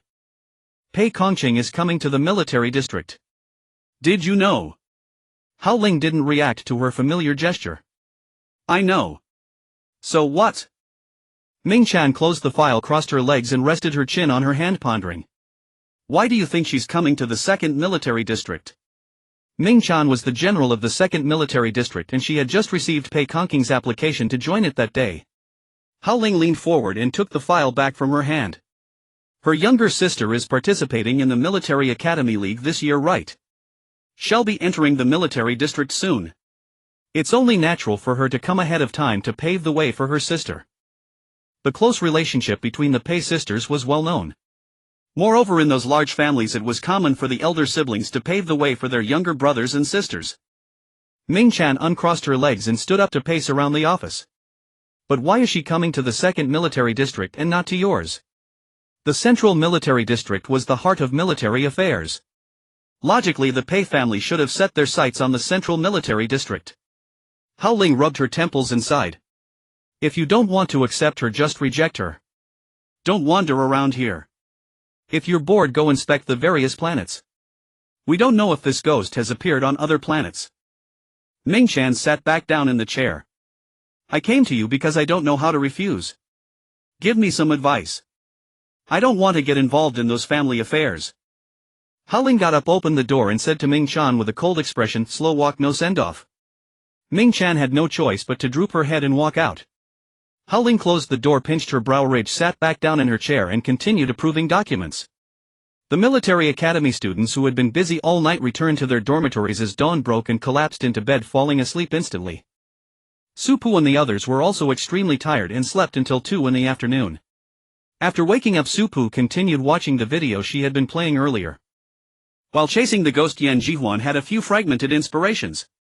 After waking up, she grabbed her notebook and quickly jotted them down. After writing, she didn't forget to open Song Shiyu's notes for comparison. Shurjingshu, upon learning that the ghost had appeared on Cold Flamestar, had sent many messages to Chihi, who was replying to them one by one. Li Xiang blanked out for a while, then moved over to sit beside Supu and watch with her. After a while, Supu's light brain beeped twice with an incoming message. Xiao Lu, done checking. Xiao Lu filed. Li Xiang's head, which had been resting on Supu's shoulder, perked up. You were looking into something. Why didn't you ask Chihi and me to help? Supu opened the file Chi had sent her and replied to Li Xiang's question. I happened to mention it while having lunch with her, so I asked her to look into it. It'll come to you too next time. Li Xiang said oh and then asked, can I see it? Supu looked at her, a slight raise of her eyebrow as if she didn't understand the question. Look if you want. Chi had finished replying to messages and, hearing their conversation, moved closer to look as well. What Supu had asked Chi to investigate was the matter of Nanchang. She wanted to know who all the participants were at the time. Chi and Li Xiang looked confused when they saw the file's contents. Wasn't the matter of Marshal Nanchang already closed? The conclusion the military district had given back then was that Nanchang had died from an anomaly in her ability and mental energy. Supu flipped through the information in the file. Don't you think it's a bit similar to the case of Marshal Qin Mingxiang? Chi and Li Xiang connected the events of Nanchang and Qin Mingxiang, and there was indeed an indescribable eeriness to it. Both of them had been too young when Nanchang died, and their families hadn't let them know about the intricacies involved. Moreover, the military district had heavily suppressed the matter of Nanchang. Most people had merely expressed regret and then moved on. They had never considered that there might be something wrong with it. Li Xiang couldn't help but think of Shiyu. Could Shiyu Military Academy also be connected to the Nanchang affair? Supu didn't know how Li Xiang had made the connection to Shiyu Military Academy and asked, why do you say that? Li Xiang explained Shiyu has been ranked last since that competition 5 years ago, right? They've held the bottom spot for 5 years straight without changing. Their enrollment hasn't been much different from before, though the quality of students has declined a bit in the last 2 years. I used to think it was just an internal problem. But now that you mention it, I feel there might also be a connection to Nanchang's death. Pei Lezheng looked at the smiling figure before her with undisguised impatience. What are you doing here? Pei Kongqing, undeterred by her sour expression, coaxed, I came to see you. I know I was wrong. After speaking, she glanced at Pei Lezheng's expression, noticing the impatience had lessened, and continued, it was my fault for arguing with you last time. I promise I won't argue with you again, alright? Pei Lezheng let out a hump, but her face brightened. You still want a next time? Pei Kongqing raised 3 fingers together. Big sister promises there won't be a next time. Seeing Pei Kongqing's sincerity, Pei Lezheng took her arm and led her toward the campus. Then I suppose I'll grudgingly forgive you. As they walked, Pei Lezheng recalled something she'd heard recently. Are you really joining the 2nd Military District? Pei Kongqing nodded. Yes. Why? Pei Lezheng couldn't understand. The Central Military District was clearly better. Pei Kongqing said meaningfully, the 2nd Military District's lab just got a new member. Hearing this, Pei Lezheng immediately caught on. What about me? Do I have to go to the 2nd Military District too? Pei Kongqing pondered for a moment. As things stand now, yes. Ha! Pei Lezheng's tone was full of reluctance. She hugged Pei Kongqing's arm tighter. I don't want to go. Pei Kongqing smiled. That's just the current plan. After your league finals, mother might change her mind and let you go to the Central Military District. At the mention of their mother, Pei Lezheng loosened her grip on Pei Kongqing's arm. Pei Kongqing noticed. What's wrong? Pei Lezheng tightened her hold again and shook her head. Nothing, sister. Let me show you around. Supu looked at the documents sitting together with Chi. The Pei family. Chi replied, yes, they emerged in the capital star 20 years ago. Chi thought about who was in the Pei family. Do you remember Pei Ji? The former general of the 4th Military District. Su Pu had an impression. She recalled Pei Ji had fought her way up from a remote planet, and when Pei Ji was promoted to general she had even cast a vote. Pei Ji is from this Pei family. She nodded, then shook her head. Biologically yes, but Pei Ji was expelled from the family very early on. The exact reason is unknown. Pei Ji ventured out on her own precisely because she was cast out. Su Pu hadn't interacted much with Pei Ji. Her strongest impression was of the time when during a beast tide then Lieutenant General Pei Ji before her promotion charged alone into the tide and rescued everyone trapped from the 4th Military District. Pei Ji was a very courageous person, Su Pu commented. She fell silent for a moment. Sister, it just occurred to me that Pei Ji's cause of death is the same as Nansheng's. Su Pu's gaze on the documents froze, her expression turning grave. This Pei family. Something is off. In just 20 years their current influence was vast enough to rival the 4 major houses. Either they truly had the advantage of timing, location and unity, or they had established some illicit chain of interests behind the scenes. Does the Pei family have a representative in the Interstellar Alliance? She wasn't sure and opened her optical computer. I'll ask Assistant Chang. Chang Yu replied quickly. She said Pei In Huan. The current head of the Pei family is Pei In Dai. Pei In Huan is her younger sister. Pei In Huan has no children. Pei In Dai has 4 children, but now only 2 are left. Su Pu raised an eyebrow. Dead. The 2 alive in the Pei family now are the eldest of the 4, the eldest daughter Pei Kongqing and the second daughter Pei Lezheng. The deceased are the 3rd daughter and youngest son twins. They were pushed into the sea by the 2 older sisters when they were 5 or 6. No conviction? Su Pu asked. She shook her head. That's not the official story. This is all hearsay. At the time the family claimed it was an accidental drowning. Since Pei In Dai their mother said so, who could object? Besides, there's no solid evidence proving the 2 sisters pushed them. Su Pu was looking at Pei In Dai's personal file. Aren't they all her children? Favoritism. She thought for a moment. I don't sense any favoritism. At least on the surface she treats all her children equally. If I had to point out favoritism, it would be toward her younger sister. She is very good to Pei In Huan. She recalled the extent of it and added, exceptionally good. Su Pu was curious about her emphasis. What does exceptionally good mean? For instance, Pei In Huan can fully issue orders on behalf of Pei In Dai without needing Pei In Dai's personal consent. Her eldest daughter doesn't even have that privilege. Oh, and Pei Ji was a distant relative of theirs. Not a close relationship. Su Pu nodded to indicate she understood. Opening her notebook, she heavily marked the Pei family. I'm in training. I don't have time. Li Xiang was vexed by the trouble stirred up by the Li family. Li Hisheng had recently gone mad, insisting she handle family affairs. She complained to Yusu, but Yusu retorted that if Li Qinghuan could manage family matters while preparing for the military academy league, why couldn't she? Li Xiang was truly at her wit's end. Have whoever you want do it. Just stop bothering me. Li Hisheng's anger was palpable even through the screen. Do you still want to inherit the Li family? Getting a few first-place finishes in competitions has gone to your head, huh? Speaking to your mother and father with such disrespect. Yusu's voice also came through. Xiang Mama knows the league is exhausting, but you can't just focus on your own affairs and ignore what's happening at home. Li Xiang pressed her lips together, moving her optical computer aside, letting them talk. Suddenly the world went silent. Li Hisheng and Yusu's voices cut off abruptly. Li Xiang turned her head to see Qi He had hung up for her. Qi He stood with arms crossed, leaning against the wall, watching her with an amused expression. Li Xiang couldn't help but sigh. Why don't you have to deal with family matters? Qi He, there are people at home to handle things. There's no need for a student like me to manage them. Your mom and dad are just too idle. I really don't get it. What's there to compare? Your father already seized the position of head of the Li family. Why is he so fixated on targeting Li Qinghuan's family? Li Xiang shrugged. Who knows? And my mom is just as bad. They both love to compare.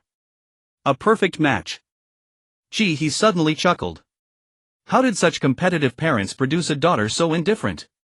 Qi He still remembered Li Xiang's bold declaration back then, that she wanted to be the laziest person in the world. Yet Li Xiang was pushed by her family into doing so many things, participating in countless competitions, learning numerous skills, making her more driven than any of her peers from the 4 major houses. Li Xiang rolled her eyes at her. If a paternity test ever told me I wasn't their biological child, I would be eternally grateful. Chi He patted her shoulder. After you graduate, kick them out of their positions. Then no one can force you to do anything. Li Xiang thought it over and found it reasonable. All right. But if I really take their positions, I don't want to stay up there forever. You'll find a successor to take over early. Supu arrived at the cemetery and placed Sanhua flowers before 2 tombstones. She spoke to the one on the left. Sister Nank, I have returned. I'm sorry. I failed your expectations. I didn't bring them all back safely, and I couldn't protect Nanqing either. After speaking, Supu stood there in silence for a long time, her slender silhouette appearing somewhat lonely. Only when night fell did she speak to the tombstone on the right. I will unearth everyone who harmed you. At 8 in the morning, everyone gathered at the competition venue.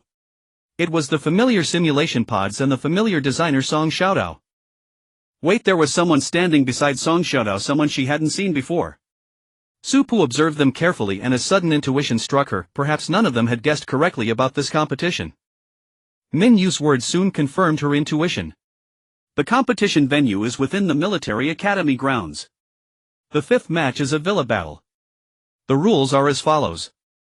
First, friendship. First, competition. Second, the villa is a giant's villa not matching reality. Third, the tasks for this match are random. Upon entering the cloud network, you will receive a mission card. Rankings are determined by task completion progress, which will be displayed on your cards and updated in real time. Fourth, the match lasts 3 days. Nutrient fluid has been prepared inside the pods. You will only be ejected from the cloud network when time expires. If your team completes its task early, you may choose to help or sabotage others. Fifth, if completion progress is tied, ranking will be based on the chronological order of reaching that progress. If both progress and time are identical, a tiebreaker match will be arranged. Sixth, each person's identity will be randomly refreshed. Please do not. Seventh, please do not defy the villa owner's wishes. Eighth, troublemakers will appear inside the villa. This long list of rules left everyone bewildered. What was this novel competition with a giant's villa, mysterious warnings, and troublemakers? Supu's gaze never left the person beside Song Xiaodao. After listening to Mingyue, she was absolutely certain that this was the brainchild of that designer. At that moment, the designer Yu Fuyin was watching the audience's reactions with satisfaction. She tilted her head slightly and whispered to Song Xiaodao, "See. Competitions need more innovation. Look how lively the crowd is." Song Xiaodao remained non-committal, only saying this liveliness is better observed from afar than heard up close. Yu Fuyin pouted. The strong are always lonely. It's fine. I believe they'll meet someone who understands me. Song Xiaodao couldn't help but rub her forehead. Someone was having another Chinibu episode. Next, please enter the simulation pods. This match is entirely simulated and no individual resource packs will be provided. As Minyu finished speaking, everyone stopped discussing and entered the pods connecting to the cloud network. The moment Supu opened her eyes, the first thing she saw was an oversized spatula larger than herself. Beneath the spatula was a miniature card, the mission card. Supu picked it up. Kitchen battle. As the holder of this card, you are the villa's head chef. Lead your team to prepare a sumptuous dinner for the villa owner. Supu was bewildered. Head chef. Sumptuous dinner. A league match where she plays chef in a villa. But she couldn't cook. Her culinary skills were so poor that Song Shiyu would kick her out of the kitchen the moment she entered. Ding! Your mission card has been activated. Please awaken your teammates. A transparent screen appeared before Supu displaying this message. However, Supu looked around but saw no one. A sudden thought struck her. No way. She tapped the spatula. Hello, are you my teammate? Ding. Vice Chef Hao Yun has been awakened. A person instantly materialized from the spatula. It was Hao Yun. Supu was speechless. She had to admire the designer's imagination. Hao Yun, newly freed, was completely disoriented. Where is this? Upon entering the cloud network, she had been in total darkness, unable to see, touch, or find anyone, in a state of utter helplessness. Supu showed her the mission card. The villa kitchen. You were trapped inside the spatula just now. There was a transparent screen asking me to awaken you, but it's gone now. Haoyun looked at the card, her attention caught by something else. Why did you tap the spatula to awaken me? Supu took the card back and showed her the full view of the kitchen. There was no one. I just had a sudden idea. Who knew you'd actually be in there? Let's find the others. Ask anything you see. Haoyun didn't act immediately. She hadn't heard how Supu awakened her. Following behind Supu, she asked, do you need some special incantation to awaken them? Supu stopped in front of a dishcloth and glanced back at Haoyun without answering directly. But her actions made it clear. Haoyun watched as Supu bluntly asked, hello, are you my teammate? The dishcloth instantly transformed into a person, Bayan. Haoyun was stunned. Is it really that simple? Meanwhile, in the live chat, viewers were amused. Isn't this hilarious? Who designed this match? So creative, why haven't we seen them before? What if no one in a team knows how to cook? You found the flaw. Supu's expression says she can't cook. Other teams might, but the peace team looks completely clueless. Ji Heliwaning Tangishing I get, but Yen Jihuan and Yu Qing. The person above isn't from Central Military Academy, are they? Yen Jihuan is famous for being mecha-brained and Yu Qing for being potion-brained. Mai Ling never imagined her luck could be this bad. Holding her mission card, she faced a cluttered and enormous study, sighing deeply. Study battle. As the holder of this card, you are the study organizer. Lead your team to categorize the books in the study and place them in their correct positions. Mai Ling resigned herself to her fate, her gaze returning to the card. Ding! Your mission card has been activated. Please awaken your teammates. Teammates. Mai Ling's eyes swept over the books on the floor, the miscellaneous items on the shelves, the ceiling and the desk. Where were they? She crouched down to check the gap between the shelf and the floor. Nothing. She stood up, leaning against a massive book behind her, deep in thought. With a thud, someone suddenly burst out from behind her. Su Weining. Mai Ling stared at her in disbelief, then slowly turned her head toward the book. Was she inside it? Su Weining steadied herself and noticed only Mai Ling. Where are the others? Mai Ling looked thoughtfully at the book. Do you know where you were just now? Su Weining shook her head. It was pitch black. I couldn't see anything. Mai Ling pointed to the books on the floor. Su Weining was confused. Inside here. How did you get me out? Mai Ling replied, I leaned against it and you suddenly popped out. Maybe you need to knock or touch it. Mai Ling knocked on the book Su Weining had been in. Is anyone else inside? Shi Yanan found himself at a loss for words. Why was he in the water the moment he opened his eyes? And what was with the white fluff? There was no time to complain. Shi Yanan felt he would drown if he didn't swim up soon. He kicked and paddled, surfacing to find himself in a bathtub. Is this right? Shi Yanan rubbed his face and shook his head to get the water off. Narrowing his eyes, he noticed a black dot on the ground. A slide made of ice powers formed outside the bathtub and Shi Yanan slid down it, landing next to the black dot he had seen. Upon reaching the ground, he realized it was a task card. Shi Yanan picked it up. Bathroom battle. As the one who received the task card, you are a pet groomer. Please lead your team to clean the villa owner's pet. Shi Yanan stared blankly at the large bathroom, noticing the absence of any pets or people. A transparent screen flickered before him. Ding, your task card has been activated. Next, please awaken your teammates. Just as Shi Yanan was about to ask where his teammates were, a piece of white fluff fell, landing precisely on his head. Shi Yanan felt as if the air had been let out of him, sensing that today was not a good day to go out. He reached up to remove the fluff when suddenly a figure appeared before him. To his surprise, the first thing that greeted him before the joy of finding a teammate was Mu Ying's lightning. The energy in Mu Ying's hand nearly slipped from her grasp, the lightning stopping just 3 centimeters from Shi Yanan's eyes. Looking at Shi Yanan's half-dead expression, Mu Ying weakly asked, Captain, are you okay? Shi Yanan relaxed his hand, letting the fluff fall to the ground. I'm not dead. He exhaled and asked seriously, how did you appear? Mu Ying's energy had already dissipated. I don't know either. I was in a pure white space and suddenly ended up here. Wei Luo had never felt so stifled. Even losing 3 towers in the tower defense match was not as frustrating as being in the same room with her nemesis. After connecting to the cloud, she found herself in a room filled with artistic ambience, with the task card lying at her feet. Art studio battle. As the one who received the task card, you are a professional artist invited by the villa owner. Please lead your team to present a stunning painting to the villa owner. Following that, a transparent screen appeared. Ding, your task card has been activated. Next, please awaken your teammates. She hadn't even had time to think about how to awaken her teammates when she accidentally stepped on something, causing Pei Lajing to suddenly appear. Now, without a mixer in sight, neither of them wanted to acknowledge the other, each pondering how to awaken their teammates.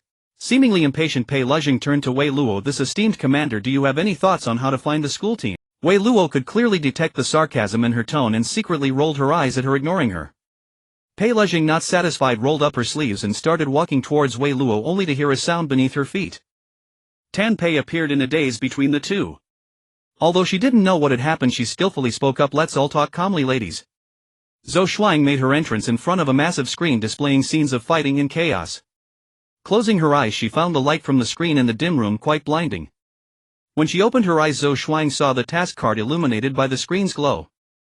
Game battle is the one who received the task card. You are a seasoned gamer.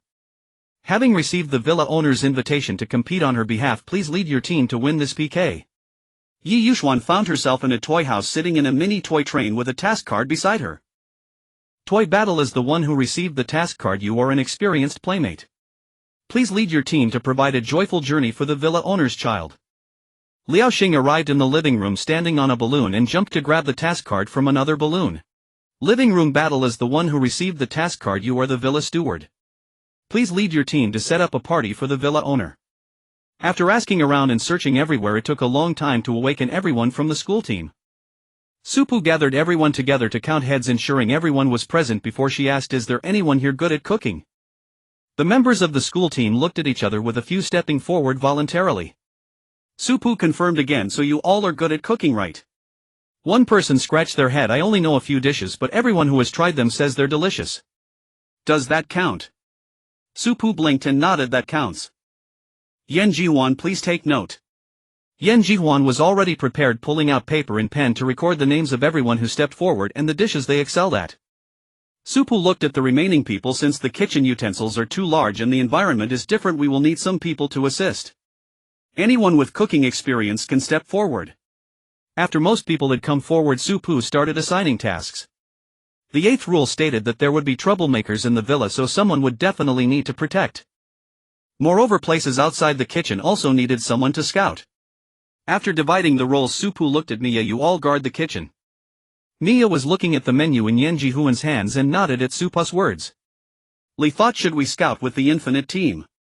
Supu called Bayan and her teammates over, including the Echo team. The Echo team was by ANS squad, which included a person with teleportation powers named Wu Kan. After arranging everyone, Supu led the team out of the kitchen. The first obstacle they encountered was the kitchen door, which was closed. In the giant's villa, the door was very tall, even the height of the doorknob was beyond what the Peace Squad could reach.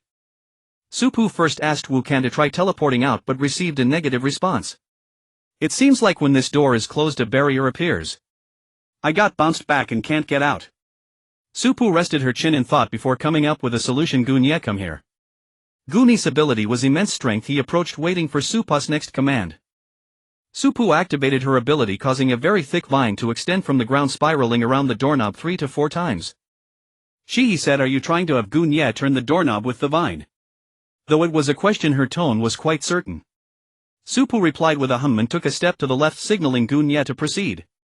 Gunye rubbed his palms together, grasped the vine and pulled down to ensure its stability. Then, using his ability, the doorknob began to turn downward as the vine was pulled. The others also joined in pulling the vine. Click, the door opened, accompanied by the sound of the wristband's notification. All members have been awakened and the wristband's communication and positioning functions are activated. Autumn Knifefish daily question, just who is Supu? Last time she used an ice wall against the star beast, this time it was vines, and during the catacomb match she erected some kind of barrier that no one could break. Ha ha ha ha ha, is this the gap between people? I'd be grateful for a single rank ability, yet Supu wields multiple rank abilities all by herself. Cuckoo bird, the one above, has already lost it. Don't forget, Supu also has 3th level mental strength. Pujia, my goddess, my Pujia is incredible. Worship. Central first live update, the league is almost halfway through. Congratulations to the Peace Squad for rising to first in popularity. Confetti JPG. Peace YYDS, this is the squad I set my sights on at first glance. The kitchen led to a hallway and a few more steps brought them to the living room. Flower pots stood at the junction of the hallway and living room. Su Pu and her group hid behind them observing the situation in the living room. Liao Xing was directing the school team members to tidy up the living room. Items were scattered everywhere and needed to be stored in cabinets. Seeing several people wobbling under the weight of cushions, Liao Xing quickly pulled Idris over to help. As she moved things, she said, "Everyone be careful. If you can't carry it all at once, take it one by one. Don't drop anything on the floor." Bayan, hiding behind the flower pot, watched the scene and remarked, "It looks like ants moving their home." The others around her turned to look at her and had to agree indeed. Yan Jiwan looked down at Su Pu. "What's next?" Su Pu thought for a moment. "First, let's figure out the villa's layout." Although their position was closer to the stairs, Su Pu planned to explore from the bottom up, starting with the first floor. Su Pu led the group behind another flower pot, relying on cover to evade the muting school team's line of sight. The muting members were almost entirely absorbed in their moving tasks and noticed nothing else. Su Pu and the others smoothly reached the other side of the living room. "Is this a painting studio?" A sign hung on the door of the room before them, reading "Painting in Progress." "Do not disturb." He looks like it.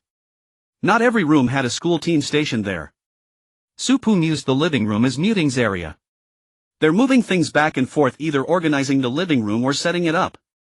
Functional rooms like this painting studio are good for tasks, so there's probably a school team inside." Li Xiang agreed. "We're in the kitchen, so we have to cook." A painting studio feels similar. Maybe their task is to present the villa owner with a magnificent painting. Yan Jihuan nodded. "Want to crack the door open and take a look?" Gu Nye prepared himself at the suggestion. Su Pu was also tempted, but as soon as her vines coiled around the doorknob, a transparent screen appeared before her. "Warning, warning. Do not engage in prohibited behavior." Mai Ling's heart was bitter. The books in this study were not written in the language of this era. She didn't know whether to be grateful that the transparent screen could help them read. At this moment, every member of the stellar school team sitting in the study was learning the local script. Lin Jinjin's vision swam. She really hated reading this stuff. She tugged at the sleeve of her teammate Guan Mu, signaling her to lean in. Guan Mu, puzzled, leaned over to listen. Lin Jinjin covered her mouth with her hand and whispered in her ear, "Let's ask the commander if we can do something else." After speaking, Lin Jinjin winked at Guan Mu. Guan Mu had no objections and simply nodded. Seeing this, Lin Jinjin quickly moved with Guan Mu to Mai Ling's side. Lin Jinjin poked Mai Ling's arm. "Commander, is there another task?" Mai Ling's train of thought was interrupted, but seeing it was Lin Jinjin, she couldn't stay annoyed. "You really can't sit still for a moment." She paused, then thought, "Then your squad can go survey the villa's layout and note the distribution of the other military academies." Lin Jinjin's face lit up. "Then Commander, I need to infiltrate the enemy and—" Before she could finish, Mai Ling raised a hand to stop her. "It'd be best to find out their tasks, but it's not necessary. The most important thing is that you don't get eliminated." Lin Jinjin made a salute gesture. "Received." Mai Ling waved her hand. Go on. Take it easy." Mai Ling wanted to remind Guan Mu to keep an eye on Lin Jinjin, but the moment she met Guan Mu's dazed expression, she fell silent. Lin Jinjin pulled Guan Mu back to call their teammates and set out. Mu Lekang watched their retreating figures and turned to Mai Ling. "Are you sure you're comfortable leaving this to Lin Jinjin?" Mai Ling shook her head. "Not really." She scanned the room, her gaze landing on someone, and said to Mu Lecheng, "Have Tian Lu and the others follow behind them." Shi Yan'an counted the numbers. "The main team and I will go find the pet. Shou Xinian, you and the vice commander stay in the bathroom and wait for orders. He and Xing take some people and make a round of the villa, focusing on observing the behavior of other school teams, figure out their tasks if possible." "No problem." The bathroom door had a small pet flap that could be pushed outward. The school team members worked together and easily got out of the bathroom. Ji Wuxing was visibly excited by the sheer size of the villa. "Where are we going?" "Mooing, let's check the yard." Shi Yan'an agreed and led the main team toward the stairs. The pet's bathroom was on the second floor. When they reached the stairwell, they found it was a spiral staircase. Ji Yu looked down and suggested, "Why don't we just slide down? This staircase seems like a waste of time." As soon as Ji Yu finished speaking, Ji Wuxing turned to Shi Yan'an, practically vibrating with eagerness. Shi Yan'an found Ji Wuxing's expression insufferable and averted his gaze, agreeing with Ji Yu. "Fine." Yenin first lay down at the top of the stairs peering down. He could vaguely see a corner of the living room and it was empty. I'll go first. I'll call you down when it's clear. An ice pillar extended vertically from the stairwell down to the ground. Yenin wrapped his arms around it, then hooked his legs around, sliding all the way down. Once on the ground, he made sure no one was watching, then opened his wristband to signal them down. One by one, ice pillars, vines, earth pillars and metal pillars touched the ground as the main team of Zhufeng slid down. After landing, Muing and Yenin headed toward the living room, peeking around the corner. Can you see clearly? A voice came from behind, startling them. Muing turned to Gongyu. How come you walk so quietly? Gongyu, I wasn't quiet, you were just too focused. From this angle it's hard to see. Want a telescope? Muing raised an eyebrow. You brought a telescope? Gongyu looked proud. Of course. I take the competition seriously, I prepared everything. Gongyu pulled telescopes out of her spatial storage and each of them took one. Yenin lifted his telescope and finally made out the slowly moving figures. Muting Military Academy, Liaoxing and her team. To get to the yard we have to cross the living room. There are too many of us, we're too conspicuous. We'll have to split up. Yenin looked back. The main team had all come down. 50 people per batch. Take it one batch at a time. I'll lead the vanguard, Muing will cover the rear. At the 2nd Military District. Ranguan noticed a man hurrying past and grabbed his arm. What's the rush? Fui's face was alight with excitement, nearly trembling with joy. It's Pharmacist 1. She's found a way to deal with the ghosts. Ranguan's pupils contracted. What did you say? How many days has it been? It's only been 2 days since the ghosts were sent over and she's already figured it out. Even the Empire couldn't find a solution to the ghosts in all that time and she did it this fast. Fui pulled his arm free from Ranguan's grip. Hey, would I lie to you? Of course it's true. Pharmacist 1 truly deserves her reputation as the genius pharmacist recommended by the Sure family. She's incredible. I can't chat any longer, I need to report to the general immediately, the lab is waiting for me to get back to work. With that Fui departed, leaving Ranguan standing there in a daze. Ranguan snapped out of it, his eyes darkening as he watched the retreating figure until it vanished from sight. Yi Yuxuan sat atop a toy train, Shin resting on her hand, lost in thought. The villa owner's child was the child in the villa now. If not, how were they supposed to complete the mission? Yi Yuxuan sighed in resignation. Meifu suggested, let's check the bedroom, maybe they're sleeping. Yi Yuxuan glanced at the time, 1 in the afternoon. Meifu noticed and added a nap. Yi Yuxuan rose, brushing non-existent dust off her clothes. Let's go find the kid. Zhao Chang and Meifu followed her off the toy train and began to organize the team for departure. Zhou Shuang and Meng Yu were studying the game titled Human and Demon Divergent Paths. In the game, characters were divided into the human race and the demon race, and PvP consisted of battles between the two factions. The faction assignment was random.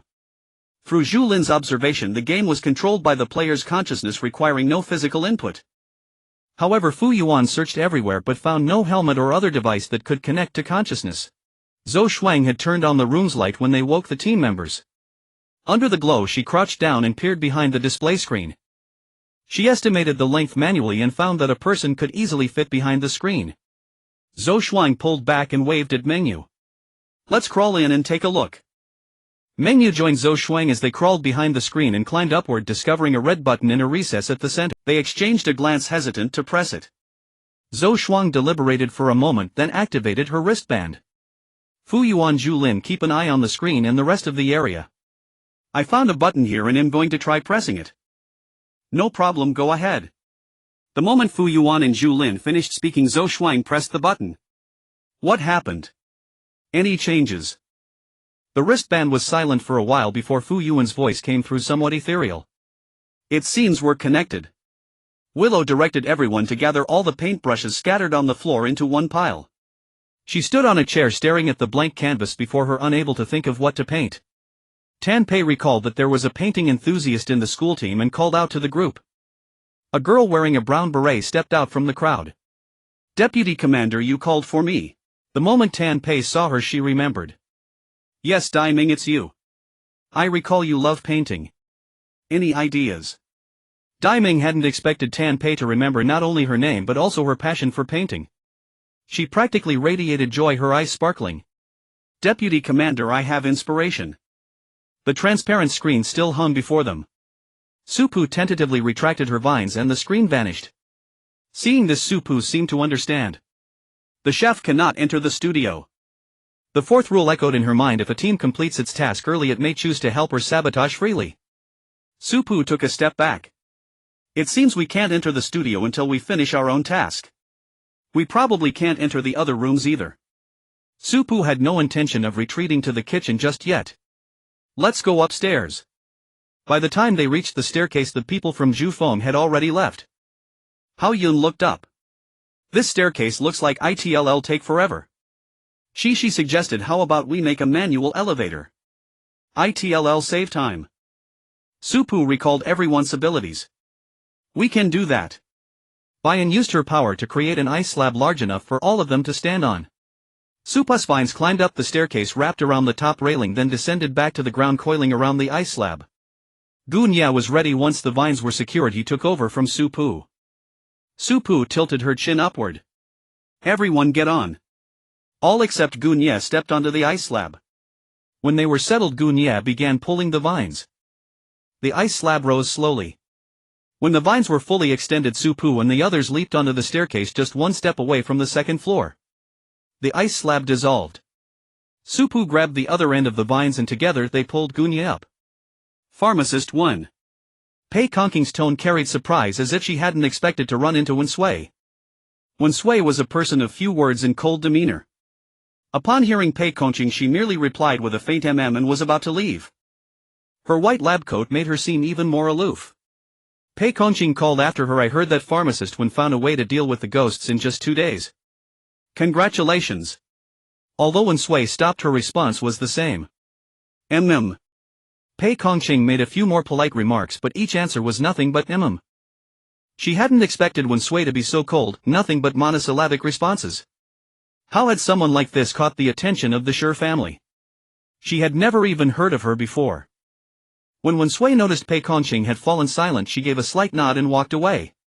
Pei Kongqing still had to find Ming Chan, so she didn't call Wen Sui back. There would be plenty of opportunities to talk later, no need to rush. Lin Jinjin and her group had just reached the stairwell when they locked eyes with Su Pu and her companions who were coming up. For a moment the very air seemed to freeze. Lin Jinjin kept her expression calm, but inwardly she was counting the number of opponents already planning to flee if they couldn't win. Su Pu could see several figures lurking behind Lin Zenshin's group, and starting a fight here was clearly unwise. She spoke first.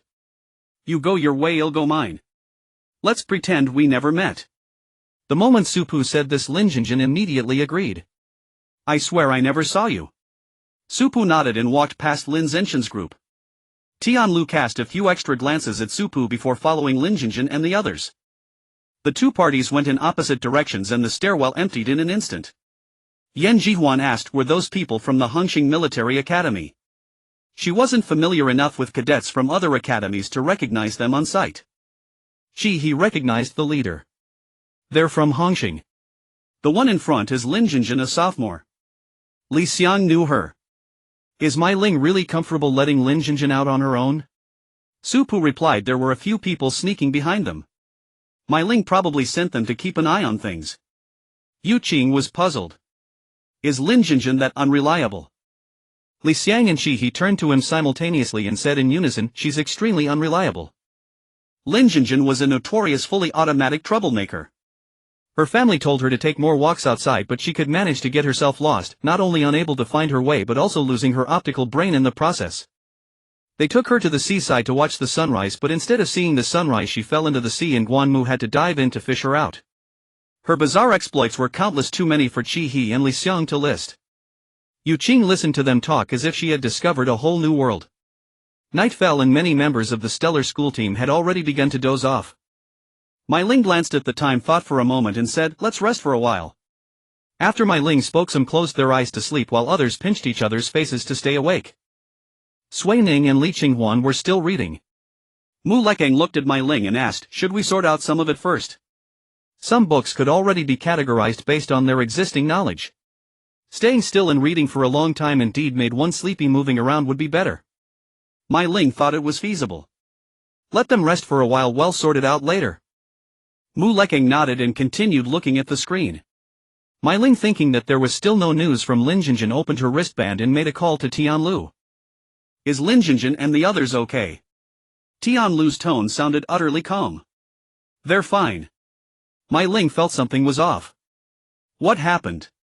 Tianlu didn't know how to describe it and just said, it seems the kitchen exploded.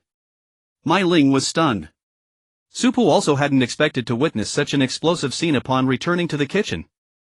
Initially there were concerns about whether the cooks might be injured, but Su Pu saw Mia skillfully directing them to remedy the situation. It seemed this wasn't the first time it had exploded. Yan Jihuan said, we missed so much. Su Pu came to Mia's side. The wind-type ability had already blown away the smoke and the fire-type ability had extinguished the flames. Everything seemed as if nothing had happened except for the scorched spots and the soot on their faces. What happened? Mia wiped her face and replied to Su Pu's question. The cookware is too big and hard to control. It exploded a few times. No big deal. Pausing, Mia said earnestly, it can be handled. Xin Wu spread her wings and flew to their location. What's it like outside? Yan Jihuan took out the blueprint she had drawn. The structure of the entire villa is roughly like this. Xin Wu took the blueprint and looked at it together with Mia. Su Pu explained, on the first floor the school team areas include the kitchen, living room and art studio. On the second floor there's a game room, toy room, bathroom and study. Li Xiang said, the living room is for the Muting Military Academy, the toy room is for the Tongha Military Academy and the bathroom is probably for the Zhufeng Military Academy. Tang Yixing saw from the second floor window Shi Yanan and the others confronting a pet. Zhufeng sent their main team to the yard and they're up against a pet. Shi He and Su Pu both guessed that Zhufeng Military Academy's task was to bathe the pet. Yan Jihuan put a hand on Su Pu's shoulder, looking at the blueprint. No one has come out of the study or the art studio. We can't tell which one is for Stellar and which is for Liang. Upon hearing about the art studio, Su Pu spoke up. We wanted to open the door and check, but the cooks can't enter the art studio. Mia looked up with a puzzled expression and Su Pu explained, we got a C. Xin Wu exclaimed in surprise, oh, so you can really get a C. I thought that rule was just for show. Chi He squinted, recalling another rule. The troublemaker hasn't come out yet. Could it be that, like ghosts, they only appear at night? Su Pu checked the time. It's possible. How much longer do you need to get used to this cookware? Their task was to provide dinner and it was already past dinner time. Su Pu planned to let the cooks rest for a while. Mia beckoned one of them over and repeated Su Pu's words to her. Xia Shui immediately replied, at most an hour. Su Pu nodded. You all get some sleep first, there's still a lot to do tomorrow during the day. Xia Shui responded, mum. Su Pu told those who had been standing guard to rest, with the three main squads keeping watch first. They would switch shifts in the second half of the night. I can't do it anymore, I really can't. Ji Wuxing, with a mess of tangled hair and several white strands of fluff wrapped around him, let out a frustrated cry. Shi Yanan comforted him a bit, cleaned off the fluff and told him to rest. This pet was extremely stubborn and absolutely refused to go to the bathroom with them. After several rounds of mental combat with it, Muing collapsed on the grass exhausted. It was hard to tell what species this pet was. It had ears like a fox, blue pupils, a pure white body covered in fluff and a long large tail. When they first found it, it was sleeping on a swing in the yard. Its morning grumpiness resulted in them being swept by its tail. Ji Wuxing's recent state was because the pet, in a playful mood, had deliberately tousled him. Shi Yanan looked at the pet, still teasing other teammates, and sighed inwardly. He had no experience with pets before this. He had never imagined that getting a pet to take a bath could be so incredibly difficult. Ji Yu had exhausted all her methods and collapsed on the grass, sharing a moment of commiseration with Muing, who was also lying there. Ji Yu said, if it comes to it, can we just use a water-type ability to give it a bath? Muing stated emphatically no. After Ji Wuxing had composed himself, he heard and asked why. Muing explained the task card restricts the bathroom area. It has to be done in the bathroom, doing it in the yard doesn't count. It doesn't matter how you bathe it, the important thing is to get it to the bathroom and complete the task there. Shi Yanan suddenly had an idea and walked over. This pet must have some favorite food, right? Let's lure it to the bathroom with something it likes to eat. Muing sat up abruptly. That makes sense. After saying this, she thought of another problem. But not to mention, we don't know what it likes to eat. The living room and kitchen are occupied. How do we get there? Ah. Drool. Tong Yao was about to explode. The child's drool was all over her. Fongo activated her ability and cleaned her up. Tong Yao, feeling wrong, tried to lean on Fongo, but unexpectedly her head was pushed away. Tong Yao was confused. She looked up at Fongo in disbelief. You're disgusted by me. You're actually disgusted by me. Fongo coughed guiltily, denying it verbally but still stopping Tong Yao from getting close. Yi Yuxuan arrived before Tong Yao's next accusation. Calm down, calm down. Seeing Yi Yuxuan approach, Tong Yao immediately changed her target. Captain Yi Yuxuan patted Tong Yao's head. Alright, I'll watch this kid. You go rest. Yi Yuxuan told them all to find a place to sleep and sent a message through her wristband to those staying in the toy room.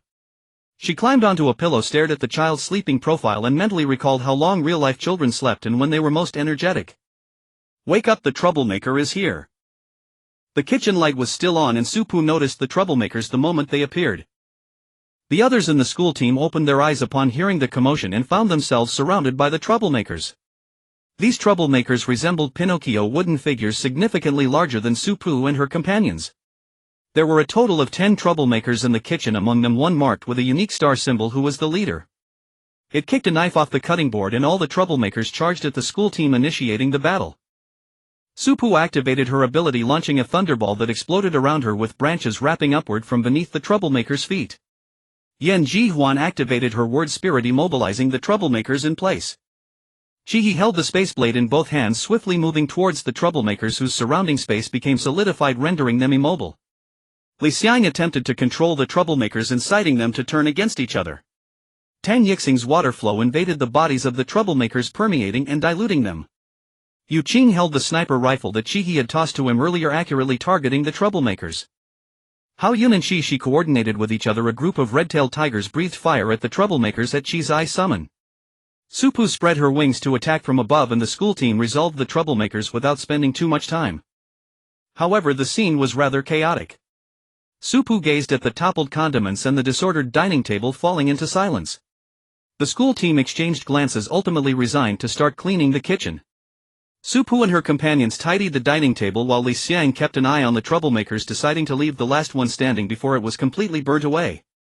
The one handling the last troublemaker recognized Li Xiang and without a second thought handed it to her. Li Xiang approached carefully, observing it.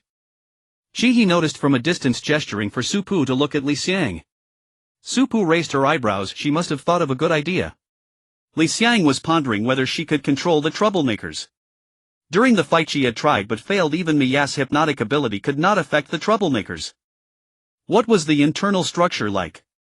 Li Xiang felt a curiosity to dismantle the troublemaker and see inside. She wasn't the only one wanting to dismantle it. Yan Jihuan, who had just approached, shared the same interest. The two locked eyes, reaching a consensus to start dismantling. Meanwhile, the mecha engineers from the Infinite Squad, Cho Chang and the Lazy Fish Squad's engineer Du Chou, noticed them, wondering what are they up to. Du Chou suggested, should we go take a look? The two quickly agreed and walked toward Li Xiang. Li Xiang welcomed their help without hesitation. By the time Su Pu and her team finished tidying their designated areas and arrived at Li Xiang's side, the troublemaker was already completely dismantled. Yan Jihuan remarked that dismantling the troublemaker was quite similar to taking apart a mecha, feeling it was very easy. Su Pu gazed at the scattered components, exclaiming, dismantled thoroughly. He asked, did you find anything? Li Xiang shook her head, just finished dismantling, not yet sure which part controls the troublemaker's movements. Yan Jihuan pulled out a large black cube from inside, larger than both her hands combined, with several colorful threads wrapped around it. Is this it? Du Chou leaned in to take a look at the colorful thread, stating this is the controlling thread. That thing should be the troublemaker's controller. Upon hearing this, Li Xiang requested Yan Jihuan to hand over the controller, eager to test it. The controller had numerous raised patterns on it. As Li Xiang's ability acted upon the controller, the patterns shimmered with silver light. Su Pu's gaze froze, quickly reacting to apply her interference ability onto the controller. The silver light gradually faded and the attention of the group shifted to Su Pu. She approached the controller, examining it closely. It will explode. This is a self-destructing puppet controller. If you apply controlling abilities to it, it will trigger its self-destruct sequence, causing an explosion. Yan Jihuan immediately became interested, saying, is this a self-destructing type? I want to see if I can modify it. Supu handed it over to Yan Jihuan, telling Li Xiang, if the modification fails you have to discard this controller. Li Xiang nodded okay. Shi watched from behind, her thoughts drifting far away. Oh my, they actually dismantled my precious troublemaker. Yu Fuyin pretended to wipe her tears dramatically in front of Song Xiaodao, feigning sadness. Song Xiaodao was already used to her occasional theatrics and remained silent. After waiting a long time without receiving any false consolation from Song Xiaodao, Yu Fuyin put away her act, placing her hands down and leaning back against the chair. You really are dull. Where's Xiaoyu? I don't know, she's probably off having fun on some tourist planet. Song Xiaodao hadn't seen Ji Xiaoyu recently. Yu Fuyin felt a bit regretful that such an interesting moment was happening without Ji Xiaoyu to share it with her. Upon hearing Supu say this was a self-destructing puppet controller, Yu Fuyin exclaimed, is she a mecha engineer? Isn't she a commander? Song Xiaodao chuckled, she knows quite a bit, it's just a puppet controller. Yu Fuyin, feeling unconvinced by her tone, retorted, what do you mean just a puppet controller? This is the most sophisticated self-destructing puppet controller you know. It's quite rare, not many people have seen it. If she were a mecha engineer it wouldn't be surprising for her to know something about controllers, but Supu was a commander, how could she know about this? Yu Fuyin was puzzled, could it be that Supu also had an interest in mechanics? Song Xiaodao pondered for a moment before replying, she has a decent understanding of mechanics. She recognized the mechanism locks in the tomb competition quite quickly. It fits her ability. Name 100 knowledge sage, commented Song Xiaodao. Sunlight streamed through the kitchen window. As morning arrived the inhabitants of the villa resumed their busy routines while the villa's owner, who had disappeared yesterday, returned at this moment. The pet ran toward the mistress the moment the owner entered the yard. The mistress' surname was Yi and the master's surname was Chen. Mrs. He squatted down to hug the pet, which rubbed its head against her face, its tail wagging excitedly. Mr. Chen pushed open the villa door, letting Mrs. Yi enter first before following her inside. As the villa door closed, not only was the sunlight cut off but also the dazed gazes of Shi Yan'an and the others outside. Not only did they fail to persuade the pet to take a bath, but they were also locked outside. Inside, Liao Xing glanced towards the two giants upon hearing the commotion. Mrs. Yi seemed accustomed to the presence of the school team, looking at Liao Xing with familiarity. Butler, have you thought about how to design the party? Liao Xing dazedly took out the blueprints drawn last night, asking Edith for help to spread them out. The two of them worked together, each on one side of the table, to unfold the blueprints. Mrs. Yi, holding her pet, looked very pleased with the drawing of the living room. It's beautiful, Butler. I look forward to your results.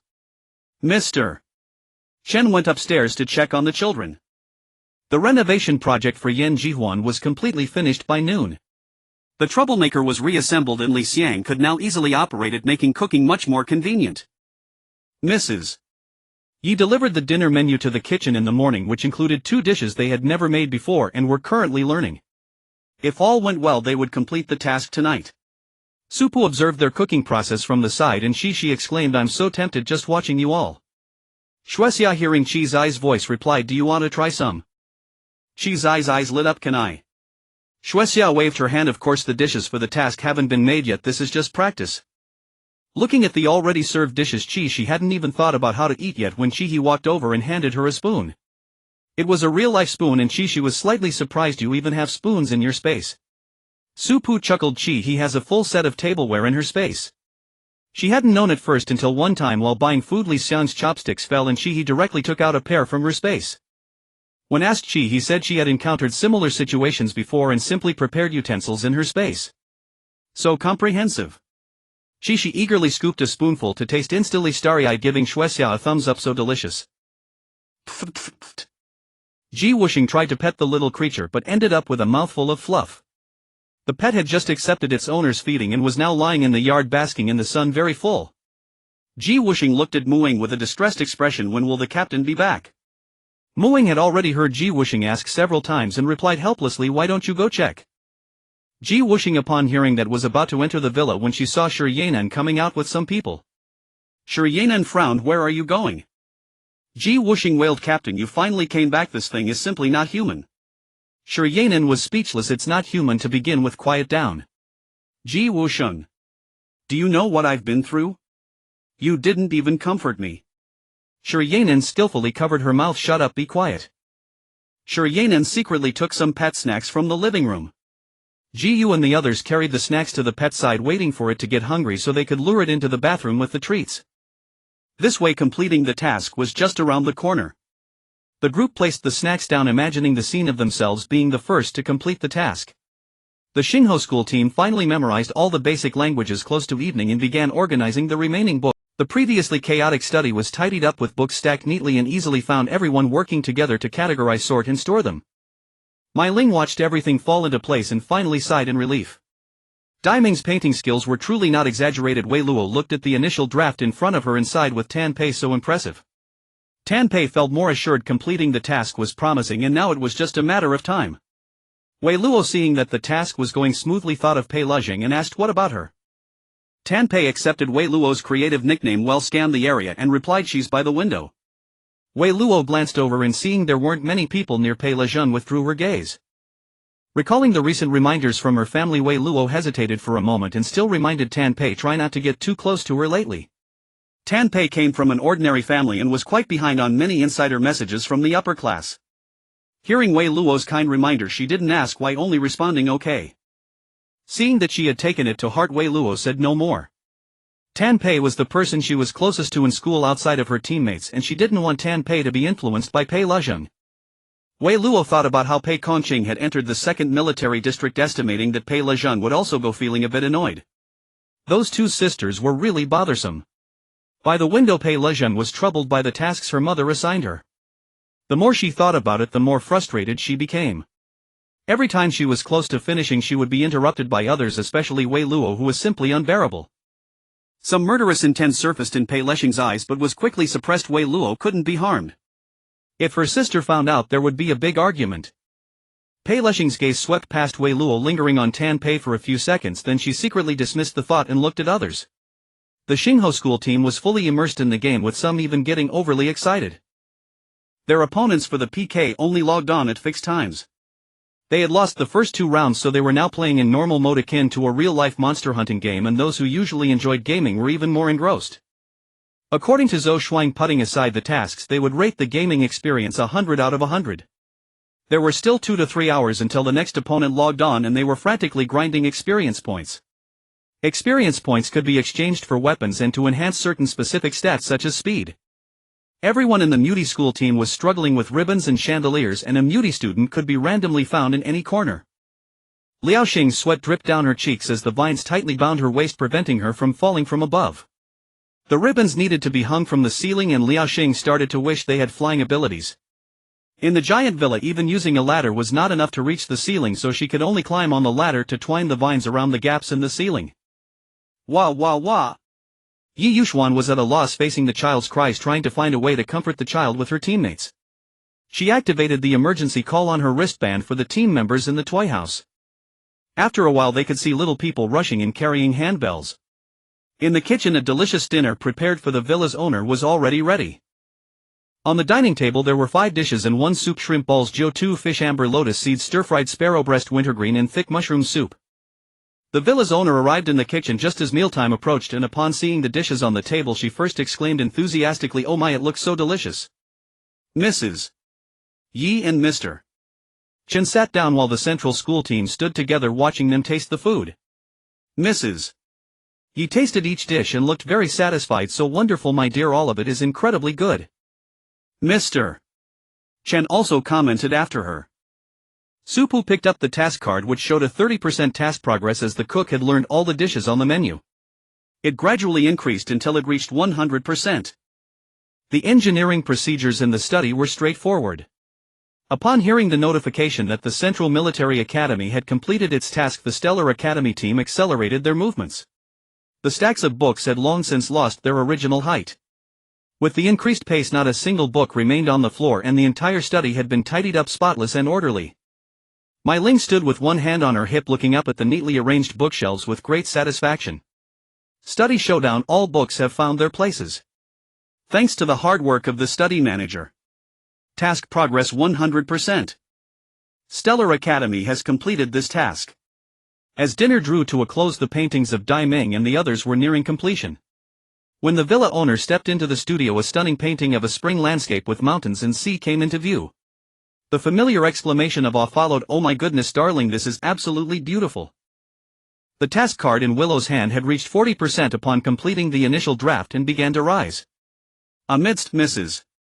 Yes, continuous praise, it finally stopped at 100%. Blazing Sun Academy has completed this task. Subsequently, Windchaser Academy, Sparkfire Academy and Woodvine Academy completed their tasks one after another, leaving only Tongha Academy still occupied with soothing a child. Supu had initially planned to cause mischief after finishing the task, but she never expected the most mischievous one to be that child. The 6 academies were lurking in various corners watching the Tongha team coax the child with toys. Seasonal limited, ha ha ha ha ha, why does Tongha seem so pitiful? Hey Mu Yi Yuxuan, where has my good fortune gone? Food connoisseur, can I say this? The food made by Central Academy made me crave it so much that I ordered takeout. Cuckoo bird upstairs, you're not alone. Before the child fell asleep, Tongha Academy finally completed its task. As soon as the competition ended, everyone was ejected from the cloud and emerged from the simulation pods. Yu Fuyin had been waiting on stage early. She told Minyu she wanted to announce the rankings and Minyu agreed. Looking at everyone below, Yu Fuyin's gaze lingered on Supu for a moment before quickly shifting to Yan Jihuan. She truly hadn't expected that an ungraduated military academy student could modify a self-destructing puppet controller. For the first time, Yu Fuyin had the urge to poach someone, but unfortunately they were from Central Academy. Seeing Yu Fuyin lost in thought, Song Xiaodao helplessly touched her arm and whispered, "You can announce now." Yu Fuyin snapped back to reality and began to speak. The results of this showdown are as follows. Central Academy ranks first, earning 10 points. Stellar Academy ranks second, earning 8 points. Blazing Sun Academy ranks third, earning 5 points. Windchaser Academy ranks fourth, earning 3 points. Sparkfire Academy ranks 5th, earning 2 points. Woodvine Academy ranks 6th, earning 1 point. Tongha Academy ranks 7th, earning 0 points. Back in the dormitory, Yan Jihuan collapsed onto the bed. Her light brain chimed and she opened it to look, then sat up abruptly. Supu, Supu, come take a look. Supu had just sat down and looked puzzled at her call. What's wrong? Yan Jihuan turned her light brain screen toward Supu, who leaned in to see. Hello Yan Jihuan, I am Yu Fuyin. I sincerely invite you to join our mech association. If interested, you can add my contact information. The Mech Association is an organization dedicated to researching mechs and peculiar machinery. After everyone dispersed, Yu Fuyin couldn't hold back and sent a message inviting Yan Jihuan. After all, trying wouldn't hurt. Could Central Academy really hunt them down? Supu saw the message and looked up at Yan Jihuan's expression, clearly seeing her delight. Go if you want to. Yan Jihuan put down her light brain. But doesn't the school forbid joining other organizations? Supu recalled the regulations of Central Academy. It's fine as long as you're a nominal member, not an official one. A hint of surprise crept into Yan Jihuan's voice. Really? Supu nodded. Ma'am. Shi He and Li Xiang also gave Yan Jihuan some reassurance. Yu Fuyin can't possibly be unaware of Central Academy's rules. If she sent you that message, she must have a solution. Yan Jihuan opened the input box. Alright, I'll talk to her then. Supu sat back in her chair watching Yan Jihuan excitedly converse with Yu Fuyin, her mind drifting back. The Mech Association, she remembered that during her school days someone had invited Song Shiyu, but Song Shiyu had declined. Instead, 2 others had joined. Supu recalled those 2 and suddenly noticed that one of them shared the same surname as Yan Jihuan. She looked at Yan Jihuan, and whether due to psychological suggestion or not, she felt a resemblance in their features. Supu was stunned, finding her own guess unbelievable. It couldn't be. Could it? She tentatively asked, Yan Jihuan, what's your mother's name? Still immersed in excitement, Yan Jihuan was momentarily puzzled by Supu's question but replied, Yan Guixin. The name didn't match the one in Supu's memory, so her guess was wrong. Indeed, if she were the child of those 2, she wouldn't have merely idolized Song Shiyu. After finishing her conversation with Yu Fuyin on her light brain, Yan Jihuan turned it off and said to the other 3 in the dorm, she asked me to meet her at the school gate tomorrow at 9. Supu propped her chin on her hand. Want us to come with you? Yan Jihuan shook her head. No need. Just get ready to come home with me. The 3 suddenly remembered their promise to visit Yan Jihuan's home after this competition. Shi He and Li Xiang stood up and asked, what do your grandmother and grandfather like? Startled by their sudden movement, Yan Jihuan laughed after a moment. Don't bring anything. My grandparents definitely won't accept it. Just bring yourselves. After I get back from the Mech Association, well, set off. The next morning Yan Jiwan arrived at the school gate to meet Yufuin. Yufuin had arrived in a flying vehicle. As soon as Yan Jiwan arrived, she invited her aboard. During the flight, Yufuin briefly explained the association's structure, rules and research directions. I've already informed everyone in the association. We all warmly welcome you. Since you haven't graduated yet, you only need to be a nominal member. After graduation you can decide whether to become a full member. Feel free to ask any questions about mechs. Anyone here can help. Communication is open. Our association also preserves the experiences and notes of many predecessors in the association library. You can access them anytime. They'll take you to register now and input your information so you can move freely in the association afterwards. Just facial recognition. Yufuin added. Thinking of Yan Jihuan's team leader, she asked, is your team leader interested in this area? Su-pu. Yan Jihuan thought for a moment. She knows a lot about mechs and machinery, but she never gets hands-on. Su-pu leaned more toward theoretical knowledge and seemed uninterested in mech crafting or mechanical manufacturing. At least Yan Jihuan had never seen Su-pu actually build anything. Yan Jihuan arrived at the Mech Association with Yufuin. Leaning over the railing, she gazed downward, feeling that the association's layout bore a striking resemblance to a military academy. Yufuin's aircraft glided into the association's interior, where she found an empty space to land. Come on, let's get you registered. She descended from the pilot's seat. Yan Jihuan followed her out of the aircraft, taking in her surroundings as they walked. They passed a white elliptical building with no name inscribed on it. Yan Jihuan asked, "What's that?" Yufuin followed her gaze. That's the Hall of Fame. Outstanding members are recorded there, it serves as an inspiration. Glancing at Yan Jihuan, she added, even nominal members can be listed. Yan Jihuan wasn't particularly concerned with that, she was curious about who was inside, so she voiced her question directly. Yufuin pondered for a moment. Do you know Song Shiyu? Yan Jihuan was astonished. Song Shiyu joined the Mech Association. Yufuin shook her head.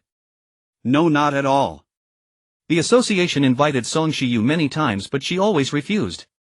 However, her friend Yan Fuxiao is a member. Perhaps Song Shiyu's brilliance was so overwhelming that Yan Fuxiao from the same era didn't attract much attention. But her talent is hardly inferior to Song Shiyu's. Yufuin felt that mere words might not convey the extent of Yan Fuxiao's prowess. Would you like to go inside and take a look? There are also notes left by her in the academy. Yan Jihuan knew of Yan Fuxiao but not much about her. She hesitated for a moment. Though tempted, she had already promised to take Su-pu and the others home after registration, so she declined. Maybe another time. I have other things to do today. Yufuin didn't insist. There's plenty of time. You're welcome any time. Su-pu and Shi Heli decided to buy some gifts before heading over. After Yan Jihuan left, they called Yu Ching and Tang Yixing to go out together. They purchased some specialty delicacies from the Cold Flame Star, thoughtful without being overly formal. After packing all the food into insulated boxes, they found a shop near the school gate to sit and wait for Yan Jihuan's return. Yan Jihuan returned around noon. She sent a message to Su-pu as she neared the military academy, and as soon as she stepped off the aircraft, she saw the four of them standing at the entrance. Noticing someone was missing, Yan Jihuan asked, "Where's Chi-he?" Su-pu shielded her eyes from the sun with her hand. She went to get the aircraft. The aircraft they had bought together last time was still at the shop. Thinking it would be more convenient, Chi-he went to retrieve it. Before long, a brand new ALA-71 aircraft landed before them. Chi-he poked her head out and waved for them to come aboard. It was their first time inside the aircraft, they had only seen its exterior before. Yan Jihuan placed her hand on the interior wall. It's pretty cool inside too. Chi-he returned to the pilot's seat. Hold on tight, we're taking off. The five of them sat down immediately and Chi-he navigated according to the coordinates Yan Jihuan had given her. Yan Jihuan's home was on the Nanju Star, not far away. When they arrived at the doorstep, no one was home. Yan Jihuan opened the door and called out, "Grandma, Grandpa, we're back." Su-pu looked around. The Yan residence was simple, devoid of lavish decorations, but it exuded warmth. The yard was filled with flowers and plants tended by the owner's handmade ornaments hung on the walls, and in a corner stood a swing that looked quite old. Yan Jihuan peered into the house and called out several times, but there was no answer. She turned around and scratched her head. Strange, where did they go? After a moment's thought she said to the 5 still in the yard, do you want to come in and sit? I'll ask where they went. Supu wanted to look around and Yen Ji-won gave her free rein. There's nothing secret in our house. Feel free to explore. Li Xiang followed Supu as she wandered around while Chi-hee and Tang Yixing sat on the sofa and Yu Qing admired the plants in the yard. Yen Ji-won settled into a lounge chair, opened her optical brain and called Yen Wanqing. Grandma, where did you go? Yen Wanqing seemed to be hurrying, her voice slightly breathless. Oh, your grandpa and I went out to buy groceries. Are you here already? Well, be back soon. Make sure to entertain them properly. Yen Ji-won acknowledged, told them to be careful on the way and ended the call. When she looked up she found Chi-hee and Tang Yixing both staring at her. She blinked. Are you hungry? Want to grab a bite to tide you over? Chi-hee and the others had eaten something after buying the specialties, so they weren't hungry. Seeing this, Yen Ji-won headed to the kitchen to scavenge for food. She was a bit hungry. Finding a flatbread in the pot, she picked it up, put it in her mouth and poured 6 glasses of water. When Chi-hee saw Yen Ji-won coming out with the water, she got up to take it. Let me handle that. You sit down and eat. Yen Ji-won didn't stand on ceremony. She took the bread in her hands, sat on the sofa and began to eat. Chi-hee set the water on the table, placing 1 glass in front of Yen Ji-won before taking a glass for herself. Supu and the others returned from their stroll just as Yen Wanqing and Shen Wen arrived. All 6 stood up to greet them and Supu and Chi-hee immediately offered to take the bags from Yen Wanqing and Shen Wen. But the elders wouldn't let them. They held tightly to the bags and waved them off. No need, no need. You just sit and chat. You can watch TV if you like, there's a game console in the living room, isn't there? Yen Wanqing wasn't sure and looked at Shen Wen. Shen Wen nodded. Yes, there's a game console. Huan, dig it out for them. Feel free to play, make yourselves at home. We'll cook dinner for you. You must try our cooking. Supu and Chi-hee couldn't argue with Yen Wanqing and Shen Wen, so they could only watch as the two carried the large bags into the kitchen. Supu looked at Chi-hee, her eyes asking, should we take out the specialties? Chi-hee frowned slightly and shook her head, signaling not yet. Yen Ji-won noticed their exchanged glances and looked puzzled. What are you two up to? Aren't you going to sit? Supu responded and sat down next to Yen Ji-won, who handed her a glass of water. Supu took a sip and set the glass down. Chi-hee had also taken a seat. Yen Ji-won turned on the large screen and played the most popular movie, then got up to retrieve several game consoles from the cabinet and placed them on the table. Do whatever you like.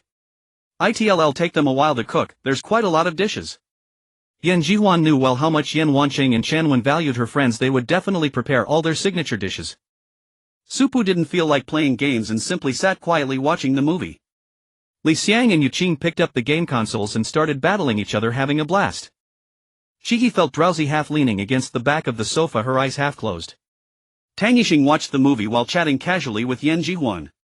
When a fragrant aroma wafted from the kitchen, Yen Ji-won stood up. It should be ready. I'll go check. Upon entering the kitchen, Yen Ji-won found a full spread of 16 dishes laid out on the table. Grandma, Grandpa, is this your New Year's Eve dinner? Yen Wanqing chuckled. What are you saying? Go on, call them all over. It's time to eat. All right. Yen Ji-won called out toward the living room, time to eat. The 5 of them stepped into the kitchen and stood stunned at the sight of the table laden with food. Supu remarked, so lavish. Yen Wanqing's eyes crinkled with a smile as she urged them to sit, eat as much as you like. At the table, Yen Ji-won suddenly remembered she hadn't introduced her teammates to her grandparents. She set down her chopsticks and gave a symbolic cough. Grandma, Grandpa, let me introduce everyone. Yen Ji-won first pointed to Supu beside her. This is my roommate and our team captain Supu, an exceptionally brilliant commander. Yen Wanqing looked at Supu and said, little Su will remember that. Yet a faint crease formed on her brow. Why did Supu seem so familiar? She couldn't place it. Seeing that both had taken note, Yen Ji-won continued her introductions. Chi-hee, Li Xiang and Tang Yixing, all incredibly formidable combatants on our team. And this is our team's healer Yu Qing. Yen Wanqing and Shen Wen memorized each face, greeting them one by one. Little Su, little he, little Li, little Tang, little Yu. Yen Ji-won flashed a bingo gesture. Exactly right. Yen Wanqing smiled. Looks like our memory hasn't faded that much yet. You can all call us Grandma and Grandpa or Nai Nai and Yi Yi, whatever feels right. Supu found Yan Jihuan's grandparents remarkably engaging throughout the entire meal. Conversation never stalled, nor did anyone's words fall flat.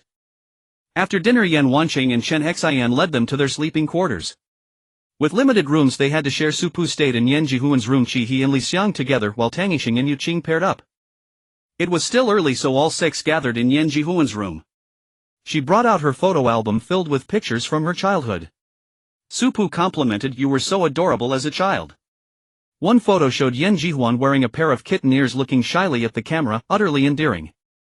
Feeling embarrassed, Yan Jihuan was about to say something when Yan Wanqing called her out. Puzzled, she thought, You all keep looking, feel free to browse anything on my desk. I'm going to see what Grandma wants." Supu and the others nodded. Yan Jihuan left the room and headed to her grandparents. Upon entering, she saw a box placed on the table before them. A strange feeling stirred within her, though her face betrayed nothing.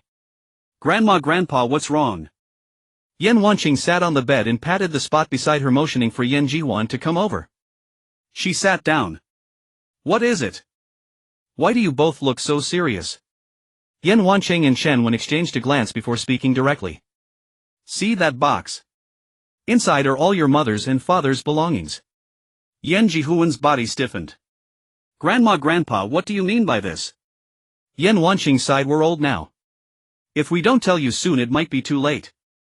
We know you've always wanted to know about your parents, but you held back, afraid to bring it up and upset us." Yan Jihuan grasped Yan Wanqing's hand, feeling the roughness and calluses clearly. "Grandma, you still have many years ahead." Yan Wanqing stroked Yan Jihuan's head. "Birth, aging, sickness and death, these are the laws of nature. Oh, we didn't call you here for that. Your grandpa and I are in good health, we're not going anywhere anytime soon. Memory, when people get old their memory fades. If there's anything you want to ask, ask now. Grandma and Grandpa will tell you everything." Yan Jihuan composed herself, thought for a moment and said, "I'd like to see what's inside the box first." Yan Wanqing nodded. "Go ahead." Yan Jihuan opened the box. To her astonishment, the first thing she saw was a mecha model. She froze, staring at Yan Wanqing in disbelief. Yan Wanqing took out the mecha model, her voice tinged with nostalgia. "This was made by your mother when she participated in a mecha competition. She was so competitive back then. The one who beat her was Xiao Song Shiyu. They were very close. She even wanted Xiao Song to be your godmother." Yan Jihuan was utterly stunned. For a moment she didn't know whether to be more shocked that her mother was a mecha pilot or that her mother was best friends with her idol Song Shiyu. Struggling to calm herself, Yan Jihuan asked, "My mother was a mecha pilot. Why has there never been a single mecha model in our house?" Yan Wanqing replied, "Some were packed away and some were taken by Guixin to the Mecha Association." Another shock hit. Yan Jihuan forced a composed tone, "My mother was also a member of the Mecha Association." Yan Wanqing confirmed, "Yes. She joined with your father. They were both mecha pilots, your father was an excellent one too." As she spoke, Yan Wanqing seemed to recall certain scenes from the past, a hint of pride creeping into her voice.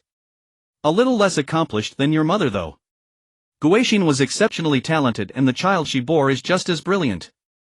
When she said the last sentence, Yan Wanqing fixed her gaze on Yan Jihuan's eyes, a mix of longing for Guixin and acknowledgement for Yan Jihuan shining within. Yan Jihuan lifted her chin. "Your daughter and granddaughter, of course they're brilliant." Yan Wanqing turned to Chen Wen and chuckled, patting Yan Jihuan's head. "Our Huan sure knows how to talk." A smile tugged at Chen Wen's lips as he corrected, "Our daughter and granddaughter, of course they're brilliant." Yan Jihuan and Yan Wanqing burst into laughter together, echoing in agreement. Yan Wanqing suddenly remembered, "I recall your idol is Xiao Song." "Ma'am." Yan Jihuan held immense admiration for Song Shiyu. Yan Wanqing thought of something Yan Jihuan would surely love and rummaged through the cabinet to pull out another mecha model. "This is a model Xiao Song gave to Guixin. Take it." Yan Jihuan was striving to maintain her composure, her face calm as still water, but the slight tremor in her hands betrayed her racing heart. Exquisite, utterly exquisite. It was her first time seeing a physical piece designed by Song Shiyu up close. She felt that after this nothing short of Song Shiyu's actual mecha appearing before her could stir such excitement again. Yan Jihuan examined the entire mecha model meticulously, then reluctantly set it down to look at the other items in the box. There were 2 stacked certificates from competitions. The names written on them made her eyes whiten instantly. Yan Fu Xiao Tan Shang. Wait, was she seeing things? Yan Fuxiao was her mother. Yan Jihuan's reaction exceeded Yan Wanqing and Shen Wen's expectations. What's wrong? Yan Jihuan swallowed hard, stunned. Isn't my mother's name Yan Guixin? Hearing Yan Jihuan's question, the two of them finally realized. Oh, we forgot to tell you. Guixin is your mother's childhood name. Her full name is Yan Fuxiao. Yan Jihuan's memories instantly returned to her visit to the Mech Association that morning, recalling clearly what Yu Fuyin had told her. Yan Jihuan let out a breath, deciding to visit the Mech Association once she returned to the military academy. She looked deeper into the box and noticed a book buried underneath. She pulled it out and raised an eyebrow. The cover read Peak Squad Observation Diary. Yan Jihuan turned to Yan Wanqing, holding the cover toward her. Yan Wanqing had little memory of this item. Your mother was too shy to let us read it when she was writing it, but she wrote quite a lot. Later she said we could read it if we wanted, but we never did. Yan Jihuan opened the book and on the title page were 6 signatures. Although the handwriting was a bit flowing, she could still guess the shapes. Is this the signature of every member of the Peak Squad? Yan Wanqing, it should be. Well, Yan Jihuan felt a surge of excitement again. She retracted her earlier thought that the next thing to thrill her would be seeing Song Shiyu's mecha. Yan Jihuan glanced briefly at the first page, feeling it should be read with her teammates. She put the book down and spent more time looking through the box's contents with Yan Wanqing before returning to her room. Tang Yixing, Yuqing and Shi Heli had already gone to their rooms. Now only Su Pu remained in Yan Jihuan's room. Su Pu was lying on the bed when she heard the door and saw Yan Jihuan enter carrying a box. Su Pu sat up. Where have you been? So many things. Yan Jihuan felt like the night was a dream. Su Pu's words brought her a touch of reality. She replied, these are my mother and father's belongings. Su Pu raised an eyebrow, remembering that Yan Jihuan had said she had no memories of her parents. Yan Jihuan placed the box under the table, then took out the book and handed it to Su Pu. Su Pu froze when she saw the cover, the familiar notebook and name, as if she guessed something. And Yan Jihuan's words confirmed her suspicion. My grandmother said Guixin is my mother's childhood name. My mother's real name is Yan Fuxiao. Su Pu stared at the book in her hands as if the figure who often took out a notebook to write and draw was still before her eyes. Yan Fuxiao was the mecha engineer and captain of the Dawn Squad at Spark Military Academy. She had first been Song Shiyu's rival, then became her friend. Su Pu stroked the cover a few times, lowering her eyes. Can I take a look? Yan Jihuan, of course. I brought it to show you all. Su Pu flipped open the page and the signatures on the title page were so familiar. Turning past the title page, the first line read, I can't beat Song Shiyu in the mecha tournament, but can I still not surpass your Peak Squad in the Military Academy League? Yan Jihuan searched for Yan Fuxiao on the StarNet, looking at the detailed information. My mother was from Spark Military Academy, but she was so close to the Peak Squad. Su Pu smiled. It was because of Song Shiyu. Your mother and Song Shiyu competed for so long that they became friends, and through that she got to know everyone in the Peak Squad well. The Peak Squad and the Dawn Squad often had gatherings and missions together. Yan Jihuan looked up, squinting. How do you know? Su Pu waved the book. It says a lot in here. I guessed. Yan Jihuan said oh and continued browsing the StarNet, but her mind wandered to other thoughts. In the box was a group photo of the Peak Squad and the Dawn Squad. Incredibly, why did Su Pu look so much like Qi Yang? Yan Jihuan suddenly recalled Su Pu asking her in the dormitory what her mother's name was. Could it be that Su Pu had recognized her as Yan Fuxiao's daughter back then? Yan Jihuan bit her lip, her gaze frequently sweeping over Su Pu in deep conflict. Su Pu was indeed too strange. While Yan Jihuan was tangled in thought, Su Pu was also lost in reflection. She never expected Yan Jihuan to truly be the daughter of Yan Fuxiao and Tan Shang. Recalling the line from StarNet, she mused, no wonder she bore the likeness of an old acquaintance, she was the child of one. What a strange world. It was rare for someone from the command department to live with someone from the mech department. Back then, due to a shortage of space in the command dorms, she was assigned to the mech dorm and lived with Song Shiyu. And now, returning to Central Military Academy under the same circumstances, assigned to the mech dorm, she happened to run into Yan Fuxiao's daughter. She didn't know whether to marvel at the power of fate or the messy generational ties. After finishing on StarNet, Yan Jihuan lay down beside Su Pu. Honestly, everything tonight feels so surreal. My parents were mecha engineers, and exceptional ones at that. So my idol Song Shiyu was once so close to me. If nothing had gone wrong, would I have had an aunt to teach me mecha? Thinking of this, Yan Jihwan felt the once distant idol draw nearer. Supu upon hearing this began to wonder if Yan Jihwan really did make Song Shiyu her godmother, what would she call Supu? Supu shook her head immediately. Whatever she would be called, it felt incredibly awkward. Yan Jihwan was still lost in her own world, staring straight ahead, oblivious to Supu's reaction.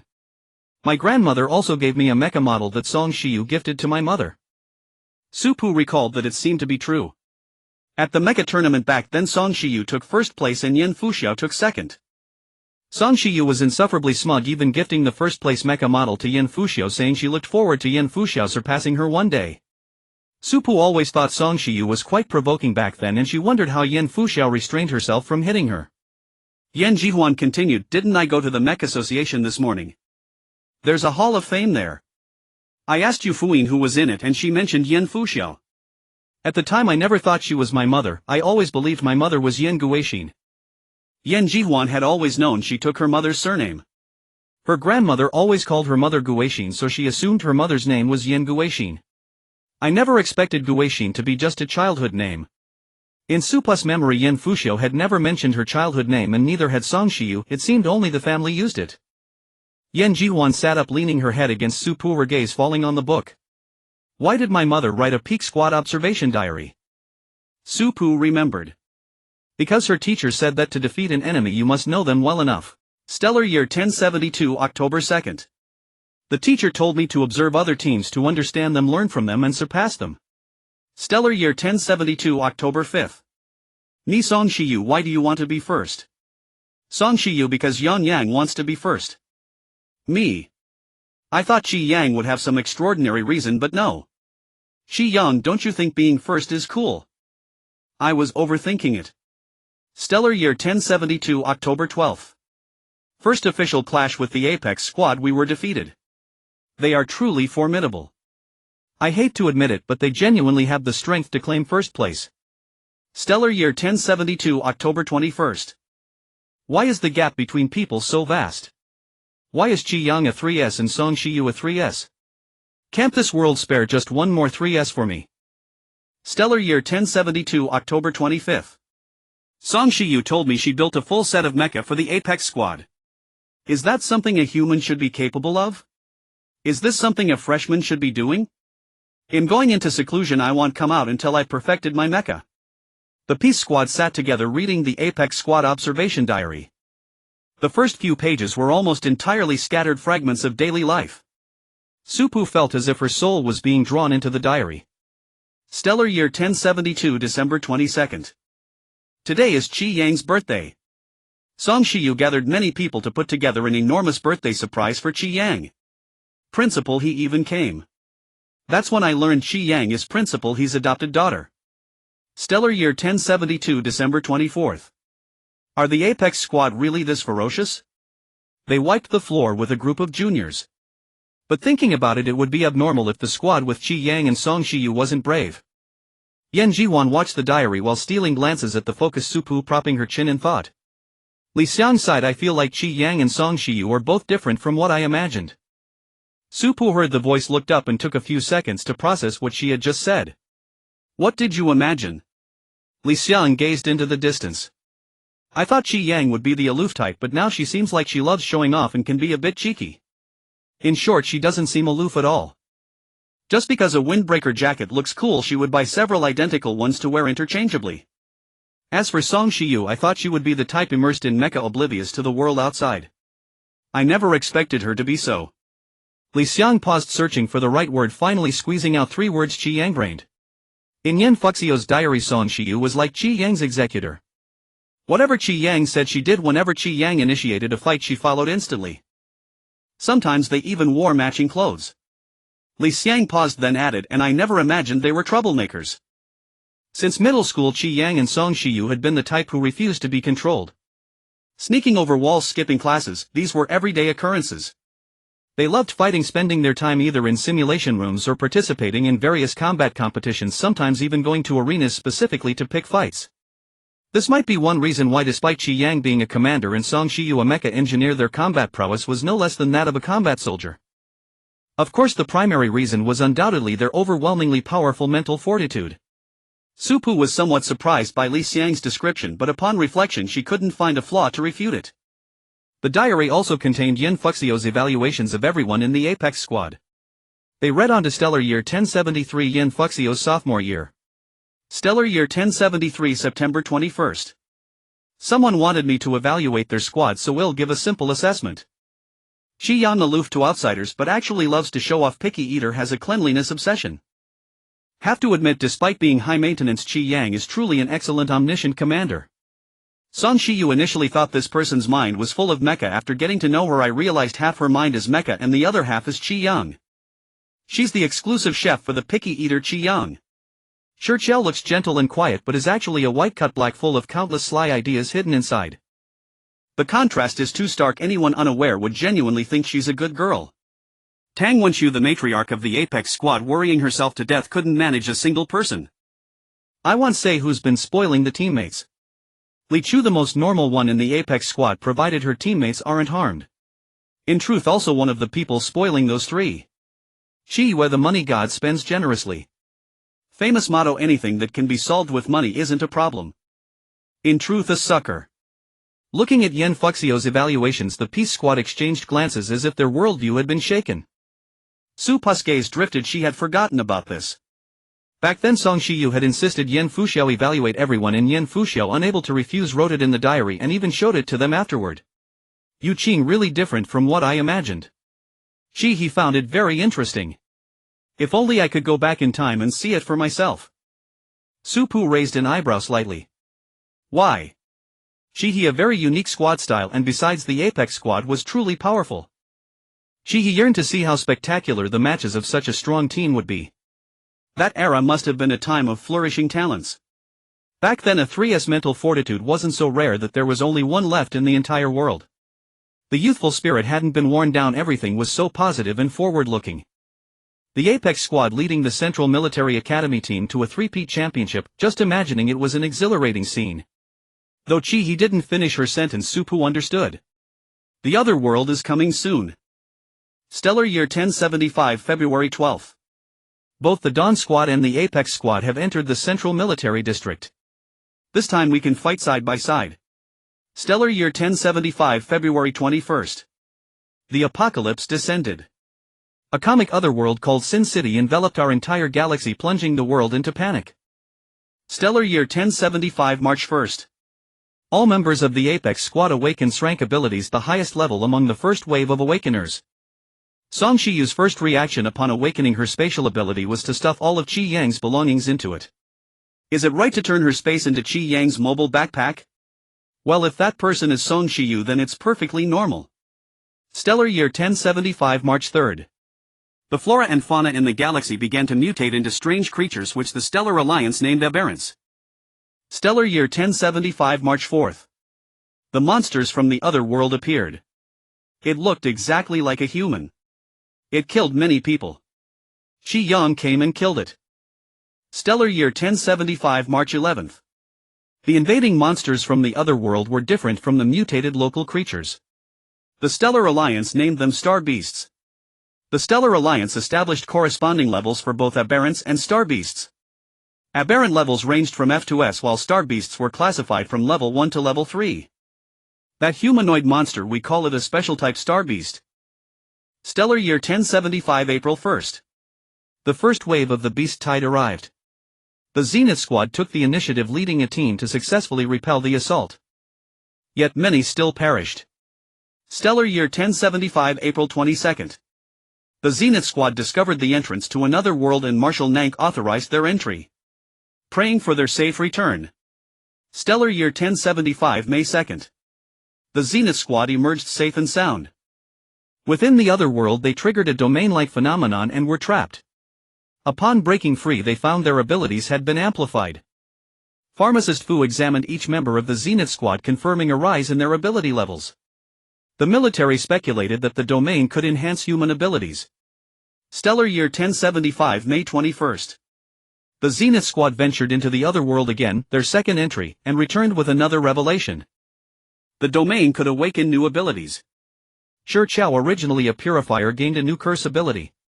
Stellar Year 1075 June 1st. All members of the Zenith Squad advanced to 2S rank. It was discovered that slaying aberrant beasts and stellar beasts also elevated ability levels. Stellar Year 1075 July 13th. Heetya purged the Stellar Alliance with an iron fist while Qi Yang exerted influence within the military. Marshal Nank seemed to be grooming Qi Yang as her successor. Stellar Year 1075 December 4th. The Zenith Squad reached 3S rank. Marshal Nank assigned them to explore the other world. How could the other world be eliminated? Stellar Year 1075 December 26th.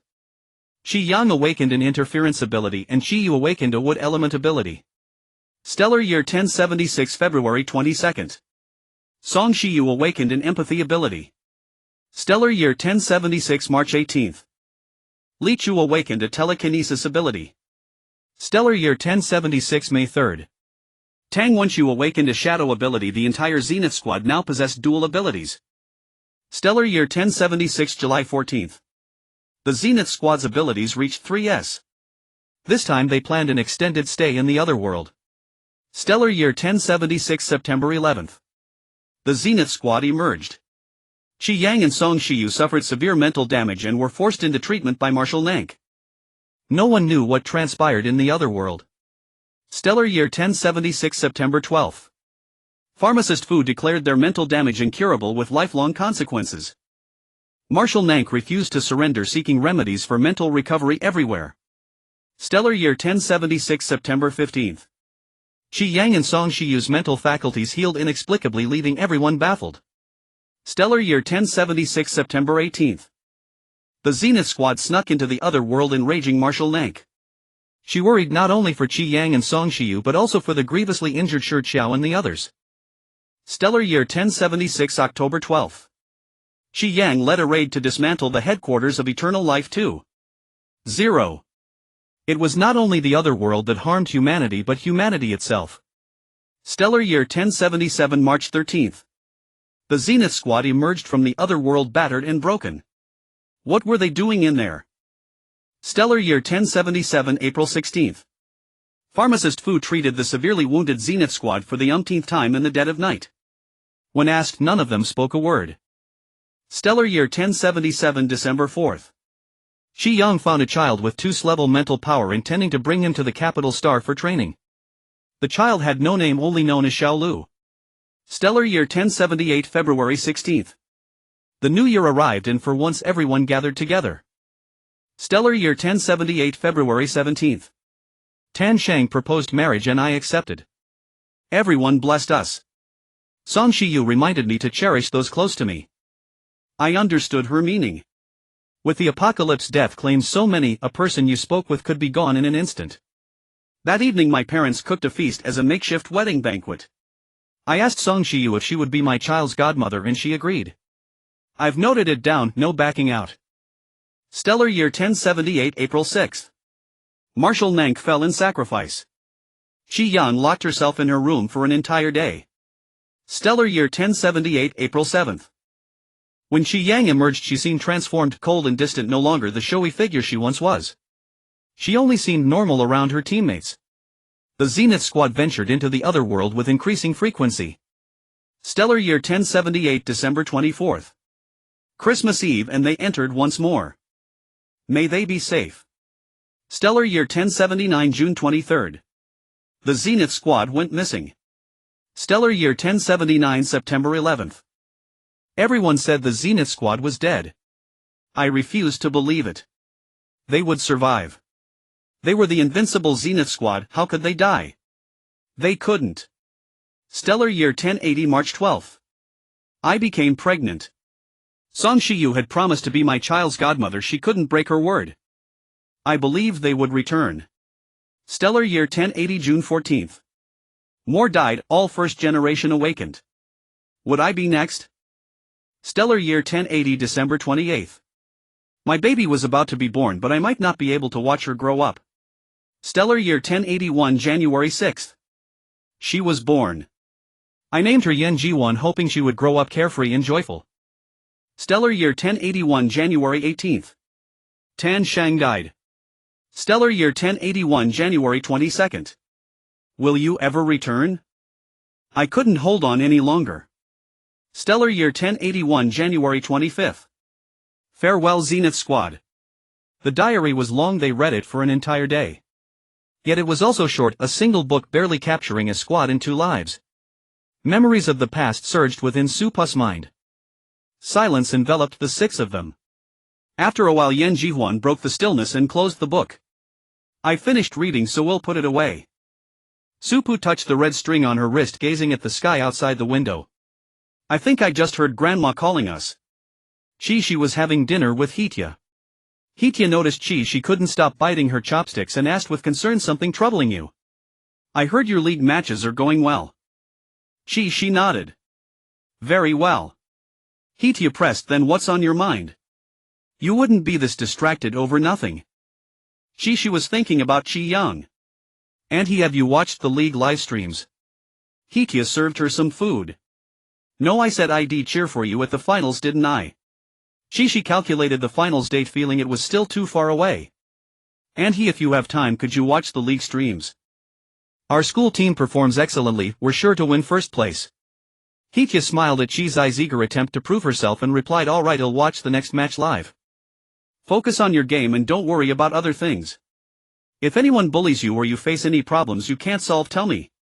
She nodded. Understood, and he. At night a gentle knock came from outside the room. Yen Wanqing's voice drifted in from the other side, I bought you some snacks. Yen Jihuan went to open the door for Yen Wanqing. Grandma, what did you buy? Yen Wanqing held an object wrapped in layers of cloth in her hands. Freshly baked joyful potatoes, eat them while they're hot. Yen Wanqing's gaze lightly swept over Supu inside, whispering to Yen Jihuan, shout, she loves these, I wonder if she will.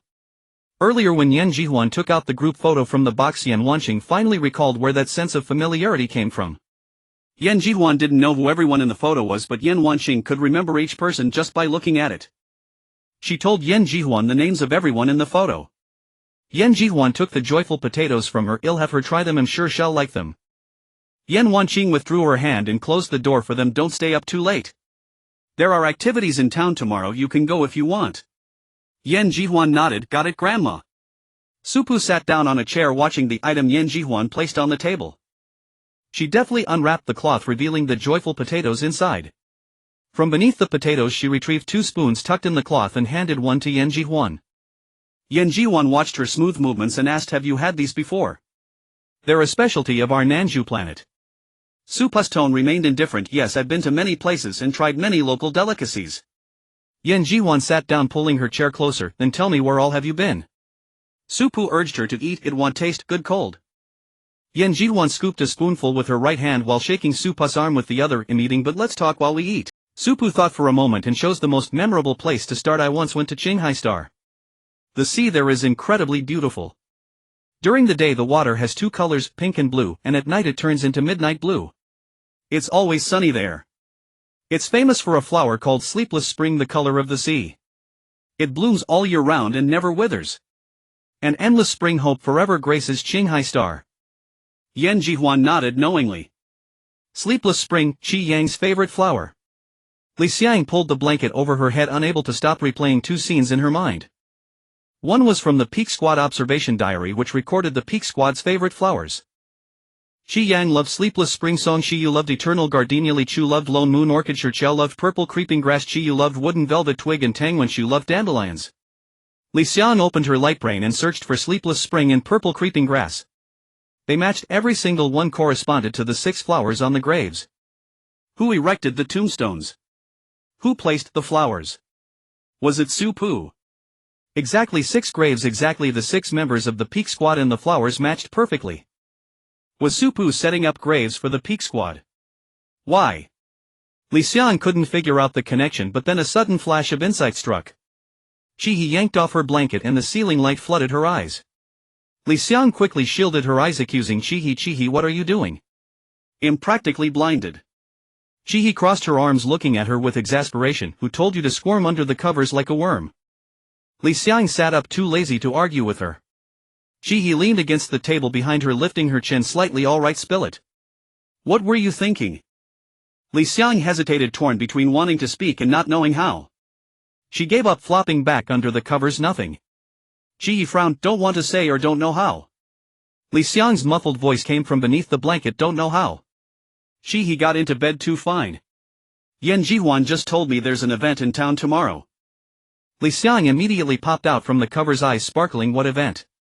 Su Pu held the ticket in her hand, her expression complicated. Can this thing really get us everything for free? Yan Jihuan patted her chest in assurance. Of course. Don't underestimate it. Just because it's a leaf, this is the pass to our joyful market. Take any food you want, play any game you want, snap any photo you want. Yan Jihuan paused, but souvenirs require a lottery draw. Everyone gets one free draw. If you don't win you have to buy. Tang Yixing held up the ticket, raising his head to look at the leaf in the sunlight. Your town's events are pretty interesting. Yan Jihuan replied, definitely. Let me tell you, the joyful market only happens once a year. You're lucky to have come now. Su Pu glanced at Yan Jihuan and subtly undercut her. They're quite fond of hosting a lot of once-a-year events here. Hearing Su Pu's words, the other four turned their gazes simultaneously to Yan Jihuan as if asking if it was true. Yan Jihuan looked away, fanning herself with the leaf. Why does it feel a bit hot? He remarked coldly, it's 15 degrees today. Yan Jihuan fell silent at a loss for words and finally surrendered. Fine, our town might have a few too many events, maybe over 100. Li Yu and Tang. Su Pu couldn't help but laugh while Li Xiang asked incredulously, are they all once-a-year events? Yan Jihuan half pushed them forward. Yeah, well, our town loves this kind of flashy stuff. Once a year is just a gimmick to lure outsiders into coming. Entering the market felt like stepping into a food paradise with various aromas tempting the entire Peace Squad. Su Pu had never encountered the joyful market during her previous visit to Nanju Planet, and she found it quite novel. Although Nanju Planet had many events, each had its own unique flair which kept attracting visitors. Come quick, look. A magic show. The six of them headed toward the gathering crowd with Yan Jihuan leading the way to squeeze through. They managed to get in just as the magic show was about to begin. The magician held a deck of playing cards and spread them out on the table. There are 36 cards here. Everyone can count them. Someone in the crowd shouted, no problem, hurry up with the next step. The magician gathered the cards back and asked the speaker, now we'll give you a chance. What would you like these cards to become? The person thought for a few seconds and decisively yelled, doves of peace. Some began to doubt that's too much. If cards can turn into doves, then fish could fly in the sky. The magician remained unfazed. All right, you want doves of peace, so we'll conjure doves of peace. Su Pu watched as the magician took off her hat, placed the cards inside and showed it to the audience. See clearly, there are only cards inside. The magician scanned the crowd and said to Su Pu, Miss, would you be willing to complete the final step of this trick? Yan Jihuan and Li Xiang, excited that Su Pu was chosen, urged her to go. Su Pu walked over to the magician. What do I need to do? The magician handed her the hat. I'll say something to it, and after I finish you toss the hat into the air. Su Pu nodded, indicating she understood. The magician pulled a wand from her coat, waved it over the hat and chanted, doves come forth. Su Pu tossed the hat upward the moment the words ended. The playing cards flew out of the hat, transforming into dove after dove of peace. Exactly 36 of them circling in the air above the crowd, flying ceaselessly. After watching the magic show, Su Pu and her companions left. Just as they approached a stall to buy some food, they heard someone calling out to them from behind. It was the person who had mentioned turning playing cards into doves. Yao Xian had been searching for Su Pu and her group ever since the magic show ended. They walked too fast and she nearly lost track of them. He frowned. Is there something you need? Yao Xian pulled out a photo. Could I ask for your autographs? My friend really admires you. Su Pu glanced at the person in the photo. Your friend is that magician from just now. Yan Jihuan was stunned. Are you the magician's accomplice? Yao Xian scratched her head. I wouldn't exactly call it being an accomplice, I was just cheering him on. Li Xiang grew curious. Can you explain how those playing cards turned into doves? Yao Xian blinked but didn't reply. Instead, she pulled the magician who had taken off his hat out from a corner. You explain. Wu Tong was somewhat shy when not performing magic, especially in front of the team he admired. It's actually just an ability, lies become truth. There's no trick to it. After Wu Tong spoke, Yao Xian deftly handed him the photo and whispered encouragement, go on your own. I believe in you. Under Wu Tong's incredulous gaze, she stepped back without hesitation. Suddenly the entire peace team's attention focused on Wu Tong, triggering a massive bout of social anxiety. At that moment he wished he could find a hole to crawl into. Li Xiang stepped in to rescue him. Aren't you asking for autographs? Where's the pen? A glint flashed in Wu Tong's eyes as he pulled a pen from his pocket and handed over the photo. Li Xiang looked at the photo. This is your award-winning picture, impressive. Sign on the back. Wu Tong nodded eagerly. Ma'am. After Li Xiang signed it, she passed it to Su Pu. As Su Pu wrote, she asked, "It's not the weekend today, right? Don't you have classes?" Wu Tong and Yao Xian fell silent, both looking guilty. Su Pu, a former habitual truant, saw through them instantly. Yu Qing glanced at Su Pu, then at Wu Tong and Yao Xian, a realization dawning. You skipped class, didn't you? They had indeed skipped class, but they claimed it was for a legitimate reason. We came out early for practical training and happened to catch this event. Since we were already here. Their voices trailed off, guilt creeping in, and they eventually fell silent. After the 6 of them finished signing, they returned the photo to Wu Tong. Well, be off now. Bye. Once Su Pu and her group left, Yao Xian opened her optical brain, snapped a picture of the signatures on the back of Wu Tong's photo and sent it to their dorm group chat. Piece of image, piece of what a coincidence, we ran into them. Hearing the optical brain chime, Wu Tong also opened the small group and chimed in. Hope world peace, what a coincidence, we got their autographs. Take me away. Who asked you to? Piece of hee hee, I won't say who's jealous. Mo skipping class again. I'm reporting you to the teacher. Peace dove in behaving now. Please spare me. Hope world peace behaving one. Mo things are lively lately. You two keep a low profile. Seeing that message, Yao Xian truly settled down. She said to Wu Tong, let's head back to school. Wu Tong agreed. Let's go. The two went to the station and bought tickets for the interstellar train back to Shiyu Military Academy. Tang Yixing. Ian's voice came from behind. Tang Yixing, who had been daydreaming, turned around at the sound. After studying Ian for a few seconds, he finally remembered who she was and nodded in acknowledgement. Ian had come with Xia Ling.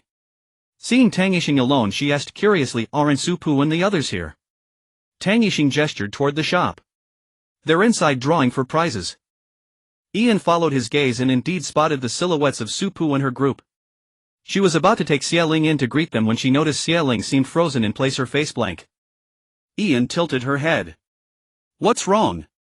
Xia Ling snapped out of it and shook her head. Nothing. Where should we go? Ian smiled. It's the peace team I told you about. What a coincidence, we ran into them. Let's go say hi. Xia Ling swallowed hard, realizing that the peace team Ian spoke of was the very same group she had once swindled. Seeing Ian about to drag her inside, Xia Ling steeled herself with a resigned mindset and followed. Su Pu was taken aback at the sight of Ian. What are you doing here too? You changed your hairstyle. Her attention was immediately drawn to Ian's new look. Ian used to have thick bangs, but now they were thinned out, no longer hiding her eyes. She looked less gloomy than before. Ian had been in a good mood lately. Not only had she cut her hair, but she had also asked Xia Ling to accompany her out for some relaxation. Ian said, I came out to unwind with my friend. We saw Tang Yixing outside and figured you all were together, so we came over to say hello. As she spoke, Ian realized they hadn't met Xia Ling yet and introduced her. This is my friend Xia Ling. Xia Ling forced a smile. Hello. Su Pu heard her voice and studied her figure, then asked abruptly, do you read tarot cards? Xia Ling tensed up, her whole body stiff. Ian, still oblivious, was surprised. How did you know she reads tarot? Li Xiang pondered Su Pu's words and caught on. Are you the person in black at the black market who charged us 3,000 star coins for a tarot reading? Ian was shocked. The wealth god you mentioned is them. Ji Hian, Ji Huan and Yu Qing all stared at Xia Ling. Xia Ling was utterly resigned, closing her eyes, unwilling to face reality. Ian pried her eyes open. Tell me the truth. Xia Ling, as if all her defenses had crumbled, confessed. Yes, I'm the one who cheated you out of 3,000 star coins. Cheated? Ian stared hard at Xia Ling as if she wouldn't let it go without an explanation. Xia Ling had no choice but to recount the entire incident. After Ian listened, she was about to speak when the shopkeeper called out next. It was Su Pu's group's turn to draw. Ian held her tongue and waited until they finished before finding a place to sit and talk properly. Tang Yixing came over with souvenirs and placed one in front of each person. Only Qi He and Yu Qing had one. Sticking with the since we're here mentality, Tang Yixing bought 4 more so Tang Yixing came over with souvenirs and placed one in front of each person. only Chi He and Yu Qing had one. Sticking with the since we're here mentality, Tang Yixing bought 4 more so everyone had a keepsake. The souvenir was a badge featuring a cartoon image of a bamboo complete with a few leaves, the same design as the ticket they had received at the start. Su Pu put away the souvenir and looked at Xia Ling. Do you always read tarot cards at the black market? Xia Ling let out an ah sound. Not always. I do various things to make money. Yan Jihuan sipped her drink. Don't you go to school? No. Before they could ask, Xia Ling spoke directly, the talent is too poor, doesn't meet the requirements. Su Pu bit her straw, saying nothing. Li Xiang recalled the scene of reading tarot cards. Is your ability just tarot cards? Xia Ling nodded. Yeah, a pretty useless ability. My spiritual power can't pilot a mech either, in just a glass cannon. At the mention of glass cannon, everyone's gaze involuntarily shifted towards Su Pu except for Xia Ling. Su Pu looked up, her face innocent. Don't believe rumors, don't spread them. Who knew the rumor of her being a glass cannon could spread so far? Xia Ling was puzzled. Isn't Su Pu very strong?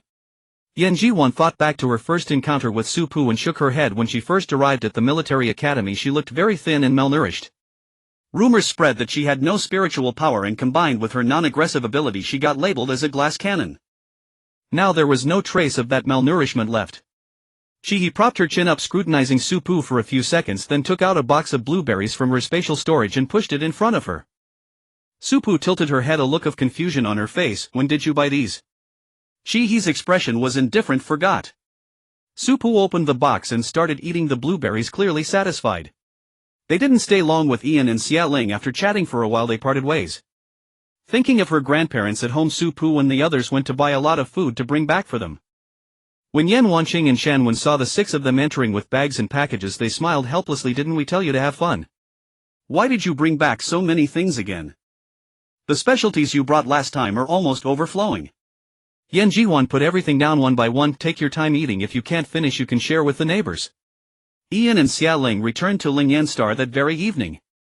After Ian dropped Xia Ling off at home, she went back to school and happened to run into Tan Pei, who was about to go out. Ian. Tan Pei saw Ian returning so late from outside and said sternly, don't cut it so close to curfew. The military academy had set times for closing the gates and Ian returned just a few minutes before curfew. Got it, Senior Tan. Are you going out? Tan Pei hummed in affirmation. Are you participating in the winter training camp? Ian was still considering. I haven't decided yet. Tan Pei thought about Ian's situation and understood. Think it over carefully. If you perform well in this training camp, getting into the military district isn't impossible. You've already missed the military academy league. You need to seize this opportunity from the training camp. Ian was one of the more talented sophomores and Tan Pei had high hopes for her. If you can get into the military district, the training camp will offer scholarships. Weigh it carefully, working part-time or joining the training camp. Ian understood. Thank you, Senior Tan. I'll think it over carefully. Seeing that she got the point, Tan Pei urged her to head into the school quickly.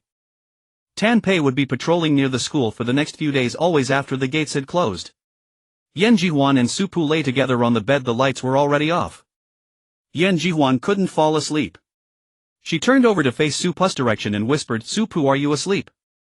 Su Pu was still awake. What's wrong? She turned over too and they faced each other. I can't sleep. I don't feel very tired, Yan Jihuan said, trying to make out Su Pu's face in the darkness. Su Pu, who is your godmother? Yan Jihuan remembered what Su Pu had said before. Su Pu's godmother was on the capital star and Qi Yang's godmother was also on the capital star. Su Pu was abandoned on Muhui Star and attended Qi Yang Middle School on Shiyang Star. Qi Yang was found by Hethia somewhere but also attended Qi Yang Middle School on Shiyang Star. They had all met Xiao Sun. Xiaowen was Qi Yang's teacher and the one who came looking for Su Pu last time was also Xiaowen. Su Pu, how did you know Song Shiyu had another mech? Su Pu fell silent, caught off guard by Yan Jihuan's 2 sudden questions. Yan Jihuan's hand moved forward, touching Su Pu's face. She couldn't help but pinch it gently. It's okay, you don't have to answer now. I know one day you'll tell us. Sleep now. Good night. The next day, Yan Jihuan and Li Xiang both left their rooms with dark circles under their eyes, bumping into each other. Didn't sleep well. They both said at the same time, making each other laugh. Yan Jihuan had been tossing and turning in bed last night thinking about all sorts of things. Why didn't you sleep well either? Li Xiang didn't answer. Instead she hooked her arm around Yan Jihuan's shoulder and leaned in to whisper, "You've spent the most time with Su Pu. Don't you think there's something off about her?" Yan Jihuan immediately thought of the previous night. What's wrong? Li Xiang found it very strange. Don't you think Su Pu knows a bit too much? Ah. She paused, ultimately not bringing up Su Pu's visit to the cemetery and the gravestone. Forget it. Let's go wake the others up. We still need to head back to school. Yan Jihuan. She grabbed Li Xiang. You can't just say half a sentence like that. It's too frustrating. Li Xiang mimed zipping her lips shut, then turned and went into the room to wake Chi-He up. Yan Jihuan was speechless.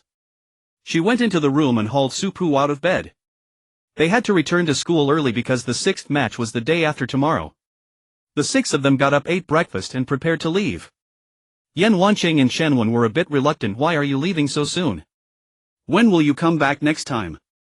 Yan Jihuan hugged Yan Wanqing. He'll be back after the league ends. Yan Wanqing patted her back. All right, Grandma will be waiting for you. Then she looked at Su Pu and the others. Next time you come, let Huan tell me in advance and he'll make you a lot of good food. Su Pu and the others acknowledged her words and obediently bid farewell to Yan Wanqing and Shenwen. The 6 of them set off on their return journey. The aircraft started and headed towards Lingyan Star. Midway, Yan Jihuan asked to be dropped off at the Mech Association. Chi-He changed course to take her there first. Let me know when you're done and he'll come pick you up. He'll just put your stuff in the dorm.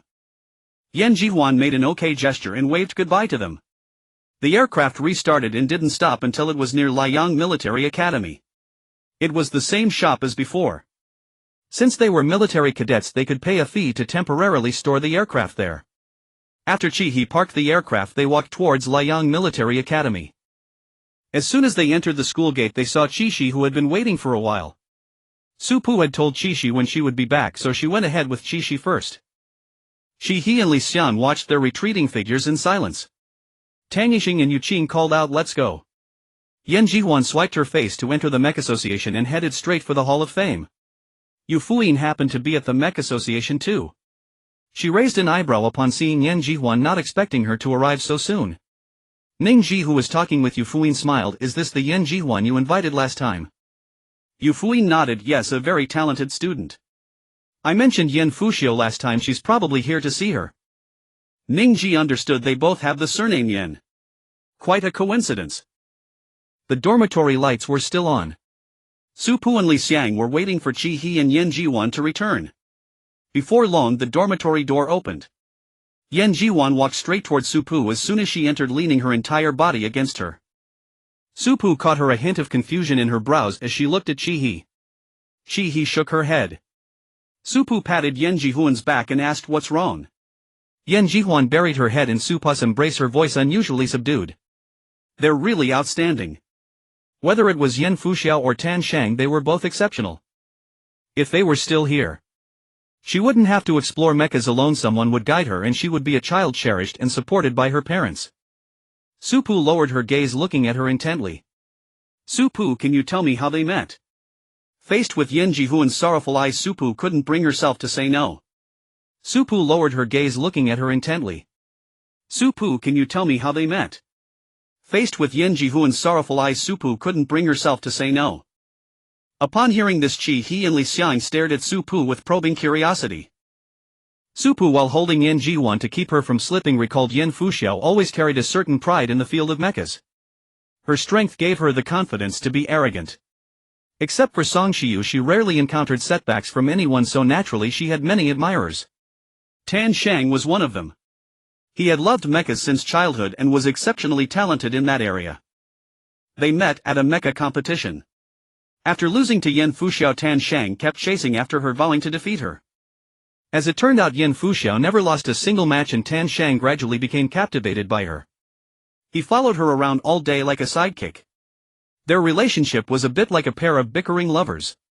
The two had mutual feelings quite early on, but neither ever spoke up. It wasn't until after they joined the military zone and the otherworldly invasion began that they finally broke the ice. Later, Yan Fuxiao volunteered to go to the front lines and Tan Shang followed her.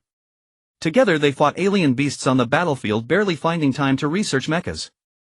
Su Pu paused, recalling something. Most of the mechas they built were donated. If you want to see them, you could ask the Mecha Association. But they might not be found. Too many people had died back then, and the mechas might have been lost as well. After hearing this, Yan Jihuan became even more certain of the answer she had in her heart. The sadness over her parents' absence had faded with time. At this moment, Yan Jihuan instead wanted to ask Su Pu how she had fared during those years trapped in the other world. It must have been terrible. Otherwise she wouldn't have looked so malnourished when she first enrolled.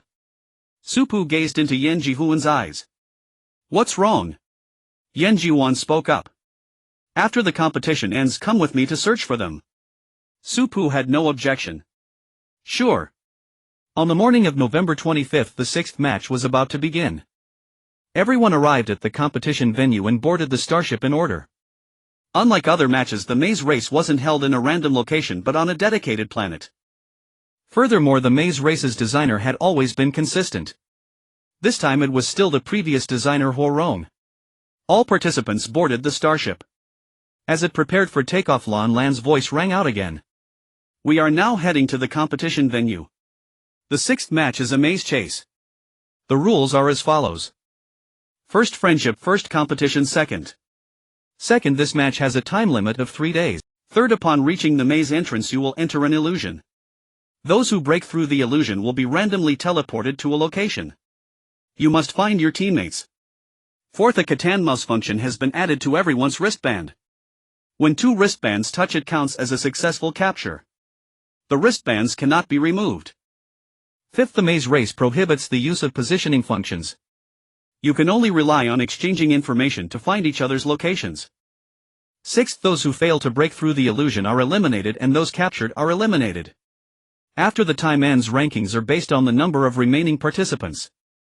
Equal numbers are treated as a tie. Seventh, the number of eliminations and remaining participants will be updated in real time on the wristbands. Those who remain in the illusion within the specified time are not counted. Eighth, no one may take another's life. If life is in danger, the supervising teachers will intervene. After Lan Lan finished speaking, resource packs were distributed. The configuration was similar to the Toon race except without a shovel. Many were worried, unsure what inner demons they would face in the illusion. Among the Peace Squad, Yan Jihuan was the most relaxed. Having grown up until now, Yan Jihuan had nothing particularly terrifying or sorrowful. Regarding her parents' death, aside from brief sadness, she only felt a faint regret. Her grandparents had given her enough love and most of her focus was on mechas. Yan Jihuan guessed that her inner demon might be never being able to build a 2s-level mecha in her lifetime. However, she was surprised that even Chi He and Tang Yixing were worried about the illusion. Both came from happy families and as children of major clans had no one treating them poorly. Did they still have inner demons? Su Pu also looked at Chi He and Tang Yixing. Do you two have something on your minds? They both answered simultaneously no. Now all 4 were staring at them, increasingly convinced something was off. Chi He kept a straight face, refusing to let them see anything. Tang Yixing's gaze wandered, her mind already drifting beyond the world. The 4 exchanged glances, immediately confirming that these 2 were definitely hiding something from them. Before disembarking the starship, Su Pu suddenly remembered that on the way to Chi He's home she had asked about the grudge between Chi He and Tang Yixing, but Chi He had dodged the question. Could it be related to that? The more Su Pu thought about it, the more likely it seemed. Indeed, these grudges needed to be resolved. The students disembarked one by one, gathering in an open space before an iron gate. Beyond the iron gate lay the maze, surrounded by walls. Fog shrouded the top of the maze, making it impossible to see anything even if someone flew above. Xin Wuswings couldn't fly above the walls due to the suppression. Lan Lan stood at the starship's entrance waving at them. The match begins now. As soon as the words fell, everyone's surroundings transformed. Su Pu felt her body sway. When she steadied herself, she saw the familiar gray sky.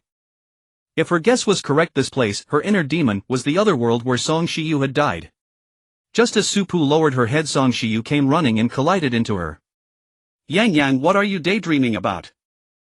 The sky of the other world was always a dull gray sunlight, a rare commodity, the sun itself a mere counterfeit.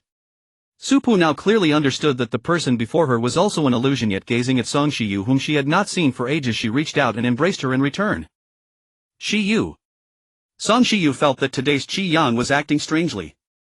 She stepped back, cupping Su-Pu's face in her hands and looking at her. What's wrong? Su-Pu gazed into Song Shiyu's eyes and said earnestly, I have never disliked you, not even for a single moment. Seeing her so serious, Song Shiyu couldn't help but pinch her cheek. I know. We are the perfect partners after all. Song Shiyu pulled Su-Pu inside the house. Come on, try my new dish. The other world had plants too, but few were edible. Su-Pu and Song Shiyu would often research new species. Today's dish was made from a newly discovered species. Song Shiyu pushed Su-Pu into a seat and forced chopsticks into her hand, urging her to taste it, but Su-Pu was reluctant. Su-Pu looked up and put down the chopsticks. I don't want to eat right now. Shiyu. It's been so long since we just sat quietly together. Su-Pu loves being with Song Shiyu, each doing their own thing in comfortable silence. Song Shiyu raised an eyebrow. Since when did you get so clingy? We were apart for less than half an hour, weren't we? Despite her words, Song Shiyu still pulled Su-Pu to sit with her on the rug. Su-Pu simply kept looking at Song Shiyu, saying nothing. In the illusion they had been apart for only half an hour, but in reality it had been countless years. Sensing that something was clearly wrong with Su-Pu, Song Shiyu felt her unhappiness and took the initiative to embrace her. What's really going on, Yang Yang? Song Shiyu asked with concern. Su-Pu buried her head in the hollow of her collarbone and gave her the answer she had never had the chance to give before. If I had to do it all over again, I would still choose you as my partner. Just as you said, you are the discerning collector of jade and I am the uncut gem that you found. Song Shiyu was momentarily stunned, as if realizing something. This was what she had said back in high school when their partnership was questioned. She had said, it was my keen eye that allowed me to find this uncut gem, Qi Yang. We are the perfect partners. Isn't that right, Yang Yang? Even my name means collecting jade. We are destined to be together. Su-Pu, bringing up her words from high school, now could only mean one thing. Song Shiyu understood. She held Su-Pu tightly. Yang Yang, am I going to die? As Song Shiyu spoke, she felt the fabric at her collarbone grow damp. She lowered her head, pressing her forehead against Su-Pu's. Before Su-Pu could answer, she said, Yang Yang, remember to eat well. You have to go. Su-Pu lifted her head, trying to hold Song Shiyu tighter, but could only watch helplessly as she dissolved into the air. Su-Pu's hand remained suspended in midair, the panic in her eyes yet to fade. The world was once again left with only her alone. Central must win. What triggered Su-Pu? Why is she crying? Ask and you shall receive. Too bad we can't see what happened in the illusion. Follow the commander. Does Su-Pu have things she can't face too? Joyful multitude, I thought she would be indestructible just like her combat power. Don't look back, it's normal to have inner demons. Not everyone has a happy life, especially Su-Pu, who came from a garbage planet. Her path here must have been full of hardship. Peace, Dove, she's out. Su-Pu calmed her emotions as she always did after a nightmare, and with a thought left the illusion. When she opened her eyes, she found herself in a dead end with walls on 3 sides and only one path leading out. Su-Pu activated her wristband to check the numbers. Central Military Academy survivors 65, eliminated 0. Su-Pu was somewhat surprised. Less than 20 minutes into the competition, a considerable number of people had already come out. Su-Pu checked the other academies and found that one had a survivor count in the triple digits. Tonghua Military Academy survivors 107, eliminated 3. It was also the only academy with a non-zero elimination count. The Liang Academy had the fewest survivors with only 23. Su-Pu refreshed the data and the survivor count for Central Military Academy changed from 65 to 73. Opening the communication function, she first called Chi-He. No answer. Chi-He was still in the illusion and couldn't take the call. Su-Pu frowned and hung up, only to receive an incoming call from Yan Ji-Wan. You're out. I tried calling you earlier, but you didn't pick up. Su-Pu said, just got out. Yan Ji-Wan understood. It's just the 2 of us from our squad. The other 4 are still inside. Su-Pu frowned. Li Xiang and Yu Qing aren't out either. Yeah, but I think they'll be out soon. Chi-He and Tang Yixing, though I'm not so sure. Speak of the devil, and a call request from Li Xiang came in. Su-Pu accepted it and heard Li Xiang complain, why did I still have to do so much training in the illusion? How infuriating. Less than a minute later, a call request from Yu Qing arrived. I've never felt this good before. Li Xiang. She was really going to be unbalanced. Li Xiang asked, what did you do in the illusion? Yu Qing's tone was filled with pure delight. I beat up everyone who ever bullied my family. Practicing combat really paid off. Ha! Li Xiang was at a loss for words. So Yu Qing had been bullied before. The three of them silently made a mental note to look into it after the competition. Su Pu changed the subject. Our priority is to rendezvous. Yan Jihuan said, but there aren't any landmarks here. We don't even know where we are. Su Pu thought for a moment. She had an idea that might attract other academies, but there was no better option now. Su Pu sent a call invitation to the entire Central Academy team. Everyone who had already left the illusion connected. Su Pu said, I'm going to set off a thunderball explosion. See if you can sense it, and if you do, head towards the explosion. Su Pu activated her ability and a thunderball rose into the air. As she counted down from 3 to 1, the thunderball detonated, its roar echoing throughout the maze. People in the call had already started heading towards Su Pu. Along with the sound of the explosion, the wall behind Su Pu also fell. Su Pu turned around. The wall that had been blocking her had slid away, probably revealing another path. She didn't act rashly, waiting for the team to gather so they wouldn't find her missing. Yu Qing was the first to find Su Pu as he wasn't far away. Then came Dian and Hao Yun. More Central Academy team members arrived one after another. Qi Shi and Li Xiang were the last to arrive. They had run into each other on the way and came together. Seeing that most people had gathered, Su Pu called Qi He again. She frowned. Still no answer. Hitia had slept soundly last night, and by the time she awoke the league's live broadcast had already begun. Changyu set breakfast on the table, allowing Hitia to eat while watching. Hitia invited Changyu to sit down as well, and Changyu took a seat beside her, watching the league together. Xiao Shi emerged from the illusion quite quickly. Changyu handed Hitia a napkin as she spoke. Hitia smiled. Focus on watching, don't worry about me. Hitia gazed at the screen, a faint smile lingering on her lips. She watched Qi Shi on the live stream as if seeing the Qi Yang of old. Yet that smile froze when she saw Qi Shi reunite with the main group. She saw Qi Shi approach a young man who was on a wristband call. His brows were slightly furrowed because the call hadn't gone through, but they relaxed upon seeing Qi Shi. Hetia's hand trembled and Changyu, quick-eyed and nimble-fingered, caught the bowl that was about to slip from Hetia's grasp. What's wrong? As Changyu set the bowl back on the table, Hitia grasped her hand. I saw Yang. Hetia's voice was hoarse, her eyes fixed on the figure on the screen, momentarily unable to distinguish reality from dream. Changyu didn't react at first, following her gaze to the screen but seeing nothing amiss. It took Hitia a long while to confirm that she was neither mistaken nor asleep. It was all real. Qi Yang had returned. Her child had come back safe and sound. Hitia didn't loosen her grip on Changyu's hand. She is Qi Yang. Qi Yang. Could you be mistaken? Her name is Su Pu. Changyu had seen Su Pu's personal information and wasn't entirely convinced by Hetia's words. Hitia didn't know why Qi Yang had changed her name to Su Pu, but she was certain that Su Pu was Qi Yang. How could a mother not recognize her own child? She is Yang. I want to see her. I must see her. As she spoke, Hitia stood up to leave, but Changyu held her back. Changyu didn't have a clear memory of Qi Yang's appearance. She had never interacted with her. Although Hetia's room had photos of Qi Yang, she never actively looked at them. Seeing Hetia's reaction now, though still somewhat incredulous, she said, they're still in the competition. We can't get through. Let's go after this match ends. I'll ask assistant He when this match will end. Hitia came to her senses and sat back down, her gaze fixed on the Su Pu on the screen, unable to look away. Changyu sent a message to Yishirin, who replied quickly. Changyu looked at Hitia. This match lasts 3 days and ends on the morning of the 28th.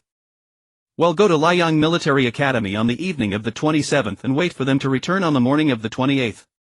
Qi He had just emerged from the illusion when she ran into Pei Lezhang at a turn. Pei Lezhang raised an eyebrow as if realizing something.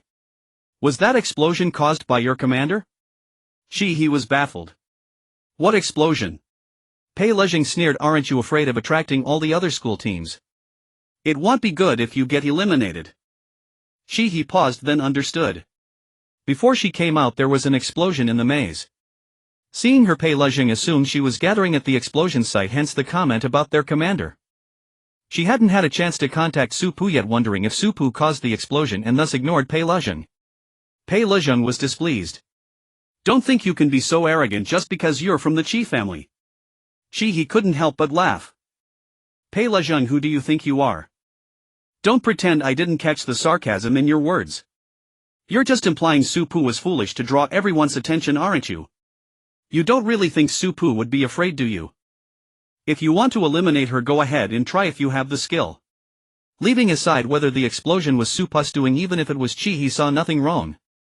Su Pu knew what she was doing. She would have considered the consequences and only acted if she could handle them. Having said that, he walked past Pei Lejeng without a glance, adding one more kind reminder. At this moment most of our school team members have likely regrouped. Some people haven't even met a single teammate yet. I wonder who's truly foolish. Pei Lejeng was furious, but when she turned around, he had vanished. He couldn't be bothered to spar with her. She activated her ability Spatial Leap and arrived at another location. As soon as she landed, she initiated a call with Su Pu, who answered instantly. Was the explosion you're doing? He asked as soon as the call connected. Detecting a hint of irritation in her voice, Su Pu asked, did you run into someone from another military academy? He walked forward. I ran into Pei Lejeng. I definitely should have checked the almanac before going out today. At the name Pei Lejeng, Su Pu's mind conjured up her information. Are you still near her?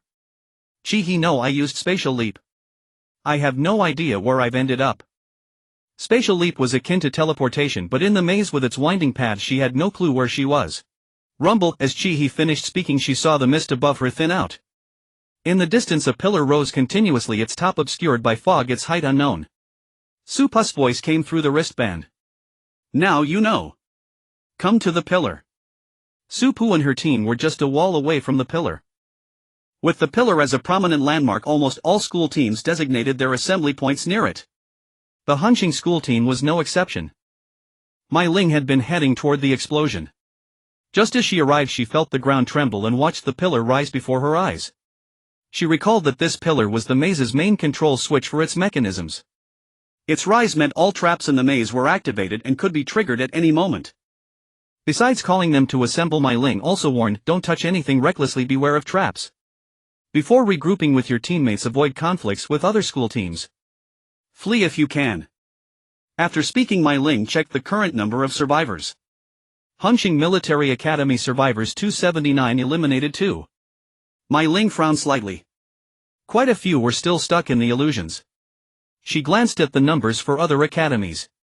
Except for Tongha Military Academy, they were all roughly similar, and she breathed a sigh of relief. Tongha Military Academy had the highest survivor count by far at 432. However, correspondingly they also had the highest number of eliminations, with a full 34 people already out. Yi Yuxuan was fretting over this. Emerging from the illusion too quickly didn't seem entirely beneficial, at least for their academy, which was somewhat weak in combat strength. It was practically a glaring target. A reason for other academies to gang up on them. Shi Yanan massaged his temples, treating Ji Wuxing's incessant chatter beside his ear as mere background noise. Ever since emerging from the illusionary realm, Ji Wuxing had been venting, complaining bitterly about how unfairly his inner demon had treated him, even robbing him of speech.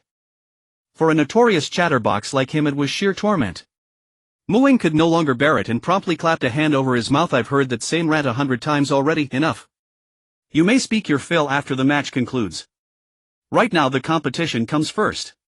The Silent Squad enjoyed astonishing luck. Their emergence points were clustered so closely that they lay within just 2 steps of one another.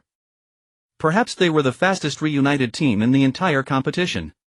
At last blessed silence descended. Shi Yanan lowered his hand and remarked, sticking together remains the safest strategy. Yet heading for those pillars isn't entirely advisable, they're far too crowded. We must find another location. But aside from the pillars there are no other landmarks. How will they locate us? Ji Yu asked, puzzled. Shi Yanan turned to him, a subtle lift of his brows sparking sudden inspiration. Moments later, every member of the Jinfeng Academy squad navigating the maze received a transmission from Shi Yanan, and before them rose a towering blazing flame.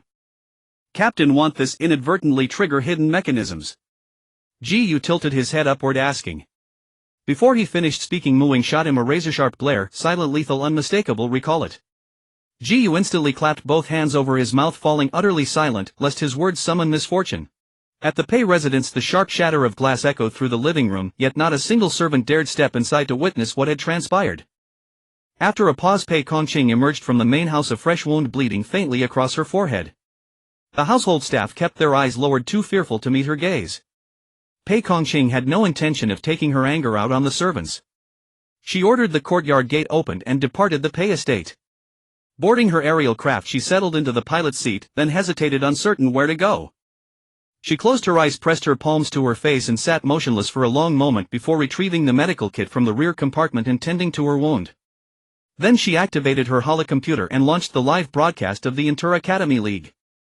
What first caught her attention wasn't the match footage, but the commentary feed. Bugunyao du Pei Legion and Wei Luo harbor some deep-seated grudge. Every match seems charged with quiet hostility. Central first hahaha infighting is splendid. Keep it up and Tongha will surely scoop another win. Fortune descends, Tongha fight on, don't stop. Not even for breath. Potato King, stop joking around, does no one from Liang Military Academy plan to weigh in? Pei Kongqing frowned faintly. Pei Legion remained far too impulsive. Pei Legion and Wei Luo clashed fiercely, their surroundings helpless to intervene until Tan Pei appeared, a beacon of salvation. Tan Pei rubbed her temples, half serious. Liang Military Academy really ought to award me a Best Mediator medal. Tan Pei stepped between them and called out, stop fighting, please stop. Ladies, for heaven's sake, grant us all a moment's respite. A wall of compacted earth surged up, cleaving the duelists apart. Tan Pei intercepted Wei Luo first. Calm yourself, the match matters most.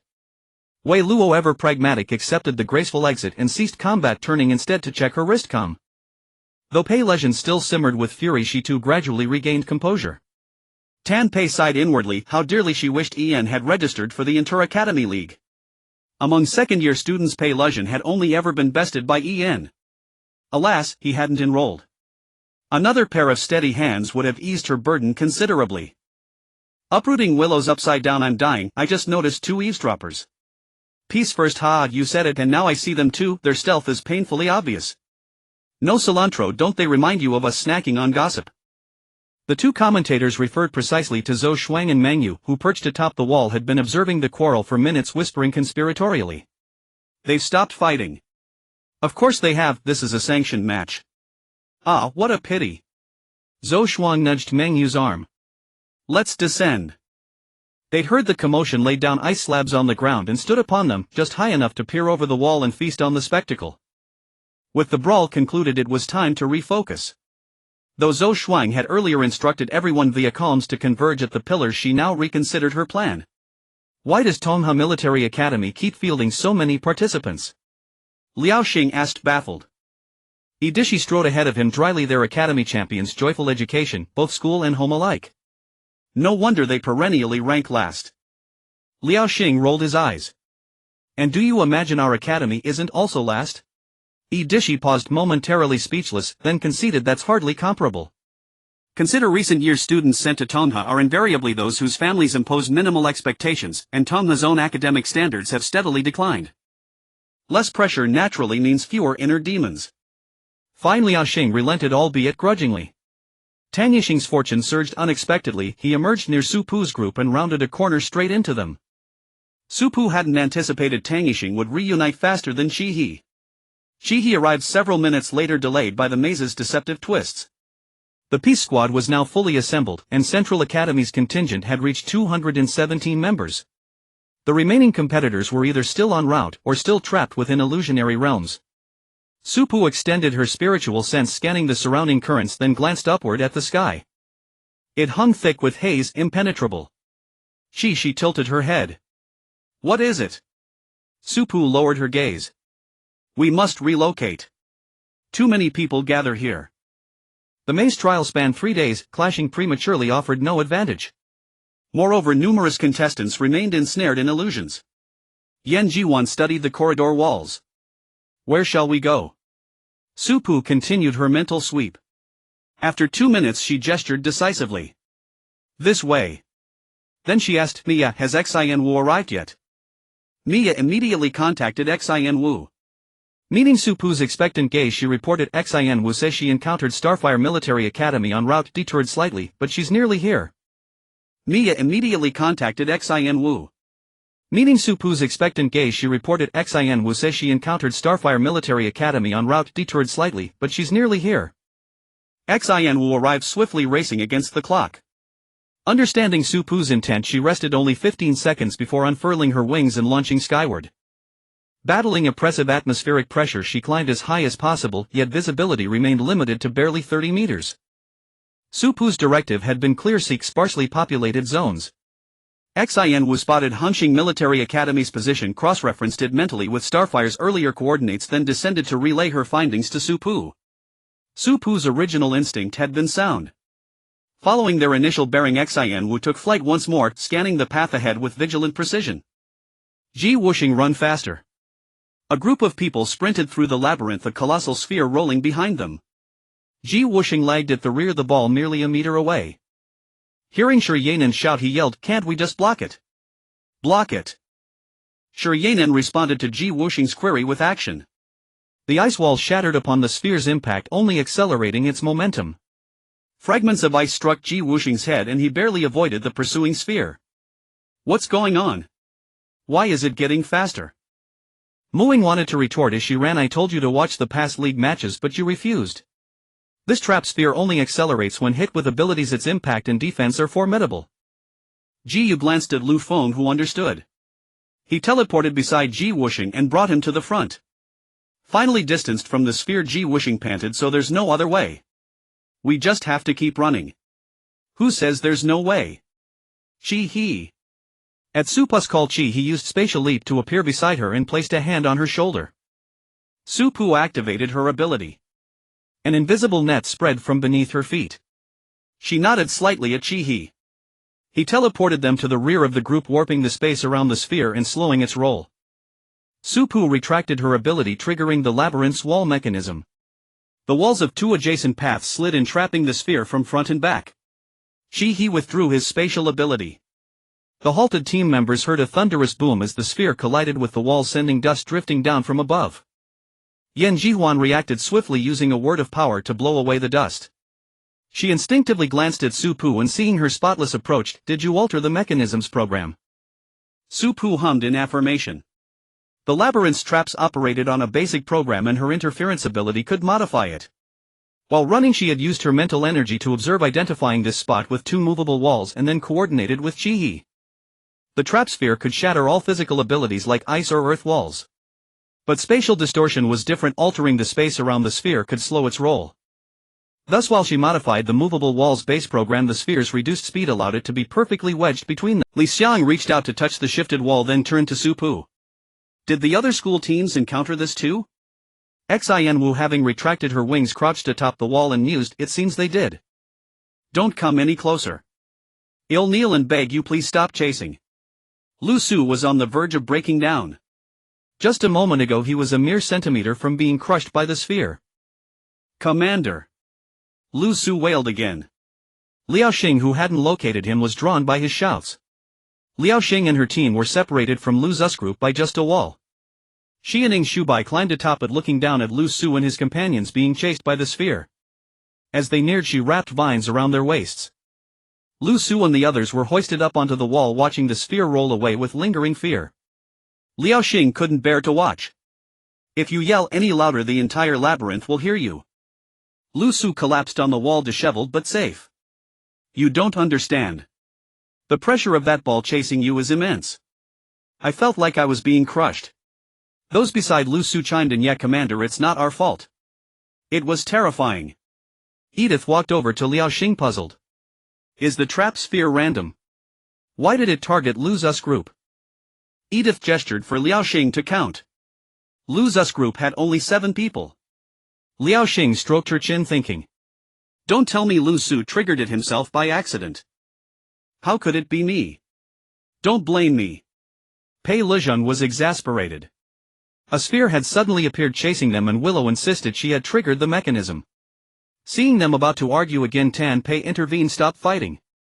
The priority is dealing with this sphere." To freedom. Why do these two seem more like archrivals than Chi he and Tang Yixing? Center first, Chi he and Tang Yixing haven't been at odds since becoming teammates. Pu Jiesfan, yet Chi he and Tang Yixing have a good sense of the big picture. They'd never bicker in a match like this. Blazing Sun playing favorites. Exam cheerleader off topic, but why don't they make an ice ramp to launch the sphere away? Wouldn't that be easier? League veteran, you must be new. Someone tried that before, but the ice shattered on contact with the sphere. It never had a chance to slide up. Exam cheerleader, this is my first time watching. The sphere is incredibly destructive. League veteran, want to experience it. Transfer me 10,000 star coins and I'll take you after the match. Exam cheerleader, deal. I've added you. Accept. Lucky one. Feifei can't fly, are you serious? Blazing Sun got money to burn. Weakling slammed a colossal brick onto the sphere. The brick shattered, but the sphere remained intact. A floating clock appeared in Mei Ling's hand. She flew above the sphere, and as the hour hand turned, the sphere halted, then reversed direction, rolling back the way it came. Suwaning grabbed Mei Ling's arm and pulled her along. Mei Ling's time ability couldn't affect the trap sphere for long, it would eventually turn back toward them. They needed a plan. Li Qinghuan stopped. Commander, what about using the trap walls? Mei Ling and Suwaning exchanged glances. Suwaning understood and used her ability to leap onto a wall. The fog obscured the labyrinth's full layout, but she could spot the movable walls. All the walls blocking the paths were movable. Mei Ling, there's a movable wall about 20 meters ahead on the left. Knowing the location, the Star Constant school team began searching for the mechanism. Exam cheerleader's idea was implemented by the Starfire school team. The result was exactly as League veteran had predicted.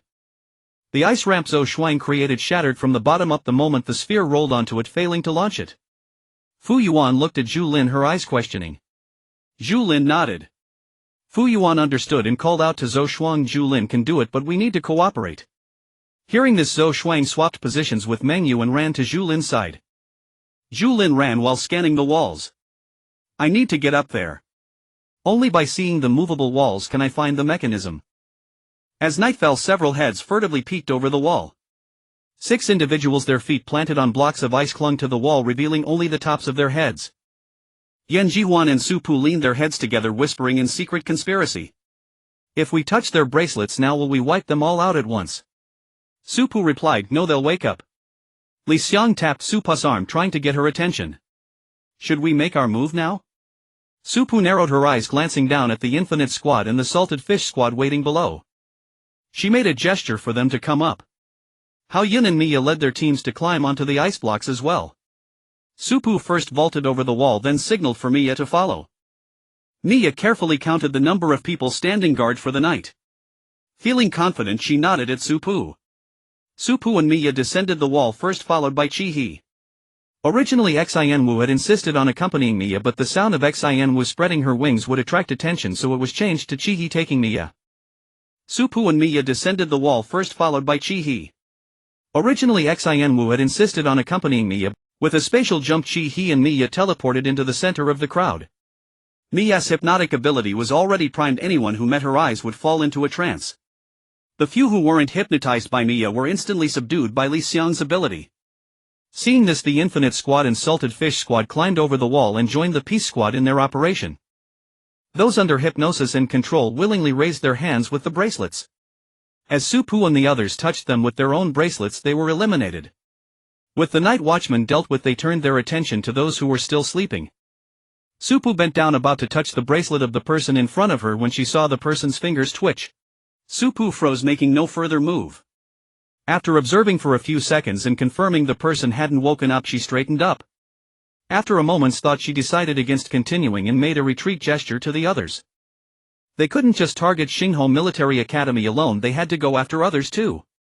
Back at the Central Academy's rest area, Songwu was lost in thought while Su Ji and Gu Dangyue had somehow become close and were now chatting. Zhang Fu was holding a flashlight. Upon seeing the approaching figures, he shone the light on them, and recognizing Su Pu and the others, adjusted the beam's direction. Done. Su Pu shook her head. We came to tell you we're planning to visit the other academies. Zhang Fu raised an eyebrow and snapped Songwu out of his daze. Upon hearing Su Pu's words, Songwu said understood. Su Pu trusted the defensive capabilities of the Huajin Squad, and with Gu Dangyue and the others also keeping watch, there shouldn't be any major problems. To prevent any night raids like the one they had just pulled off, Su Pu had selected a substantial number of people to stand guard. Seeing that Songwu was aware, Su Pu led the 3 squads towards another direction. The next morning. Damn it, who did this? Ji Wuxing woke up early and immediately noticed fewer people around him. Shi Yanan was woken by the noise. She was about to say something when she opened her eyes and realized something was amiss. Muing rubbed her eyes, also opened them and fell into silence. The same scene was playing out in the other 5 military academies while the culprit was catching up on sleep. Peace strives, ha ha ha ha ha, what a perfect spread of love. Did anyone stay up watching the live stream last night? I couldn't stay awake and fell asleep. Can someone tell me what Su-Pu and the others did? Peace of nothing much. The Peace Infinite and Salted Fish squads just took a stroll through the other academies and conveniently eliminated a few people. Hope for world peace, I counted. It was indeed an equal distribution. Each academy lost exactly 26 people, not one more, not one less. Shannon, why only 26? It was such a good opportunity, why not eliminate more? Zai, it's fine.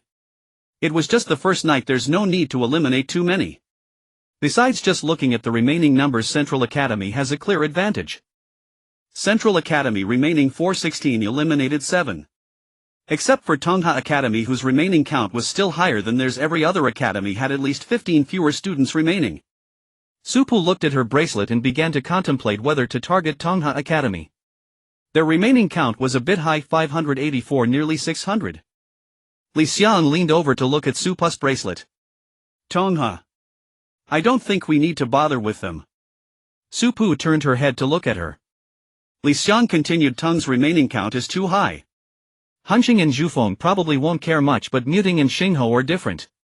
Muting is always at the bottom, so Tong's large number poses a significant threat to them. And Xingho, Li Xiang smirked. We already screwed them over to 0 points before. You know how much they value rankings.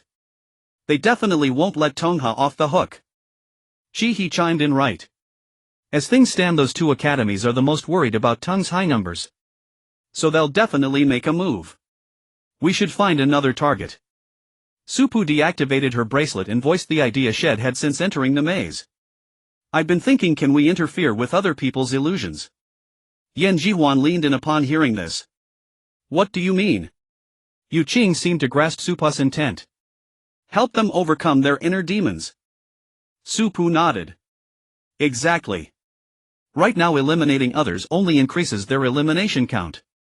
But if most of their team members can break out of their illusions, their remaining count will still be high. Instead, why don't we actively try to boost our own remaining count, and while we're at it, see if we can lower others? Tang Yixing lowered her eyes, pondering Su-Pu's words. It might be easier to amplify someone else's inner demons, but making them overcome their own. That's no small feat. Su-Pu vaulted onto the wall again. Let's try first. We still have time. Seeing Su-Pu go up, Xian Wu immediately spread her wings and took to the air. Su-Pu led her team, avoiding the other academies, and headed towards the maze entrance. Mai Ling and her group had walked around but couldn't find the Central Academy team anywhere. Li Qinghuan leaned against the wall looking at Mai Ling. Could they be hiding on purpose? Given their style, I doubt they only eliminated people from our academy. Mai Ling had considered this possibility but dismissed it. No way. If they were truly afraid of people seeking revenge, they wouldn't have launched a sneak attack in the dead of night. Su Weining mused, do you think they've come up with another scheme?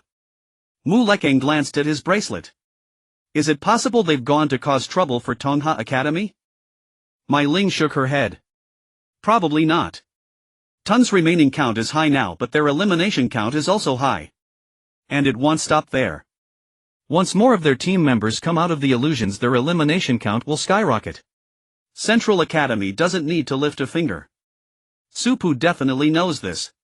Upon arriving at the entrance of the maze, they found the iron gate closed. Su-Pu tried pushing it and it opened with ease. It wasn't locked.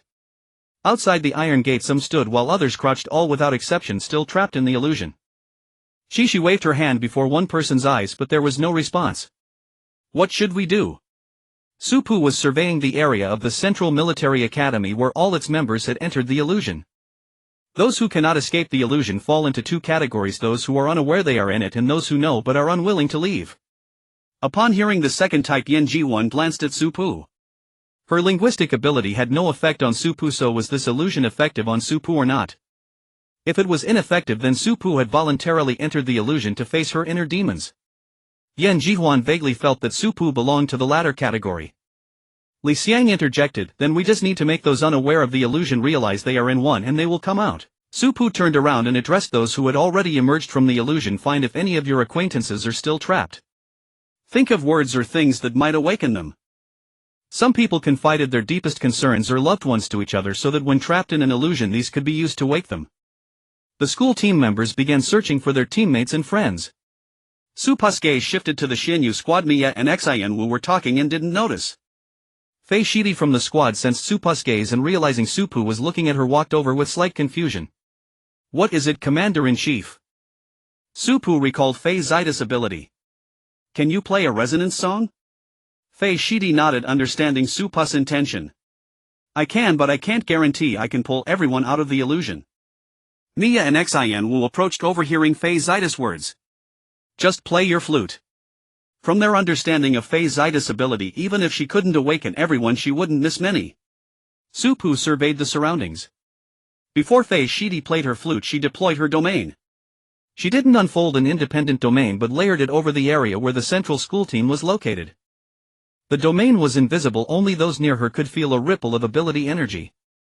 She whispered, did you activate it? Supu nodded. They couldn't let the resonance song reach outside and awaken members of other military academies.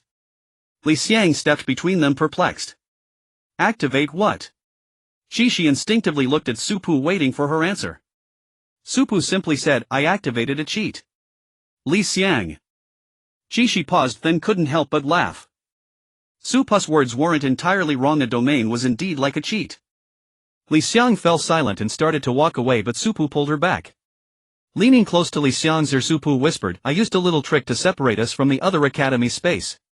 Li Xiang looked up at Supu in surprise. After Supu's brief explanation she became somewhat distracted. Supu then called out to Mia, who was covering her ears, and together they headed to the other academy's location. He tapped Li Xiang's arm. What are you thinking about? Li Xiang had a bold guess in mind. She looked up at He, wanting to say something, but remembering the live broadcast she held back. Seeing Li Xiang's hesitant expression he frowned, utterly confused. Catching He's look, Li Xiang quickly said, I'll tell you after the match. She couldn't possibly tell He in front of everyone that she thought Supu was Qi Yang. Not only might He not believe such a bold and absurd guess, but if others found out, even a whisper risked being overheard. No, she had to keep it secret for now, even though she wasn't certain yet. Meanwhile Mia was trying to hypnotize those still in the illusion. The result was clear. It won't work. Their consciousness is in the illusion, only those conscious in reality can be hypnotized. Supu pondered. Is there a way to deepen their disorientation? Mia thought for a moment. Maybe we could have Fei Shidi try later. Supu knew there were melodies for that. Can her ability sustain such a large range? As she spoke it occurred to Supu that the school team had members with enhancement abilities. If they could find a few more with sound-based abilities like Fei Shidi it would work. With that thought Supu quickly returned to the central school team's area.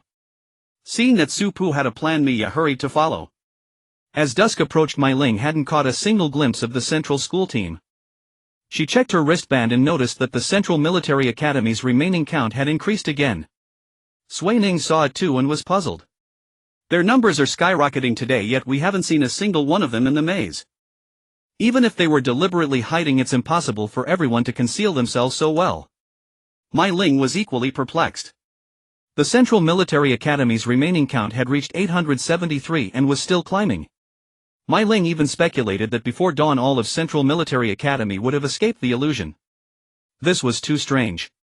She glanced at Tongha Military Academy. It was more or less as she had expected. Tongha Academy's numbers had stabilized at 936. Almost everyone had escaped the illusion, the missing ones had been eliminated. She estimated that the remaining count would drop significantly tonight. Mai Ling looked at her own academy's data. Hengqin Military Academy remaining 624, eliminated 34. Mai Ling's eyes narrowed. Something's wrong. She quickly checked the other academies. Every academy's remaining count was increasing more slowly than before. Mai Ling looked up at Sui Ning. There's a problem. The place we just came from. Haha, someone finally noticed. The central school team is camping out at the entrance, totally relaxed. A bunch of people sitting around chatting with some light music playing. If they had snacks it'd be just like camping. Supu is a genius. How did she manage to fix the people who escaped the illusion in their original positions instead of having them randomly respawn throughout the maze? Supui activated a cheat. She has so many god-level moves we can never guess. I think they're in for a tough fight. Mei Ling has already led her people to attack. No worries, Central has numbers. Good thing the wristbands didn't enable communication between different academy commanders this round. LOL, if they did, it'd be a gang-up. Mei Ling traversed the maze no fewer than 3 times. The path to the entrance wasn't circuitous, but by the time she arrived night had fallen. At the Iron Gate she saw a crowd of people sitting on the ground in small groups illuminated by flashlights, chatting and laughing about something. The Iron Gate was open and Mei Ling led her people out directly. Without another glance at Su Pu and her group, she turned her head to look at the position of the Stellar Military Academy. Upon spotting someone playing a flute there, Mei Ling instantly realized what was causing the slow increase in the remaining number of people. Su Pu and her group had noticed them when the Stellar Academy team arrived. Now seeing the aggressive approach of Stellar, Su Pu and her companions stood up ready for battle. In terms of numbers, Stellar facing Central was a losing battle. Su Weining looked at Mei Ling, her eyes questioning, should they make a move? Mei Ling shook her head. She was waiting for the Windchaser Academy to arrive. Sure, Yanan surely wouldn't have noticed nothing unusual. Once he did, he would definitely figure it out. She didn't believe Sure Yanan wouldn't come. Seeing Mei Ling and the others standing still without moving, Su Pu raised an eyebrow. They're waiting for Windchaser. Yan Jihuan draped her arm over Su Pu's shoulder. Then should we wait too? Su Pu glanced at her. What are you thinking? Attack! At Su Pu's command, the Academy team members already prepared unleashed their abilities and struck at Stellar. Seeing this, Mei Ling had no choice but to engage in battle. The moment the clock appeared in her hand, Su Pu interrupted her. Su Pu hurled a barrage of colorful attacks at Mei Ling without pause. Mei Ling dodged while counting in shock: ice spikes, thunderbolts, flames, water arrows, wind blades. She paused mid-step as vines emerged from the ground and coiled around her leg. Wait, how could Su Pu have so many abilities? Was she cheating? While Mei Ling facing Su Pu questioned her own existence, on the other side Su Weining, who was up against Qi, she was staging a real-life Plants vs. Zombies. Su Weining possessed plant-type abilities, unleashing a variety of flora: carnivorous flowers, explosive fruits, thorny vines and cacti. Originally Diane was Su Weining's opponent, but Qi insisted it matched her own abilities and switched adversaries with Diane. Qi summoned stone generals and cunning rabbitmen, destroying each plant that came her way. Beside them, Qi He and Mu Lekang were engaged in a watermelon smash brick edition. Growing bored of the slicing, Qi He switched to close-quarters combat, not giving Mu Lekang a chance to use his bricks. Li Xiang, settling old and new scores, was locked in a fierce battle with Li Qinghuan. Yan Jihuan activated her group version of the word spirit ability, turning Yu Qing's experience into a real-life whack-a-mole. Tang Yixing dueled Su Ji, repeatedly knocking her out of the shadows. Just as the Stellar Academy team was on the verge of collapse, the Windchaser Academy team arrived.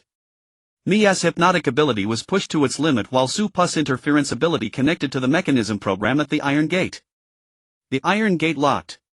Tonight was destined to be a sleepless night. The next day, various traps were triggered within the maze. Yi Yuxuan led her people to find shelter by noon. Tonghua Military Academy remaining 433 eliminated 561. In one night, Spark and Woodvine had eliminated a large portion of their numbers.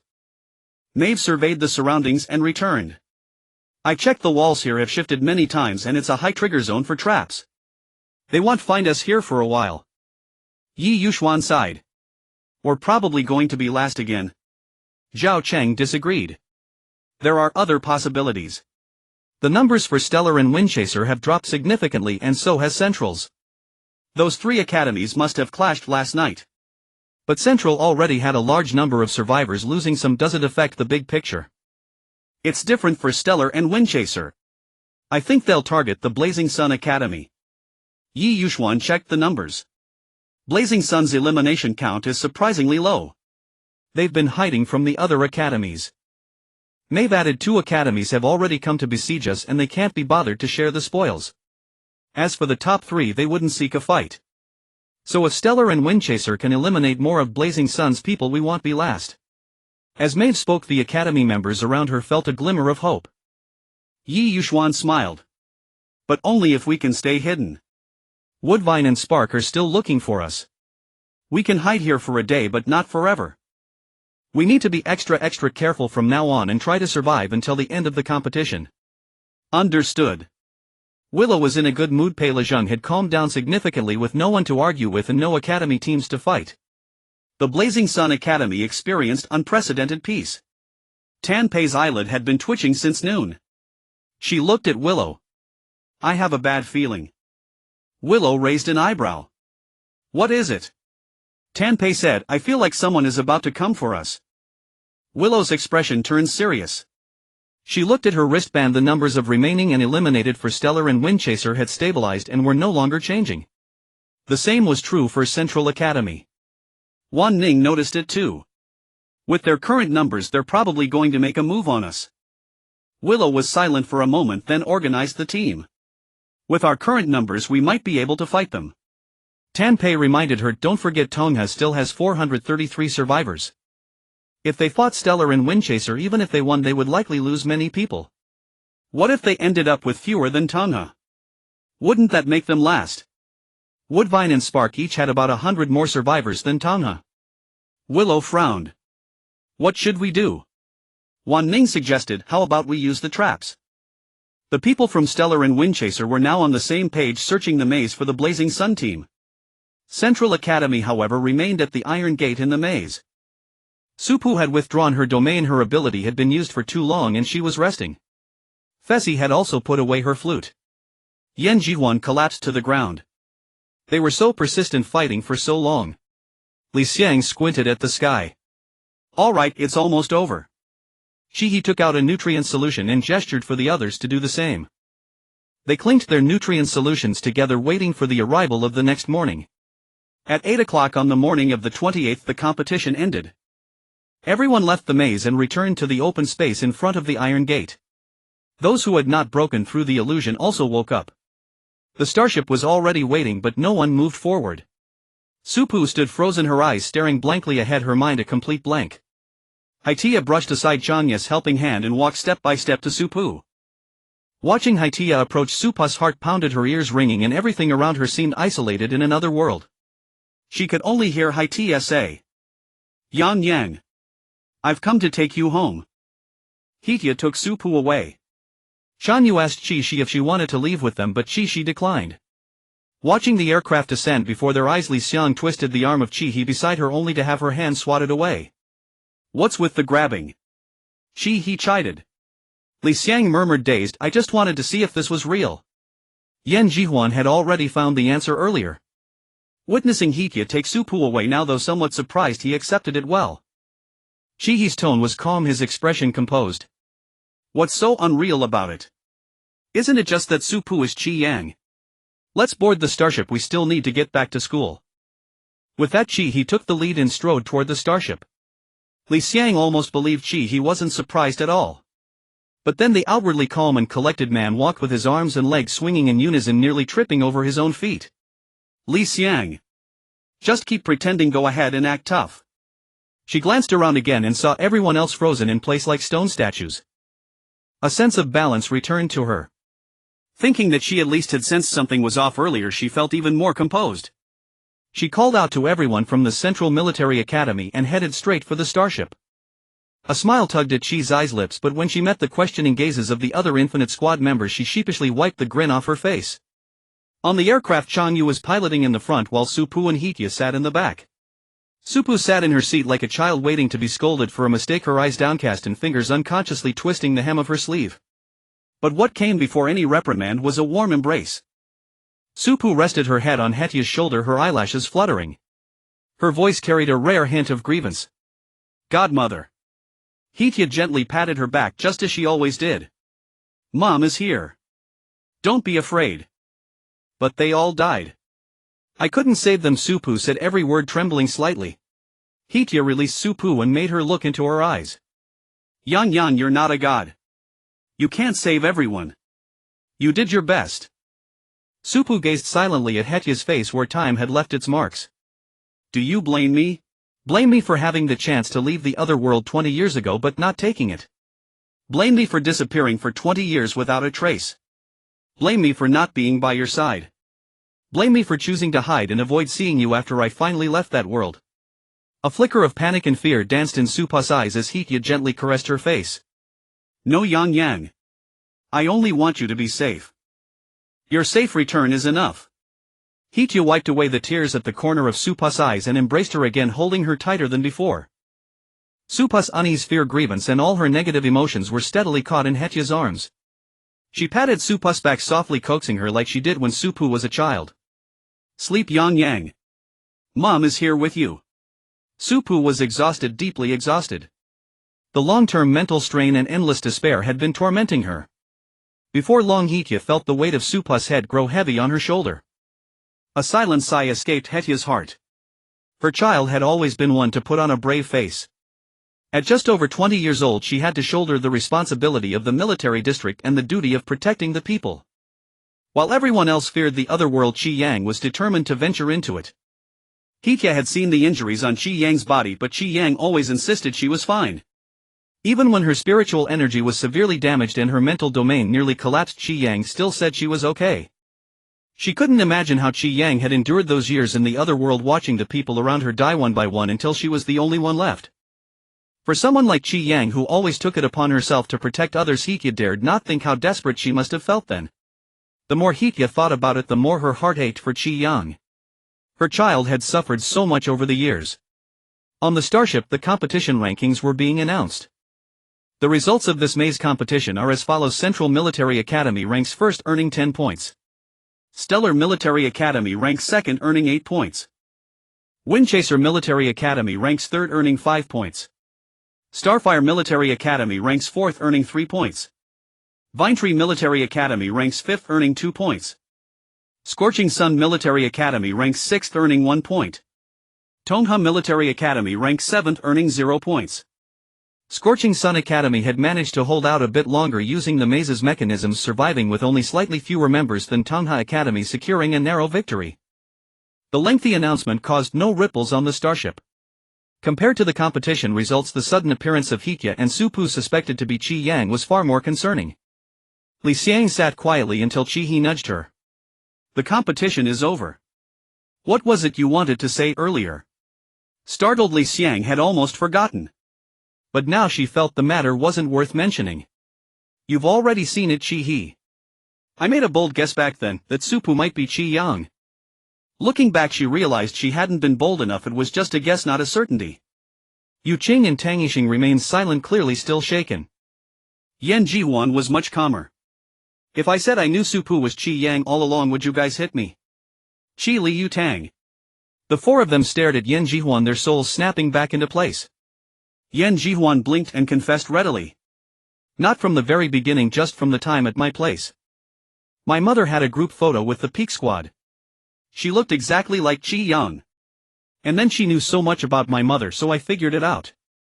When she had asked Supu about her parents and Supu answered, it was as good as admitting she was Qi Yang. Li Xian wanted to say something, but recalling her confusion at the Yen residence, she spoke up. So she was setting up a tombstone for herself. Back at the Yen house, she hadn't thought Supu was Qi Yang, she only thought Supu was commemorating the Peak Squad. Now that Supu's identity was clear, what was the purpose of that tombstone? Yan Jihuan and the other three didn't know about this yet. Hearing Li Xiang's words, they asked, what tombstone? Li Xiang recounted what she had seen at Qingshan Cemetery. Yan Jihuan was shocked by what she heard. She doesn't want to live anymore. Qi He covered her mouth. What are you saying? If she didn't want to live, would she come to the Central Military Academy? Li Xiang speculated maybe she wants to say goodbye to the past. She's even taken a new name. Mullen paced back and forth at the entrance of Scorching Sun Military Academy, constantly looking up at the sky. Just yesterday Shireen had suddenly told him that Hitya was coming to Scorching Sun Academy. Thinking something was wrong, he rushed over. When he arrived and went to find Hitya, she had already retired for the night. This morning he woke up to Shireen telling him that Hitya and Shanyu had left early in an aircraft, saying they were going to pick up their child and bring them home. He hadn't thought much of it at first since Shi was there. But just now Shireen got news that Supu was Qi Yang. Startled, he rushed to the academy gate to wait. No, how could Supu be Qi Yang? No, how could Qi Yang be Supu? This is too bizarre. One is a long-sacrificed interstellar marshal, the other a freshman at Central Military Academy. How could they possibly be connected? Mullen's mind churned with anxiety, pacing in circles until Shireen felt dizzy from watching. Shiyan's optical brain chimed with a message from Changyu. She looked up and stopped Mullen's pacing. Vice-Chancellor Principal, he has taken Su-Pu home. Mullen halted mid-step, turning to her. Home. After a moment of hesitation, Mullen made a decision. Let's go pay a visit. Su-Pu slept deeply. When she opened her eyes, she was disoriented to find herself not in the dormitory. The familiar ceiling, the familiar bed, the familiar room. She was home. Su-Pu sat up, rubbing her eyes. On the bedside table sat a glass of water and a note. The note read, Principal Mullen is here. Mother went to the living room to entertain him. Su-Pu took a sip of water, slipped on the slippers that had been set out, opened her door and stepped out. Su-Pu's room was on the second floor. The sound of her descending the stairs drifted into the living room, drawing everyone's gaze. Su-Pu froze mid-step. 1, 2, 3, 4, so many. Hadn't they said only Principal Mullen was coming? Why were there so many people? For a moment Su-Pu wanted to retreat. Mullen clearly saw Su-Pu's reluctance to face the crowd and promptly ushered the curious onlookers out of the living room. Only Hitaya, Changyu, Mullen and Shireen remained. Su-Pu descended the stairs and sat beside Hitaya. Hitaya first stroked Su-Pu's head, then realizing Su-Pu didn't know the other three, introduced them. This is Mullen, Vice-Chancellor of Central Military Academy, and beside him is his assistant Shireen. Hitaya then turned to Changyu. This is my new assistant Changyu. A relative of Chang Huan's child. Chang Huan was Hitaya's former assistant and a companion from her adventuring days. Su-Pu had grown up under Chang Huan's watch. She nodded to Changyu. Hitaya knew why Mullen had come. Earlier they had spoken in circles, but now that Su-Pu was here, Hitaya spoke solemnly. Su-Pu is Qi Yang. Though Mullen had already confirmed the answer in his heart upon seeing Su-Pu in the house, Hitaya's words still stirred a considerable storm within him. Mullen pondered, then voiced his doubt. May I ask why you look almost exactly the same as 20 years ago? This was also Changyu's confusion, the very reason she had initially refused to believe Su-Pu was Qi Yang. The ages didn't match. Su-Pu had long anticipated this question. She replied calmly, after the other world closed, time within it stood still. It's exploded. The star net has exploded. At someone's shout, everyone in the cafeteria plunged into the star net. At the very top of the star net feed was a post about Su-Pu. Title: Shocking. Marshal Qi Yang suspected to have returned. Principal Hitaya picks her up personally. Vice-Chancellor Mullen and other school leaders pay visits. Oh my god, who would have guessed Su-Pu was Qi Yang? I didn't dare believe it until I saw someone post a photo of Marshal Qi Yang. It's exactly like Su-Pu. I don't know why Qi Yang hasn't aged a day in 20 years, but she's not dead. Folks, Marshal Qi Yang is not dead. She's back. Image piece of oh my god, Su-Pu is Marshal Qi Yang. Then I've been up close with Marshal Qi Yang. A dream come true. Hope for world peace, I even have her autograph. Am I dreaming? Pujia, my goddess, I can't take it, I'm about to faint. My idol is actually my idol. Central number 1, no wonder Su-Pu is so formidable, no wonder her spiritual power is so overwhelming, she's the only 3S spiritual power in the entire galaxy. Peace first, so did she awaken new abilities in that other world over these 20 years? I remember she only had domain and interference abilities before. Autumn Knife, how many domains did she break through in that other world? She awakened so many abilities. Qi Yang's follower, so the barrier in the tomb raid was her domain and the maze race was also her domain. Reach the peak. Wait, Marshal Qi Yang is back. What about the rest of the peak squad? Did they return too? Did they come back with her? Where are they now? The star net was in an uproar, all discussions centered on Su-Pu. Suji couldn't keep up. Good heavens, she had imagined Su-Pu being ambushed and falling from a spaceship, but never that she had fallen from another world.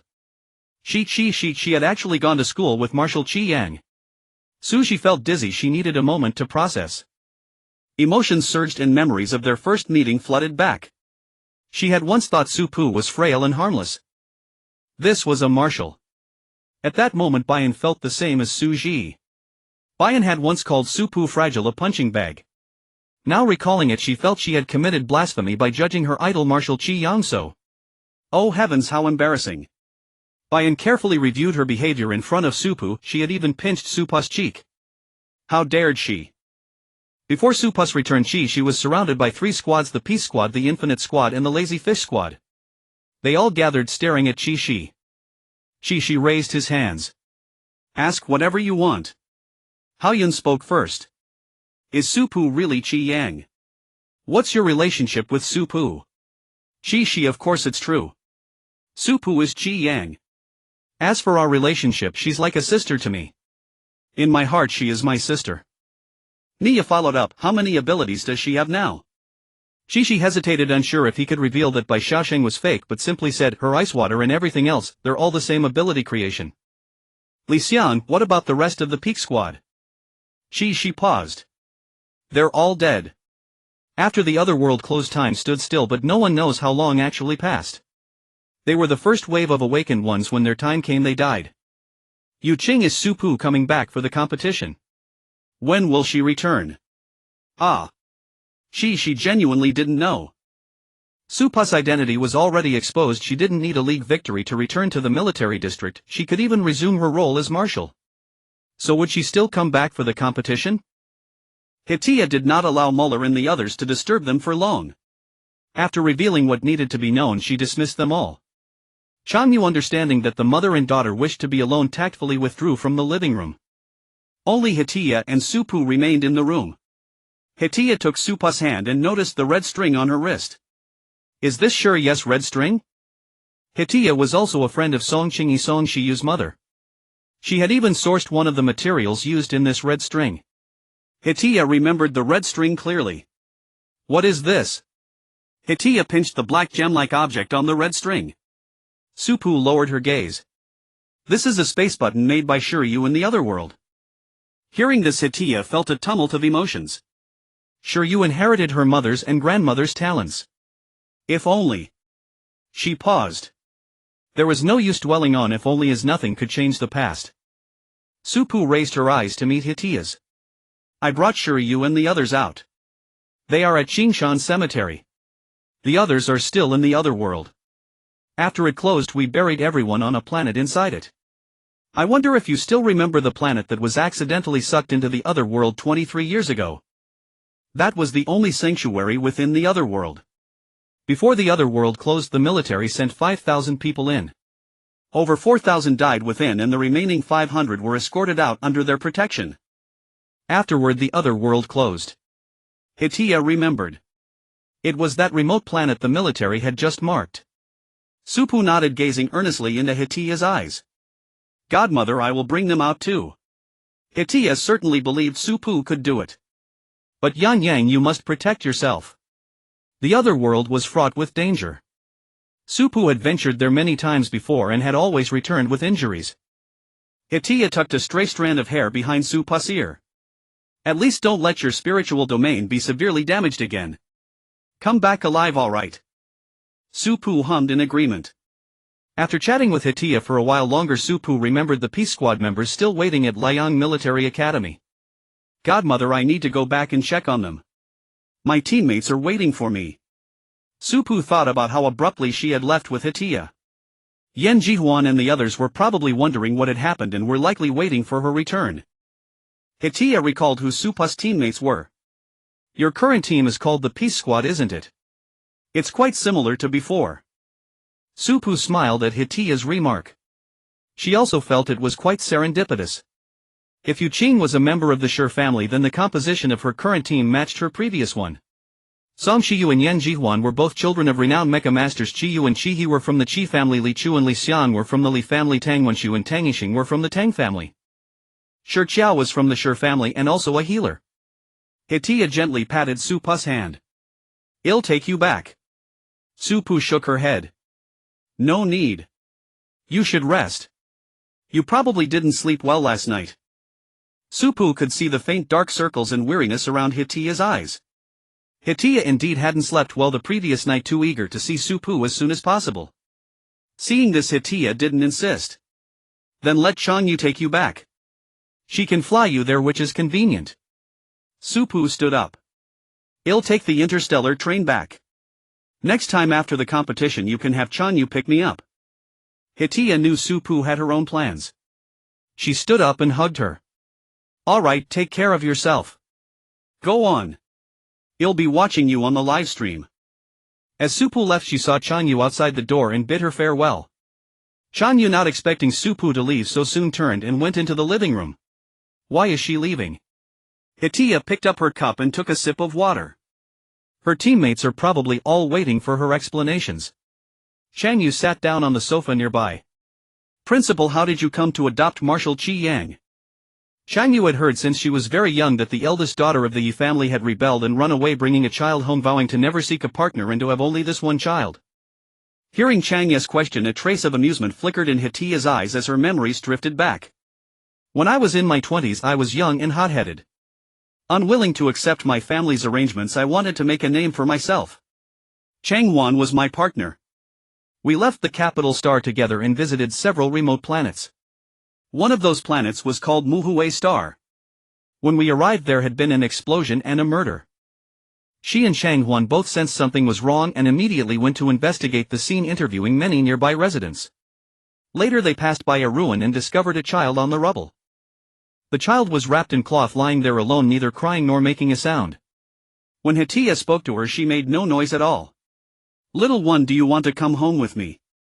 Hitia inexplicably liked this child she had just met. How about calling me godmother? If you don't say anything, you'll take it as a yes. She picked up the child and found a note in the cloth that read, Qi Yang. Your name is Qi Yang. That's a nice name. She and Shang Huan asked around the neighborhood with the child, but no one had seen her before. At that time, Hitia didn't believe Qi Yang had been deliberately abandoned by her parents. She tried many ways to find her biological parents, but there was never any news. This even made her wonder if Qi Yang had sprung from a stone. I searched for a long time but found nothing, so I adopted her. I didn't change her name, and after she learned to speak, I had her call me godmother. As Hitia spoke, she sighed softly and looked at Chang Yu. I wasn't a qualified mother. When Yang Yang was young, I was very busy, and later I was pushed by a mountain of affairs and had to return to the capital star. At that time, the capital star was too chaotic. It wasn't suitable for Yang Yang to stay there, so I entrusted her to Qingyi first. This was also why Qi Yang and Song Shiyu had such a close relationship. They grew up together, spending almost every moment by each other's side. Thinking of Song Shiyu, Hitia smiled. When she was little, Yang Yang was rather withdrawn. Shiyu always took her along to play. There was a saying on the interstellar net about a friendship that barged in like a robbery, and Hitia felt it suited them well. Song Shiyu was exactly like that, bursting into Qi Yang's world. Hitia was very grateful to Song Shiyu. Without her, she didn't know if Qi Yang's personality would have become more and more isolated, perhaps even veering towards some extreme. She had not properly participated in Qi Yang's growth, and on this point Hitia always felt she had let Qi Yang down. Before returning to Liang Military Academy, Su Pu had already sent messages to Yan Jihuan and the others. Yan Jihuan said she would be waiting for her in the simulation room. Su Pu made her way to the simulation room as Yan Jihuan had instructed. The moment she opened the door, someone pulled her inside and the door closed behind her. Meeting their gazes, she blinked. I'll confess everything. All members of the Peace Squad along with Qixi were gathered in this simulation room. Su Pu was guided to sit down by them, prepared to answer every question. But the first question caught her off guard. Have you eaten? Qi, he asked. Su Pu checked the time and realized it was nearly dinner. Su Pu shook her head and a lunchbox instantly appeared before her. Li Xiang pushed it forward. We all ate before coming. You eat first, we can talk after. Su Pu had imagined countless scenarios, but never one where 6 people watched her eat alone. She finished her meal quickly and Shi He handed her some blueberries. Su Pu accepted them and heard the first official question. Shi He asked, will you still participate in the league with us? This was the Peace Squad's most pressing concern. Yan Jihuan and the others watched Su Pu anxiously, dreading a no. Seeing their tension, Su Pu smiled. How could I not participate? At this they relaxed and Su Pu added, the league requires a 6-person squad. The Peace Squad can't be missing anyone. Li Xiang gave a soft humph. We agreed to win first place together. Whoever backs out is a dog. After the first question, Yan Jihuan eagerly asked, you said Song Shiyu's mecha is still with Principal He. So it's really still there? Su Pu nodded. Before returning she had asked Hitia, and indeed the mecha Song Shiyu had built was still with her. Yan Jihuan grew excited. Can I borrow it to study? Su Pu replied, of course. Yan Jihuan was truly delighted now. Amid her joy she couldn't help but sigh, it's a pity that the Peak Squad's mechas are all gone. Su-Pu paused. Who said they're all gone? Every single one is still here. This shocked not just Yan Jihuan but everyone present, who stared at Su-Pu in astonishment. Yu Qing asked, when you came out of the other world weren't you not wearing the mecha necklace? Su-Pu said, I really wasn't wearing the mecha necklace. She shook the red string on her wrist. They're all in the space button. As she spoke, Su-Pu released all 6 mechas. The moment the mechas appeared, Yan Jihuan's eyes lit up. She stood and walked toward them, her hands trembling, unsure where to touch. Oh my god, living Shiguan, living Zhuyue, living mechas. Yan Jihuan pinched her own arm twice to confirm it was real. Zhuyue was Qi Yang's mecha rated 3S, Shiguan was Song Shiyu's rated 3S, and the other 4 2S mechas belonged to the other 4 members of the Peak Squad. Qi Shi and the others also walked over to the mechas, examining them from top to bottom. Qi Shi wasn't seeing these mechas for the first time, but it had indeed been a long while. Su-Pu didn't get up. She stayed seated, chin resting on her hand, watching them. As she watched, her gaze unconsciously fell on Zhuyue. It had been so long since she had piloted her mecha. Ever since Song Shiyu gave her the red string, Zhuyue had been placed in the space button along with the other 5 mechas, never taken out again. At this moment, Su-Pu found herself missing the feel of piloting Zhuyue. After all, Zhuyue was a 3S mecha custom made for her, perfectly attuned, unmatched by any other mecha. After the excitement subsided, Tang Yixing coughed, signaling them to get back to business. They returned to their seats and continued questioning. Li Xiang asked, did you erect a monument at Qingshan Cemetery? Su-Pu raised an eyebrow, looking at Qi Shi, instinctively thinking Qi Shi had told Li Xiang. But that was quickly dismissed. Li Xiang said, our family erected a monument for Li Chu at Qingshan Cemetery. I go there sometimes and I saw your name in the registry. Those 6 tombstones without names were quite eye-catching. After reading Yan Jihuan's mother's diary, I guessed you were setting up monuments for the Peak Squad. I thought you were commemorating them, but you're Qi Yan, aren't you? You didn't die, so why 6? Su-Pu was surprised by Li Xiang's explanation. In the other world we agreed to be buried together. I brought their ashes out. Setting up the monument, if I didn't reserve a spot, what if I couldn't join them later? Su-Pu's reason was absurd, yet not entirely without logic. Li Xiang fell silent, then looked at Yu Qing. Yu Qing understood and took the next question. Why did you come back under a different name? Su-Pu's eyes dimmed briefly before recovering. I didn't want anyone to know at first. Since in the world's eyes the Peak Squad had all perished, then let Qi Yang disappear.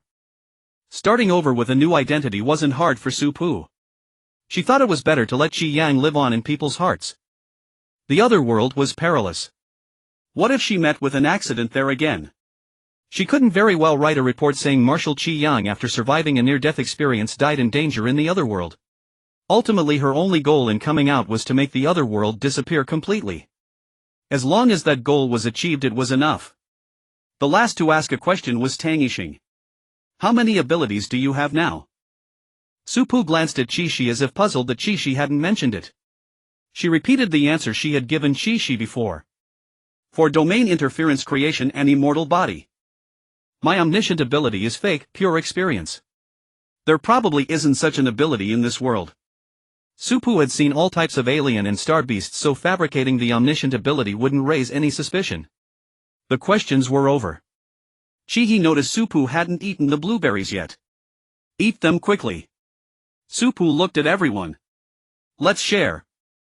Qi Shi took a few blueberries to eat, her gaze shifting between Qi He and Su-Pu.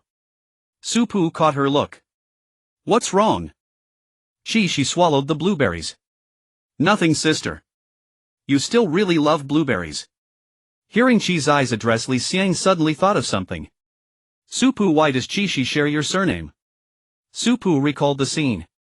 You'll have to ask Qi Shi about that. Qi's eyes curved into a smile. Sister saved me from the alien beasts and nurtured me. I wanted to become someone like her, to be her true family. Before, everyone called me Xiao Lu.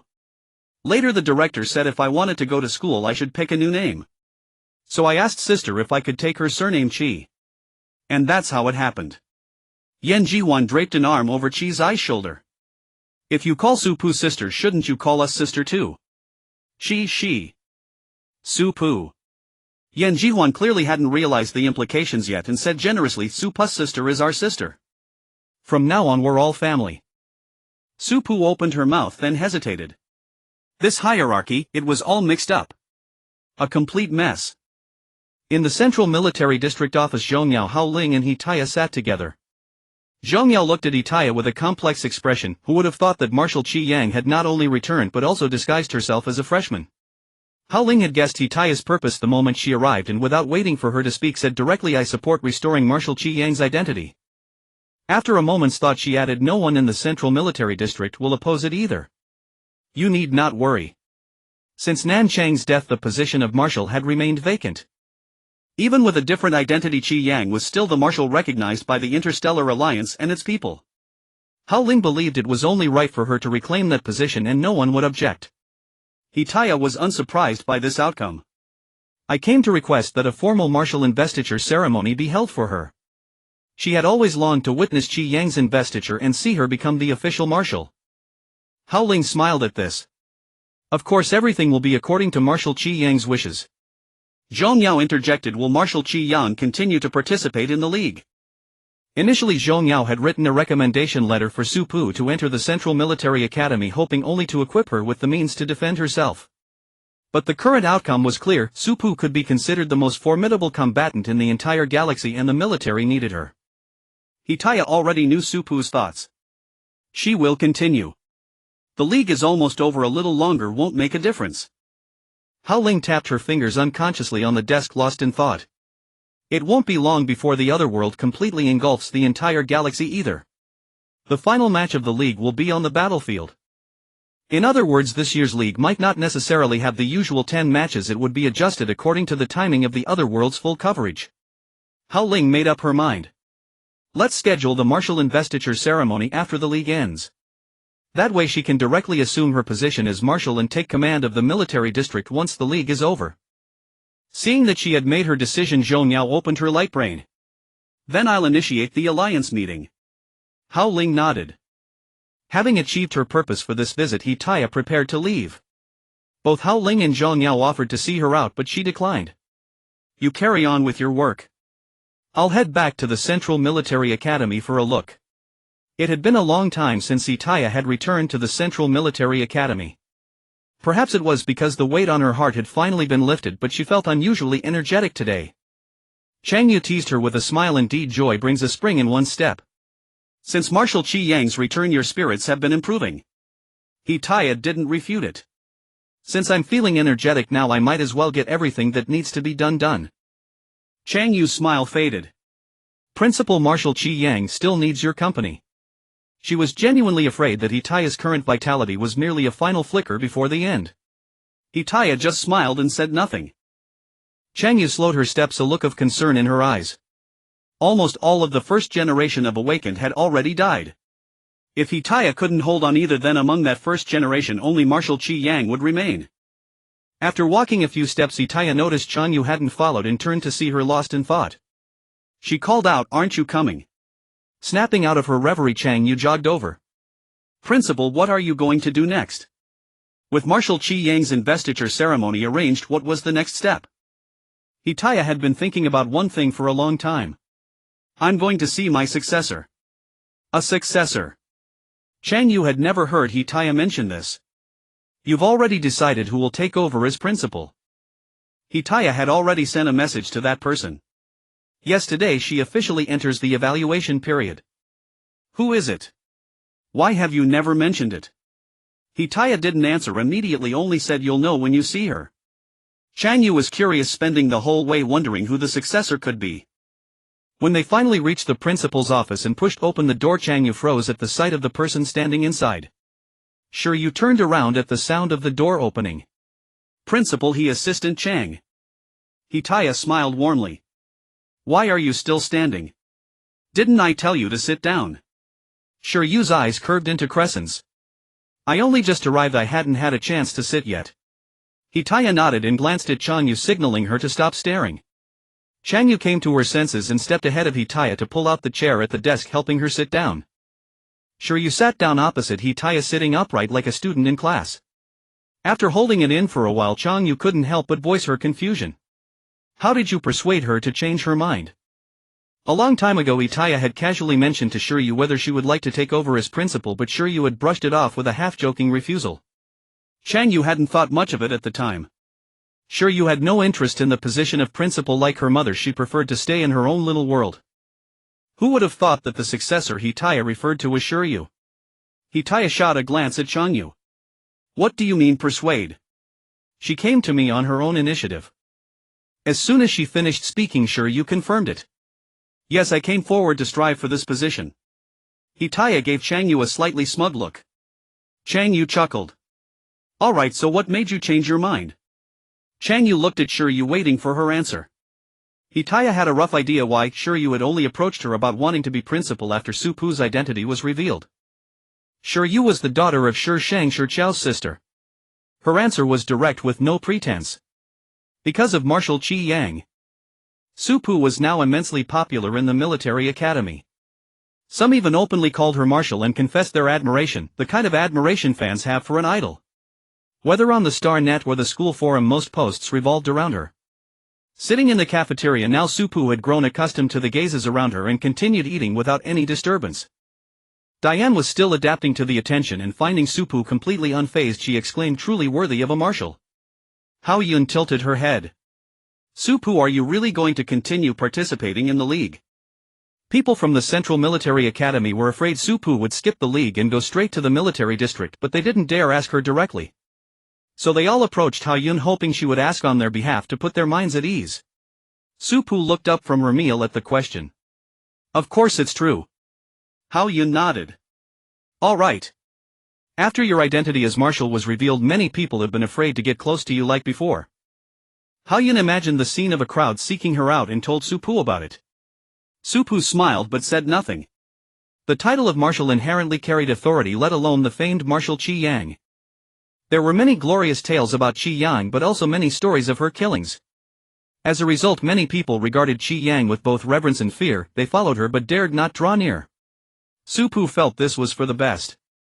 Reverence and fear were a fitting combination. Yan Jihuan finished her meal in a flash, wiped her mouth and stood up to leave. In heading back, you all take your time.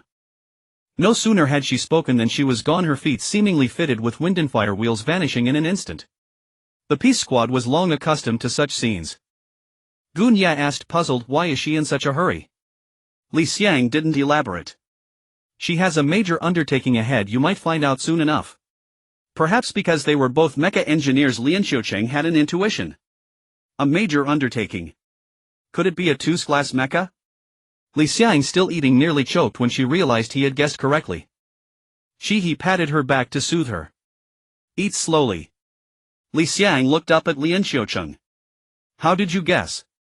Lian Xiucheng replied with pride, what else could be a major undertaking for a mecha engineer if not a mecha? Li Xiang narrowed her eyes, inwardly lamenting her slip. Su Pu found it amusing and urged her to focus on her meal. Hao Yun, intrigued by their exchange, asked curiously, can Yan Jihuan really build a 2-class mecha now? Lian Xiucheng was also curious, having only recently entered the realm of 2-class mechas. Yan Jihuan had been diligently studying Song Shiyu's notes, and after learning that her parents were also mecha engineers, she borrowed their notes as well. She also had various mecha models for reference. Most importantly, Yan Jihuan had a super mecha at her disposal for research. Su Pu had left one mecha in the dormitory specifically for Yan Jihuan to study. Having spent much time with Song Shiyu, Su Pu had gained considerable knowledge about mechas. After considering Yan Jihuan's progress, she speculated it should be soon, maybe she can make it in time for the mecha competition. Hearing this, Lian Xiucheng suddenly lost his appetite. He stood up and said, I'm going to study mechas. Farewell everyone. Qin Yumian watched Lian Cushing's receding figure and smiled, he's feeling pressured. She having finished her meal propped her chin on her hand and said, what's the rush? Our mechas are almost ready, aren't they? Hao Yun put down her chopsticks. He must want to make them more refined or else he'll be surpassed by Yan Jihuan. Yan Jihuan was a freshman while they were juniors. Lian Xiucheng had 2 more years of experience than Yan Jihuan. If his mecha wasn't as good as hers, wouldn't that be embarrassing? As Su Pu listened to them, she began to wonder what kind of 2-class mecha Yan Jihuan would create. The first 2-class mechas made by Yan Fuxiao and Tan Shang had received high praise. As their daughter, Su Pu believed Yan Jihuan wouldn't fall short. The only question was whether she could finish it in time for the mecha competition. As long as it wasn't the very next match, Su-Pu thought it was possible. With the topic at hand, Yu-Ching asked, what will the next match be? A mecha competition. Tang Yixing thought otherwise. The venue doesn't match, the next one is a simulation match. At this, everyone turned to Tang Yixing. Did you see it? Tang Yixing had passed by this morning. I caught a glimpse, it's almost certainly preparation for the next match. Su-Pu mused, could the next one be a starship competition? He thought it possible. If there's a starship competition this year, it should be the next one. Su-Pu put down her chopsticks, glanced at the table and saw that everyone was nearly done. She stood up. Let's go then. Well, practice first. All right. In the Central Military Academy's conference room, nearly all the school leaders who could attend were present. The main seat was still empty, beside it sat Mullen and Sun Yi. Those below addressed them. Why did President He suddenly return? Summoning us all here, has something happened? Mullen said, don't worry, we'll know when President He arrives. Someone impatient had already heard a rumor. I heard President He has found a successor and wants to settle it now. Mullen's smile froze for a moment, but she didn't reply. Sun Yi, captain of the Central Military Academy's disciplinary squad, silenced the room with a cold glare. Sun Yi wielded great authority and was not to be trifled with. Everyone in the room dared not confront her and immediately fell silent. Seeing this, Sun Yi's expression softened slightly. Before long, Taya entered. Unsurprisingly, they saw that besides Chang Yu, another person followed behind her. Mullen recognized Shi Yu and was somewhat surprised. Taya took the main seat and first said, good afternoon, everyone. Then she gestured for Shi Yu to stand closer and introduced, this is Shi Yu. Those below greeted her, Miss Shi Yu. Taya got straight to the point. As you all know, my health won't allow me to hold on much longer, so I have found a successor. Shi Yu is the successor I have chosen. Murmurs broke out below. Someone brought up Shi Yu's age. Miss Shi Yu is only in her 20s, isn't she? Isn't that too young? Yes, her experience is too shallow. Can she handle becoming president all at once? President, perhaps you should reconsider and look at others. Taya didn't respond, but Sun Yi's gaze, sharp as a knife, swept over each speaker. They paused and fell silent for the moment. Taya scanned the room. I know you think Shi Yu is too young to bear the responsibility, but don't forget, I was also in my 20s when I became president. At this, the crowd fell silent. Someone unconvinced said, but you're different. Everyone recognizes your strength. It was only natural for you to become president. But Shi Yu. Frankly, what achievements has Shi Yu made? Why have we never heard of her? Vice President, don't you agree? Mullen had no intention of getting involved. When asked, she simply said, we can put her to the test. That was exactly Taya's intention. Hearing Mullen's words, she immediately decided, since you think Shi Yu can't handle it, let her undergo a probation period first. If you're not satisfied, come and talk to me. If there are no objections, the meeting is adjourned. Taya left after speaking with Shi Yu and Chang Yu following. Some still wanted to speak but didn't have the chance. Someone approached Mullen. Vice President, don't you think the position of successor should be yours? Mullen had been vice president for several years. In fact, most had assumed Mullen would succeed Taya. Who could have predicted that Shi Yu would emerge out of nowhere? Mullen glanced at him. Once the probation is over, you'll all be convinced. The man wanted to say more but was silenced by a look from Sun Yi. Sun Yi cared little for their opinions. Since Taya had chosen her successor, she would not allow anyone to easily challenge Shi Yu. After finishing the training session, returning to the dormitory, there was no sign of Yan Jihuan. Su-Pu glanced at the table and spotted a note written by Yan Jihuan. She went outside to buy mecha materials, Su-Pu said, then stored the mecha placed in the dormitory into her space button to free up space. Li Xiang first rested on the table for a while, recovering some energy before lifting her head. By the way, I found out about Yu Qing. He turned to look at her. What did you find? Li Xiang sat up straight and organized her words. Yu Qing's parents were killed because of their mutation. The neighbors didn't want anything to do with him and his grandmother, thinking that since his parents mutated, he and his grandmother might too. Their family was always ostracized, and later a group of people drove them out of the town. Su-Pu frowned. She had already suspected something after hearing Yu Qing talk about his parents' death. Could it be related to the creator of the comics Otherworld? Su-Pu sat down on a chair, spread open her notebook and asked Li Xiang, what's the name of the town? Where is it? Fanning Town on Guifan Star. Seeing that Supu seemed to have made a discovery, Li Xiang leaned in to look and Chi-He also circled around behind her. Supu noted down the location. Yu Qing's parents absolutely could not have been related to the star beasts. The mutation occurred after the other world closed and several years had passed. Those parasitized by star beasts have already been cleansed and the star beasts themselves were either killed or dormant, so there's no possibility of star beast infection. The most likely explanation is man-made mutation. Chi-He furrowed her brows. You mean human experimentation? Supu met her gaze as she looked up. Exactly. We've speculated before about who the creator of the comics Otherworld might be. I personally lean toward a victim of human experimentation. From a motivational standpoint, those who have undergone human experimentation tend to have antisocial and self-destructive tendencies. From an ability standpoint, it seems only human experimentation could alter a person's capabilities. Whether it was infection with a substance or genetic research, both fell under human experimentation. Supu tapped her fingers on the table.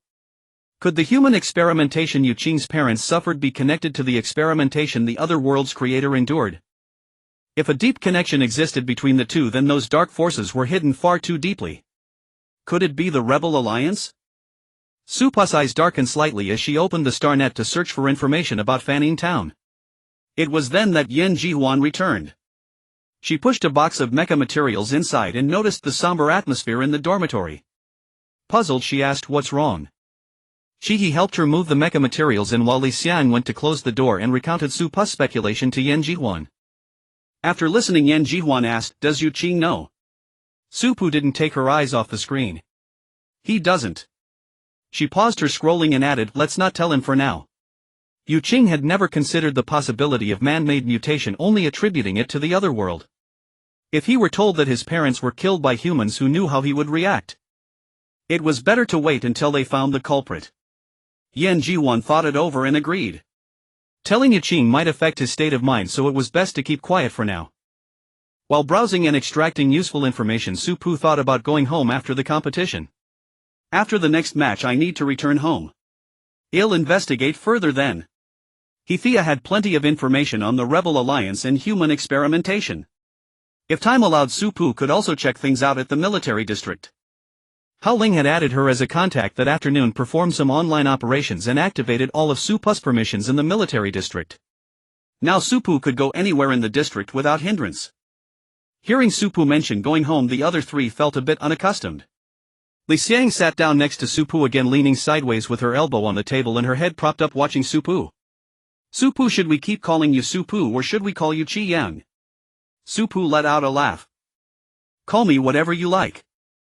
Li Xiang's eyes darted around. "Then I'll stick with Supu. I'm used to it." Yan Jihuan took out the mecha materials from the box and Chi-He helped her organize them. Li Xiang kept her head propped up, watching Supu until she finished her work. "Supu, tell us about the other members of the Peak Squad." Supu closed the star net, shut her notebook and looked at her. "What do you want to know?" At the mention of the Peak Squad, Yan Jihuan and Chi-He stopped dealing with the mecha materials and gathered around to listen. Li Xiang blinked. "Are they like what was written in the observation diary?" Supu recalled Yan Fuxio's evaluations in the diary and couldn't deny it with a clear conscience. "Yes." Li Xiang pulled her hand back and leaned her head closer to Supu's face. "Tell us in detail." Supu thought for a moment and started with Li Chu. Li Chu was like our team's diplomat. Outsiders would always choose to approach her first. Li Xiang was curious. "Why?" "Because she was the most normal one in your team." That was how Yan Fuxio had written it in the observation diary. Supu, yes. Li Chu appeared the most gentle outwardly and rarely got into arguments with anyone. The main point was probably that Li Chu never made anyone feel neglected. Song Shiyu and I were both relatively cold to outsiders. Shi Chao had a bad reputation outside, and Tang Wenxiu and Shiyu were both quite arrogant. Li Chu didn't have these issues. Even toward people she disliked, Li Chu wouldn't embarrass them unless they had done something bad to another member of the Peak Squad. Everyone in the Peak Squad was fiercely protective of their own, and Li Chu was no exception. As for Chiyue, he was truly wealthy. Although every member of the Peak Squad was rich, Chiyu was the one who always solved problems with money. No matter what problem he encountered, he would first try to solve it with money. Only if money couldn't fix it would he consider other methods. He was nicknamed the God of Wealth. Tang Wenxiu was the oldest in our team, truly like a patriarch. He would solve any problem that came up, but he was also nagging. As Su Pu spoke, she seemed to recall some unbearable memories. Especially when someone got injured. He would chant in your ear like a mantra until he thought you had taken it in and promised him repeatedly that you wouldn't get hurt again. Shi Qiao, because of her deceptive appearance, always made people think she was the most obedient and easygoing student, which led many to approach her. A smile involuntarily tugged at Su Pu's lips. In reality, she had plenty of tricks up her sleeve. She knew exactly who was good to her and who wasn't. She had a bit of a mean streak, could be sarcastic, and would secretly trip people up. Over time her reputation outside suffered and people said she was two-faced. Yan Fuxiao said she was white on the outside and black on the inside, a black sesame filling, not wrong at all. But whether it was being two-faced or white on the outside and black on the inside to Su Pu, these were all compliments for Shi Qiao. As for Song Shiyu, she is a very meticulous person. Whether in daily life or with mechas, she always notices details that others overlook. She also loves surprises. Everyone in the team has received surprises she prepared. In Su Pu's eye, Song Shiyu was an absolutely wonderful person. Another important point, Song Shiyu cooks incredibly well. A culinary delight. Su Pu dared to say that her past picky eating was definitely due to Song Shiyu's superb cooking skills. Seeing the mecha materials Yan Jihuan placed on the table, Su Pu sighed again. She is the most brilliant mecha engineer I have ever seen. The mecha Zhuyu that Song Shiyu built resonates with me perfectly. Pharmacist, when this is the examination report on the mutant. Xilan Bai had not yet arrived. Louis handed the report to Wen Sui first. Wen Sui hummed in acknowledgement, took the report and began to read. Wang Jing's various indicators had normalized over the past couple of days, but Xilan Bai sensed something was off. Since Wen Sui had nearly completed her tasks in the 2nd Military District, Ming Chan asked Wen Sui to come to the Central Military District for assistance. Louis was meeting the legendary genius pharmacist for the first time. She had always thought Xilan Bai was a prodigy among prodigies, but now there was another Wen Sui. She had resolved the issue in just a few days. Louis wondered who would surpass whom between her and Xilan Bai. Unaware of Louis's thoughts, Wen Sui focused intently on the examination report, her brow slightly furrowed. Where is the mutant? Louis replied, in the next lab. Xilan has the key, shall be here soon. Wen Sui said no more, took a pen and marked several places on the report. Pharmacist 1. Xilan Bai's voice came from outside. She looked apologetically at Wen Sui. General, how had urgent matters which delayed me a bit. Wen Sui was unconcerned and said directly, I need to see the mutant. Xilan Bai gestured for Wen Sui to follow her. They walked to the adjacent lab door. Xilan Bai inserted the key, unlocked it and pushed the door open. Through the glass Wen Sui saw Wang Jing. He had grown thinner than when he first arrived, but otherwise unchanged. Though Xilan Bai sensed something odd, the report indicated the mutation had lessened. Wen Sui wanted to conduct the test herself. Understanding her intent, Xilan Bai had Louis provide the equipment. Wang Jing had been in the lab for so long that he was accustomed to periodic tests. Seeing a different examiner, his attitude remained unchanged and he cooperated fully. After complying with everything, Wang Jing looked at Xilan Bai. Commander, how are my family? Xilan Bai's gaze lingered on Wen Sui's hands as she replied, don't worry, they're all fine. If you want to see them, I can arrange for them to come in a few days. Wang Jing's face lit up with excitement. Really, Commander? Thank you so much. Xilan Bai turned her gaze to him and cautioned, you cannot leave and they cannot enter. You can only see each other through this glass. Wang Jing understood. To him the barrier didn't matter, just being able to see his family was enough. The testing process was lengthy and by the time Wen Sui received the results it was already evening. She compared the two reports. There were only minor differences, all within normal fluctuations. Xilan Bai leaned in to look. Any findings? Wen Sui shook her head. No. They'll be staying in the Central Military District for the next few days. I need the lab key. Wen Sui looked up at Xilan Bai, who didn't refuse and had Louis hand over the key. Xilan Bai was also curious to see Wen Sui's true capabilities, whether she was as formidable as the rumors claimed. Would the person recommended by the Shi family be like Shi Qiao and Shi Shang? As soon as the Star Alliance meeting ended, Hao Ling informed Su Pu of the result. No one was surprised, no one would oppose Marshal Qi Yang's reinstatement to command the military district. At least not openly.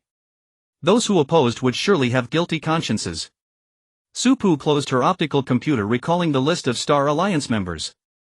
Though Kuchio had taken full responsibility for the incident at Chaoyang High School, Su-Pu believed there was someone behind him.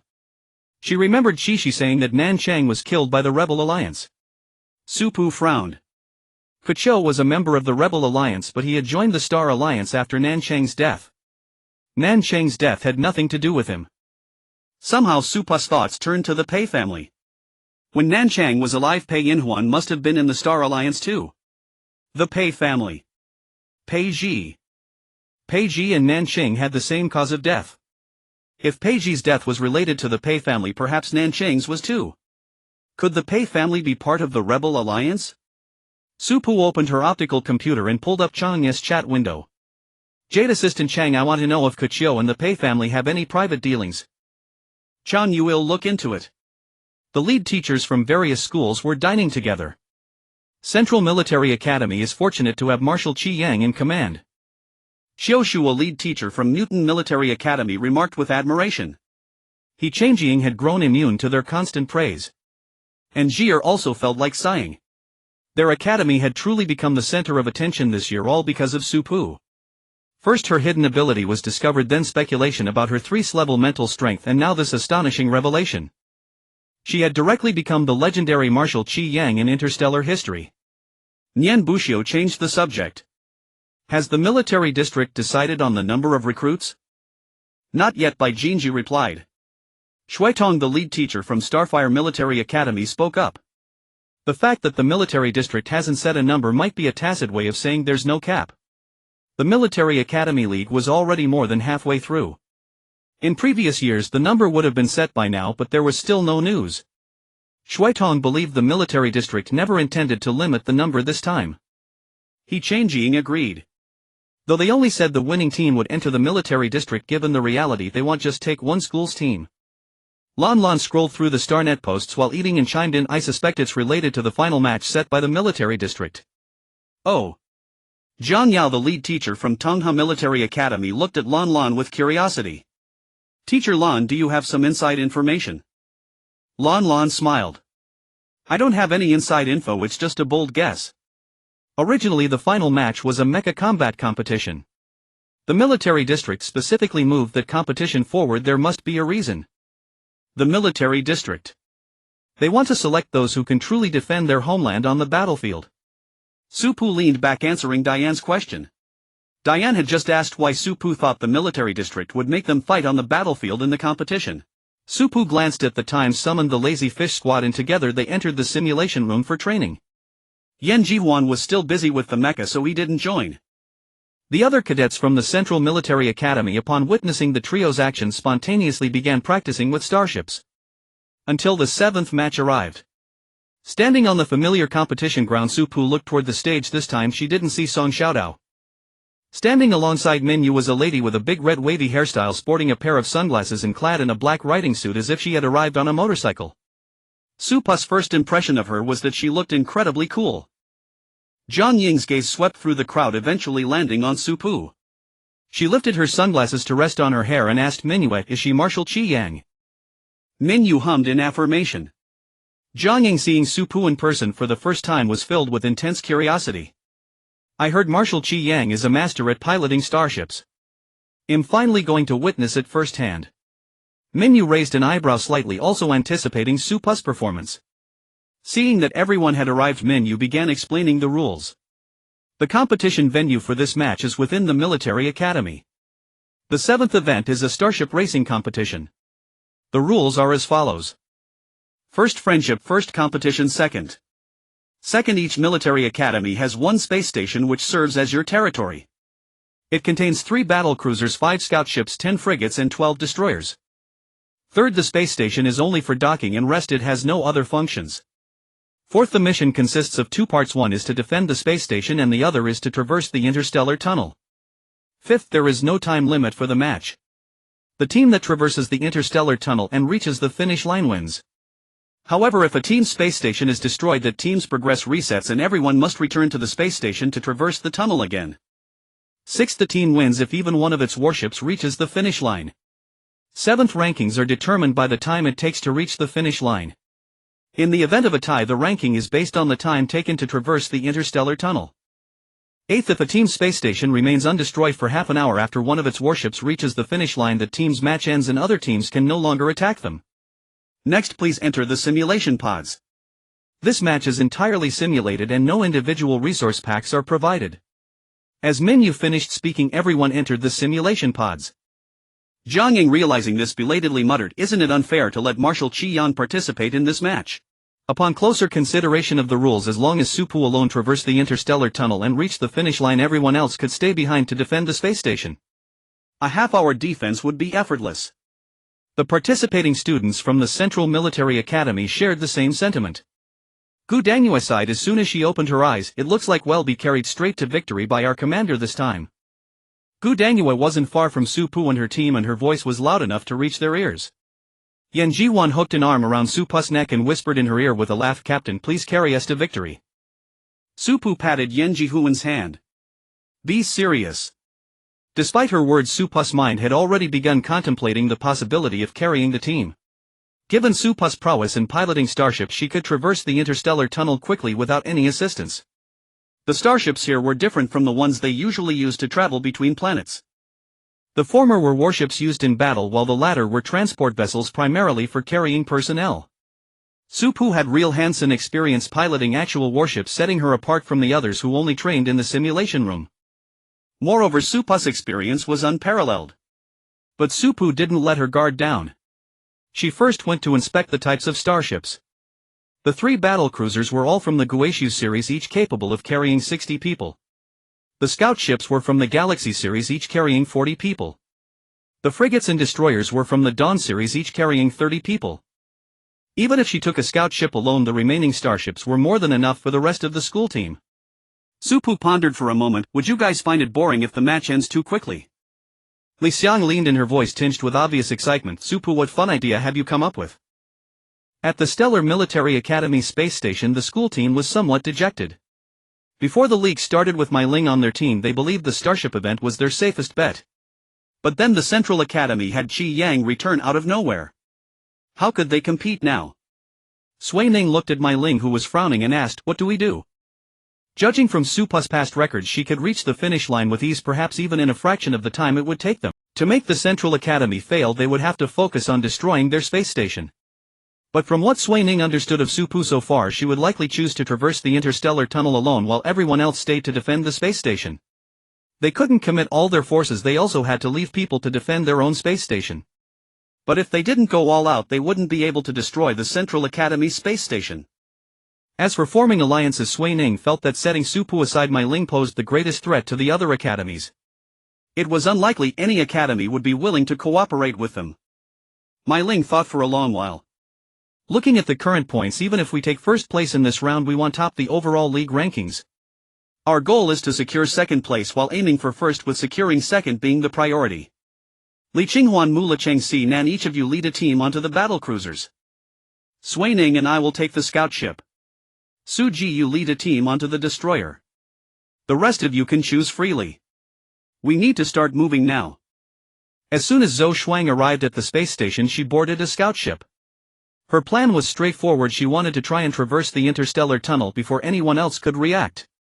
No one would normally head for the interstellar tunnel right at the start of a match. Zhou Shuang's goal was clear, and even Meng Yu couldn't stop her. But this time Zhou Shuang miscalculated. In previous years, indeed, no one entered the tunnel at the beginning, but times had changed. Vilo also entered the interstellar tunnel at the start, just like Zhou Shuang. The two met at the entrance of the tunnel. Vilo was already in a foul mood, and upon seeing the Sparkfire Academy's warship ahead, she opened fire. The laser cannons on the scout ship deployed, targeting Zhou Shuang's scout ship. Zhou Shuang's vessel maneuvered swiftly to evade the attacks, and Vilo failed to land a single hit. "Hey, you up ahead, let me pass first, and I promise I won't touch your academy, alright?" Of course it's about attacking. What other strategy is there? There's only one straightforward idea: attack the space station. Shi Yanan had adjusted his strategy just before the match, deciding to focus on attacking the space stations. "Who are we hitting?" "Ji Wusheng, let's attack Central." The moment he finished speaking, Muing smacked him on the forehead. "What Central? Are you afraid we don't have enough points?" Ji Wusheng rubbed the spot where he was hit, drawing in a sharp breath. That was harsh, Muing. I was just mentioning it, not actually going to attack. Muing resisted the urge to roll her eyes and turned to Shiryanen. Hongqing is now 6 points ahead of us in total score. Should we make a move? Shiryanen checked the positioning. The Hongqing space station wasn't far from them. Alright, let's go attack. Before Shiryanen could finish, their conversation was interrupted by a voice from outside the battlecruiser. They're coming, they're attacking, Commander. Shiryanen frowned and exchanged a glance with Muing before stepping out of the battlecruiser together. As soon as they emerged, they saw several people rushing over in obvious panic. Shiryanen looked up into the sky and spotted several black dots flying in their direction. Muing squinted. Who is it? Attacking us right at the start. Shiryanen had a vague sense of foreboding. As long as it's not central. Yi Yuxuan was indeed delighted, unable to suppress her smile. Before the match she had calculated the total scores. Currently her military academy and Xinghe Military Academy were tied for 4th place, which gave her hope for a comeback. To turn the tide, she attempted to invite Su Pu to collaborate. Su Pu actually accepted. Yi Yuxuan was thrilled. Her luck had suddenly taken a turn for the better. Now they were heading toward the Zhufeng Military Academy space station alongside the central team. Su Pu and her squad, also aboard the battlecruiser, were secretly anticipating the action. Li Xiang asked Su Pu what her plan was, and Su Pu said she wanted to stir things up.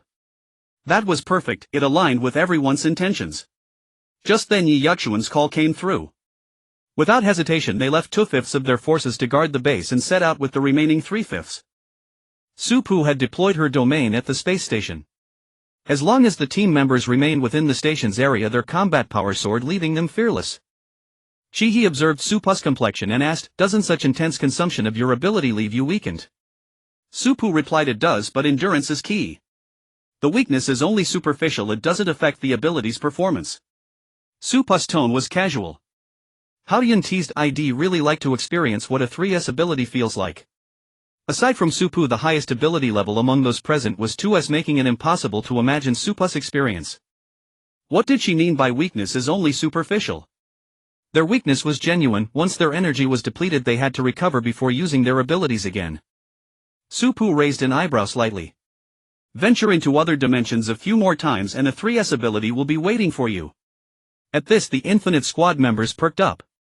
Su Pu, how long did it take your peak squad to reach 3S? Su Pu estimated about a year from S to 3S. Su Pu, Song Shiyu and the others frequently explored other dimensions which rapidly boosted their ability levels. Diane exclaimed, "That's fast, but you must have suffered many injuries." "I've heard it's perilous in there." "It's alright. The other dimensions are dangerous, but so is the real world. When the first special-type star beast descends, trust among people will collapse." As Su Pu spoke she glanced at Shi. Shi agreed, "Exactly. Both places are dangerous and survival rates in the apocalypse are low anywhere. Many people die in the real world too, killed by aberrant beasts and star beasts or by those closest to them." She never talked about her past, but after Su Pu's identity was revealed, Hao Yun and the others heard some of her experiences. Only then did they learn that Shi had already lived through an apocalypse. Yan Jihuan stared at the screen in front of her and called out, "Attention everyone, we're almost there." Su Pu walked over to open a channel to the other battlecruisers and then called Yi Yuxuan via her wristband.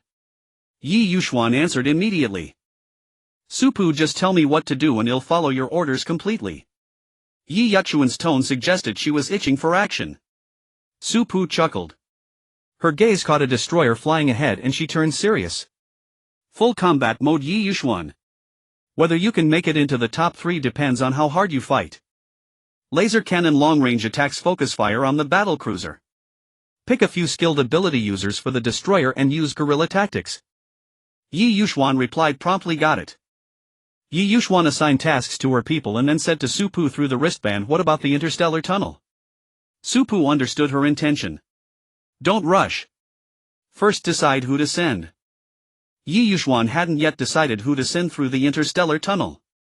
Her skills weren't bad, but they weren't exceptional either. To be safe she needed to choose carefully. When Su Pu heard silence from the wristband she knew Yi Yuxuan was deep in thought.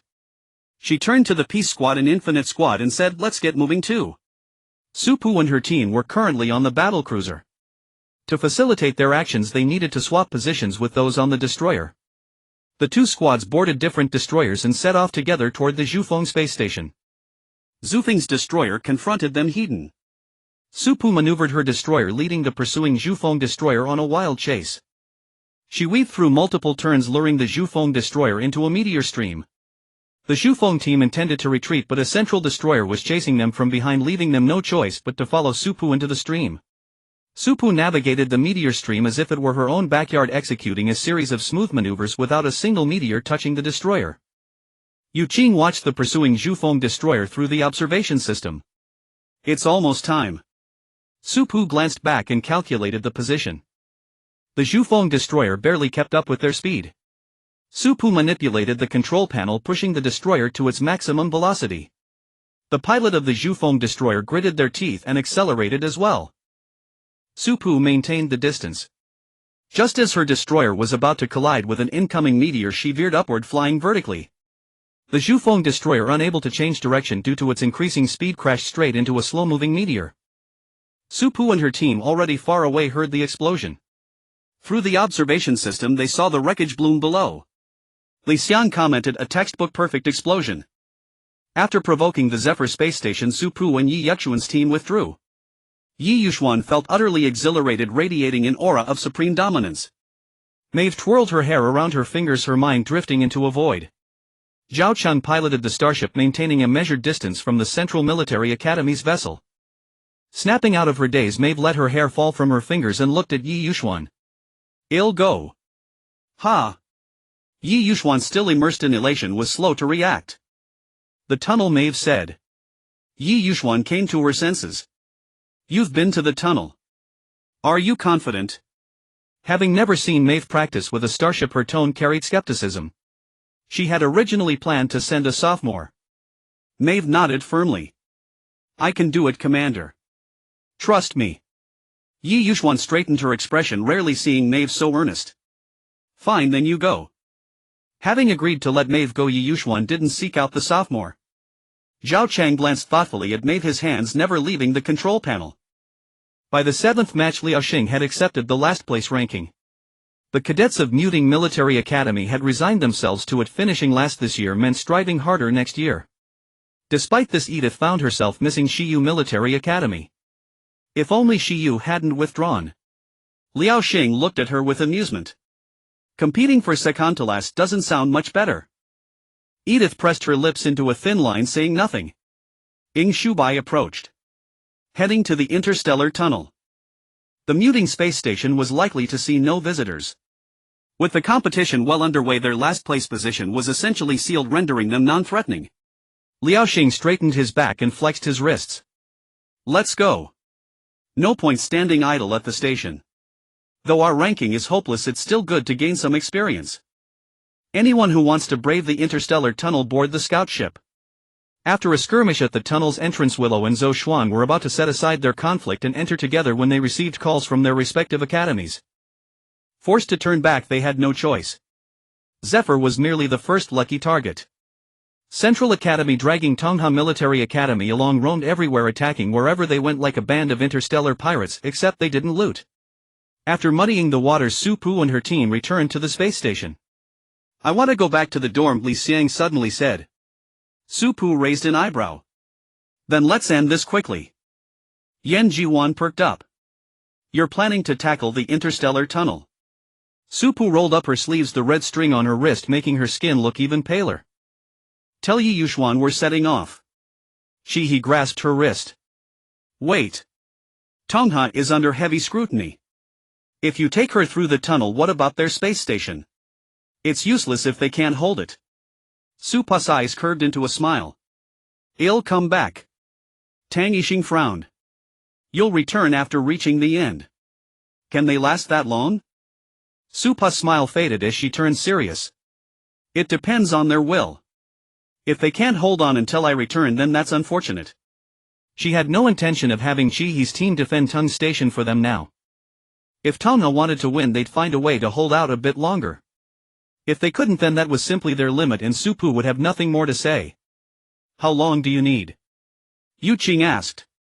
The interstellar tunnel changed every year. 20 years ago, Su Pu's fastest time through it was 23 minutes. Though she didn't know this year's configuration, Su Pu replied, "Give me 40 minutes. Round trip included, she added. Yan Ji-hwan and the others were taken aback. Did you master starship piloting in that other world too? Supu didn't answer, simply asking, where's Yi Yuxuan? She walked over waving her wristband. She says Maeve is ready.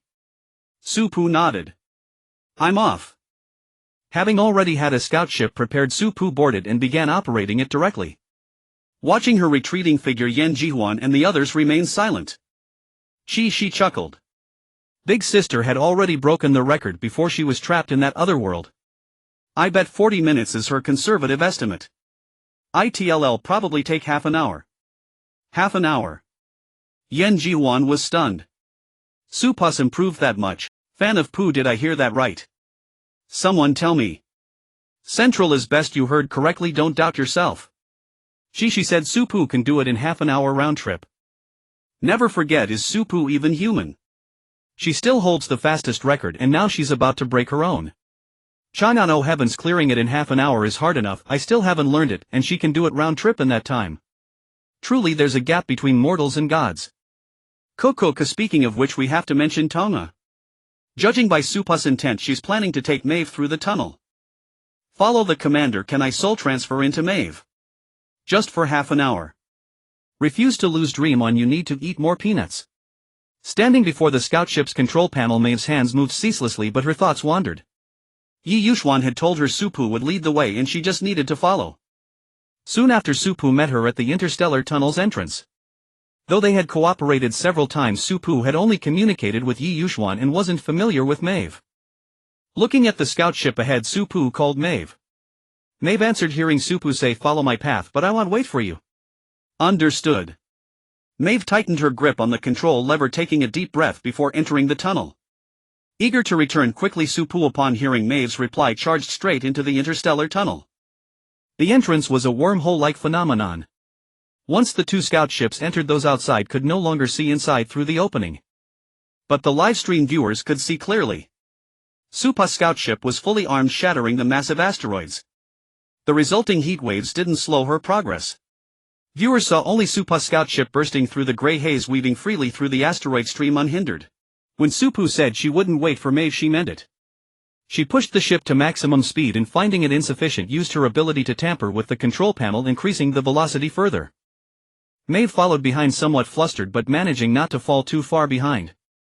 Pieced of, oh my god, was Xiang Zio a prophet? There really is a dark horse.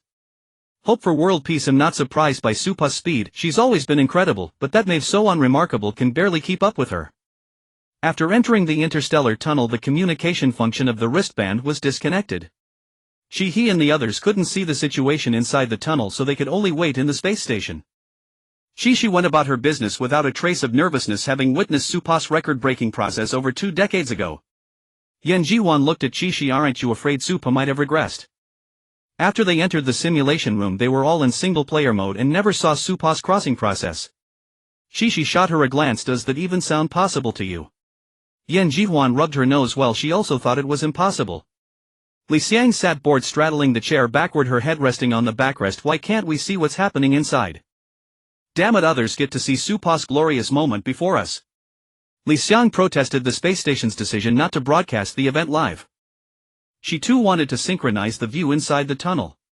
He leaned against the console, hands resting on it. Do you know anything about Maeve? He swept her gaze around, but everyone shook their heads. I know her. Yu Qing raised his hand weakly and spoke. He was slightly surprised. Yu Qing actually knew someone from another military academy.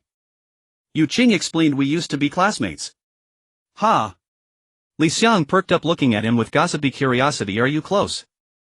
Yu Qing wasn't particularly close to Maeve. Just ordinary classmates, not that close. Besides, she dropped out later. Dropped out? Hao Yun was also hearing about Maeve for the first time. In middle school. Why did she drop out? Yu Qing, in the 3rd year of middle school, her parents brought her to school to handle the withdrawal procedures. I never saw her again that year nor heard any news about her. Tang Yixing, what about high school? With her talent, she should have been quite famous in high school. Yu Qing shook his head. No, maybe she went to another planet. Our teachers never talked about her. But her family seemed very opposed to her education. When Maeve's parents brought her to handle the withdrawal, Yu Qing saw them and even overheard them arguing. Maeve wanted to continue her studies but her parents disagreed. He glanced at the time. There were 3 minutes left until the time she had mentioned. Yan Jihuan noticed this and shifted her attention to Su Pa. The moment of truth has arrived. No sooner had the words left her mouth than she received a call from Su Pa. Su Pa's words were brief: go to Tongha. She opened her wristband, 27 minutes and 31 seconds, 2 minutes faster than the previous record. After emerging from the interstellar tunnel, Su Pa told them to head to Tongha space station and immediately piloted her starship away toward it. Maeve was still inside the interstellar tunnel. Thinking of Maeve, Su Pa's eyes held a hint of admiration. She could tell that Maeve had no professional training, yet she had managed to keep up with Su Pa's pace earlier, never completely losing sight of her. Su Pa estimated that in about 20 minutes, perhaps even less, Maeve would emerge. She was excellent material for the fleet. Su Pa mused to herself, secretly plotting how to recruit Maeve into the fleet. Meanwhile, Yi Yuxuan and the school team had been holding out for a long time, with Muting and Xinghe once again besieging them. Liang and Zhufeng had merged with each other, creating a 3-school melee. Only the Central Military Academy space station was left untouched. Amid the chaos, Yi Yuxuan glanced at her wristband, her heart filled with anxiety. She wondered when Su Pa would arrive to support them and when Maeve would emerge. As Yi Yuxuan repelled the enemies before her, she received a message from the reconnaissance team on her wristband: all 3 academies have gone to the interstellar tunnel and Mai Ling has gone too. Yi Yuxuan frowned, suddenly wondering if she should have sent that sophomore student with Maeve. But then she thought again: with Su Pa leading the way, Maeve couldn't be too far behind. As long as she successfully crossed the interstellar tunnel before Mai Ling. Xinghe Military Academy and Muting Military Academy had apparently received the news as well, but they made no move. While fighting off enemies, Yi Yuxuan assessed the overall situation. Could it be that both academies have already sent people? Zhao Cheng came up behind her. If they don't retreat, we won't be able to hold on much longer. Despite their desperate resistance against the combined assault of the 2 academies, the students of Tongha Military Academy were overwhelmed by the disparity in strength, and many were nearly depleted of their abilities. Yi Yuxuan looked up at the sky and replied, wait a little longer. She could only pin her hopes on Su Pa arriving quickly. As she looked up, she failed to notice an ice shard piercing through the crowd toward her chest. Zhao Cheng saw it and was about to pull her aside when a long sword struck it down. A reconnaissance ship also came into view at that moment. But what arrived before the ship was the domain. Students from Tongha Military Academy all felt their abilities beginning to recover.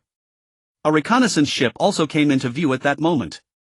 But what arrived before the ship was the domain. Students from Tongha Military Academy all felt their abilities beginning to recover. Following the reconnaissance ship, reinforcements from the Central Military Academy also arrived. Su Pa landed the reconnaissance ship and stepped out. The large-scale domain empowerment seemed to have no effect on her. She joined the battle, capable of taking on 10 opponents single-handedly. He and the others also descended from the starship. Seeing the situation turn against them, Muting and Xinghe began to retreat. Su Pa glanced at the time and said, if you still want to satisfy your fighting urge, seize the moment and fight more. Once Maeve comes out, there won't be time. Hearing this, Yi Yuxuan's first reaction was surprise. Do you mean Maeve has already crossed the interstellar tunnel and reached the endpoint? The rule stated that half an hour after reaching the endpoint, if the space station wasn't destroyed, other school teams could no longer attack that team. Su Pa hummed in affirmation. Maeve is incredibly talented. After a moment's thought, she added to Yi Yuxuan, if you have the chance, ask her if she'd like to join the fleet. Yi Yuxuan was astonished once more. Was Maeve already at a level where she could join the fleet? She had truly underestimated her. After a while, another reconnaissance ship appeared before them. Compared to the one Su Pa had piloted, this ship had more dents from collisions and was covered in dust and scorch marks. Maeve's eyes sparkled with unprecedented brilliance, glistening with tears. She stepped out and looked at Yi Yuxuan. Commander, we came in second. Fengji, oh my god, I knew how extraordinary Su Pa was, but is Maeve really this formidable?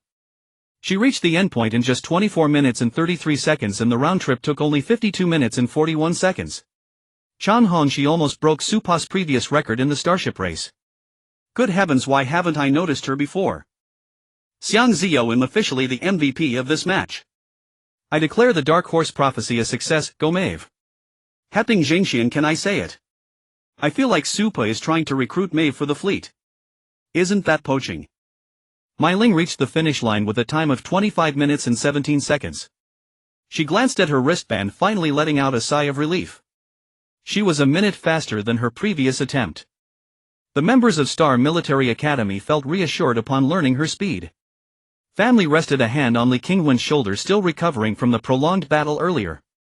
With the commander's speed like that, second place is secure, right? Li Qingwen's eyes crinkled with a smile. Aside from Su Pu, who else could be faster than our commander?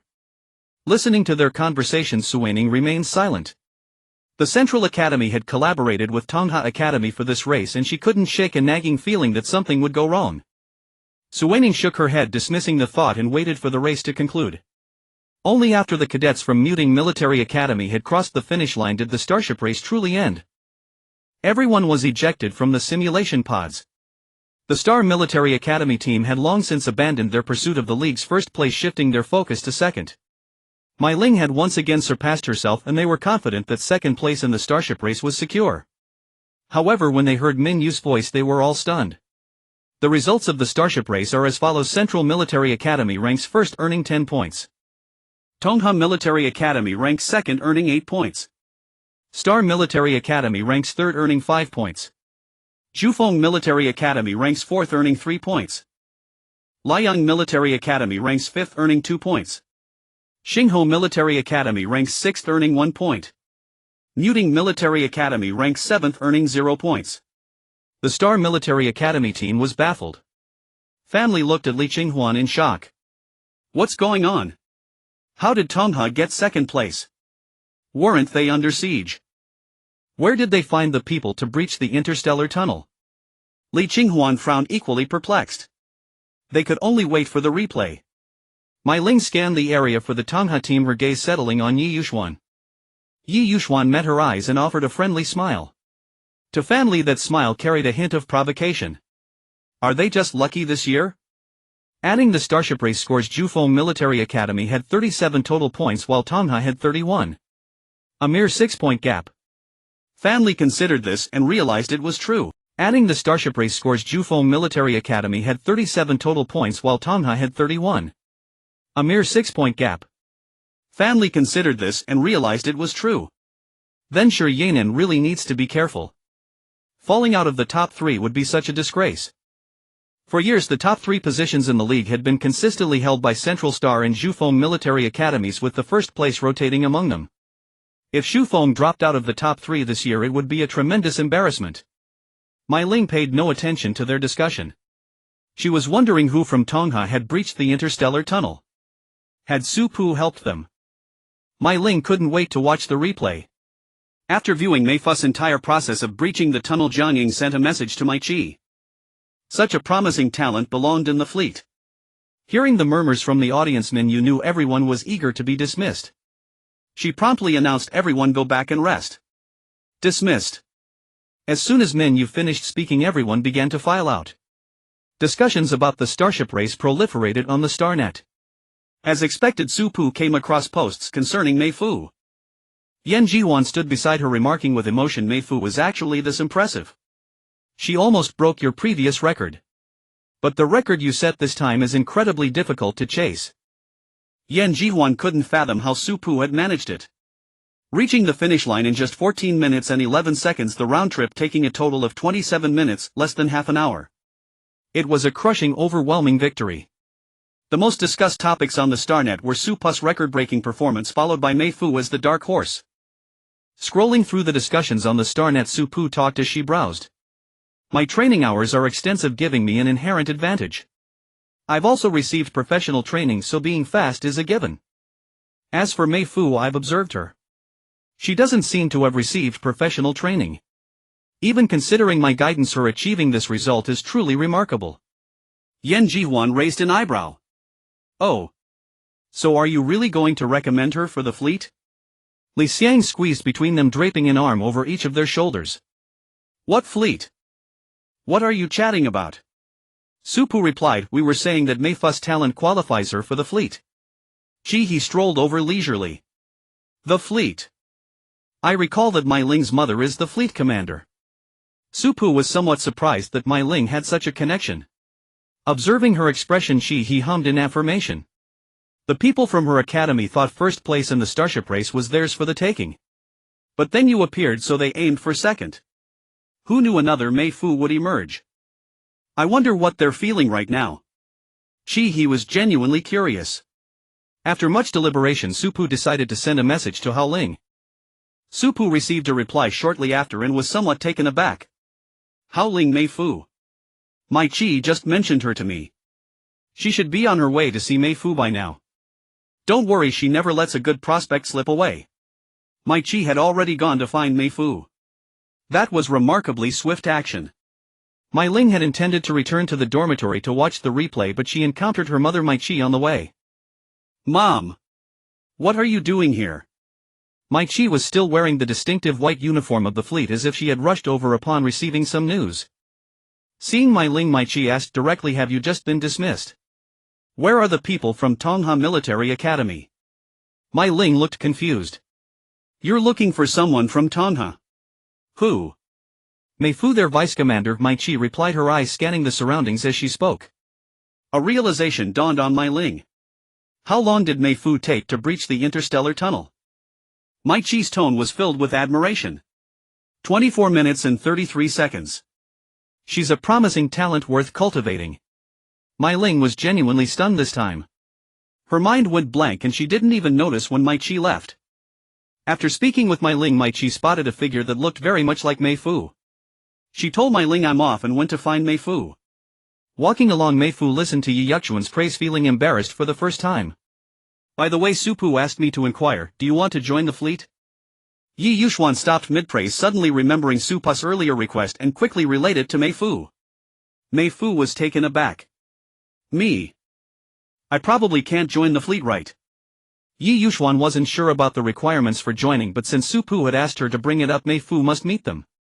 Judging by Su Pu's meaning, if you want to join, there's definitely no problem. Mei Fu's gaze drifted, lost in thought. Yi Yuxuan assumed she was considering it and fell silent. Cadet Mei Fu. Mai Chi's voice came from behind. Mei Fu and Yi Yuxuan both turned around.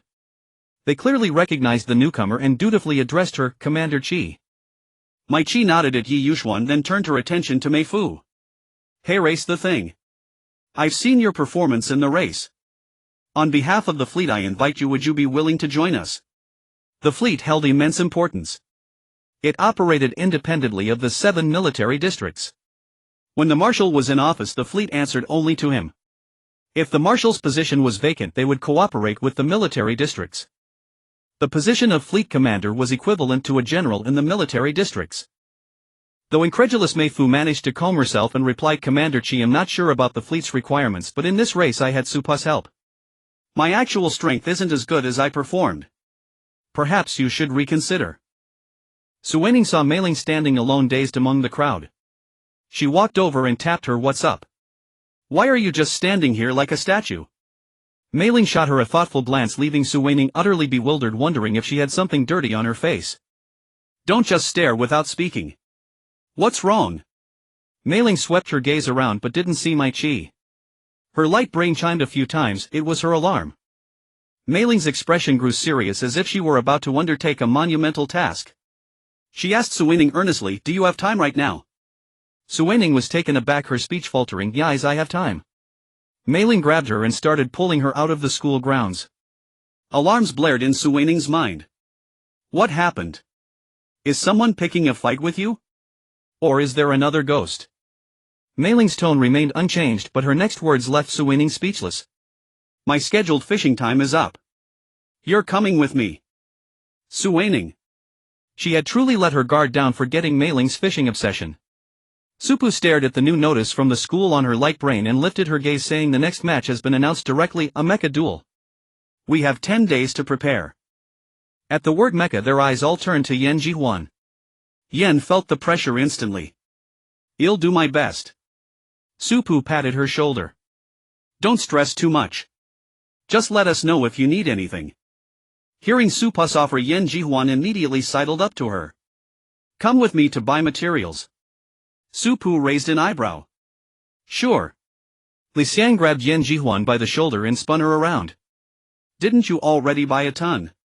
Yan Jihuan replied, "How is that enough? I need to test different combinations."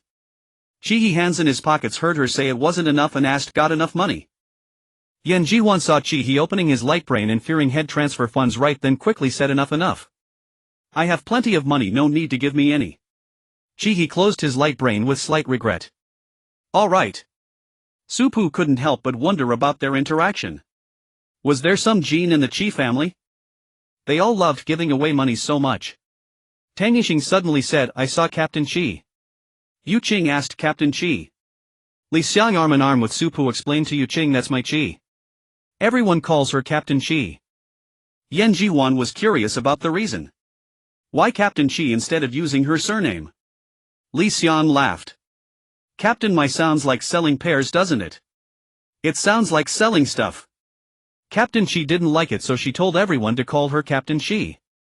Mei Fu left the military academy alone and secretly returned home. Standing before the familiar door, she lingered for a long time without knocking to enter. Snow had begun to fall on her home planet, tiny flakes landing on her hair like delicate ornaments. Mei Fu sighed and finally mustered the resolve to knock. A voice came from inside. Who is it? As the voice faded, the door was opened from within and Mei Fu met the gaze of the person inside. The person inside was clearly startled, never expecting Mei Fu to have returned. Why are you back? Aren't you in the competition? Mei Fu knew at once that she hadn't watched the livestream or any news about the league. The last match just ended. We have 10 days off. Her voice was muffled, carrying a hint of predictable disappointment. Mei Xian gave an awkward laugh. Come in. It's cold out here. Mei Fu stepped inside and her eyes flinched as if scorched by the scene before her. A crowd surrounded a little girl wearing a birthday crown in the center. A cake sat on the table, the candles just removed. Seeing this, Mei Xian felt a belated wave of embarrassment. Xiaofu, your little sister just got home from school and insisted on having birthday cake. We had to celebrate her birthday early. We didn't want to disturb you, so we didn't call you back. Mei Fu pressed her lips together and said nothing. Mom, I plan to join the fleet. Mei Xian showed little reaction, merely offering perfunctory encouragement. The fleet, huh? Do your best. The requirements are high, it's not easy to get in. Mei Fu walked over to the table. Mei Hao stared at her with wide, curious eyes.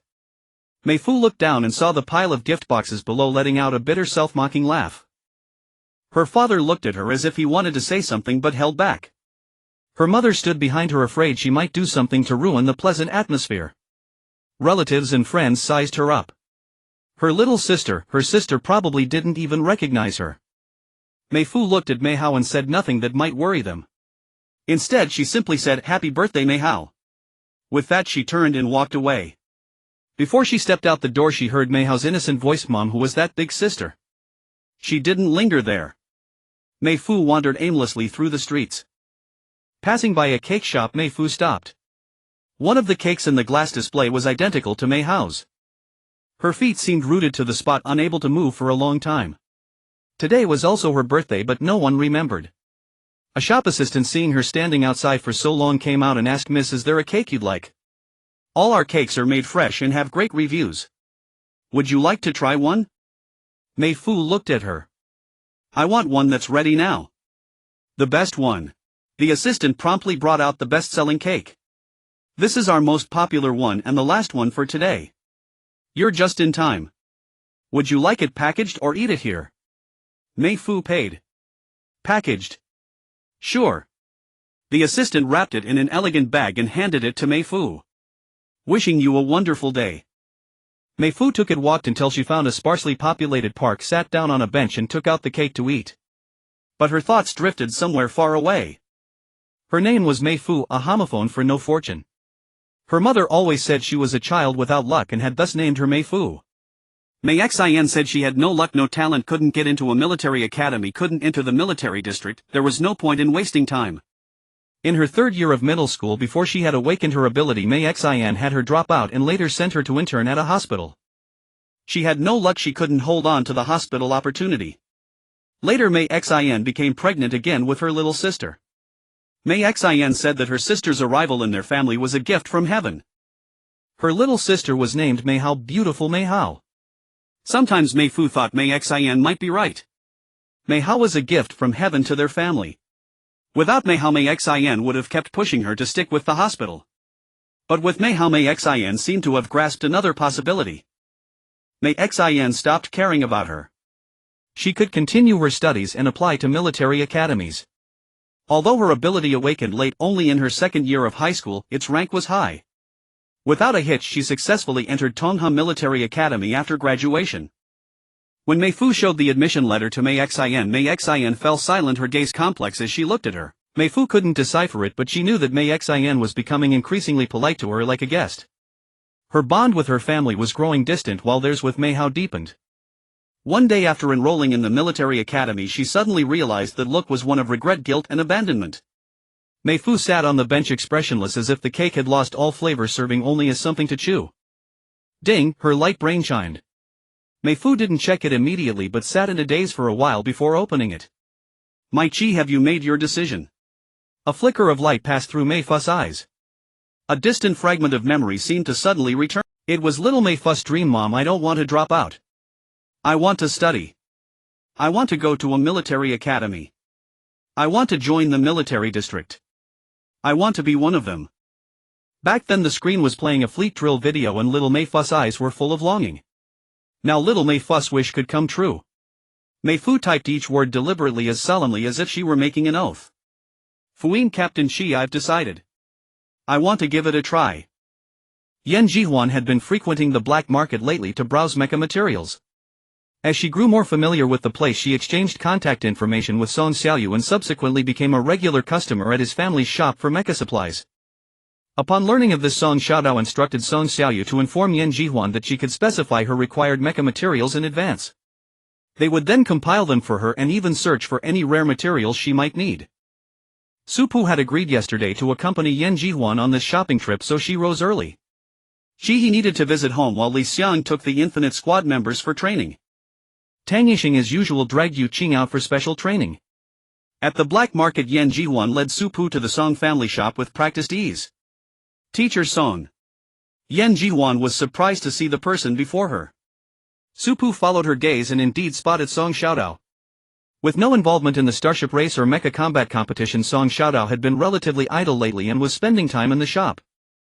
Song Xiaoyu, who seemed to be searching for something every day, emerged from under the cabinet upon hearing voices. He tidied his hair and asked, "You've come to pick up the mecha materials?" "The gold gravel hasn't arrived yet. It'll be a couple of days." Recalling the 10-day preparation period, Song Xiaodao proactively inquired, "Is it urgent? If so, I can bring it for you tomorrow." Yan Jihuan felt too embarrassed to impose. "No rush, no rush. I wouldn't want to trouble you, Teacher Song."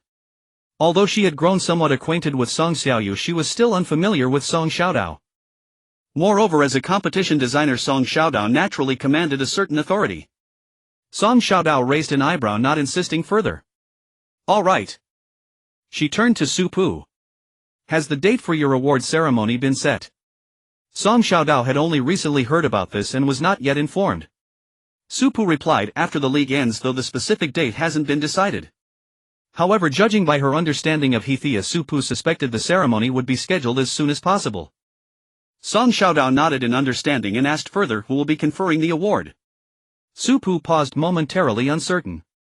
The regulations for the ceremony's host were not overly strict. It didn't necessarily have to be a military district official.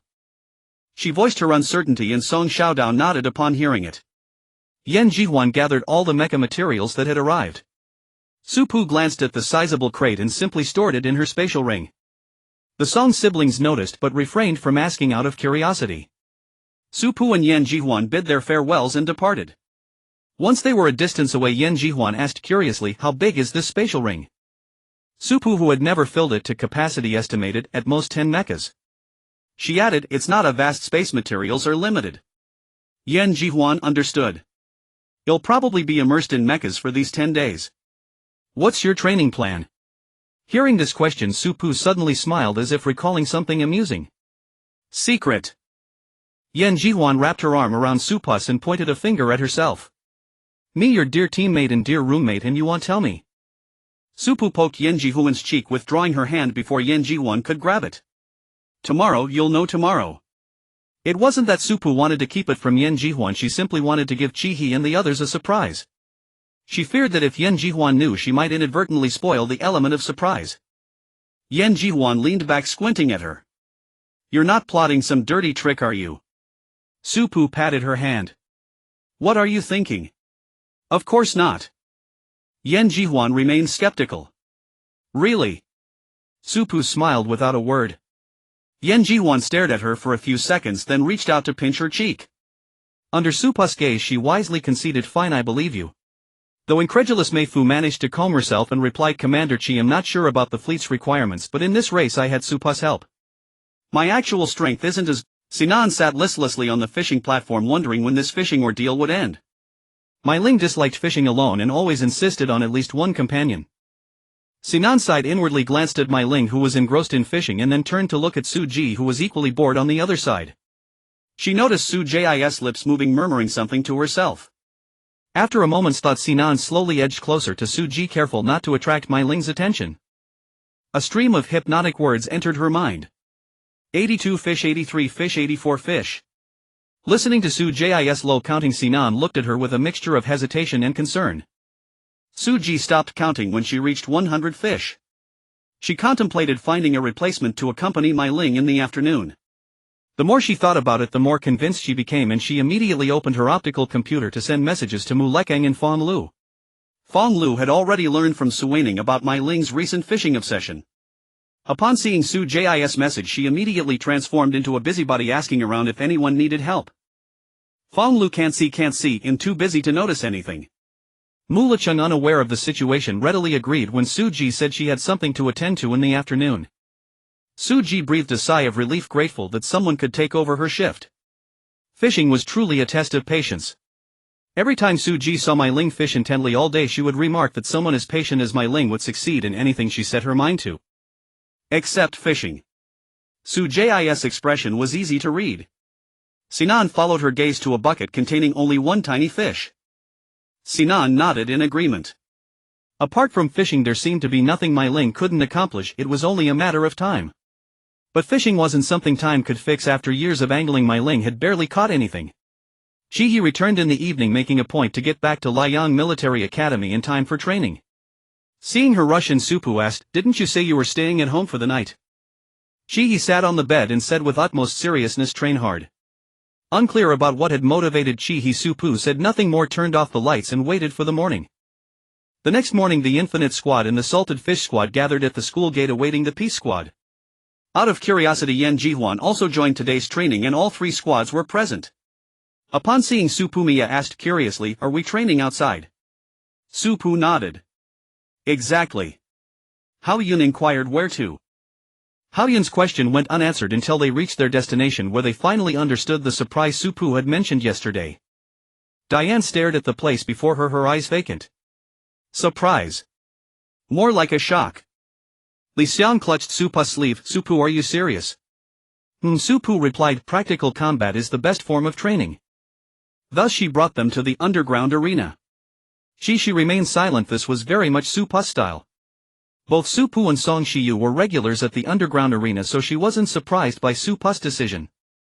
Supu had already scouted this place beforehand, and now she led the three teams inside, donning the unique masks of the underground arena. The masks were mainly to prevent revenge-seeking fighters in the underground arena fought fiercely, and some would secretly seek out their opponents afterward for vengeance. Once everyone had put on their masks, Supu led them inside. The entrance to the underground arena resembled that of an underground black market, showing no distinction from the outside. As they entered, two guards stood on either side, their eyes fixed on them as if wary of any trouble they might cause. This wasn't Supu's first time at the underground arena. She was well acquainted with its rules. Every person entering the underground arena needed to register, which essentially meant creating a false identity. No real information was required, just a name would suffice. Supu used her previous alias Ichi. The registration clerk entered the name into the information database and handed her an identity tag. The identity tag had to be worn on the clothing. Supu took the tag and placed it on the left side of her chest, then instructed Yan Jihuan and the others to register. While waiting to register, Supu went to check the screen next to the registration desk. The screen displayed the upcoming matches that were generating the most buzz, and Supu's gaze fell on the second line, where a seasoned fighter with 41 consecutive wins was set to face a newcomer with no track record. Someone nearby noticed that Supu was looking at the same match and casually spoke up, Do you find it interesting too? The opponent of he has mostly faced seasoned fighters with multiple victories. It's the first time he's up against a newcomer. I haven't heard of Supu replied, asking curiously, Has He ever lost? The person was somewhat surprised by her question. You don't know He? Why would you ask that? He is the recent dark horse with 41 wins and no losses. She glanced around and leaned closer to Supu, whispering, Hei's appearance is quite timely, coinciding with the start of the military academy league. Some suspect he might be from another military academy. Just as she was about to say more, she noticed Yen Jihuan and the others approaching, silencing herself. Supu turned her head and saw that they had all registered. Glancing back at the screen, she noticed that Hei's match was scheduled for number 9. She followed her gaze. Sister, are we going to watch the match? Supu nodded. Let's go see the match between He and Bai Fei. Bai Fei is the newcomer. Supu looked for the location of arena number 9 and found that quite a few people were heading there, so she simply followed the flow. The underground arena also featured dedicated betting areas, and as soon as Supu and her group entered the viewing area for arena number 9, they were immediately drawn in by the bettors. In betting on He, Bai Fei, being a newcomer, has no real strength at all. And how much are you betting? 1 star coin. What's the matter? Are you discriminating against me? What's wrong with 1 star coin? It's the participation that counts. Pauper, don't argue. I'm betting 1,000 star coins on Bai Fei to win. Wow, someone is actually betting on the newcomer to win. He has won so many matches without a single loss. Of course I'm betting on He. What if Bai Fei turns out to be a dark horse? When He first arrived, no one bet on him either, yet here he is undefeated until now. It's not that easy to become a dark horse. The bettors around were arguing, but still there were more people supporting He, while the supporters of Bai Fei were few and far between, just making noise. Suddenly a person squeezed to the center of the crowd, embedding 10,000 star coins on Bai Fei. Everyone looked at this suddenly appearing person as if they were observing a fool. Even the supporters of Bai Fei found it hard to comprehend. The person who had just bet 1,000 star coins on Bai Fei kindly reminded, he's just a newcomer, is it really worth betting so much? Think again. He shot a cold glance at the speaker, his tone icy. No need. The speaker, merely trying to offer a friendly warning, fell silent upon seeing the indifference. After all, it wasn't her money at stake. Why should she mind someone else's business? Li Xiang, watching from the sidelines, mused, that person can't be a plant, can he? Supu's gaze was fixed on the one who had wagered 10,000 star coins. He wasn't wearing an identity tag. Was he specifically taking it off for the betting, or was it simply a habit not to wear one? Supu leaned towards the former. If so, this match would be interesting, possibly manipulated behind the scenes. Supu did not take her eyes off the match, but spoke to the few people behind her. Anyone in need of money can bet on Bai Fei. Upon hearing this, Yu Qing, without caring about the odds, directly bet 10,000 star coins. This move left Tang Yixing dumbfounded. Aren't you afraid of losing such a large amount? Yu Qing calmly shook his head. No, I'm not afraid. He had full faith in Supu's judgment. If she said they could win, then they could. She, understanding Supu well, also placed a small bet purely for fun. He, though not short on cash, wanted to participate as well, so she symbolically bet 30,000 star coins. Seeing this, Li Xiang was unwilling to fall behind and wagered 31,000, just a bit more than He. The members of the Infinite Squad and the Salty Fish Squad found it entertaining and all placed small bets. A new experience acquired. To others, Supu's group appeared as a bunch of reckless fools with too much money to spare. Just like that person who had just wagered 10,000 star coins. When Supu looked again, she found that the person had already left. Seeing that they had all placed their bets, Supu led them to find a slightly better spot to sit. The front rows were all occupied, so they settled in the middle row.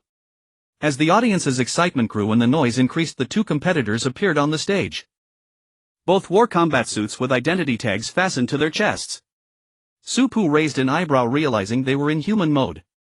If they were in mecha mode, they would have to enter the arena piloting a mech. She's eyes memories of the underground arena were already quite hazy, but she vaguely remembered some aspects. A newcomer is actually fighting in human mode. Aren't they afraid of dying? Supu chuckled lightly, her gaze on He filled with curiosity. He won't die. She seemed to grasp something, gazing alternately at He and Bai Fei. At the referee's command, the two began their duel. Supu was somewhat surprised to see He's ability. It was the light element. This power was not particularly rare, but light element users above rank were scarce. Perhaps not even 5 could be found across the entire galaxy. He's light elements seem to exceed rank. Supu asked softly, have any of you heard of this person? He had not. As far as I know, all rank and above light element users have been recruited by the military. The highest is S with no 2 rank. She nodded in agreement. This person has likely never surfaced before. Su-Pu fell silent and focused on the match. Hei's attacks were relentless with countless arrows of light descending like a torrential storm. Yet Bai Fei did not activate his ability, merely dodging and fleeing. The arena seemed to be Hei's hunting ground and Bai Fei the prey that could not escape her grasp. Su-Pu overheard someone in front remark, "This Bai Fei is truly overestimating himself. If he had any sense he would have surrendered outright." An unspoken rule governed the underground arena. Before the referee announced the start, a contestant could surrender and the opponent was then forbidden to attack. Xianwu, having bet on Bai Fei, Su-Pu's advice, asked uncertainly, "Su-Pu, can Bai Fei really win?" Su-Pu watched Bai Fei grow increasingly disheveled as he evaded attacks, yet her tone was even more resolute than before the match. "He can." On the surface Bai Fei seemed to be on the defensive, but in truth his ability was quietly accumulating energy. It was not an instantaneous power, it required a period to build up before activation. Su-Pu searched her mind, trying to pinpoint what ability it might be.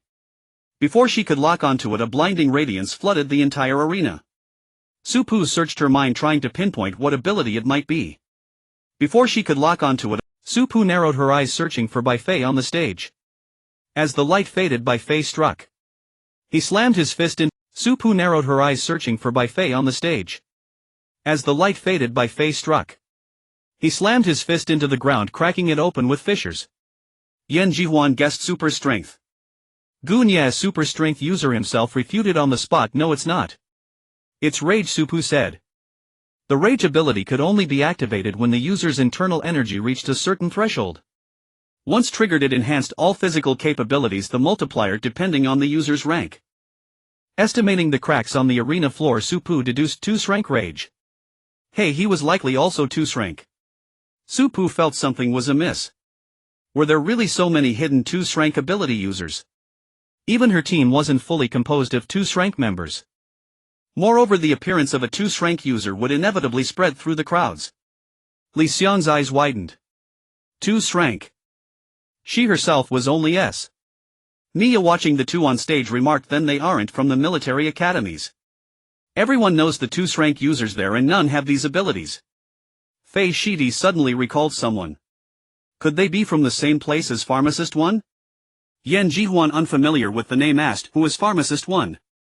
Fei Shidi replied, "The pharmacist who solved the ghost incident in the 2nd military district." He should know more than I do. Su-Pu turned to Chi-He, who met her gaze. "Pharmacist Wen's full name is Wen Sui. My aunt discovered her on a remote planet." Chi-He paused, a note of admiration in his voice. "She's remarkable. The Central Military District even requested her assistance from the 2nd. She suddenly remembered. Ah, Shilan mentioned her to me. She's now at the Central Military District's lab." Yu Qing interjected, "It's highly unlikely for a single remote planet to produce 1 2 rank, let alone 3 simultaneously." His reasoning seemed sound and the speculation was set aside. On the arena, Bai Fei gradually turned the tide. With speed akin to teleportation and fists brimming with immense strength, he seized the offensive. Bai Fei constantly sought opportunities for close combat.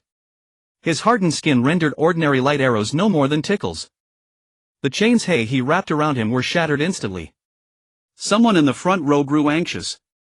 "What's wrong with He? She's not going to lose, is she? I bet 3,000 star coins on her." "Only 3,000? I bet nearly 10,000 and am not panicking yet." Is Bai Fei really going to win? Didn't He call herself the undefeated war goddess? Is she about to fall? She never claimed that. It's all rumors you spread. If He loses to Bai Fei, it'll be such a blow to her pride. By the way, where did Bai Fei come from? Who knows? As long as the show's good, who cares about his origins? In other parts of the audience, voices that once supported He gradually began to shift toward Bai Fei. But only a portion did so. He had won 41 consecutive matches and many refused to believe she would lose now. Yu Qing had already begun silently praying for Bai Fei's victory. He had bet 10,000 star coins if Bai Fei won he would rake in 90,000. After taking a few close-range hits from Bai Fei, he unleashed her power. A pair of wings formed from light unfurled behind her, lifting her into the air. Simultaneously, a colossal sword materialized and swung toward Bai Fei. The entire audience held their breath, watching intently. Bai Fei stopped the giant sword with one hand, a bloody gash forming across his palm. The ground beneath his feet began to crater. He didn't stop there. She conjured several explosive spheres to disrupt him. Then a mirror surface materialized behind Bai Fei. His ability felt suppressed and he had to use both hands to resist the giant sword lest it cleave him in two. The audience fell completely silent, not daring to breathe, afraid of missing a single moment. Su Pu saw the mirror and cast a knowing, meaningful glance at He. Her acting was so earnest she could have been an actress. The explosions didn't just disrupt Bai Fei but also blinded the audience with their searing light. When the light dissipated, the battle had concluded. He's wings were broken, her sword shattered into pieces. Bai Fei stood blood-soaked on the arena looking down at He, who knelt on one knee. He could no longer rise. Bai Fei signaled for the match to end. The referee paused briefly before announcing with a neutral expression, Bai Fei wins. The audience erupted, stunned that He had truly lost. Some rejoiced, others wept. None were happier than those who had bet on Bai Fei. Staring at the 90,000 star coins just deposited into his optical brain. Yu Qing, a massive win. She leaned close to Su Pu. Sister, what about them? She didn't finish her sentence, but Su Pu understood her meaning. Bai Fei's abilities aren't weak, but he did indeed hold back. Others might not have noticed, but Su Pu knew that the mirror surface he summoned, which appeared to suppress Bai Fei's abilities, was actually helping Bai Fei. The explosion had obscured the audience's view, so they didn't see that the mirror surface had absorbed most of the attack. What was He's intention? Why would she go through such great lengths to elevate Bai Fei's reputation? What benefit was there for her in shattering her own winning streak like this? Su Pu looked at the betting table and asked Yan Jihuan how many bet on Bai Fei winning. Yan Jihuan was still watching the arena where he was being carried off by the underground arena staff while Bai Fei left in the opposite direction. Hearing Su Pu's question, Yan Jihuan snapped back to reality. Not many. The total star coins wagered aren't much either. Excluding ours, it's only about 20,000 star coins. Seated in the audience, Su Pu watched He and Li Xiang locked in fierce combat, falling into silence. She glanced to the left intending to ask Yan Jihuan, then suddenly realized Yan Jihuan was not there. Su Pu remained silent for a long time. She was about to shrink back when Su Pu finally said, "Look into Wen Sui." She was bewildered. She didn't understand why Su Pu had suddenly brought up Wen Sui, but she complied anyway. All right. He, overhearing their conversation, looked at Su Pu. Do you really think the three of them come from the same place? Su Pu shook her head. Not really. I just want to investigate. The sudden emergence of these three individuals was suspicious. Compared to He and Bai Fei, Wen Sui was clearly easier to look into, making her a good starting point. The audience was mostly gone. Su Pu checked the time on her light brain and stood up. Time for business. Let's go challenge the mecha mode. Upon hearing this, the three squads straightened up and full of energy followed Su Pu to initiate the challenge. The underground arena had a total of 15 arenas, each with its own seating for spectators. Before they began, Su Pu remembered something and asked, "Do you all have other mechas?" Their mechas had appeared in the military academy league. Wouldn't using them here be too conspicuous? It would be easy to expose their identities. Li Xiang and Tang Yixing all had other mechas, as did a few members from the Infinite Squad and the Salted Fish Squad. Su Pu counted the heads and thought it still wasn't enough. She immediately said, "Wait here for me." With that, Su Pu left, leaving the others standing there exchanging glances, wondering what she was up to. In no time she returned with several black stones. They were quite small, about the size of marbles. Su Pu handed one to each person. Just take it out when you link with your mecha. A specialty product of the underground arena. Once used, no matter what the mecha actually looked like, it would appear as an ordinary mecha to others. Li Xiang tossed the black stone up and caught it. The underground arena has quite a bit of black tech too. Su Pu hummed in agreement. Let's go. The arena matched opponents randomly, but there was an underlying algorithm. As newcomers to the arena, they were mostly matched against other newcomers. They coordinated the order of their matches. Those not yet fighting watched from the stands, analyzing the ongoing battles. Su Pu didn't participate herself but stayed in the stands the entire time, analyzing each person's combat strengths and weaknesses. It was Mi Ya's turn on stage. Su Pu opened her notebook to watch the match while Yan Jihuan sat beside her, scrolling through the star net. As she scrolled, she came across something interesting. She initially wanted to show Su Pu, but seeing how intently Su Pu was watching the arena, she instead tapped Li Xiang beside her. Li Xiang glanced at it, her brow slightly furrowed as if she didn't quite understand. Paying to suffer. The post Yen Ji-won showed her was a complaint about the maze. Title: The maze venue in the Military Academy League really isn't meant for humans.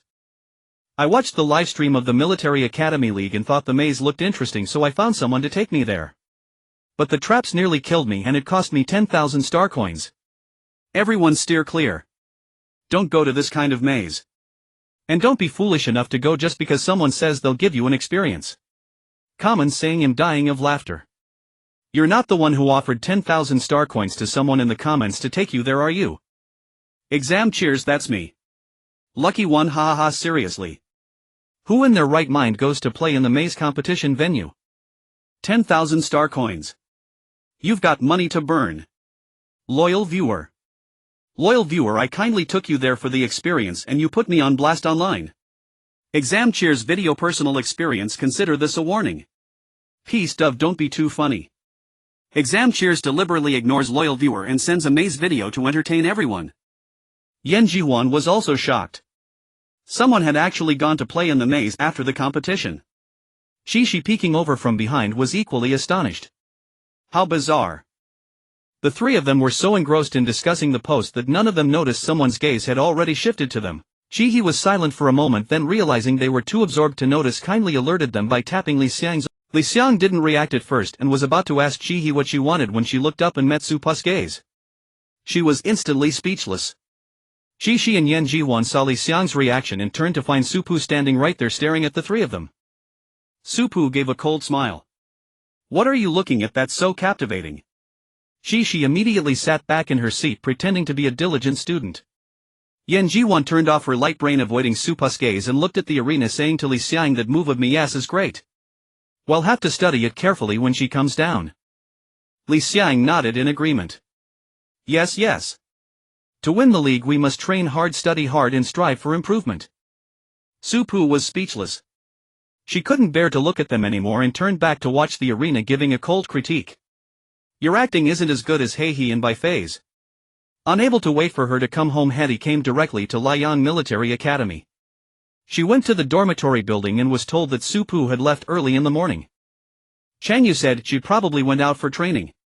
Hetty pinched the bridge of her nose. I'll wait for her here. With his wounds already bandaged, Heiha avoided crowded places and stealthily slipped into a small room.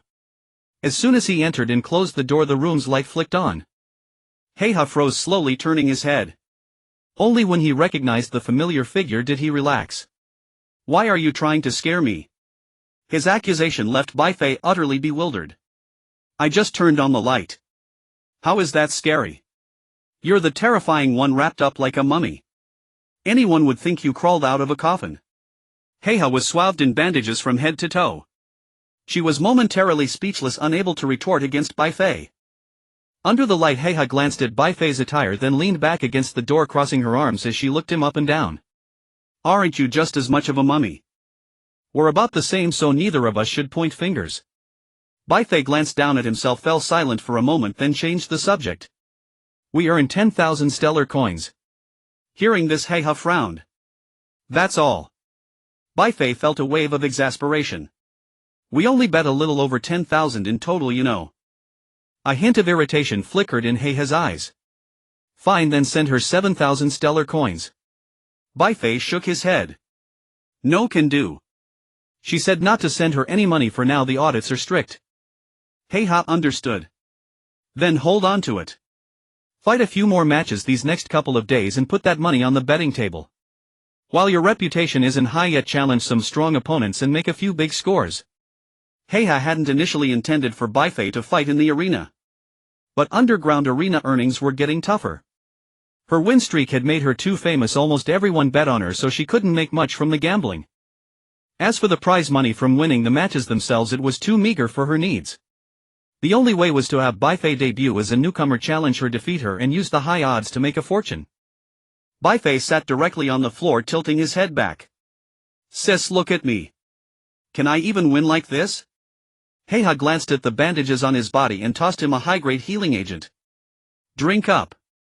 Bai Fei didn't stand on ceremony. He opened it and chugged it down in one go. Only after finishing did he think to ask about its origin. Where did you get this? Heiha smirked. She gave it to me. Bai Fei. He shot to his feet, his face full of indignation. She gave it to you but not to me. That's not fair. Heiha casually reached out and ruffled his hair. Tough luck in your sister. Deal with it. No one walked out of the underground arena smiling after a match. 3 teams trudged along behind Su Pu, their heads hanging low, looking utterly spiritless. Su Pu suddenly stopped. Yan Jihuan, walking directly behind her, didn't react in time and bumped into her back. Yan Jihuan rubbed her forehead and asked, "Why did you stop?" Su Pu's mind went blank. She turned around and asked, "Did I forget something?" Yan Jihuan had no idea. "What did you forget?" She looked up from her optical brain. "Sister, you didn't forget about Aunt He, did you?" Su Pu felt like the sky was falling. She had genuinely forgotten to mention going home. She had been away for so long that she wasn't used to being able to return home whenever she wanted. Seeing Su Pu about to head for the interstellar train, she quickly said to Sister, "Aunt He is waiting for you at Blazing Sun Military Academy." Su Pu looked at her. She waved her optical brain. Assistant Chang said so. Back at Blazing Sun Military Academy, Su Pu ran all the way to the dormitory building. There she saw Itaya and Chang Yu waiting downstairs. Su Pu slowed her pace, a rare look of guilt on her face. Godmother. Seeing Su Pu's expression, Itaya understood immediately. She had forgotten. Her expression was resigned. "I knew you'd forget once you got caught up in your work." Su Pu had always been like this. Ever since she joined the military, the frequency of her visits home had dropped drastically. She was too busy and often forgot to go back. Itaya was used to it. She didn't scold Su Pu but instead asked about the league.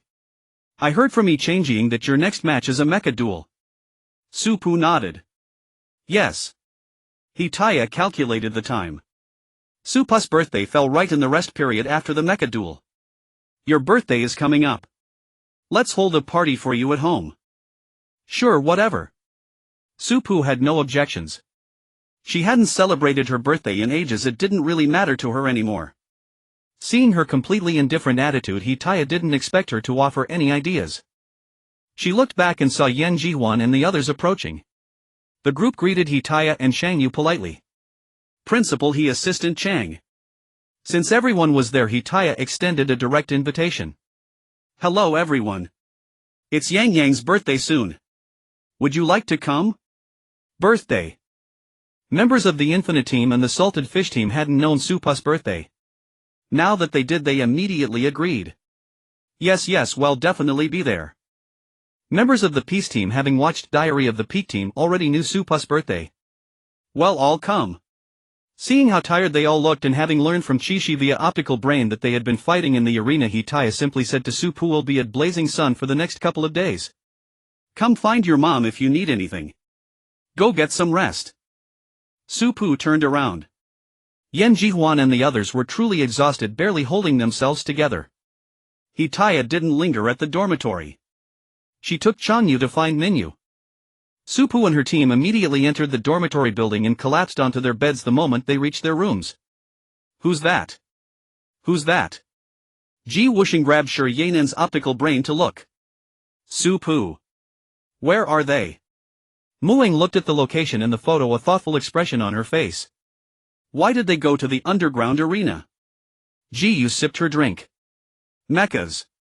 Fighting." Hearing this, Ji Wuxing felt a surge of competitive pressure. He grabbed Shi Yanen's shoulders. "Captain, they're grinding. We can't fall behind."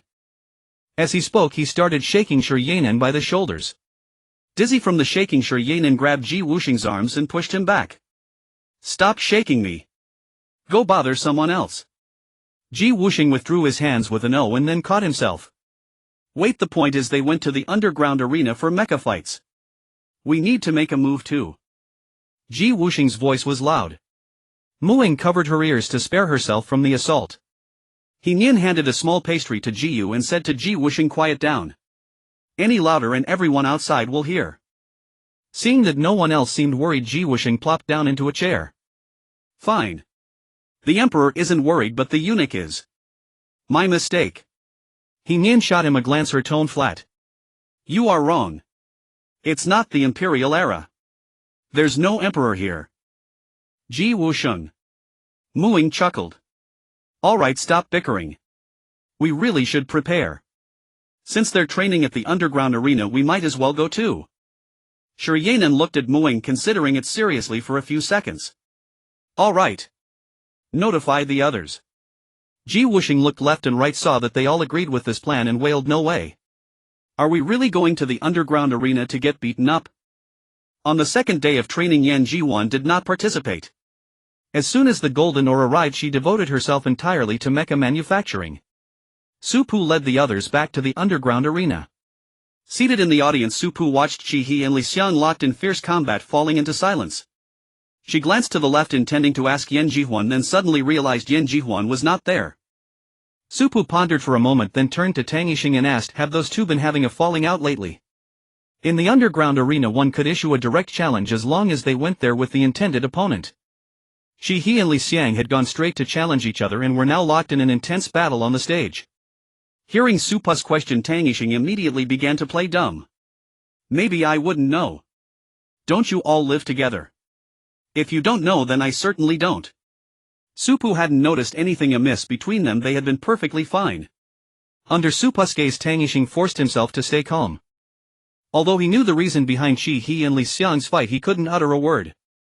If he did, he would likely face a joint beating from the two of them. His life was at stake. Tang Yixing resolutely refused to divulge a single syllable. Su Pu stared at him for a while, then withdrew her gaze and returned her attention to the arena. Sensing Su Pu's gaze shift away, Tang Yixing finally breathed a sigh of relief. Yu Qing found the scene amusing and whispered, "You're not actually hiding something, are you?" Tang Yixing said nothing, merely making a zipping motion across his lips towards Yu Qing. Meanwhile, Hetty was staying quietly in her room when an urgent voice suddenly came from outside. "Principal, do you know where Su Pu and the others have gone?" And Jier rushed in hurriedly, not even bothering to knock before entering directly. Hetty sat up straight, a slight frown creasing her brow. "What's wrong?" And Jier closed the door behind her. "Someone has gone missing and we can't get in touch with Su Pu." And Jier recounted what had just occurred. This morning a dormitory reported that their roommate hadn't come back all night. They sent messages and called, but there was no answer. There was no reply. Seeing this, Chang Yu said, "Aren't they fighting in the arena?"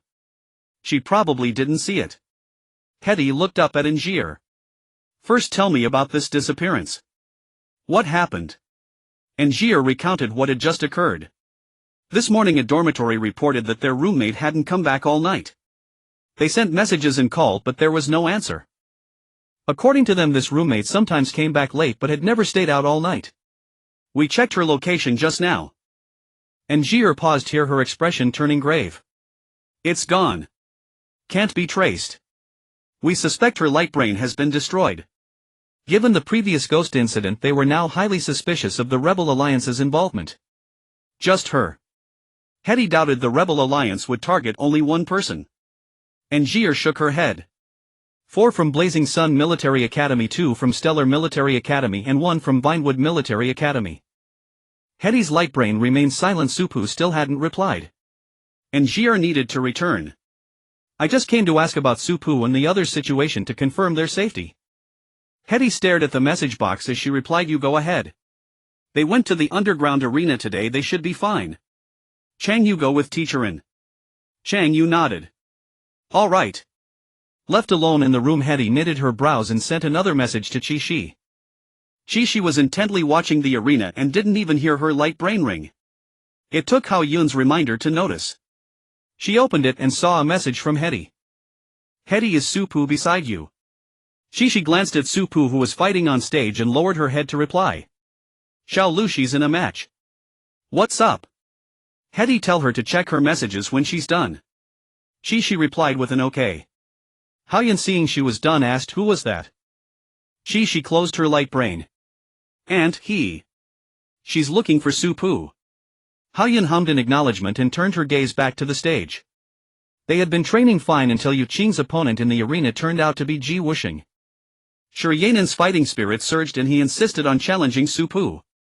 So the two of them went up on stage. Hao Yun watched Su Pu on the stage continuously toying with Shiryanen and couldn't help but laugh, wondering what had gotten into him. As for how they recognized Ji Wuxing, it was entirely due to Ji Wuxing's incessant chatter.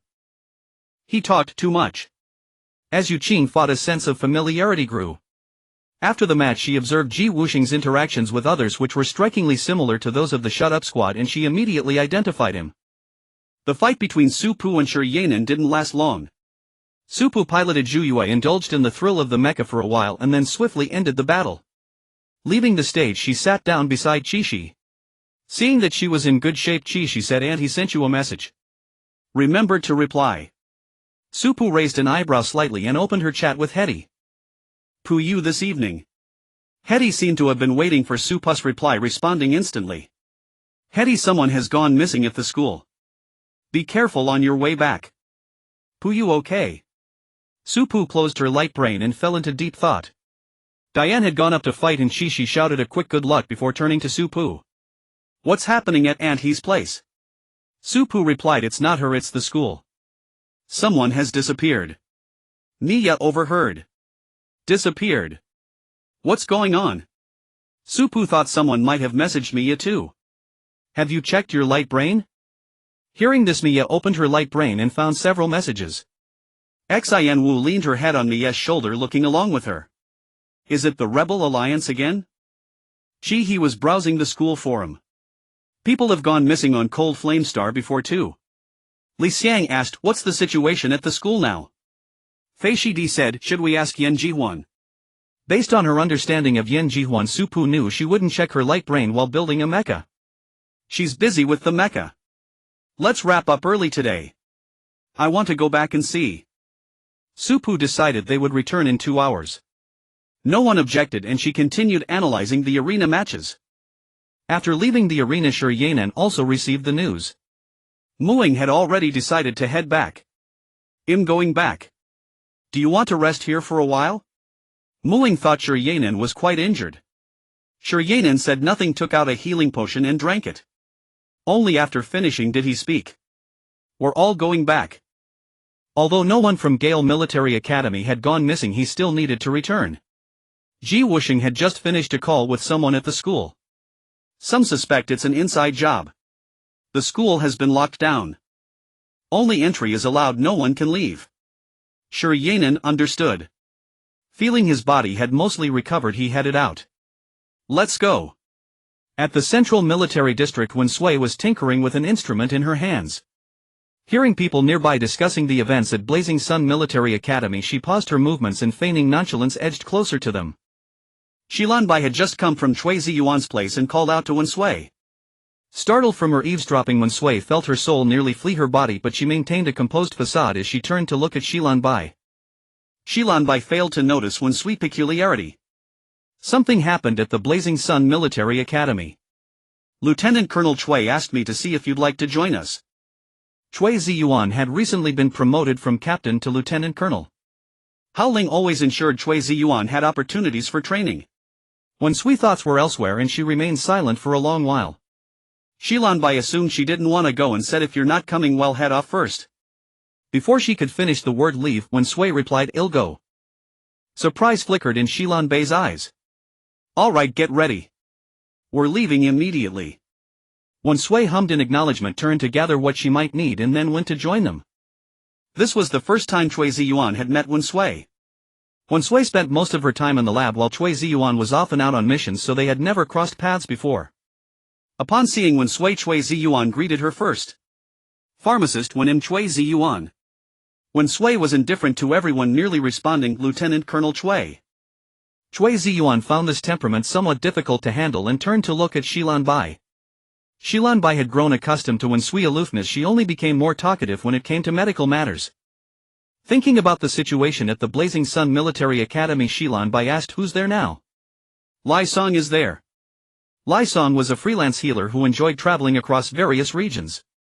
Wen Sui stood nearby with little reaction, only lifting her eyes when she heard the name Lai Song.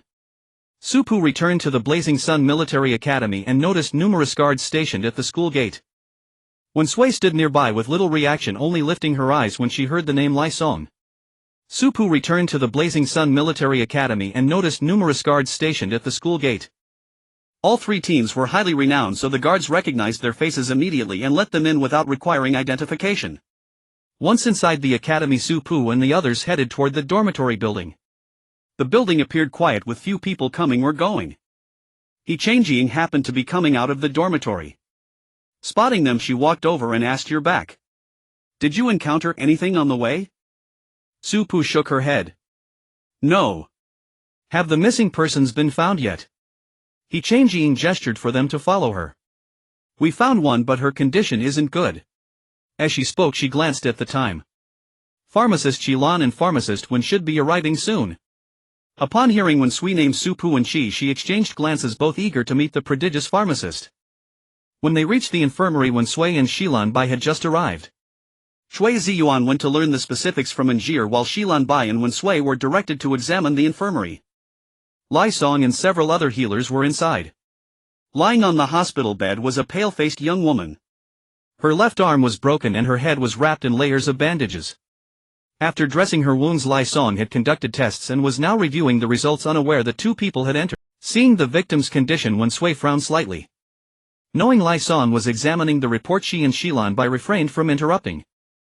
A healer behind Lai Song alerted her, prompting her to look up. She showed little reaction upon seeing Xilan Bai, but her gaze lingered on Wen Sui. Xilan Bai caught this and asked Wen Sui, "Do you know each other?"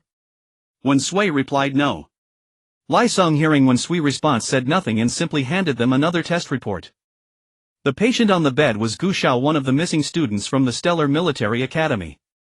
Bai Jingji entered, nodded to Xilan Bai and Wen Sui, then asked Lai Song, "How is she? When will she wake up?"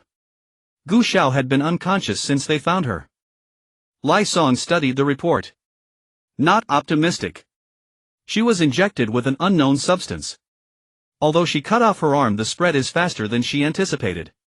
After speaking, Lai Song looked at Bai Jingji. Also, she's the only one found alive. The others are likely beyond saving. This possibility had already crossed Bai Jinzi's mind. Even having one survivor was a pleasant surprise.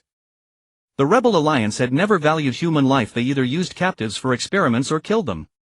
In the past, none of the missing had ever returned alive. Outside the infirmary, Chan Yu saw Su Pu and asked if she wanted to go in. Su Pu peered through the doorway. No, we'll wait for their results. Su Pu wasn't a healer and couldn't contribute much. She listened as Angier spoke. Angier said 8 people went missing in total. According to those close to them, they haven't been seen since last night. Over an hour ago, we found one of the students near the academy, from the Stellar Military Academy. Her arm was severed, her spiritual domain was impacted, and her ability was depleted. These were the conclusions drawn upon discovering Gu Xiao. The extent of her recovery would depend on the healers. Shui Ziyuan nodded and asked a few more questions, which Angier answered one by one. Having gathered enough information, Shui Ziyuan stepped halfway into the infirmary, then paused as if recalling something. Turning to Su Pu, she said, "You come in too." Shui Ziyuan hesitated for a few seconds before speaking, momentarily unsure how to address Su Pu. Su Pu followed her inside. Once in the infirmary, Su Pu's gaze first swept over Wen Sui, who stood beside Xilan Bai. Lai Song had already seen Su Pu's appearance on the StarNet.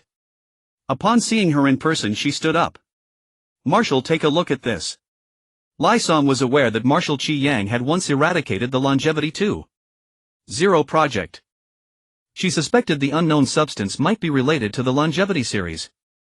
Su Pu looked at the test report handed to her.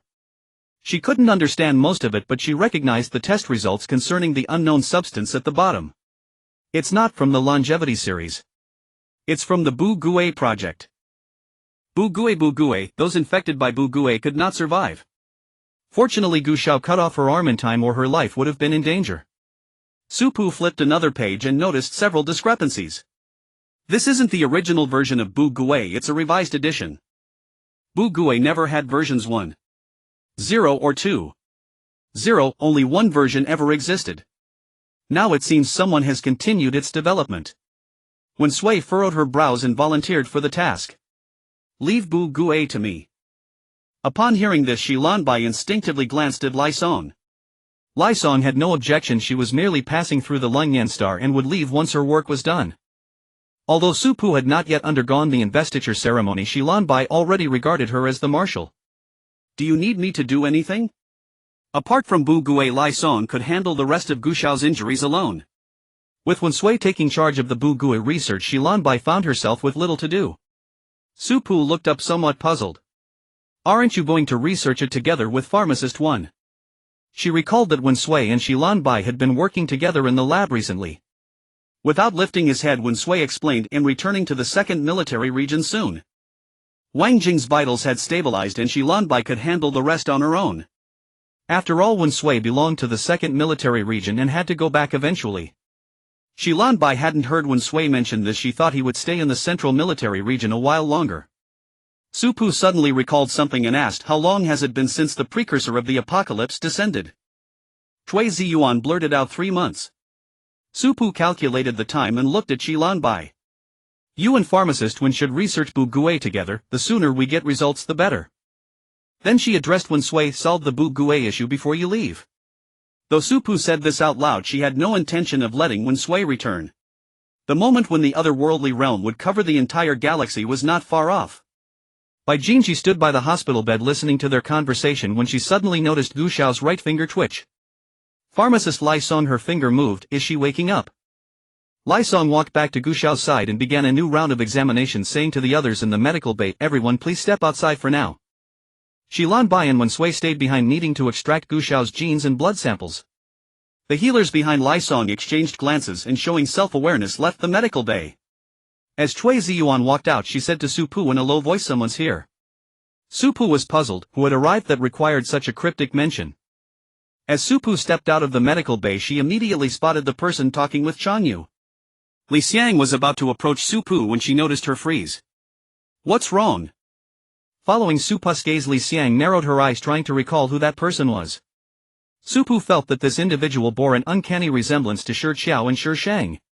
He walked up beside her and introduced, "Shi Yu, Shi Shang's daughter."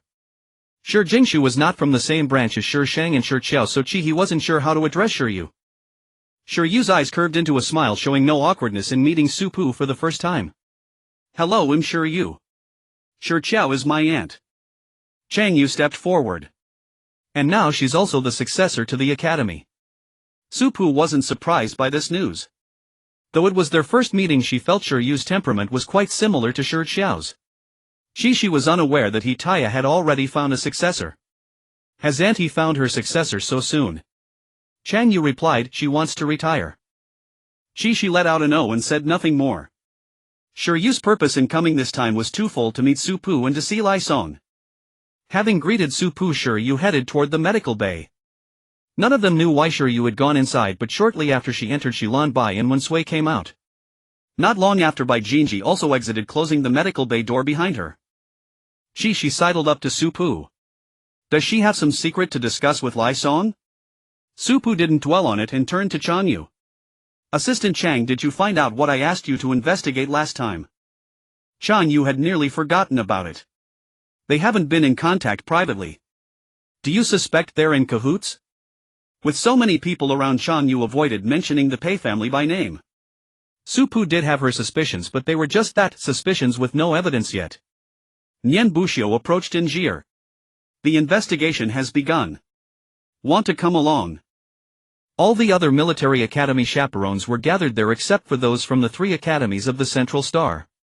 Bai Jingji was still worried about Gu Xiao in the medical bay and wouldn't leave, so Nian Buxiu didn't ask her. Injir glanced at He Changjing and upon receiving her nod went with Nian Buxiu.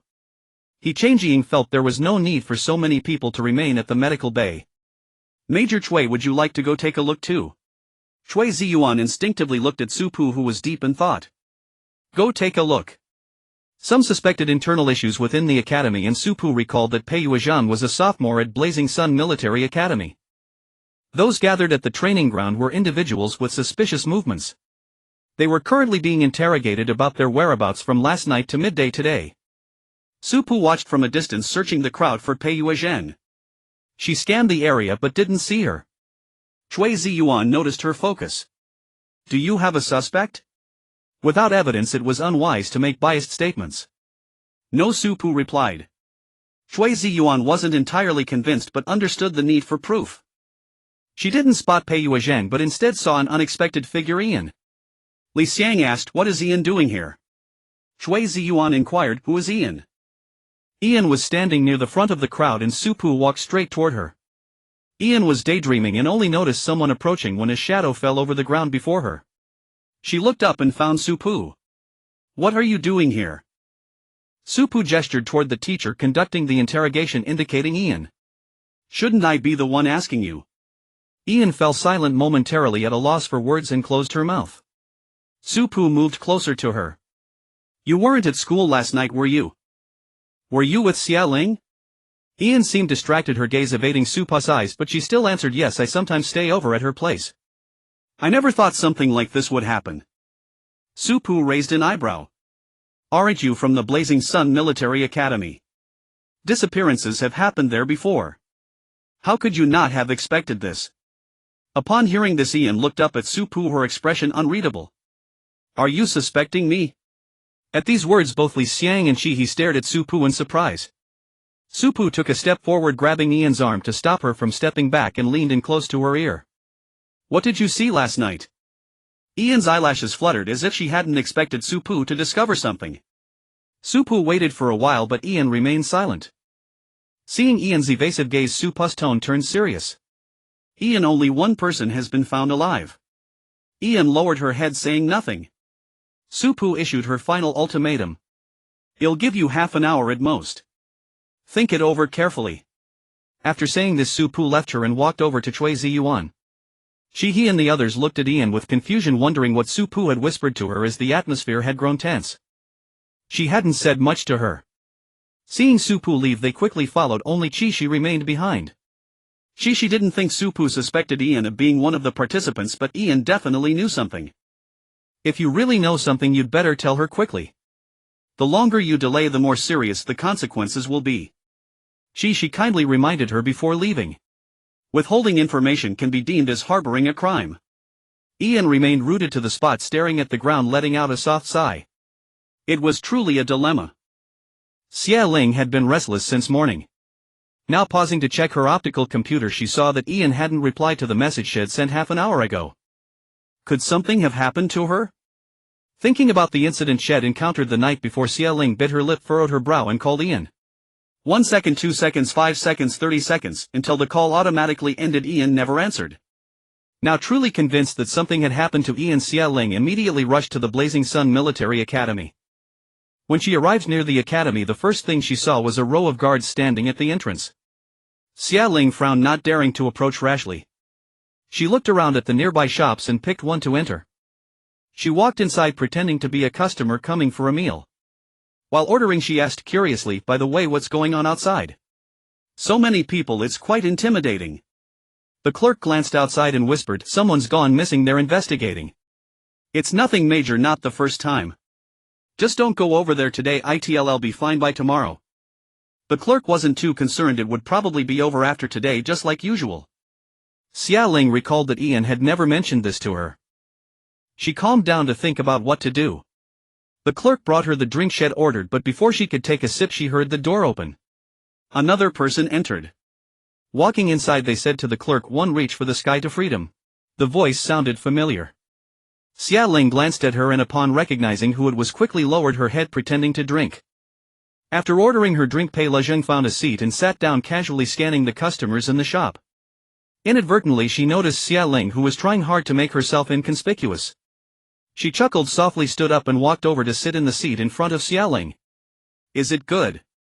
Pei Lezheng leaned forward, placing her hands on the table, her eyes fixed on Xia Ling. We meet again, Ian's good friend. Xia Ling's pupils contracted, her expression turning terrified, her face pale.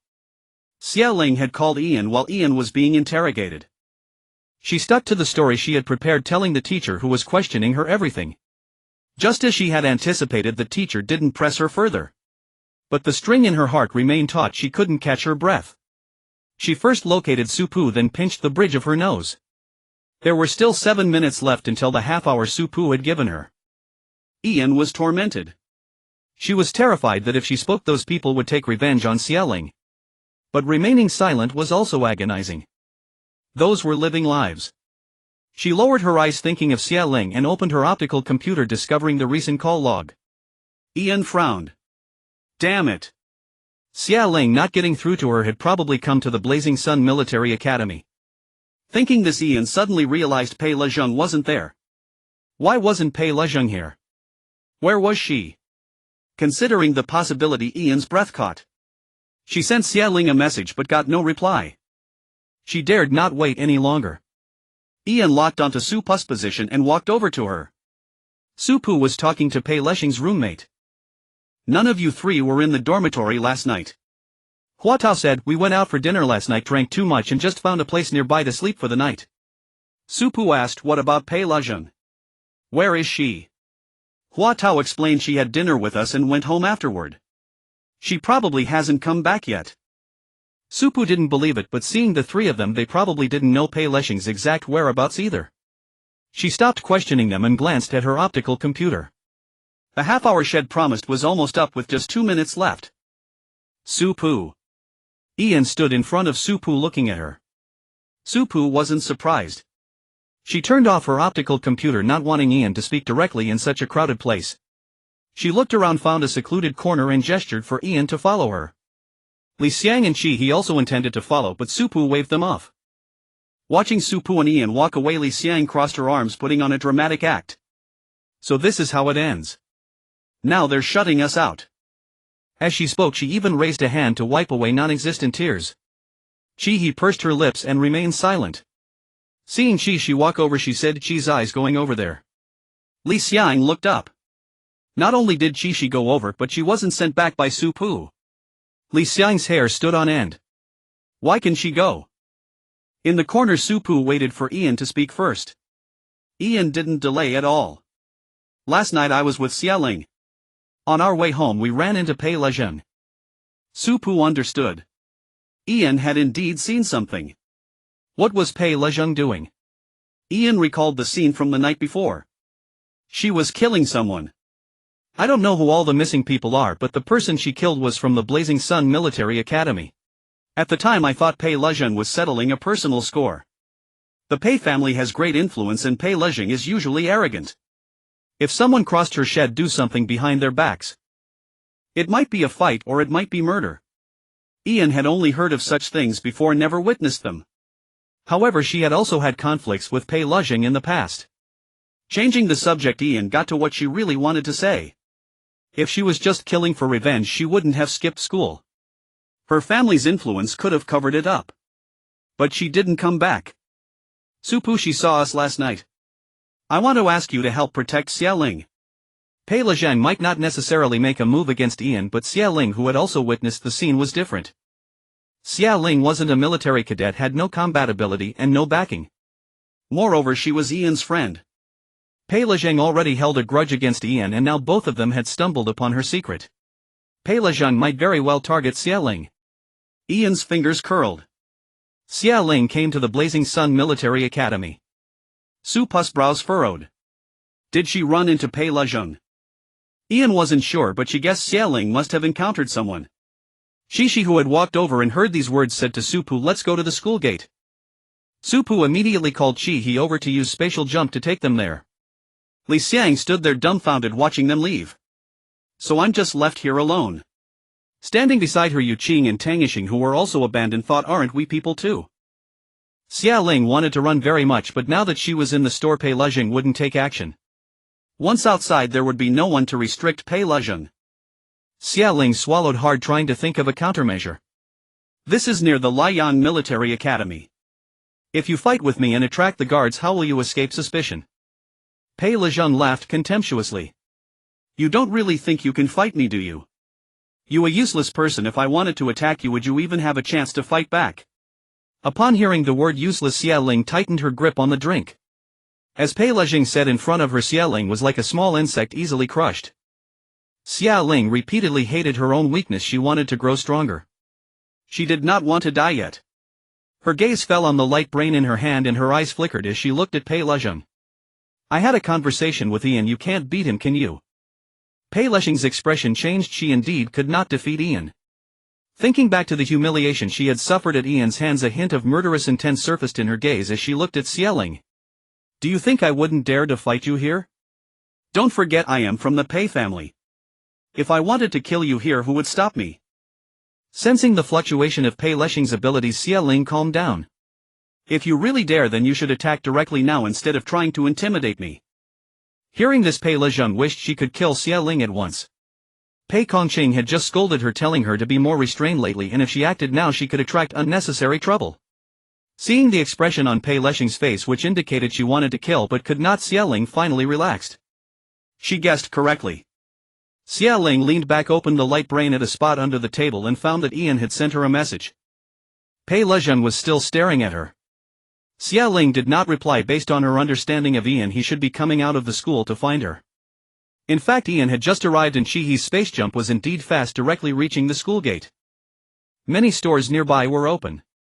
Supu turned to Ian and asked, "Do you know where she is?" Ian shook her head. She only knew that Xia Ling would come here. Supu thought for a moment and spread her spiritual power. Her spiritual power could cover the entire area of the store entrances nearby. Their Pei Leshing is also there. Supu gestured for them to look at that drink shop. When they reached the entrance, the four pushed the door open and walked in. Xia Ling sensed something and looked back, locking eyes with Ian. Ian sighed in relief when she saw Xia Ling sitting there intact. It seemed that Pei Leshing had not yet lost her mind to attack indiscriminately in someone else's store. When Pei Leshing saw Supu, she understood immediately. Remembering what Pei Kongqing had instructed, Pei Leshing did not struggle and stood up with a smile. "Isn't this the marshal? What kind of person would make you come personally?"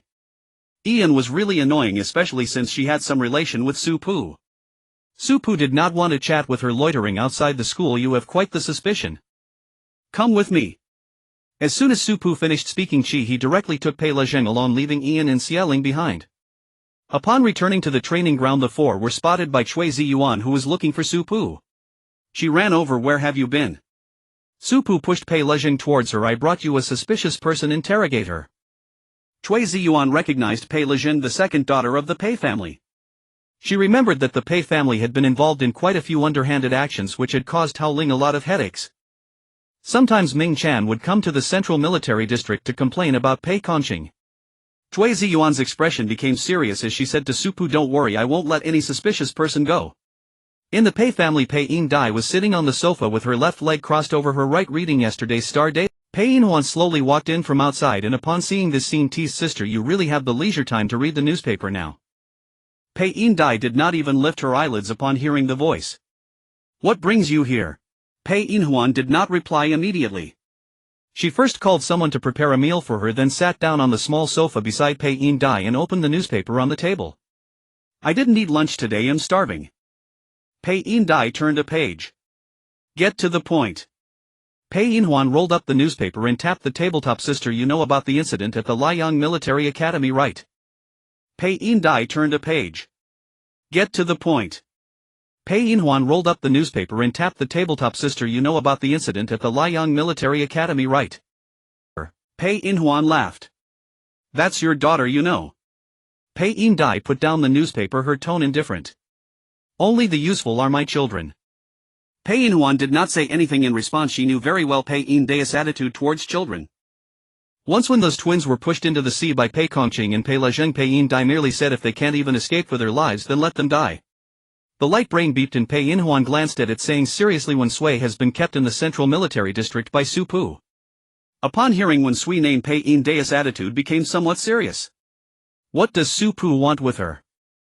Pei Inhuan replied, "Pei Leshing's actions were not clean. She left a survivor to escape back to the Liang Military Academy and the return was detected. Logically they shouldn't be able to tell it was a return, but Supu was there. This marshal comes back at the worst possible times. Really troublesome." Pei Inhuan truly felt that Supu would be better off dead in the other world. Pei In Dai pondered for a while. This return is different from before. When Sui won't be able to research it out anytime soon. However, Supu is indeed a problem. At that time, when Zhou Miao and Hao Ling initiated the Interstellar Alliance meeting proposing to reinstate Supu to the position of Marshal, Pei In Dai had wanted to oppose it. But facing this former late marshal, anyone who opposed would be suspected of betraying the alliance, so Pei In Dai could only agree. Pei Inhuan, hearing this, looked at her and made a slicing gesture across her throat. "Shall we do this?" Pei In Dai shot her a glare. "Don't always talk about killing." Pei Inhuan wanted to argue further but was interrupted by a servant announcing that the young lady had returned. Not to mention Supu, Pei Inhuan eagerly awaited Pei Kongqing's arrival. "Isn't this Qingqing? Why aren't you busy in the second military district?" Pei Kongqing maintained a false but friendly smile. "Auntie is here too." Pei Inhuan replied sarcastically, of course I have to be here, right? No one knew who had caused such a huge mess. Pei Kongqing was at a loss for words and turned to Pei Indai saying, Mom, I will take care of Xiao Zhang's matters. Pei Indai remained silent, but Pei Inhuan scoffed, you can't even keep an eye on Wen Sui, how will you handle it? Pei Kongqing tightened her fist. Auntie, don't worry, I have my ways. Pei Indai looked at Pei Kongqing. Control your sister. If she causes trouble again, she won't be allowed to stay here. I understand, Mom. Pei Kongqing lowered her head, the emotions in her eyes obscure. Yan Jihuan was so engrossed in her mech that she didn't let the commotion outside affect her in the slightest. It wasn't until the room darkened that she snapped out of her making state. Before the message could arrive, people had already come. Su Pu and the others pushed open the dormitory door carrying lunchboxes. We brought you dinner. Before the message could arrive, people had already come. Su Pu and the others pushed open the dormitory door carrying lunchboxes. We brought you dinner. Yan Jihuan walked over to take it. Why are you all back so early? Su Pu sat down on a chair. We've been back for quite a while. Yan Jihuan looked confused. Ha! How come I didn't know? Li Xiang leaned on her shoulder. Big things happened at school, do you want to hear about it?